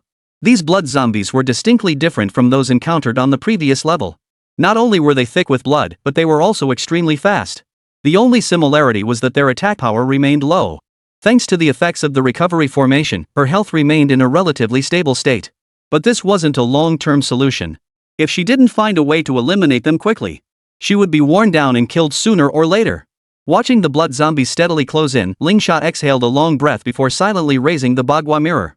Looks like I'll have to resort to this move. Wind, forest, fire, mountain. Ling Sha spread her arms wide, and the Bagua mirror instantly stabilized before her chest, spinning rapidly. Instantly, 2 rows of damage control arrays materialized before her. The first row blazed with raging flames, while the second row featured swaying wooden fans. With a mighty swing, the wooden fans propelled the flames forward in a roaring surge, engulfing all the blood zombies. The roaring flames raged for a full minute before gradually subsiding. Yet they did not vanish. This was the true power of the Bagua mirror. As long as the formation remained active, the elemental damage it inflicted would persist. Until the enemy is vanquished. Moreover, she could control the transformations and interactions between the 5 elements. Truly, its potential was limitless. Witnessing this, Song Wanru's confidence soared. If a spirit sand capable of controlling 5 elements could clear this so effortlessly, wouldn't it be even easier for her, wielding the ultimate 7-element attack? 144, a domain-type monster, but I have divine medicine to protect me. Without a trace of worry or hesitation, Song Wanru entered the arena with a calm expression. Yet the instant she touched down, an inexplicable sense of danger washed over her from all directions. It was a primal instinctive resistance. When confronted with extreme peril, the body trembles uncontrollably. Soon, she pinpointed the source of this threatening aura. A ball of flame materialized out of thin air not far before her, then steadily expanded, taking the form of a legless puppet. A fire puppet, just as I suspected. Qín Yǔ nodded silently on the platform. The moment he saw the flames appear, he had already deduced the nature of this boss. Puppet tribes were the most common bosses in dungeons. They were also the easiest to deal with. Therefore, Qín Yǔ never doubted that their group would lose. But this fire golem, it was proving troublesome. Ordinary attacks were utterly useless against it. Only ice and water attributes could inflict damage. Fortunately, Song Wanru happened to possess attacks of these elements. Song Wanru was also highly perceptive. Upon spotting the fire golem, she immediately swung her staff, sending several ice spikes instantly piercing into its body and exploding within. Strangely, though this should have been an elementally superior attack, it barely inflicted any damage. In fact, it only dealt a few dozen points of damage. This left Song Wanru somewhat taken aback. After all, although she was only level 18, a full 12 levels below the fire golem. Under elemental advantage, the damage shouldn't have been less than 100 points. Refusing to believe it, she launched another ice spike attack. Yet the result was still negligible, a mere few dozen points of damage. What's going on? Before she could process her confusion, the fire golem raised its hand. 2 massive fireballs instantly materialized and hurtled toward her. Song Wanru immediately summoned an ice wall to block them, but the moment it touched the fireballs, it melted into ice water. Left with no choice, she fled in disarray. The fire golem's attack range remained vast, covering the entire arena. No matter where Song Wanru fled, it could reach her. She could only continuously deploy ice walls for defense, utterly unable to counterattack, instantly finding herself at a disadvantage. This situation was unexpected even for Qín Yǔ. Logically, Song Wanru's ice attribute attacks should have been exceptionally effective against this fire golem. So why was the damage only a few dozen points? Could it be? Gazing at the fire golem in the center of the arena, Qín Yǔ suddenly realized. This fire puppet boss was a rare domain-type monster. Ordinary fire puppets didn't possess such a wide attack range. Most importantly, it remained stationary without moving. Only domain-type monsters behaved this way. Puppet-type monsters usually track their enemies with their attacks. The fact that it remained stationary could only mean it was a higher-tier domain-type monster. Area-type monsters only appear after level 30. Upon appearing, they generate an adaptive domain. These are generally categorized as defensive or offensive domains. These domains vary in size. This fire puppet's domain likely covers the entire battlefield. Moreover, it's a defensive-type domain. Moreover, it's a defensive field that grants ice resistance. Within such a domain, monsters' resistance to ice damage increases dramatically. That's why ice attribute attacks only dealt a few dozen points of damage when hitting it. Clearly, Song Wanru had also noticed this. Typically, when facing monsters with domains, especially those with counter-elemental resistance domains, it's impossible to defeat them without high resistance penetration or spell critical hits. Song Wanru's current equipment lacked both of these attributes. That's why the damage output was so low. Had she been wearing the nightmare set from the major exam, she might have been able to instantly kill this fire golem. But now, she had almost no chance. Soon, Song Wanru was cornered with no escape route. Gazing at the fire golem in the center of the arena, along with the several fireballs hovering beside it, Song Wanru couldn't help but feel a chill in her heart. She never imagined she would meet her end in a place like this. And to die without any chance to fight back. Her father would likely spit blood upon hearing this news. An S-rank hidden class, yet unable to defeat even a fire golem. And to lose his life in the process. No one could accept this. But with the fire golem's magic resistance field, she had absolutely no way to counter it. Surely there was no way to grant her resistance reduction or critical strike buffs at this moment? But then, she suddenly heard Qín Yǔ shout. Take the potion. Take the medicine? Song Wanru froze for a moment before suddenly recalling the pill Qín Yǔ had slipped her before entering this level. It was a potion of enhancement. She had taken quite a few enhancement pills before. Though she wasn't sure what specific enhancement effects that pill possessed. Even if it only temporarily boosted a few stats, it wouldn't change her current predicament. Still, desperate times call for desperate measures. Song Wanru immediately pulled out the pill and swallowed it, determined to fight the fire golem to the death. But the instant she swallowed the potion, a sudden notification startled her. Intelligence, 92-112. Acquired special effect, Spell Spike. Spell attacks will deal critical hits, and critical damage ignores magic resistance. What just happened? This unexpected notification left Song Wanru feeling perplexed. But then, her face lit up with excitement. This enhancement potion is seriously that powerful?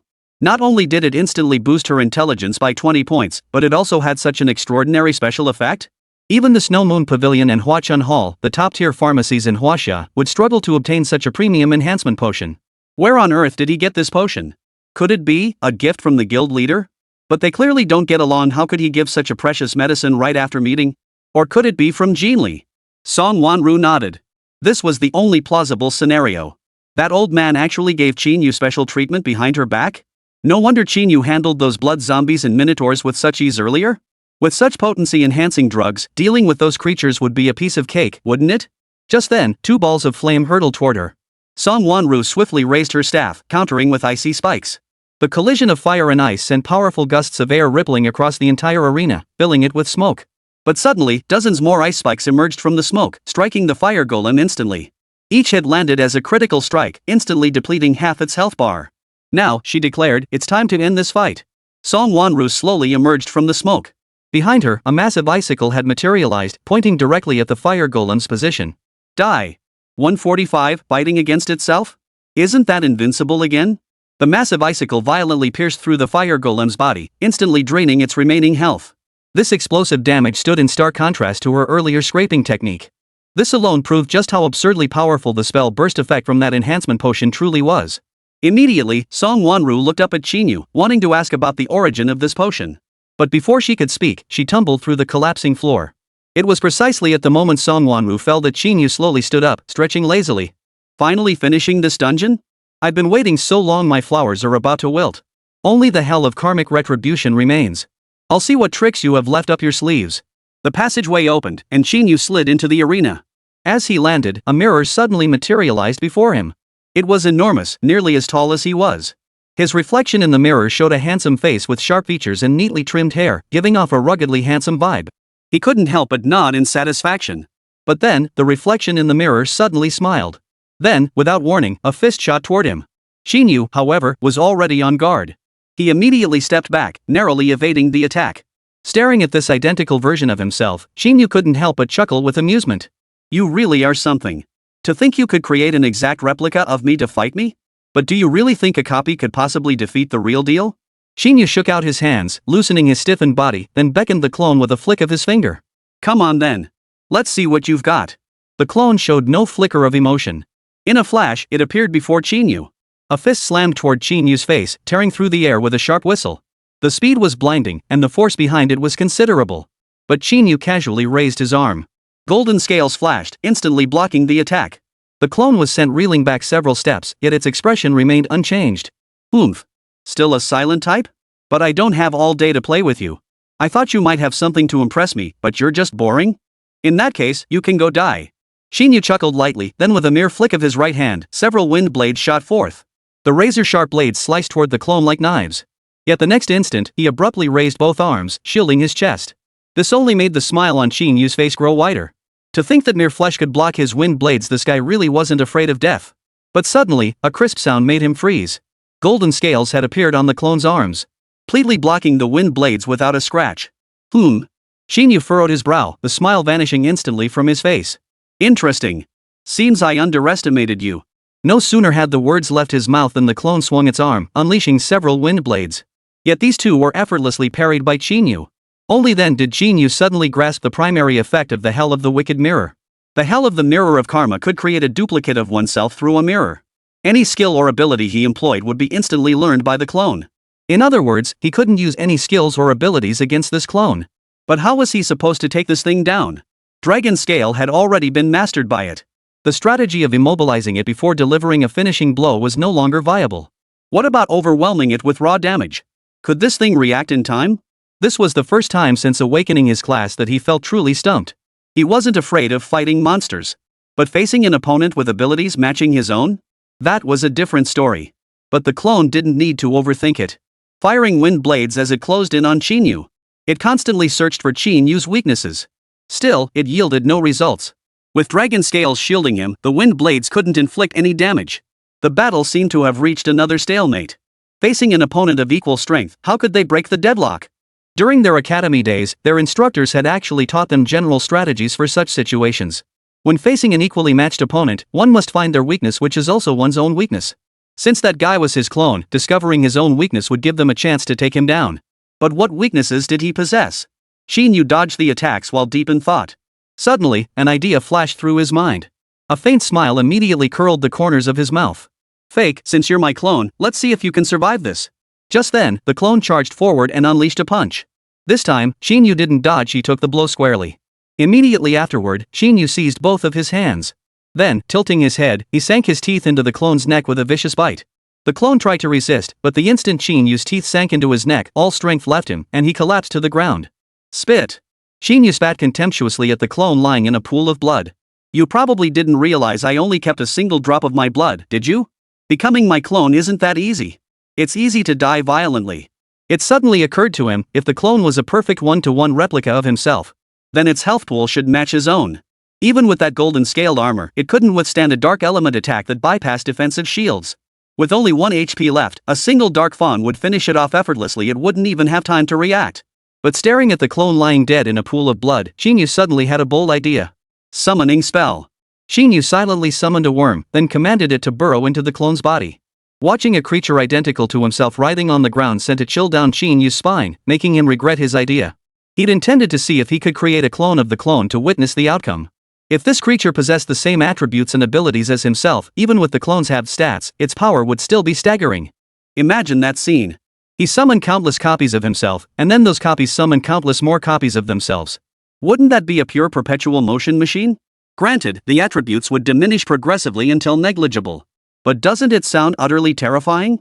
Like that shadow clone technique from the land of cherry blossoms? And most crucially, with these duplicates, he could achieve true hands-off victory. He could even wipe out his enemies without showing his face. Doesn't that make him invincible again? 146, Advanced Enhancement Potion, China's third-ranked nutritionist? The clone's abdomen slowly swelled, then violently ruptured. A brand new clone's information appeared before him. Clone name, Qín Yǔ. Level? HP? Strength? Speed? Intelligence? Constitution? Defense? But the moment he saw this clone's information, he furrowed his brow in confusion. Why are there question marks everywhere? This was the first time he'd encountered such a situation. However, his confusion didn't last long. Because he noticed that this clone hadn't altered its appearance like those monsters. In other words, it still looked exactly like him. Except it seemed like an empty shell. With just a light swipe of his claw, the creature instantly collapsed in a pool of blood. It could be said that this was just an ordinary person. Far too different from his original self. Though somewhat disappointing, he still served a purpose. He'd offended so many people, this guy could serve as a perfect decoy to shield him from trouble. As long as the decoy remained, he wouldn't have to worry about trouble falling on his own head. Moreover, he could accomplish things he normally couldn't. Suddenly, the platform beneath Qín Yú's feet began to rotate slowly. It then split open at its center, revealing a downward staircase. The staircase wasn't particularly long. After descending for a short while, Qín Yǔ spotted the other three who had already gathered. Spotting Qín Yǔ finally arrive, Ling Sha, who had been treating Lin Haoyu, and Song Wanru, who had been resting nearby, immediately rushed over. Each grabbed one of his arms, their faces filled with concern as they asked, "How are you? You're not hurt, are you?" "Don't worry. When have I ever been injured?" Qín Yǔ shook his head immediately, then looked toward the teleportation gate not far ahead. "Let's go. We need to get out of here. I can't wait to see what rewards this dungeon has in store for us." Qín Yǔ, But just then, Song Wanru tugged at his sleeve, her face flushing slightly as she said, "Thank you for the medicine. Otherwise, I might have died in there." "Medicine? What medicine?" Before Qín Yǔ could answer, Ling Sha beside them seemed to sense something amiss and fixed her gaze on the pair. "It was just a little pill. Nothing to make a fuss about." Qín Yǔ intended to brush it off, but Ling Sha clearly wasn't about to let another chance slip by. She pulled him close to her chest and whispered, "Qín Yǔ, want to check out the treasure pavilion? If you tell me the truth, I'll sneak you in for a look around." A faint jasmine scent wafted from Ling Sha. Just one whiff sent a wave of pleasant relaxation through Qín Yǔ. But what truly captured his attention was the mention of the treasure pavilion. To step inside required an invitation. Yet just stepping inside meant encountering all manner of rare treasures and top-tier gear he'd never laid eyes on before. Even if he couldn't afford them, just catching a glimpse would make a lifetime worthwhile.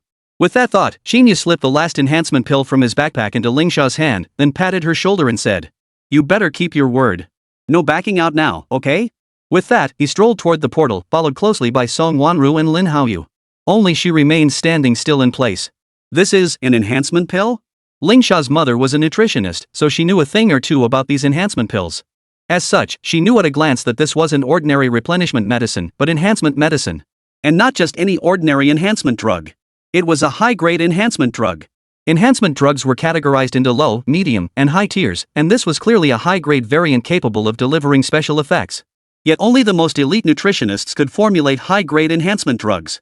In Huaxia, only 2 nutritionists met the required standards. One is her mother, Fu Xian. The other is Chun Ming, the head of Huichun Hall. However, it's possible this high-grade enhancement potion was purchased from the marketplace. But such items are virtually impossible to buy. In fact, it never even gets listed in the marketplace. Powerful elites and wealthy heirs monopolize such enhancement potions. After all, such potions are exorbitantly priced, only those from prominent families could possibly afford them.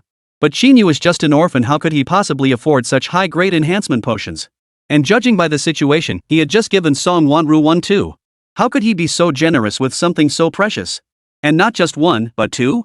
At that moment, she shuddered violently, staring in the direction Qín Yǔ had departed, her eyes filled with astonishment. It suddenly occurred to her, could it be that he had also consumed enhancement potions during the exclusive instance earlier, or even in the bull pit hell just now? That would explain why a summoner like him possessed such absurdly high stats. But where on earth did he get so many enhancement pills? Staring at the pills in her hand, Ling Xia stopped dwelling on it and immediately gave chase. If she couldn't figure it out, she'd find the key to the puzzle. Taking Qín Yǔ to the treasure pavilion to meet her mother, would that clarify everything? She carefully stowed the enhancement potions in her backpack and stepped through the portal. The moment they entered, they received the notification of clearing the dungeon. Congratulations! Team Qín Yǔ has cleared the 18 layers of Hell Dungeon. Clear rewards have been distributed to the party's inventory. Please check immediately. Qín Yǔ opened it without hesitation, but this time, the contents were utterly surprising. Besides money and upgrade materials, there were only 2 intermediate advancement stones. This reward was simply unacceptable. Put. I thought the rewards for this unknown dungeon would be something special, but it turned out to be tough to crack and not worth the effort. Unbelievable. If you hadn't volunteered for this job, I'd never have come to such a place where the effort outweighs the reward. Lin Haoyu shot a glare at Qín Yǔ beside him and snapped. Enough. Do you think I wanted this job? Qín Yǔ replied, equally exasperated. If it weren't for keeping the Dragon Roar Guild in first place and securing this year's reward, I wouldn't be pushing myself this hard. Or did you two plan to forfeit the reward? Seeing this, the 3 immediately shook their heads in refusal. Then it's all over, isn't it? Without further ado, Qín Yǔ divided everything equally once more and stepped through the teleportation gate. This instance took an unusually long time to clear. By the time they emerged from the exit, night had fallen once more. Fortunately, the exit was outside the sinkhole, so they no longer had to worry about being harassed by those ancient fiery chickens. But then, Lin Haoyu spotted an old man sitting leisurely by the edge of the sinkhole. He immediately walked over.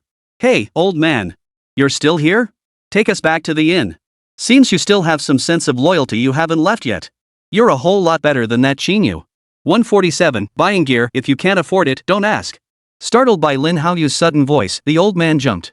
He never imagined these guys could actually survive that 18-layer hell. And without a single casualty. How was that possible? Everyone knew the dungeon was notorious for being a one-way trip. These 4 wet behind the ears kids actually emerged unscathed. Wait, hold up, that big guy's armor is missing. Other than that, the other 3 seem perfectly fine. Come to think of it, that makes sense. He was clearly a tank class, and judging by his expensive gear, his class rank must be pretty high too. With a guy like that leading the charge, they might actually stand a chance of escaping those 18 layers of hell. Add in that kid who can summon dragon monsters. Seems he'd underestimated the situation. These fellows weren't going down without a fight. Ha, ha, ha. Seeing this, the old man immediately broke into a simple, honest smile and spoke up. You lot are truly formidable. To have survived that sinkhole alive, you're nothing short of heroes among men. What? Did you actually hope we wouldn't make it out? Noticing Qín Yǔ's displeased gaze, the old man flinched and hastily tried to apologize. But Lin Haoyu shot Qín Yǔ a glance before slinging his arm around the old man's shoulder and saying in a deep voice, Ignore him. That guy's mouth has always been foul. Let's head back to the inn, shall we? That wine you served us last time was truly excellent. Do you have any more? Could you get us some more? Ha? Lin Haoyu's words made the old man flinch again, and he shook his head hastily. No, no, no. That was just a complimentary gift. I don't have that much. No problem, I've got plenty of money. If not, how about I pay you triple the price? Seeing Lin Haoyu's extravagant display of wealth, Qín Yǔ pulled him away from the old man with a look of exasperation. What are you drinking for? All you ever do is drink. Trying to show off, are you? Go back and rest immediately. At Qín Yǔ's sharp rebuke, Lin Haoyu slunk away dejectedly. Qín Yǔ shot the old man a glare before speaking slowly. Old man, don't think I don't know what you're still doing here. We're not so easy to kill. If you dare lay a finger on us again, I'll burn you to ashes. You should know I can make good on that threat. The old man dared not delay, immediately nodding in earnest submission. Of course. I wouldn't dream of such a thing. That's the spirit. Without wasting another word on the old man, Qín Yǔ turned back toward the path, with Song Wanru and Ling Sha following behind. Though the old man felt resentful, he could do nothing about it. He could only let it go. He hoped these living demons would leave this place as soon as possible. Fortunately, Qín Yǔ hadn't been overly harsh with him. He'd merely treated himself to a lavish meal and stayed the night before departing immediately. But before he went, he smashed every bottle behind the bar. This should put an end to any further thoughts of drugging others to commit crimes. The next destination was the third dungeon, Deadly Swamp. The Deadly Swamp lay beside a stretch of sand dunes near Linghai. It was hard to imagine a swamp existing in the middle of a desert. But its approximate location was indeed there. Though they were all puzzled, the guild's designated area never aired. Still, they didn't rush straight there. Instead, they made a detour to a nearby town. After all, Lin Haoyu's gear was completely destroyed, and he needed to buy a new set. But the equipment shops in the town weren't as well stocked as those in the city, offering only basic gear for sale. As a result, Lin Haoyu entered the shop with a look of utter despair on his face. When had he ever worn equipment below purple grade? Wearing this gear would only drag down his status. It was like that Qín Yǔ guy wearing a set of knockoff gear. He looked like a trash collector. Hey! Shopkeeper! Lin Haoyu turned his gaze toward the counter and bellowed, summoning the man inside. Is this all the junk you've got? With skills like yours, you dare run an equipment shop? Aren't you afraid of getting shut down? Oh my! Sir, your aura screams you're the son of some wealthy family. The man immediately bowed respectfully, nodding and grinning obsequiously. These are merely decorative trinkets. What might you be looking for? I can fetch something from the warehouse. You know your place. Seeing this, Lin Haoyu finally dropped his relentless attitude and sat down on the nearby sofa. Bring out your finest gear. Let me take my pick. If I'm not satisfied, you'll regret it. Yes, yes, yes. I'll go right away. Watching the man's hasty retreat, Qín Yǔ couldn't help but speak up. Maybe we should just skip it. We're in a hurry. Why not just grab a set of gear to tide us over? What if it breaks again? That'd be such a waste. What do you know? What kind of status do you think I have? How could I possibly wear that junk gear? Lin Haoyu rolled his eyes at Qín Yǔ before suddenly asking with a sly grin. But I am curious, you must have earned quite a bit of gold lately. Why not upgrade to some decent gear? Don't tell me you blew it all already? But I could get you a decent set of gear. Just ask nicely, and I can afford it. Forget it. I'm not interested in ordinary gear. Seeing this, Qín Yǔ merely shook his head and declined. You should keep your money for yourself. After all, you need gear more than I do. Put. If you can't afford it, just say so. Why act all high and mighty? Looking at your gear, I bet none of it costs more than 100 grand, right? What are you pretending for?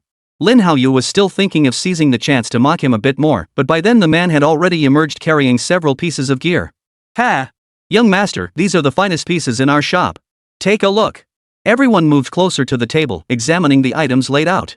1 golden piece, 3 purple pieces. The purple ones needed no introduction: a knight's breastplate, a knight's greatsword, and a sacred shield of light, all high-tier knight equipment. But the golden piece?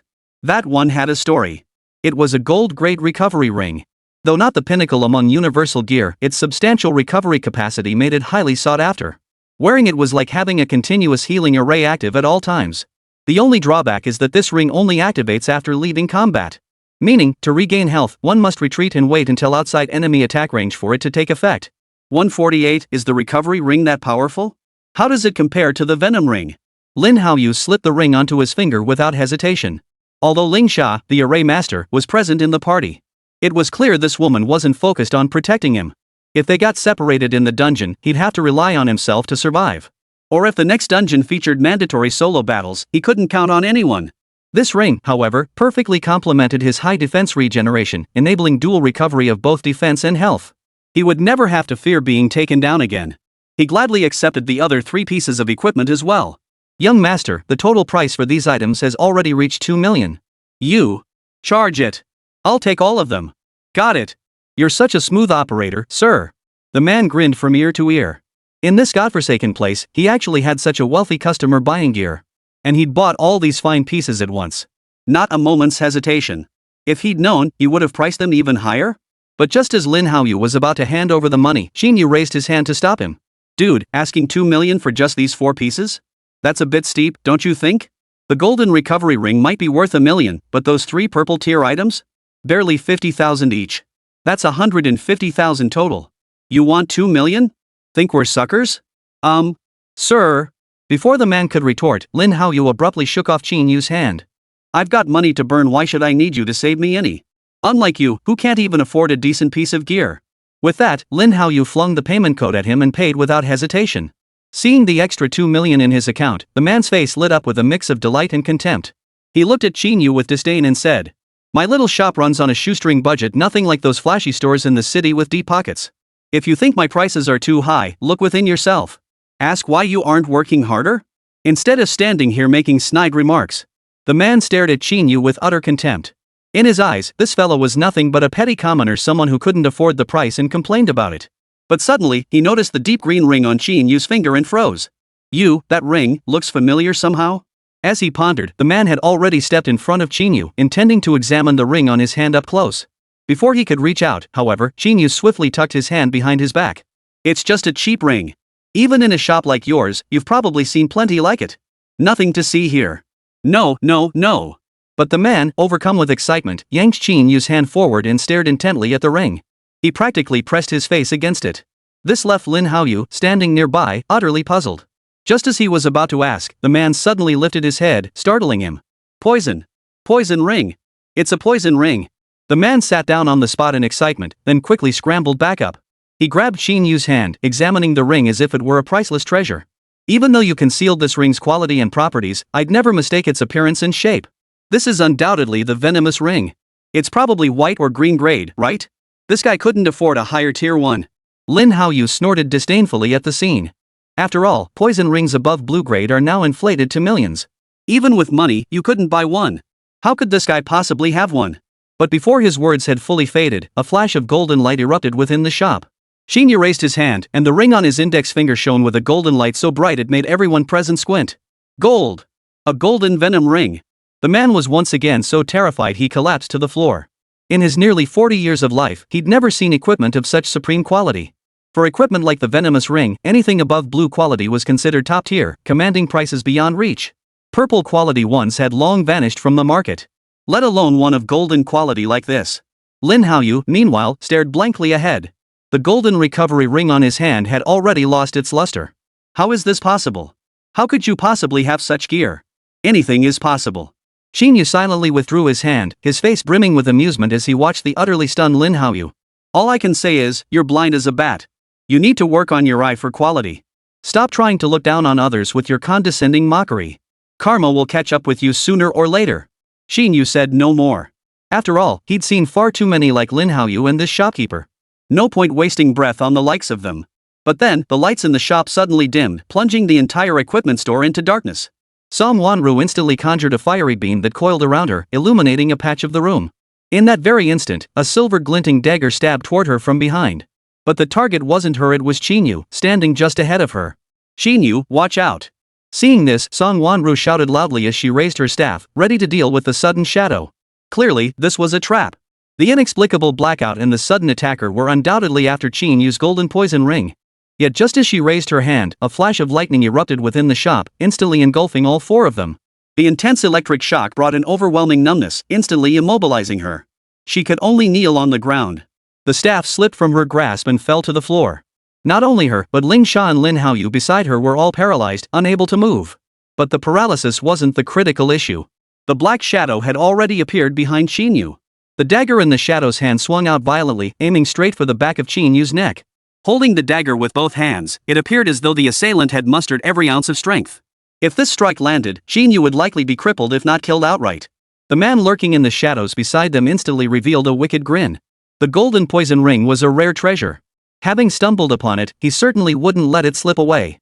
If he truly got his hands on that golden poison ring, he'd never have to run a shop in this godforsaken backwater again, constantly watching his back. With just this one ring, he could join the ranks of the wealthy, never wanting for food or drink for the rest of his life, with all the beautiful women and power he could ever desire. How could he be so lucky? How could such a foolish youngster have stumbled upon his place? The man had already begun fantasizing about the glorious life ahead. All he needed was to thrust the dagger into Qín Yǔ's throat to take his life. But at that moment, Qín Yǔ suddenly spun around, snatching the shadowy figure by the throat with his right hand. Even an envoy of the Assassin's Guild can't touch me. You lowly lackey dares to scheme behind my back? Don't you fear death? 149, blackmailing blackmailers? Scum deserves to die. Before anyone could react, Qín Yǔ hurled the shadow across the room, smashing it into the counter. He scrambled back to his feet, his eyes filled with confusion. You bastard, you weren't paralyzed by my electric shock? Paralyzed? Hearing the shadow's words, Qín Yǔ merely sneered contemptuously.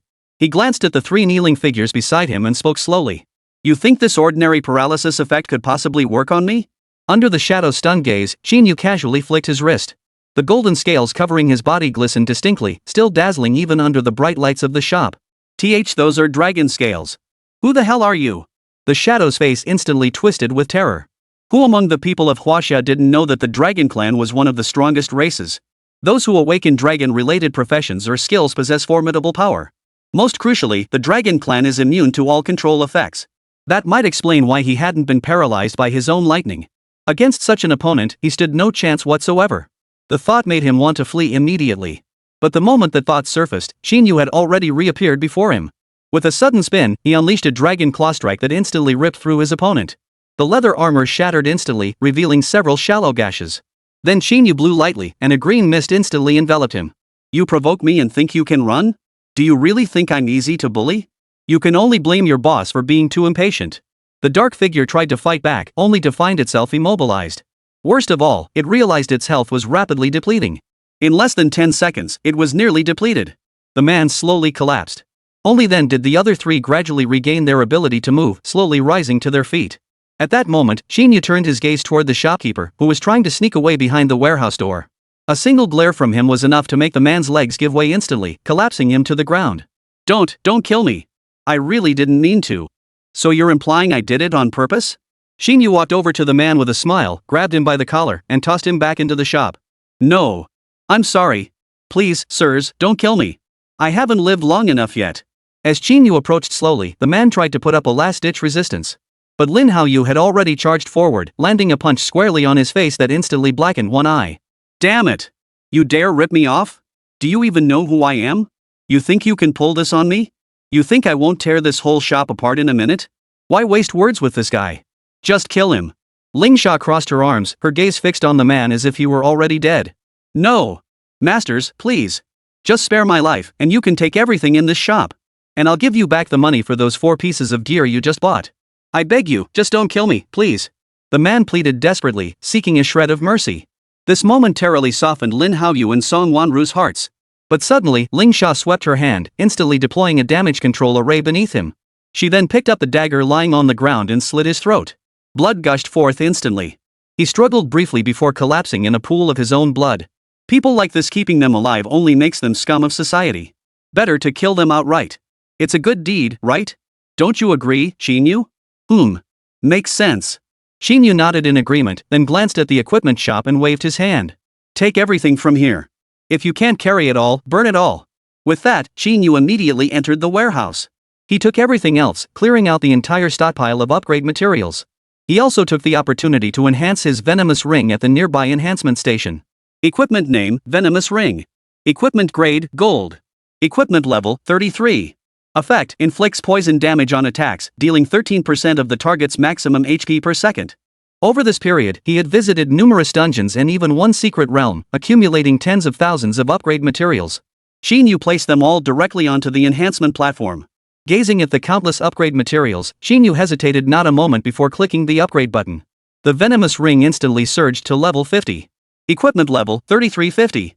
Equipment effect, inflicts poison damage on attacks, dealing 15% of the target's maximum HP per second. Though it only gained 17 levels, the damage increase was a mere 2%. But that 2% meant enemies would die a full second faster. Now, the venom can dispatch enemies in under 7 seconds. Unless the enemy is inherently immune to poison or has a dispel effect from a teammate.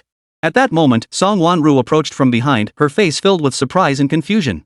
Qín Yǔ, where did you get this golden poison ring? I've never heard of a golden poison ring on the market, even purple ones are rare. Could it be someone gave it to you? What? Are you interested in getting one too? Qín Yǔ slowly removed the poison ring from the enhancement platform, slipped it onto his finger, and asked with a smile. No.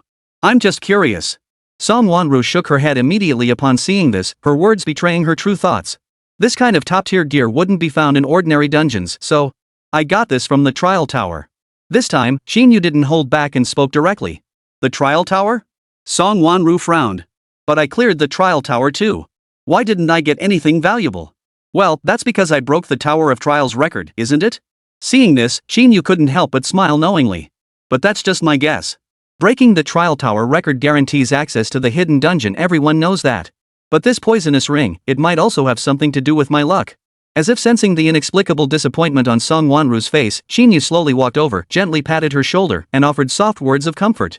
Miss Song, there's no need to be sad. People's joys and sorrows are different. Only trash classes like mine need divine artifacts to get by. For prodigies like you, even clad in junk gear, you'd still be unstoppable, right? Am I right? Faced with Qín Yǔ's probing question, Song Wanru didn't respond immediately. Not because she didn't want to, but because she found herself at a loss for words. It was clear that Qín Yǔ still harbored resentment over the past incident. Or rather, he harbored significant resentment toward the hierarchy of professional ranks.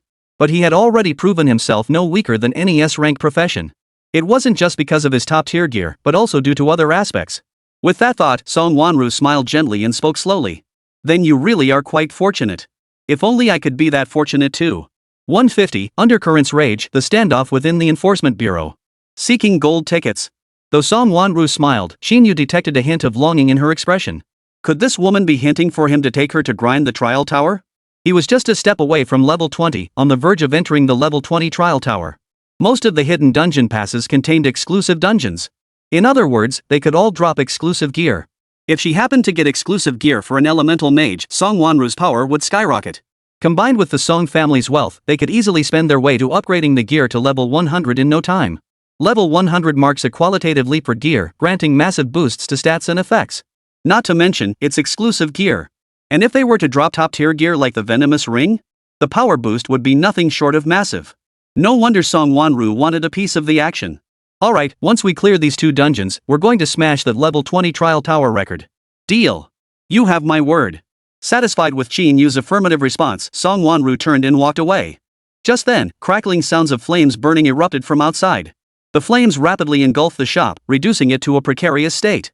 By the time Qín Yǔ emerged from inside, the small shop had completely collapsed, reduced to ashes in the raging flames. Despite being in a small town, no one came out to investigate such a massive blaze. After all, this area bordered a no-man's land, a chaotic place where no one bothered with such troubles. As long as the flames didn't reach their own homes, it was none of their concern. But this situation, to some extent, worked in their favor. With no one paying attention, no one would come looking for trouble. If it ended up involving the enforcement squad again, not only would it waste time, but he certainly didn't want to pay another hefty fine. Meanwhile, inside the Linghai City Enforcement Bureau. In the chief's office, Shen Tianhai stared at the man who had suddenly arrived, his face ashen. Venom Snake, this is the Law Enforcement Bureau. You have some nerve showing up here. Aren't you afraid I'll execute you right here on the spot? Ha ha. Director Chen, you're joking. Venom leaned back in his chair, calmly observing Chen Tianhai as he chuckled lightly. Since I've come, I'm not afraid of you taking action against me. Besides, you wouldn't dare lay a finger on me. Faced with Viper's brazen attitude, Chen Tianhai seethed with anger, yet he was powerless to act. As the fourth envoy of the Assassin's Guild, Venom Snake, a level 40 snake-formed beastman and a rank professional, was a force to be reckoned with. But most crucially, he possessed an utterly monstrous skill called Venom Burst. The moment he sensed mortal danger, he would unleash poison explosion, engulfing everything within a 10-meter radius. Not only would it instantly strip enemies of 50% of their health, but it also inflicted severe poison and debilitating effects. Essentially, anyone caught in its blast was as good as dead. In other words, this guy is like an atomic bomb. If you try to kill him, he'll take everyone within 10 meters down with him. This is precisely why he could walk right into the Enforcement Bureau, into his own office, without batting an eye. Spit it out. What exactly are you here for? Chen Tianhai sighed helplessly, his voice tinged with impatience. If you have nothing to discuss, I'll have to ask you to leave. Don't be impatient, Director Chen. I've come on important business. Venomous Snake drew closer with a smile, his tone teasing. I hear you recently apprehended a man named Shi Wuhai, correct? Shi Wuhai? Chen Tianhai immediately frowned. What?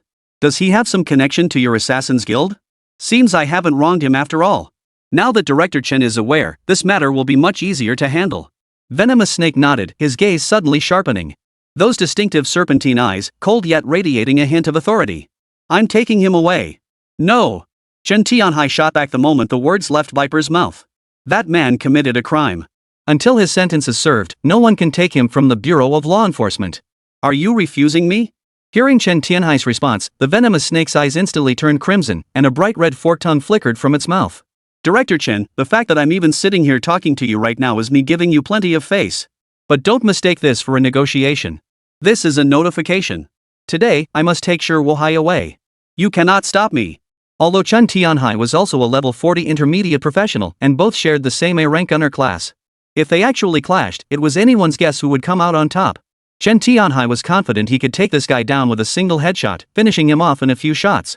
But even if he could take him down instantly, the toxic explosion would still trigger. At that point, the entire enforcement bureau would be engulfed within the blast radius. The officers on duty at the bureau, along with the criminals, would all suffer the consequences. Yet he couldn't let this guy simply take Shi Wuhai away. Once they get away with it once, they'll do it again. If these assassins from the association were allowed to run wild, they'd only grow more brazen. As if reading the conflicted expression on Chen Tianhai's face, Venom's lips curled into a smile once more as he coaxed gently. How about this, Director Chen? I don't want to put you in a difficult position either. I'll return here tonight. When I arrive, open the cell door where Shi Wuhai is held. I'll discreetly take him away. This way, you won't lose face and I'll achieve my goal. Isn't that a win-win situation? Seeing Chen Tianhai still silent, Viper shifted his gaze to a photo frame on the table and picked it up. Is this your wife and child? What a happy family you have. Just looking at this photo moves me to tears. Put that down. Chen Tianhai erupted, lunging to snatch it away. I warn you, if you dare harm them, I'll kill you with my last breath. Do you believe me? I'm well aware of your capabilities, Director Chen. But you should also know my methods, shouldn't you? Venomous Snake wasn't intimidated by Chen Tianhai. Instead, seeing him like this, the corners of his mouth curled up slightly. Snakes are cold-blooded creatures. If you push me, I'll stop at nothing. And then, you won't have a chance to regret it. Staring at the photo frame in Viper's hand, Chen Tianhai's expression shifted from rage to resignation, finally settling into resignation. Fine. I can open the prison door for you. But whether you can take the person away depends entirely on your own skills. Alright, then. My thanks to you, Director Chen. Snake placed the photo frame on the table, stood up with a smirk, and headed toward the door. Well then, let's wish us both a pleasant collaboration? Oh, one more thing? But as he reached the doorway, he suddenly halted, turning back with a playful look at Chen Tianhai. Your daughter is quite charming.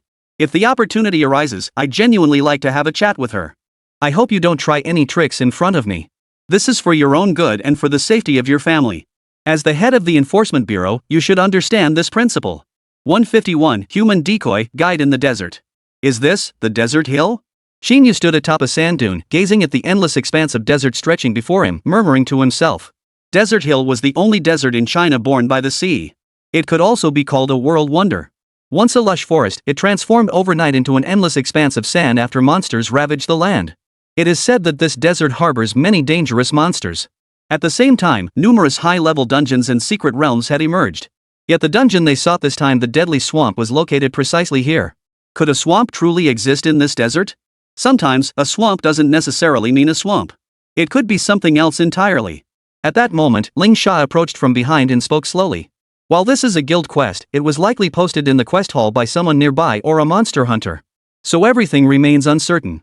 But one thing is certain: if we recklessly venture into this wasteland, it will be extremely dangerous. Huh? What do you mean? Qín Yǔ asked in confusion. First, there's no sign of human habitation in there, no food or water. Second, without a specific location, we won't find that instance anytime soon. If we get lost without supplies, we'll all be trapped and die in there. So it seems you've already thought of a solution, right? Qín Yǔ turned to look at Ling Sha beside him, a faint smile playing on his lips. This Desert Hill team leader Su brought me and Wan Di here before. We only passed through briefly, but he shared a surefire way to avoid getting lost here. No sooner had Ling Sha finished speaking than Song Wanru and Lin Haoyu approached from behind.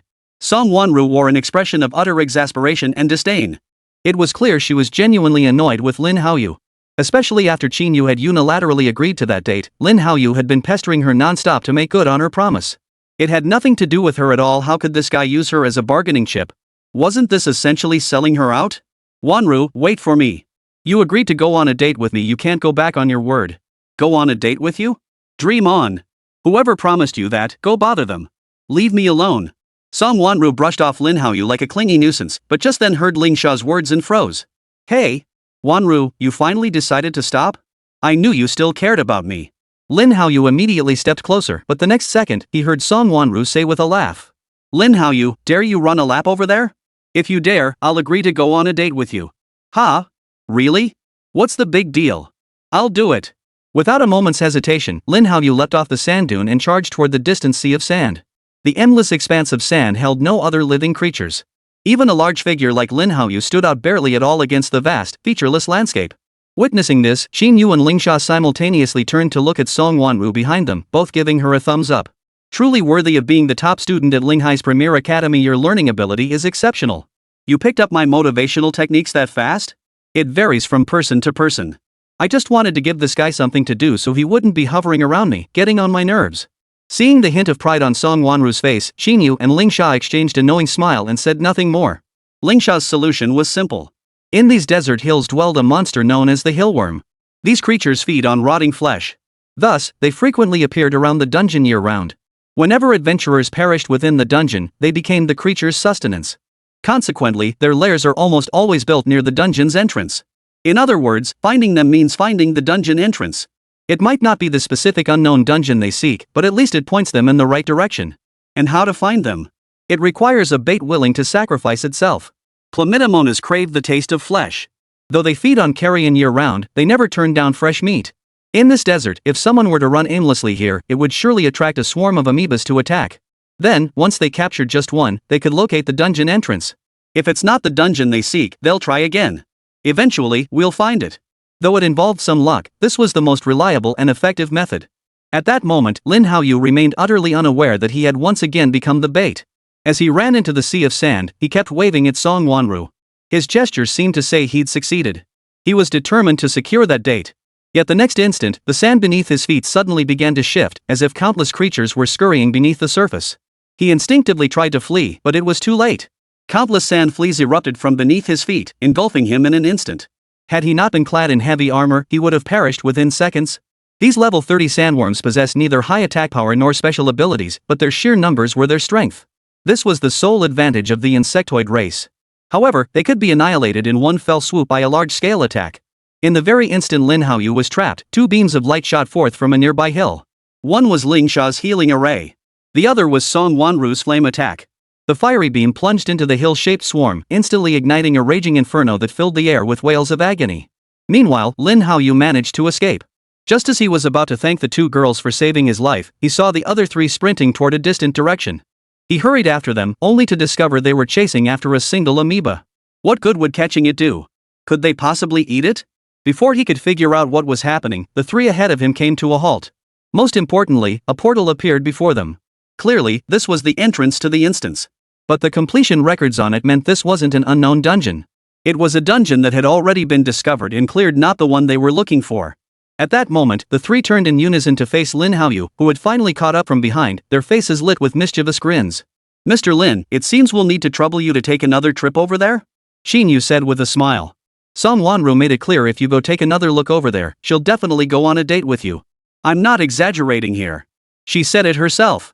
Seeing this, Qín Yǔ nudged Song Wanru beside him. Right? Right.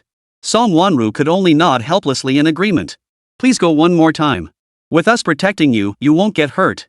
152, Dungeon in the Sandsea, are the boss-type monsters that powerful? Seeing the casual smiles on the three faces, Lin Haoyu couldn't shake the feeling he'd been PUA'd. This felt more like a premeditated scheme. It didn't seem like Song Wanru had spontaneously decided to let him prove himself. Still, he didn't dwell on it too much. To win a beauty's favor, some sacrifices were inevitable. Otherwise, why had so many soldiers throughout history died for love? Watching Lin Haoyu charge back into the sandy expanse with a grin, Qín Yǔ couldn't help but feel pity for the man. A woman wields a blade, and this fellow willingly offers his head to the edge. By then, he probably wouldn't even know how he died? Still, the women wouldn't let him die. But suffering some torment was inevitable. After all that effort, they'd spent most of the day searching. They'd found 8 dungeons and covered nearly half the desert, yet still hadn't located the unknown one. This left them feeling rather disheartened. But the guild quest couldn't be fake. Since the quest appeared with a rough location, it couldn't be wrong. At that moment, the three glanced once more at Lin Haoyu, who lay collapsed beside them, utterly exhausted. The unspoken message was clear. Hey! You guys have to have some limits when you're messing with me, right? It's been almost a day, and I haven't even had a sip of water. I've been helping you lure those bugs. Do you think I'm an idiot? Even if I did volunteer, you guys should know when to stop, right? Hey! How is this playing with you? You're making a contribution to our team. Qín Yǔ immediately leaned close to Lin Haoyu and whispered softly. Think about it, if the bugs you lure lead us to that unknown dungeon, how do you think Song Wanru and Ling Sha will look at you? Wouldn't they be utterly impressed? Then forget about dates, couldn't you do whatever you wanted? Qín Yu's words sounded like a siren's song to his ears. For some reason, Lin Haoyu found them incredibly appealing. That's the first time you've said something that makes sense, Lin Haoyu chuckled, nodding. Just wait and see. How could a guy like me be defeated by those bugs? Cut the crap. Either get moving or I'll think you're scared. Song Wanru snorted disdainfully from the side. Me, scared of a few bugs? What a joke. Hearing this, Lin Haoyu couldn't help but let out a cold laugh. I'll go lure those bugs out again right now and show you all. This young master is no coward. Lin Haoyu leapt once more, plunging into the sea of sand. Watching that pitiful figure, Qín Yǔ could only think of one phrase to describe it. May you rest in peace. But suddenly, the instant he landed in the sandy sea, his entire body seemed to sink in, sinking deeper and deeper. This startled the three people on the sand dune. After all, nightfall was imminent. The monsters in the desert only grew more numerous, never fewer. If they couldn't pull Lin Haoyu out quickly, they'd risk being attacked from both sides. He wasn't afraid of the monsters themselves. But if Lin Haoyu were to die like this, that would be utterly unacceptable. Save him. Without a word, the three leaped down simultaneously. At the same moment, Qín Yǔ summoned the eagle-eyed flying dragon, which descended slowly until hovering just above Lin Haoyu. Give me your hand. I'll pull you up. Qín Yǔ immediately extended his right arm, attempting to pull Lin Haoyu out of the sandy sea. But just then, countless sand dune creatures surged upward from below, instantly knocking the two behind him back into the sandy abyss. In the very instant the two fell, a whirlpool rapidly formed in the sand sea, sucking all three of them in. Watching their figures gradually vanish, Qín Yǔ pondered for a moment before leaping into the sand sea without a trace of hesitation. Soon, he too was swallowed by the endless, flowing sands. But the next second, a violent tremor erupted from within the sand sea. Dozens of flaming armored dragon worms burst forth, instantly obliterating the entire expanse of shifting sands. Sand particles swirled in the wind, scattering to the sides. Where the flowing sea of sand once was, now lay only a massive, gaping pit. Lin Haoyu, Song Wanru, and Ling Sha slowly rose to their feet, surveying their surroundings with expressions of having narrowly escaped disaster. Suddenly, they spotted the teleportation gate nearby. Instantly forgetting the perilous moments just past, they all hurried toward it. The portal stood vertically downward, resembling a vortex. This explained why the desert had inexplicably begun to shift. And why it sucked people in. Looks like this must be the entrance to that unknown dungeon. Qín Yǔ slowly approached from a short distance away, his face beaming as he gazed at the portal before him. Young Master Lin, you deserve all the credit this time. Without you, we'd never have found this instance entrance. Oomph. Don't you know who I am? I'm the son of a wealthy family from Central Province, a holder of the S-rank profession, the Holy Knight. How could finding a dungeon possibly be difficult for me? The two girls were long accustomed to Lin Haoyu's daily boasts. What concerned them more now was the difficulty level of this dungeon. The first two dungeons had been increasingly difficult. If Qín Yǔ hadn't been there, who knew how many times they would have died? Qín Yǔ stepped forward first, placing his hand on the portal. The instant's details instantly appeared before their eyes. Dungeon name, Sand Sea Lost City. Dungeon level, 30. Looks like we were overthinking it. Ling Sha shook her head at the sight, a hint of relief in her voice. These 4 instances should all be level 30. That level is still within our capabilities. Yeah, let's hope this dungeon doesn't have too many restrictive effects. One by one, the 4 leapt into the portal. A sudden sensation of weightlessness washed over them, and mere seconds later, they vanished without warning, landing on level ground. Sand grains still swirled wildly around them. They found themselves atop an immense sand dune once more. The only difference from the outside was the sight below the dune, a ruined city. As far as the eye could see, there were only ruined houses and some faintly discernible humanoid statues. A single glance was enough for them to realize something was wrong with those statues. Could they be Lord-type monsters? Lin Haoyu's expression instantly turned fearful, a fear that clearly stemmed from genuine dread. Lord-type monsters were different from leader-level monsters. A boss-level monster is simply an individual with formidable power, exerting no influence on surrounding monsters. Lord-type monsters, however, possess not only immense personal power but also the ability to enhance the strength of other subordinate monsters around them. Lord-type monsters possessed an innate enhancement field. In its presence, even monsters of average strength would see their power roughly doubled. Under these circumstances, clearing the dungeon becomes extremely difficult. This instantly plunged the team's morale to freezing point. How could they barely pass level 20, possibly stand against a level 30 Lord-type monster? But just then, Qín Yú's voice cut through the tension. What's so great about a boss-level monster? Are they any match for dragons? 153, confidence or arrogance? I only believe in strength reigning supreme. Hearing Qín Yú's words, the three turned their heads in unison. Dragons come in all ranks and grades. What class do you think your dragon belongs to? A Lord-tier monster? Those creatures excel in both quality and quantity. Dragons are solitary creatures, how could they possibly compare? Lin Haoyu shook his head dismissively before speaking again with resignation. We can still leave now. If the dungeon boss here really is a Lord-tier monster, our combined strength won't stand a chance against it. The level gap is just too vast. Lin Haoyu's words weighed on the group like a heavy burden, leaving them breathless. As top students from their respective academies, they were well aware of the danger posed by a Lord-level monster.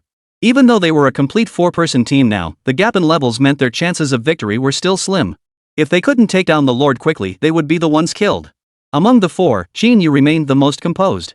Glancing at the statues in the sand pile, he merely gave a light snort before waving his staff.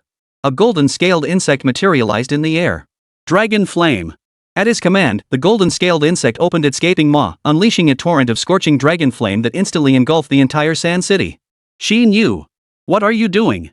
You'll get us all killed. Lin Haoyu rushed forward in fury, but his warning was instantly ignored. The dragon flame raged for several minutes before gradually subsiding. Gazing down at the sea of flames below, Qín Yú finally let out a satisfied smile. But the next second, a violent tremor shook the ground. Then, one by one, the statues below slowly rose to their feet. Among them, the most imposing was undoubtedly a middle-aged statue crowned with a regal headdress and wielding a massive sword.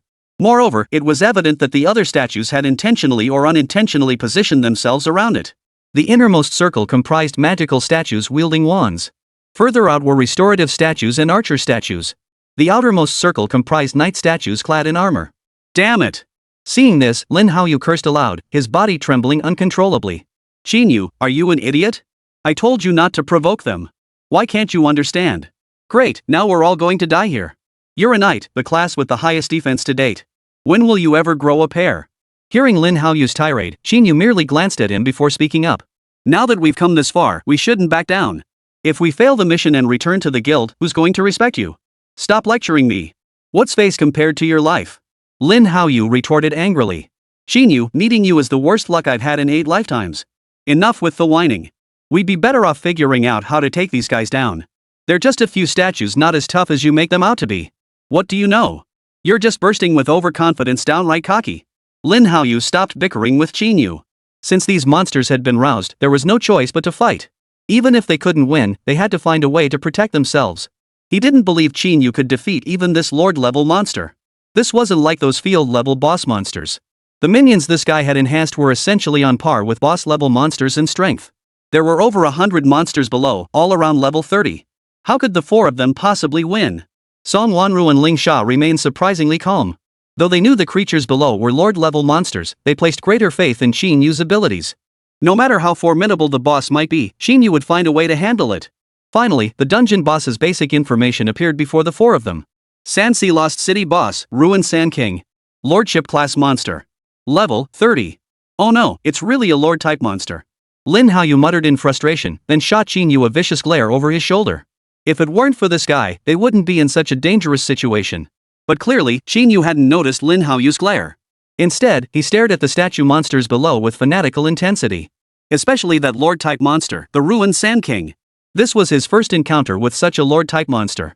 If he could add it to his collection, it would undoubtedly be a massive upgrade for his insectoid army. Just imagine the scene. After summoning the swarm, then conjuring a Lord-class monster, instantly elevating the swarm's strength by an entire tier. It was already incredibly powerful as it was. With the Lord-type monster's reinforcement added to the mix, wouldn't crushing cities and sweeping through defenses become child's play? And with so many monsters here, he could massively level up his entire force. He loved dungeons like this high-level, high-volume encounters that could skyrocket his stats in a single run. Over 100 monsters in their 20s meant over 2,000 points of health and mana. How could he possibly pass this up? With that thought, Qín Yú swung his staff. Instantly, dozens of three-headed demonic insects materialized in the air, locking onto the decaying Sand King at the center of the city. Fire! A low roar erupted as hundreds of shockwaves surged toward the Sand King. The total damage exceeded 1 million points, more than enough to instantly obliterate the broken Sand King, whose health was only 100,000. Yet when the light faded, the Sand King remained unscathed. This caused Qín Yǔ to frown for the first time in a long while. Another invincible boss?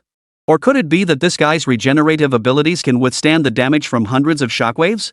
This Sand King boss had no defense stats. With only 100,000 HP, it was impossible for it to withstand the damage from his shockwaves. Therefore, it must possess some skill or special effect. The other three had witnessed the destructive power of those shockwaves firsthand. Especially Lin Haoyu, he'd experienced it firsthand. Just 3 shockwaves were enough to strip away his entire defensive shield and send him teetering on the brink of death. Yet now, this overwhelming barrage of shockwaves hasn't even scratched the Sand King's health.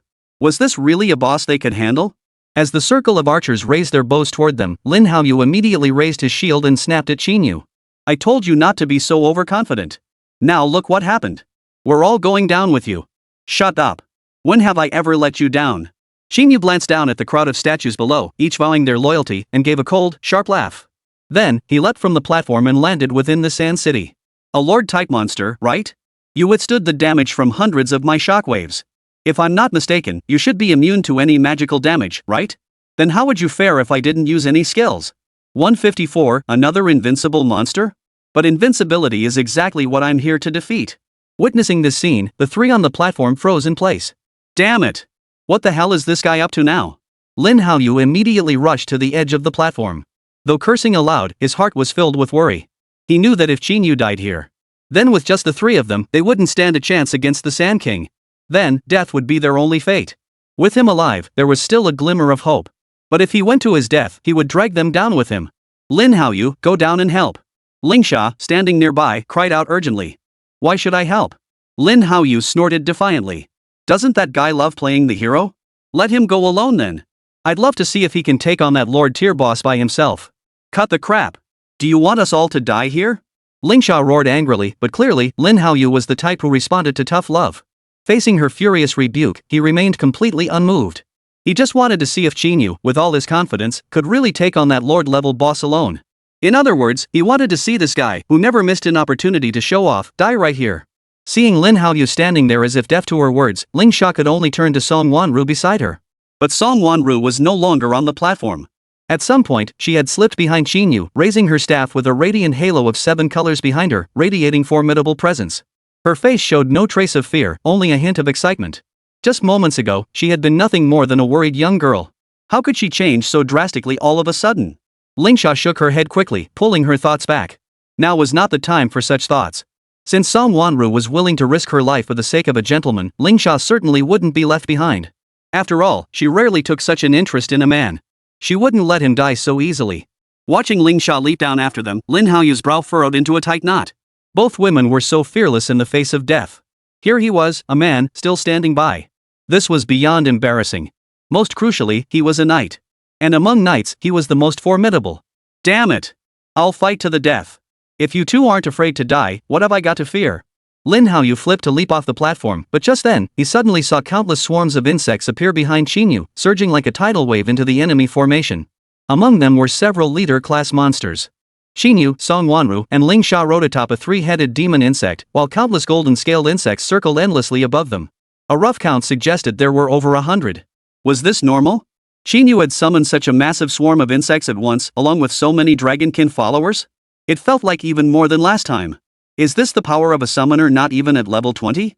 The dense swarm instantly shattered the enemy formation.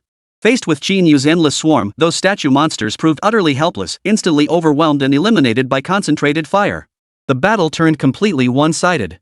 Though Qín Yǔ's side also lost some followers, they still held an overwhelming numerical advantage. Compounded by the aerial firepower suppression from the golden-scaled insects, the enemy was utterly unable to retaliate. In the blink of an eye, the statue monsters were utterly wiped out. But just then, the Sand King suddenly roared. The massive echo reverberated through the Sand City, scattering the swarm while drawing the attention of the group. They witnessed the slain statue monsters slowly rising to their feet. Severed arms, legs, and even heads were reattaching themselves. This sight left the 2 girls behind Qín Yǔ utterly stunned. The Sand King was invincible. How could these monsters possibly resurrect? How were they supposed to clear this dungeon? Wasn't this just pure, utter hopelessness? Qín Yǔ, what should we do? Sunmmary kept spamming her skills while turning to Qín Yǔ ahead, asking anxiously. Think of something fast. I'm thinking. From the start, he'd been pondering why the Sand King was invincible. Could it be like himself, able to redirect damage onto its minions? But when he had attacked the Sand King earlier, he had deliberately glanced at the minions, not a single one had fallen from damage. This proved his theory was wrong. Next, he speculated that the creature must be immune to magical damage. So he deliberately summoned several minions dealing physical damage to attack the Sand King. The result remained unchanged. Still no health loss. Even the Abyssal Serpent, wielding dark elemental attacks, couldn't inflict any damage. This left him feeling perplexed. This was the first time he'd ever encountered a monster that couldn't be instantly defeated. Not even a single drop of blood was shed. But then he noticed the Sand King's body had visibly shrunk in size. It was barely noticeable unless one looked closely. Most importantly, the health bar above its head had visibly shrunk. Yet it still displayed as full. Could this prove that its health had actually decreased? But due to a display glitch, it created an illusion, leading them to believe it hasn't taken any damage at all? But why? And when exactly did it decrease? While Qín Yǔ pondered, Sunmmary and Ling Sha took on the crucial task of eliminating the enemy. Though it was their first time working together, their coordination was remarkably seamless. As top prodigies from their respective academies, they reached mutual understanding without needing much communication. When facing foes stronger than themselves, their primary focus was seamless coordination. Ling Sha possessed relatively richer experience, and as an array master, her field of vision was broader than Sunmmari's. Thus, she simultaneously called out enemy positions, buffed Sunmmary, and unleashed damage control arrays to immobilize charging monsters. With this coordination, no monster could even get close to Sunmmary. Under these conditions, Sunmmary could unleash her full damage output without pressure, her numbers exploding. No need to worry about mana. No need to worry about taking damage. Despite a 12-level gap, the combination of 7 elemental skills unleashed explosive damage within a minute, instantly obliterating a statue. In no time, they had eliminated the majority of the statue monsters. With the swarms supporting attacks, they were on the verge of clearing the remaining statue monsters. But just then, the Sand King roared again. This time, it unleashed not only a shockwave but also a torrent of sand. It swept away the remaining insectoid creatures in the vicinity and restored the statues to their original state. This once again dashed their hopes. The boss is invincible and cannot be damaged. His minions can be resurrected endlessly. How are we supposed to fight this? Might as well just surrender and kill ourselves? But just then, Qín Yǔ suddenly shouted at the top of his lungs. Don't stop. Keep attacking those minions. This is the way to break the stalemate. 155, a perpetual battle, another top-tier equipment piece. Qín Yǔ's inexplicable shout left the two men puzzled. Yet, trusting him implicitly, they silently raised their weapons once more to attack. Wind, forest, mountain, fire. 7-element bombardment. A wall of fire spread outward in all directions, complemented by countless gleaming missiles that instantly forced the charging statues back once more. Then, Qín Yǔ raised both hands and roared. Rise! My fallen followers! The slain insectoid warriors rose once more, surging forward. Endless, inexhaustible. The dead followers were resurrected, while new ones were continuously summoned. A perpetual motion loop was achieved. Before long, the statue monsters were wiped out once more. The Sand King roared, resurrecting once more. Cleared again, roared and resurrected again. This cycle repeated for several rounds until the Sand King's roar finally ceased. Most crucially, the health bar above its head had dwindled to a mere sliver. It was visibly weakened, kneeling on the ground, barely clinging to life. This proved Qín Yǔ's assessment correct. This creature wasn't immune to injury. Rather, it had evenly distributed all its vitality among its minions. This had created a false impression for them. They believed he never lost health, always remaining at full vitality. In reality, he had distributed his extra health points. Consequently, his maximum health is reduced, though never to life-threatening levels. Yet this ability had a fixed number of uses. Once or twice is manageable, but overuse would lead to peril. Now, the Sand King finds himself utterly helpless. His health had plummeted to its lowest point, leaving him unable to resurrect his minions by sacrificing more life. He is now utterly defenseless. The game has only just begun. Seeing this, Qín Yǔ leapt down from the three-headed demon insect and charged toward the Sand King. The Sand King attempted to counterattack, but his body was too weakened. He barely raised his greatsword before the dragon claws shattered him in an instant. Die! To have survived this long under my hand, you are indeed a worthy opponent. But the outcome remains unchanged. As the Sand King's health bar emptied and his form vanished, the dungeon completion notification appeared before the party. Congratulations! Team Qín Yǔ has cleared the Sand Sea Labyrinth dungeon. Rewards have been distributed to the team's inventory. Seeing the notification, the group finally breathed a sigh of relief. After all, this instance had been exceptionally perilous. Though it took less time than the previous one, it had been far more perilous. This time, the credit wasn't solely Qín Yú's. Song Wanru and Ling Sha had also given their all. This felt more like a true team effort. A sense of satisfaction welled up within him. Just then, Qín Yú opened the dungeon reward, instantly snapping the two back to reality. In truth, it was the golden glow emanating from the treasure chest that captured their attention. This is the Guardian Heart? Song Wanru and Ling Sha's eyes instantly flashed with excitement. This was one of the divine artifacts. A top-tier necklace that could block one fatal blow, saving one's life in critical moments. Though a one-time use item, its life-saving capability made it exceptionally rare and valuable. Moreover, this artifact possessed a teleportation function. Upon receiving a fatal blow, it would instantly teleport the wearer to a safe location. In other words, it's a god-tier piece of gear that guarantees you'll survive at least once. No matter where you are. Even in dungeons, secret realms, or the depths of the abyss. You can always escape. This could almost be considered a rare, top-tier piece of equipment on par with the poisonous ring in Qín Yú's possession. At that moment, Lin Haoyu finally arrived from above. Upon seeing the dungeon reward, a look of delight instantly spread across his face. The Guardian Heart? Perfect. Isn't this exactly what my god-tier equipment needs? Lin Haoyu immediately tried to claim it, but was promptly kicked out of the party. Lin Haoyu, you still want this gear? You're not even as good as the two girls. What business do you have in this dungeon run? Qín Yú's merciless taunt instantly left Lin Haoyu speechless with embarrassment. This time, I'll let you off. But don't even think about the reward. If you desert again next time, I'll report your actions to the guild. Then you won't just be disgracing yourself, you'll be disgracing your captain too. Do you really think your captain will keep you in the guild after that? Qín Yú's words plunged Lin Haoyu into deep thought.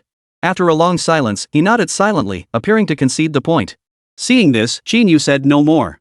Instead, he turned to Song Wanru and Ling Sha beside him. You two can take this gear. Any thoughts? Well. The two exchanged glances and spoke in unison. Qín Yú, you're the team leader. Why don't you take it? You've contributed the most in these recent dungeons. Now that we finally got some top-tier gear, you should take it. I don't want it. This gear won't boost my stats much. But Qín Yú immediately shook his head. You two choose. Who wants this gear? Gazing at the golden glowing gear inside the treasure chest, Song Wanru couldn't help but swallow hard. Though she was the daughter of Linghai City's wealthiest man, and her father was a renowned grand mage across all of China, she had never laid eyes on gear like this before. After all, top-tier, rare gear like this was something one could only hope to encounter by chance. She'd only heard of them, never seen them. If she could possess this gear, perhaps she wouldn't have to worry about dying anymore. It would perfectly compensate for her weakness. As if sensing the longing in Song Wanru's eyes, Ling Sha beside her could only offer a helpless smile before softly saying, "Let Song's sister have it. She needs this gear more than I do." Ha! But... In truth, Song Wanru had already prepared to vie with Ling Sha for it, but she hadn't expected Ling Sha to simply hand it over to her. This made her seem a bit stingy. Are you sure you don't want it? I have a healing array and control skills, I'm not likely to die easily. But you're different. Ling Sha shook her head and patted her shoulder with a smile. You're a pure mage. You need this life-saving gear. But I only hope you won't waste this rare treasure. Gear like this, once it's gone, it's gone. Don't let it become a relic of the past. At the very least, use it wisely. I understand. Song Wanru accepted the Guardian Heart with excitement, then fastened it around her neck. The Guardian Heart shimmered with a violet glow, making her already snow-white neck appear even more flawlessly fair. This couldn't help but draw an extra glance from Qín Yú. This girl, the more he looked at her, the more pleasing she became. There was a reason she was called the school beauty. Only when Ling Sha cleared her throat did Qín Yú snap out of his thoughts, turning awkwardly toward the teleportation gate exit. Let's go. We're off to the next stop. With half a month left, if things go smoothly, we should be able to overtake them in points before the settlement date and reclaim the top guild spot. 156, a seemingly simple choice that played Shi Wuhai for a fool. Have you found that Qín Yú yet? In the Shi residence, Poison Snake sat in the main seat of the living room, observing the subordinate who had come to report, murmuring softly. His deep, icy gaze sent a shiver down the spine of the subordinate, who was himself an assassin. Found him. He's headed for a remote island at sea, accompanied by 3 others. The subordinate hesitated, as if there was more he wanted to say but dared not voice it. After a long pause, he cautiously spoke up. Boss, maybe we should just let that kid go? He killed 2 of our association's envoys in retaliation. He must be incredibly powerful. And those 3 who went with him? None of them are ordinary. Oh? What do you mean? Viper kept his cold gaze fixed on his subordinate, his tone calm yet ominous. You think I'm afraid of them? Or are you afraid someone will blame me? No. I certainly didn't mean that. Seeing this, the subordinate immediately bowed in apology, though his voice still trembled with fear. The ones traveling with him include the daughter of Song Weiman, Linghai City's wealthiest man, the daughter of Nan Province's monster hunter king, and the top playboy from Zhong Province's Jianglong City. No matter which one, if we provoke them, our entire Assassin's Guild will suffer repercussions. My suggestion is, let's wait until they split up. Then we can act on the spot and take care of that kid. Wouldn't that be better? Before the subordinate could finish speaking, Viper was already standing before him. Veins bulged on his arms, and several black lines surged along his blood vessels, writhing menacingly before him. Since when does a lowly servant like you get to tell me what to do? Are you trying to get yourself killed?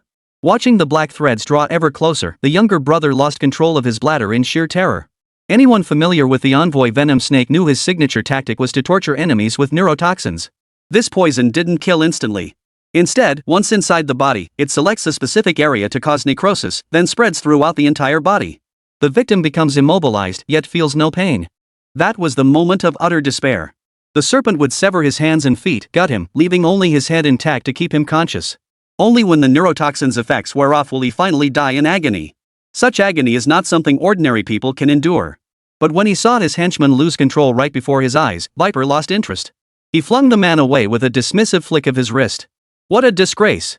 Hurry and prepare men. I want to see for myself what this brat is made of. If anyone dares to interfere, no matter whose son or daughter they are, I'll kill them without hesitation. Having narrowly escaped death, the subordinate dashed out without hesitation, stumbling over the doorframe and nearly falling. From the shadows, a hooded man spoke in a deep voice. Viper, why did you save me? Was it your chairman's orders? Mr. Sure, it's wise to know one's place. Viper slowly turned toward the man, his voice tinged with cold laughter. This isn't about saving you. It's about preserving the association's reputation.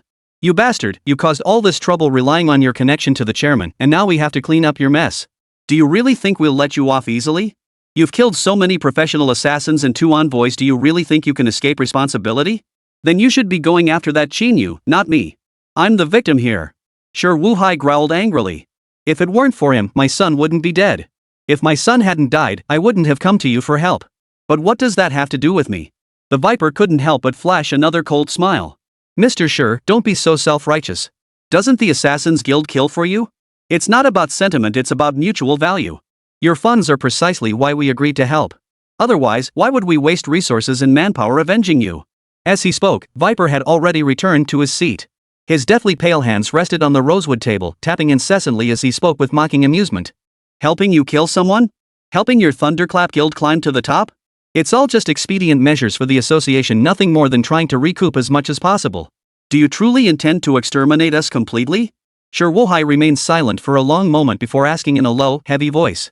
The Thunderclap Guild was founded by my own hands, filled with my most trusted confidants. Guild leader Qian Lei is my adopted son. If you dare lay a finger on me, he won't let you off. He's now the captain of the Grey Wolf Brigade in East Province, an S-rank blade master level 40, just like you. If you won't give me face, at least give the military some. The military? Ha! Even if the war god himself came, so what? Besides, your godson has already been turned by our guild leader. He's handed over control of the Thunderclap Guild to us. Do you really think he'd care about your fate? What? Impossible. You must be lying. I've no time to joke with you. Venomous Snake snorted coldly before silently flashing his payment QR code. Now, you have 2 choices. First, transfer all assets currently under your name to me. In exchange, I'll spare your life and let you leave Linghai City. Second, you can be tortured to death by me. The choice is yours. Venom's voice brought a wave of deathly silence. Either choice was essentially the same as death. How can I be certain that after transferring the money to you, you'll actually let me go? I have no trust in you whatsoever. I don't need your trust, and you have no right to bargain. The venomous snake spoke slowly, his eyes gradually turning a blood-red hue. If you refuse, I'll take your life right now. You're an old hand, you shouldn't need me to remind you which is more important. This was the first time Sure Wu Hai felt utterly powerless. Had he not been poisoned by the neurotoxin, he might have stood a chance against this creature. But now, his legs were already necrotic. Unless the Viper voluntarily administered an antidote, he had no chance of victory. In fact, if this dragged on much longer, his entire body would rot away. Then, he would still die. So, to save his life, he really had only one choice. Alright, I agree. Sure Wu Hai slowly raised his right arm and transferred every last cent from his account, including real estate and other valuable assets. Not a single penny left behind. Excellent. I appreciate a man who knows when to cut his losses. Seeing the additional funds in his account, Viper finally let out a satisfied smile. But the next second, he suddenly drew a dagger and slit Shi Wuhai's throat. You broke your promise. Shi Wuhai lay in a pool of blood, his eyes wide open in death. Venom showed no emotion, merely offering a cold, indifferent smile. I've never been a man of integrity. But rest assured, I will avenge your son. That brat Qín Yǔ's life is mine. 157, a lowly island at sea, a sudden attack. Linghai is one of China's 3 major seas. It also serves as the primary bridge connecting East Province and South Province. As a coastal city, Linghai boasts numerous docks, with fishing households predominantly residing nearby. For those wishing to venture out to sea, the most convenient option was to board one of these fishing boats. After all, no passenger ship would make a special trip to a deserted island in the middle of nowhere. At this moment, out on the sea, Qín Yǔ and his companions had boarded a vessel bound for the isolated island. This was Qín Yǔ's first time at sea, and he couldn't help but feel a bit nervous. Though he was a native of Linghai, this was his first time aboard a boat. He had only heard his mother mention that they often took boats to other provinces to hunt monsters. In Linghai City, ships were the most convenient means of cross-provincial travel.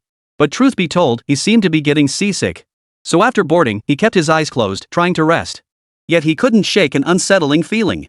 The captain seemed particularly fixated on him, constantly glancing his way, sometimes deliberately, sometimes seemingly by accident. Despite 2 beautiful women aboard, the captain never once glanced their way, instead persistently stealing glances at him. It was hard not to wonder about this guy's identity. But the man appeared to be in his 50s, thin and frail, carrying no weapons, hardly someone seeking revenge. So Qín Yǔ dismissed the thought and opened the map to study it. Skipper? How much longer until we arrive? Almost there. The captain flashed a broad, honest smile and called out. See that dark shape over there? That's the island you're headed for. But that's an uninhabited island, isn't it? What are you kids doing going there? It's dangerous. We're going there to gather inspiration. Ha! The skipper visibly froze for a moment, but then burst into hearty laughter. Ha, young man, you've got a sense of humor. That island's barren and full of monsters. You're going there for inspiration? Don't you value your lives? This time, Qín Yǔ didn't respond, leaving the captain feeling a bit awkward. But Song Wanru, standing beside him, struck up a conversation with the captain. Grandpa, you mentioned monsters on that island earlier? Are those monsters dangerous? What level are they? I've never been to the island myself, so I'm not entirely sure. It's just what I've heard. I've only heard that the island is extremely dangerous. Many who went there never returned. You youngsters actually want to go to that island for inspiration? Really? The boatman couldn't help but sigh. Staring at the isolated island now within arm's reach, he abruptly halted the boat and spoke slowly. I can only take you this far. I'll be back here in 3 days. I hope to see you all then? Without a moment's hesitation, the boatman disembarked Qín Yǔ and his companions before promptly departing from this perilous place. But while the other 3 had already disembarked, Qín Yǔ remained rooted to the spot, staring motionless in the direction the boatman had vanished. Only when Ling Sha called out loudly from the shore did he slowly turn and step onto the land. What's wrong? Was there something off about that man? Something felt off. I hope it was just my imagination. Without further words, the group immediately looked up at their surroundings.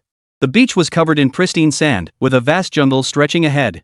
If not for the intermittent roars of monsters echoing from within, they might even have camped here. They could easily spend days here. After all, blue skies, white clouds, sandy beaches, and the sea all accompanied by beautiful women. It was truly a heavenly delight. But clearly, this was just an illusion. Before they could even enter the jungle, several frenzied lizards burst out from within, charging toward them. Fortunately, these lizard monsters were only level 20. Qín Yǔ didn't even need to lift a finger. Song Wanru and Ling Sha merely cast a few spells before Lin Haoyu single-handedly took them all down. And throughout the entire battle, the guy didn't utter a single word. This made them wonder if he had become withdrawn. But in this situation, they considered it a blessing. At the very least, Lin Haoyu was finally proving useful. It meant they could relax a bit. Yet the very next second after dispatching those monsters, Lin Haoyu turned to Song Wanru and Ling Sha with a grin, hands resting on his shield as he struck an incredibly abstract pose, clearly trying to look cool. What do you think? Pretty cool, huh? I told you, these monsters are nothing to me. With me here, you have absolutely nothing to worry about. Before the two could speak, Lin Haoyu cut them off immediately. Hold up. I know what you're going to say. Don't worship me, I'm just a legend. Worship my ass. You're acting like a fool. Song Wanru rolled her eyes in exasperation, as if looking at a simpleton, then strode straight into the forest. Ling Sha ignored him completely and followed suit. The scene grew awkward. Dude, this isn't how you pull off being cool. You're so abstract, you'll scare all the girls away, you know? Qín Yǔ slowly walked up beside Lin Haoyu, patting his shoulder as he spoke. Women love men who take charge. If you charged forward bravely like you did earlier, those two would definitely see you in a whole new light. Really? Lin Haoyu hesitated for a moment, asking with a hint of disbelief. You're not pulling another fast one on me, are you? Trying to trick me with some underhanded scheme? If you don't believe me, fine. I didn't really need to tell you any of this. Qín Yǔ shrugged his shoulders before striding swiftly into the forest. Got any backbone? Lin Haoyu lowered his head, staring blankly at the shield in his hands. As if suddenly seeing the light, he raised his shield and hurried after them. The jungle on this isolated island was densely vegetated, resembling a rainforest environment. It was incredibly humid, with muddy ground everywhere. This prompted the two girls to complain incessantly. They were both extremely neat individuals by nature, and finding themselves in such a place naturally felt quite unaccustomed. However, Qín Yǔ proved understanding. He summoned the eagle-eye flying insect, which immediately carried them all into the air. The island's area was limited, so compared to the previous 3 dungeons, it should be relatively easier to locate. Therefore, Qín Yǔ planned to ascend to the mountaintop first. From there, they could survey the entire island and roughly pinpoint where the instance portals might be located. The locations of portals always manifested unusual phenomena. Typically, these were peculiar lights, quite conspicuous. However, unknown dungeons emitted a faint glow, almost imperceptible. The 2 eagle-eyed dragons soared toward the summit, encountering no disturbances along the way. But just then, a piercing whistling sound suddenly echoed through the jungle. A flaming arrow shot upward from below, striking the eagle-eye flying dragon carrying Sunmmary and Ling Sha. The force was so immense it pierced the dragon clean through, sending it tumbling into the forest below. Sunmmary and Ling Sha tumbled down with it. 158. The Bounty Hunter's Revenge? You really don't want to live anymore. Ah! Their screams immediately alerted Qín Yǔ and Lin Haoyu ahead, who instantly prepared to descend for rescue. But then, several more rockets shot out from the jungle. This time, however, their targets weren't the eagle-eye dragon beneath them, but the 2 men themselves. Moving at incredible speed, they reached the pair in an instant.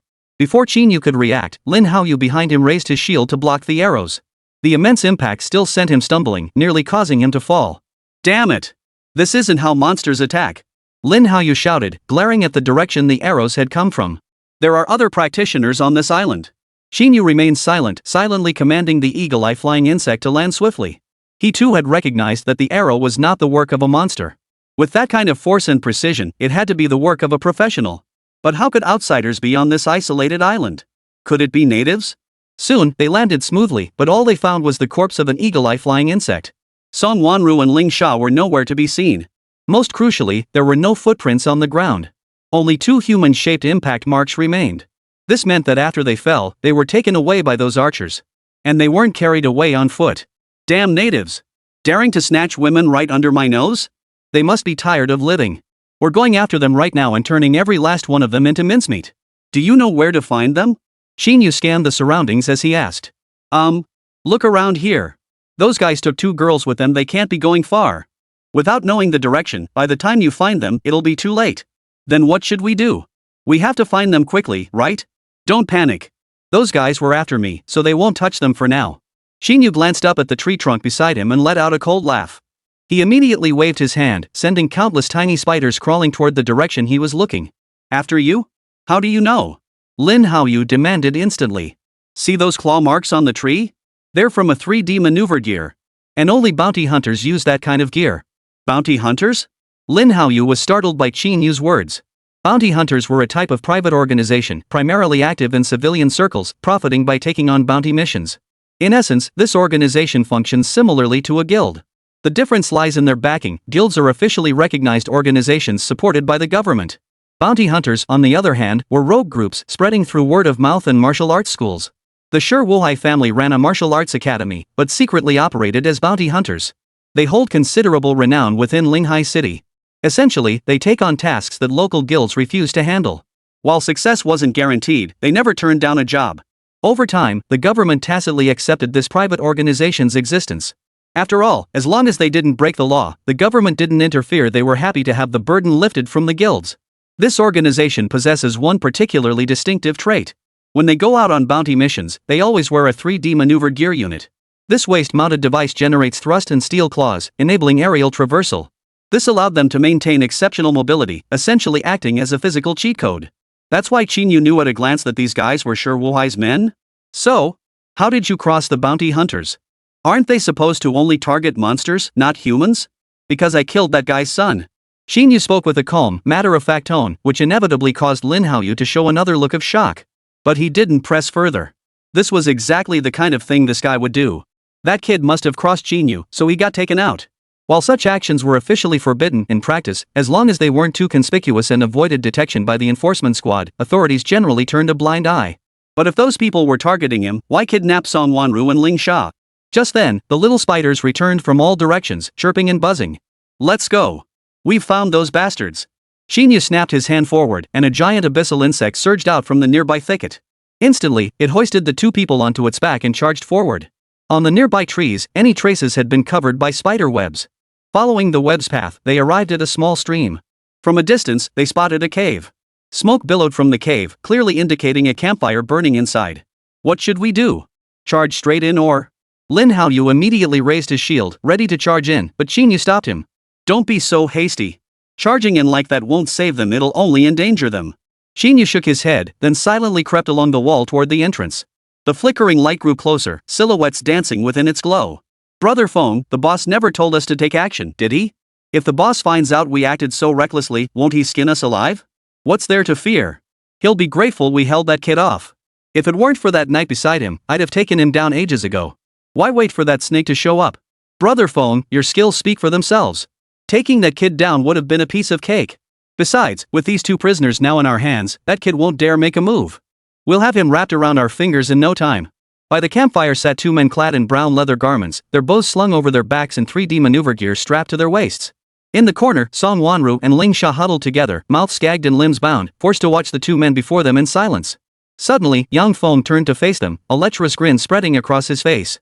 But I never expected this kid to have two such beautiful teammates. This kind of merchandise is hard to come by. Ha ha! Brother Feng, I get what you mean. The accompanying henchman instantly flashed a lecherous grin before fawningly adding. You go first, I'll go later. We're all brothers, why bother with order? This time, you go first. Ha? Then I'll take this one. Seeing this, the younger brother didn't hesitate at all. He immediately pointed at Song Wanru, his face overflowing with a lecherous grin. Put. After all these years with me, you haven't learned a thing. Women are definitely more fun the more mature they are. The one you picked is pretty and has a nice figure, but she's too young. Not enough kick when you play with her. Unlike this one, she radiates charm all over. She's bound to be delicious. As the two men drew closer, panic flashed in Song Wanru and Ling Sha's eyes. They found it utterly unbearable that these two disgusting men would violate them. But ambushed like this, they had no way to fight back. Were they truly powerless to resist? Just then, a familiar voice echoed from outside the cave. Qín Yǔ walked in, clapping his hands. You two are still going strong in your old age, huh? Can you spare us a taste? We'd love to enjoy such delicious women too. 159, Blazing Arrow. The Divine Archer's desperate struggle. Qín Yǔ's sudden appearance startled the two men. The smiles on their faces froze instantly, as if they hadn't expected this guy to find his way here. And he actually had the audacity to pursue them. Kid, you've got some nerve. Coming here on purpose? Didn't you see the power of my last shot? I took down your leader-class summon beast with a single shot, yet you still come running to your death? I must admire your courage. Before Qín Yǔ could respond, Yang Feng swiftly drew the bow strapped to his back. With a full draw, he unleashed a powerful, forceful arrow. Given their extremely close proximity, Yang Feng was certain Qín Yǔ couldn't dodge the shot. Moreover, the knight wouldn't have time to shield him. If he could take this kid down first, he could go claim credit with that snake and earn a hefty bounty. A full 5 million. He didn't know why this kid's life was worth so much money. But since he'd stumbled upon this opportunity, he absolutely wouldn't let it slip away. He had awakened an A-rank rare class, Divine Archer. Moreover, both his talents boosted maximum damage. His second talent was also an A-rank ability. After dealing damage to an enemy, there was a 40% chance to trigger a critical hit, doubling the damage dealt. Divine Archer already possesses skills that enhance accuracy.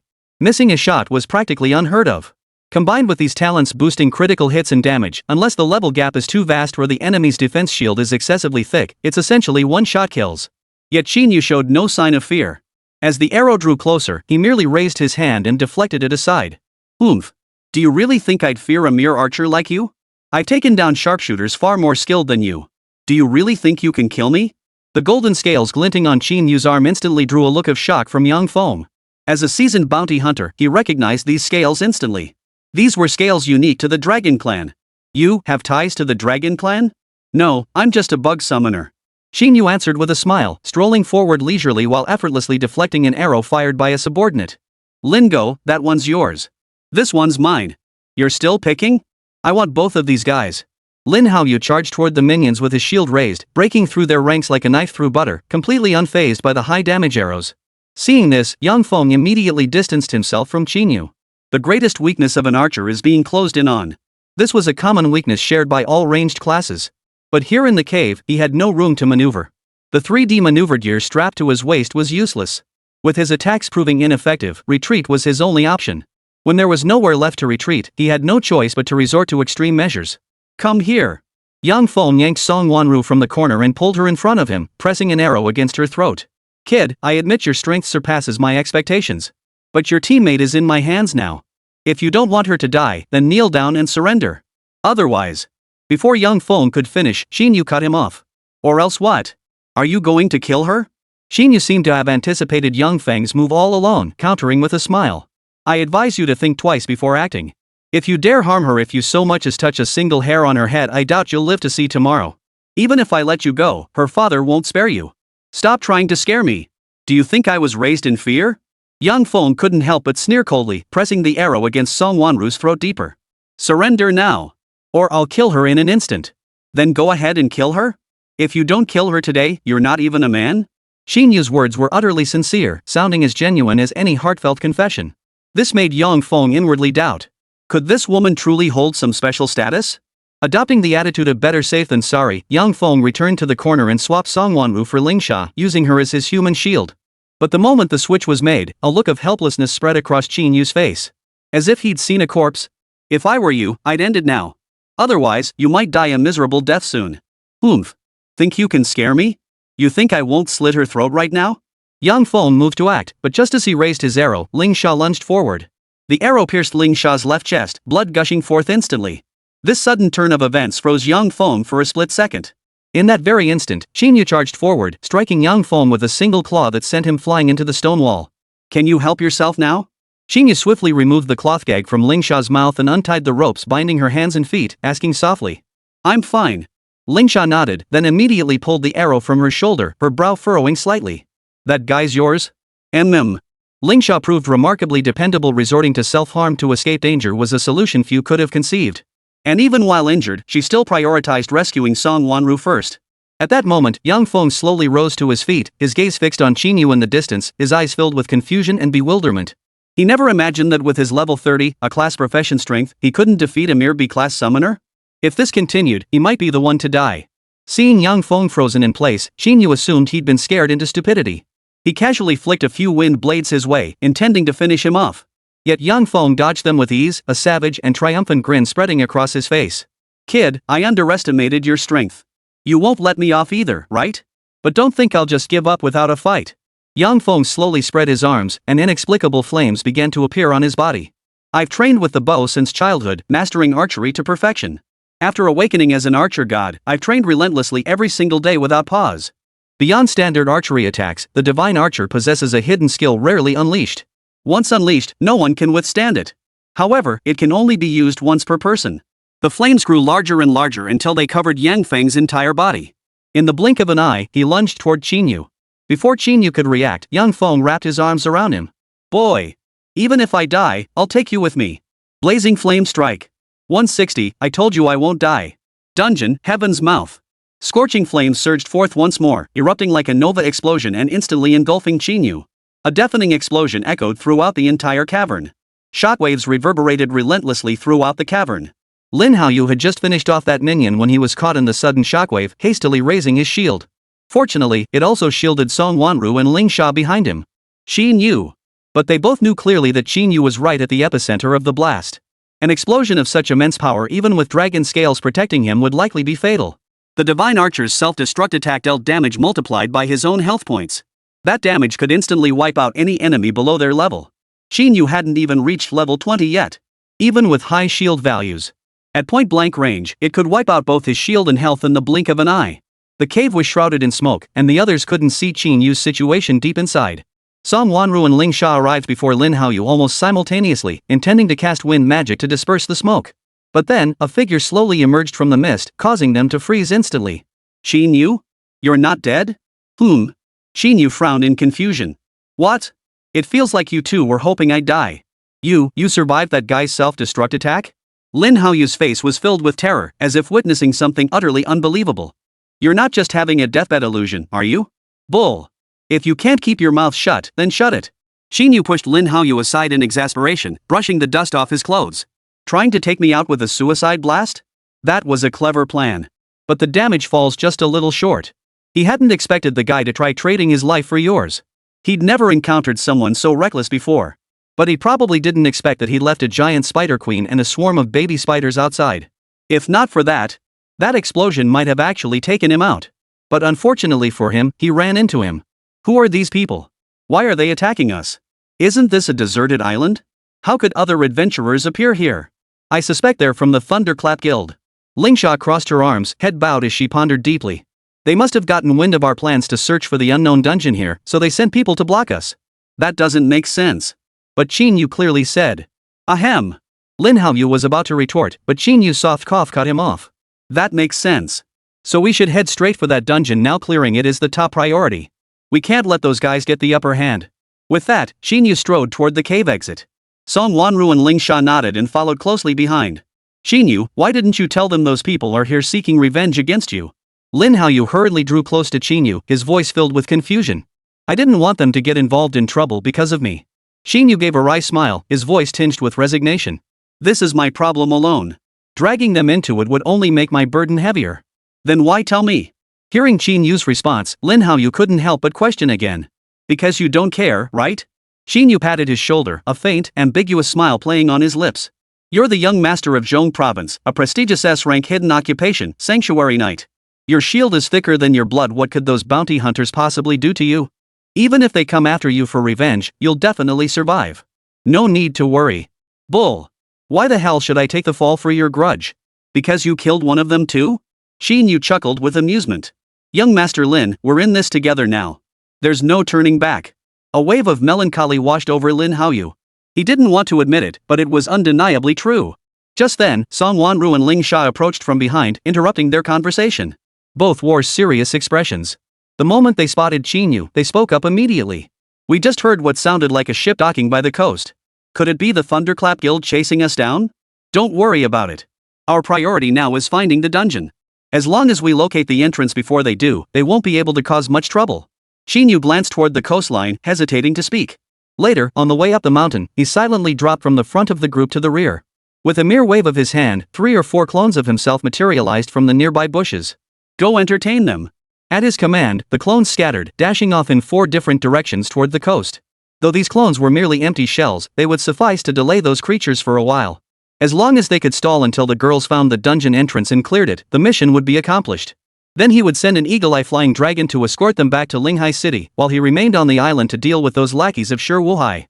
Soon, they reached the summit of the isolated island. Fortunately, as soon as they reached the summit, they spotted an eerie glow emanating from a cave. This was the key to the dungeon portal's existence. Without hesitation, they charged straight inside. Having endured 3 extremely perilous dungeons, their minds had long since reached a state of utter calm. Surely this final unknown instance couldn't be more dangerous than the previous 3?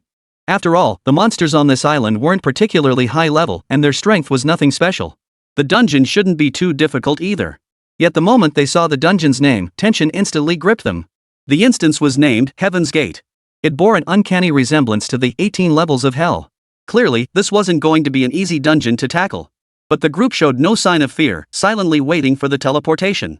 The teleportation concluded swiftly, depositing them in an entirely new area. Unlike other dungeons, this one held no sinister or terrifying presence. As far as the eye could see, everything was blanketed in a vast expanse of white. It's snow. Song Wanru raised her palm, and a crystal-clear snowflake landed on her hand, making her eyes light up. It was as if she had forgotten they were currently inside a dungeon. But suddenly, Qín Yǔ grabbed her hand and swiftly blew the snowflakes off. Qín Yǔ, what are you doing? Song Wanru asked, puzzled. Before Qín Yǔ could answer, the snowflake ignited with a faint blue flame, exploding into a burst of dust. 161, Commander-level monster 6-winged angel, all of you shall die. Witnessing this scene, Song Wanru froze in place. Not just her, but Ling Sha and Lin Haoyu beside her as well. None of them had imagined that snowflakes could be so dangerous. Worst of all, a thin layer of snowflakes now covered their bodies. So much so that none of them dared to move a muscle. But staying still only allowed the snowflakes to accumulate more and more on their bodies. What should we do? Think of a solution quickly. Lin Haoyu, the largest member of the group, bore the heaviest accumulation of snow and was the most anxious. Though the explosion wasn't large, nothing like the bounty hunter's self-detonation earlier. But with each snowflake exploding and the constant snowfall, the cumulative damage was certainly no small matter. Qín Yǔ, however, remained completely unflustered. He scanned the surroundings before speaking slowly. "Wait here for me. Once I find the exit, I'll come back for you." Watching the swirling snowflakes, Qín Yǔ waved his hand lightly. Instantly, hundreds of eagle-eye worm dragons materialized in the air, forming a protective canopy over the group. They held back the blizzard, shielding them from being possessed by the snowflakes. At that moment, Qín Yǔ shook himself. As the snowflakes fell, they exploded in mid-air. Yet when the dust settled, Qín Yǔ walked forward as if nothing had happened, completely unaffected and unharmed. Strangely, the area was blanketed in a vast expanse of white, with no sign of any monsters in sight. How could there be not a single monster in sight within a dungeon? How was one supposed to clear this instance? And most crucially, why was this dungeon called Heaven's Mouth? Did it mean all the monsters here had ascended to heaven? But soon, this confusion was dispelled. Not far away, he spotted a crystal throne. Seated upon it was a man clad in armor. His silver armor was covered in a thick layer of snow, making him appear as if he were clad entirely in silver. Beside him stood a crystal sword, half buried in the ground. The man rested one hand on the sword, his head bowed. Even as Qín Yǔ approached, he showed no reaction or movement. But at that moment, Qín Yǔ suddenly received a warning message. "Warning! Warning! Commander-level monster detected. Attention players. Those lacking sufficient strength should avoid direct confrontation." This was the first time Qín Yǔ had ever received a system warning message. This meant the armored man before him was undoubtedly extremely powerful. Moreover, as a commander-level monster one tier above boss level, it possessed innate domain-type abilities. Moreover, like professional adventurers, it possessed unique innate talents. In other words, this creature was essentially an enhanced version of a professional adventurer, crushing in attributes, crushing in talents, and utterly crushing in power. At that moment, detailed information about the creature appeared before Qín Yú's eyes. Dungeon boss, Undead Knight. Level 30. Upon seeing this information, Qín Yǔ frowned. He knew this Undead Knight monster all too well. It was one of the Undead Mage's minions. But the Undead Knight wasn't a command-type monster, was it? Why was the system warning him about an elemental-type monster? Could it be that there were other monsters here besides this one? But this Undead Knight was clearly the boss. Why would there be a commanding monster stronger than the boss? This clearly doesn't make sense. But he didn't dwell on it. System notifications never lie. Which meant this Undead Knight was indeed the dungeon's boss. Therefore, defeating it would mean clearing the dungeon. With that thought, Qín Yǔ slowly raised his staff, aiming it at the Undead Knight boss still seated upon the crystal throne. He spoke slowly. "Attack! Take it down!" In an instant, the air was swamped by three-headed demonic insects and golden-scaled insects. Countless shockwaves and dragon flames instantly engulfed the Undead Knight. The immense skill damage instantly reduced the Undead Knight's health to 0. Yet Qín Yǔ received no notification of clearing the dungeon. Instead, the snow in the sky gradually ceased. Instead, after a few seconds, feathers began drifting down. The white feathers drifted slowly. Qín Yǔ caught one in his hand, rubbed it between his fingers, then casually tossed it aside. Unlike the snowflakes, it did not explode. This proved it was merely an ordinary feather. Yet when it landed in the dragon's flames, it instantly extinguished them completely. Seated upon the throne, the Undead Knight remained unscathed. Only this time, its head slowly lifted. Within the heavy helmet, a pair of crimson eyes suddenly appeared. The moment they caught sight of Qín Yǔ, they flashed with a blinding light. "Anyone who dares set foot in the gates of heaven shall die." The Undead Knight roared in a deep, resonant voice. Then, he violently yanked the crystal sword from the ground and swung it toward Qín Yǔ. A barrage of ice spikes instantly surged toward Qín Yǔ, but he dodged them effortlessly. The Undead Knight's health instantly replenished, and a thick chill began to emanate from his body. With each step, the ground beneath his feet instantly transformed into a sheet of ice, as if he were a leader emerging from an ice cavern, radiating an overwhelming sense of pressure. So that's it. Looks like this monster isn't just some ordinary Undead Knight. Qín Yǔ admitted he had underestimated this dungeon boss. He had assumed it was just a very ordinary Undead Knight. But now it was clear this guy wouldn't be so easy to take down. Just more health points. One shot it. Qín Yǔ was only surprised for a few seconds before waving his hand again. Instantly, countless abyssal serpent worms and centipedes surged forth from behind him, charging toward the Undead Knight. The centipedes handled crowd control. The abyssal serpents dealt true damage that bypassed all defenses. This combination ensured the enemy couldn't resist and would be instantly killed. No matter what kind of knight that guy was, he couldn't possibly withstand this combo. And indeed it proved true. The resurrected Undead Knight possessed immense attack power and frost-infused strikes, swiftly eliminating the front row of centipedes with just a few swings. Yet before it could swing again, the neurotoxin from the following centipedes pinned it in place. Then, countless abyssal serpent worms instantly swarmed in, instantly reducing its health to 0 once more. Gazing at the mountain of serpent worms piled before him, Qín Yú's expression grew grim. He still hadn't seen the dungeon clear notification. What on earth was going on? Could it be? As Qín Yú pondered this, a blinding white light suddenly erupted from within the swarm, causing him to frown. Then, a wave of heat swept over the area, reducing every insect in the field to ashes. An angel, clad in golden armor and wielding a light sword, floated in the air. 3 pairs of 6 enormous wings spread behind it. Looking down from above at Qín Yú not far below, it spoke solemnly. Before the angel, all are but ants. Prepare to face the angel's judgment. 162, an unbeatable enemy, a glimmer of hope and desperation. Monster name, 6-winged angel. Monster level, 40. Monster tier, commander class. At the first sight of this monster, Qín Yú was so stunned he couldn't speak. Angels, these were not creatures native to China. They are quintessential light attribute monsters. Their attacks carry dispel effects and resist debuffs. Most crucially, the more wings an angel possessed, the greater its power. The 6-winged angel, however, was the highest tier among angelic monsters. Each wing represents a doubling of attributes. 6 wings means 6 times the attributes. As divine beings, their inherent attributes are already high. Approximately 3 times that of humans. Add 6-fold to that, and it becomes 9-fold. Meaning this creature's stats are at least 9 times greater than those of a human practitioner of the same level and likely far more. And that doesn't even account for its innate skills or domain abilities. Faced with such a monstrosity, Qín Yú felt momentarily at a loss. But he quickly regained his composure. As the 6-winged angel slowly raised its light sword, aiming it at him, Qín Yú merely waved his hand. Countless golden scaled insects reappeared, unleashing scorching dragon flames toward the creature. Yet, facing the dragon flames converging from all directions, the 6-winged angel merely fluttered its wings lightly, deflecting them all. The flames scattered and fell, igniting the ground wherever they landed. Clearly, this attack had no effect whatsoever on the 6-winged angel. And all of this was thanks to his innate talent, the Spellbreaker. The Spellbreaker grants immunity to all forms of magical damage. This talent couldn't even be described as awesome. It was nothing short of a mage's nemesis. Any damage involving magic is completely nullified. In other words, it completely counters all mage-class professions. Magic damage is utterly ineffective against it. Qín Yú naturally recognized this, so he commanded the golden-scaled insects in the air to launch close-range attacks. He wasn't limited to just ranged magical attacks. The dragon race was remarkably versatile. Yet upon witnessing this, the 6-winged angel merely glanced at the golden dragons charging toward it. Instantly, its 6 wings flared wide behind it, and the light sword in its hand elongated dozens of times in an instant. With a mighty swing, the colossal light sword sliced through the swarm of golden-scaled insects in midair as if cleaving through the void itself. In the blink of an eye, every single summoned golden-scaled insect was utterly annihilated. This left Qín Yú plunged into deep silence. Not only was this creature immune to magical damage, but its stats were absurdly high. Melee monsters couldn't even get close enough to strike. Resistance to debuffs, attacks that dispel, immunity to magic damage, and absurdly high stats. How on earth could one defeat such a boss? Qín Yú stared silently at the 6-winged angel in the air, his brow furrowed like twisted rope. He hadn't expected this dungeon boss to be so troublesome. Based on what they knew so far, this thing was practically invincible. High level, nearly flawless defense, and absurdly high damage output. And to make matters worse, they still didn't know what its domain ability was. It was a full 21 levels higher than his own. Facing a dungeon boss of this caliber, he couldn't fathom what weaknesses it might possibly have. But suddenly, a bold idea formed in his mind. He thrust his staff into the ground beside him, then pressed his palms together. Instantly, countless worms surged forth, swarming around him. A vast, swarming army of worms instantly engulfed every visible area.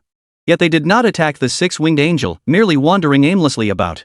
At that moment, the 6-winged angel clearly had no desire to waste any more time with Qín Yú.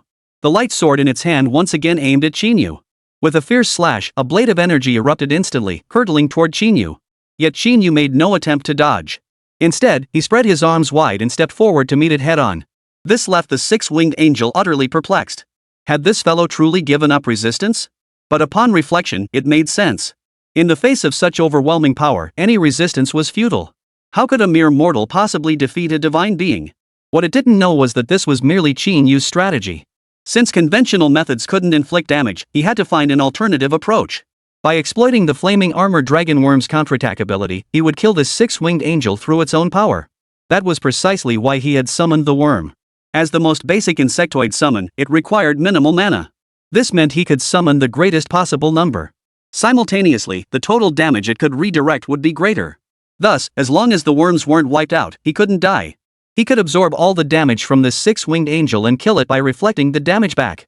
A sword aura several people tall hurtled toward Qín Yǔ, instantly piercing through his body. This scene was witnessed in full by the three others who had just arrived. They hadn't intended to come, but suddenly heard distant explosions and the howls of monsters. The sudden blinding white light made them instantly sense danger. Especially after receiving the system warning, they could no longer remain where they were. Fortunately, the snowflakes drifting through the air had transformed into feathers, allowing them to reach the battlefield's perimeter without a hint of danger. And just then, they saw Qín Yǔ, struck by the sword's light. Qín Yǔ. Lingsha immediately cast a healing array toward him, but it had no effect whatsoever. Such an occurrence could only stem from two possibilities. One, Qín Yǔ was unharmed. The other was that he was already dead. At that moment, the six-winged angel nearby caught their attention. Divine monsters had never appeared in their world before. Especially foreign monsters like angels, they had never seen even a trace of them. And it was level 40. A full 20 levels above them, and a commander-level monster at that.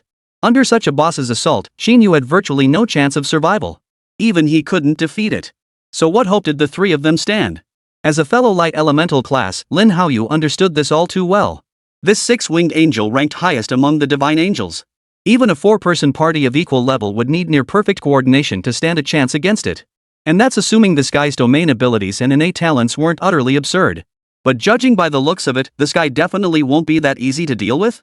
At that moment, the six-winged angel raised its light sword once more and brought it down with a fierce strike. Several streaks of sword light surged toward Qín Yǔ.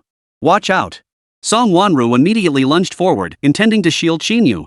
But before she could take a few steps, Qín Yǔ's shout reached her ears. Don't come near!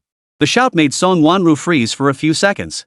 It was precisely those few seconds of hesitation that allowed the sword light to pierce through Qín Yǔ's body once more. Qín Yǔ. Witnessing this, Song Wanru collapsed to the ground as if all her strength had been drained, her eyes filled with utter despair.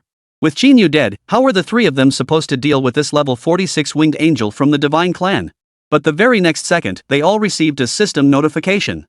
Qín Yǔ's party has successfully defeated the dungeon boss, the six-winged angel, and cleared the dungeon. Dungeon rewards have been deposited into the party inventory. Please check your items. 163. So what if it's a divine angel? It still has to kneel at my feet. The six-winged angel is dead? The dungeon cleared? Seeing the sudden notification appear before them, the trio instantly wore expressions of shock.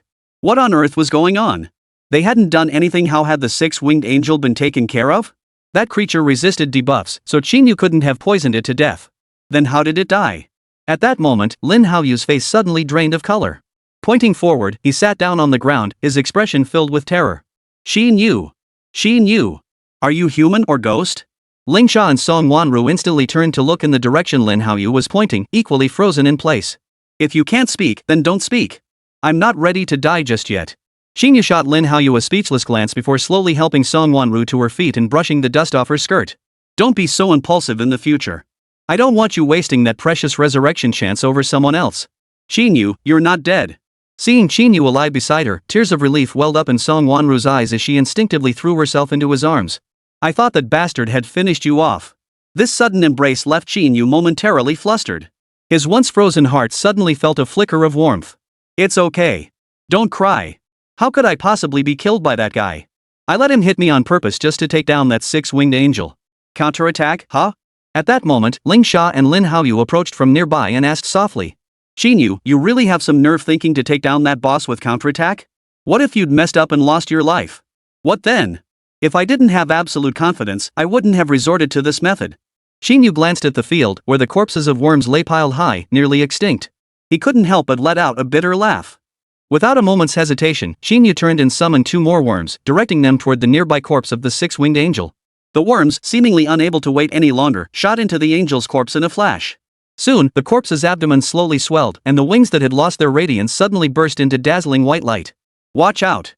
Lingsha and Lin Haoyu immediately rushed forward, fearing the six-winged angel had revived. But then, Qín Yǔ tapped both of them on the shoulder from behind and explained slowly. It's nothing. Just a little trick of mine. No need to panic. Ha! The two frowned in confusion, but suddenly, an explosion erupted, snatching their attention once more. They watched as the six-winged angel's corpse abruptly rose to its feet. Two hands burst forth from its abdomen, forcefully tearing it open. A duplicate then burst out from within. Seeing a new six-winged angel emerge, they froze in place once more. However, this one merely stood motionless, making no move to attack them. And what was that thing doing sporting a worm's head? That appearance is truly hideous. How could it possibly deserve the title of angel? At that moment, Qín Yǔ slowly approached the withered corpse of the six-winged angel. He removed the helmet from its head and placed it upon the clone's own. Standing aside, he nodded with satisfaction. This looks much better. Parasite successful. Clone gene stored in the hive. Clone name, Six-Winged Angel Magic. Level, 40. HP, 40,000. Strength, 1,000. Speed, 1,000. Intelligence, 1,000. Constitution, 1,000. Exclusive talent, Spellbreaker. Immune to all forms of magical damage. Skill 1, Six-Wing Enhancement. Instantly boosts all attributes by 6 times, lasting until the end of combat. Skill 2, Adaptive Strike. 30% chance to instantly kill enemies of lower level than oneself. Domain ability, Divine Domain. Within attack range, multiplies attack effects by 6 times. Current maximum multiplier, 6/4 is equal to 24 times. Cooldown, none. Cost, none. Summonable, no cooldown, consumes 200 mana. Qín Yǔ's eyes lit up as he studied the sudden appearance of the clone's information. This six-winged angel's power is truly formidable. Truly worthy of being called a divine monster. Its stats were even more outrageous than those of the dragon race. Except for slightly lower HP than dragons, every other attribute was more than double. Not to mention the replicas of other monsters he had collected before. Immune to magical damage. Resistance to debuff status effects. Instantly boostable ultra-high attribute values. Plus stackable attack effect damage. It could be said that unless he faced an enemy with extremely high attack power and attributes surpassing his own, he was essentially unmatched. However, he keenly noticed. This six-winged angel bore the title of Law. This concept had never been taught at the academy. He surmised it likely signified the angel's category within its tier. Law likely signified that this creature's primary attack method was magical damage. After all, that exceptionally long light sword clearly bore the mark of magical enchantment. Otherwise, it wouldn't be able to unleash such devastating sword beams. But most importantly, the existence of different titles meant there were other titles among the six-winged angels. The one he took down today was merely one of them. If a single angel is this formidable, imagine the power if all 6 were united, wouldn't they be unbeatable? But suddenly, the approach of the other 3 interrupted his thoughts. Qín Yǔ, what exactly is going on here? Seeing the puzzled expressions on their faces, Qín Yǔ no longer concealed the truth and answered frankly. I possess an ability that allows me to transform the monsters I defeat into my followers. Those minions I summoned earlier? They're all bosses or elite monsters I defeated in various dungeons or the wild. That's why I can summon such a wide variety of minions. The ability to turn slain monsters into your own minions? The others gaped in astonishment as if hearing something utterly extraordinary. Lin Haoyu was the first to recover, pointing at the six-winged angel standing nearby as he exclaimed excitedly. You mean this guy's gonna be your minion now too? Exactly. Young Master Lin has a sharp mind. Seeing the smug grin on Qín Yǔ's face, Lin Haoyu froze for a few seconds before suddenly shifting his expression. He leaned in obsequiously and said, I'm no young master, you're the real young master. From now on, I'll be your lackey. If you tell me to go east, I won't go west. As long as you'll take me under your wing. How about it, young Master Qín? 164, the sycophantic Lin Haoyu, S-Class Ultimate Second Talent.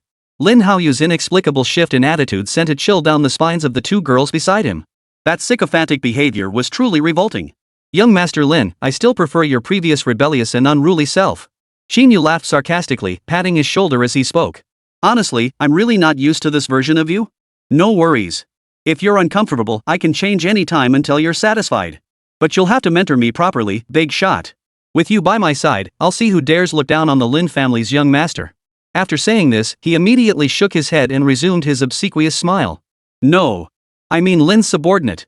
You're the young master. No. The big boss. But I don't want any underlings. That would make me no different from those gangsters. Seeing Qín Yǔ actually refuse him, Lin Haoyu grew uneasy and blurted out. Then don't call them men. Call me your little brother? Or call me Lin Dog? As long as you don't mind. Seeing the earnest look in Lin Haoyu's eyes, Qín Yǔ knew this guy was sticking to him like glue. This was one reason he'd initially wanted to conceal his abilities. On one hand, he didn't want to stir up trouble. And partly to avoid drawing too much attention, lest he attract too many followers and stir jealousy. Still, he gladly accepted the guy. After all, having such a top-tier defender as his subordinate would surely prove useful in the future. Moreover, with this guy's connections and resources in the central province, if he ever got the chance to go there, he'd definitely be able to help out a lot. But Lin Haoyu failed to discern Qín Yǔ's true intentions. Thinking he hadn't been sincere enough, he immediately pulled out his payment code and transferred all the money and resources in his account to Qín Yǔ in one go. Received 5 million gold coins. Received 100,000 pieces of equipment upgrade materials. What are you doing? Seeing the sudden influx of gold coins and materials in his account, Qín Yǔ immediately turned to Lin Haoyu and asked in confusion. He. A token of my respect. This little bit of cash is nothing to me. Just take it, okay? Consider it punishment for my disrespect toward you lately. Lin Haoyu's eager attitude genuinely caught Qín Yǔ off guard. He decided not to refuse and accepted the generous gift. Meanwhile, Song Wanru and Ling Sha cast admiring and envious glances at Qín Yǔ. Summoners were always criticized for their summons. On one hand, their cooldowns were lengthy, on the other, most summons were weak with slow growth cycles. But Qín Yǔ possessed neither of these weaknesses. Not only were his cooldowns extremely fast, moreover, beyond his own summons, he could even turn slain monsters into his minions. Not to mention his other extraordinary abilities. Given time, this guy's power will only keep growing. But Qín Yǔ clearly didn't notice the admiring gazes of the two girls, his attention entirely focused on his system interface. He did a quick calculation: if he used all the money and materials Lin Haoyu had just transferred to him to upgrade the Venom Ring, he should be able to push it straight to level 70.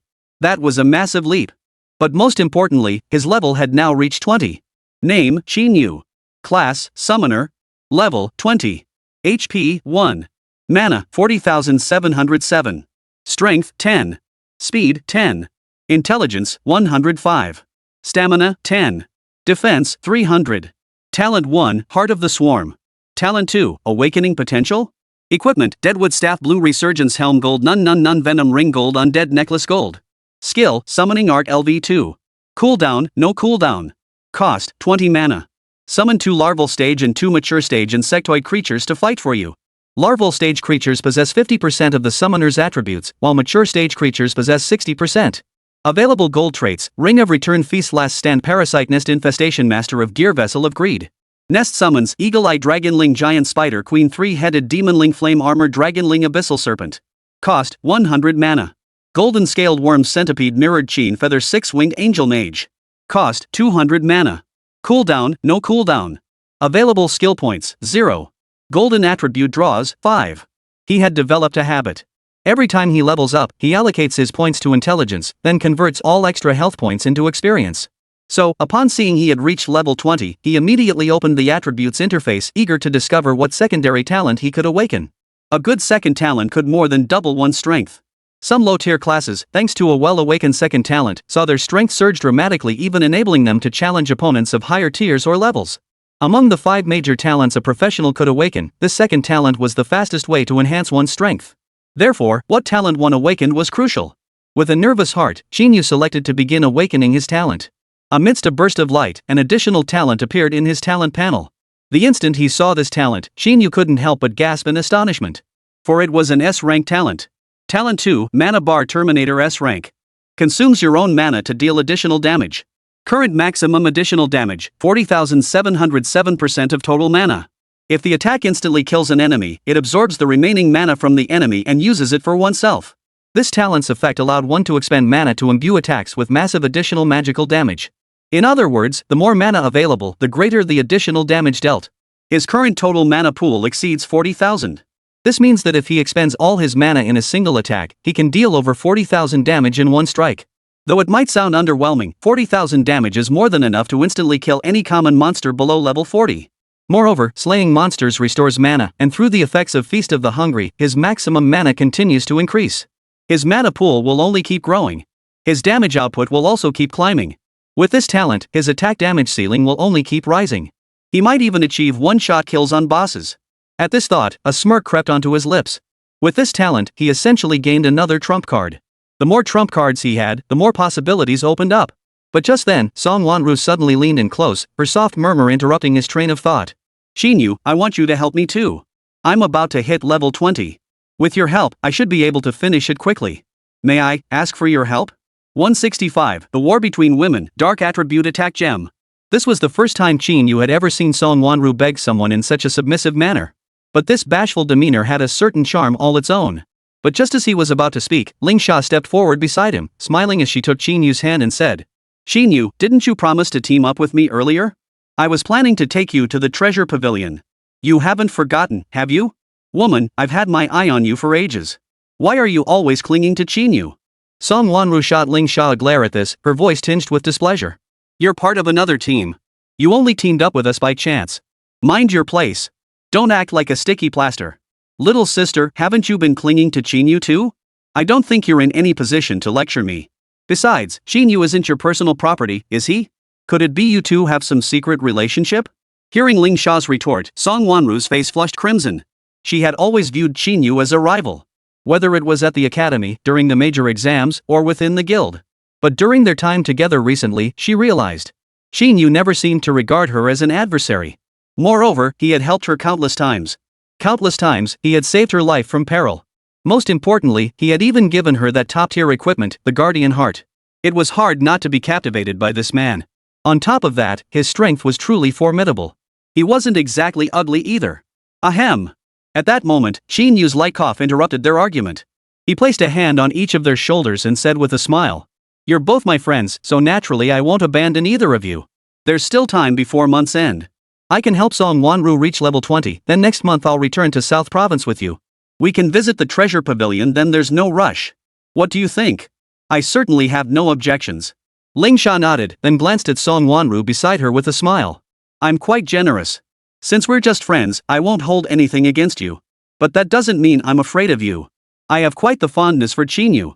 Even if you try to compete with me, I'm confident I can win. With that, Ling Sha immediately hooked her arm through Qín Yǔ's and nuzzled him affectionately. Her ample bosom even buried his entire arm. This was clearly a massive advantage. Ahem. Seeing this, Qín Yǔ cleared his throat again and swiftly withdrew his arm. Shall we check the rewards?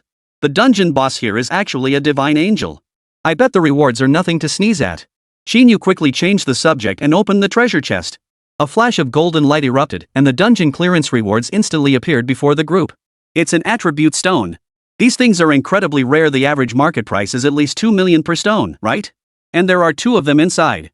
And they're both dark attribute attack gems. Their eyes lit up with excitement. Attribute stones are gems that can be socketed into equipment and weapons. Once equipped, they grant additional elemental attributes to the gear or weapon. Attribute stones are divided into defensive stones and offensive stones. Defense stones must be socketed into armor. Successful socket grants additional elemental resistance. Attack stones can only be socketed into weapons. Successful socket increases elemental damage dealt. The added elemental attributes, though modest, can also be upgraded. Attribute stones lack rarity tiers, so simply level them up to 100. Upon reaching max level, they typically provide around 1000 points of resistance or damage. Attribute stones can only be obtained from dungeon bosses, and you must be at least level 40. Consequently, their prices generally range between 1.5 million and 3 million gold, comparable to a full set of purple gear or a single piece of gold equipment. However, light and dark attribute stones command double that price. After all, these 2 attributes are extremely rare. And their effects are exceptionally potent. Especially the dark attribute stone. There aren't many classes with dark attribute attacks, only a handful. Therefore, whether it's dark attribute defense stones or attack stones, they're both highly sought after. Dark element defense stones enhance one's resistance to dark element attacks, serving as the sole means of defense against such damage. As for dark element attack stones, their value goes without saying. If an enemy lacks dark resistance, it's as if they're wearing no armor at all, completely exposed to attacks. However, not all equipment can utilize attribute stones. Only weapons and armor with sockets can accommodate these stones. This makes socketed gear extremely sought after. Only equipment of blue quality or higher possesses these sockets. The presence of sockets is entirely random. 30% of purple gear and 50% of gold gear will have 1 socket. Each piece of equipment can have a maximum of 2 sockets. Excluding 2 universal equipment pieces, this means a player can socket up to 10 attribute stones. That's why people often say gold gear isn't scary. Being fully decked out in gold gear is even less intimidating. But if you encounter someone decked out in gold gear with all 10 sockets filled, you'd better steer clear and avoid provoking them. Because such individuals are either high-ranking officials or hold prominent positions. No one could achieve this level without considerable strength. But this was still a bit premature for them. Glancing at the 2 dark attribute stones in his backpack, Qín Yǔ cast a look at the 3 people present before handing one to Song Wanru. We'll each take one of these dark attribute stones. No objections, right? Qín Yǔ turned to Lin Haoyu and Ling Sha, asking with a smile. This stuff gives us a huge boost, so giving us both one is the best value. No problem. Uncle Qín, your word is law. We'll follow your lead. No objections here. No objections from me either. Ling Sha shook her head and spoke softly. Though the Bagua mirror has an inlay slot, I'd like to reserve it for a light attribute stone. So this dark attribute stone should go to my sister, right? It's just an attribute stone. I'm not that stingy. I can afford to be generous about this much. Seeing this, Song Wanru stopped refusing and immediately mounted the dark attribute stone onto her own staff. The staff she currently wielded was a mage's secondary graduation equipment, a golden grade abyss staff. It happened to have a single socket. Dark attribute was an element beyond her 7 primary attributes. As Qín Yǔ had said, with the enhancement of this attribute, her strength would undoubtedly reach a new level. After all, her current intelligence had already reached 80. Each elemental attack deals 800 damage. If it were dark attribute, that would mean a full 800 HP. 166, 80 intelligence is strong? Mine's already over 100. Elemental mages can wield 7 fundamental elemental damage types. Each elemental attack deals 1000% of their intelligence as damage. That's 800 points. Combined, the 7 elements deal 5600 damage. Moreover, her cooldown is only 7 seconds. In other words, if she uses all 7 skills consecutively, by the time she reaches the 7th skill, the first skill will be ready to cast again. But if a dark elemental attack were added, the situation would change entirely. Her machine gun-like sustained damage would only accelerate, grow ever more intense. With that realization, she swung her staff, unleashing a barrage of elemental projectiles toward the distant corpse of the 6-winged angel. Every 6th projectile fired contained a dark elemental missile. This significantly boosted her monster-slaying efficiency. She turned to Qín Yǔ beside her, chest puffed out proudly, and asked with confidence, "What do you think? Pretty good, right? My intelligence has now surpassed 80. Combined with the enhancement from this dark element stone, my damage output has truly reached a whole new level." Hearing Song Wanru's words, Qín Yǔ nodded in agreement. It's definitely pretty effective. But it still falls short compared to mine. What do you mean? Intelligence, of course? Qín Yǔ stated bluntly. While 80 is already quite high, it's still far below my 115, isn't it? You'll need to work harder, you know? With that, Qín Yǔ gave Song Wanru a light pat on the shoulder, his face breaking into an encouraging smile. But Song Wanru froze instantly, her eyes widening in shock as she blurted out in disbelief. Wait a minute. You said your intelligence is already at 115? Even if you're already at level 20, your total stat points should only be around 80. If you put them all into intelligence, you'd barely hit the 90s at most. How could it possibly break 100? You don't believe me? Qín Yǔ didn't hold back, openly displaying his attribute interface. Upon seeing the 3 digits in Qín Yǔ's intelligence column, Song Wanru's astonishment grew even more pronounced, and she couldn't help but gasp in surprise. This drew Ling Xia and Lin Haoyu over from the side. Level 20, intelligence 115? Qín Yǔ, are these stats real? Absolutely genuine. Qín Yǔ shrugged. But it's understandable if you don't believe me. These stats are impossible for ordinary people to achieve. Only a chosen one like me could ever hope to reach this level. Though Qín Yǔ was no stranger to bragging, this time he left them speechless. The attribute interface doesn't lie. In other words, his current intelligence had indeed reached 115 points. Yet this was practically impossible. After all, every practitioner's attribute points were limited. Leveling up only grants 4 attribute points. Qín Yǔ had just reached level 20. That amounts to 80 points total. If all were allocated to intelligence, it would be 80. For mage-type classes, the base intelligence stat is typically 15. Combined, this would cap their maximum intelligence at 95. So where did those extra 20 intelligence points come from? Judging from the attribute interface, he hasn't consumed any enhancement potions. Which rules out temporary stat boosts. Could it be some other method? It's that little girl. At that moment, Song Wanru suddenly recalled the little girl who had been following Qín Yǔ all along. That girl was a nutritionist. She could prepare simple dishes that boosted one's intelligence. It was highly likely that she was the one who had boosted Qín Yǔ's attributes by those 10 points. With this realization, she felt satisfied with her choice. Qín Yǔ already possessed formidable strength, and now he had the support of that nutritionist girl who could enhance intelligence. If she could cultivate a good relationship with him, perhaps she'd have another chance to taste the little girl's dishes. Even the Wind and Moon Pavilion couldn't guarantee a steady supply of intellect-boosting dishes.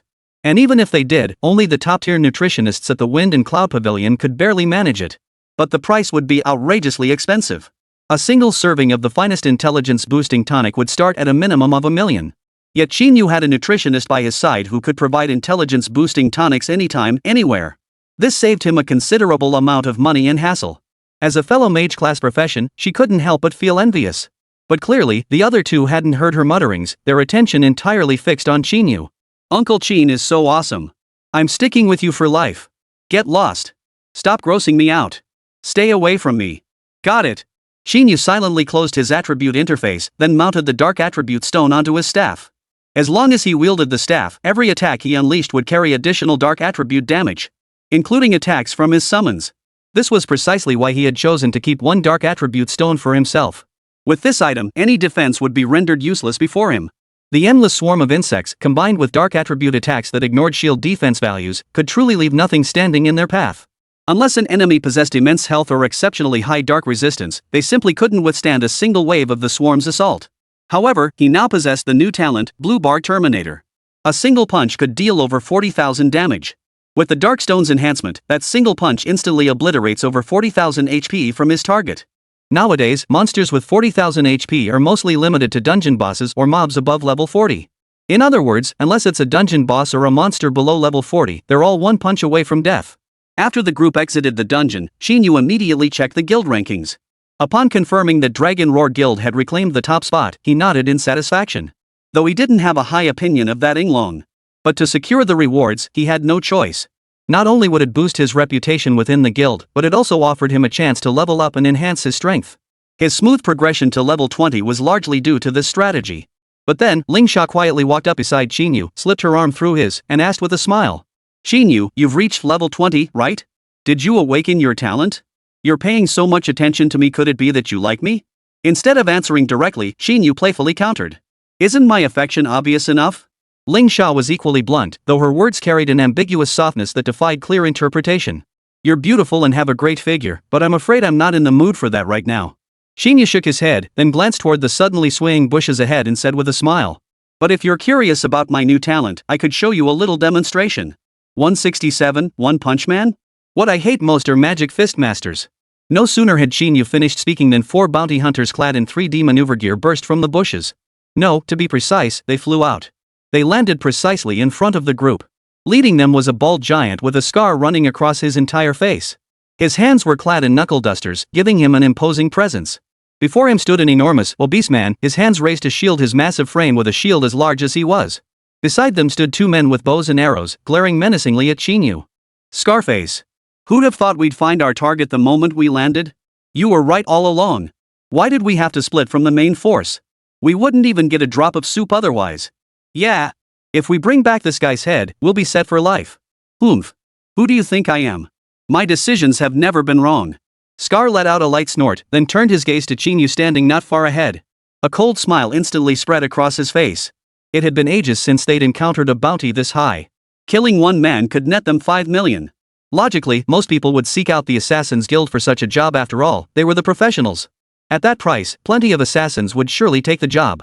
But the fact that it hadn't been taken, and instead dumped on them bounty hunters, meant this guy was tough to deal with. No ordinary assassin would take the job. Thus, the task had fallen to them, the bounty hunters who took jobs for the right price.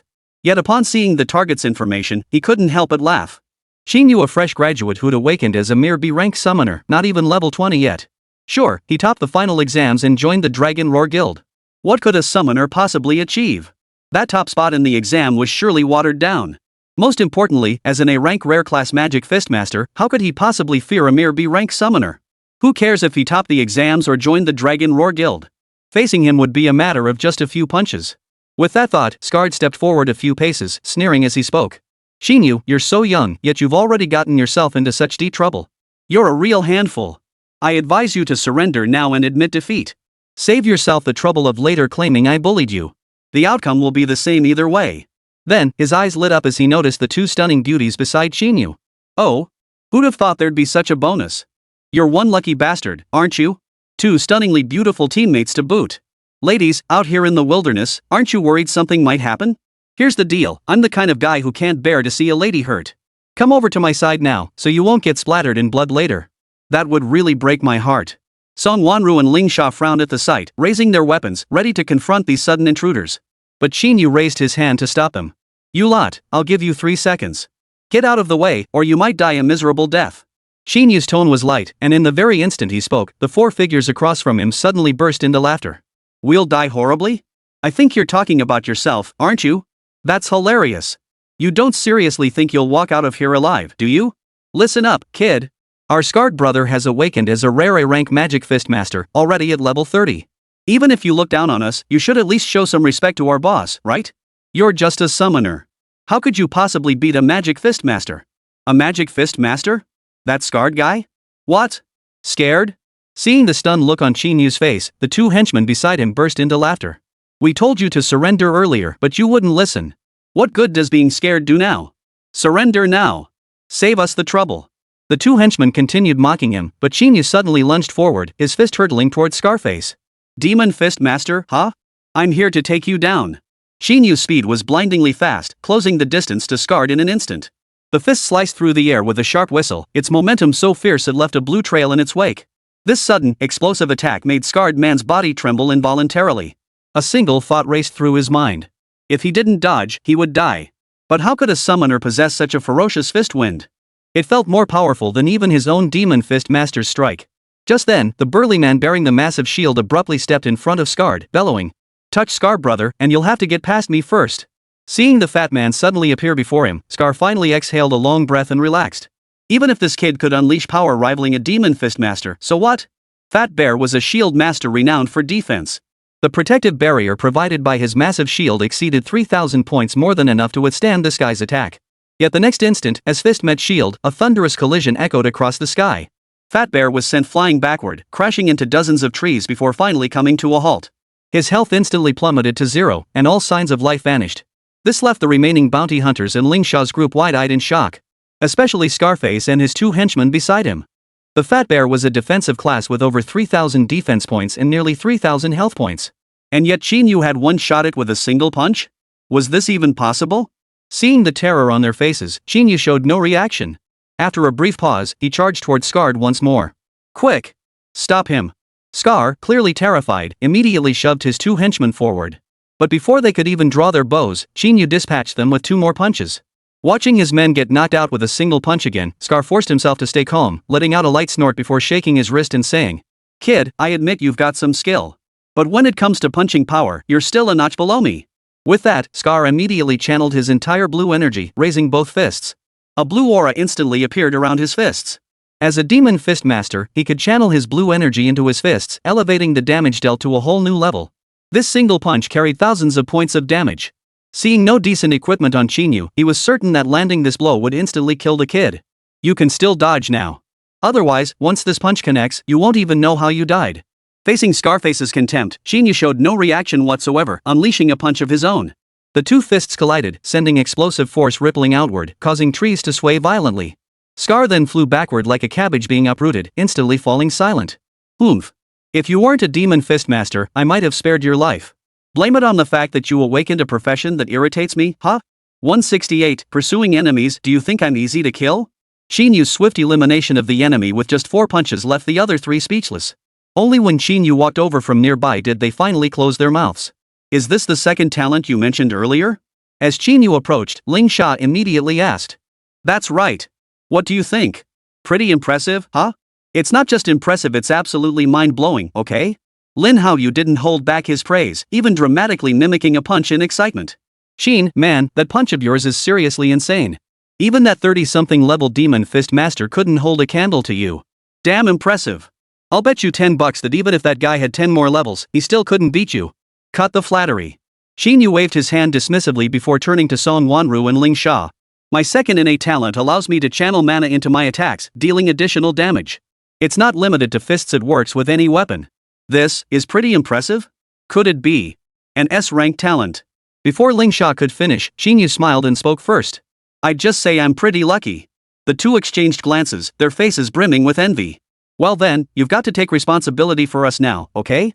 Ling Sha stepped forward again, hooking her arm through Qín Yǔ's as she smiled. "We're aiming for level 22. As your teammates, you can't abandon us." "Of course." Qín Yǔ nodded, but then suddenly turned his head to the side, frowning. "But that'll have to wait until we're safely out of here. Some troublesome fellows are about to arrive here." On the deserted island's beach, a speedboat was moored. Poison Snake stood on the deck, surveying the island's scenery, and couldn't help but feel a pang of emotion. What a beautiful little island. Too bad it'll soon be nothing but ruins. He leapt from the deck and landed on the sand. After he disembarked, the dozen or so bounty hunters aboard the boat followed suit, leaping down one after another. "Master Viper." A one-eyed man approached him, speaking with obsequious flattery. "The dockmaster told me that Qín Yǔ is currently on this island. What should we do now?" "What should we do? I intend to torture him slowly, of course. There's only one word for the fate of those who cross our Assassin's Guild. Death." Venomous Snake gave a cold, sharp laugh. Suddenly, however, he sensed movement in the bushes nearby. The figure appeared for only a second, yet his keen senses detected it. Oomph. Thought I wouldn't spot you? The instant he spotted the figure, Viper charged forward. His form flickered, shifting from human to serpent as he plunged into the jungle. This rainforest terrain was arguably his favorite. Not only did it allow unrestricted movement, but it also satisfied his thrill of tracking prey. Soon, he located the figure's position. Upon seeing that face, his crimson eyes flared with a red glow, and his speed surged to its peak. He pounced, knocking the figure to the ground. He sank his fangs into the thigh, injecting neurotoxin before slowly reverting to human form. Seeing Qín Yǔ instantly immobilized, the Viper couldn't help but snort coldly. This guy took out several assassins? And 2 Imperial envoys? He began to suspect someone was deceiving him. With abilities like these, he was probably no better than an ordinary person. For a moment, he lost all interest in tormenting Qín Yǔ. But just then, 2 groups of bounty hunters burst out from either side. And each group had someone carrying Qín Yú's body. Lord Viper, we've taken care of that brat. The captains of both teams declared in unison. But upon seeing Qín Yú's body in the opposing squad, their eyes widened in shock and they froze in place. What's going on? You little brat, you dared to trick me? Venom instantly grasped the situation. These 3 Qín Yús appearing out of thin air must be clones created by that guy to confuse them and buy time. The real Qín Yǔ must be trying to escape right now. No wonder he felt this kid's strength was a bit weak. Turns out they were just empty shells. Kid, you think this will let you slip through my fingers? This only makes me angrier. Your consequences will be even more dire. He scanned the surroundings, his eyes widening suddenly before fixing on a specific direction. A smirk curled his lips. As expected, he hasn't escaped yet. Follow me. A reward awaits whoever captures that man.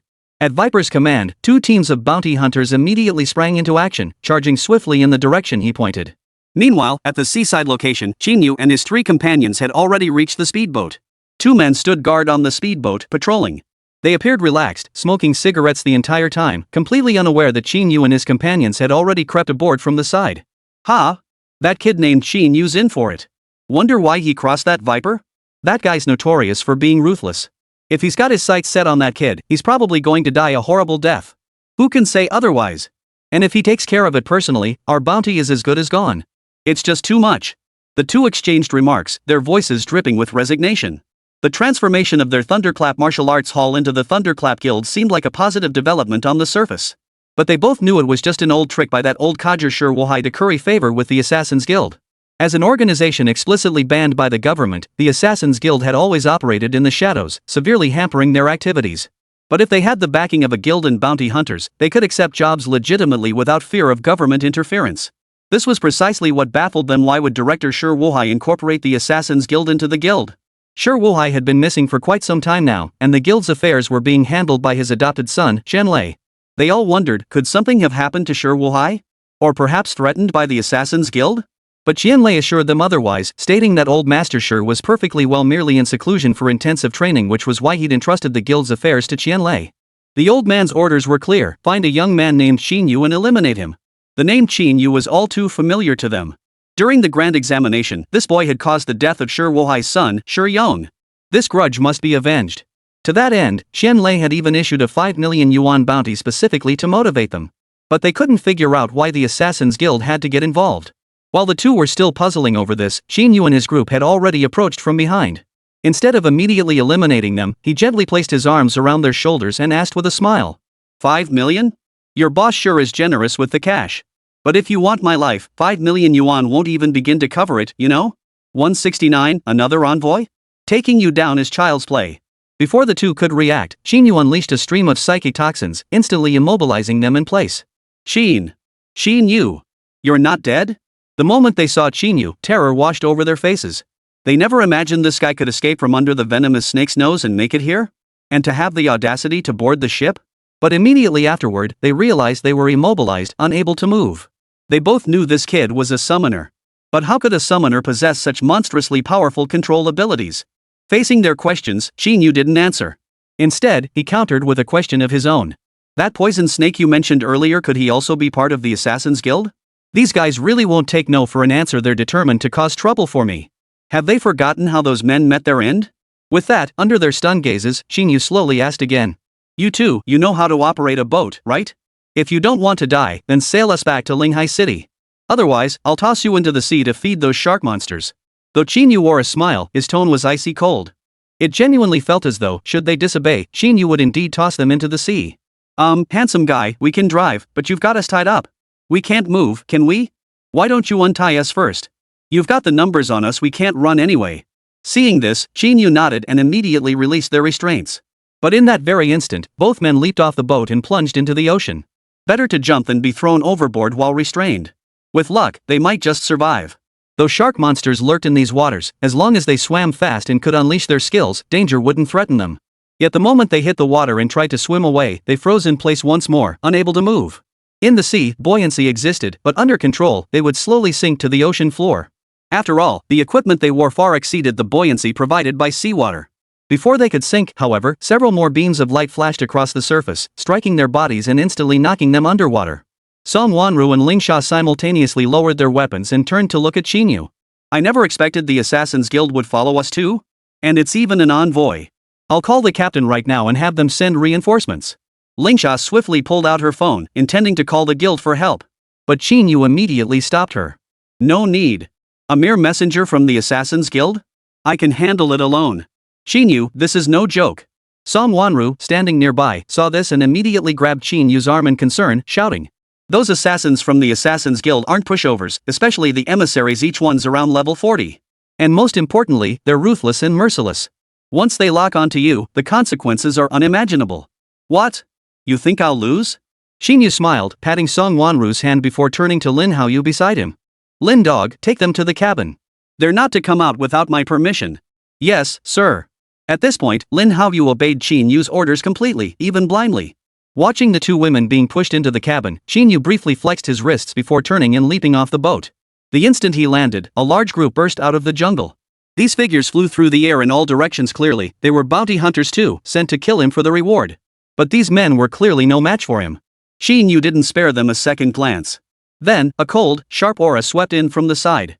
He instinctively spun to dodge, only then catching sight of a cloaked man streaking past him. His speed was so blindingly fast that had Qín Yǔ not sensed the danger in advance, he would never have dodged the deadly strike. Kid, you're the first one who's ever dared to play me for a fool. Ready to die? Venomous Snake abruptly halted, his face twisted with fury as he glared at Qín Yǔ standing not far ahead. But Qín Yǔ remained utterly calm. As he looked at the enraged viper, he suddenly broke into a smile. Your Assassin's Guild is quite amusing. Losing 2 emissaries hasn't taught you restraint, and now you dare come looking for trouble? Looks like you're an envoy too, huh? You look just like a snake. Truly, your name fits you perfectly. You're asking for death. Hearing Qín Yú's words, Poison Snake immediately charged forward. His entire body instantly transformed, becoming a massive python with its jaws wide open, hurtling toward him at lightning speed. Beastmen were a relatively numerous profession. After all, each beastman possesses a unique transformation ability. This diversity means the class spans all ranks from D to S. The specific rank depends on the strength of the beast form they can assume. For serpentine beastmen like Poison Snake, an A rank was the absolute minimum. However, upon seeing the venomous snake transformed into a python, Qín Yǔ merely waved his hand. 2 abyssal serpent worms instantly appeared beside him, coiling around and constricting the python. Interesting. Seeing the 2 abyssal serpents suddenly appear, Poison Snake gave a cold, sharp laugh before biting down on one of them. He then effortlessly wriggled free. After all, he was already level 40. Dealing with these 2 level 30 abyssal serpents wasn't exactly simple, but it certainly wasn't difficult either. After all, the serpent he had transformed into was no ordinary python. He had taken the form of a venomous king cobra. Among all serpentine monsters in China, the venomous king snake possessed the most potent toxin. It could be said that before the venomous king snake, all other pythons were utterly insignificant. Though the abyssal serpent Qín Yǔ summoned was a leader-class monster, to him, it was merely a matter of 2 bites. Watching the 2 abyssal serpents slowly collapse before him, the venomous serpent couldn't help but let out a cold laugh. Kid, I actually kinda like you. After all, you took care of 2 nuisances within the guild. But the guild master ordered me to kill you. There's nothing I can do about that. Oh? So it's your president's orders? Qín Yú's interest was instantly piqued, and he immediately stepped forward. Here's the deal, I'll let you off. Go deliver a message to your president for me? Tell him if he wants to kill me, he should come find me himself. Stop sending people to bother me all the time. If he agrees, we'll set a location and I'll give him a proper beating. If he refuses, no big deal. I wouldn't respect a coward anyway. When the time comes, I'll kill every last one of you who shows up. I won't show mercy. 170, call me arrogant? I've got the capital to be arrogant. Hearing Qín Yú's words, Poison Snake instantly let out a cold sneer. Kid, you really are arrogant to the extreme, aren't you? You actually want the guild leader to come out personally? Do you even deserve it? Don't think that just because you took out 2 messengers, you can stand against the guild leader. You can't even get past me, yet you dream of seeing the guild master? How laughable. So, you're not going to deliver my message after all? Qín Yǔ asked softly. Then I'm afraid you'll be leaving your life here today. I really don't know what you're so cocky about, you bastard. The venomous snake transformed back into serpent form, casting a contemptuous glance at Qín Yǔ before baring its signature fangs. Prepare to die. Boy, I can't wait to toy with your body. Without pause, the venomous snake twisted forward, closing in on Qín Yǔ. Its gaping maw could have swallowed him whole. But Qín Yǔ merely stepped back slightly to evade the attack. With a sweeping gesture of his hand, 4 or 5 more abyssal serpent worms appeared, pinning the venomous snake in place. I told you it's useless. Why can't you understand human speech? The venomous snake effortlessly dispatched the charging abyssal serpents. Though their numbers had doubled, it was still child's play for him. Just a few extra bites. Yet, just as he dispatched the last abyssal serpent, he suddenly noticed dozens more appearing beside him. Only then did he suddenly furrow his brow. A hint of respect and awe toward Qín Yǔ stirred within him. He'd seen many summoners before, and some with formidable summon creatures too. But a summoner like Qín Yǔ, capable of conjuring dozens of boss-level monsters at once? This was his first encounter. No wonder he could take down 2 envoys from the association. But against him? These guys still weren't enough. Venom spray. The venomous serpent opened its massive jaws once more, unleashing a torrent of poisonous venom that instantly sprayed outward, completely engulfing the charging abyssal serpents. This was its ultimate move. Anyone hit by the venom had virtually no chance of survival. And indeed, that was the case. The charging abyssal serpents were instantly engulfed in venom. Though they themselves carried venom, their health bars plummeted rapidly. Within mere minutes, they all dissolved into pools of pus. Witnessing this, the venomous serpent grew arrogant once more. This must be Qín Yǔ's ultimate power. After all, summoning a single boss-level monster consumes a significant amount of mana. Someone like him, who summoned dozens of boss-level monsters at once, should have exhausted his mana long ago. A summoner without summons is as good as dead. They're just waiting to die. Yet the very next second, Qín Yǔ waved his hand once more, summoning hundreds of abyssal serpent worms. Hundreds of giant serpents instantly swarmed the entire beach, startling even the venomous snake. Though he was the venomous king snake, unrivaled among serpentine monsters. But against such overwhelming numbers, he was utterly helpless. These abyssal serpent worms could crush him to death simply by their sheer weight. No special abilities or techniques were needed. Now, it seemed he had only one path left. That was to flee immediately. This kid's strength was far beyond what he could handle. If he didn't get out of there fast, the one who'd die might very well be him. With that thought, Viper twisted his body and charged toward the sea. As long as he could successfully escape into the sea, he was confident he could survive. Kid, I underestimated your strength. But just you wait, I'll be back for you. Once he reached the shore, the panic vanished from the venomous snake's face. He even turned back to sneer at Qín Yǔ. But just as he was about to dive into the sea and leave, a golden light suddenly flared up from the water. A swarm of golden scaled insects surged from the depths, churning the water and utterly crushing his hopes of escape. Is that the dragon clan? Staring at the dozen golden scaled insects in the sky, the venomous snake froze in place. Could these also be Qín Yǔ's summoned creatures? That seemed a bit too extravagant, didn't it? That abyssal serpent alone was already a leader-class monster, immensely powerful. Now a dragonkin follower appears. How could this kid be so incredibly lucky to have such powerful summons? Not only does it seem to have no cooldown, but its mana pool feels limitless too. Isn't this just invincible? You're Viper, right? Qín Yǔ slowly approached from behind, his expression calm. You can still back out now. I'll let you return and inform your guild leader. In exchange, I'll spare your life. Otherwise, no one will save you today. You think you'll see our leader? Not a chance. If you've got the guts, kill me. I'll see if you've got what it takes. Such a stubborn fool. Before Viper could finish speaking, Qín Yǔ had already closed the distance. With what appeared to be a mere flick of his wrist, he sent Viper flying onto the shore. Put. Poison Snake instantly transformed back into human form, then violently spat out a mouthful of black blood. That single punch had driven him to the brink of death. How could a summoner possess such immense power? Hey, wait a minute. Watching Qín Yǔ slowly approach, the venomous snake hastily raised his right arm in supplication. But Qín Yǔ showed no sign of stopping. A wind blade sliced clean through the serpent's right arm, blood gushing like a fountain. In a near-death state, or when armor is shattered, irreversible physical damage can be inflicted upon a professional.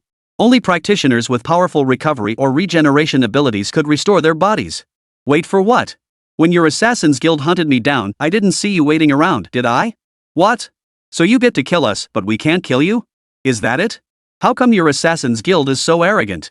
Qín Yǔ, calm down. Snake shook his head at the sight, then said with a bitter smile. Here's the deal, we'll wipe the slate clean on past matters. From now on, the Assassin's Guild won't bother you anymore. If you spare my life, I can even get you into the Assassin's Guild. The Assassin's Guild pays top dollar far better than any other guild out there. Oh? That impressive? Seeing Qín Yǔ's interest, Viper scrambled to his feet and quickly added. Of course. I can recommend you. With your skills, you could easily take the position of envoy. Envoy? But I don't fancy that position. Qín Yǔ shook his head immediately, then a cold smile suddenly appeared on his face. I want your position as guild leader. If you can guarantee I become the head of the Assassin's Guild, I'll spare your life. If you can't, the next time it gets chopped off will be your head. 171, what kind of nonsense is this? A guild leader who goes back on his word. Qín Yǔ's outrageously arrogant demand was truly hard for Poison Snake to swallow. Allowing him to join the Assassin's Guild was already pushing the limits. Yet this brat dared covet the president's seat, utterly audacious. But to save his own skin, he seemed to have no room to argue. Fine. Since that's the case, I'll take you to meet the guild leader, okay? If you can defeat him in a fight, the position of president is yours. Qín Yǔ hadn't expected this guy to agree to his demands so readily. It could only be said that his life was of paramount importance. But just as he reached to help Poison Snake up, the man suddenly grabbed his arm and sank his teeth in. The bite force of a venomous king snake was formidable. Yet this bite failed to pierce Qín Yǔ's dragon scales. This left the venomous snake momentarily stunned. You didn't expect that, did you, venomous snake? Qín Yǔ snorted coldly at the venomous snake, its face frozen in shock. Don't blame me for not giving you a chance. Since you don't know when to quit, then go die. Qín Yǔ unleashed a punch, expending all his mana to finish off the Viper's remaining health and send him flying into the distance. The bounty hunters who had been waiting to see the show were startled to find the venomous snake already dead at their feet. They never imagined the Assassin Guild's envoy would be so easily defeated. He'd been taken out in an instant by that kid's single punch. Inside the cabin, several people watched the unfolding scene with concern. Envoys of the Assassin's Guild were no ordinary individuals. That Viper bore the title of Poison King. Facing him wasn't impossible, but it certainly wouldn't be easy. One misstep, and they'd surely find themselves in dire straits. But clearly, their worries were unnecessary. Qín Yǔ disposed of the venomous snake with remarkable ease, without even resorting to his newly acquired summon entity, the six-winged angel. This proved he hadn't even exerted his full strength. You lot? If you don't want to die, get on the boat and head back to Linghai City. Otherwise, you'll end up like that guy killed by me. The choice is yours. Qín Yǔ glanced at the dozen or so bounty hunters not far ahead and spoke in a deep voice. Hearing this, they dared not resist and hurriedly boarded the boat, each taking their assigned positions. The speedboat sped away. At that moment, the three hiding in the cabin emerged. Qín Yǔ, that guy. Dead. Not much different from those two envoys I took out earlier, both were pretty useless. Qín Yǔ waved his hand dismissively, his gesture brimming with contempt and disdain. I thought he could lead me to the head of that Assassin's Guild, but it seems he'd rather die than take me there. Why go that far? Throwing his life away like that? The head of the Assassin's Guild is said to be formidable. It's only natural that guy wouldn't betray him. Lingsha nodded, speaking slowly. That guy is incredibly mysterious. No one has ever seen his true face. But the moment someone betrays the Assassin's Guild, he appears instantly and eliminates them without mercy. So no one dares betray the Assassin's Guild lightly because the outcome is always the same. That formidable? Qín Yǔ asked in confusion. Then why didn't he show up just now when that guy verbally agreed to my terms? Maybe you killed that Viper before he could show up? The group fell silent, but Qín Yǔ didn't dwell on it. Given those bastards' nature, they'd definitely send someone else to deal with him. When that time came, if the guy truly possessed such abilities, he could employ a clever ruse to lure the snake out of its hole and wipe out the entire organization once and for all. It was somewhat idealistic, but at least it was a plan. Soon, they returned to Linghai City. Upon entering the city, the bounty hunter accompanying them slipped away without a moment's hesitation. But one unlucky soul was caught by Qín Yǔ and couldn't escape his grasp. Ha ha! Handsome, anything else? Your guild leader, Qín Yǔ, has been arrested. Yet you still act so cocky? You really don't fear your guild being wiped out, do you? Go tell your new guild leader to focus on getting stronger instead of constantly bothering me. If you come back again, next time I'll wipe your entire guild off the map.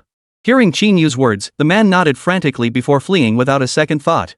But he was puzzled. He had clearly seen Qín Yǔ in the guild. When exactly had he been arrested? The group soon returned to the Dragon Roar Guild. In the guild hall, Zhang Yinglong, the captains, new recruits, and veteran members all stood in formation. Before them, a large screen displayed the real-time guild rankings. Seeing Dragon Roar Guild reclaim the top spot, Zhang Yinglong's face beamed with unmistakable joy. He truly hadn't expected Qín Yǔ to actually locate those 4 unknown dungeons and clear them. After all, instances designated as high-level quests by the Dragon Roar Guild were notoriously challenging. They all required players above level 30 to clear all of them in less than half a month, especially unknown dungeons at that level. Which was utterly astonishing. Spotting Qín Yǔ and the others returning, he immediately waved at them with a smile. Excellent. Excellent. I never imagined you could actually overtake them in points. With settlement day approaching, the Thunderclap Guild has no chance of overtaking us now. What do you want? As long as the guild has it, I'll make sure you get it. Upon hearing Zhang Yinglong's words, Qín Yǔ was about to speak. He had already decided what reward he wanted. But before he could utter a word, Tian Shiling beside him spoke up, cutting him off. Guild leader, don't rush into agreeing. Their success in securing those 2,000 points is undoubtedly thanks to Lin Haoyu and Su Lingsha from our team. Without their assistance, how could that guy have cleared those 4 unknown dungeons? It just goes to show he picked his teammates well. If credit is due, it should go to Lin Haoyu and Ling Sha. After Tian Shiling spoke, Su Yanqing chimed in from the side. Exactly. Qín Yǔ may be powerful, but without the support of his teammates, he never could have completed such dangerous missions. Therefore, guild leader, I suggest that even if rewards are given, they should be distributed equally. Fair enough. Zhang Yinglong nodded, then continued on his own. How about this then? Each of you 4 gets 100,000 gold coins and 100,000 upgrade materials. That should be a decent reward, right? But before he could finish, Qín Yǔ immediately interjected with a smile. President, let's not even discuss whether I was the one who took on this military pledge in the first place. Even if you want to split the rewards evenly, shouldn't you be a bit more generous? 10,000 gold coins and 10,000 upgrade materials? That's not even as much as we get from clearing a single instance. 172, I want both the captain spot and the gold card. That's how bold I am. Qín Yǔ's words were calm yet cut to the bone. Zhang Yinglong's face darkened instantly on stage. How dare you speak to the guild leader like that? Su Yanqing roared in fury, his voice thick with indignation. What? What's wrong with what I said? Facing Su Yanqing's fury, Qín Yǔ remained calm, letting out a cold snort. At the beginning, wasn't there no one willing to take this mission? And I risked my life to take it on, completing the mission with unwavering resolve. Now that it's done, you want to split the reward evenly? Splitting it wouldn't be an issue, but trying to fob us off with gold coins and upgrade materials, don't you fear losing face? As the leader of a guild, the largest guild in Huaxia, no less to be so stingy? If word gets out, won't people gossip about you? His explanation was reasonable, and his argument was compelling. This caused everyone present to silently nod in agreement. Clearly, they all found Zhang Yinglong's actions perplexing. Even if the Dragon Roar Guild leader disliked Qín Yǔ, he shouldn't be this stingy. That 100,000 gold coins and 100,000 evolution materials, it really was a bit hard to justify. But at that moment, Tian Shiling and Su Yanqing spoke up again in unison. Qín Yǔ, the guild leader offering you these rewards is already incredibly fair. Don't push your luck. Even if you refuse this mission, the guild can still make up for those lagging points. But if you're trying to take advantage of this to extort the guild leader, we won't let you get away with it. Watching the two on stage with their arrogant demeanor, Qín Yǔ could only let out a bitter laugh before speaking slowly. So, are you two trying to back out now? Qín Yǔ kept his gaze fixed on Zhang Yinglong on the stage, his eyes sharp and threatening. It seemed as though if he didn't comply with the previous demands, Qín Yǔ would cause an uproar in the guild until his objectives were met. For the first time, Zhang Yinglong felt an unprecedented sense of tension. It was just like that feeling he had when he made that bet with Qín Yǔ not long ago. Had this kid always been this intimidating? Ahem. What's all the commotion? Zhang Yinglong cleared his throat, shot a glare at the 2 men beside him, then turned to Qín Yǔ and spoke slowly. Mr. Qín Yǔ, I'm a man of my word. Tell me, what is it you want? But if it's too unreasonable, I can't grant it. So you'd better think carefully. No need to think about it. I already know what I want. Seeing this, Qín Yǔ immediately opened the system interface and pulled up a flat map of China's 5 provinces.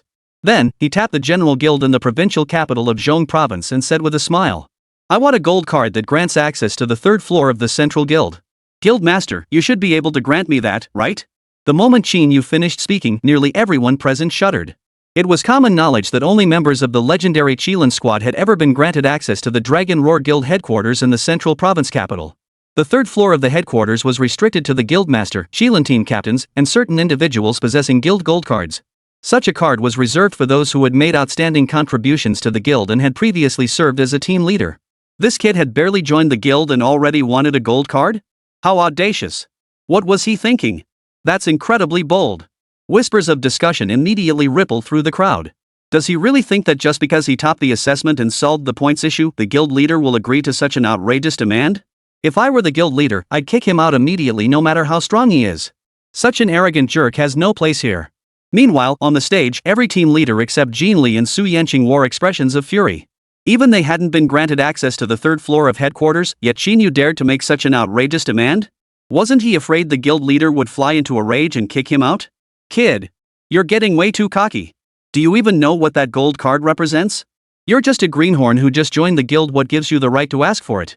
Facing the scornful accusations from those around him, Qín Yǔ paid no heed, his gaze fixed solely on Zhang Yinglong on the stage. President, this shouldn't be too much to ask of you, right? I only have this one request. If you refuse, then I'm afraid there's nothing more I can do. Qín Yǔ, I cannot grant your request. Zhang Yinglong paused for a moment before speaking slowly. The gold card holds immense significance for the Dragon Roar Guild. While you've done the guild a tremendous favor, your seniority is insufficient. I find it difficult to grant your request. However, I could offer you a position as a squad leader. Hearing Zhang Yinglong's words, everyone present froze in disbelief, struggling to process what they just heard. He wanted to make Qín Yǔ a guild captain? That was outrageous. After all, Qín Yǔ had only joined the guild a little over a month ago. Even veterans who'd been here for years hadn't gotten such an opportunity. The guild leader actually wanted Qín Yǔ to take the captain's position? No way. Opposition quickly arose within the team. He's barely joined the guild, how can he become captain? At the very least, he should wait a year and become a free member before getting a shot at captaincy. Right? Guild master, you should reconsider. Tian Shiling shook his head immediately. He's a newbie. If he becomes captain, I doubt the others will respect him. After speaking, he deliberately glanced at the veteran members section nearby and swallowed hard. Not just the members here, even the members from the other 14 subguilds would never agree. Seeing Zhang Yinglong's troubled expression, Tian Shiling hurriedly added, President, I have an idea. Shouldn't there be an assessment for selecting the captain? Early next month happens to be the guild-wide strength rankings. Have Qín Yǔ battle the senior members. If he still takes first place, then give him the captain position. How about that? That makes sense. Zhang Yinglong looked up at Qín Yǔ as if he'd grasped a lifeline, smiling as he spoke. What do you say, Qín Yǔ? The guild is a collective organization. If I make this decision unilaterally, it'll definitely stir up resentment and undermine unity. If you can secure first place in next month's guild ranking battle, the captain's position is yours for the taking. The other captains nearby instantly beamed with delight. After all, the ranking battles among veteran members were fiercely competitive, nothing like the assessment tests. There were even level 40 masters among them. For that kid to take first place was practically impossible. But Qín Yǔ unexpectedly nodded, then spoke slowly. All right. I accept. But if that's the case, I won't just take the captain's position, I want that gold card too. If you refuse, I won't be able to compromise either. 173, guild ranking battle? Rest assured, I'll definitely be number 1. This time, Zhang Yinglong agreed without hesitation. After all, he didn't believe this guy could possibly take first place. The Dragon Roar Guild had existed for centuries, producing countless talented members and many formidable professionals. While some of the strongest had since left the guild to pursue other paths, those who remained were still formidable opponents. Dealing with Qín Yǔ would be a breeze. In other words, it was utterly impossible for Qín Yǔ to claim the top spot among the guild's members. Thus, faced with Qín Yǔ's arrogant demand, he could readily accept it. At that moment, Jin Li descended from the stage, pulled Qín Yǔ aside, and whispered in his ear. Qín Yǔ, are you really planning to participate in the guild ranking battle? Of course. The guild leader offered me this chance, I wouldn't miss it for the world. Hearing Qín Yǔ's confident reply, Jin Li showed no trace of joy, only deep concern. Qín Yǔ, this is no joke. The guild is a mixed bag, lots of powerful members, even some reserve captains lying in wait. You've only just joined, you'll be an easy target. It's fine. Those guys aren't worth worrying about. Before Jin Li could say more, Song Wanru raised her hand to stop him, smiling as she spoke. Captain Jin, why not let Qín Yǔ give it a shot? His strength now is far greater than before. Who knows? He might just take first place in the guild. Exactly. Stop worrying so much. Our Lin grandpa just acquired the heaven. Lin Haoyu, standing nearby, was still thinking about showing off, but before he could finish, Ling Sha covered his mouth. Captain Jin, if there's nothing else, we'll be on our way. You two can chat all you want. Ling Sha immediately dragged Lin Haoyu away, stopping only when they were out of earshot. What are you doing? Why did you drag me away? Lin Haoyu looked at Ling Sha in confusion, a hint of anger still visible on his face. You're asking me why? Can you please keep your big mouth shut from now on? Qín Yǔ just boasted in front of everyone that he'd take down the top-ranked guild. Guess how people will see him now? At times like this, you should conceal your strength, not flaunt it like you did. If he gets targeted, can you take responsibility for that? Ling Sha's sharp rebuke instantly made Lin Haoyu realize his mistake, and he immediately shut his mouth. Be more careful from now on. There are plenty of spies in this guild. It's easy to get targeted. Leaking our trump cards at a time like this puts Qín Yǔ in grave danger. Finishing her warning, Ling Sha shot a frown toward the cluster of veteran members gathered nearby. These guys had been coveting the captain's position all along. After all, there was only one chance to rise to the top each year. And there were only 15 spots available. Among the 15 Dragon Roar Guild branches in Huaxia, each branch had only one vacant captain position. Theoretically, reaching the top 15 in guild rankings would secure the captaincy. The guild ranking battle is a mandatory assessment for veteran members who have been in the guild for over a year. Those who rank highly receive substantial rewards. Those who rank lower will gradually be marginalized, becoming mere stepping stones or underlings within the guild. Thus, nearly all veteran members prepare intensely, striving for a high placement in the ranking battle. Among them are many seasoned veterans already in their 30s or 40s, waiting for this chance to rise to the top. The privileges of a captain far surpass those of ordinary members. Not only do they receive better rewards and treatment, but they also wield greater authority. Each month, they receive a fixed allocation of dungeon keys. Gold coins and leveling materials were resources ordinary members could only dream of. Most crucially, the captain can recruit members to join their ranks. Additionally, the captain receives a portion of the points earned by members for completing guild tasks, as well as a share of the rewards they obtain. In other words, as long as you have enough members under your command, the rewards they receive will flow endlessly. This is precisely why so many aspire to become captains. But Qín Yǔ had only been in the guild for a little over a month, and now they wanted him to participate in the guild ranking battle. Wasn't this pure bullying? Although his strength far surpassed that of other players at the same level, even outshining some level 30 players. But he needed to secure first place to become captain, along with the gold card reward. The gap between first place and the top 15 is no small matter. The guild's veteran members numbered in the tens of thousands, far exceeding the participants in the grand exam. For Qín Yǔ to secure first place among these tens of thousands? The difficulty was anything but ordinary. Therefore, at this critical juncture, he absolutely must not rashly reveal his true strength or his trump cards. Only then could he avoid being targeted. News of Qín Yǔ, a newcomer, participating in the guild ranking battle spread instantly throughout the entire Dragon Roar Guild, including its 2 other branches in East Province. The guild ranking battles were held simultaneously across 5 provinces. Each provincial capital would crown a champion to represent their province in the final showdown at the central province. Ultimately, the top player would be crowned champion from among these 5. It was a lengthy process. First, you had to take down the competitors within your own province. Then, you had to defeat the winners from the other 4 provinces in the central province to claim the championship. Just thinking about it feels impossible. They all believed Qín Yǔ should use this week to level up and strengthen himself. But his figure was nowhere to be seen in the training room. Later, they found out he'd gone out to pick up girls? Ready? Qín Yǔ looked at the sealed gates of the trial tower before him and asked with a smile. Ready. Song Wanru nodded, though a hint of worry lingered on her face. She knew the difficulty of the trial tower.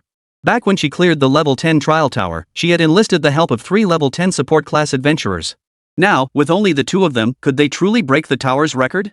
Before she could react, Qín Yǔ had already taken her hand and pressed it against the button on the trial tower's entrance. The instant he pressed it, the broadcast crackled to life. Dragon Roar Guild of East Province, party members Qín Yǔ and Song Wanru, have entered the trial tower. Feeling the warm touch on her palm, Song Wanru couldn't help but shiver. She was actually quite uncomfortable with such close contact with a boy. It always felt dirty. But being held by Qín Yǔ, she didn't feel that disgusting sensation. Instead, she felt a flicker of delight. Just then, Qín Yǔ suddenly let go of her hand and stepped into the safety zone. Stop spacing out. You handle the small monsters, I'll take care of the big ones. Don't hold me back, okay? If we waste time and fail to break the record, you'll bear full responsibility, got it? 174, Lanchi City's Playboy breaks another record in the trial tower. A group of lavishly dressed adventurers entered the instance lobby through the entrance. The moment they stepped inside, they drew stares from everyone around. Wait. Isn't that young Master Qiao from the Longyin branch in Lanchi City? What brings them to Linghai City? Young Master Qiao is so handsome. And incredibly powerful. Plus, he comes from a wealthy family. If you could connect with him, wouldn't that be a surefire way to rise to the top? All eyes turned to him, filled with admiration and envy for this unexpected arrival. Lanchi City was the most developed of the 3 cities in Dong Province. Qiao Song was the son of Lanchi City's wealthiest family. His family was vast, with the Qiao clan involved in nearly every major industry in Lanchi City. Qiao Song's father served as the captain of Lanchi City's enforcement squad. His mother was a top-tier nanny, holding the highest rank of level 45 in Dong Province. With such a background, Qiao Song's life has been smooth sailing. Moreover, he had the good fortune to awaken the S-rank hidden profession of dragon tamer. His future seemed limitless. However, the dragon tamer profession had one drawback: one must find a true dragon companion to gain combat power. Had it not been for the Qiao family's immense wealth, which allowed them to spend a fortune on a dragon egg for him, even with his S rank class, he likely would have achieved little. With this dragon egg, he naturally secured first place in the grand exam and joined the Dragon Roar Guild. Now at level 35, he had become a formidable professional adventurer. His visit to the dungeon hall this time was for intensive training in preparation for next month's guild ranking battles. Securing a top 15 finish, meaning a top 3 spot in any province, would grant him the captaincy. Though not the guild's supreme captain who wields immense power to select recruits for the grand exam on the guild's behalf. But at the very least, it's far better than being a regular member. He'll be able to select team members and receive more rewards. Currently stuck at level 35, he'd hit a bottleneck in his progression. Thus, he decided to lead a group to challenge the trial tower, hoping it might help him break through the level 35 barrier. Even for a top-tier adventurer like him, already level 35 and having awakened an S-rank hidden class, there was no guarantee of clearing the trial tower. That was precisely why he had never attempted it before. But now it's different. He was already level 35 and had top-tier support teammates by his side. Clearing the first 3 trial towers up to level 30 was practically a sure thing. Young Master Qiao, if you snag that captain spot this time, don't forget to treat us to a feast, okay? We came all this way to help you out, you can't forget that favor, right? Don't worry. I won't forget. It's just a meal. I'll take you guys to the Wind and Moon Pavilion for a feast later. Order whatever you want. I, Xiao Song, am picking up the tab. The 3 men beside Xiao Song instantly beamed with delight, their excitement palpable. They were all childhood buddies who'd grown up together with Xiao Song. While their families were well off, they still paled in comparison to Xiao Song's wealth. Yi Lingchuan, level 33, awakened class, a rank knight. Chu Xingchen, level 33, awakened class, a rank array master. Jiang Mu, level 32, awakened profession, S rank bomber. With these 3 teammates by his side, wouldn't clearing the trial tower be a piece of cake? But just as they reached the trial tower area, a sudden broadcast announcement echoed through the air, freezing them in their tracks. Congratulations to Team Qín Yǔ and Song Wanru for clearing the trial tower. Total time, 12 minutes 30 seconds. New record for level 20 trial tower. The trial tower record hadn't been broken in ages. After all, the trial tower connected all 5 provinces of Huaxia. The existing record had been updated through multiple rounds of challenges, reaching a point where it was nearly impossible to surpass. At the very least, no one had broken it in the past 5 years. He remembered the previous record for the level 20 trial tower clearly, 15 minutes flat. That time caused quite a stir back then. Because excluding the 10 minutes spent waiting in the safe zone, the entire clear time was only 5 minutes. That was already incredibly fast. It meant clearing the entire 10-floor trial tower in just 30 seconds per floor. It was practically an instant kill on every floor. Yet these 2 managed to clear the level 20 trial tower in just 12 minutes and 30 seconds? That means they cleared it in just 2 minutes and 30 seconds. That's just 15 seconds per floor. Is that even possible? Most importantly, there were only 2 of them. To clear the trial tower, wouldn't a fully geared 4-person squad be the safest bet? The previous record holders were also a 4-person team. Yet these 2 managed to break the record. Who on earth are these 2? At that moment, the gates of the trial tower swung open. Qín Yǔ and Song Wanru emerged, their faces radiant with excitement and joy. Especially Song Wanru, smiling as she arm in arm with Qín Yǔ, looking incredibly affectionate. Throughout this Tower of Trials run, she'd essentially acted as a sidekick, trailing behind Qín Yǔ and mopping up any minor monsters he missed. Qín Yǔ, meanwhile, handled the tough monsters with lightning-fast kills.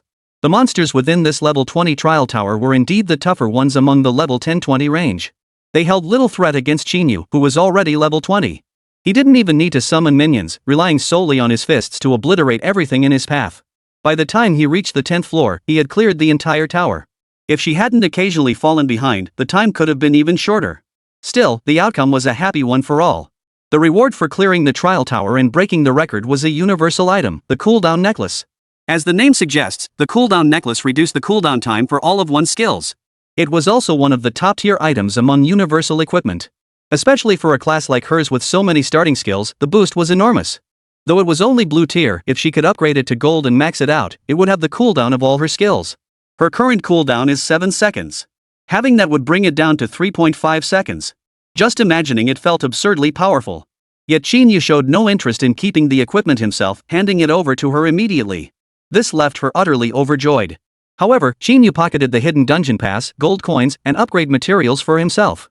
Though she'd obtained a top-tier piece of gear, her original goal remained unfulfilled. The experience from clearing the trial tower was just a hair's breadth away from leveling her up to 20. Thinking of this, Song Wanru turned to Qín Yǔ beside her and asked with a smile. Qín Yǔ, we still have that hidden dungeon pass from the guild reward. Want to go together? It's not a mage-type dungeon, but it'd be a shame to sell it. Grinding monsters to level up sounds good. Sure, it's still early. We might as well go. Qín Yǔ didn't call Song Wanru out on her scheme, merely nodding in agreement. Perfect, he could use the hidden dungeon pass he'd just acquired too. But just then, several figures suddenly blocked their path, stopping them in their tracks. Qín Yǔ was about to ask what was going on when he was abruptly shoved aside. Hey, beautiful lady, fancy teaming up with us to run a dungeon? 175, threaten me? I'm not afraid of threats. The four immediately surrounded Song Wanru, causing her to instinctively cross her arms in panic. But she quickly regained her composure and demanded sharply. Who are you? I already have a party partner. I have no intention of teaming up with strangers. Song Wanru turned to leave, but Xiao Song reached out to block her path. Hey, sweetheart, you might want to reconsider? Teaming up with us won't be a loss for you. That's right. Beautiful lady, our young master Qiao is the top playboy in Lanqi City. Teaming up with him is us doing you a favor. Don't be ungrateful. If we hadn't seen you break the trial tower record just now, we wouldn't have approached you. Broke the record? Song Wanru glanced at Qín Yǔ beside her. Just as she opened her mouth to speak, several men blocked her path, attempting to drag her into the trial tower. But at that moment, Qín Yǔ stepped forward, grabbed Xiao Song's shoulder firmly, and spoke in a deep voice. Hey, guys? Trying to snatch someone away in broad daylight? That's a bit disrespectful, don't you think? She's my friend. If you want to take her, you'll have to ask me first. Xiao Song froze for a few seconds upon hearing Qín Yǔ's words. He then abruptly shook off Qín Yǔ's hand from his shoulder and turned his head with contempt. Kid, you've got some nerve, blocking my path, Xiao Song? You think I won't make that filthy hand of yours disappear in a second? Xiao Song? I'm afraid I don't know who you are. Facing Xiao Song's threats, Qín Yǔ showed no fear whatsoever. Instead, he snorted lightly and spoke with a smile. But honestly, your name is pretty awful. I'll say it again, let her go, or none of you will leave here alive today. You bastard. Looking for trouble, huh? The three guys beside Xiao Song immediately surrounded Qín Yǔ, drawing their weapons. You dare mess with our young master Qiao? Think we can't cripple you in seconds? You dare start something in the city? Aren't you afraid the enforcement squad will show up? Enforcement squad? Hearing Qín Yǔ's words, the three beside him suddenly burst into laughter. Kid, do you even know who our young master Qiao is? His father is the captain of Lanqi City's enforcement squad. Do you really think we'd be afraid of them? The law enforcement squad around here can barely keep up with us. You really think they'd come after us? With that, they glanced at the group of law enforcement officers already stationed outside the trial tower area, their eyes brimming with contempt. Kid. Xiao Song slowly turned toward him, a smile playing on his lips. Don't try to play games with me, you'll only get burned. I'm taking her with me today. What are you going to do about it? Kill me? Xiao Song couldn't help but chuckle softly before turning back to face Song Wanru. The next instant, an overwhelming aura instantly enveloped all four present, freezing them in place. I don't care what city's playboys you were, stealing my person right in front of me is unacceptable. Qín Yǔ slowly sidestepped the three men blocking his path, stepping before Xiao Song. He took Song Wanru's hand and began walking toward the street. I'll let you off today. But if I catch you again, I'll make sure you learn just how formidable I am. Only after they had left did the others regain their ability to move. Yet they were all utterly baffled. That kid hadn't done anything, so why had they suddenly been unable to move? The silence was finally broken by Xiao Song's sudden mutter.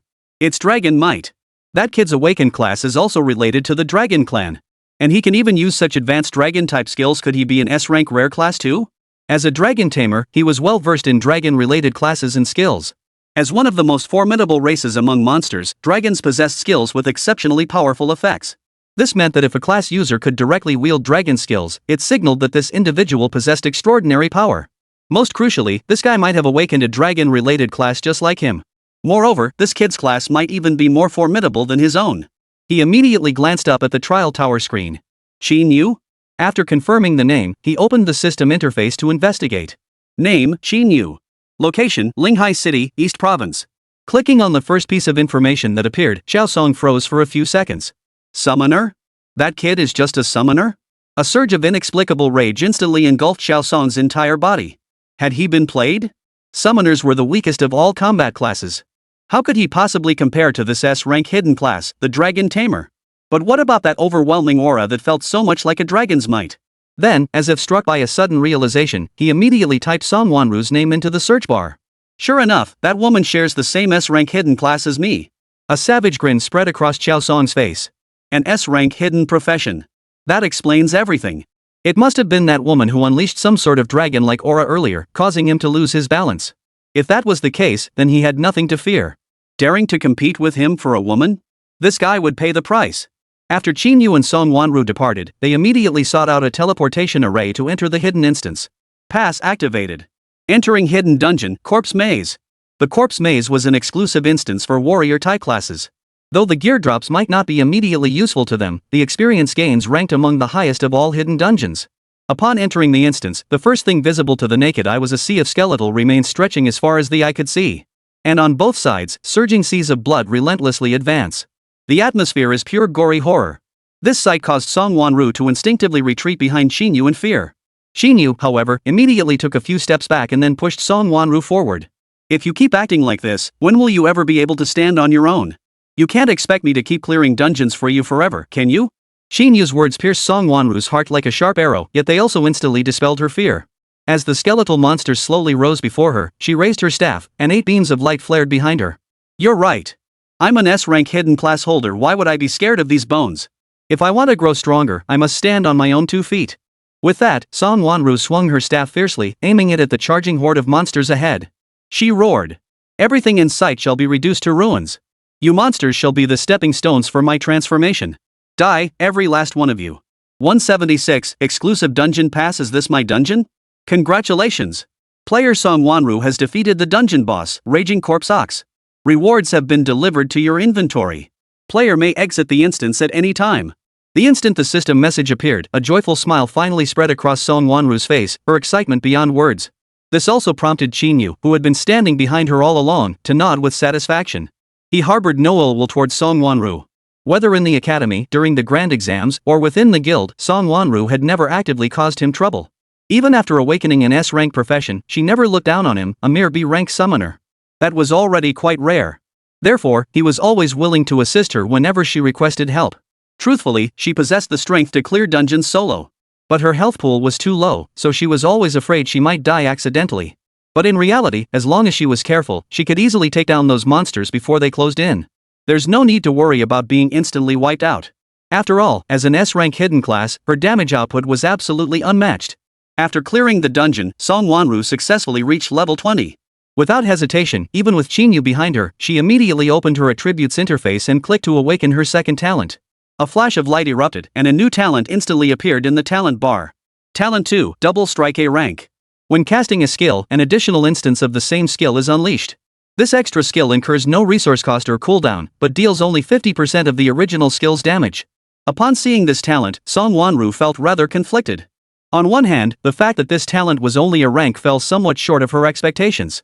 On the other hand, the effect itself was quite decent. Double skill releases meant that while the extra skill only dealt 50% damage, frequent skill usage would effectively double her total damage output. It wasn't S tier, but it was still passable. Qín Yǔ, however, paid no attention to Song Wanru's awakened talent. Instead, he glanced at the dungeon rewards. Gold coins and upgrade materials were naturally pocketed without hesitation. Beyond that, there was a single golden equipment piece. He glanced at it briefly before tossing it into the marketplace for sale. After all, it wasn't exclusive gear, so there was no need for him to examine it closely. Next, he opened the attribute interface. He methodically performed the routine operations.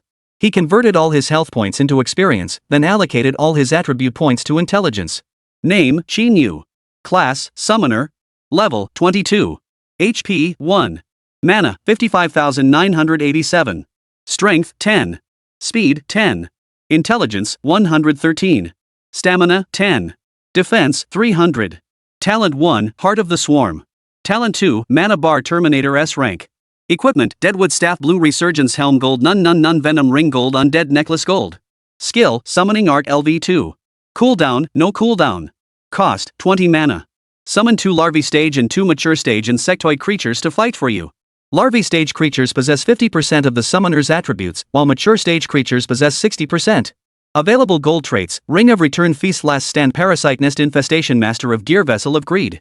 Nest summons, Eagle-Eye Dragonling Giant Spider Queen 3-Headed Demonling Flame Armored Dragonling Abyssal Serpent. Cost, 100 mana. Golden Scaled Worm Centipede Mirrored Sheen Feather 6-Winged Angel Mage. Cost, 200 mana. Cooldown, no cooldown. Available skill points, 0. Golden Attribute Draws, 7. This run through the Trial Tower and Hidden Dungeon had made him rich beyond his wildest dreams. Not only did he level up twice instantly, but his mana pool also increased by roughly 15,000. At this point, he couldn't help but marvel at the potency of the Greed Pot. Converting extra health into experience points caused his monster killing gains to skyrocket exponentially. This time, he had only been sweeping up minor monsters behind Song Wanru, not fully competing for kills, which was why he had only managed to gain 2 levels. Had he ventured alone through this labyrinth of bones, he would likely have gained at least 1 more level. His gaze drifted to the golden text options, and he frowned slightly. After saving up for so long, he still only had 7 chances to draw a golden slot. Not knowing if anything surpassed super golden words existed, he had no choice but to hold back. He was now just 2 draws away from reaching 9 attempts. Meaning, he only needed to level up twice more to prove his hypothesis. Just then, Song Wanru turned with a smile, walked up to Qín Yǔ, and spoke softly. "Qín Yǔ, shall we go? You've helped me tremendously once again. Without you, I doubt I'd have found the courage to unleash my full potential. It's good you've come to understand now." Hearing Song Wanru's voice, Qín Yǔ immediately closed the attribute interface and spoke slowly. "If I were an S-rank profession like you, I'd have been so arrogant I'd have flown off to the moon long ago. So what if my health is low? The best defense is offense. As long as I eliminate all enemies, I won't have to worry about my own safety anymore." You have a point. Song Wanru nodded, a hint of shyness flitting across her face. It's still early. Should we find another dungeon to grind? Next month's guild ranking battle will be tough for you. You need to train hard during this time. Sure. I happen to have a pass left. Let's just use it together. Qín Yǔ immediately opened his backpack, walking toward the exit while pulling out the hidden dungeon pass he'd obtained from the trial tower. He hadn't appraised the pass after obtaining it, simply stashing it in his backpack. Its properties remain unknown. After taking it out, he immediately appraised it. A flash of white light appeared, and a line of small text instantly materialized before the 2 of them. Appraisal complete. Congratulations! Player has obtained exclusive Dungeon Pass 1. Song Wanru had been following closely behind Qín Yǔ, still exhilarated by her own fierce combat performance moments ago. If her father had seen her earlier, he would surely be immensely proud. She was no less than anyone else. Whether it was strength or courage. She could prove beyond doubt that she was worthy of being a daughter of the Song family, worthy of being Song Weiman's daughter. But suddenly, she collided with Qín Yǔ ahead of her, coming to an abrupt halt and snapping out of her thoughts. Ouch! What happened?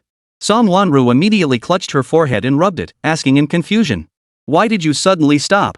Seeing Qín Yǔ didn't respond, she immediately walked over to his side. Only then did she notice the verified hidden copy pass, her eyes widening in shock. After a long moment, she finally spoke, her voice trembling with excitement. This is actually. It's a summoner's exclusive dungeon? 177, Great Wall Watch, a crushing victory. Song Wanru's startled cry snapped Qín Yǔ back to reality. He never imagined he'd be this lucky actually unlocking the summoner's exclusive instance. Wasn't this just what he needed? Ahem. Qín Yǔ cleared his throat to calm his excitement, then turned to the equally thrilled Song Wanru beside him. Wanru, you shouldn't get involved in this dungeon. I'll handle it solo, you don't mind, right? Just be a good spectator and cheer me on from the sidelines. Without giving Song Wanru a chance to speak, Qín Yǔ grabbed her hand and dashed into the portal exit. Without pausing, he stepped into the teleportation array once more and activated the pass. Pass activated. Entering summoner exclusive instance. Frozen Great Wall. The moment they entered the instance, a bone-chilling wind swept over them. The raging cold wind swept over them, stripping away every last trace of warmth from their bodies. Before they could even move, a shiver ran through them. They now stood atop a lookout platform. Extending to the left and right were 2 extremely long corridors, stretching endlessly into the distance. It was clear they stood atop the Great Wall. Before them stretched an endless expanse of wilderness. Only now, it was blanketed in snow, completely obscuring even the trees beneath. Strangely, they saw no monsters lurking nearby. This left them somewhat puzzled. Just then, Song Wanru spotted the bonfire platform ahead. She immediately swung her staff, hurling a burst of flames toward it. The fire pit ignited instantly, sending up a column of smoke. As the smoke rose, cries echoed. The moment the smoke rose, a tremor suddenly shook the ground beneath the Great Wall. Countless dark figures rose from the snow. Some were tall, some short, some were naked, others clad in heavy armor. Yet one thing remained constant, every pair of eyes glowed with an unmistakable crimson light. Upon spotting Qín Yǔ and Song Wanru atop the wall, they seemed to be instantly enraged, charging straight toward them. Song Wanru raised her staff to attack, but Qín Yǔ raised his hand to stop her. Hold back. Leave these monsters to me. But there are so many of them. I fear nothing more than sheer numbers. Qín Yu's face was filled with excitement. This summoner exclusive instance truly delighted him. The sheer number of monsters here was even more staggering than the warrior class's exclusive instance earlier. Though these monsters were only level 20, their sheer numbers meant his experience and mana would skyrocket. Clearing this dungeon would surely double his mana pool, right? His level would surely skyrocket as well. This was undoubtedly his favorite dungeon and the one best suited for him. With that thought, Qín Yǔ raised both hands. In an instant, countless swarms of insects poured down, charging toward the nearby monster horde. Both the air and the ground were swarming with countless insect minions. The vast expanse of snow before him was instantly engulfed by the two opposing hordes of monsters. Go forth, my minions! Crush them all! Let them know that the insect race is the most vast species in this world. Qín Yǔ stood atop the Great Wall like a sovereign, continuously summoning swarms while directing their coordinated assault. It was at this moment that the significance of the growth-type insectoid became evident. The growth stage insects of the 8 races held limitless potential. In battles of this scale, the giant brood swarm held the greatest advantage. A single longhorn beetle was 3 to 4 times larger than enemy monsters. In other words, a single longhorn beetle could tie up 3 to 4 opponents. Though not highly aggressive, their efficiency and sheer numbers still grant them an advantage. With several leader-class monsters lending their strength and the golden scale beetles providing wide-area fire support, the opposing forces were utterly powerless to resist. The situation instantly tilted one-sidedly. Yet Qín Yǔ found something odd. With the enemy utterly routed, why hadn't the dungeon boss appeared yet? Could it be this dungeon doesn't have a boss? Suddenly, another tremor shook the ground. A massive figure slowly approached from the distance. With each step, the surrounding snow trembled violently. Qín Yǔ. That's... Song Wanru beside him immediately raised her hand to warn him, but it was too late. The figure leapt forward, plunging into the battlefield. The immense shockwave sent the swarm of insects tumbling head over heels, leaving them sprawled motionless on the ground. It was a humanoid monster clad in heavy armor, wielding axes in both hands. Moss and snow covered its armor, radiating an overwhelming sense of oppression. The very instant this monster appeared, countless roars erupted from behind, as another endless horde of monsters materialized in an instant. Only then did a notification appear before the two. Dungeon Boss Legion Lord has appeared. Players, beware. Finally. Gazing at the ferocious dungeon boss, Qín Yǔ found it hard to imagine this creature as a summoner. But upon seeing its name, he understood why. No wonder these monsters were all battered and bruised, some wore damaged armor, others had severed limbs, and some clutched weapons. It turned out these creatures were all soldiers from an army. Yet they had been buried within these snow-capped mountains. And the Legion Lord was precisely the catalyst that awakened them. Wasn't this essentially the same as a summoner? But even knowing their origins, he wouldn't show mercy. In the dungeon, it's kill or be killed. Showing mercy to your enemies at a time like this is cruelty to yourself. With that thought, Qín Yǔ slowly raised his arm and bellowed once more. Rise, my followers. Fear not. With me by your side, you shall live on forever. A brilliant light flared from Qín Yǔ's chest as the undead necklace activated. The slain insectoids and the enemy's fallen monsters all slowly rose to their feet.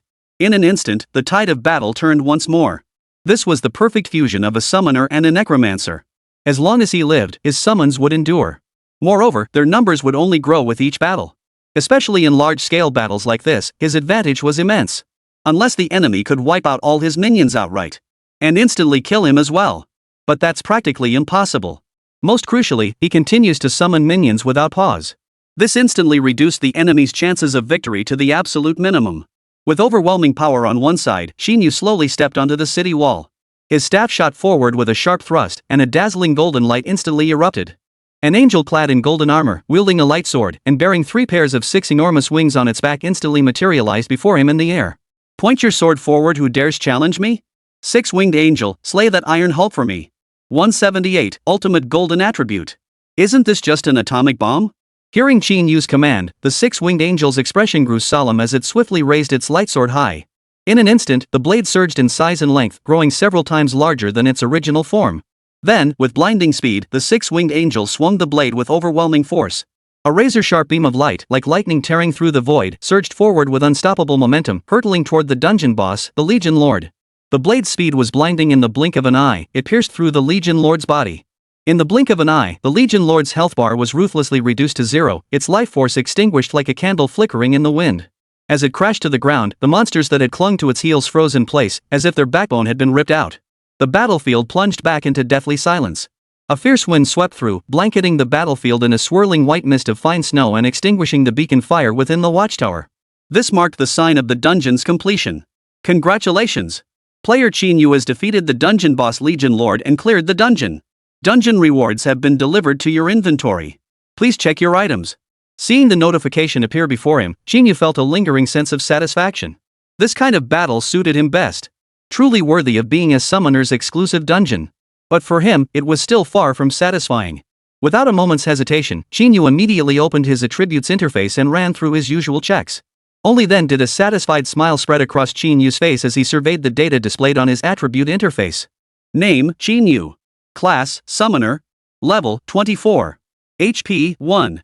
Mana, 100,000. Strength, 10. Speed, 10. Intelligence, 121. Stamina, 10. Defense, 300. Talent 1, Heart of the Swarm. Talent 2, Mana Bar Terminator S rank. Equipment, Deadwood Staff Blue Resurgence Helm Gold Nun Venom Ring Gold Undead Necklace Gold. Skill, Summoning Art LV2. Cooldown, no cooldown. Cost, 20 mana. Summon 2 larvae stage and 2 mature stage insectoid creatures to fight for you. Larvae stage creatures possess 50% of the summoner's attributes, while mature stage creatures possess 60%. Available gold traits, Ring of Return Feast Last Stand Parasite Nest Infestation Master of Gear Vessel of Greed.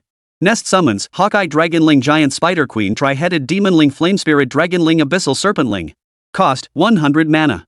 Golden Scaled Worm Centipede Mirrored Qín Feather 6-Winged Angel Mage. Cost, 200 mana. Cooldown, no cooldown. Available skill points, 0. Golden attributes available for draw, 9 times combinable. Successfully leveled up twice more, and mana instantly reached 100,000. Such terrifying stats have never been seen in all of China's thousands of years of history. 100,000 mana? That's practically endless. Keep in mind, his current summoning spell still consumes 20 MP per cast. Even the highest tier clone from the insect nest only consumes 200 mana per use.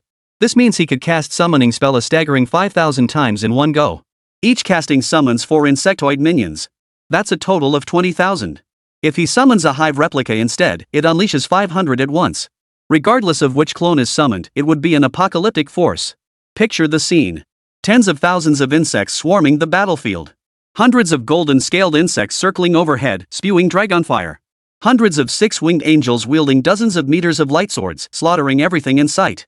And that's not even counting the subsequent summons. Combined with the effects of the Helm of Resurgence, it would take him just 1 minute and 40 seconds to fully replenish his mana. In other words, in under 2 minutes, he could summon tens of thousands of insectoid minions, hundreds of boss level, overlord level, and commander level monsters. Not exactly overpowered, but pretty close. And he was only level 24 now, still some distance from level 100. To possess such power at this level. It's truly beyond description. But none of that matters. What matters is that his golden skill slot draws have finally reached 9. Moreover, he was delighted to discover a new synthesize option had appeared behind the golden attribute panel. But unlike the ordinary synthesis that appears after accumulating 3 times, this time, it was a synthesis button radiating golden light.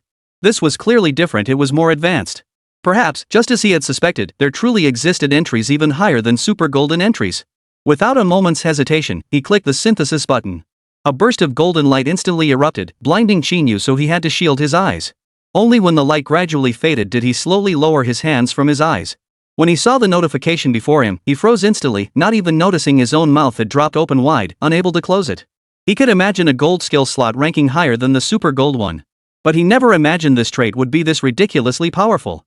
Ultimate gold attribute acquired, self-destruct. Effect can be actively released when the summoned creature's HP drops below 50%, or passively released upon its death. Damage equals 100% of the summoner's mana. Damage radius scales with the summoned creature's size. Ultimate gold passive, self-destruct. This undoubtedly elevated his damage tier to a whole new level. Remember, due to the effect of the golden trait, Greed's Vessel, he converted all his health into experience points. This means the worms he summons essentially have no health.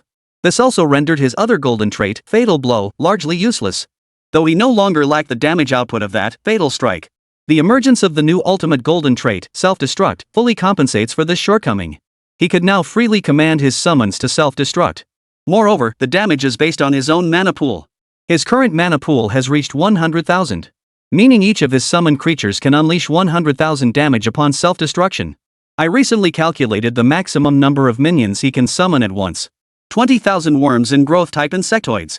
500 hive duplicates. The replicas are essentially negligible, leaving us with 20,000 summoned creatures. One summoned creature deals 100,000 damage. So 20,000 creatures meant 2 billion total damage. What level is that? Even today's archmages, or even war gods, couldn't unleash such damage in an instant. And this is calculated based on his current mana pool. If his mana continues to rise, the damage from his self-destruction will keep increasing. The current total damage has already reached 2 billion. He truly couldn't fathom how much higher the self-destruction damage would climb if his mana continued to rise. At that point, he could truly strike anywhere he aimed. A single self-destruction would annihilate all surrounding monsters. Wouldn't that make him a mobile atomic bomb? 179. Summoner's exclusive gear. New stage Long March. However, while the ultimate golden trait, self-destruct, dealt terrifying damage, its drawbacks were equally obvious. Unlike the gold trait he initially drew, Fatal Strike. Fatal Strike is a single target attack dealing massive damage to one enemy. But, self-destruct deals area damage, with the explosion radius determined by the summoned creature's size. Area damage is easily dodged. If one is fast enough, they can swiftly evade before the explosion's damage hits. Though such scenarios are rare, they represent a hidden risk. Setting that scenario aside, this ultimate golden stat is undeniably far more powerful than regular or super golden stats. In that light, his long wait had been well worth it. He slowly closed the system interface and opened his party inventory to check the dungeon clear rewards. This was the first time he'd ever heard of a summoner exclusive dungeon. And this was his first encounter with one. But since it was an exclusive instance, the rewards could only fall into two categories. The first possibility was exclusive equipment for summoners. The second was purple grade or higher summoner equipment. The summoner's exclusive gear was a staff weapon called the Echo Staff. Its effect, when casting summoning spells to call forth minions, it refunds half the mana cost and reduces the skill's cooldown by half. While he doesn't need cooldown reduction, getting half his mana back sounds pretty sweet. This means he can summon the same number of creatures using only half the mana. The other half of the mana is entirely surplus, allowing him to summon additional minions. In other words, with the Echo Staff, his summoning spell permanently halves its mana cost. The total number of his summons will increase. And their damage output will increase. Even if he didn't roll the Echo Staff, it didn't matter. His goal was already achieved. Even a basic purple summoner item would suffice. Use it if it worked, sell it if not, and it wouldn't be a loss either way. But Lady Luck seemed to favor him greatly. When the words Staff of Echoes appeared before him, he trembled with excitement. However, this Echo Staff was only purple tier. This meant the mana regeneration it provided would be significantly reduced. But that was no big deal. With the guild's backing, upgrade stones were never in short supply. Elevating it to gold quality was merely a matter of time. Moreover, he still had one lucky grass left. With its 5% success rate boost, he might just manage to upgrade the Echo Staff to gold upon his return. Without hesitation, Qín Yǔ tossed the Deadwood Staff over the Great Wall and retrieved the Echo Staff from his backpack. He now possessed 4 top-tier pieces of equipment, with only the chestplate, gloves, and boots remaining vacant. Although he now possessed sufficient funds to purchase several decent pieces of equipment from the shop, he didn't want to waste money on useless gear. Rather than squandering it on such items, he'd be better off using it to upgrade the top-tier gear he currently wore. The gold coins and upgrade materials Lin Haoyu had given him earlier, combined with the rewards from his recent dungeon runs, were more than enough to upgrade the Venom Ring to level 75. Successfully breaking through would elevate it to level 75. But breakthroughs depended on luck. Some succeeded with just one breakthrough stone. Others fail even after smashing over a dozen stones. Equipment required 3 breakthroughs in total. From basic to intermediate, intermediate to advanced, and advanced to ultimate. The higher the tier, the lower the success rate. The probability of advancing to intermediate is around 70%. The probability for advancing to high grade is only 40%. The probability for reaching the ultimate tier is a mere 10%. Breakthrough probability cannot be boosted, you must grind through it. If luck is against you, it might take dozens or even hundreds of breakthrough stones without success. Fortunately, the guild has plenty of breakthrough stones. The points he'd earned earlier were enough to exchange for plenty of breakthrough stones. With the month's end approaching, the Dragon Roar Guild would distribute 30 breakthrough stones and 3 purple to gold advancement stones to each new member. And for someone like him, who topped the entrance assessment, the rewards would at least double. With such reserves, he was confident he could significantly upgrade his gear. This was precisely why every candidate fought tooth and nail to join the Dragon Roar Guild. For an orphaned, impoverished youth like him, joining a guild was the best possible choice. Once he successfully reached the ranks of an intermediate practitioner, he would no longer need the guild's generous rewards. He could then pursue higher-level organizations to realize his true worth. Only after everything was settled did Qín Yǔ leap down from the city wall. Only then did he notice Song Wanru, who had been standing behind him in a daze for quite some time. Had she been standing there the entire time? Hey! Did my dashing silhouette just now leave you so mesmerized you couldn't look away? Even if I am that handsome, you can't possibly be that exaggerated about it, right? Hearing Qín Yu's words, Song Wanru snapped out of her daze. She quickly wiped the drool from the corner of her mouth and turned away. I'm just a little frozen stiff. After a long moment, she slowly turned her body around, her eyes still haunted by the image of the swarming insectoid horde and the overwhelmingly oppressive 6-winged angel's sword thrust piercing the heavens. In that moment, she seemed to glimpse the shadow of the god of war. When would she ever attain such formidable strength? As if sensing the fleeting melancholy in Song Wanru's eyes, Qín Yǔ immediately stepped forward, patted her shoulder, and spoke softly. Don't dwell too much on what others think. You're an independent person. While I don't know the details of your family situation, you'll have to walk your own path in life from now on. You can't spend your whole life living in your father's shadow, can you? Sometimes, I really envy people like you. Song Wanru replied with a bitter smile. Without parents, you're free from worries, untroubled by family feuds. You just need to live your own life. But being parentless comes with its own set of troubles, okay? Don't make it sound like I'm thrilled about it. Qín Yǔ withdrew his hand, walking toward the exit as he spoke. A spoiled princess like you could never understand what life is like for us orphans. Right now, I'd rather be an orphan. Song Wanru followed behind Qín Yǔ, her voice breaking with emotion. Even though I'm the eldest daughter of the Song family, ever since my mother died, my father has demanded perfection from me. And with that mysterious woman and man suddenly appearing, my standing in the Song family has plummeted. I'm practically losing my place. If things keep going like this, I fear it won't be long before I'm driven out of the Song household. 180 Song Wanru's sorrow, her sister's gentle refuge seeking gold notes. The two chatted all the way back to the guild. Song Wanru seemed to have finally found someone to confide in. All the way back, she hadn't stopped talking, pouring out her grievances to Qín Yǔ. Her mother had vanished suddenly several years ago. When she was found again, it was in the wilderness outside the city. Her body was covered in wounds, her throat slit, clearly the work of someone who meant to kill her. It was from that moment onward that Song Wayman began exerting relentless pressure on her. He forbade her from leaving the house, insisting she be driven to and from school by a dedicated vehicle. After awakening her profession, numerous bodyguards secretly followed her. Until that woman named Lu Rumei appeared. Lu Rumei was the owner of Snow Moon Pavilion and also the top nutritionist in Dong Province.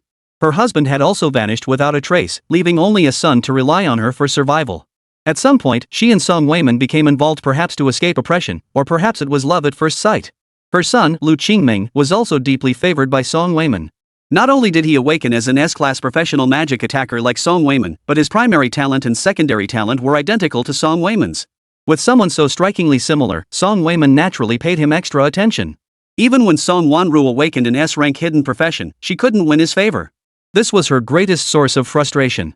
Despite being his biological daughter, in her father's eyes, she was still inferior to an outsider boy. It was all because she hadn't secured first place in the major exam.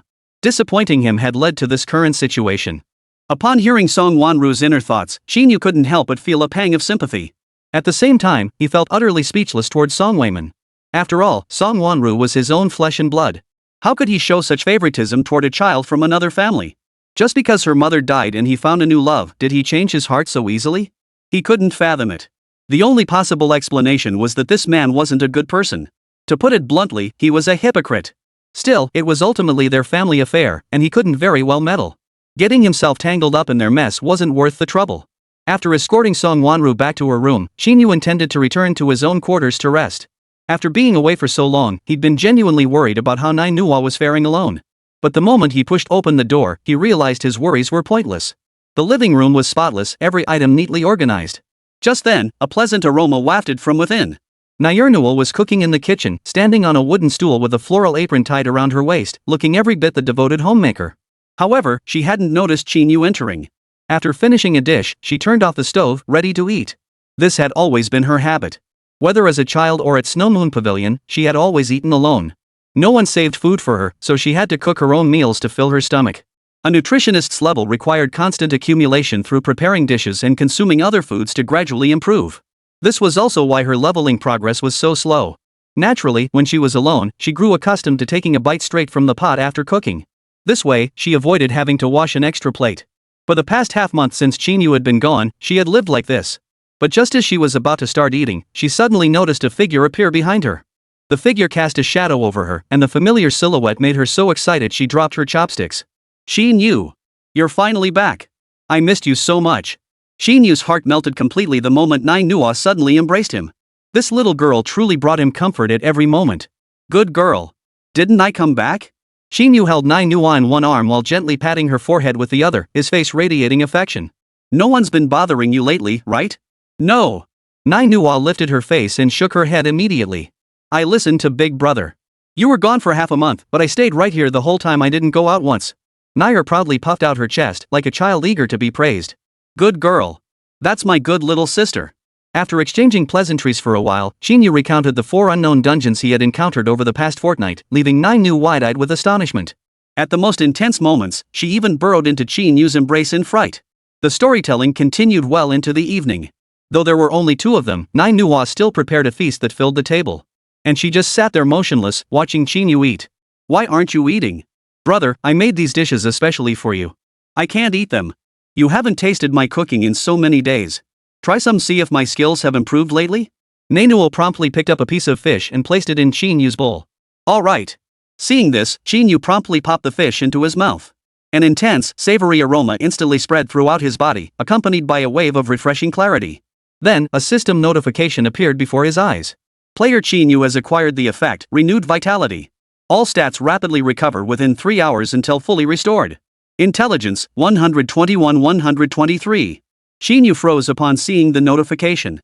He knew that manhwa's dishes boosted intelligence, but he hadn't expected them to now also grant additional enhancement effects. Wasn't that supposed to be an effect exclusive to enhancement potions? How could they appear in a dish? "Brother, what's wrong? Is the fish not tasty?" Seeing Qín Yú freeze, manhwa feared her cooking had disappointed him and immediately wore a look of unease. But Qín Yú shook his head and smiled. "No. How could your cooking be bad? Sis, what level are you now? Why are you suddenly asking that? I never pay attention to that sort of thing." Manhwa opened her attribute interface with some confusion, then spoke in surprise. "Already level 31? Maybe it's because I've been staying home cooking all this time? Level 31? So you're already a third-grade nutritionist now?" Qín Yú suddenly understood. A third-grade nutritionist could craft intermediate dishes and medicines, with a chance to create dishes that provided enhancement effects. But nutritionists could only level up by crafting dishes or medicines. How had manhwa advanced so rapidly in just half a month? Could this little girl have been cooking every single day?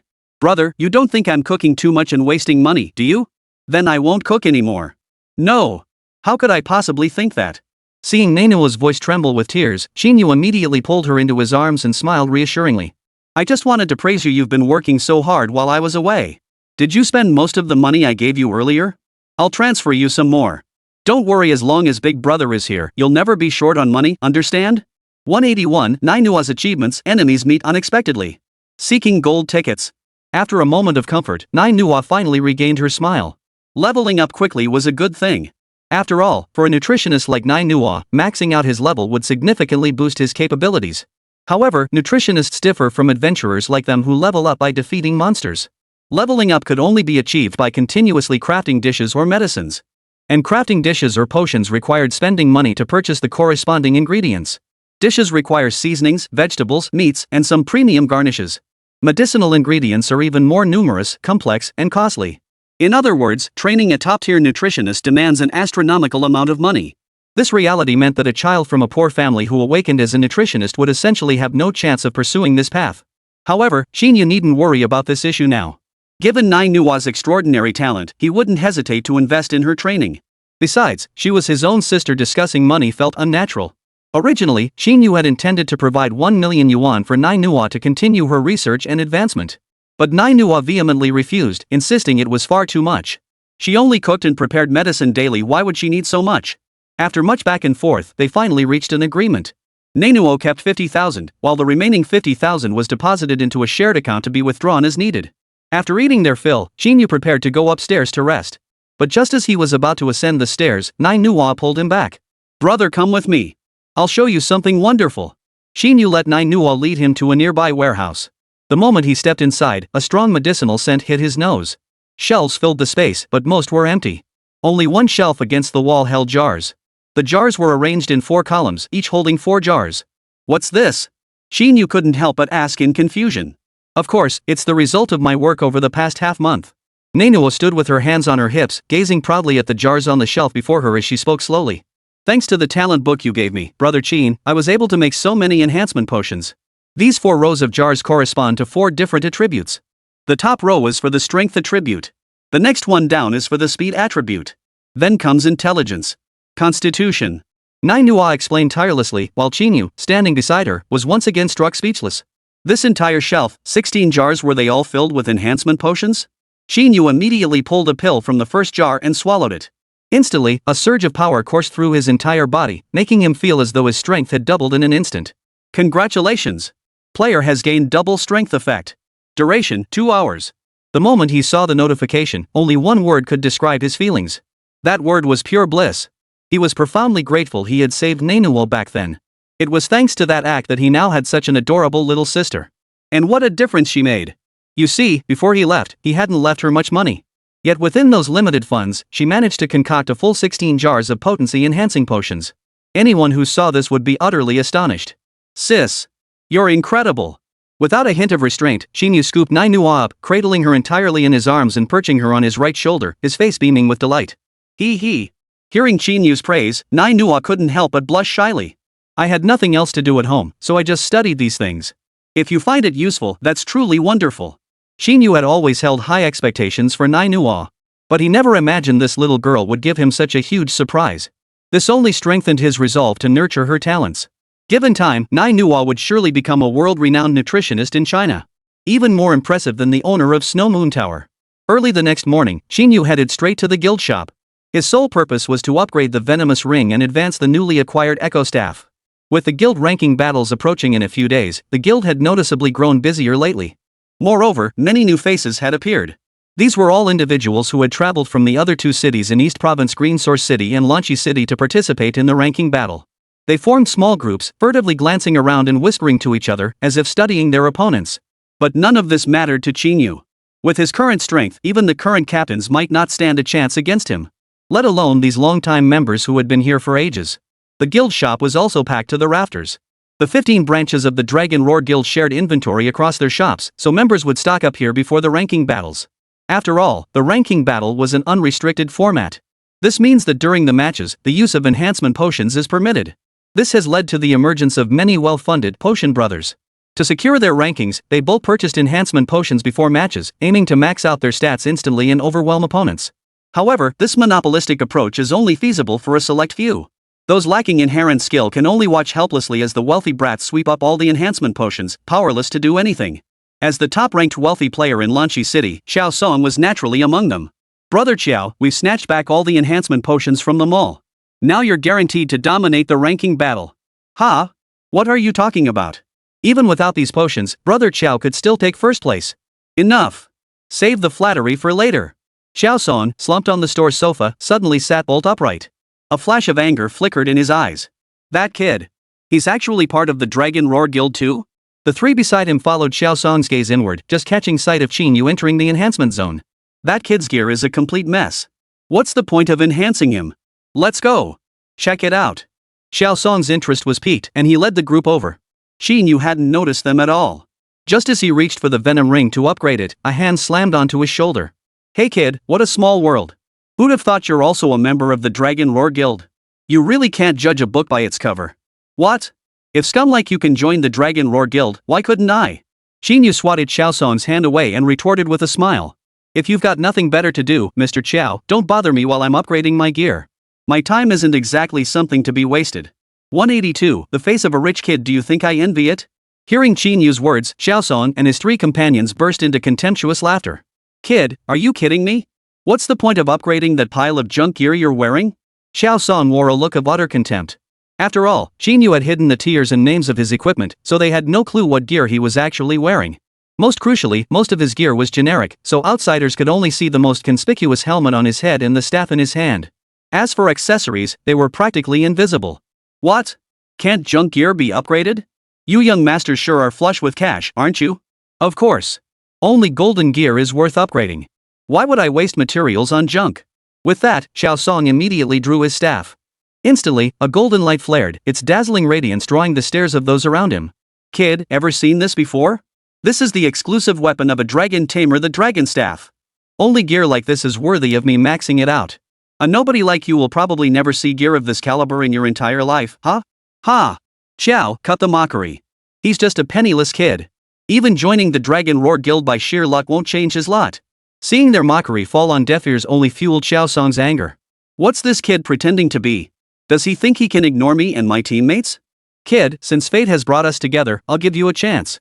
If you can introduce me to that beauty named Song Wanru, I might show mercy and reward you with a piece of golden gear. You're a summoner, right? A summoner's gold gear is worth a few 100,000 tops. Fine, I'll buy you 2 pieces. This deal's a surefire win. Sorry, I don't need it. Qín Yǔ shook his head immediately and made a dismissive gesture. If you want to meet her, go find her yourself. No need to ask me for an introduction. But I advise you not to go. She despises playboys like you, especially rich brats who act like thugs. If you don't want to eat, keep your hands off her. Qín Yǔ meant it as a friendly warning, but to Qiao Song, it sounded like pure mockery. He immediately wanted to kick Qín Yǔ flying, but after a moment's thought, he forced himself to swallow his anger. This was inside the guild. If things escalated, he risked being disqualified from the competition. Oomph. Kid, I'm not negotiating with you.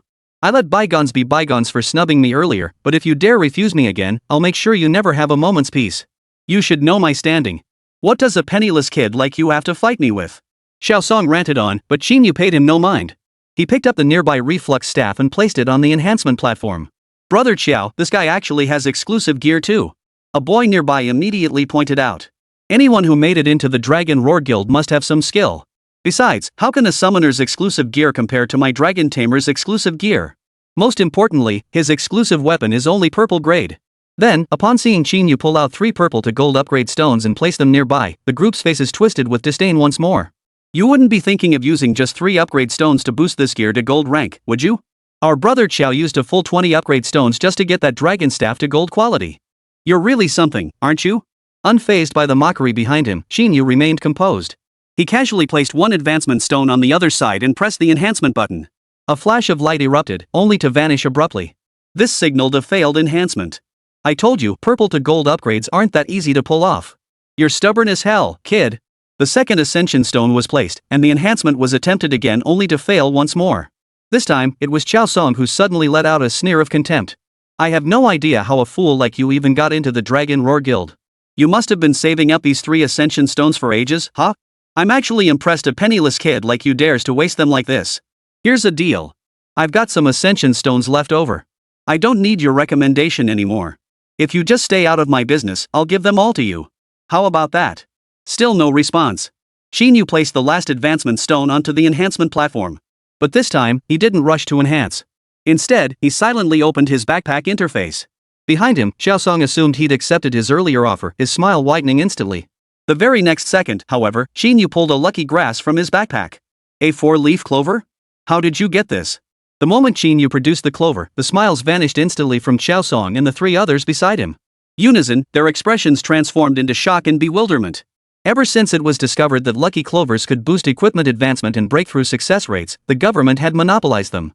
Except for a few high-ranking officials and their families, even guilds and the military couldn't get their hands on even a single one.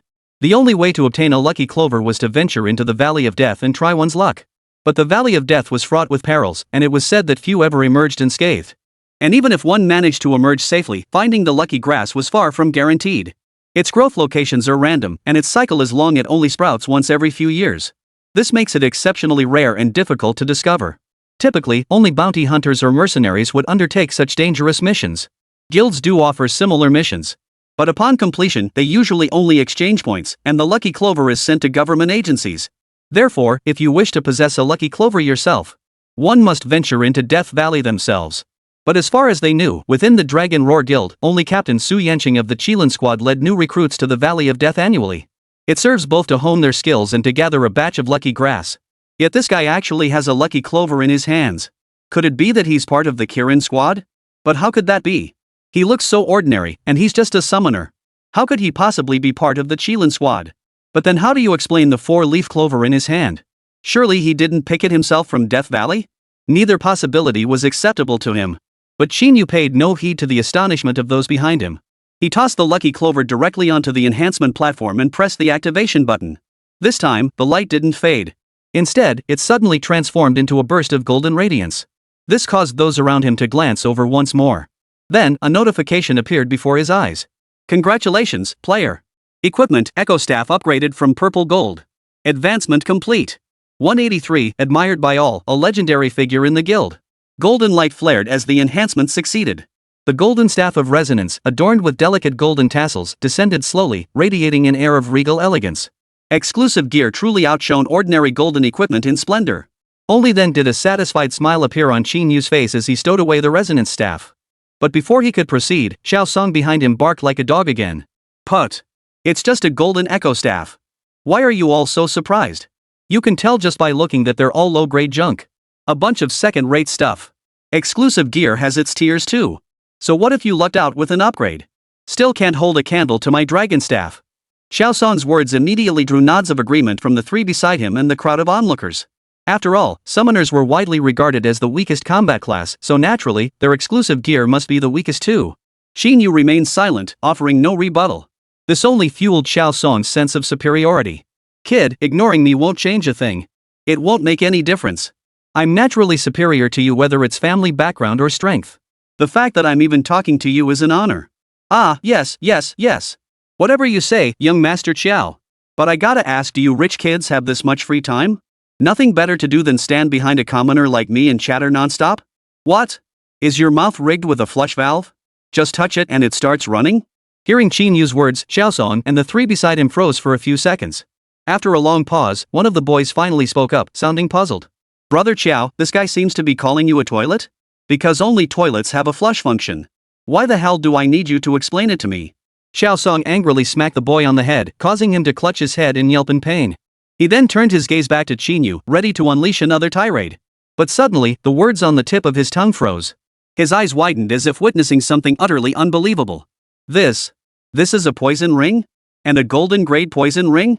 Xiao Song couldn't help but raise his voice, shouting it out instinctively.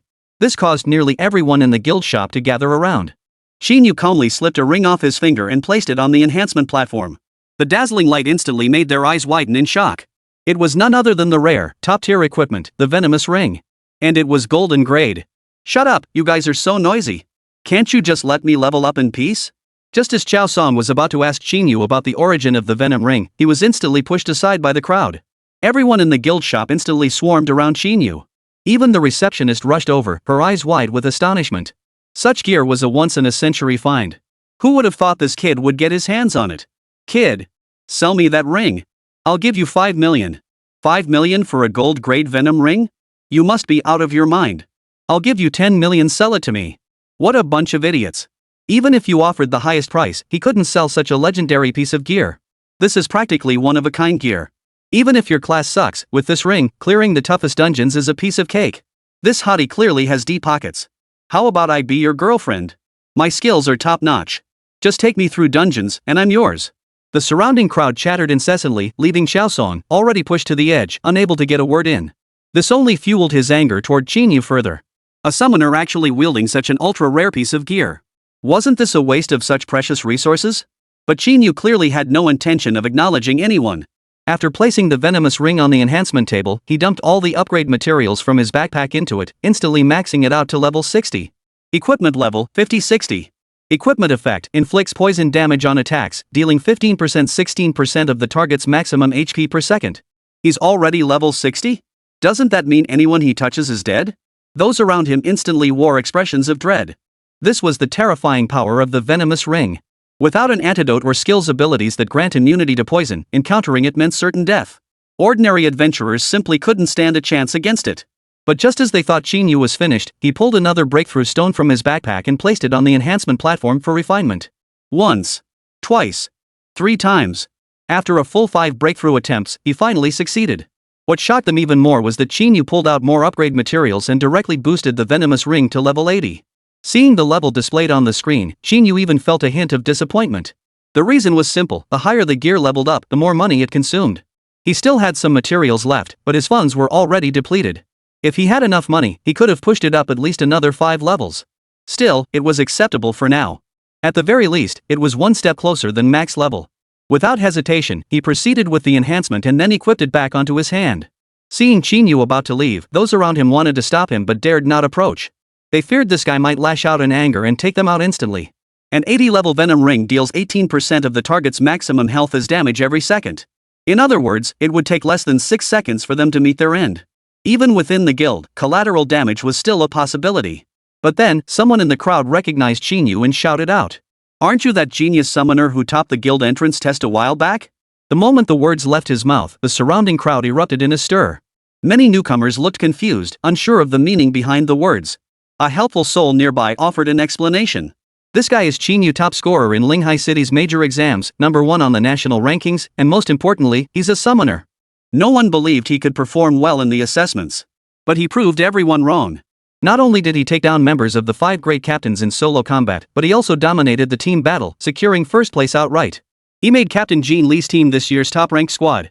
And rumor has it he's been granted special admission into this year's guild ranking battle. Hearing the explanation, the astonishment on the surrounding faces deepened. Their gazes toward Qín Yǔ transformed into one of admiration. Qín Yǔ accepted the praise graciously, waving modestly as he made his way out of the shop surrounded by the crowd. He didn't notice Qiao Song standing nearby, his face dark as charcoal. "You little brat, daring to show off in front of me. You're participating in the ranking battle too, huh? Then let me see just how much strength you really have. If I don't beat you into submission, I don't deserve the surname Qiao." 184, Guild Ranking Tournament. The worst possible scenario. The guild ranking tournament officially commenced. The new members who had recently joined the guild were also returning to their respective provinces. However, Ling Sha hasn't returned yet. On one hand, she wanted to wait until Qín Yǔ finished his matches before taking him home. On the other hand, she wanted to stay and cheer Qín Yǔ on, though she remained confident in Qín Yú's abilities. But this time, the opponents were all seasoned veterans who had been grinding it out in the guild for years. To defeat them, raw skill alone wouldn't suffice. "Master Qín, you must be careful. I'll be waiting for your powerful arrival in Central Province. You absolutely have to come. Enough chatter. Get back to work already. When the time comes, don't forget to prepare a feast for me." Watching Lin Haoyu depart, Qín Yǔ finally exhaled a long breath. "Ever since that guy declared me his big brother, he's been clinging to me like glue. Like a stubborn plaster you just couldn't shake off." Now that he finally had a chance to shake him off, he was naturally overjoyed. "Qín Yǔ, I've been hearing a lot of talk about you lately." On the way back to the guild, Ling Sha leaned close to Qín Yǔ and whispered, "Your performance during the guild entrance exam has spread throughout the guild. Those old-timers know you'll be participating in the guild ranking tournament. Word is they've already secretly devised specific countermeasures against you." "Oh? Am I that intimidating?" Qín Yǔ asked jokingly. "You made history. Isn't that intimidating enough?" Ling Sha replied with a hint of resignation, followed by a wry smile. "A summoner taking first place in the Dragon Roar Guild's assessment? That's unprecedented. To dominate both the individual and team battles single-handedly, who wouldn't find that unbelievable? Well, that just shows how narrow-minded they are." Qín Yǔ replied with his usual easygoing expression. "There are no trash classes, only trash players. Why couldn't a summoner take first place? My very existence is to elevate summoners from B rank to S rank." The two returned to the guild and headed straight for the PK arena. Nearly everyone from the guild had gathered here now.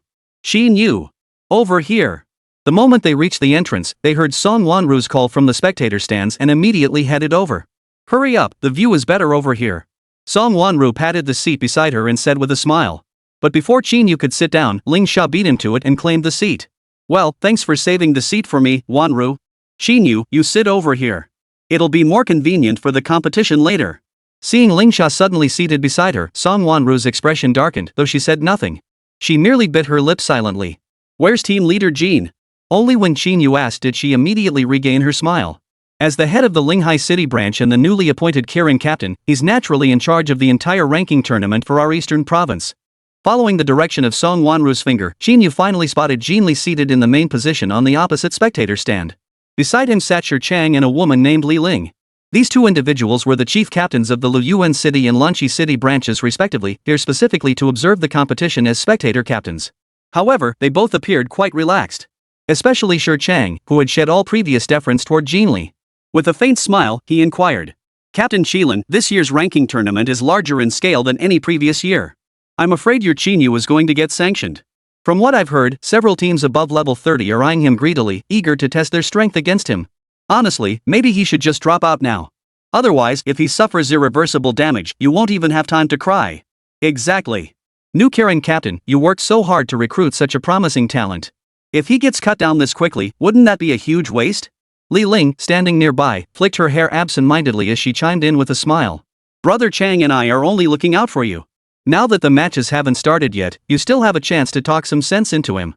Once he steps into the PK arena, there'll be no turning back. This is sincere advice. Once the initiation trials end, we won't be rivals anymore. You've worked so hard to get here. Surely you don't want..." Before Li Ling could finish, Jin Li waved his hand impatiently. "Stop trying to talk me out of it. This isn't something I can decide. Qín Yǔ may be my member, but I never told him to enter any guild ranking tournament. This is entirely his own idea. You should know I never interfere with my team members' decisions."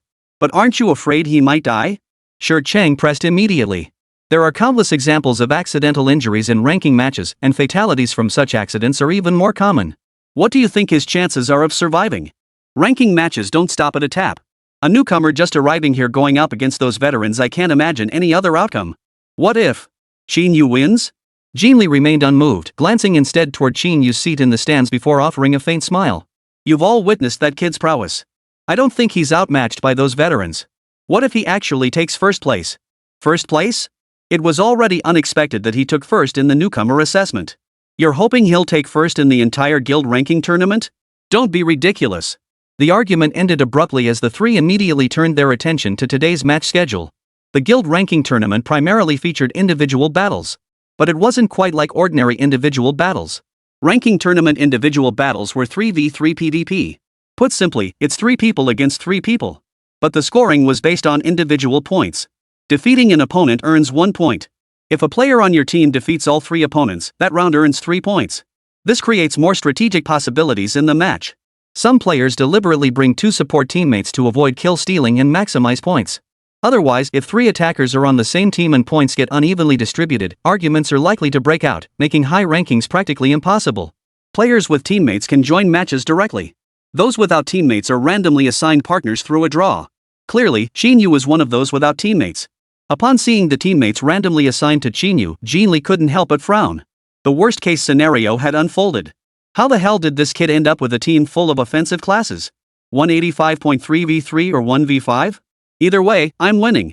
The guild ranking tournament raged on in full swing. The spectator stands were packed to capacity. This was arguably the Dragon Roar Guild's biggest annual event.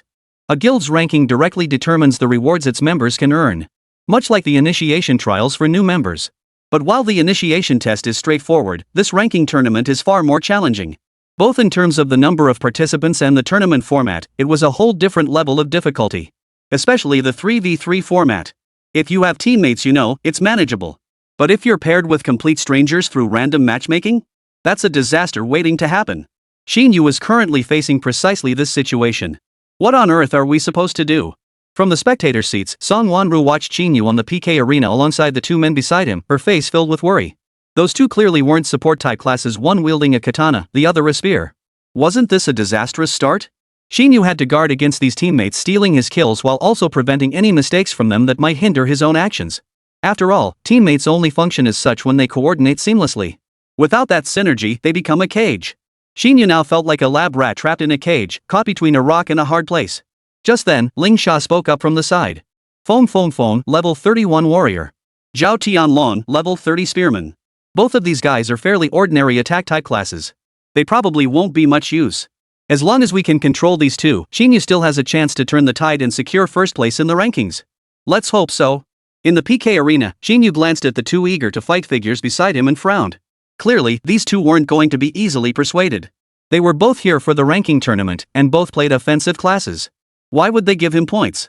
So, he effectively gained 2 more opponents out of thin air. 1v5 the difficulty was self-evident. But he quickly regained his composure. What difference did it make to have no teammates? This format, while called a 3v3 battle with 2 teammates. But at its core, it was still an individual battle. Therefore, to claim first place in this ranking tournament, he didn't need teammates at all. With that thought, he stepped forward and glanced at the 2 beside him. Gentlemen, to avoid hitting you by accident, I suggest you move back a bit. Kid, who do you think you are? How dare you talk big like that? Zhao Tianlong beside him snorted coldly. Don't think just because you got first in the assessment, you've lost your mind. You're a summoner barely past level 20. How do you expect to take on a full squad of level 30 opponents? Yeah, we both know your reputation. You're strong, but taking on 3 of them alone? That's just too much. If you don't want to get hurt or worse, killed, just tag along behind us. Forget about points. Staying alive is more important than anything. But I don't care about points. Why else would I join this tournament? Qín Yǔ spoke with a smile, then abruptly swung his echo staff. Instantly, 2 worms and 2 mantis bugs materialized beside him. This time, it was the 3 opponents' turn to sneer with contempt. Kid, is this the strength that earned you first place in the trials? Seems you're not as formidable as the rumors claim? You think a few bugs like these can stand against us? You're a joke. Oomph. To deal with you lot, 1 insect would actually suffice. Without hesitation, Qín Yǔ swung his staff again. A mantis insect swiftly charged toward the 3 opponents. Seeing this, a man wielding twin halberds charged forward. As the mantis bug approached, the contempt on his face was plain for all to see. A monster like this, still in its growth stage and only level 24? He didn't even need to use a skill to take it down. Yet the very next second, the instant his double halberds touched the mantis insect, a deafening explosion erupted. Fortunately, the man reacted swiftly, retreating several steps just before the blast, avoiding the epicenter and sustaining only peripheral damage. Even so, he instantly found himself on the brink of death, stripped of any ability to resist, collapsing to the ground. At that moment, Qín Yǔ glanced up at the leaderboard. Seeing the additional 1 point added after his name, he couldn't help but let out a relieved smile. Pretty straightforward, actually. To be honest, dealing with you old-timers is a lot easier than dealing with us newbies. The two opponents froze in place, while the two behind Qín Yǔ were also stunned into silence. His summoned minion could actually explode? And the damage was so high it had nearly killed a level 30 martial artist. And this was damage from just one minion. What if there were more minions? Wouldn't they become a veritable bomber squadron? Wouldn't this PK arena become a place where no one could stand? At that moment, Feng and Zhao Tianlong immediately took a few steps back. No wonder that kid had told them to step back earlier. He genuinely feared they might get caught in the crossfire. But how could a summoner possess such an outrageously powerful skill? Could it be the summoned creature's own ability? That's just insane. It seemed they had underestimated this kid's strength. With such an incredible summoned creature, it was possible he could take first place in the major exam and the guild entrance assessment. However, the opposing side quickly regained their composure. They were seasoned veterans who'd been grinding in the guild for years, completing thousands if not tens of thousands of quests. They despised opponents who wasted their best moves right off the bat. Besides, they still had 2 members left, 1 attacker and 1 support. As long as they avoided that explosive minion, this guy wasn't anything to fear. A summoner's primary attack method relies on their summons. Since his summons possessed high damage, wide area self-destruct abilities, the strategy was clear: avoid the brunt of his power and focus fire on the summoner himself. They'd observed earlier that these summons moved at average speeds. As a speed-type class, the Warwolf found dealing with a defenseless summoner child's play. Once he took care of him, the remaining warrior and spearman could be slowly worn down with the healer's support until they were finished off. Everything fell into place with perfect logic and foresight. Kid, I bet you won't be laughing now. The man vanished from his spot in a flash, instantly reappearing behind Qín Yǔ. His hands transformed into claws as he lunged forward. This claw strike, honed over a decade, would surely finish off this kid wearing nothing but a basic set of gear. Yet in the next instant, Qín Yǔ spun around, his own claw striking out. The claws collided, yet Qín Yǔ remained rooted to the spot. The man, however, was sent flying backward, crashing to the ground and unable to rise. 186, my teammate tries to persuade me to surrender, but I choose to swim against the current. 2 bodies instantly fell on the PK field. This caused everyone in the spectator stands to involuntarily gasp in shock. Both the massive explosive damage and the claws blazing with dazzling golden light sent shockwaves through the crowd. This included those who had witnessed Qín Yú's performance during the guild initiation trial. Back then, Qín Yǔ didn't possess these abilities? How could he have acquired so many additional abilities in less than a month? Could it be that this kid had been holding back his trump cards? This left Jinli, Shi Chang, and Li Ling seated in the spectator area, utterly speechless. This clearly exceeded their expectations once again. That must be a dragon claw, right? Li Ling, with her keen eye, instantly recognized the golden claws flashing in the light as dragon claws. Captain Jean, this is where you're at fault. How could you not mention that kid possesses such extraordinary abilities? It's true he can summon a dragon, but I had no idea he possessed other abilities as well? Seeing the same bewilderment on Jean Li's face, the two finally believed his words. But Shi Chang still shook his head in disbelief. That doesn't mean anything. The opponent was simply underestimating him. In the next match, his opponent will definitely be on guard. He'll still lose. Exposing his trump card this early is nothing short of courting disaster. Jean Li remained silent, his gaze fixed on the ranking tournament leaderboard. Qín Yú's ranking wasn't particularly high. Although he had 3 points, roughly 100 other team captains also held 3 points. In other words, he was tied for first place among this group of over 100 teams. These teams were battle-hardened, well-prepared powerhouses. To secure a spot in the provincial finals, he would have to eliminate them all. The ranking tournament concluded after 1 day. A clear dividing line had emerged between the victors and the vanquished. The first group comprised a total of 100 teams. Each earned 6 points. Each team plays 2 matches daily over the course of 1 week, totaling 14 matches. After the week concludes, teams are ranked based on total points.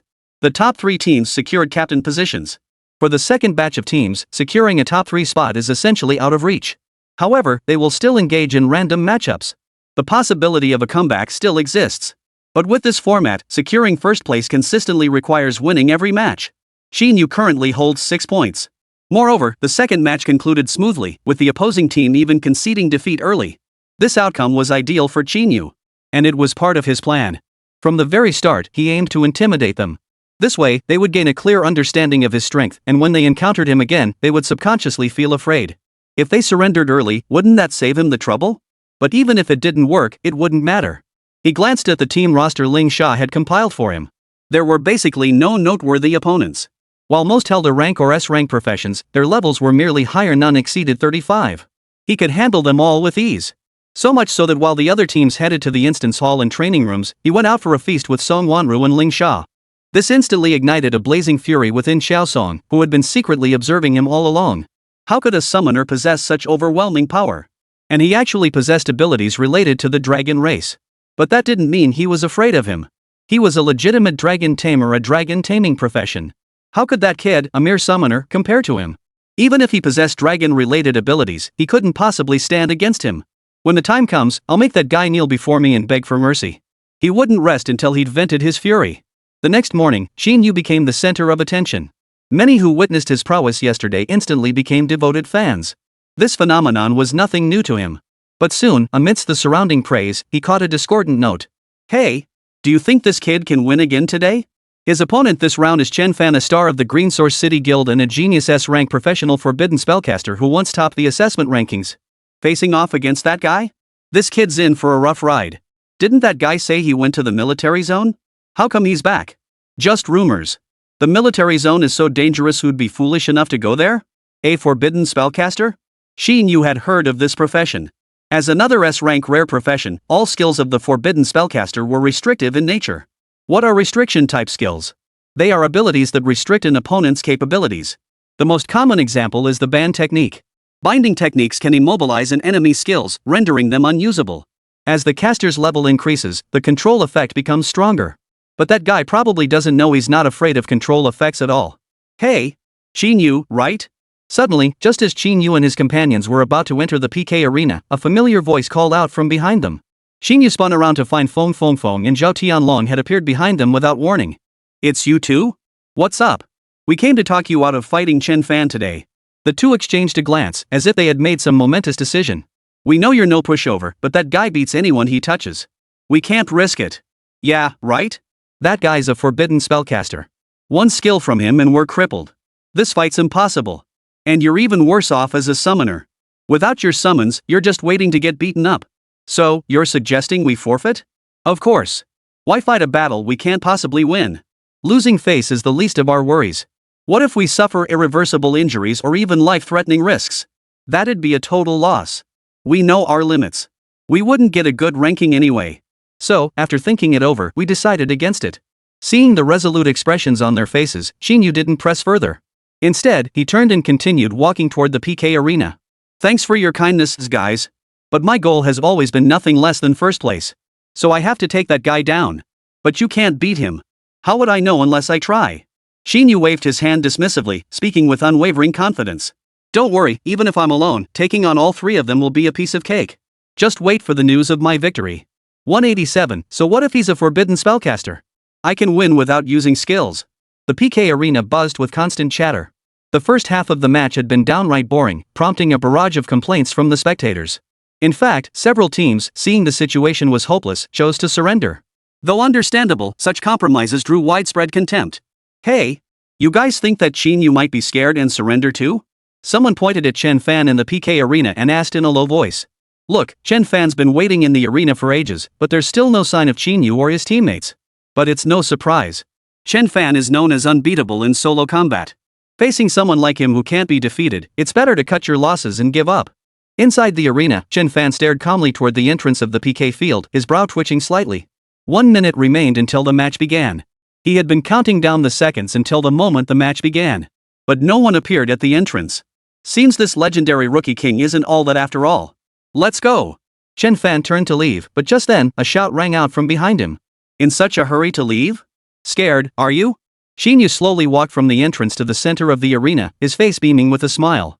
You brat, you actually dared to show up? Why wouldn't I dare? It's just a friendly match, no one's going to die, right? Besides, what if I win? You insolent fool. But before Chen Fan could respond, the man beside him roared. You actually think you can take on our brother Fan? Our brother Fan is an awakened S-rank hidden class forbidden spellcaster. No one lasts more than 3 seconds against him. You're just a summoner, yet you dare brag here? Your teammates aren't even here. Did you come alone to die? Hearing the man beside Qin Fan's taunts, Qín Yǔ merely sneered coldly. With a light flick of his right hand, several wind blades shot forth, instantly piercing through the man's body. With a loud bang, the man's equipment shattered into pieces. The spectator stands erupted in an uproar. Isn't this kid a summoner? How could he possess such a skill only mages should have? Most importantly, the damage wasn't trivial. It instantly shattered the purple armor set on that guy. Seeing this, the man immediately took several steps back, ducking behind Qin Fan. As they fell silent, their perception of Qín Yǔ finally shifted. They dared not underestimate him anymore. Who's courting death? That's still up in the air. Qín Yǔ brushed the dust off his clothes and said with a smile. I advise you, it's still time to back out now. Otherwise, leaving later won't be so easy. Kid, no one's ever been this cocky in front of me before. Qin Fan crossed his arms, silently observing Qín Yǔ not far ahead, his voice slow and deliberate. Do you know what my profession is? A forbidden spellcaster? An S-rank hidden profession. Qín Yǔ replied with a casual air. Then how can you remain so calm? Why shouldn't I be calm? Qín Yǔ crossed his arms as well, staring back at Qin Fan. What's so great about being a forbidden spellcaster?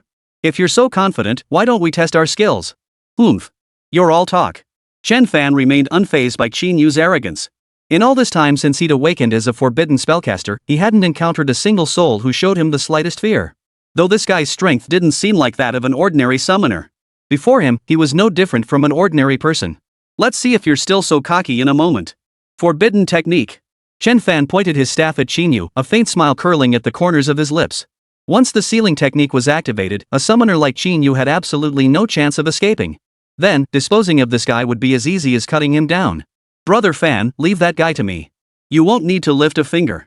At that moment, another boy beside Qin Fan stepped forward a few paces and said with a smile. Dual blades gripped in his hands, his expression was teasing. He walked up to Qín Yǔ without a trace of fear, even tapping the flat of his blade against the other man's cheek. Kid, got you now, huh? How does it feel to be unable to use your skills? Pretty helpless, huh? But don't worry. If you kneel down right now and yell I'm sorry. I'm Lord Qin Fan's dog, 3 times, I'll spare your dog's life. Cough. Cut the crap. Just take care of that guy and let's get out of here. At Qin Fan's command, the man finally ceased his taunts and raised his blade. Kid, since Brother Fan won't give you a chance, I can't hold you back either. What a pity. You're so young, yet you'll die here. Why must it be me who dies? Suddenly, Qín Yǔ asked with a smile. Shouldn't you be the one to die first? Before the man could react, Qín Yǔ delivered a thunderous punch straight to his chest. The immense force sent him flying instantly, crashing into a wall hundreds of meters away and punching a gaping hole through it. The violent collision sent shockwaves rippling through the entire PK arena. This startled Qin Fan and the man beside him, who had already been overwhelmed. You were clearly hit by my forbidden technique. How can you still possess such immense power? Brother Fan. Xiao Yi is dead. The man beside him cautiously spoke up, his face twisted with horror and fear. That kid killed him with a single punch. Qin Fan's brow furrowed sharply. Something seemed terribly off. This kid was definitely not as simple as he had imagined. The forbidden technique must have hit its mark. Then that punch just now must have been delivered solely through this guy's base attributes. But that was precisely what made it terrifying. He actually killed his level 30 teammate with a single punch using only his base stats. Though not a defensive class, his full purple set had already been upgraded to level 50. His defense had surpassed 5,000. Add to that 4,000 HP. That's a total of 9,000. Yet that guy managed to kill him with a single punch. Meaning that single punch dealt over 9,000 damage. As everyone knows, their normal attacks deal double their strength attribute value in damage. To deal 9,000 damage, one would need a strength attribute of 4,500. That's downright terrifying, isn't it? Even a war god couldn't possibly have 4,500 strength points. So how did this kid pull it off? Could it be he's a god of potions too? As if certain of something, Qin Fan immediately raised his staff once more, aiming it at Qín Yǔ nearby. Instantly, dark clouds gathered overhead, accompanied by thunder and lightning. Qín Yǔ, I admit I underestimated you, but that's all it was. You won't survive the next strike. Secret technique. Heavenly Thunder Prison. 188, Heavenly Thunder Prison. Do you think it can trap me? Please support with gold tickets. Qin Fan pointed his staff toward the sky. Suddenly, a thunderbolt descended, instantly enveloping Qín Yǔ. Purple lightning bolts formed a prison-like cage around Qín Yǔ, while blinding flashes of electricity continuously struck him. This was another monstrous skill of the Heavenly Thunder Prison. Once struck by this skill, survival was virtually impossible. Its overwhelming control instantly stripped the enemy of any ability to resist. Moreover, the prison continuously shrinks in size. It deals massive lightning damage over time. Typically, enemies inside are struck dead by lightning before the cage even tightens. Yet Qín Yǔ remained standing calmly in place, observing the flickering lightning around him with a dismissive sneer. Is this your ultimate move? Seems I've been overestimating you. Ha! Hearing Qín Yǔ's words, Chen Fan instantly frowned. Before he could react, Qín Yǔ had already forced his way through the lightning net. How is this possible? This time, it was the spectators in the stands and the 3 individuals in the viewing area who were utterly stunned. Except for those few who knew Qín Yǔ well. Jin Li, Song Wanru, and Ling Sha. Looks like Chen Fan has finally met his match. Jin Li leaned back in his seat with a smile, watching the figures on the field, his face beaming with delight.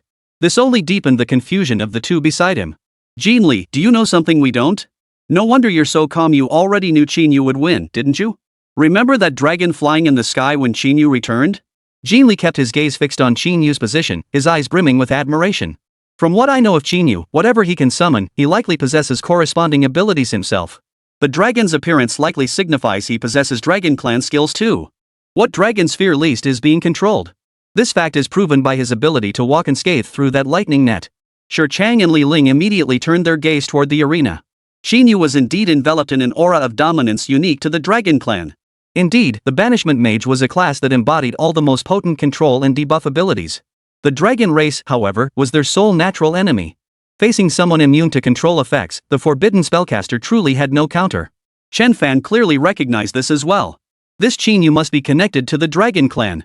After all, he carried no equipment granting immunity to control effects. Moreover, no equipment could offer complete immunity to his forbidden spellmaster skills. Watching Qín Yǔ slowly approach him, Chen Fan felt the threat of death for the very first time. It wasn't just the invisible dragon aura emanating from him, but also because of the inexplicable aura of death emanating from this man. This guy had only finished his major exams a month ago. How could he have already gathered such intense killing intent? Even if he'd been grinding dungeons day and night non-stop, he shouldn't have such a thick aura of murder. Brother Fan, what should we do? The man beside him stammered out the question. That kid's coming right over. I surrender. Chen Fan raised his right hand without hesitation and shouted loudly. You win this round. I'm no match for you. But before you go, I'd like to ask you a question? Sorry, no autographs. Almost the instant he heard Chen Fan's surrender, Qín Yǔ had already sidestepped him and headed toward the exit, leaving behind a bewildered Chen Fan, still frozen in place. So cool, Qín Yǔ. Spotting Qín Yǔ return, Ling Sha immediately rushed forward and hugged him, completely oblivious to Song Wanru's dark expression nearby. Not bad. Just a little cool. Qín Yǔ merely smiled faintly before taking his seat. Who's the opponent for the next round? If even the forbidden spellmasters couldn't beat you, that guy's no threat either.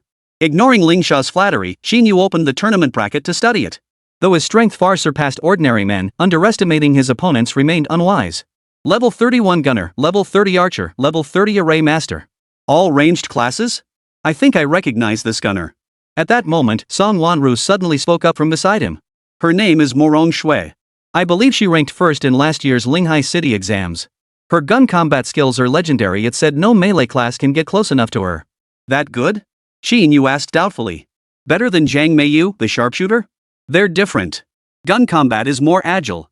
Sometimes, you can't even tell if she's using a skill or a normal attack. This also means she has excellent distance control, often clearing monsters without taking a single hit. Most crucially, rumor has it she possesses an innate talent for infinite ammunition. That single ability alone makes her the undisputed queen among ranged classes. The biggest fear for ranged classes is running out of ammo. But she never has to worry about running out. Hearing Song Wanru's explanation, Qín Yǔ silently nodded. It seemed his foresight had paid off. This gunner with infinite ammo was far more formidable than that forbidden spellcaster. At the very least, she could pose a real threat to him. After all, such firearms were the cream of the crop among conventional attacks. Each bullet dealt 4 times the damage of its own power. If it lands a critical hit or deals fatal damage, the damage doubles. Should defenses be breached, it's essentially a one-shot kill. The second half of the ranking tournament begins. The news of Chen Fan's surrender instantly ignited a massive uproar. Who could have imagined that a banishment mage such an overpowered class could actually lose in the ranking tournament? And to top it off, he lost to a kid who had just joined the Dragon Roar Guild. Most crucially, this kid was a summoner? However, some knowledgeable individuals had deduced Qín Yǔ's hidden ability. Only the Dragon Clan possessed immunity to control effects and debuffs, which meant Qín Yǔ must possess abilities related to the dragon race.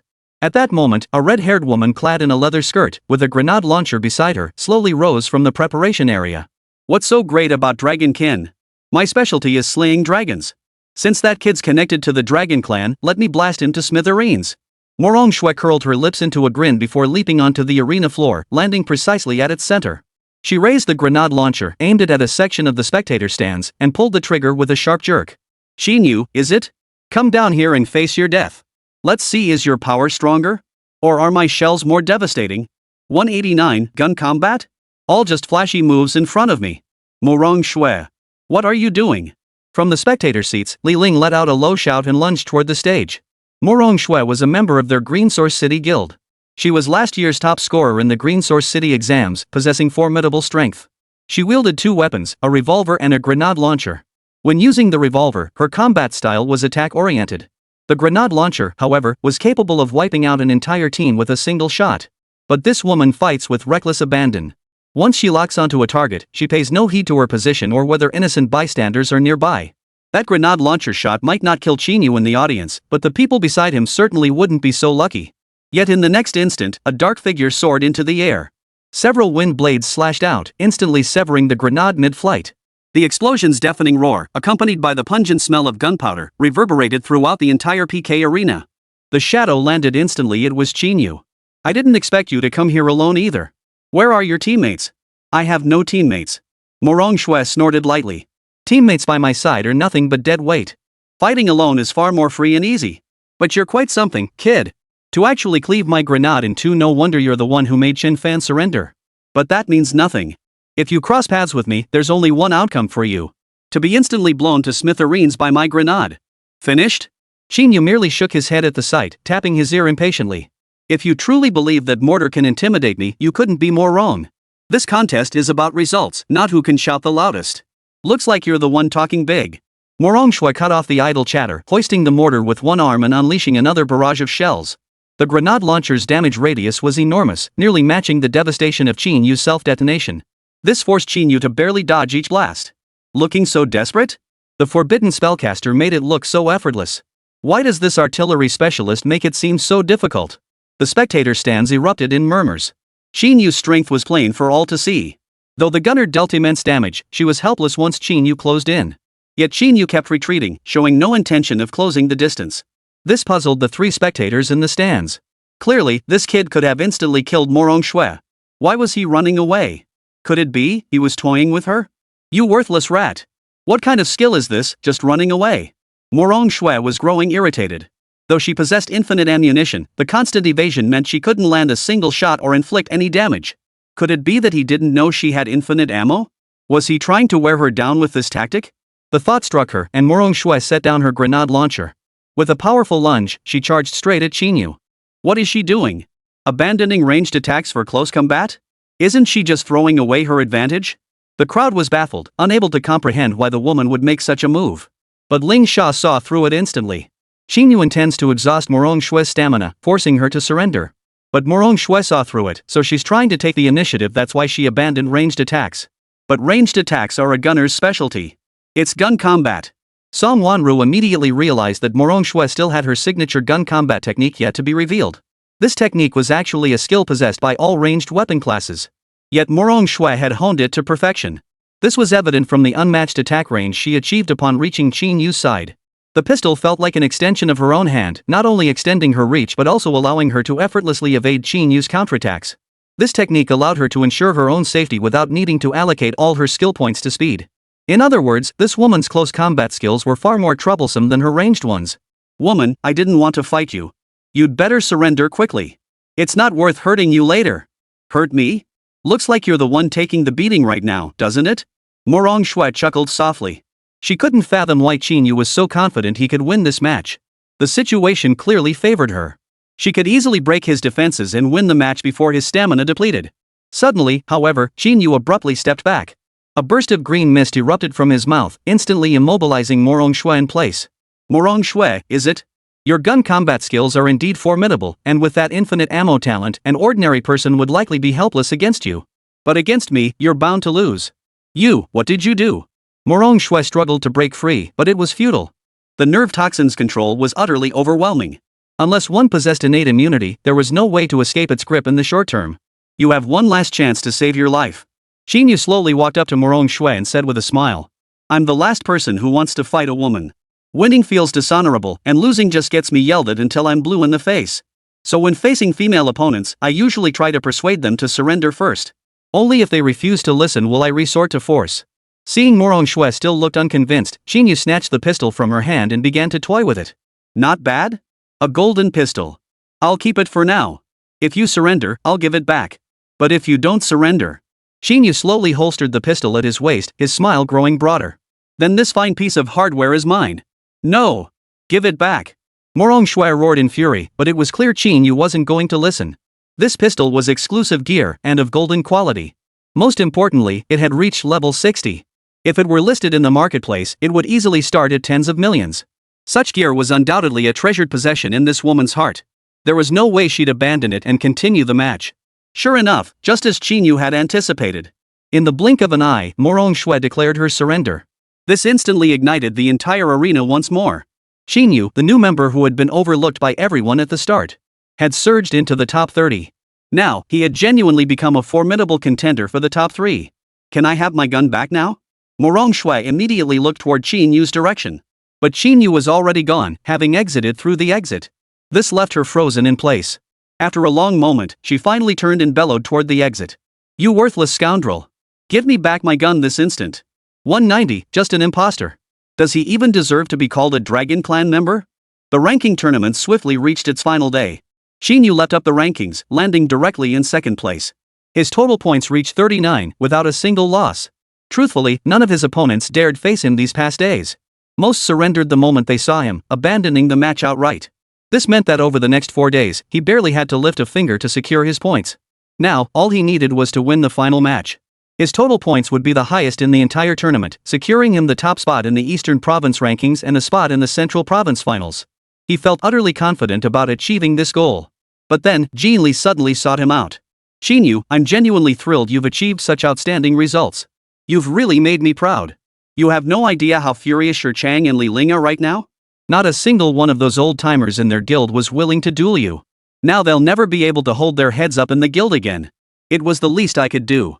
Qín Yǔ nodded slightly and replied with a smile. Those guys are just average. They have the title of S-class professions, but no real substance. I just happened to weed them out for the guild. The guild leader will be thrilled when he finds out. Jin Li gave a wry smile before immediately slinging his arm around Qín Yǔ's shoulder and pulling him aside to a secluded spot. Qín Yǔ, while I'm genuinely pleased to see your growth. But honestly, I'm not keen on you leaving my team. Talent like yours is truly rare. Letting you become a captain would not only pose a threat to me, but also mean losing a valuable ally. Still, I can't interfere with your decision. But there's something I need to tell you. Jin Li glanced around to ensure no one was nearby before continuing. The one tied with you in points right now is Lanqi City's top-ranked player Qiao Song, the young master of the Qiao family. That guy? Qín Yǔ snorted coldly upon hearing this. So what? Is he that formidable? Talented? He's a true S-rank hidden class. And an extremely rare Dragon Clan class at that. A Dragon Clan class? Seeing the slight tension on Jin Li's face, Qín Yǔ couldn't help but feel puzzled. Ever heard of a dragon tamer? That guy is the real deal, he can summon a true dragon. So I wanted to advise you. No need.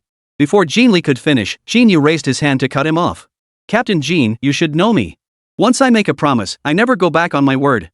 Since I made that bold claim in front of the guild leader, I can't back down now. Besides, it's just a dragon. It's not like I've never slain one before. Ha! While Jin Li was still reeling in shock, Qín Yǔ strode resolutely into the PK arena. No sooner had he crossed the threshold than he bumped into Qiao Song, who was approaching from the side, accompanied by his 2 henchmen. Well.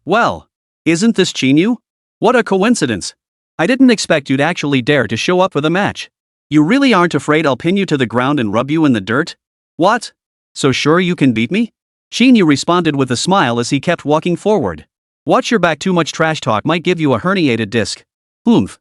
Of course I am. With your shady tricks, how could you possibly beat our brother Qiao? The 2 henchmen chimed in with mocking laughter. Our brother Qiao is a professional dragon tamer. You're just some lowly karami. You think you can challenge him for the top spot? Unless a miracle happens, you don't stand a chance. Hey! Don't talk like that. At that moment, Qiao Song waved his hand, cutting off the 2 henchmen's rant. At least he managed to secure second place. His strength is undeniable. I heard you possess dragon-kin abilities too, right? Qiao Song leaned close to Qín Yǔ's ear and whispered teasingly. But an imitation dragon will never defeat a true dragon. I advise you to surrender now. Otherwise, once we're in the arena, I won't give you any chance to beg for mercy. Today, I'll show you exactly what happens when you cross me. Without further ado, both entered the PK arena simultaneously. This instantly silenced everyone present. This decisive battle would determine the top-ranked guild in the entire East Province. It meant who would represent the 3 Eastern Province guilds in the final competition in Central Province. Most believed Xiao Song would claim the top spot. After all, the power of a dragon tamer was no trivial matter. He could summon a true dragon to fight for him. Those are beings capable of devastating the heavens and earth.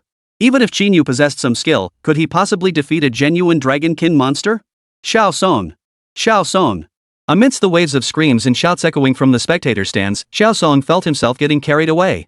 His gaze fixed on Qín Yǔ standing not far ahead. Xiao Song slowly wiped the smile from his face and spoke deliberately. "Kid, I won't bully you. I didn't even bring my 2 henchmen along. Today, it's just you and me, a one-on-one battle." Well, that makes me feel a bit reluctant. Qín Yǔ showed no sign of emotion, merely offering a faint smile. "I suggest you call those 2 back. Otherwise, if I take them out in seconds, you won't even have a chance to pass the blame. You've got a mouth on you." Xiao Song cut off the verbal sparring, swiftly retreating several paces before raising his sword and pointing it skyward. "I'll show you what unrivaled power truly means. Emerge, flame demon dragon." A blinding beam shot from the sword into the sky, instantly darkening the heavens with storm clouds. A dragon's roar echoed from within the gathering darkness, and a colossal figure burst forth. It was a crimson dragon, its massive wings spread wide, a colossal tail trailing behind it. Moreover, its back was engulfed in blazing flames. The appearance of this flame demon dragon left everyone present gaping in astonishment. After all, this was a genuine dragonkin monster. Both its oppressive presence and overwhelming power were beyond anything they could hope to match. Even a guild leader might hesitate to confront such a beast alone. It was likely beyond the capabilities of any single individual. Xiao Song watched the scene with a savage grin, his arrogance practically written across his face. "Qín Yǔ, what do you say? Seeing my dragon, have you already scared yourself silly? But it's too late for fear now. I gave you a chance to back down, but you didn't know how to cherish it. Well, that's just too bad." Qín Yǔ didn't respond immediately. Instead, he stared at the flaming dragon in the sky for a moment before bursting into laughter. "Is this the dragon your dragon tamer summoned? I thought it would be something formidable. A foreign imposter dragon dares to make a spectacle of itself in our land of China. Let me show you what a true Chinese dragon is. Golden scaled dragon. Tear that thing to shreds. 191, 1 dragon isn't enough? Bring on 100 then." Qín Yǔ let out a low roar, and the dark clouds in the sky instantly dispersed. Then, a dragon-like monster radiating golden light materialized in the sky. Its massive form instantly stunned everyone present once more. It's the dragon that appeared above the guild that day. At that moment, Jin Li suddenly stood up, his eyes brimming with excitement as he stared at the golden dragon in the sky. Originally, when Xiao Song's flame demon dragon appeared, everyone had been rendered speechless by its inexplicable oppressive aura. But now, with the golden-scaled creature's arrival, the flame demon dragon instantly paled in comparison. This was the true divine dragon native to Huaxia. The flame demon dragon, by comparison, seemed like a counterfeit. This can't be possible. That definitely isn't a dragon. Young Master Qiao, you shouldn't speak recklessly. Seeing Xiao Song's incredulous expression, Qín Yǔ folded his arms and explained quietly. The dragons of Huaxia are also known as the 9 unlikes. Antlers like a deer, head like a camel, eyes like a rabbit, neck like a snake, belly like a sea serpent, scales like a fish, claws like an eagle, paws like a tiger, ears like a cow. But the dragon you summoned is a foreign. It can't hold a candle to my Chinese dragon clan. Do you believe it would take merely a second for my dragon to annihilate yours? Oomph. Do you think I'm afraid of size?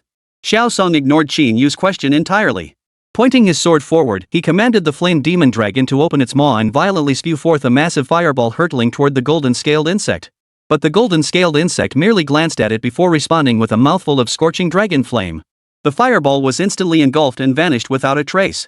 Most crucially, both were dragon flame skills. The golden-scaled dragon Qín Yǔ had summoned possessed such immense power. Yet that monster called the flame demon dragon could only unleash a single fireball, utterly unimpressive. Truly, comparison reveals the stark difference. Compared to the golden-scaled dragon, the flame demon dragon truly seemed like a fake dragon. This caused Xiao Song's expression to darken instantly. He never imagined this guy could summon dragonkin followers too? Wasn't this kid only capable of summoning insect-type creatures? How could he possibly summon a dragon? Facing Xiao Song's puzzled gaze, Qín Yǔ offered no explanation. He merely pointed toward the golden-scaled dragon soaring overhead. The head, now replaced by worms, answered everything for him. Under the overwhelming pressure of superior strength, the flame demon dragon had its throat snapped clean off in one bite, crashing down into the corner of the arena with agonized screams. "Well, ready to surrender now?" Qín Yǔ gazed leisurely at Xiao Song, his tone dripping with contemptuous laughter. I'm not like you, you know. I'm quite magnanimous. If you surrender now, I'll spare your pathetic life. Oomph. Ha. Ha ha ha ha.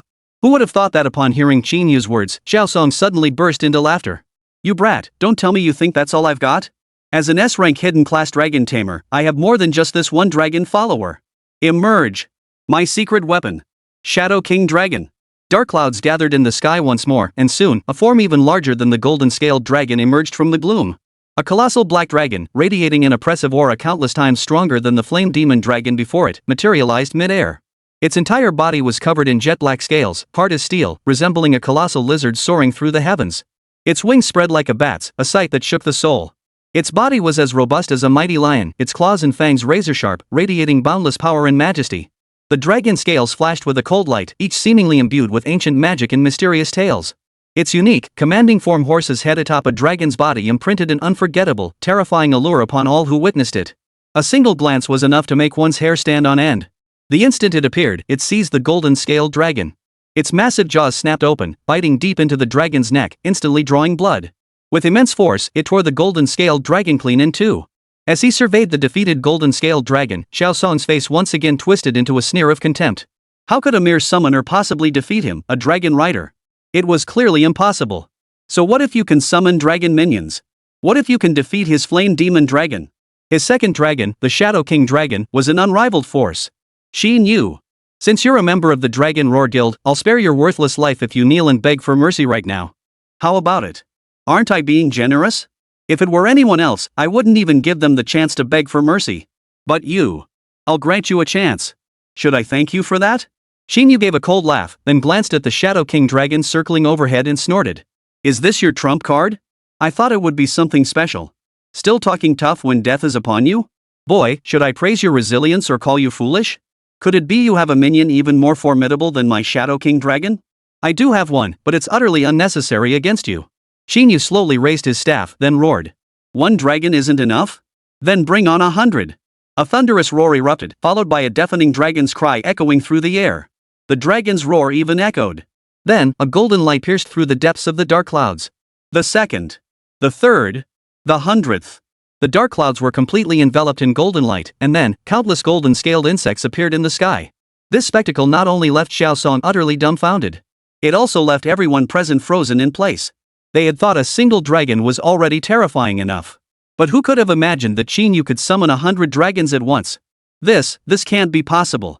Summoning dragons requires massive amounts of mana.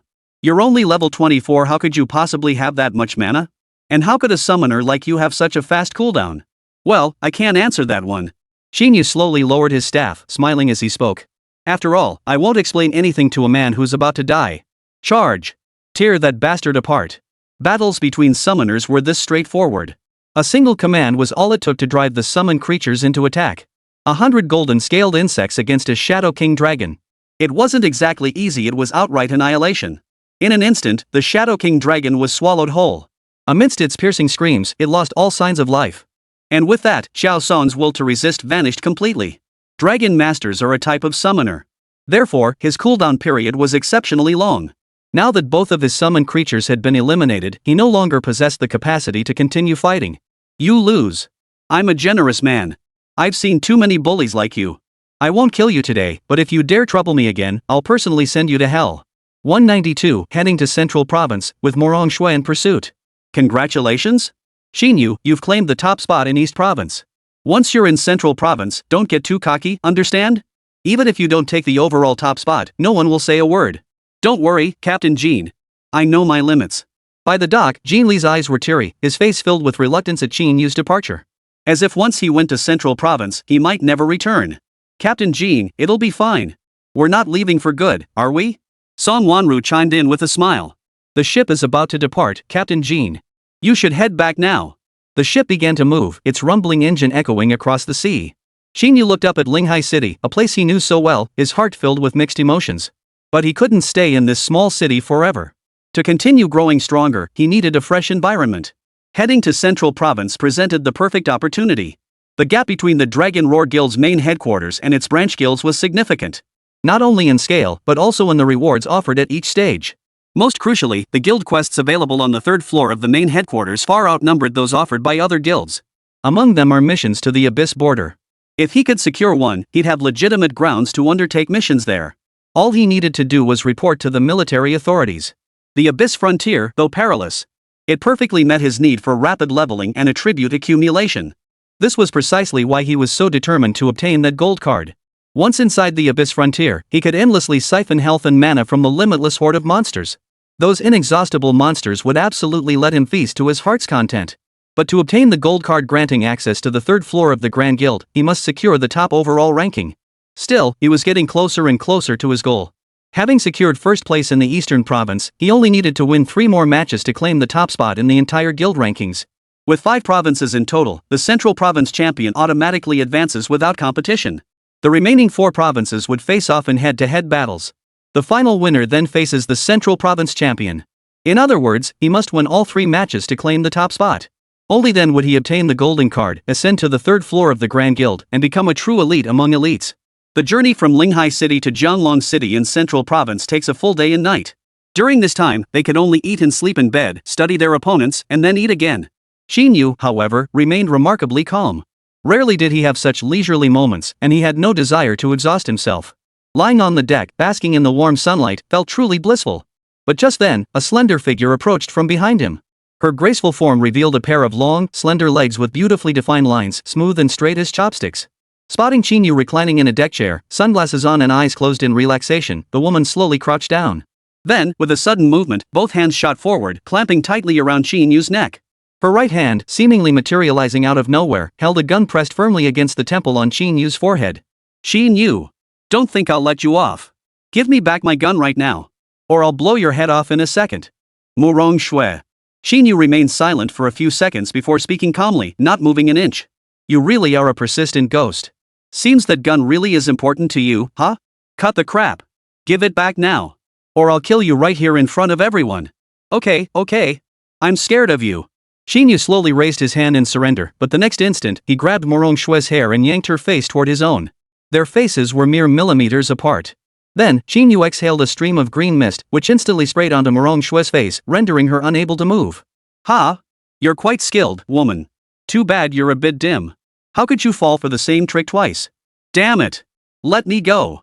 Murong Shui roared angrily, completely oblivious to the stares gathering around them. I'd advise you not to scream so loudly. Qín Yǔ turned to the men watching the spectacle, his voice dripping with mockery. If those people find out you're immobilized, who knows what disgusting things they might do to you. Don't expect me to help you then.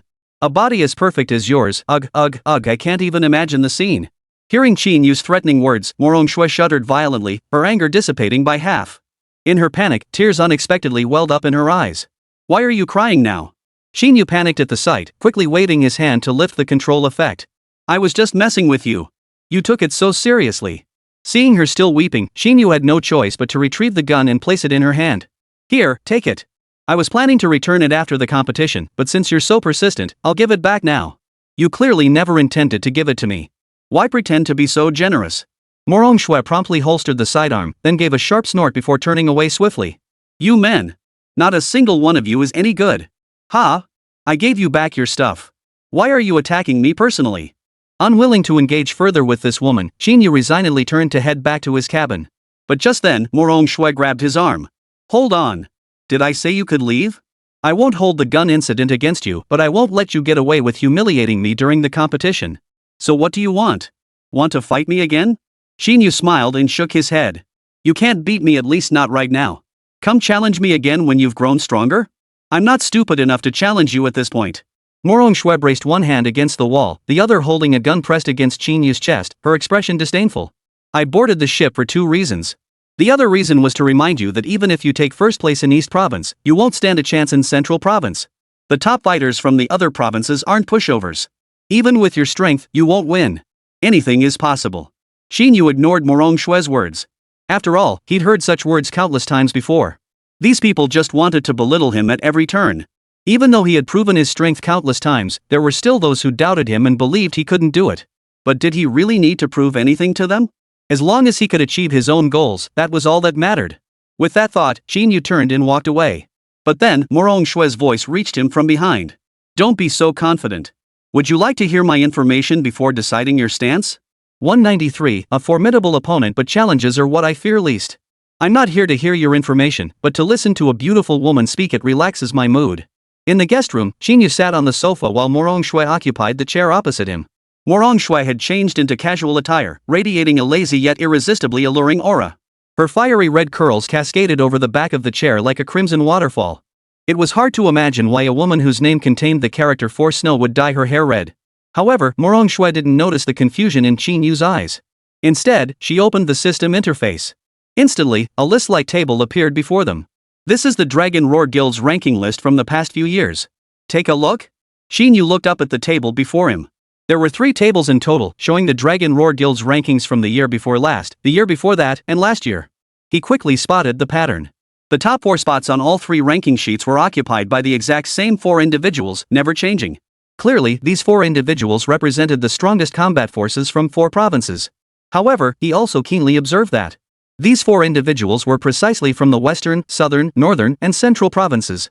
Only the 5th place spot in the East province rotated among different individuals. The top 4 spots for the other provinces have never changed. This couldn't help but make him a bit puzzled. If these individuals consistently ranked among the top 4 year after year, shouldn't they have already been appointed as team captains? Why were they still participating in this competition after 3 years? As if reading the question in Qín Yǔ's eyes, Morong Shui immediately offered a smiling explanation. These 4 were specifically selected by the guild leader to compete. Though they hold no official captaincy, they receive the same rewards and benefits as captains. The purpose is to maintain harmony within the guild. The guild master wouldn't entrust the captaincy to someone unfamiliar to him lightly. So, in reality, this ranking tournament is just a front. Even if you take first place in the Eastern Province, you won't advance a single rank further. There's absolutely no chance you'll be sent to the Central Province's main guild. So, are you trying to talk me out of competing? Qín Yǔ asked instinctively. Of course. Though I don't care for you, I'd much rather defeat you myself. Rather than have someone else do it for me. After speaking, Morong Shui immediately turned her gaze to the ranking list and continued. Not one of these 4 is a pushover. They're all super-powered fighters already at the threshold of level 40. Lu Mingrui from West Province, S-rank Berserker, level 38. Yi Qingying from South Province, S-rank Windwalker, level 38. Zhao Gang from North Province, S-class Profession Snow Domain Lord, level 38. And Chang Long from Central Province, S-rank Hidden Class Shapeshifter, level 39. Do you think you can take them on? Qín Yǔ nodded slowly. They are indeed formidable. But you must have some chance, right? You're really full of yourself, aren't you? Hearing Qín Yǔ's response, Morong Shui couldn't tell if he was just putting on a brave front or genuinely believed he could win. I won't even mention the first 3. But that last one, he's the chairman's godson. And he's an S-rank hidden class shapeshifter. What are you going to do about that? Is that class that powerful? Powerful? Morong Shui retorted, somewhat speechless. It's a class with an extremely high ceiling. He can freely replicate any class of equal level to use, and periodically switch between them. Theoretically, given enough time, he could switch to an infinite number of classes. Do you think you could defeat an opponent with so many variables? This time, Qín Yǔ remained silent for a long while.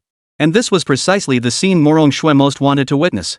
Put simply, this guy going to the Central Province was a suicide mission. She didn't want him to die so soon. At the very least, he couldn't die at someone else's hands. But then, Qín Yǔ's response instantly deflated her anger.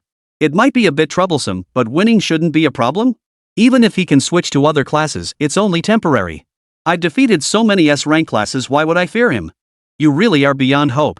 Morong Shui was at a loss for words and didn't want to waste any more breath on Qín Yǔ. Wait until you actually face those guys. Then you'll learn what it means to be all talk. With those summon creatures of yours, you won't last a second against them. Even if you could summon hundreds at once, they'd be powerless against sheer strength. Tired of talking? Why don't you just go back? I need to rest. Qín Yǔ rose with a smile and opened the door. His intent was crystal clear. Seeing this, Morong Shui didn't linger any longer. But as soon as she reached the doorway, she bumped into Ling Sha walking in. The two exchanged a glance and immediately parted ways. Why did she follow too? Ling Sha swiftly closed the door and asked in confusion. Could it be love at first sight? Your charm is truly irresistible, huh? Cut the banter. What do you want? Have you investigated who your next opponent is? Ling Sha didn't press further. She walked over in a few strides, sat down beside Qín Yǔ, and opened the system interface. The match schedule is out. You're facing Lu Mingrui from West Province, while Yi Qingying from South Province battles Zhao Gang from North Province. Lu Mingrui is. Before Ling Sha could finish, Qín Yǔ cut in. S-rank professional berserker, level 38. He's been the top player in West Province for 3 consecutive years. Huh? How do you know that? That woman told you, didn't she? That's beside the point. Qín Yǔ shook his head with a smile. Go on. I want to hear your thoughts. This matchup is actually the best possible scenario. Lu Mingrui is the easiest opponent among these 3. A berserker warrior, it's like a high-end version of a berserker. He can instantly boost his own stats, and his talent is S rank. Though I haven't figured out exactly what that talent is yet. But compared to the other 2, he's definitely the weakest. If he Qingying is the one who advances from that pair, you'll still have a chance to push into the 3rd round. But if it's Zhao Gang, you'd likely have no chance. Is Zhao Gang that formidable? Powerful doesn't even begin to describe him. Ling Sha shook her head immediately. That guy is a rare lord class profession with area of effect attacks. You won't stand a chance against him. If you face him, you'll be overwhelmed and struggle to gain any advantage. Moreover, those individuals are ruthless and decisive. They won't give you any chance to counterattack. In other words, to beat them, you have to take the initiative. 194, just a summoner. What's so scary about that? Inside a room at the Central Province Dragon Roar Guild headquarters. The atmosphere was solemn and tense. The top-ranked contestants from the 4 provinces tournament sat on either side of the room, their eyes fixed with unwavering resolve, radiating determination and confidence for the impending challenge. Zhang Yinglong sat elevated, clad in a dark robe embroidered with intricate dragon roar patterns. His gaze was deep and wise, as if he could see through everything. Beside him stood a young woman, her eyes flashing with sharp intensity as she silently observed the 4 below, her expression unreadable. You 4 are the trusted confidants I've personally cultivated. This ranking tournament has seen some unexpected developments. A pesky fly has dared to disrupt the harmony within the Dragon Roar Guild and has come here. I trust you know what must be done. Guild Master, rest assured. It's just a bug. I can crush it in seconds. Zhao Gang immediately spoke up in a deep voice. Guild Master, what do you mean? Lu Mingrui suddenly asked in confusion. East Province has always been the weakest among the 5 provinces. Even if there's an unexpected incident this year, it shouldn't require you to go to such lengths as summoning all of us here for instructions, right? Could it be that this guy's strength is extraordinary? It's safe to say it's quite unexpected. Zhang Yinglong answered promptly, then glanced at the woman beside him. Ziyun, pull up that kid's information. The woman nodded, then waved her slender hand. Qín Yǔ's personal information appeared in the air. Name, Qín Yǔ. Level, 24. Class, Summoner. Upon seeing Qín Yǔ's profile, the group froze for a few seconds. Then, almost simultaneously, they couldn't help but let out a snort of derision. Guild leader, you're not joking, right? Forget how a summoner even got into our Dragon Roar Guild. A summoner representing East Province in a PK tournament? Who'd believe that? Yeah, President, stop messing with us. This isn't funny at all. Summoners are widely recognized as the weakest combat class. There's no way this guy could be ranked first in East Province, I'd never believe it. Facing their skepticism, Zhang Yinglong said nothing more, merely waving his hand again. The screen in the air swiftly descended, revealing additional information. Achievement, top scorer in the Grand Exam 2000 points. Dragon Roar Guild Membership Trial, Individual Battle Champion. Dragon Roar Guild Membership Assessment, Team Battle First Place. Top overall score in Dragon Roar Guild Admission Assessment. Dragon Roar Guild, first place in Eastern Province rankings. A series of announcements left the gathered crowd stunned once more. Though only a few pieces of information, each was astonishing. To be honest, if these achievements belonged to any S-rank professional, they wouldn't be this shocked. But for a summoner to achieve such feats? That was something they simply refused to believe. How could this be possible? How could a summoner be this powerful? Could it be that those people from East Province are fudging the numbers? At first, I thought those Eastern Province folks were pulling a prank too. Zhang Yinglong stared at the screen before him and spoke in a solemn tone. But when I saw that guy with my own eyes, I realized he's genuinely incredibly powerful. He's not a summoner in the traditional sense. But he's still a summoner, right? Lu Mingrui scoffed with a sneer. Don't worry, guild leader. If that guy crosses paths with me, I'll take him down for sure. Do you want me to teach him a lesson or cripple him? Make up your mind. I don't care how. I just want him to lose. Zhang Yinglong waved his hand again, and the screen in the air vanished instantly. That kid's got some nerve. He doesn't even seem to respect me. He bet me that if he takes the top spot, I have to give him a captain position and a gold card that grants access to the 3rd floor of the main guild. So you should understand what I mean. Defeat him at any cost. He must not take first place. Zhang Yinglong's voice was deep and commanding respect without raising his voice. They all understood this perfectly well. The 3rd floor of the main guild hall was the president's private domain. No one dared set foot there except him. The rumors circulating within the guild about the 3rd floor of the main headquarters were deliberately leaked by him. His aim was to motivate more guild members to complete more quests, enhance their strength, and elevate the guild's ranking. But if anyone truly dared to trespass beyond the 3rd floor, he would eliminate them without hesitation. Guild Master, you can trust us to handle things. That brat won't be jumping around for long. Good. Zhang Yinglong rose slowly and headed toward the door. You should know the consequences of disappointing me. Don't force me to take action personally.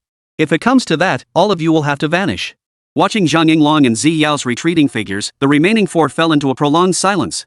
Until Lu Mingrui suddenly rose and spoke up. Why so down? You guys aren't scared of that kid, are you? Don't be ridiculous, guys. What threat could a summoner possibly pose? Those achievements are definitely inflated. Just watch me take him down. Better play it safe. At that moment, Chung Long lifted his head to look at Lu Mingrui, his tone calm as he spoke. There's still time. I think you should investigate this kid right away, so you don't end up getting screwed over. Don't look down on me. I'm an S-rank professional, how could I possibly lose to a summoner? Lu Mingrui clearly ignored Changlong's warning, storming toward the door in anger. Just wait. I'm going to knock that kid flat right now. I'll see for myself what makes him worthy of being ranked first in East Province. After Lu Mingrui left, the remaining 3 exchanged glances for a few seconds before rising to their feet. Zhao Gang and Yi Qingying had already reached an understanding. Their duel had ended with Zhao Gang's victory. They had always handled things this way. After all, they both served only the president, the actual ranking didn't really matter. Therefore, they didn't need to compete, going through the motions was sufficient. Now, what piqued their interest far more was that rising star named Qín Yǔ. They were genuinely curious, how did a summoner secure first place in the major exam? How did he manage to secure dual first place in both the entrance exam and the provincial rankings?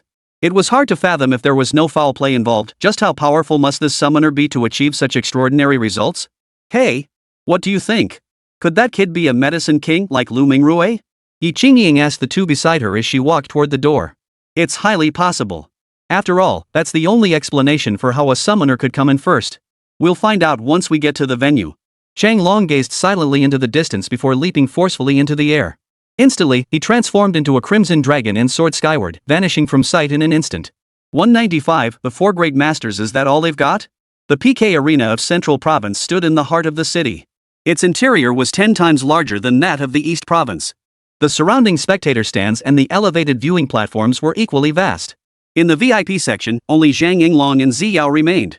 Watching Qín Yǔ and Lu Mingrui in the arena, Zhang Yinglong's face was etched with tension. This surprised Zi Yao beside him. After all, she was often by the chairman's side, practically his right-hand person. Yet this was the first time she had ever seen him display such a look of nervous concern. Could it be that he, too, believed the young man could defeat Lu Mingrui?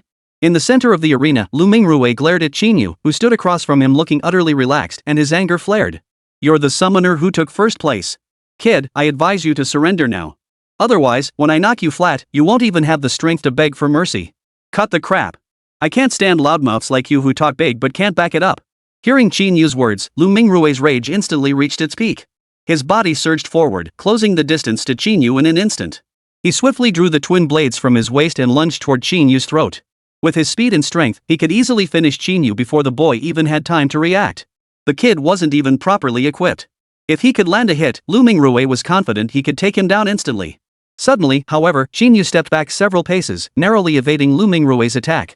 Remember, he had already activated his skill, multiplying his physical attributes several times over. His speed had surpassed 200, and his strength was equally formidable. Yet this kid had dodged his attack with such ease. Could a summoner really possess such high stats? His first thought was that the other guy was doping. After all, what other means could rapidly boost a summoner's stats? But that didn't mean he'd lose his edge. Enhancement potions could only boost stats so much. How could they possibly compare to him, a berserker? He could directly quadruple his own stats. No matter how agile this guy was, he'd eventually run out of stamina and fall to him. But seeing the carefree look on Qín Yǔ's face made his blood boil. This guy just keeps dodging without counterattacking. Is he mocking me? Kid, you dare mock me here? Do you really think I'm useless? Lu Mingrui froze instantly. His skin flushing crimson as thick smoke began billowing from his entire body. It felt like being steamed in a 100-degree sauna. But most importantly, this guy's physique was slowly growing larger. This meant his strength had undoubtedly reached a new level. Kid, I'll see if you die this time. In the blink of an eye, Lu Mingrui vanished from his original spot. Without giving Qín Yǔ any chance to react, he appeared behind him and swung his blade. Then, a dark shadow darted back and forth beside Qín Yǔ, the clanging of blades ringing incessantly. This caused both the spectator stands and the viewing seats to collectively breathe a sigh of relief. Now this was more like it. How could that greenhorn rookie possibly compare to Lu Mingrui, who had reigned supreme for 3 consecutive years? He should be getting crushed like this. Yet in the next instant, Lu Mingrui was sent flying by a single punch from Qín Yǔ. His body hurtled like a cannonball from the center of the arena to its very edge. The immense force even embedded him directly into the wall. Instantly, the PK arena fell silent. After several minutes of silence, with Lu Mingrui still unresponsive,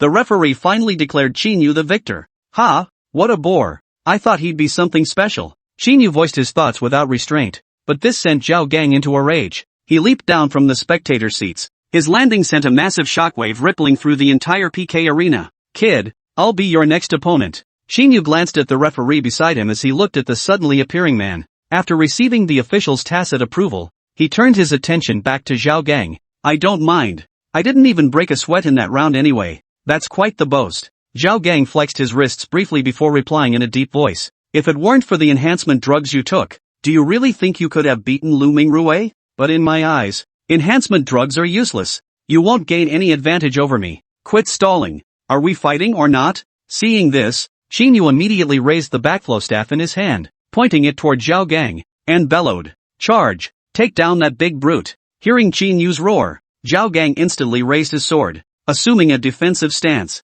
But the next second, he saw only a few scrawny insectoid minions charging toward him. These minions were not only low level but also low tier. They certainly didn't look particularly formidable. With that thought, Zhao Gang lowered his guard, his anger boiling over. Kid, are you looking down on me? You think I'm weaker than that Lu Mingrui? Sending these minions to deal with me? Zhao Gang gripped his long sword angrily, and suddenly a freezing vortex appeared beside him. Snowflakes began drifting down from above his head, gradually blanketing the area as the snowfall spread. The charging insectoid minions instantly slowed to a halt, gradually freezing solid in place like ice sculptures. This is interesting. Qín Yǔ found this unexpectedly delightful. Seems you're a bit more formidable than that guy earlier, but that's all you've got. You insolent fool. Soon I'll show you what it means to overreach yourself. Zhao Gang gripped his sword with both hands, then swung it forcefully forward. A colossal sword aura, accompanied by a biting cold wind, surged toward Qín Yǔ. Everything in its path was instantly covered in frost.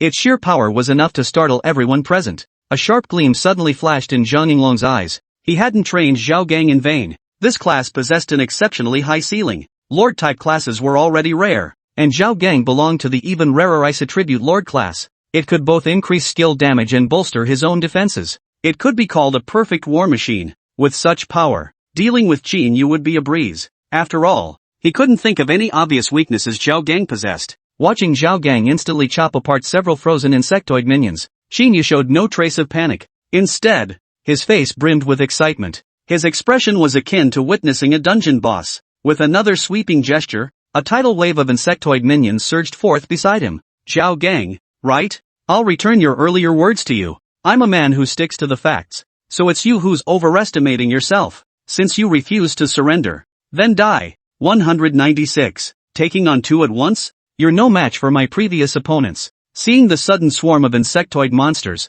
everyone present, including Zhao Gang, froze in shock. After all, none of them had expected Qín Yǔ to summon so many minions at once. This clearly had to be a single mass production. But a summoner's minion should be limited per call. How could he summon so many at once? A rough estimate suggested there were likely thousands of them. Though they were mostly non-aggressive insects, such overwhelming numbers were still daunting. Zhao Gang, however, only paused for a moment before raising his greatsword once more, assuming an offensive stance. You think sheer numbers can defeat me? What a delusion! With just one swing of my blade, I can wipe out every last one of these insects. Then let me see just how strong you really are, shall we? Qín Yǔ, suspended midair by the swarm, watched silently as Zhao Gang's insect army rapidly closed in. If his opponent couldn't wipe out his entire insect horde instantly, then this duel would be his victory. The sword light flashed again, instantly eliminating most of the insect minions. Yet, a few stragglers slipped through the sword's reach, surviving the onslaught. Seeing this, the corners of Qín Yǔ's mouth curled upward.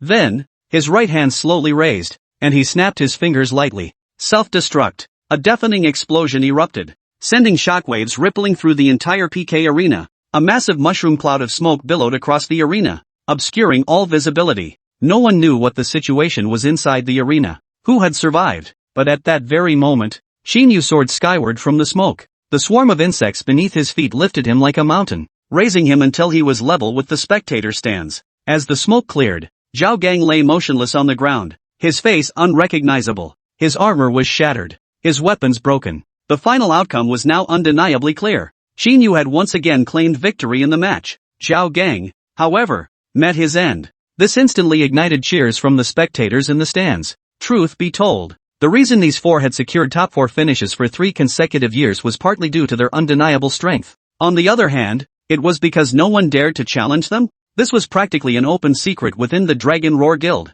They were protected by the guild leader. How else could they have maintained their top 4 positions year after year? And they still haven't been promoted to team captains? The reason was crystal clear to all of them. But now, someone actually dared to challenge them, and actually defeat them? How could this not excite them? Yet Zhang Yinglong's face in the spectator seats was dark as night. He never imagined Zhao Gang would also fall to Qín Yǔ. Could it be that this kid's strength had surpassed all of them? Now, all hope rested on Changlong. Changlong was his most prized disciple, one he had personally nurtured. Though unknown to others, he knew her strength intimately. After the experience of the previous 2 matches, he must have figured out a way to take this kid down. You've all disappointed me a bit. Qín Yǔ turned to face Yi Qingying and Changlong, the remaining members on the bench, his voice heavy with reproach. I never imagined you two would be even weaker than those from our Dong Province branch guild. Yi Qingying immediately stood up, but Changlong raised his hand to stop her. You're already eliminated. I'll handle that guy. You're the first one to dare act so arrogant in front of me.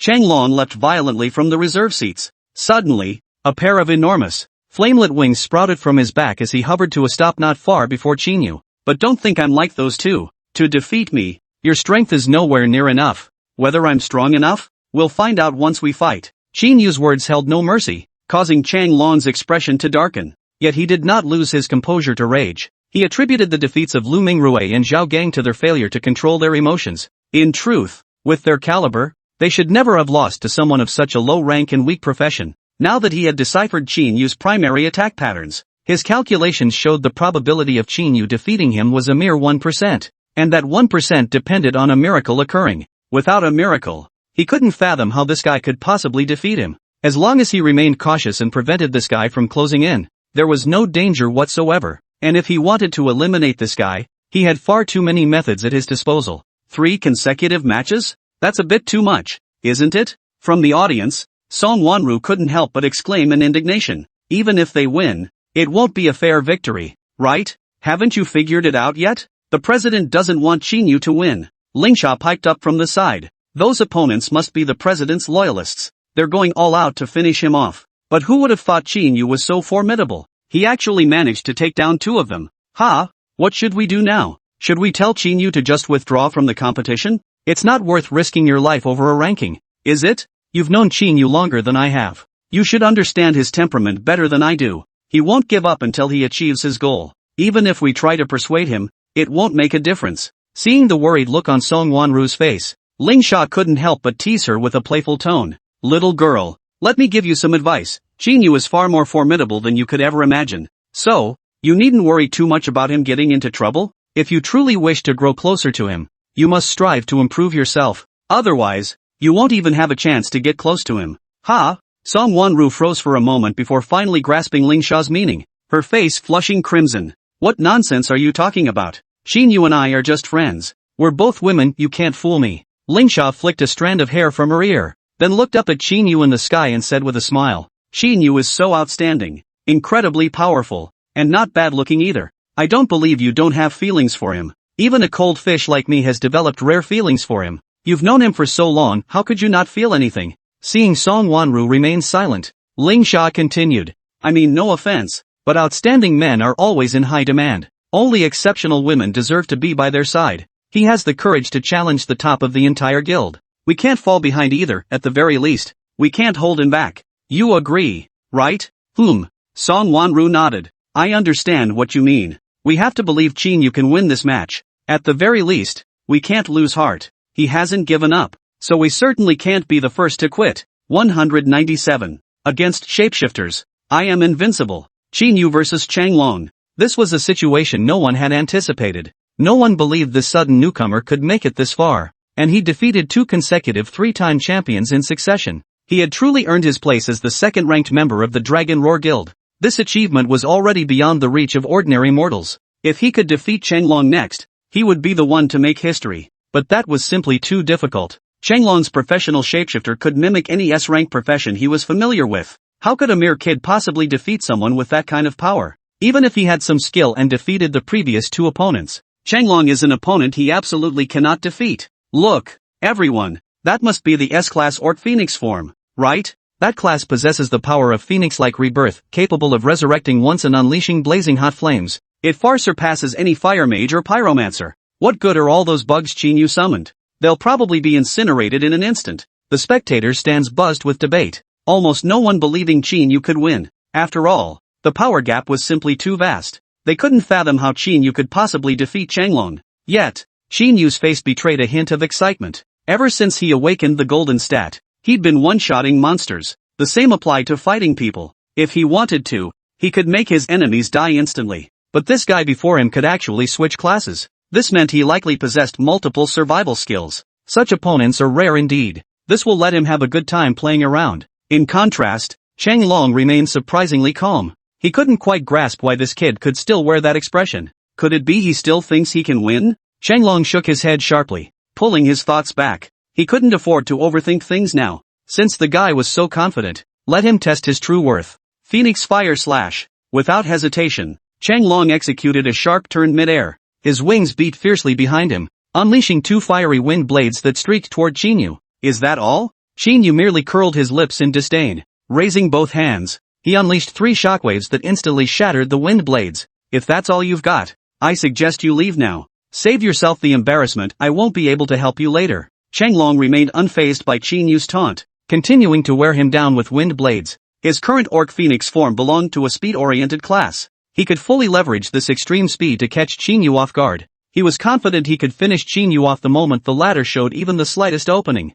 But he was clearly overestimating his chances. Qín Yǔ merely waved his staff, and hundreds of eagle-eyed worm dragons suddenly appeared in the air. They surrounded Qín Yǔ while simultaneously enveloping him. Still, these level 20 monsters were mere trifles to him. A mere flick of his wings would suffice. Yet the next instant, dozens of abyssal serpent worms surged upward from below, piercing through the dense swarm of eagle-eyed worm dragons and instantly reaching beneath the dragon's body. Watch out! This caused Zhang Yinglong, seated in the spectator stands, to jump to his feet. Hearing Zhang Yinglong shout, the dragon mount reacted instantly, twisting and turning mid-air to swiftly evade the abyssal serpent's attack. He instantly recognized these serpents as dark attribute monsters. An attack from this many dark attribute monsters at once would likely deal heavy damage to his health. It seemed the eagle-eye worm dragons were merely a diversion. Their true purpose was to conceal this real killing move, but now that the ruse had been exposed, there would be no chance for a counterattack. Blazing Inferno, riding the dragon, he spun violently in midair.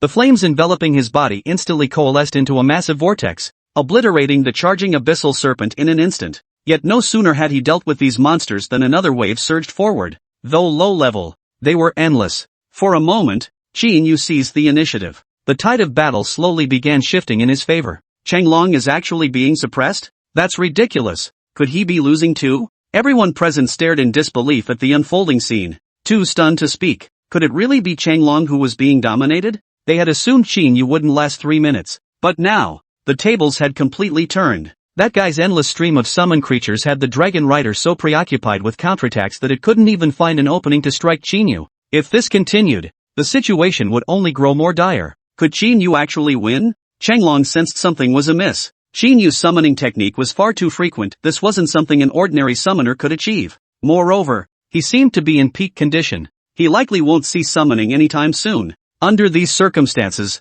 if he couldn't eliminate Qín Yǔ first, he would remain at a disadvantage. With that thought, Changlong abruptly shifted his posture mid-air, then surged forward with explosive force, charging straight at Qín Yǔ. Despite the swarm of monsters surrounding him, he showed no fear, forcibly breaking through the encirclement. Die! In an instant, Changlong was upon Qín Yǔ, wrapping his arms around him. Then, blazing flames erupted from his body, enveloping both himself and Qín Yǔ within its embrace. The flames grew larger and larger until they exploded. The deafening roar of the explosion reverberated throughout the entire PK arena. This caused Song Wanru and Ling Sha in the spectator stands to jump to their feet. An explosion of that magnitude would undoubtedly deal over 10,000 points of damage. Qín Yǔ would likely not survive. Meanwhile, in the spectator stands, Zhang Yinglong's face finally broke into a broad smile. This beastman with phoenix blood possessed 2 lives. Among these, it possesses a self-destruct attack that consumes its entire life force. The more life consumed, the greater the explosive damage,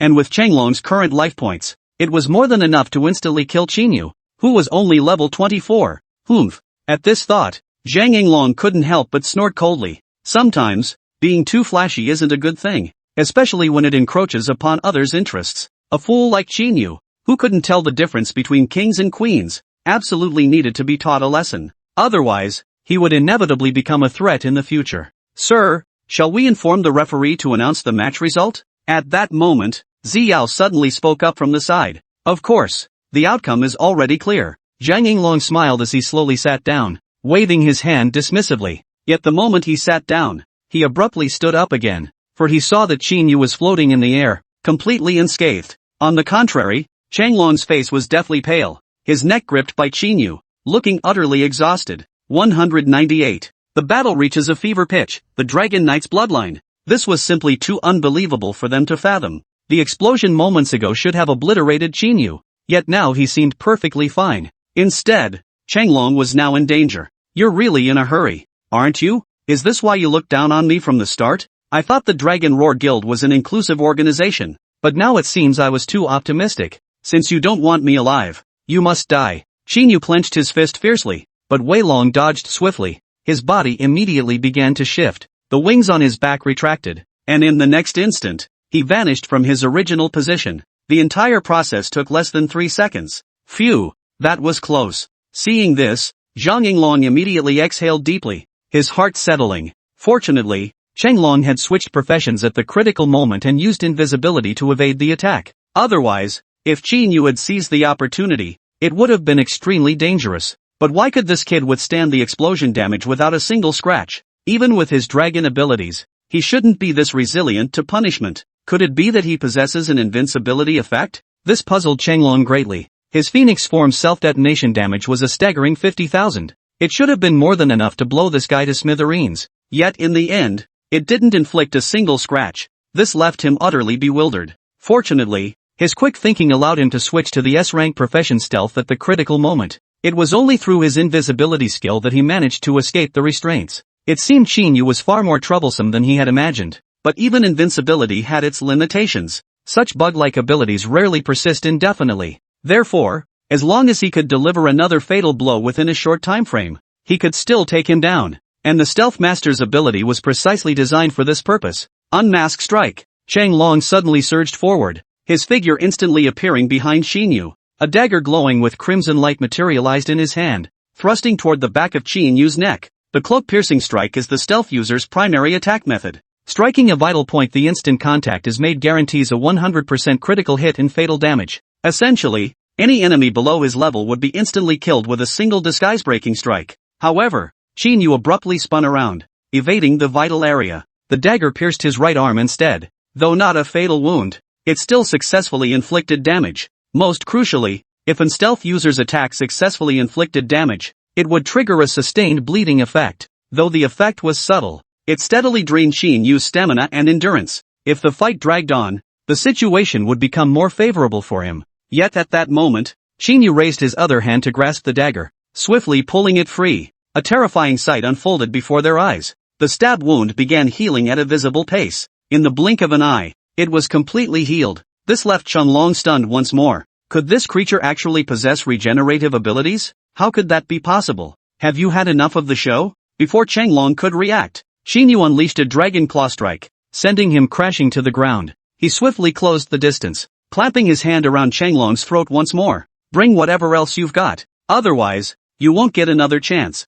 Qín Yu's overwhelming pressure was immense. The automatically activated dragon aura, combined with the surging killing intent, made Changlong's entire body tremble. It was the first time he'd ever felt such an overwhelming aura of death. In other words, if he didn't beg for mercy, Qín Yǔ might actually kill him? But he couldn't admit defeat. Not just for his pride, but for Zhang Yinglong. Losing the match was one thing, but losing Zhang Yinglong's trust was another matter entirely. His current standing and strength would be utterly ruined. Therefore, even if it meant risking his life, he couldn't lose. Humph. At this thought, Changlong let out a cold snort. Instantly, a flash of white light erupted, followed by the thunderous roar of a dragon echoing through the sky. A colossal dragon, its body covered in crimson scales, burst forth from the clouds and charged toward Qianlong. Without giving anyone a chance to react, the dragon plunged into the white light, causing sparks to fly everywhere. Simultaneously, Qín Yǔ released his grip and retreated to a safe distance. The light persisted for over 10 seconds before gradually dissipating. There stood Qianlong, now clad in a new form. Its body was now clad in crimson armor, sharp and hard as dragon scales. To the casual observer, it appeared as though the creature had simply shed a dragon skin and draped it over itself. But those who knew what they were looking at recognized his new form at a glance. It's a dragon knight. Qianlong has become a dragon knight. The crowd erupted in a clamor. Dragon knights were among the most elite professions within the dragon clans. After all, they could fuse their own bloodline with that of the dragon race, unleashing powers unique to dragons. This was vastly superior to merely summoning a dragon. The fact that Qianlong transformed into a dragon knight meant Qín Yǔ had exerted immense pressure. This was essentially his final trump card. If this still couldn't defeat Qín Yǔ, then this match would truly be in jeopardy. Damn it, Qín Yǔ is in real trouble now. In the spectator stands, Ling Sha couldn't help but frown. An ordinary dragon knight would be manageable, but his is a dragon blood knight. Dragon blood knight? Song Wanru looked at Ling Sha in confusion. Yes, dragon knights actually come in many types, each with varying levels of power. The differences stem from how well the practitioner aligns with the dragon veins. The dragon blood knight is the type most perfectly matched to the dragon vein. In other words, the fact that this dragon rider can transform into dragon blood knight form means he can unleash 100% of the dragon's power. Dragon knights are inherently powerful, even unleashing just 50% of their potential is formidable. Imagine how formidable 100% power would be? Both immediately turned their gaze toward the center of the arena, their eyes filled with concern. Could they still lose? They had clearly held the upper hand just moments ago. Could this guy have been holding back all along? Now, their only hope was that Qín Yǔ wouldn't come to harm. Even if they couldn't win, preserving their lives was paramount. But judging by the current situation, it seemed no one would call off the duel. This duel must reach a decisive conclusion. Which means, it all rests on Qín Yǔ now. Qín Yǔ, you've already proven yourself formidable by forcing me to transform into dragon knight form. Soaring high above the battlefield atop his dragon, he looked down at Qín Yǔ with a cold smile. You have no chance to surrender now. Are you ready to die? Die? With that piece of junk armor, you think you can kill me? Then let's see who ends up dying by whose hand. 199. A treacherous ambush from behind, despicable. Cut from the same cloth. Facing the dragon blood knight's dragon riding form, Qín Yǔ showed no fear. With a flick of his right hand, golden scales erupted across his body. Soon, dragon horns, wings, claws, and a tail emerged, transforming him into a full-fledged dragon form. Don't think you're the only one who can transform. I'll see if your dragon knight is mightier than my golden-scaled dragon. Qín Yǔ gave a cold, sharp laugh before leaping forward, his two dragon claws striking out. But the dragon rider reacted swiftly, raising his arms to block and counterattack. The two fought fiercely in midair, trading blows back and forth, evenly matched for the moment. Yet this very stalemate was the most nerve-wracking of all. Either could emerge victorious? Their strengths were nearly equal, at least for now. So, it all came down to who would show a weakness first. Hey, who do you think will win? I can't shake the feeling that Qín Yǔ might actually pull this off. Whispers of discussion rippled through the spectator stands. What's your take on this, brother? Look at him. Qín Yǔ's not breaking a sweat. And most importantly, he manages to turn every crisis into an opportunity. And most importantly, he hasn't shown his true hand yet. But Qianlong looks much more flustered. Not only did he switch professions 3 times in a row, but he even pulled out his ultimate trump card, the dragon knight form. What else could this be but running out of tricks? So, in comparison, I feel like Qín Yǔ might actually beat Qianlong and take the guild's top spot. That's a pretty solid analysis, bro. But that's only if the kid has a trump card that just happens to counter Qianlong. Qianlong has reigned supreme for 3 consecutive years, and his combat experience far surpasses that kid's. There's no way he can lose, right? The audience buzzed with conflicting opinions, but Song Wanru and Ling Sha paid no heed, though they too believed Qín Yǔ could win. But the current situation was far from certain. However, they instantly recalled that trump card. If he played that card, he might just pull off the victory. Yet, Qín Yǔ showed no signs of using it. In the spectator seats, Ziyao wore an expression of astonishment unlike any seen before. She and Qianlong had been adopted by Zhang Yinglong at the same time. She knew Qianlong's strength all too well. Few could match him in such a deadlocked battle, especially someone ranked lower than him, a mere summoner. No less. No matter how she thought about it, he shouldn't have lasted this long. Yet this guy kept shattering their expectations time and again,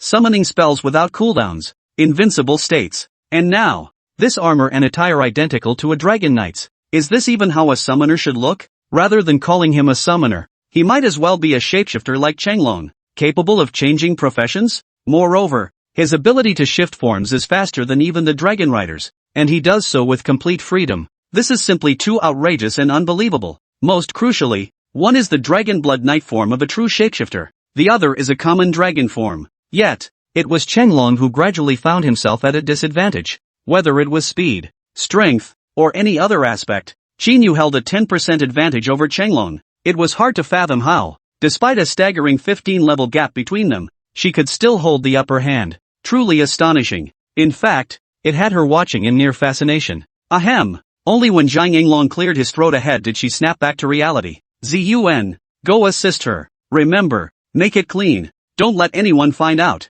Zhang Yinglong's voice was low, but each word carried weight. Ziyun understood his meaning perfectly. She could only nod silently before slowly retreating into the shadows. This wasn't her first time doing such a thing. In fact, whenever someone displeased Zhang Yinglong or threatened his position, he would have her intervene and eliminate them. Her awakened profession was that of a psychokinetic. She could remotely influence an enemy's brainwaves, controlling and harming them. It could be said that as long as psychokinesis was employed, no matter how formidable the enemy, they would be affected. Minor effects include dizziness and headaches, while severe cases result in immediate unconsciousness and loss of mobility. Moreover, her psychic attacks bypass immunity effects and control resistant abilities. In other words, the effectiveness of this psychic assault depends solely on the target's mental fortitude. If their mental strength surpasses hers, they'll merely feel a sharp twinge in their head. It won't have much effect. If weaker than hers, numerous side effects will manifest. During the intense battle, if her psychic control is applied,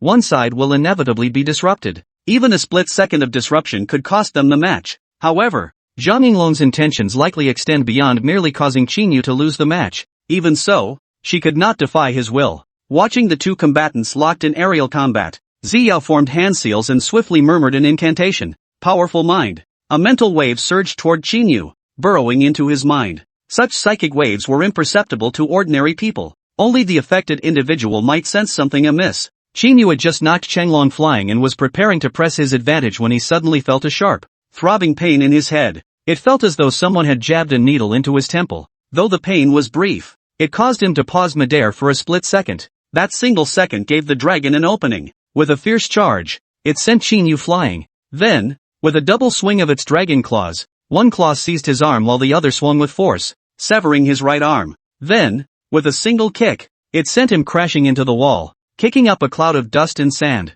Dragon flame. The dragon flames engulfed the area, raging for several minutes before gradually subsiding. In that instant, cheers erupted across the arena. Riding the dragon had narrowly secured the victory. Under such relentless assault, having an arm torn off and then scorched by dragon flames for several minutes, survival was impossible. Chenglong, hovering in midair for a moment longer, finally discarded the severed arm before slowly descending to the ground. The referee and Zhang Yinglong approached Chenglong simultaneously to offer their congratulations. They paid no heed whatsoever to Qín Yǔ's fate. Congratulations, Chenglong, you've secured first place again this year. It seems I was right about you after all. You have the potential to be my successor. Thank you for your praise, Chairman. I will continue to strive harder. Chenglong was already nearing his limit. Glancing at Ziyao behind Zhang Yinglong, his expression spoke volumes. He knew exactly why he'd suddenly won. It was undoubtedly Ziyao pulling some strings behind the scenes again, but the outcome was favorable, so it didn't matter. Yet just as the referee was about to announce the match result,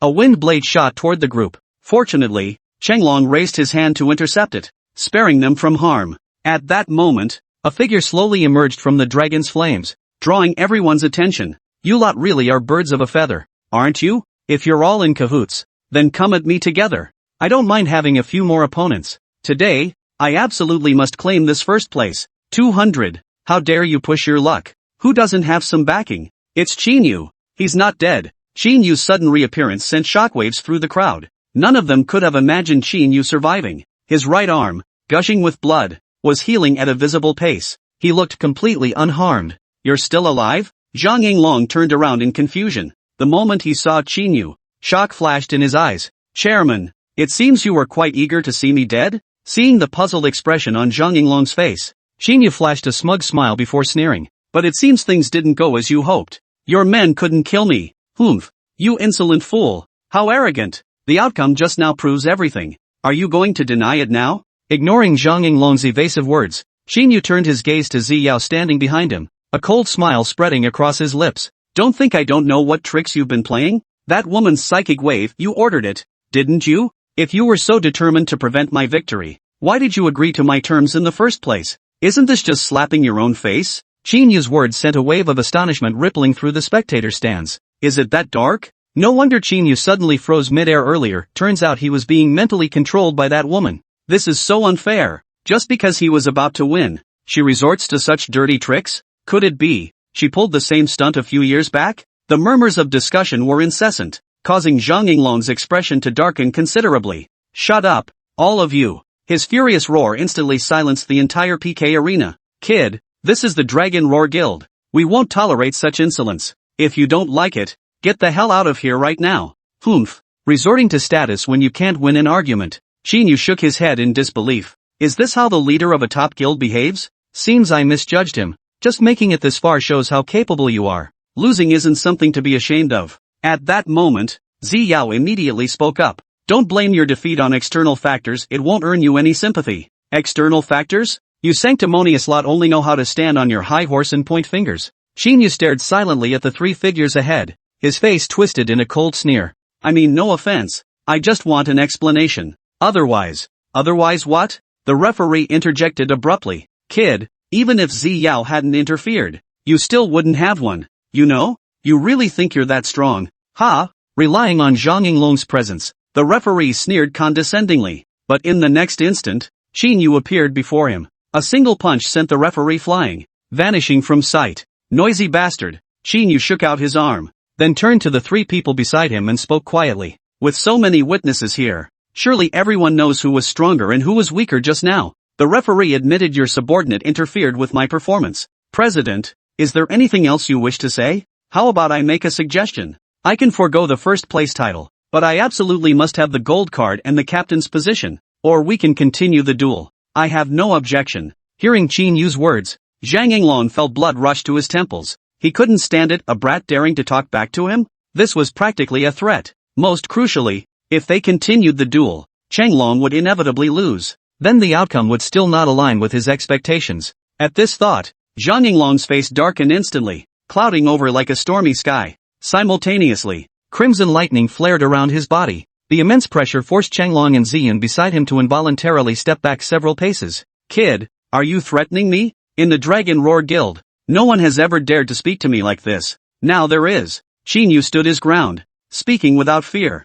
I addressed you as guild leader out of respect, to give you face. Had I known beforehand that the Dragon Roar Guild was such a corrupt organization, I might never have come here at all. What do you mean? Zhang Yinglong demanded angrily. I'm leaving the Dragon Roar Guild. Qín Yu's voice rang out loud and clear, carrying across the entire PK arena. The three men before him froze in place. However, Zhang Yinglong's expression didn't improve, instead, it grew even darker. Is the Dragon Roar Guild someplace you can just come and go as you please? This is no longer about you threatening me, you have insulted the entire Dragon Roar Guild. I absolutely cannot allow you to remain alive. Zhang Yinglong swept his arm, unleashing a crimson lightning bolt that surged toward Qín Yǔ. Its immense power caused afterimages to appear within the PK arena. Dragonblood martial artists and Dragonblood knights complemented each other perfectly, but the Dragonblood warrior could enhance his attributes by slaying monsters. At his current level 61, slaying monsters would require at least tens of thousands of kills, if not more. His attributes had undoubtedly surpassed the 1,000 mark long ago.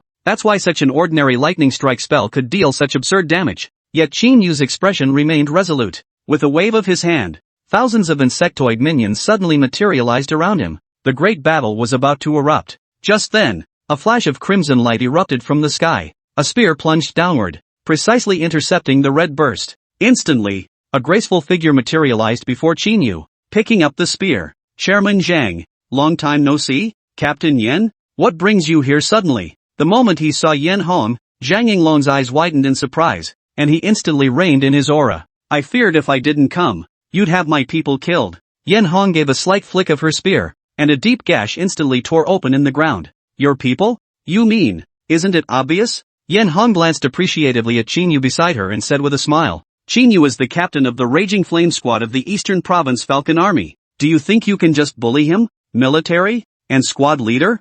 Zhang Yinglong's face instantly clouded with confusion. How old could this kid be? How could he possibly be military? Captain Yen, you're joking. He just finished his final exams a month ago. How could he possibly have joined the military? Most importantly, he's now part of our Dragon Roar Guild. Your favoritism is crossing the line, don't you think? What's wrong with me protecting my own people? But you? Not only do you fail to protect your own, you actually bully your own people. Looks like your days as guild leader are numbered. Yen Hong pulled a military uniform and a gleaming gold badge from her bosom, placing them in Qín Yǔ's hands. Put it on. Let them see if I'm lying. 201. Qín Yǔ is my man. Let's see who dares touch him. Staring at the uniform and badge in his hands, Qín Yǔ froze for a few seconds before immediately putting them on without hesitation. The East Province military uniform leaned toward green, but that didn't diminish the brilliant shine of the stars on his shoulders, paired with the golden, flame-shaped insignia pinned to his chest. The sight instantly startled everyone present. He's actually military?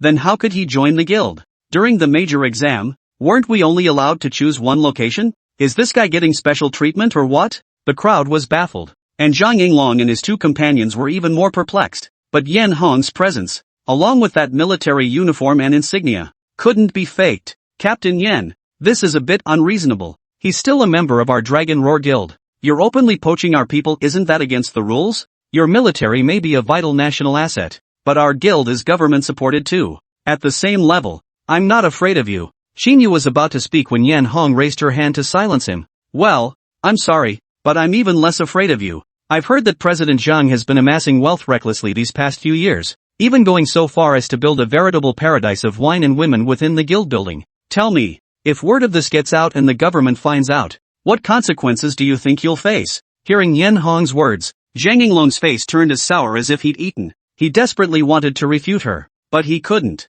After all, he had indeed built a pleasure palace on the third floor for his own enjoyment. That was precisely why he hadn't wanted to give Qín Yǔ the gold card. But now Yen Hong had ripped away the thin veil of pretense, showing no regard for their relationship whatsoever. Yen Hong, is it really worth ruining our relationship over some kid? There's no bond between us. Yen Hong stood with her hands on her hips, her tone dripping with contempt. I heard perfectly clearly just now Qín Yǔ said he wants to leave the Dragon Roar Guild, so taking him with me shouldn't be a problem. After all, I saved him a spot during the major exam. He can rejoin the military anytime. This isn't a request for your approval, it's an order. With your current strength, you can't beat me. So don't waste your effort, it's useless. Yen Hong's attitude was utterly unyielding, causing Zhang Yinglong's face to darken like charcoal. Chang Long and Zi Yao beside him were equally stunned. This kid actually has military connections? This was truly unexpected for them. And most crucially, he was actually a squad leader. In the military, becoming a squad leader was extremely difficult.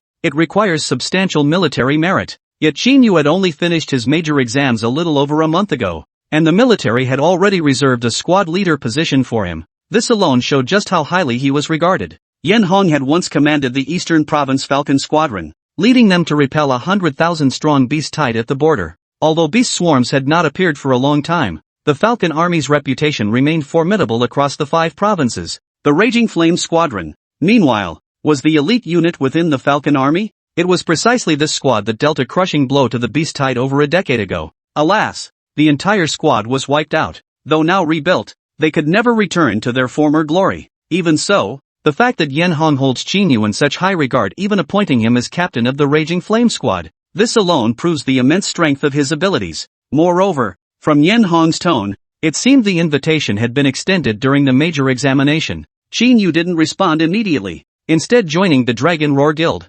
Today, he happened to arrive just as Yen Hong was about to leave, so he seized the opportunity to take him away. But this actually turned out to be a blessing in disguise for Zhang Yinglong. The Dragon Roar Guild had no use for such a person. Or rather, it didn't need someone so unmanageable. He only needed obedient individuals who could work for the guild. Qín Yǔ, though powerful, was simply too unpredictable. If he could leave the guild because of this, it would essentially be doing him a favor. With Yen Hong involved, he could simply go with the flow and pass this hot potato along. It would also provide him with a convenient exit. But just then, Qín Yǔ suddenly spoke up from the side. Captain Yen, it's fine for me to return with you, but before we go back, I need to handle some personal business with these girls. With that, he walked up to Chang Long and asked with a smile, Chang Long, do you admit you lost to me? Qín Yǔ's forceful questioning instantly left Chang Long speechless. This question presented a dilemma. Admitting defeat felt wrong, yet denying it seemed equally impossible. It was a dilemma. Meanwhile, Zhang Yinglong's expression darkened further. Kid, don't push your luck. Allowing you to leave safely is already showing you considerable leniency. If it weren't for Captain Yan's sake, you'd be dead today. Oh, don't bite off more than you can chew, you might end up shooting yourself in the foot. Qín Yǔ shot Zhang Yinglong a glance before turning his attention back to Chang Lon. My time is limited. Don't waste it, or you'll pay a heavy price. Chang Lon, don't fear him. With me here, he wouldn't dare touch you. No sooner had Zhang Yinglong finished speaking than Qín Yǔ unleashed a punch, striking Chang Lon squarely in the abdomen and sending him crashing to the ground. His chest armor shattered, breaking through his defenses, and Chang Lon violently coughed up a mouthful of blood. What the hell are you doing? Zhang Yinglong immediately stepped forward, but Qín Yǔ raised his hand to block him. Relax, he won't die. I just wanted to prove to everyone here that I didn't lose this match. Having vented his pent-up fury, Qín Yǔ once again ignored Zhang Yinglong. He turned his gaze to Ziyao on the other side and asked slowly, was that dirty trick you pulled on me just now?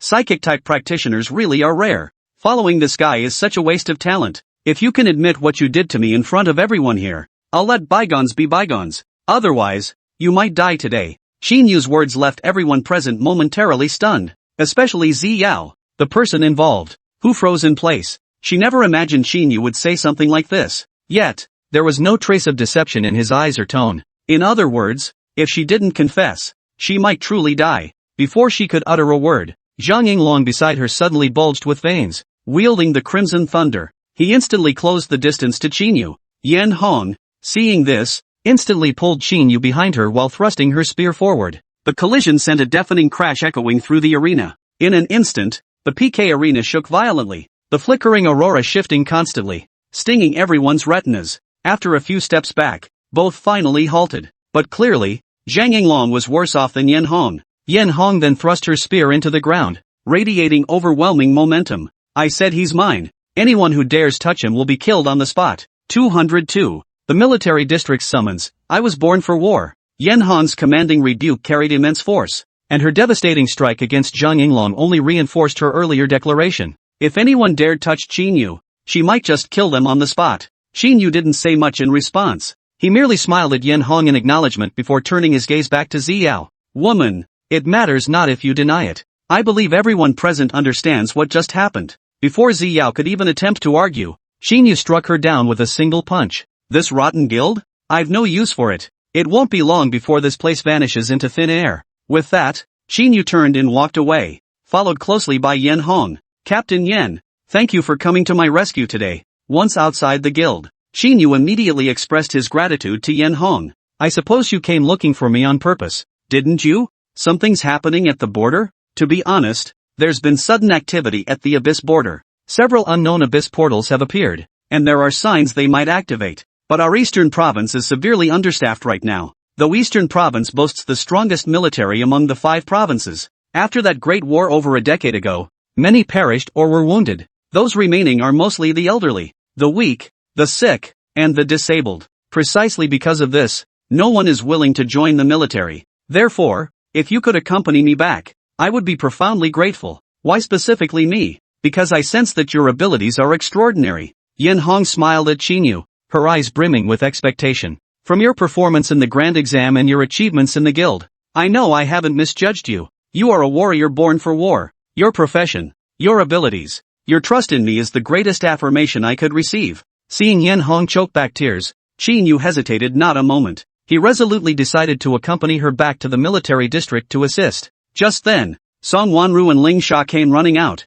catching sight of the pair and immediately drawing near. Qín Yǔ, are you really going back to the military zone? Yes, I'm leaving immediately. Hearing Qín Yǔ's firm reply, both women frowned deeply. Though they had never been to the military zone, they knew how dangerous it was. The monsters lurking at the abyss's edge were far more dangerous than those found in dungeons or secret realms. Most crucially, once they appeared, it meant a beast tide, and such hordes always numbered in the millions. The danger was unimaginable. One careless move could cost them their lives. Even with Qín Yǔ's formidable strength, there's no guarantee he'd return alive. Qín Yǔ, if that's the case, I'm going with you. However, Song Wanru suddenly declared, we're students of the same school. I've always seen you as a rival. If you're going to defend the border, I certainly can't stay behind. Then I'm going too. Ling Sha chimed in from the side. But before Qín Yǔ could refuse, Yan Hong immediately shook her head. The border is far too dangerous. Going there would be nothing short of throwing yourselves into certain death.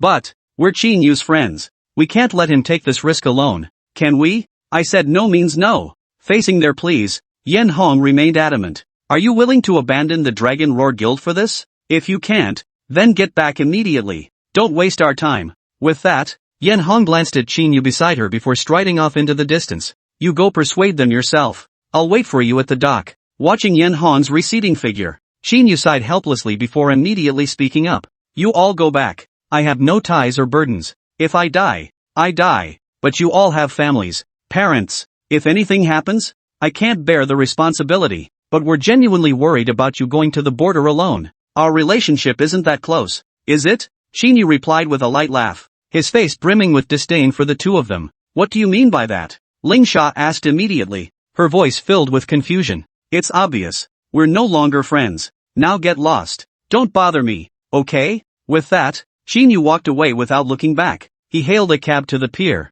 where Yan Hong was waiting aboard a speedboat. Spotting Qín Yú, she waved him aboard. So, looks like you handled it? Qín Yú nodded, then silently gazed out at the sea. Yan Hong could see right through it. This kid must have said some harsh words to protect them. In truth, only by doing so could he truly spare them from mortal danger. He must be feeling terrible inside right now, right? But just then, two messages appeared before Qín Yú. One was from Ling Sha, the other was from Song Wanru. Qín Yú, it's been a pleasure knowing you. I know you were just venting, so I'm not upset. This breastplate is for you. I hope you return safely from the border. Opening the item attached to the message, an exquisitely dazzling chestplate instantly appeared before his eyes. Equipment name, Thorn Breastplate, S-Grade. Effect 1, during combat. Choose one elemental attack to become immune to. Equipment Effect 2, enhances your counterattack damage by 200%. Equipment Cooldown, no cooldown. The moment Qín Yú saw this chestplate, his eyes lit up.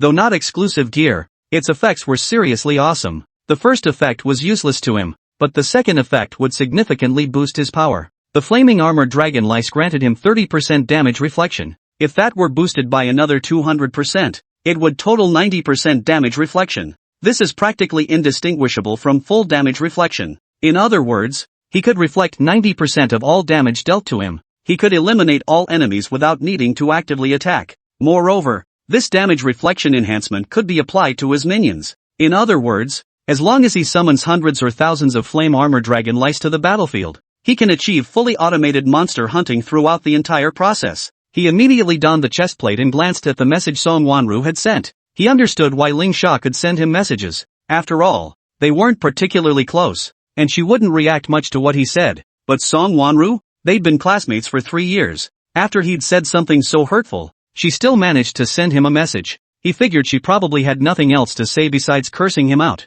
Yet the moment he saw the message, he admitted he'd been narrow-minded. In fact, his heart warmed. Qín Yú, I haven't surpassed you yet, so I won't let you die before me. I give you this guardian heart. I hope it will serve you well. Protect yourself. I'll be waiting for your return. 203. Shadow Monster Tide. Whispers of the Demon. Song Wanru had actually returned the guardian heart to him. This truly caught him off guard. Though he had no use for the equipment, it was a token of her goodwill. He couldn't very well say anything more. Traveling from Central Province to the Eastern Province border would take roughly 2 days. However, Qín Yú knew a faster route. Qín Yú, you truly haven't disappointed me. Over 10,000 kilometers, and you covered it in just half a day? Yan Hong dismounted from the dragon's back and praised him generously. It's nothing special. If I'd been riding alone, I might have made it even faster. Seeing this, Yan Hong said no more and immediately led Qín Yú toward the border camp. But before they had taken a few steps, a piercing wail echoed from the distance. Then, beams of light erupted from every direction. Damn it! Worry flashed across Yan Hong's face as she tried to rush toward the sound. But the next second, Qín Yú pulled her onto the dragon's back, soaring toward the commotion. The closer they got, the more they felt a palpable aura of death. The air thickened with the pungent stench of blood. Moreover, it was visible to the naked eye. From a distant swirling black mist, a relentless tide of monsters surged toward the border. Their forms were indistinct, but they varied in size, wielding weapons of all kinds. Their only common traits were being shrouded in the black mist and possessing pairs of eyes glowing red, like shadow creatures. In an instant, the camp was destroyed. The soldiers fought desperately, but it was futile. The shadow creatures were simply too numerous and arrived too swiftly, the defenders had no time to prepare. 1,000-man garrison suffered over half casualties in the blink of an eye. Hold the line. Inside the barracks, a man clad in full armor and wielding dual blades fought fiercely against the onslaught. He was Wang Shuai, a member of the Raging Flame Squad. He was also the youngest major general in the Falcon Army. Originally, he had dismissed the beast tide as insignificant, but now it seemed his judgment had been short-sighted. With Yan Hong absent, he had no choice but to hold the line here until her return. Frankly, he didn't quite grasp the significance of Yan Hong's departure at this critical moment. She claimed she was seeking someone capable of turning the tide of battle, but where could such a person be found to help now? Border defense zones across every province are already stretched thin. It's utterly impossible for anyone to come to our aid at this critical moment. After all, no one wanted to lose their life for nothing. But just then, he finally saw Yan Hong returning. Sister Yan. Seeing Yan Hong finally return, Wang Shuai's tense and fearful mood eased considerably. But when he noticed a little brat trailing behind her, he couldn't help but frown. Sis Yan, this is the backup you found? You didn't get duped by someone, did you? How old is this kid? He's not even level 30, is he? What good is he here? Get out of the way. Don't get hurt. Little did he know, Qín Yǔ had no time for his questions. He shoved him aside and with a sweeping gesture, tens of thousands of insectoid followers charged toward the beast tide. He's no kid, he's the savior of our Falcon Army. Savior? He's just a summoner. Wang Shuai glanced at the swarm of insectoid minions charging forward and couldn't help but snort coldly. Those bugs are only around level 20, but the shadow monsters bursting out of the abyss aren't below level 40. Even if they outnumber us, they can't possibly win. Yet the next instant, countless explosions erupted in the distance. In the blink of an eye, the overwhelming swarm of shadow monsters vanished completely. This scene left Wang Shuai frozen in place. After all, those shadow monsters were all level 40 or higher, with health pools easily exceeding 50,000. Moreover, bolstered by the abyss's black mist, their defenses were exceptionally high. Yet this kid had dispatched them with such ease, without even needing to lift a finger himself. But the battle wasn't over yet. Thanks to Qín Yǔ's intervention, the remaining Falcon Army soldiers who were still alive also withdrew from the battlefield. Seeing this suddenly appearing young man, their faces, like Wang Shuai's, were filled with confusion. They couldn't fathom why this unfamiliar boy had appeared here. It wasn't until they saw the countless swarms charging toward the abyss's border that they finally understood. This guy had come to help, and he was incredibly powerful. He single-handedly repelled a million-strong beast tide. His prowess was beyond measure. Moreover, he continued advancing toward the abyss's border. Not a single monster dared come within half a step of him. The tide-like swarm of insects, countless leader-level monsters, and the ceaselessly screeching golden-scaled insects in the air. Each one was a formidable force in its own right. This left everyone in the military camp utterly stunned. All eyes turned to Yan Hong, perched high above, seeking answers in her expression. But Yan Hong didn't rush to explain. Instead, she raised her spear with a smile, pointing it at the shadow monsters still pouring forth in the distance. Hunters of the Falcon Army, defending our homeland is our sacred duty. Now is the time to strike back. Sharpen your focus. Surely none of you want to be outdone by a youngster? Yan Hong's words carried immense conviction. As the Falcon Army's long-standing leader, she had always been a model within the ranks. At her command, the panic that had gripped them instantly subsided. Blood rushed to their heads, and even some wounded soldiers instinctively raised their weapons. Charge! Keep formation tight. Warriors and knights lead the charge. Healers and array masters form the center. Mages and archers provide rear fire support. Let those bastards see what the Falcon Army is made of. The surge of returning passion and courage, fueled by adrenaline, propelled them headlong into the battlefield. Without a moment's hesitation, Yan Hong, now resembling a war god herself, swung her spear glowing crimson with a single, decisive strike, felling a dozen shadow monsters within a radius of 10 meters. The tide turned instantly, and the relentless wave of shadow beasts was finally held back. Qín Yǔ sat atop an eagle-eye dragon insect, observing the battlefield with a faint smile curving his lips. With the golden skill, self-destruct, such large groups of monsters were practically a gift to him. The attack had a wide range, dealt high damage, and required almost no resources. All he needed to do was continuously summon the lowest-tier worms from the air. It seemed like this abyssal beast tide wasn't so difficult to handle after all, but just then, a purple glow suddenly flared up from the depths of the abyss. A deep, oppressive voice echoed from the abyss, like the growl of a demon. You vile humans dare to stand in the way of our Shadow Fiend's counterattack? Enjoy the terror of death. 204. The Shadow Fiend's attack. But I am a six-winged angel. The grand finale. A colossal black figure slowly materialized from the abyss. like a judge emerging from the darkness, starkly contrasting with the surrounding shadow creatures, crowned with a regal diadem, cloaked in a flowing mantle, and clad head to toe in deep purple armor. It wielded a crimson scythe larger than its own frame. Upon its appearance, the black mist surrounding the shadow creatures instantly turned crimson, as if imbued with a bloodthirsty buff. A lord-level monster? Or a commander-level monster? Qín Yǔ hovered in midair,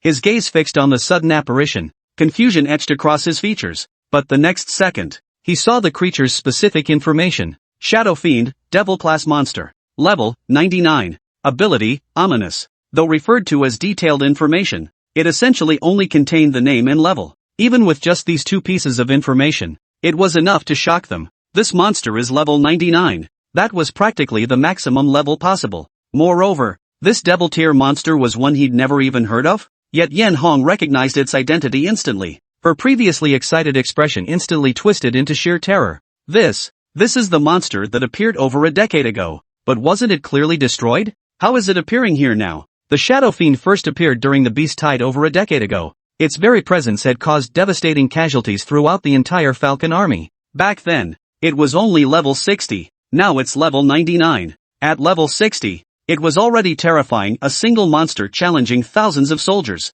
Now at level 99, wouldn't it slaughter them all? And most crucially, why had it suddenly revived? And why now? Unlike the others frozen in place, Qín Yǔ saw the Shadow Fiend and without hesitation waved his hand, summoning his insect swarm to attack. The Shadow Fiend, of course, saw the insects charging toward him and Qín Yǔ hovering in the air. His eyes brimmed with contempt for these weaklings. In its mind, these adventurers were as insignificant as ants. Even when it was young and reckless over a decade ago, they hadn't inflicted any fatal damage. Now, having reached the pinnacle of power, slaughtering this bunch of scum was as easy as drinking water. Therefore, he paid no attention to the swarm or Qín Yǔ, fixing his gaze instead on the distant crimson silhouette. The great battle over a decade ago had forced it into hiding. Now, it was time to exact its revenge. Yet the next instant, countless explosions erupted beside him. Violent shockwaves mingled with thick smoke instantly engulfed him. Simultaneously, they drained every last drop of his health. This left everyone in the rear camp utterly stunned once more.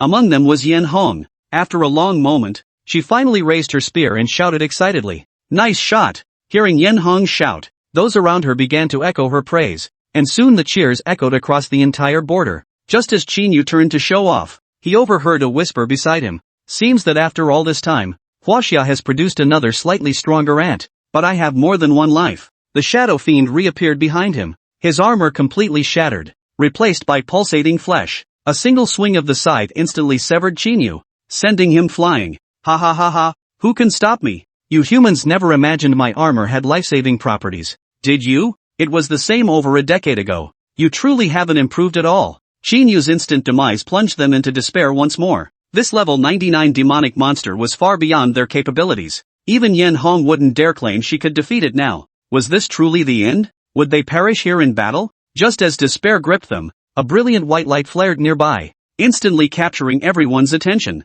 Then, a six-winged angel slowly rose from the ruins, radiating pure, unblemished holiness. Against the gloomy, oppressive backdrop of the battlefield, it shone with extraordinary brilliance. What's going on? How could an angel be here? The Shadow Fiend's massive frame trembled in terror. He feared nothing else, but the angelic race was his eternal nemesis. He stood no chance against such a being. Most crucially, didn't this creature resemble the young man he just dispatched with a single swing of his scythe? Trying to run? Did I give you permission? As if sensing the Shadow Fiend's fear and retreat, Qín Yǔ swiftly readjusted his stance. Raising both hands, he unleashed a massive light sword that sliced through the surrounding darkness. This startled both the Shadow Fiend and everyone else present. Holy Sword of Light. Die! Qín Yǔ swung the light sword violently, unleashing a massive wave of light that surged toward the Shadow Fiend. The Shadow Fiend instantly raised its scythe to block, but the moment it touched the wave, it perished. He collapsed to the ground, his form instantly shrinking to that of a normal human. Before he could react,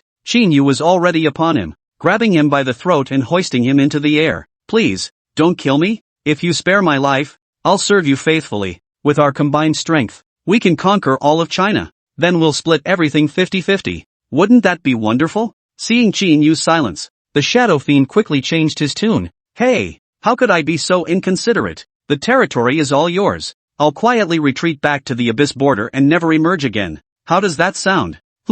Only then did Qín Yǔ nod. he breathed a sigh of relief. But the next second, the lightsaber instantly severed his body. Feeling the emptiness below his waist, the Shadow Fiend looked at Qín Yǔ with confusion, trying to read his face for an answer. He had clearly agreed not to kill him, so why? But you wasted one of my top-tier pieces of gear. You can't afford to pay for that. Therefore, I must still kill you. You! Before the Shadow Fiend could utter a word, Qín Yǔ flung him violently across the battlefield, and as if that wasn't enough, he swung his sword several more times, slicing the Shadow Fiend into nothing but scraps. Yan Hong stared wide-eyed at Qín Yǔ, now radiating brilliant white light and adorned with 3 pairs of enormous wings, resembling an angel. She had only thought Qín Yú's strength was extraordinary, capable of helping her and the eastern province resolve this beast tide, but she never imagined this kid's power would grow so rapidly, and he was actually kind of handsome. Hey, Captain Yen? You're drooling. Only when Qín Yǔ returned to her side did she snap back to reality, wiping away the drool.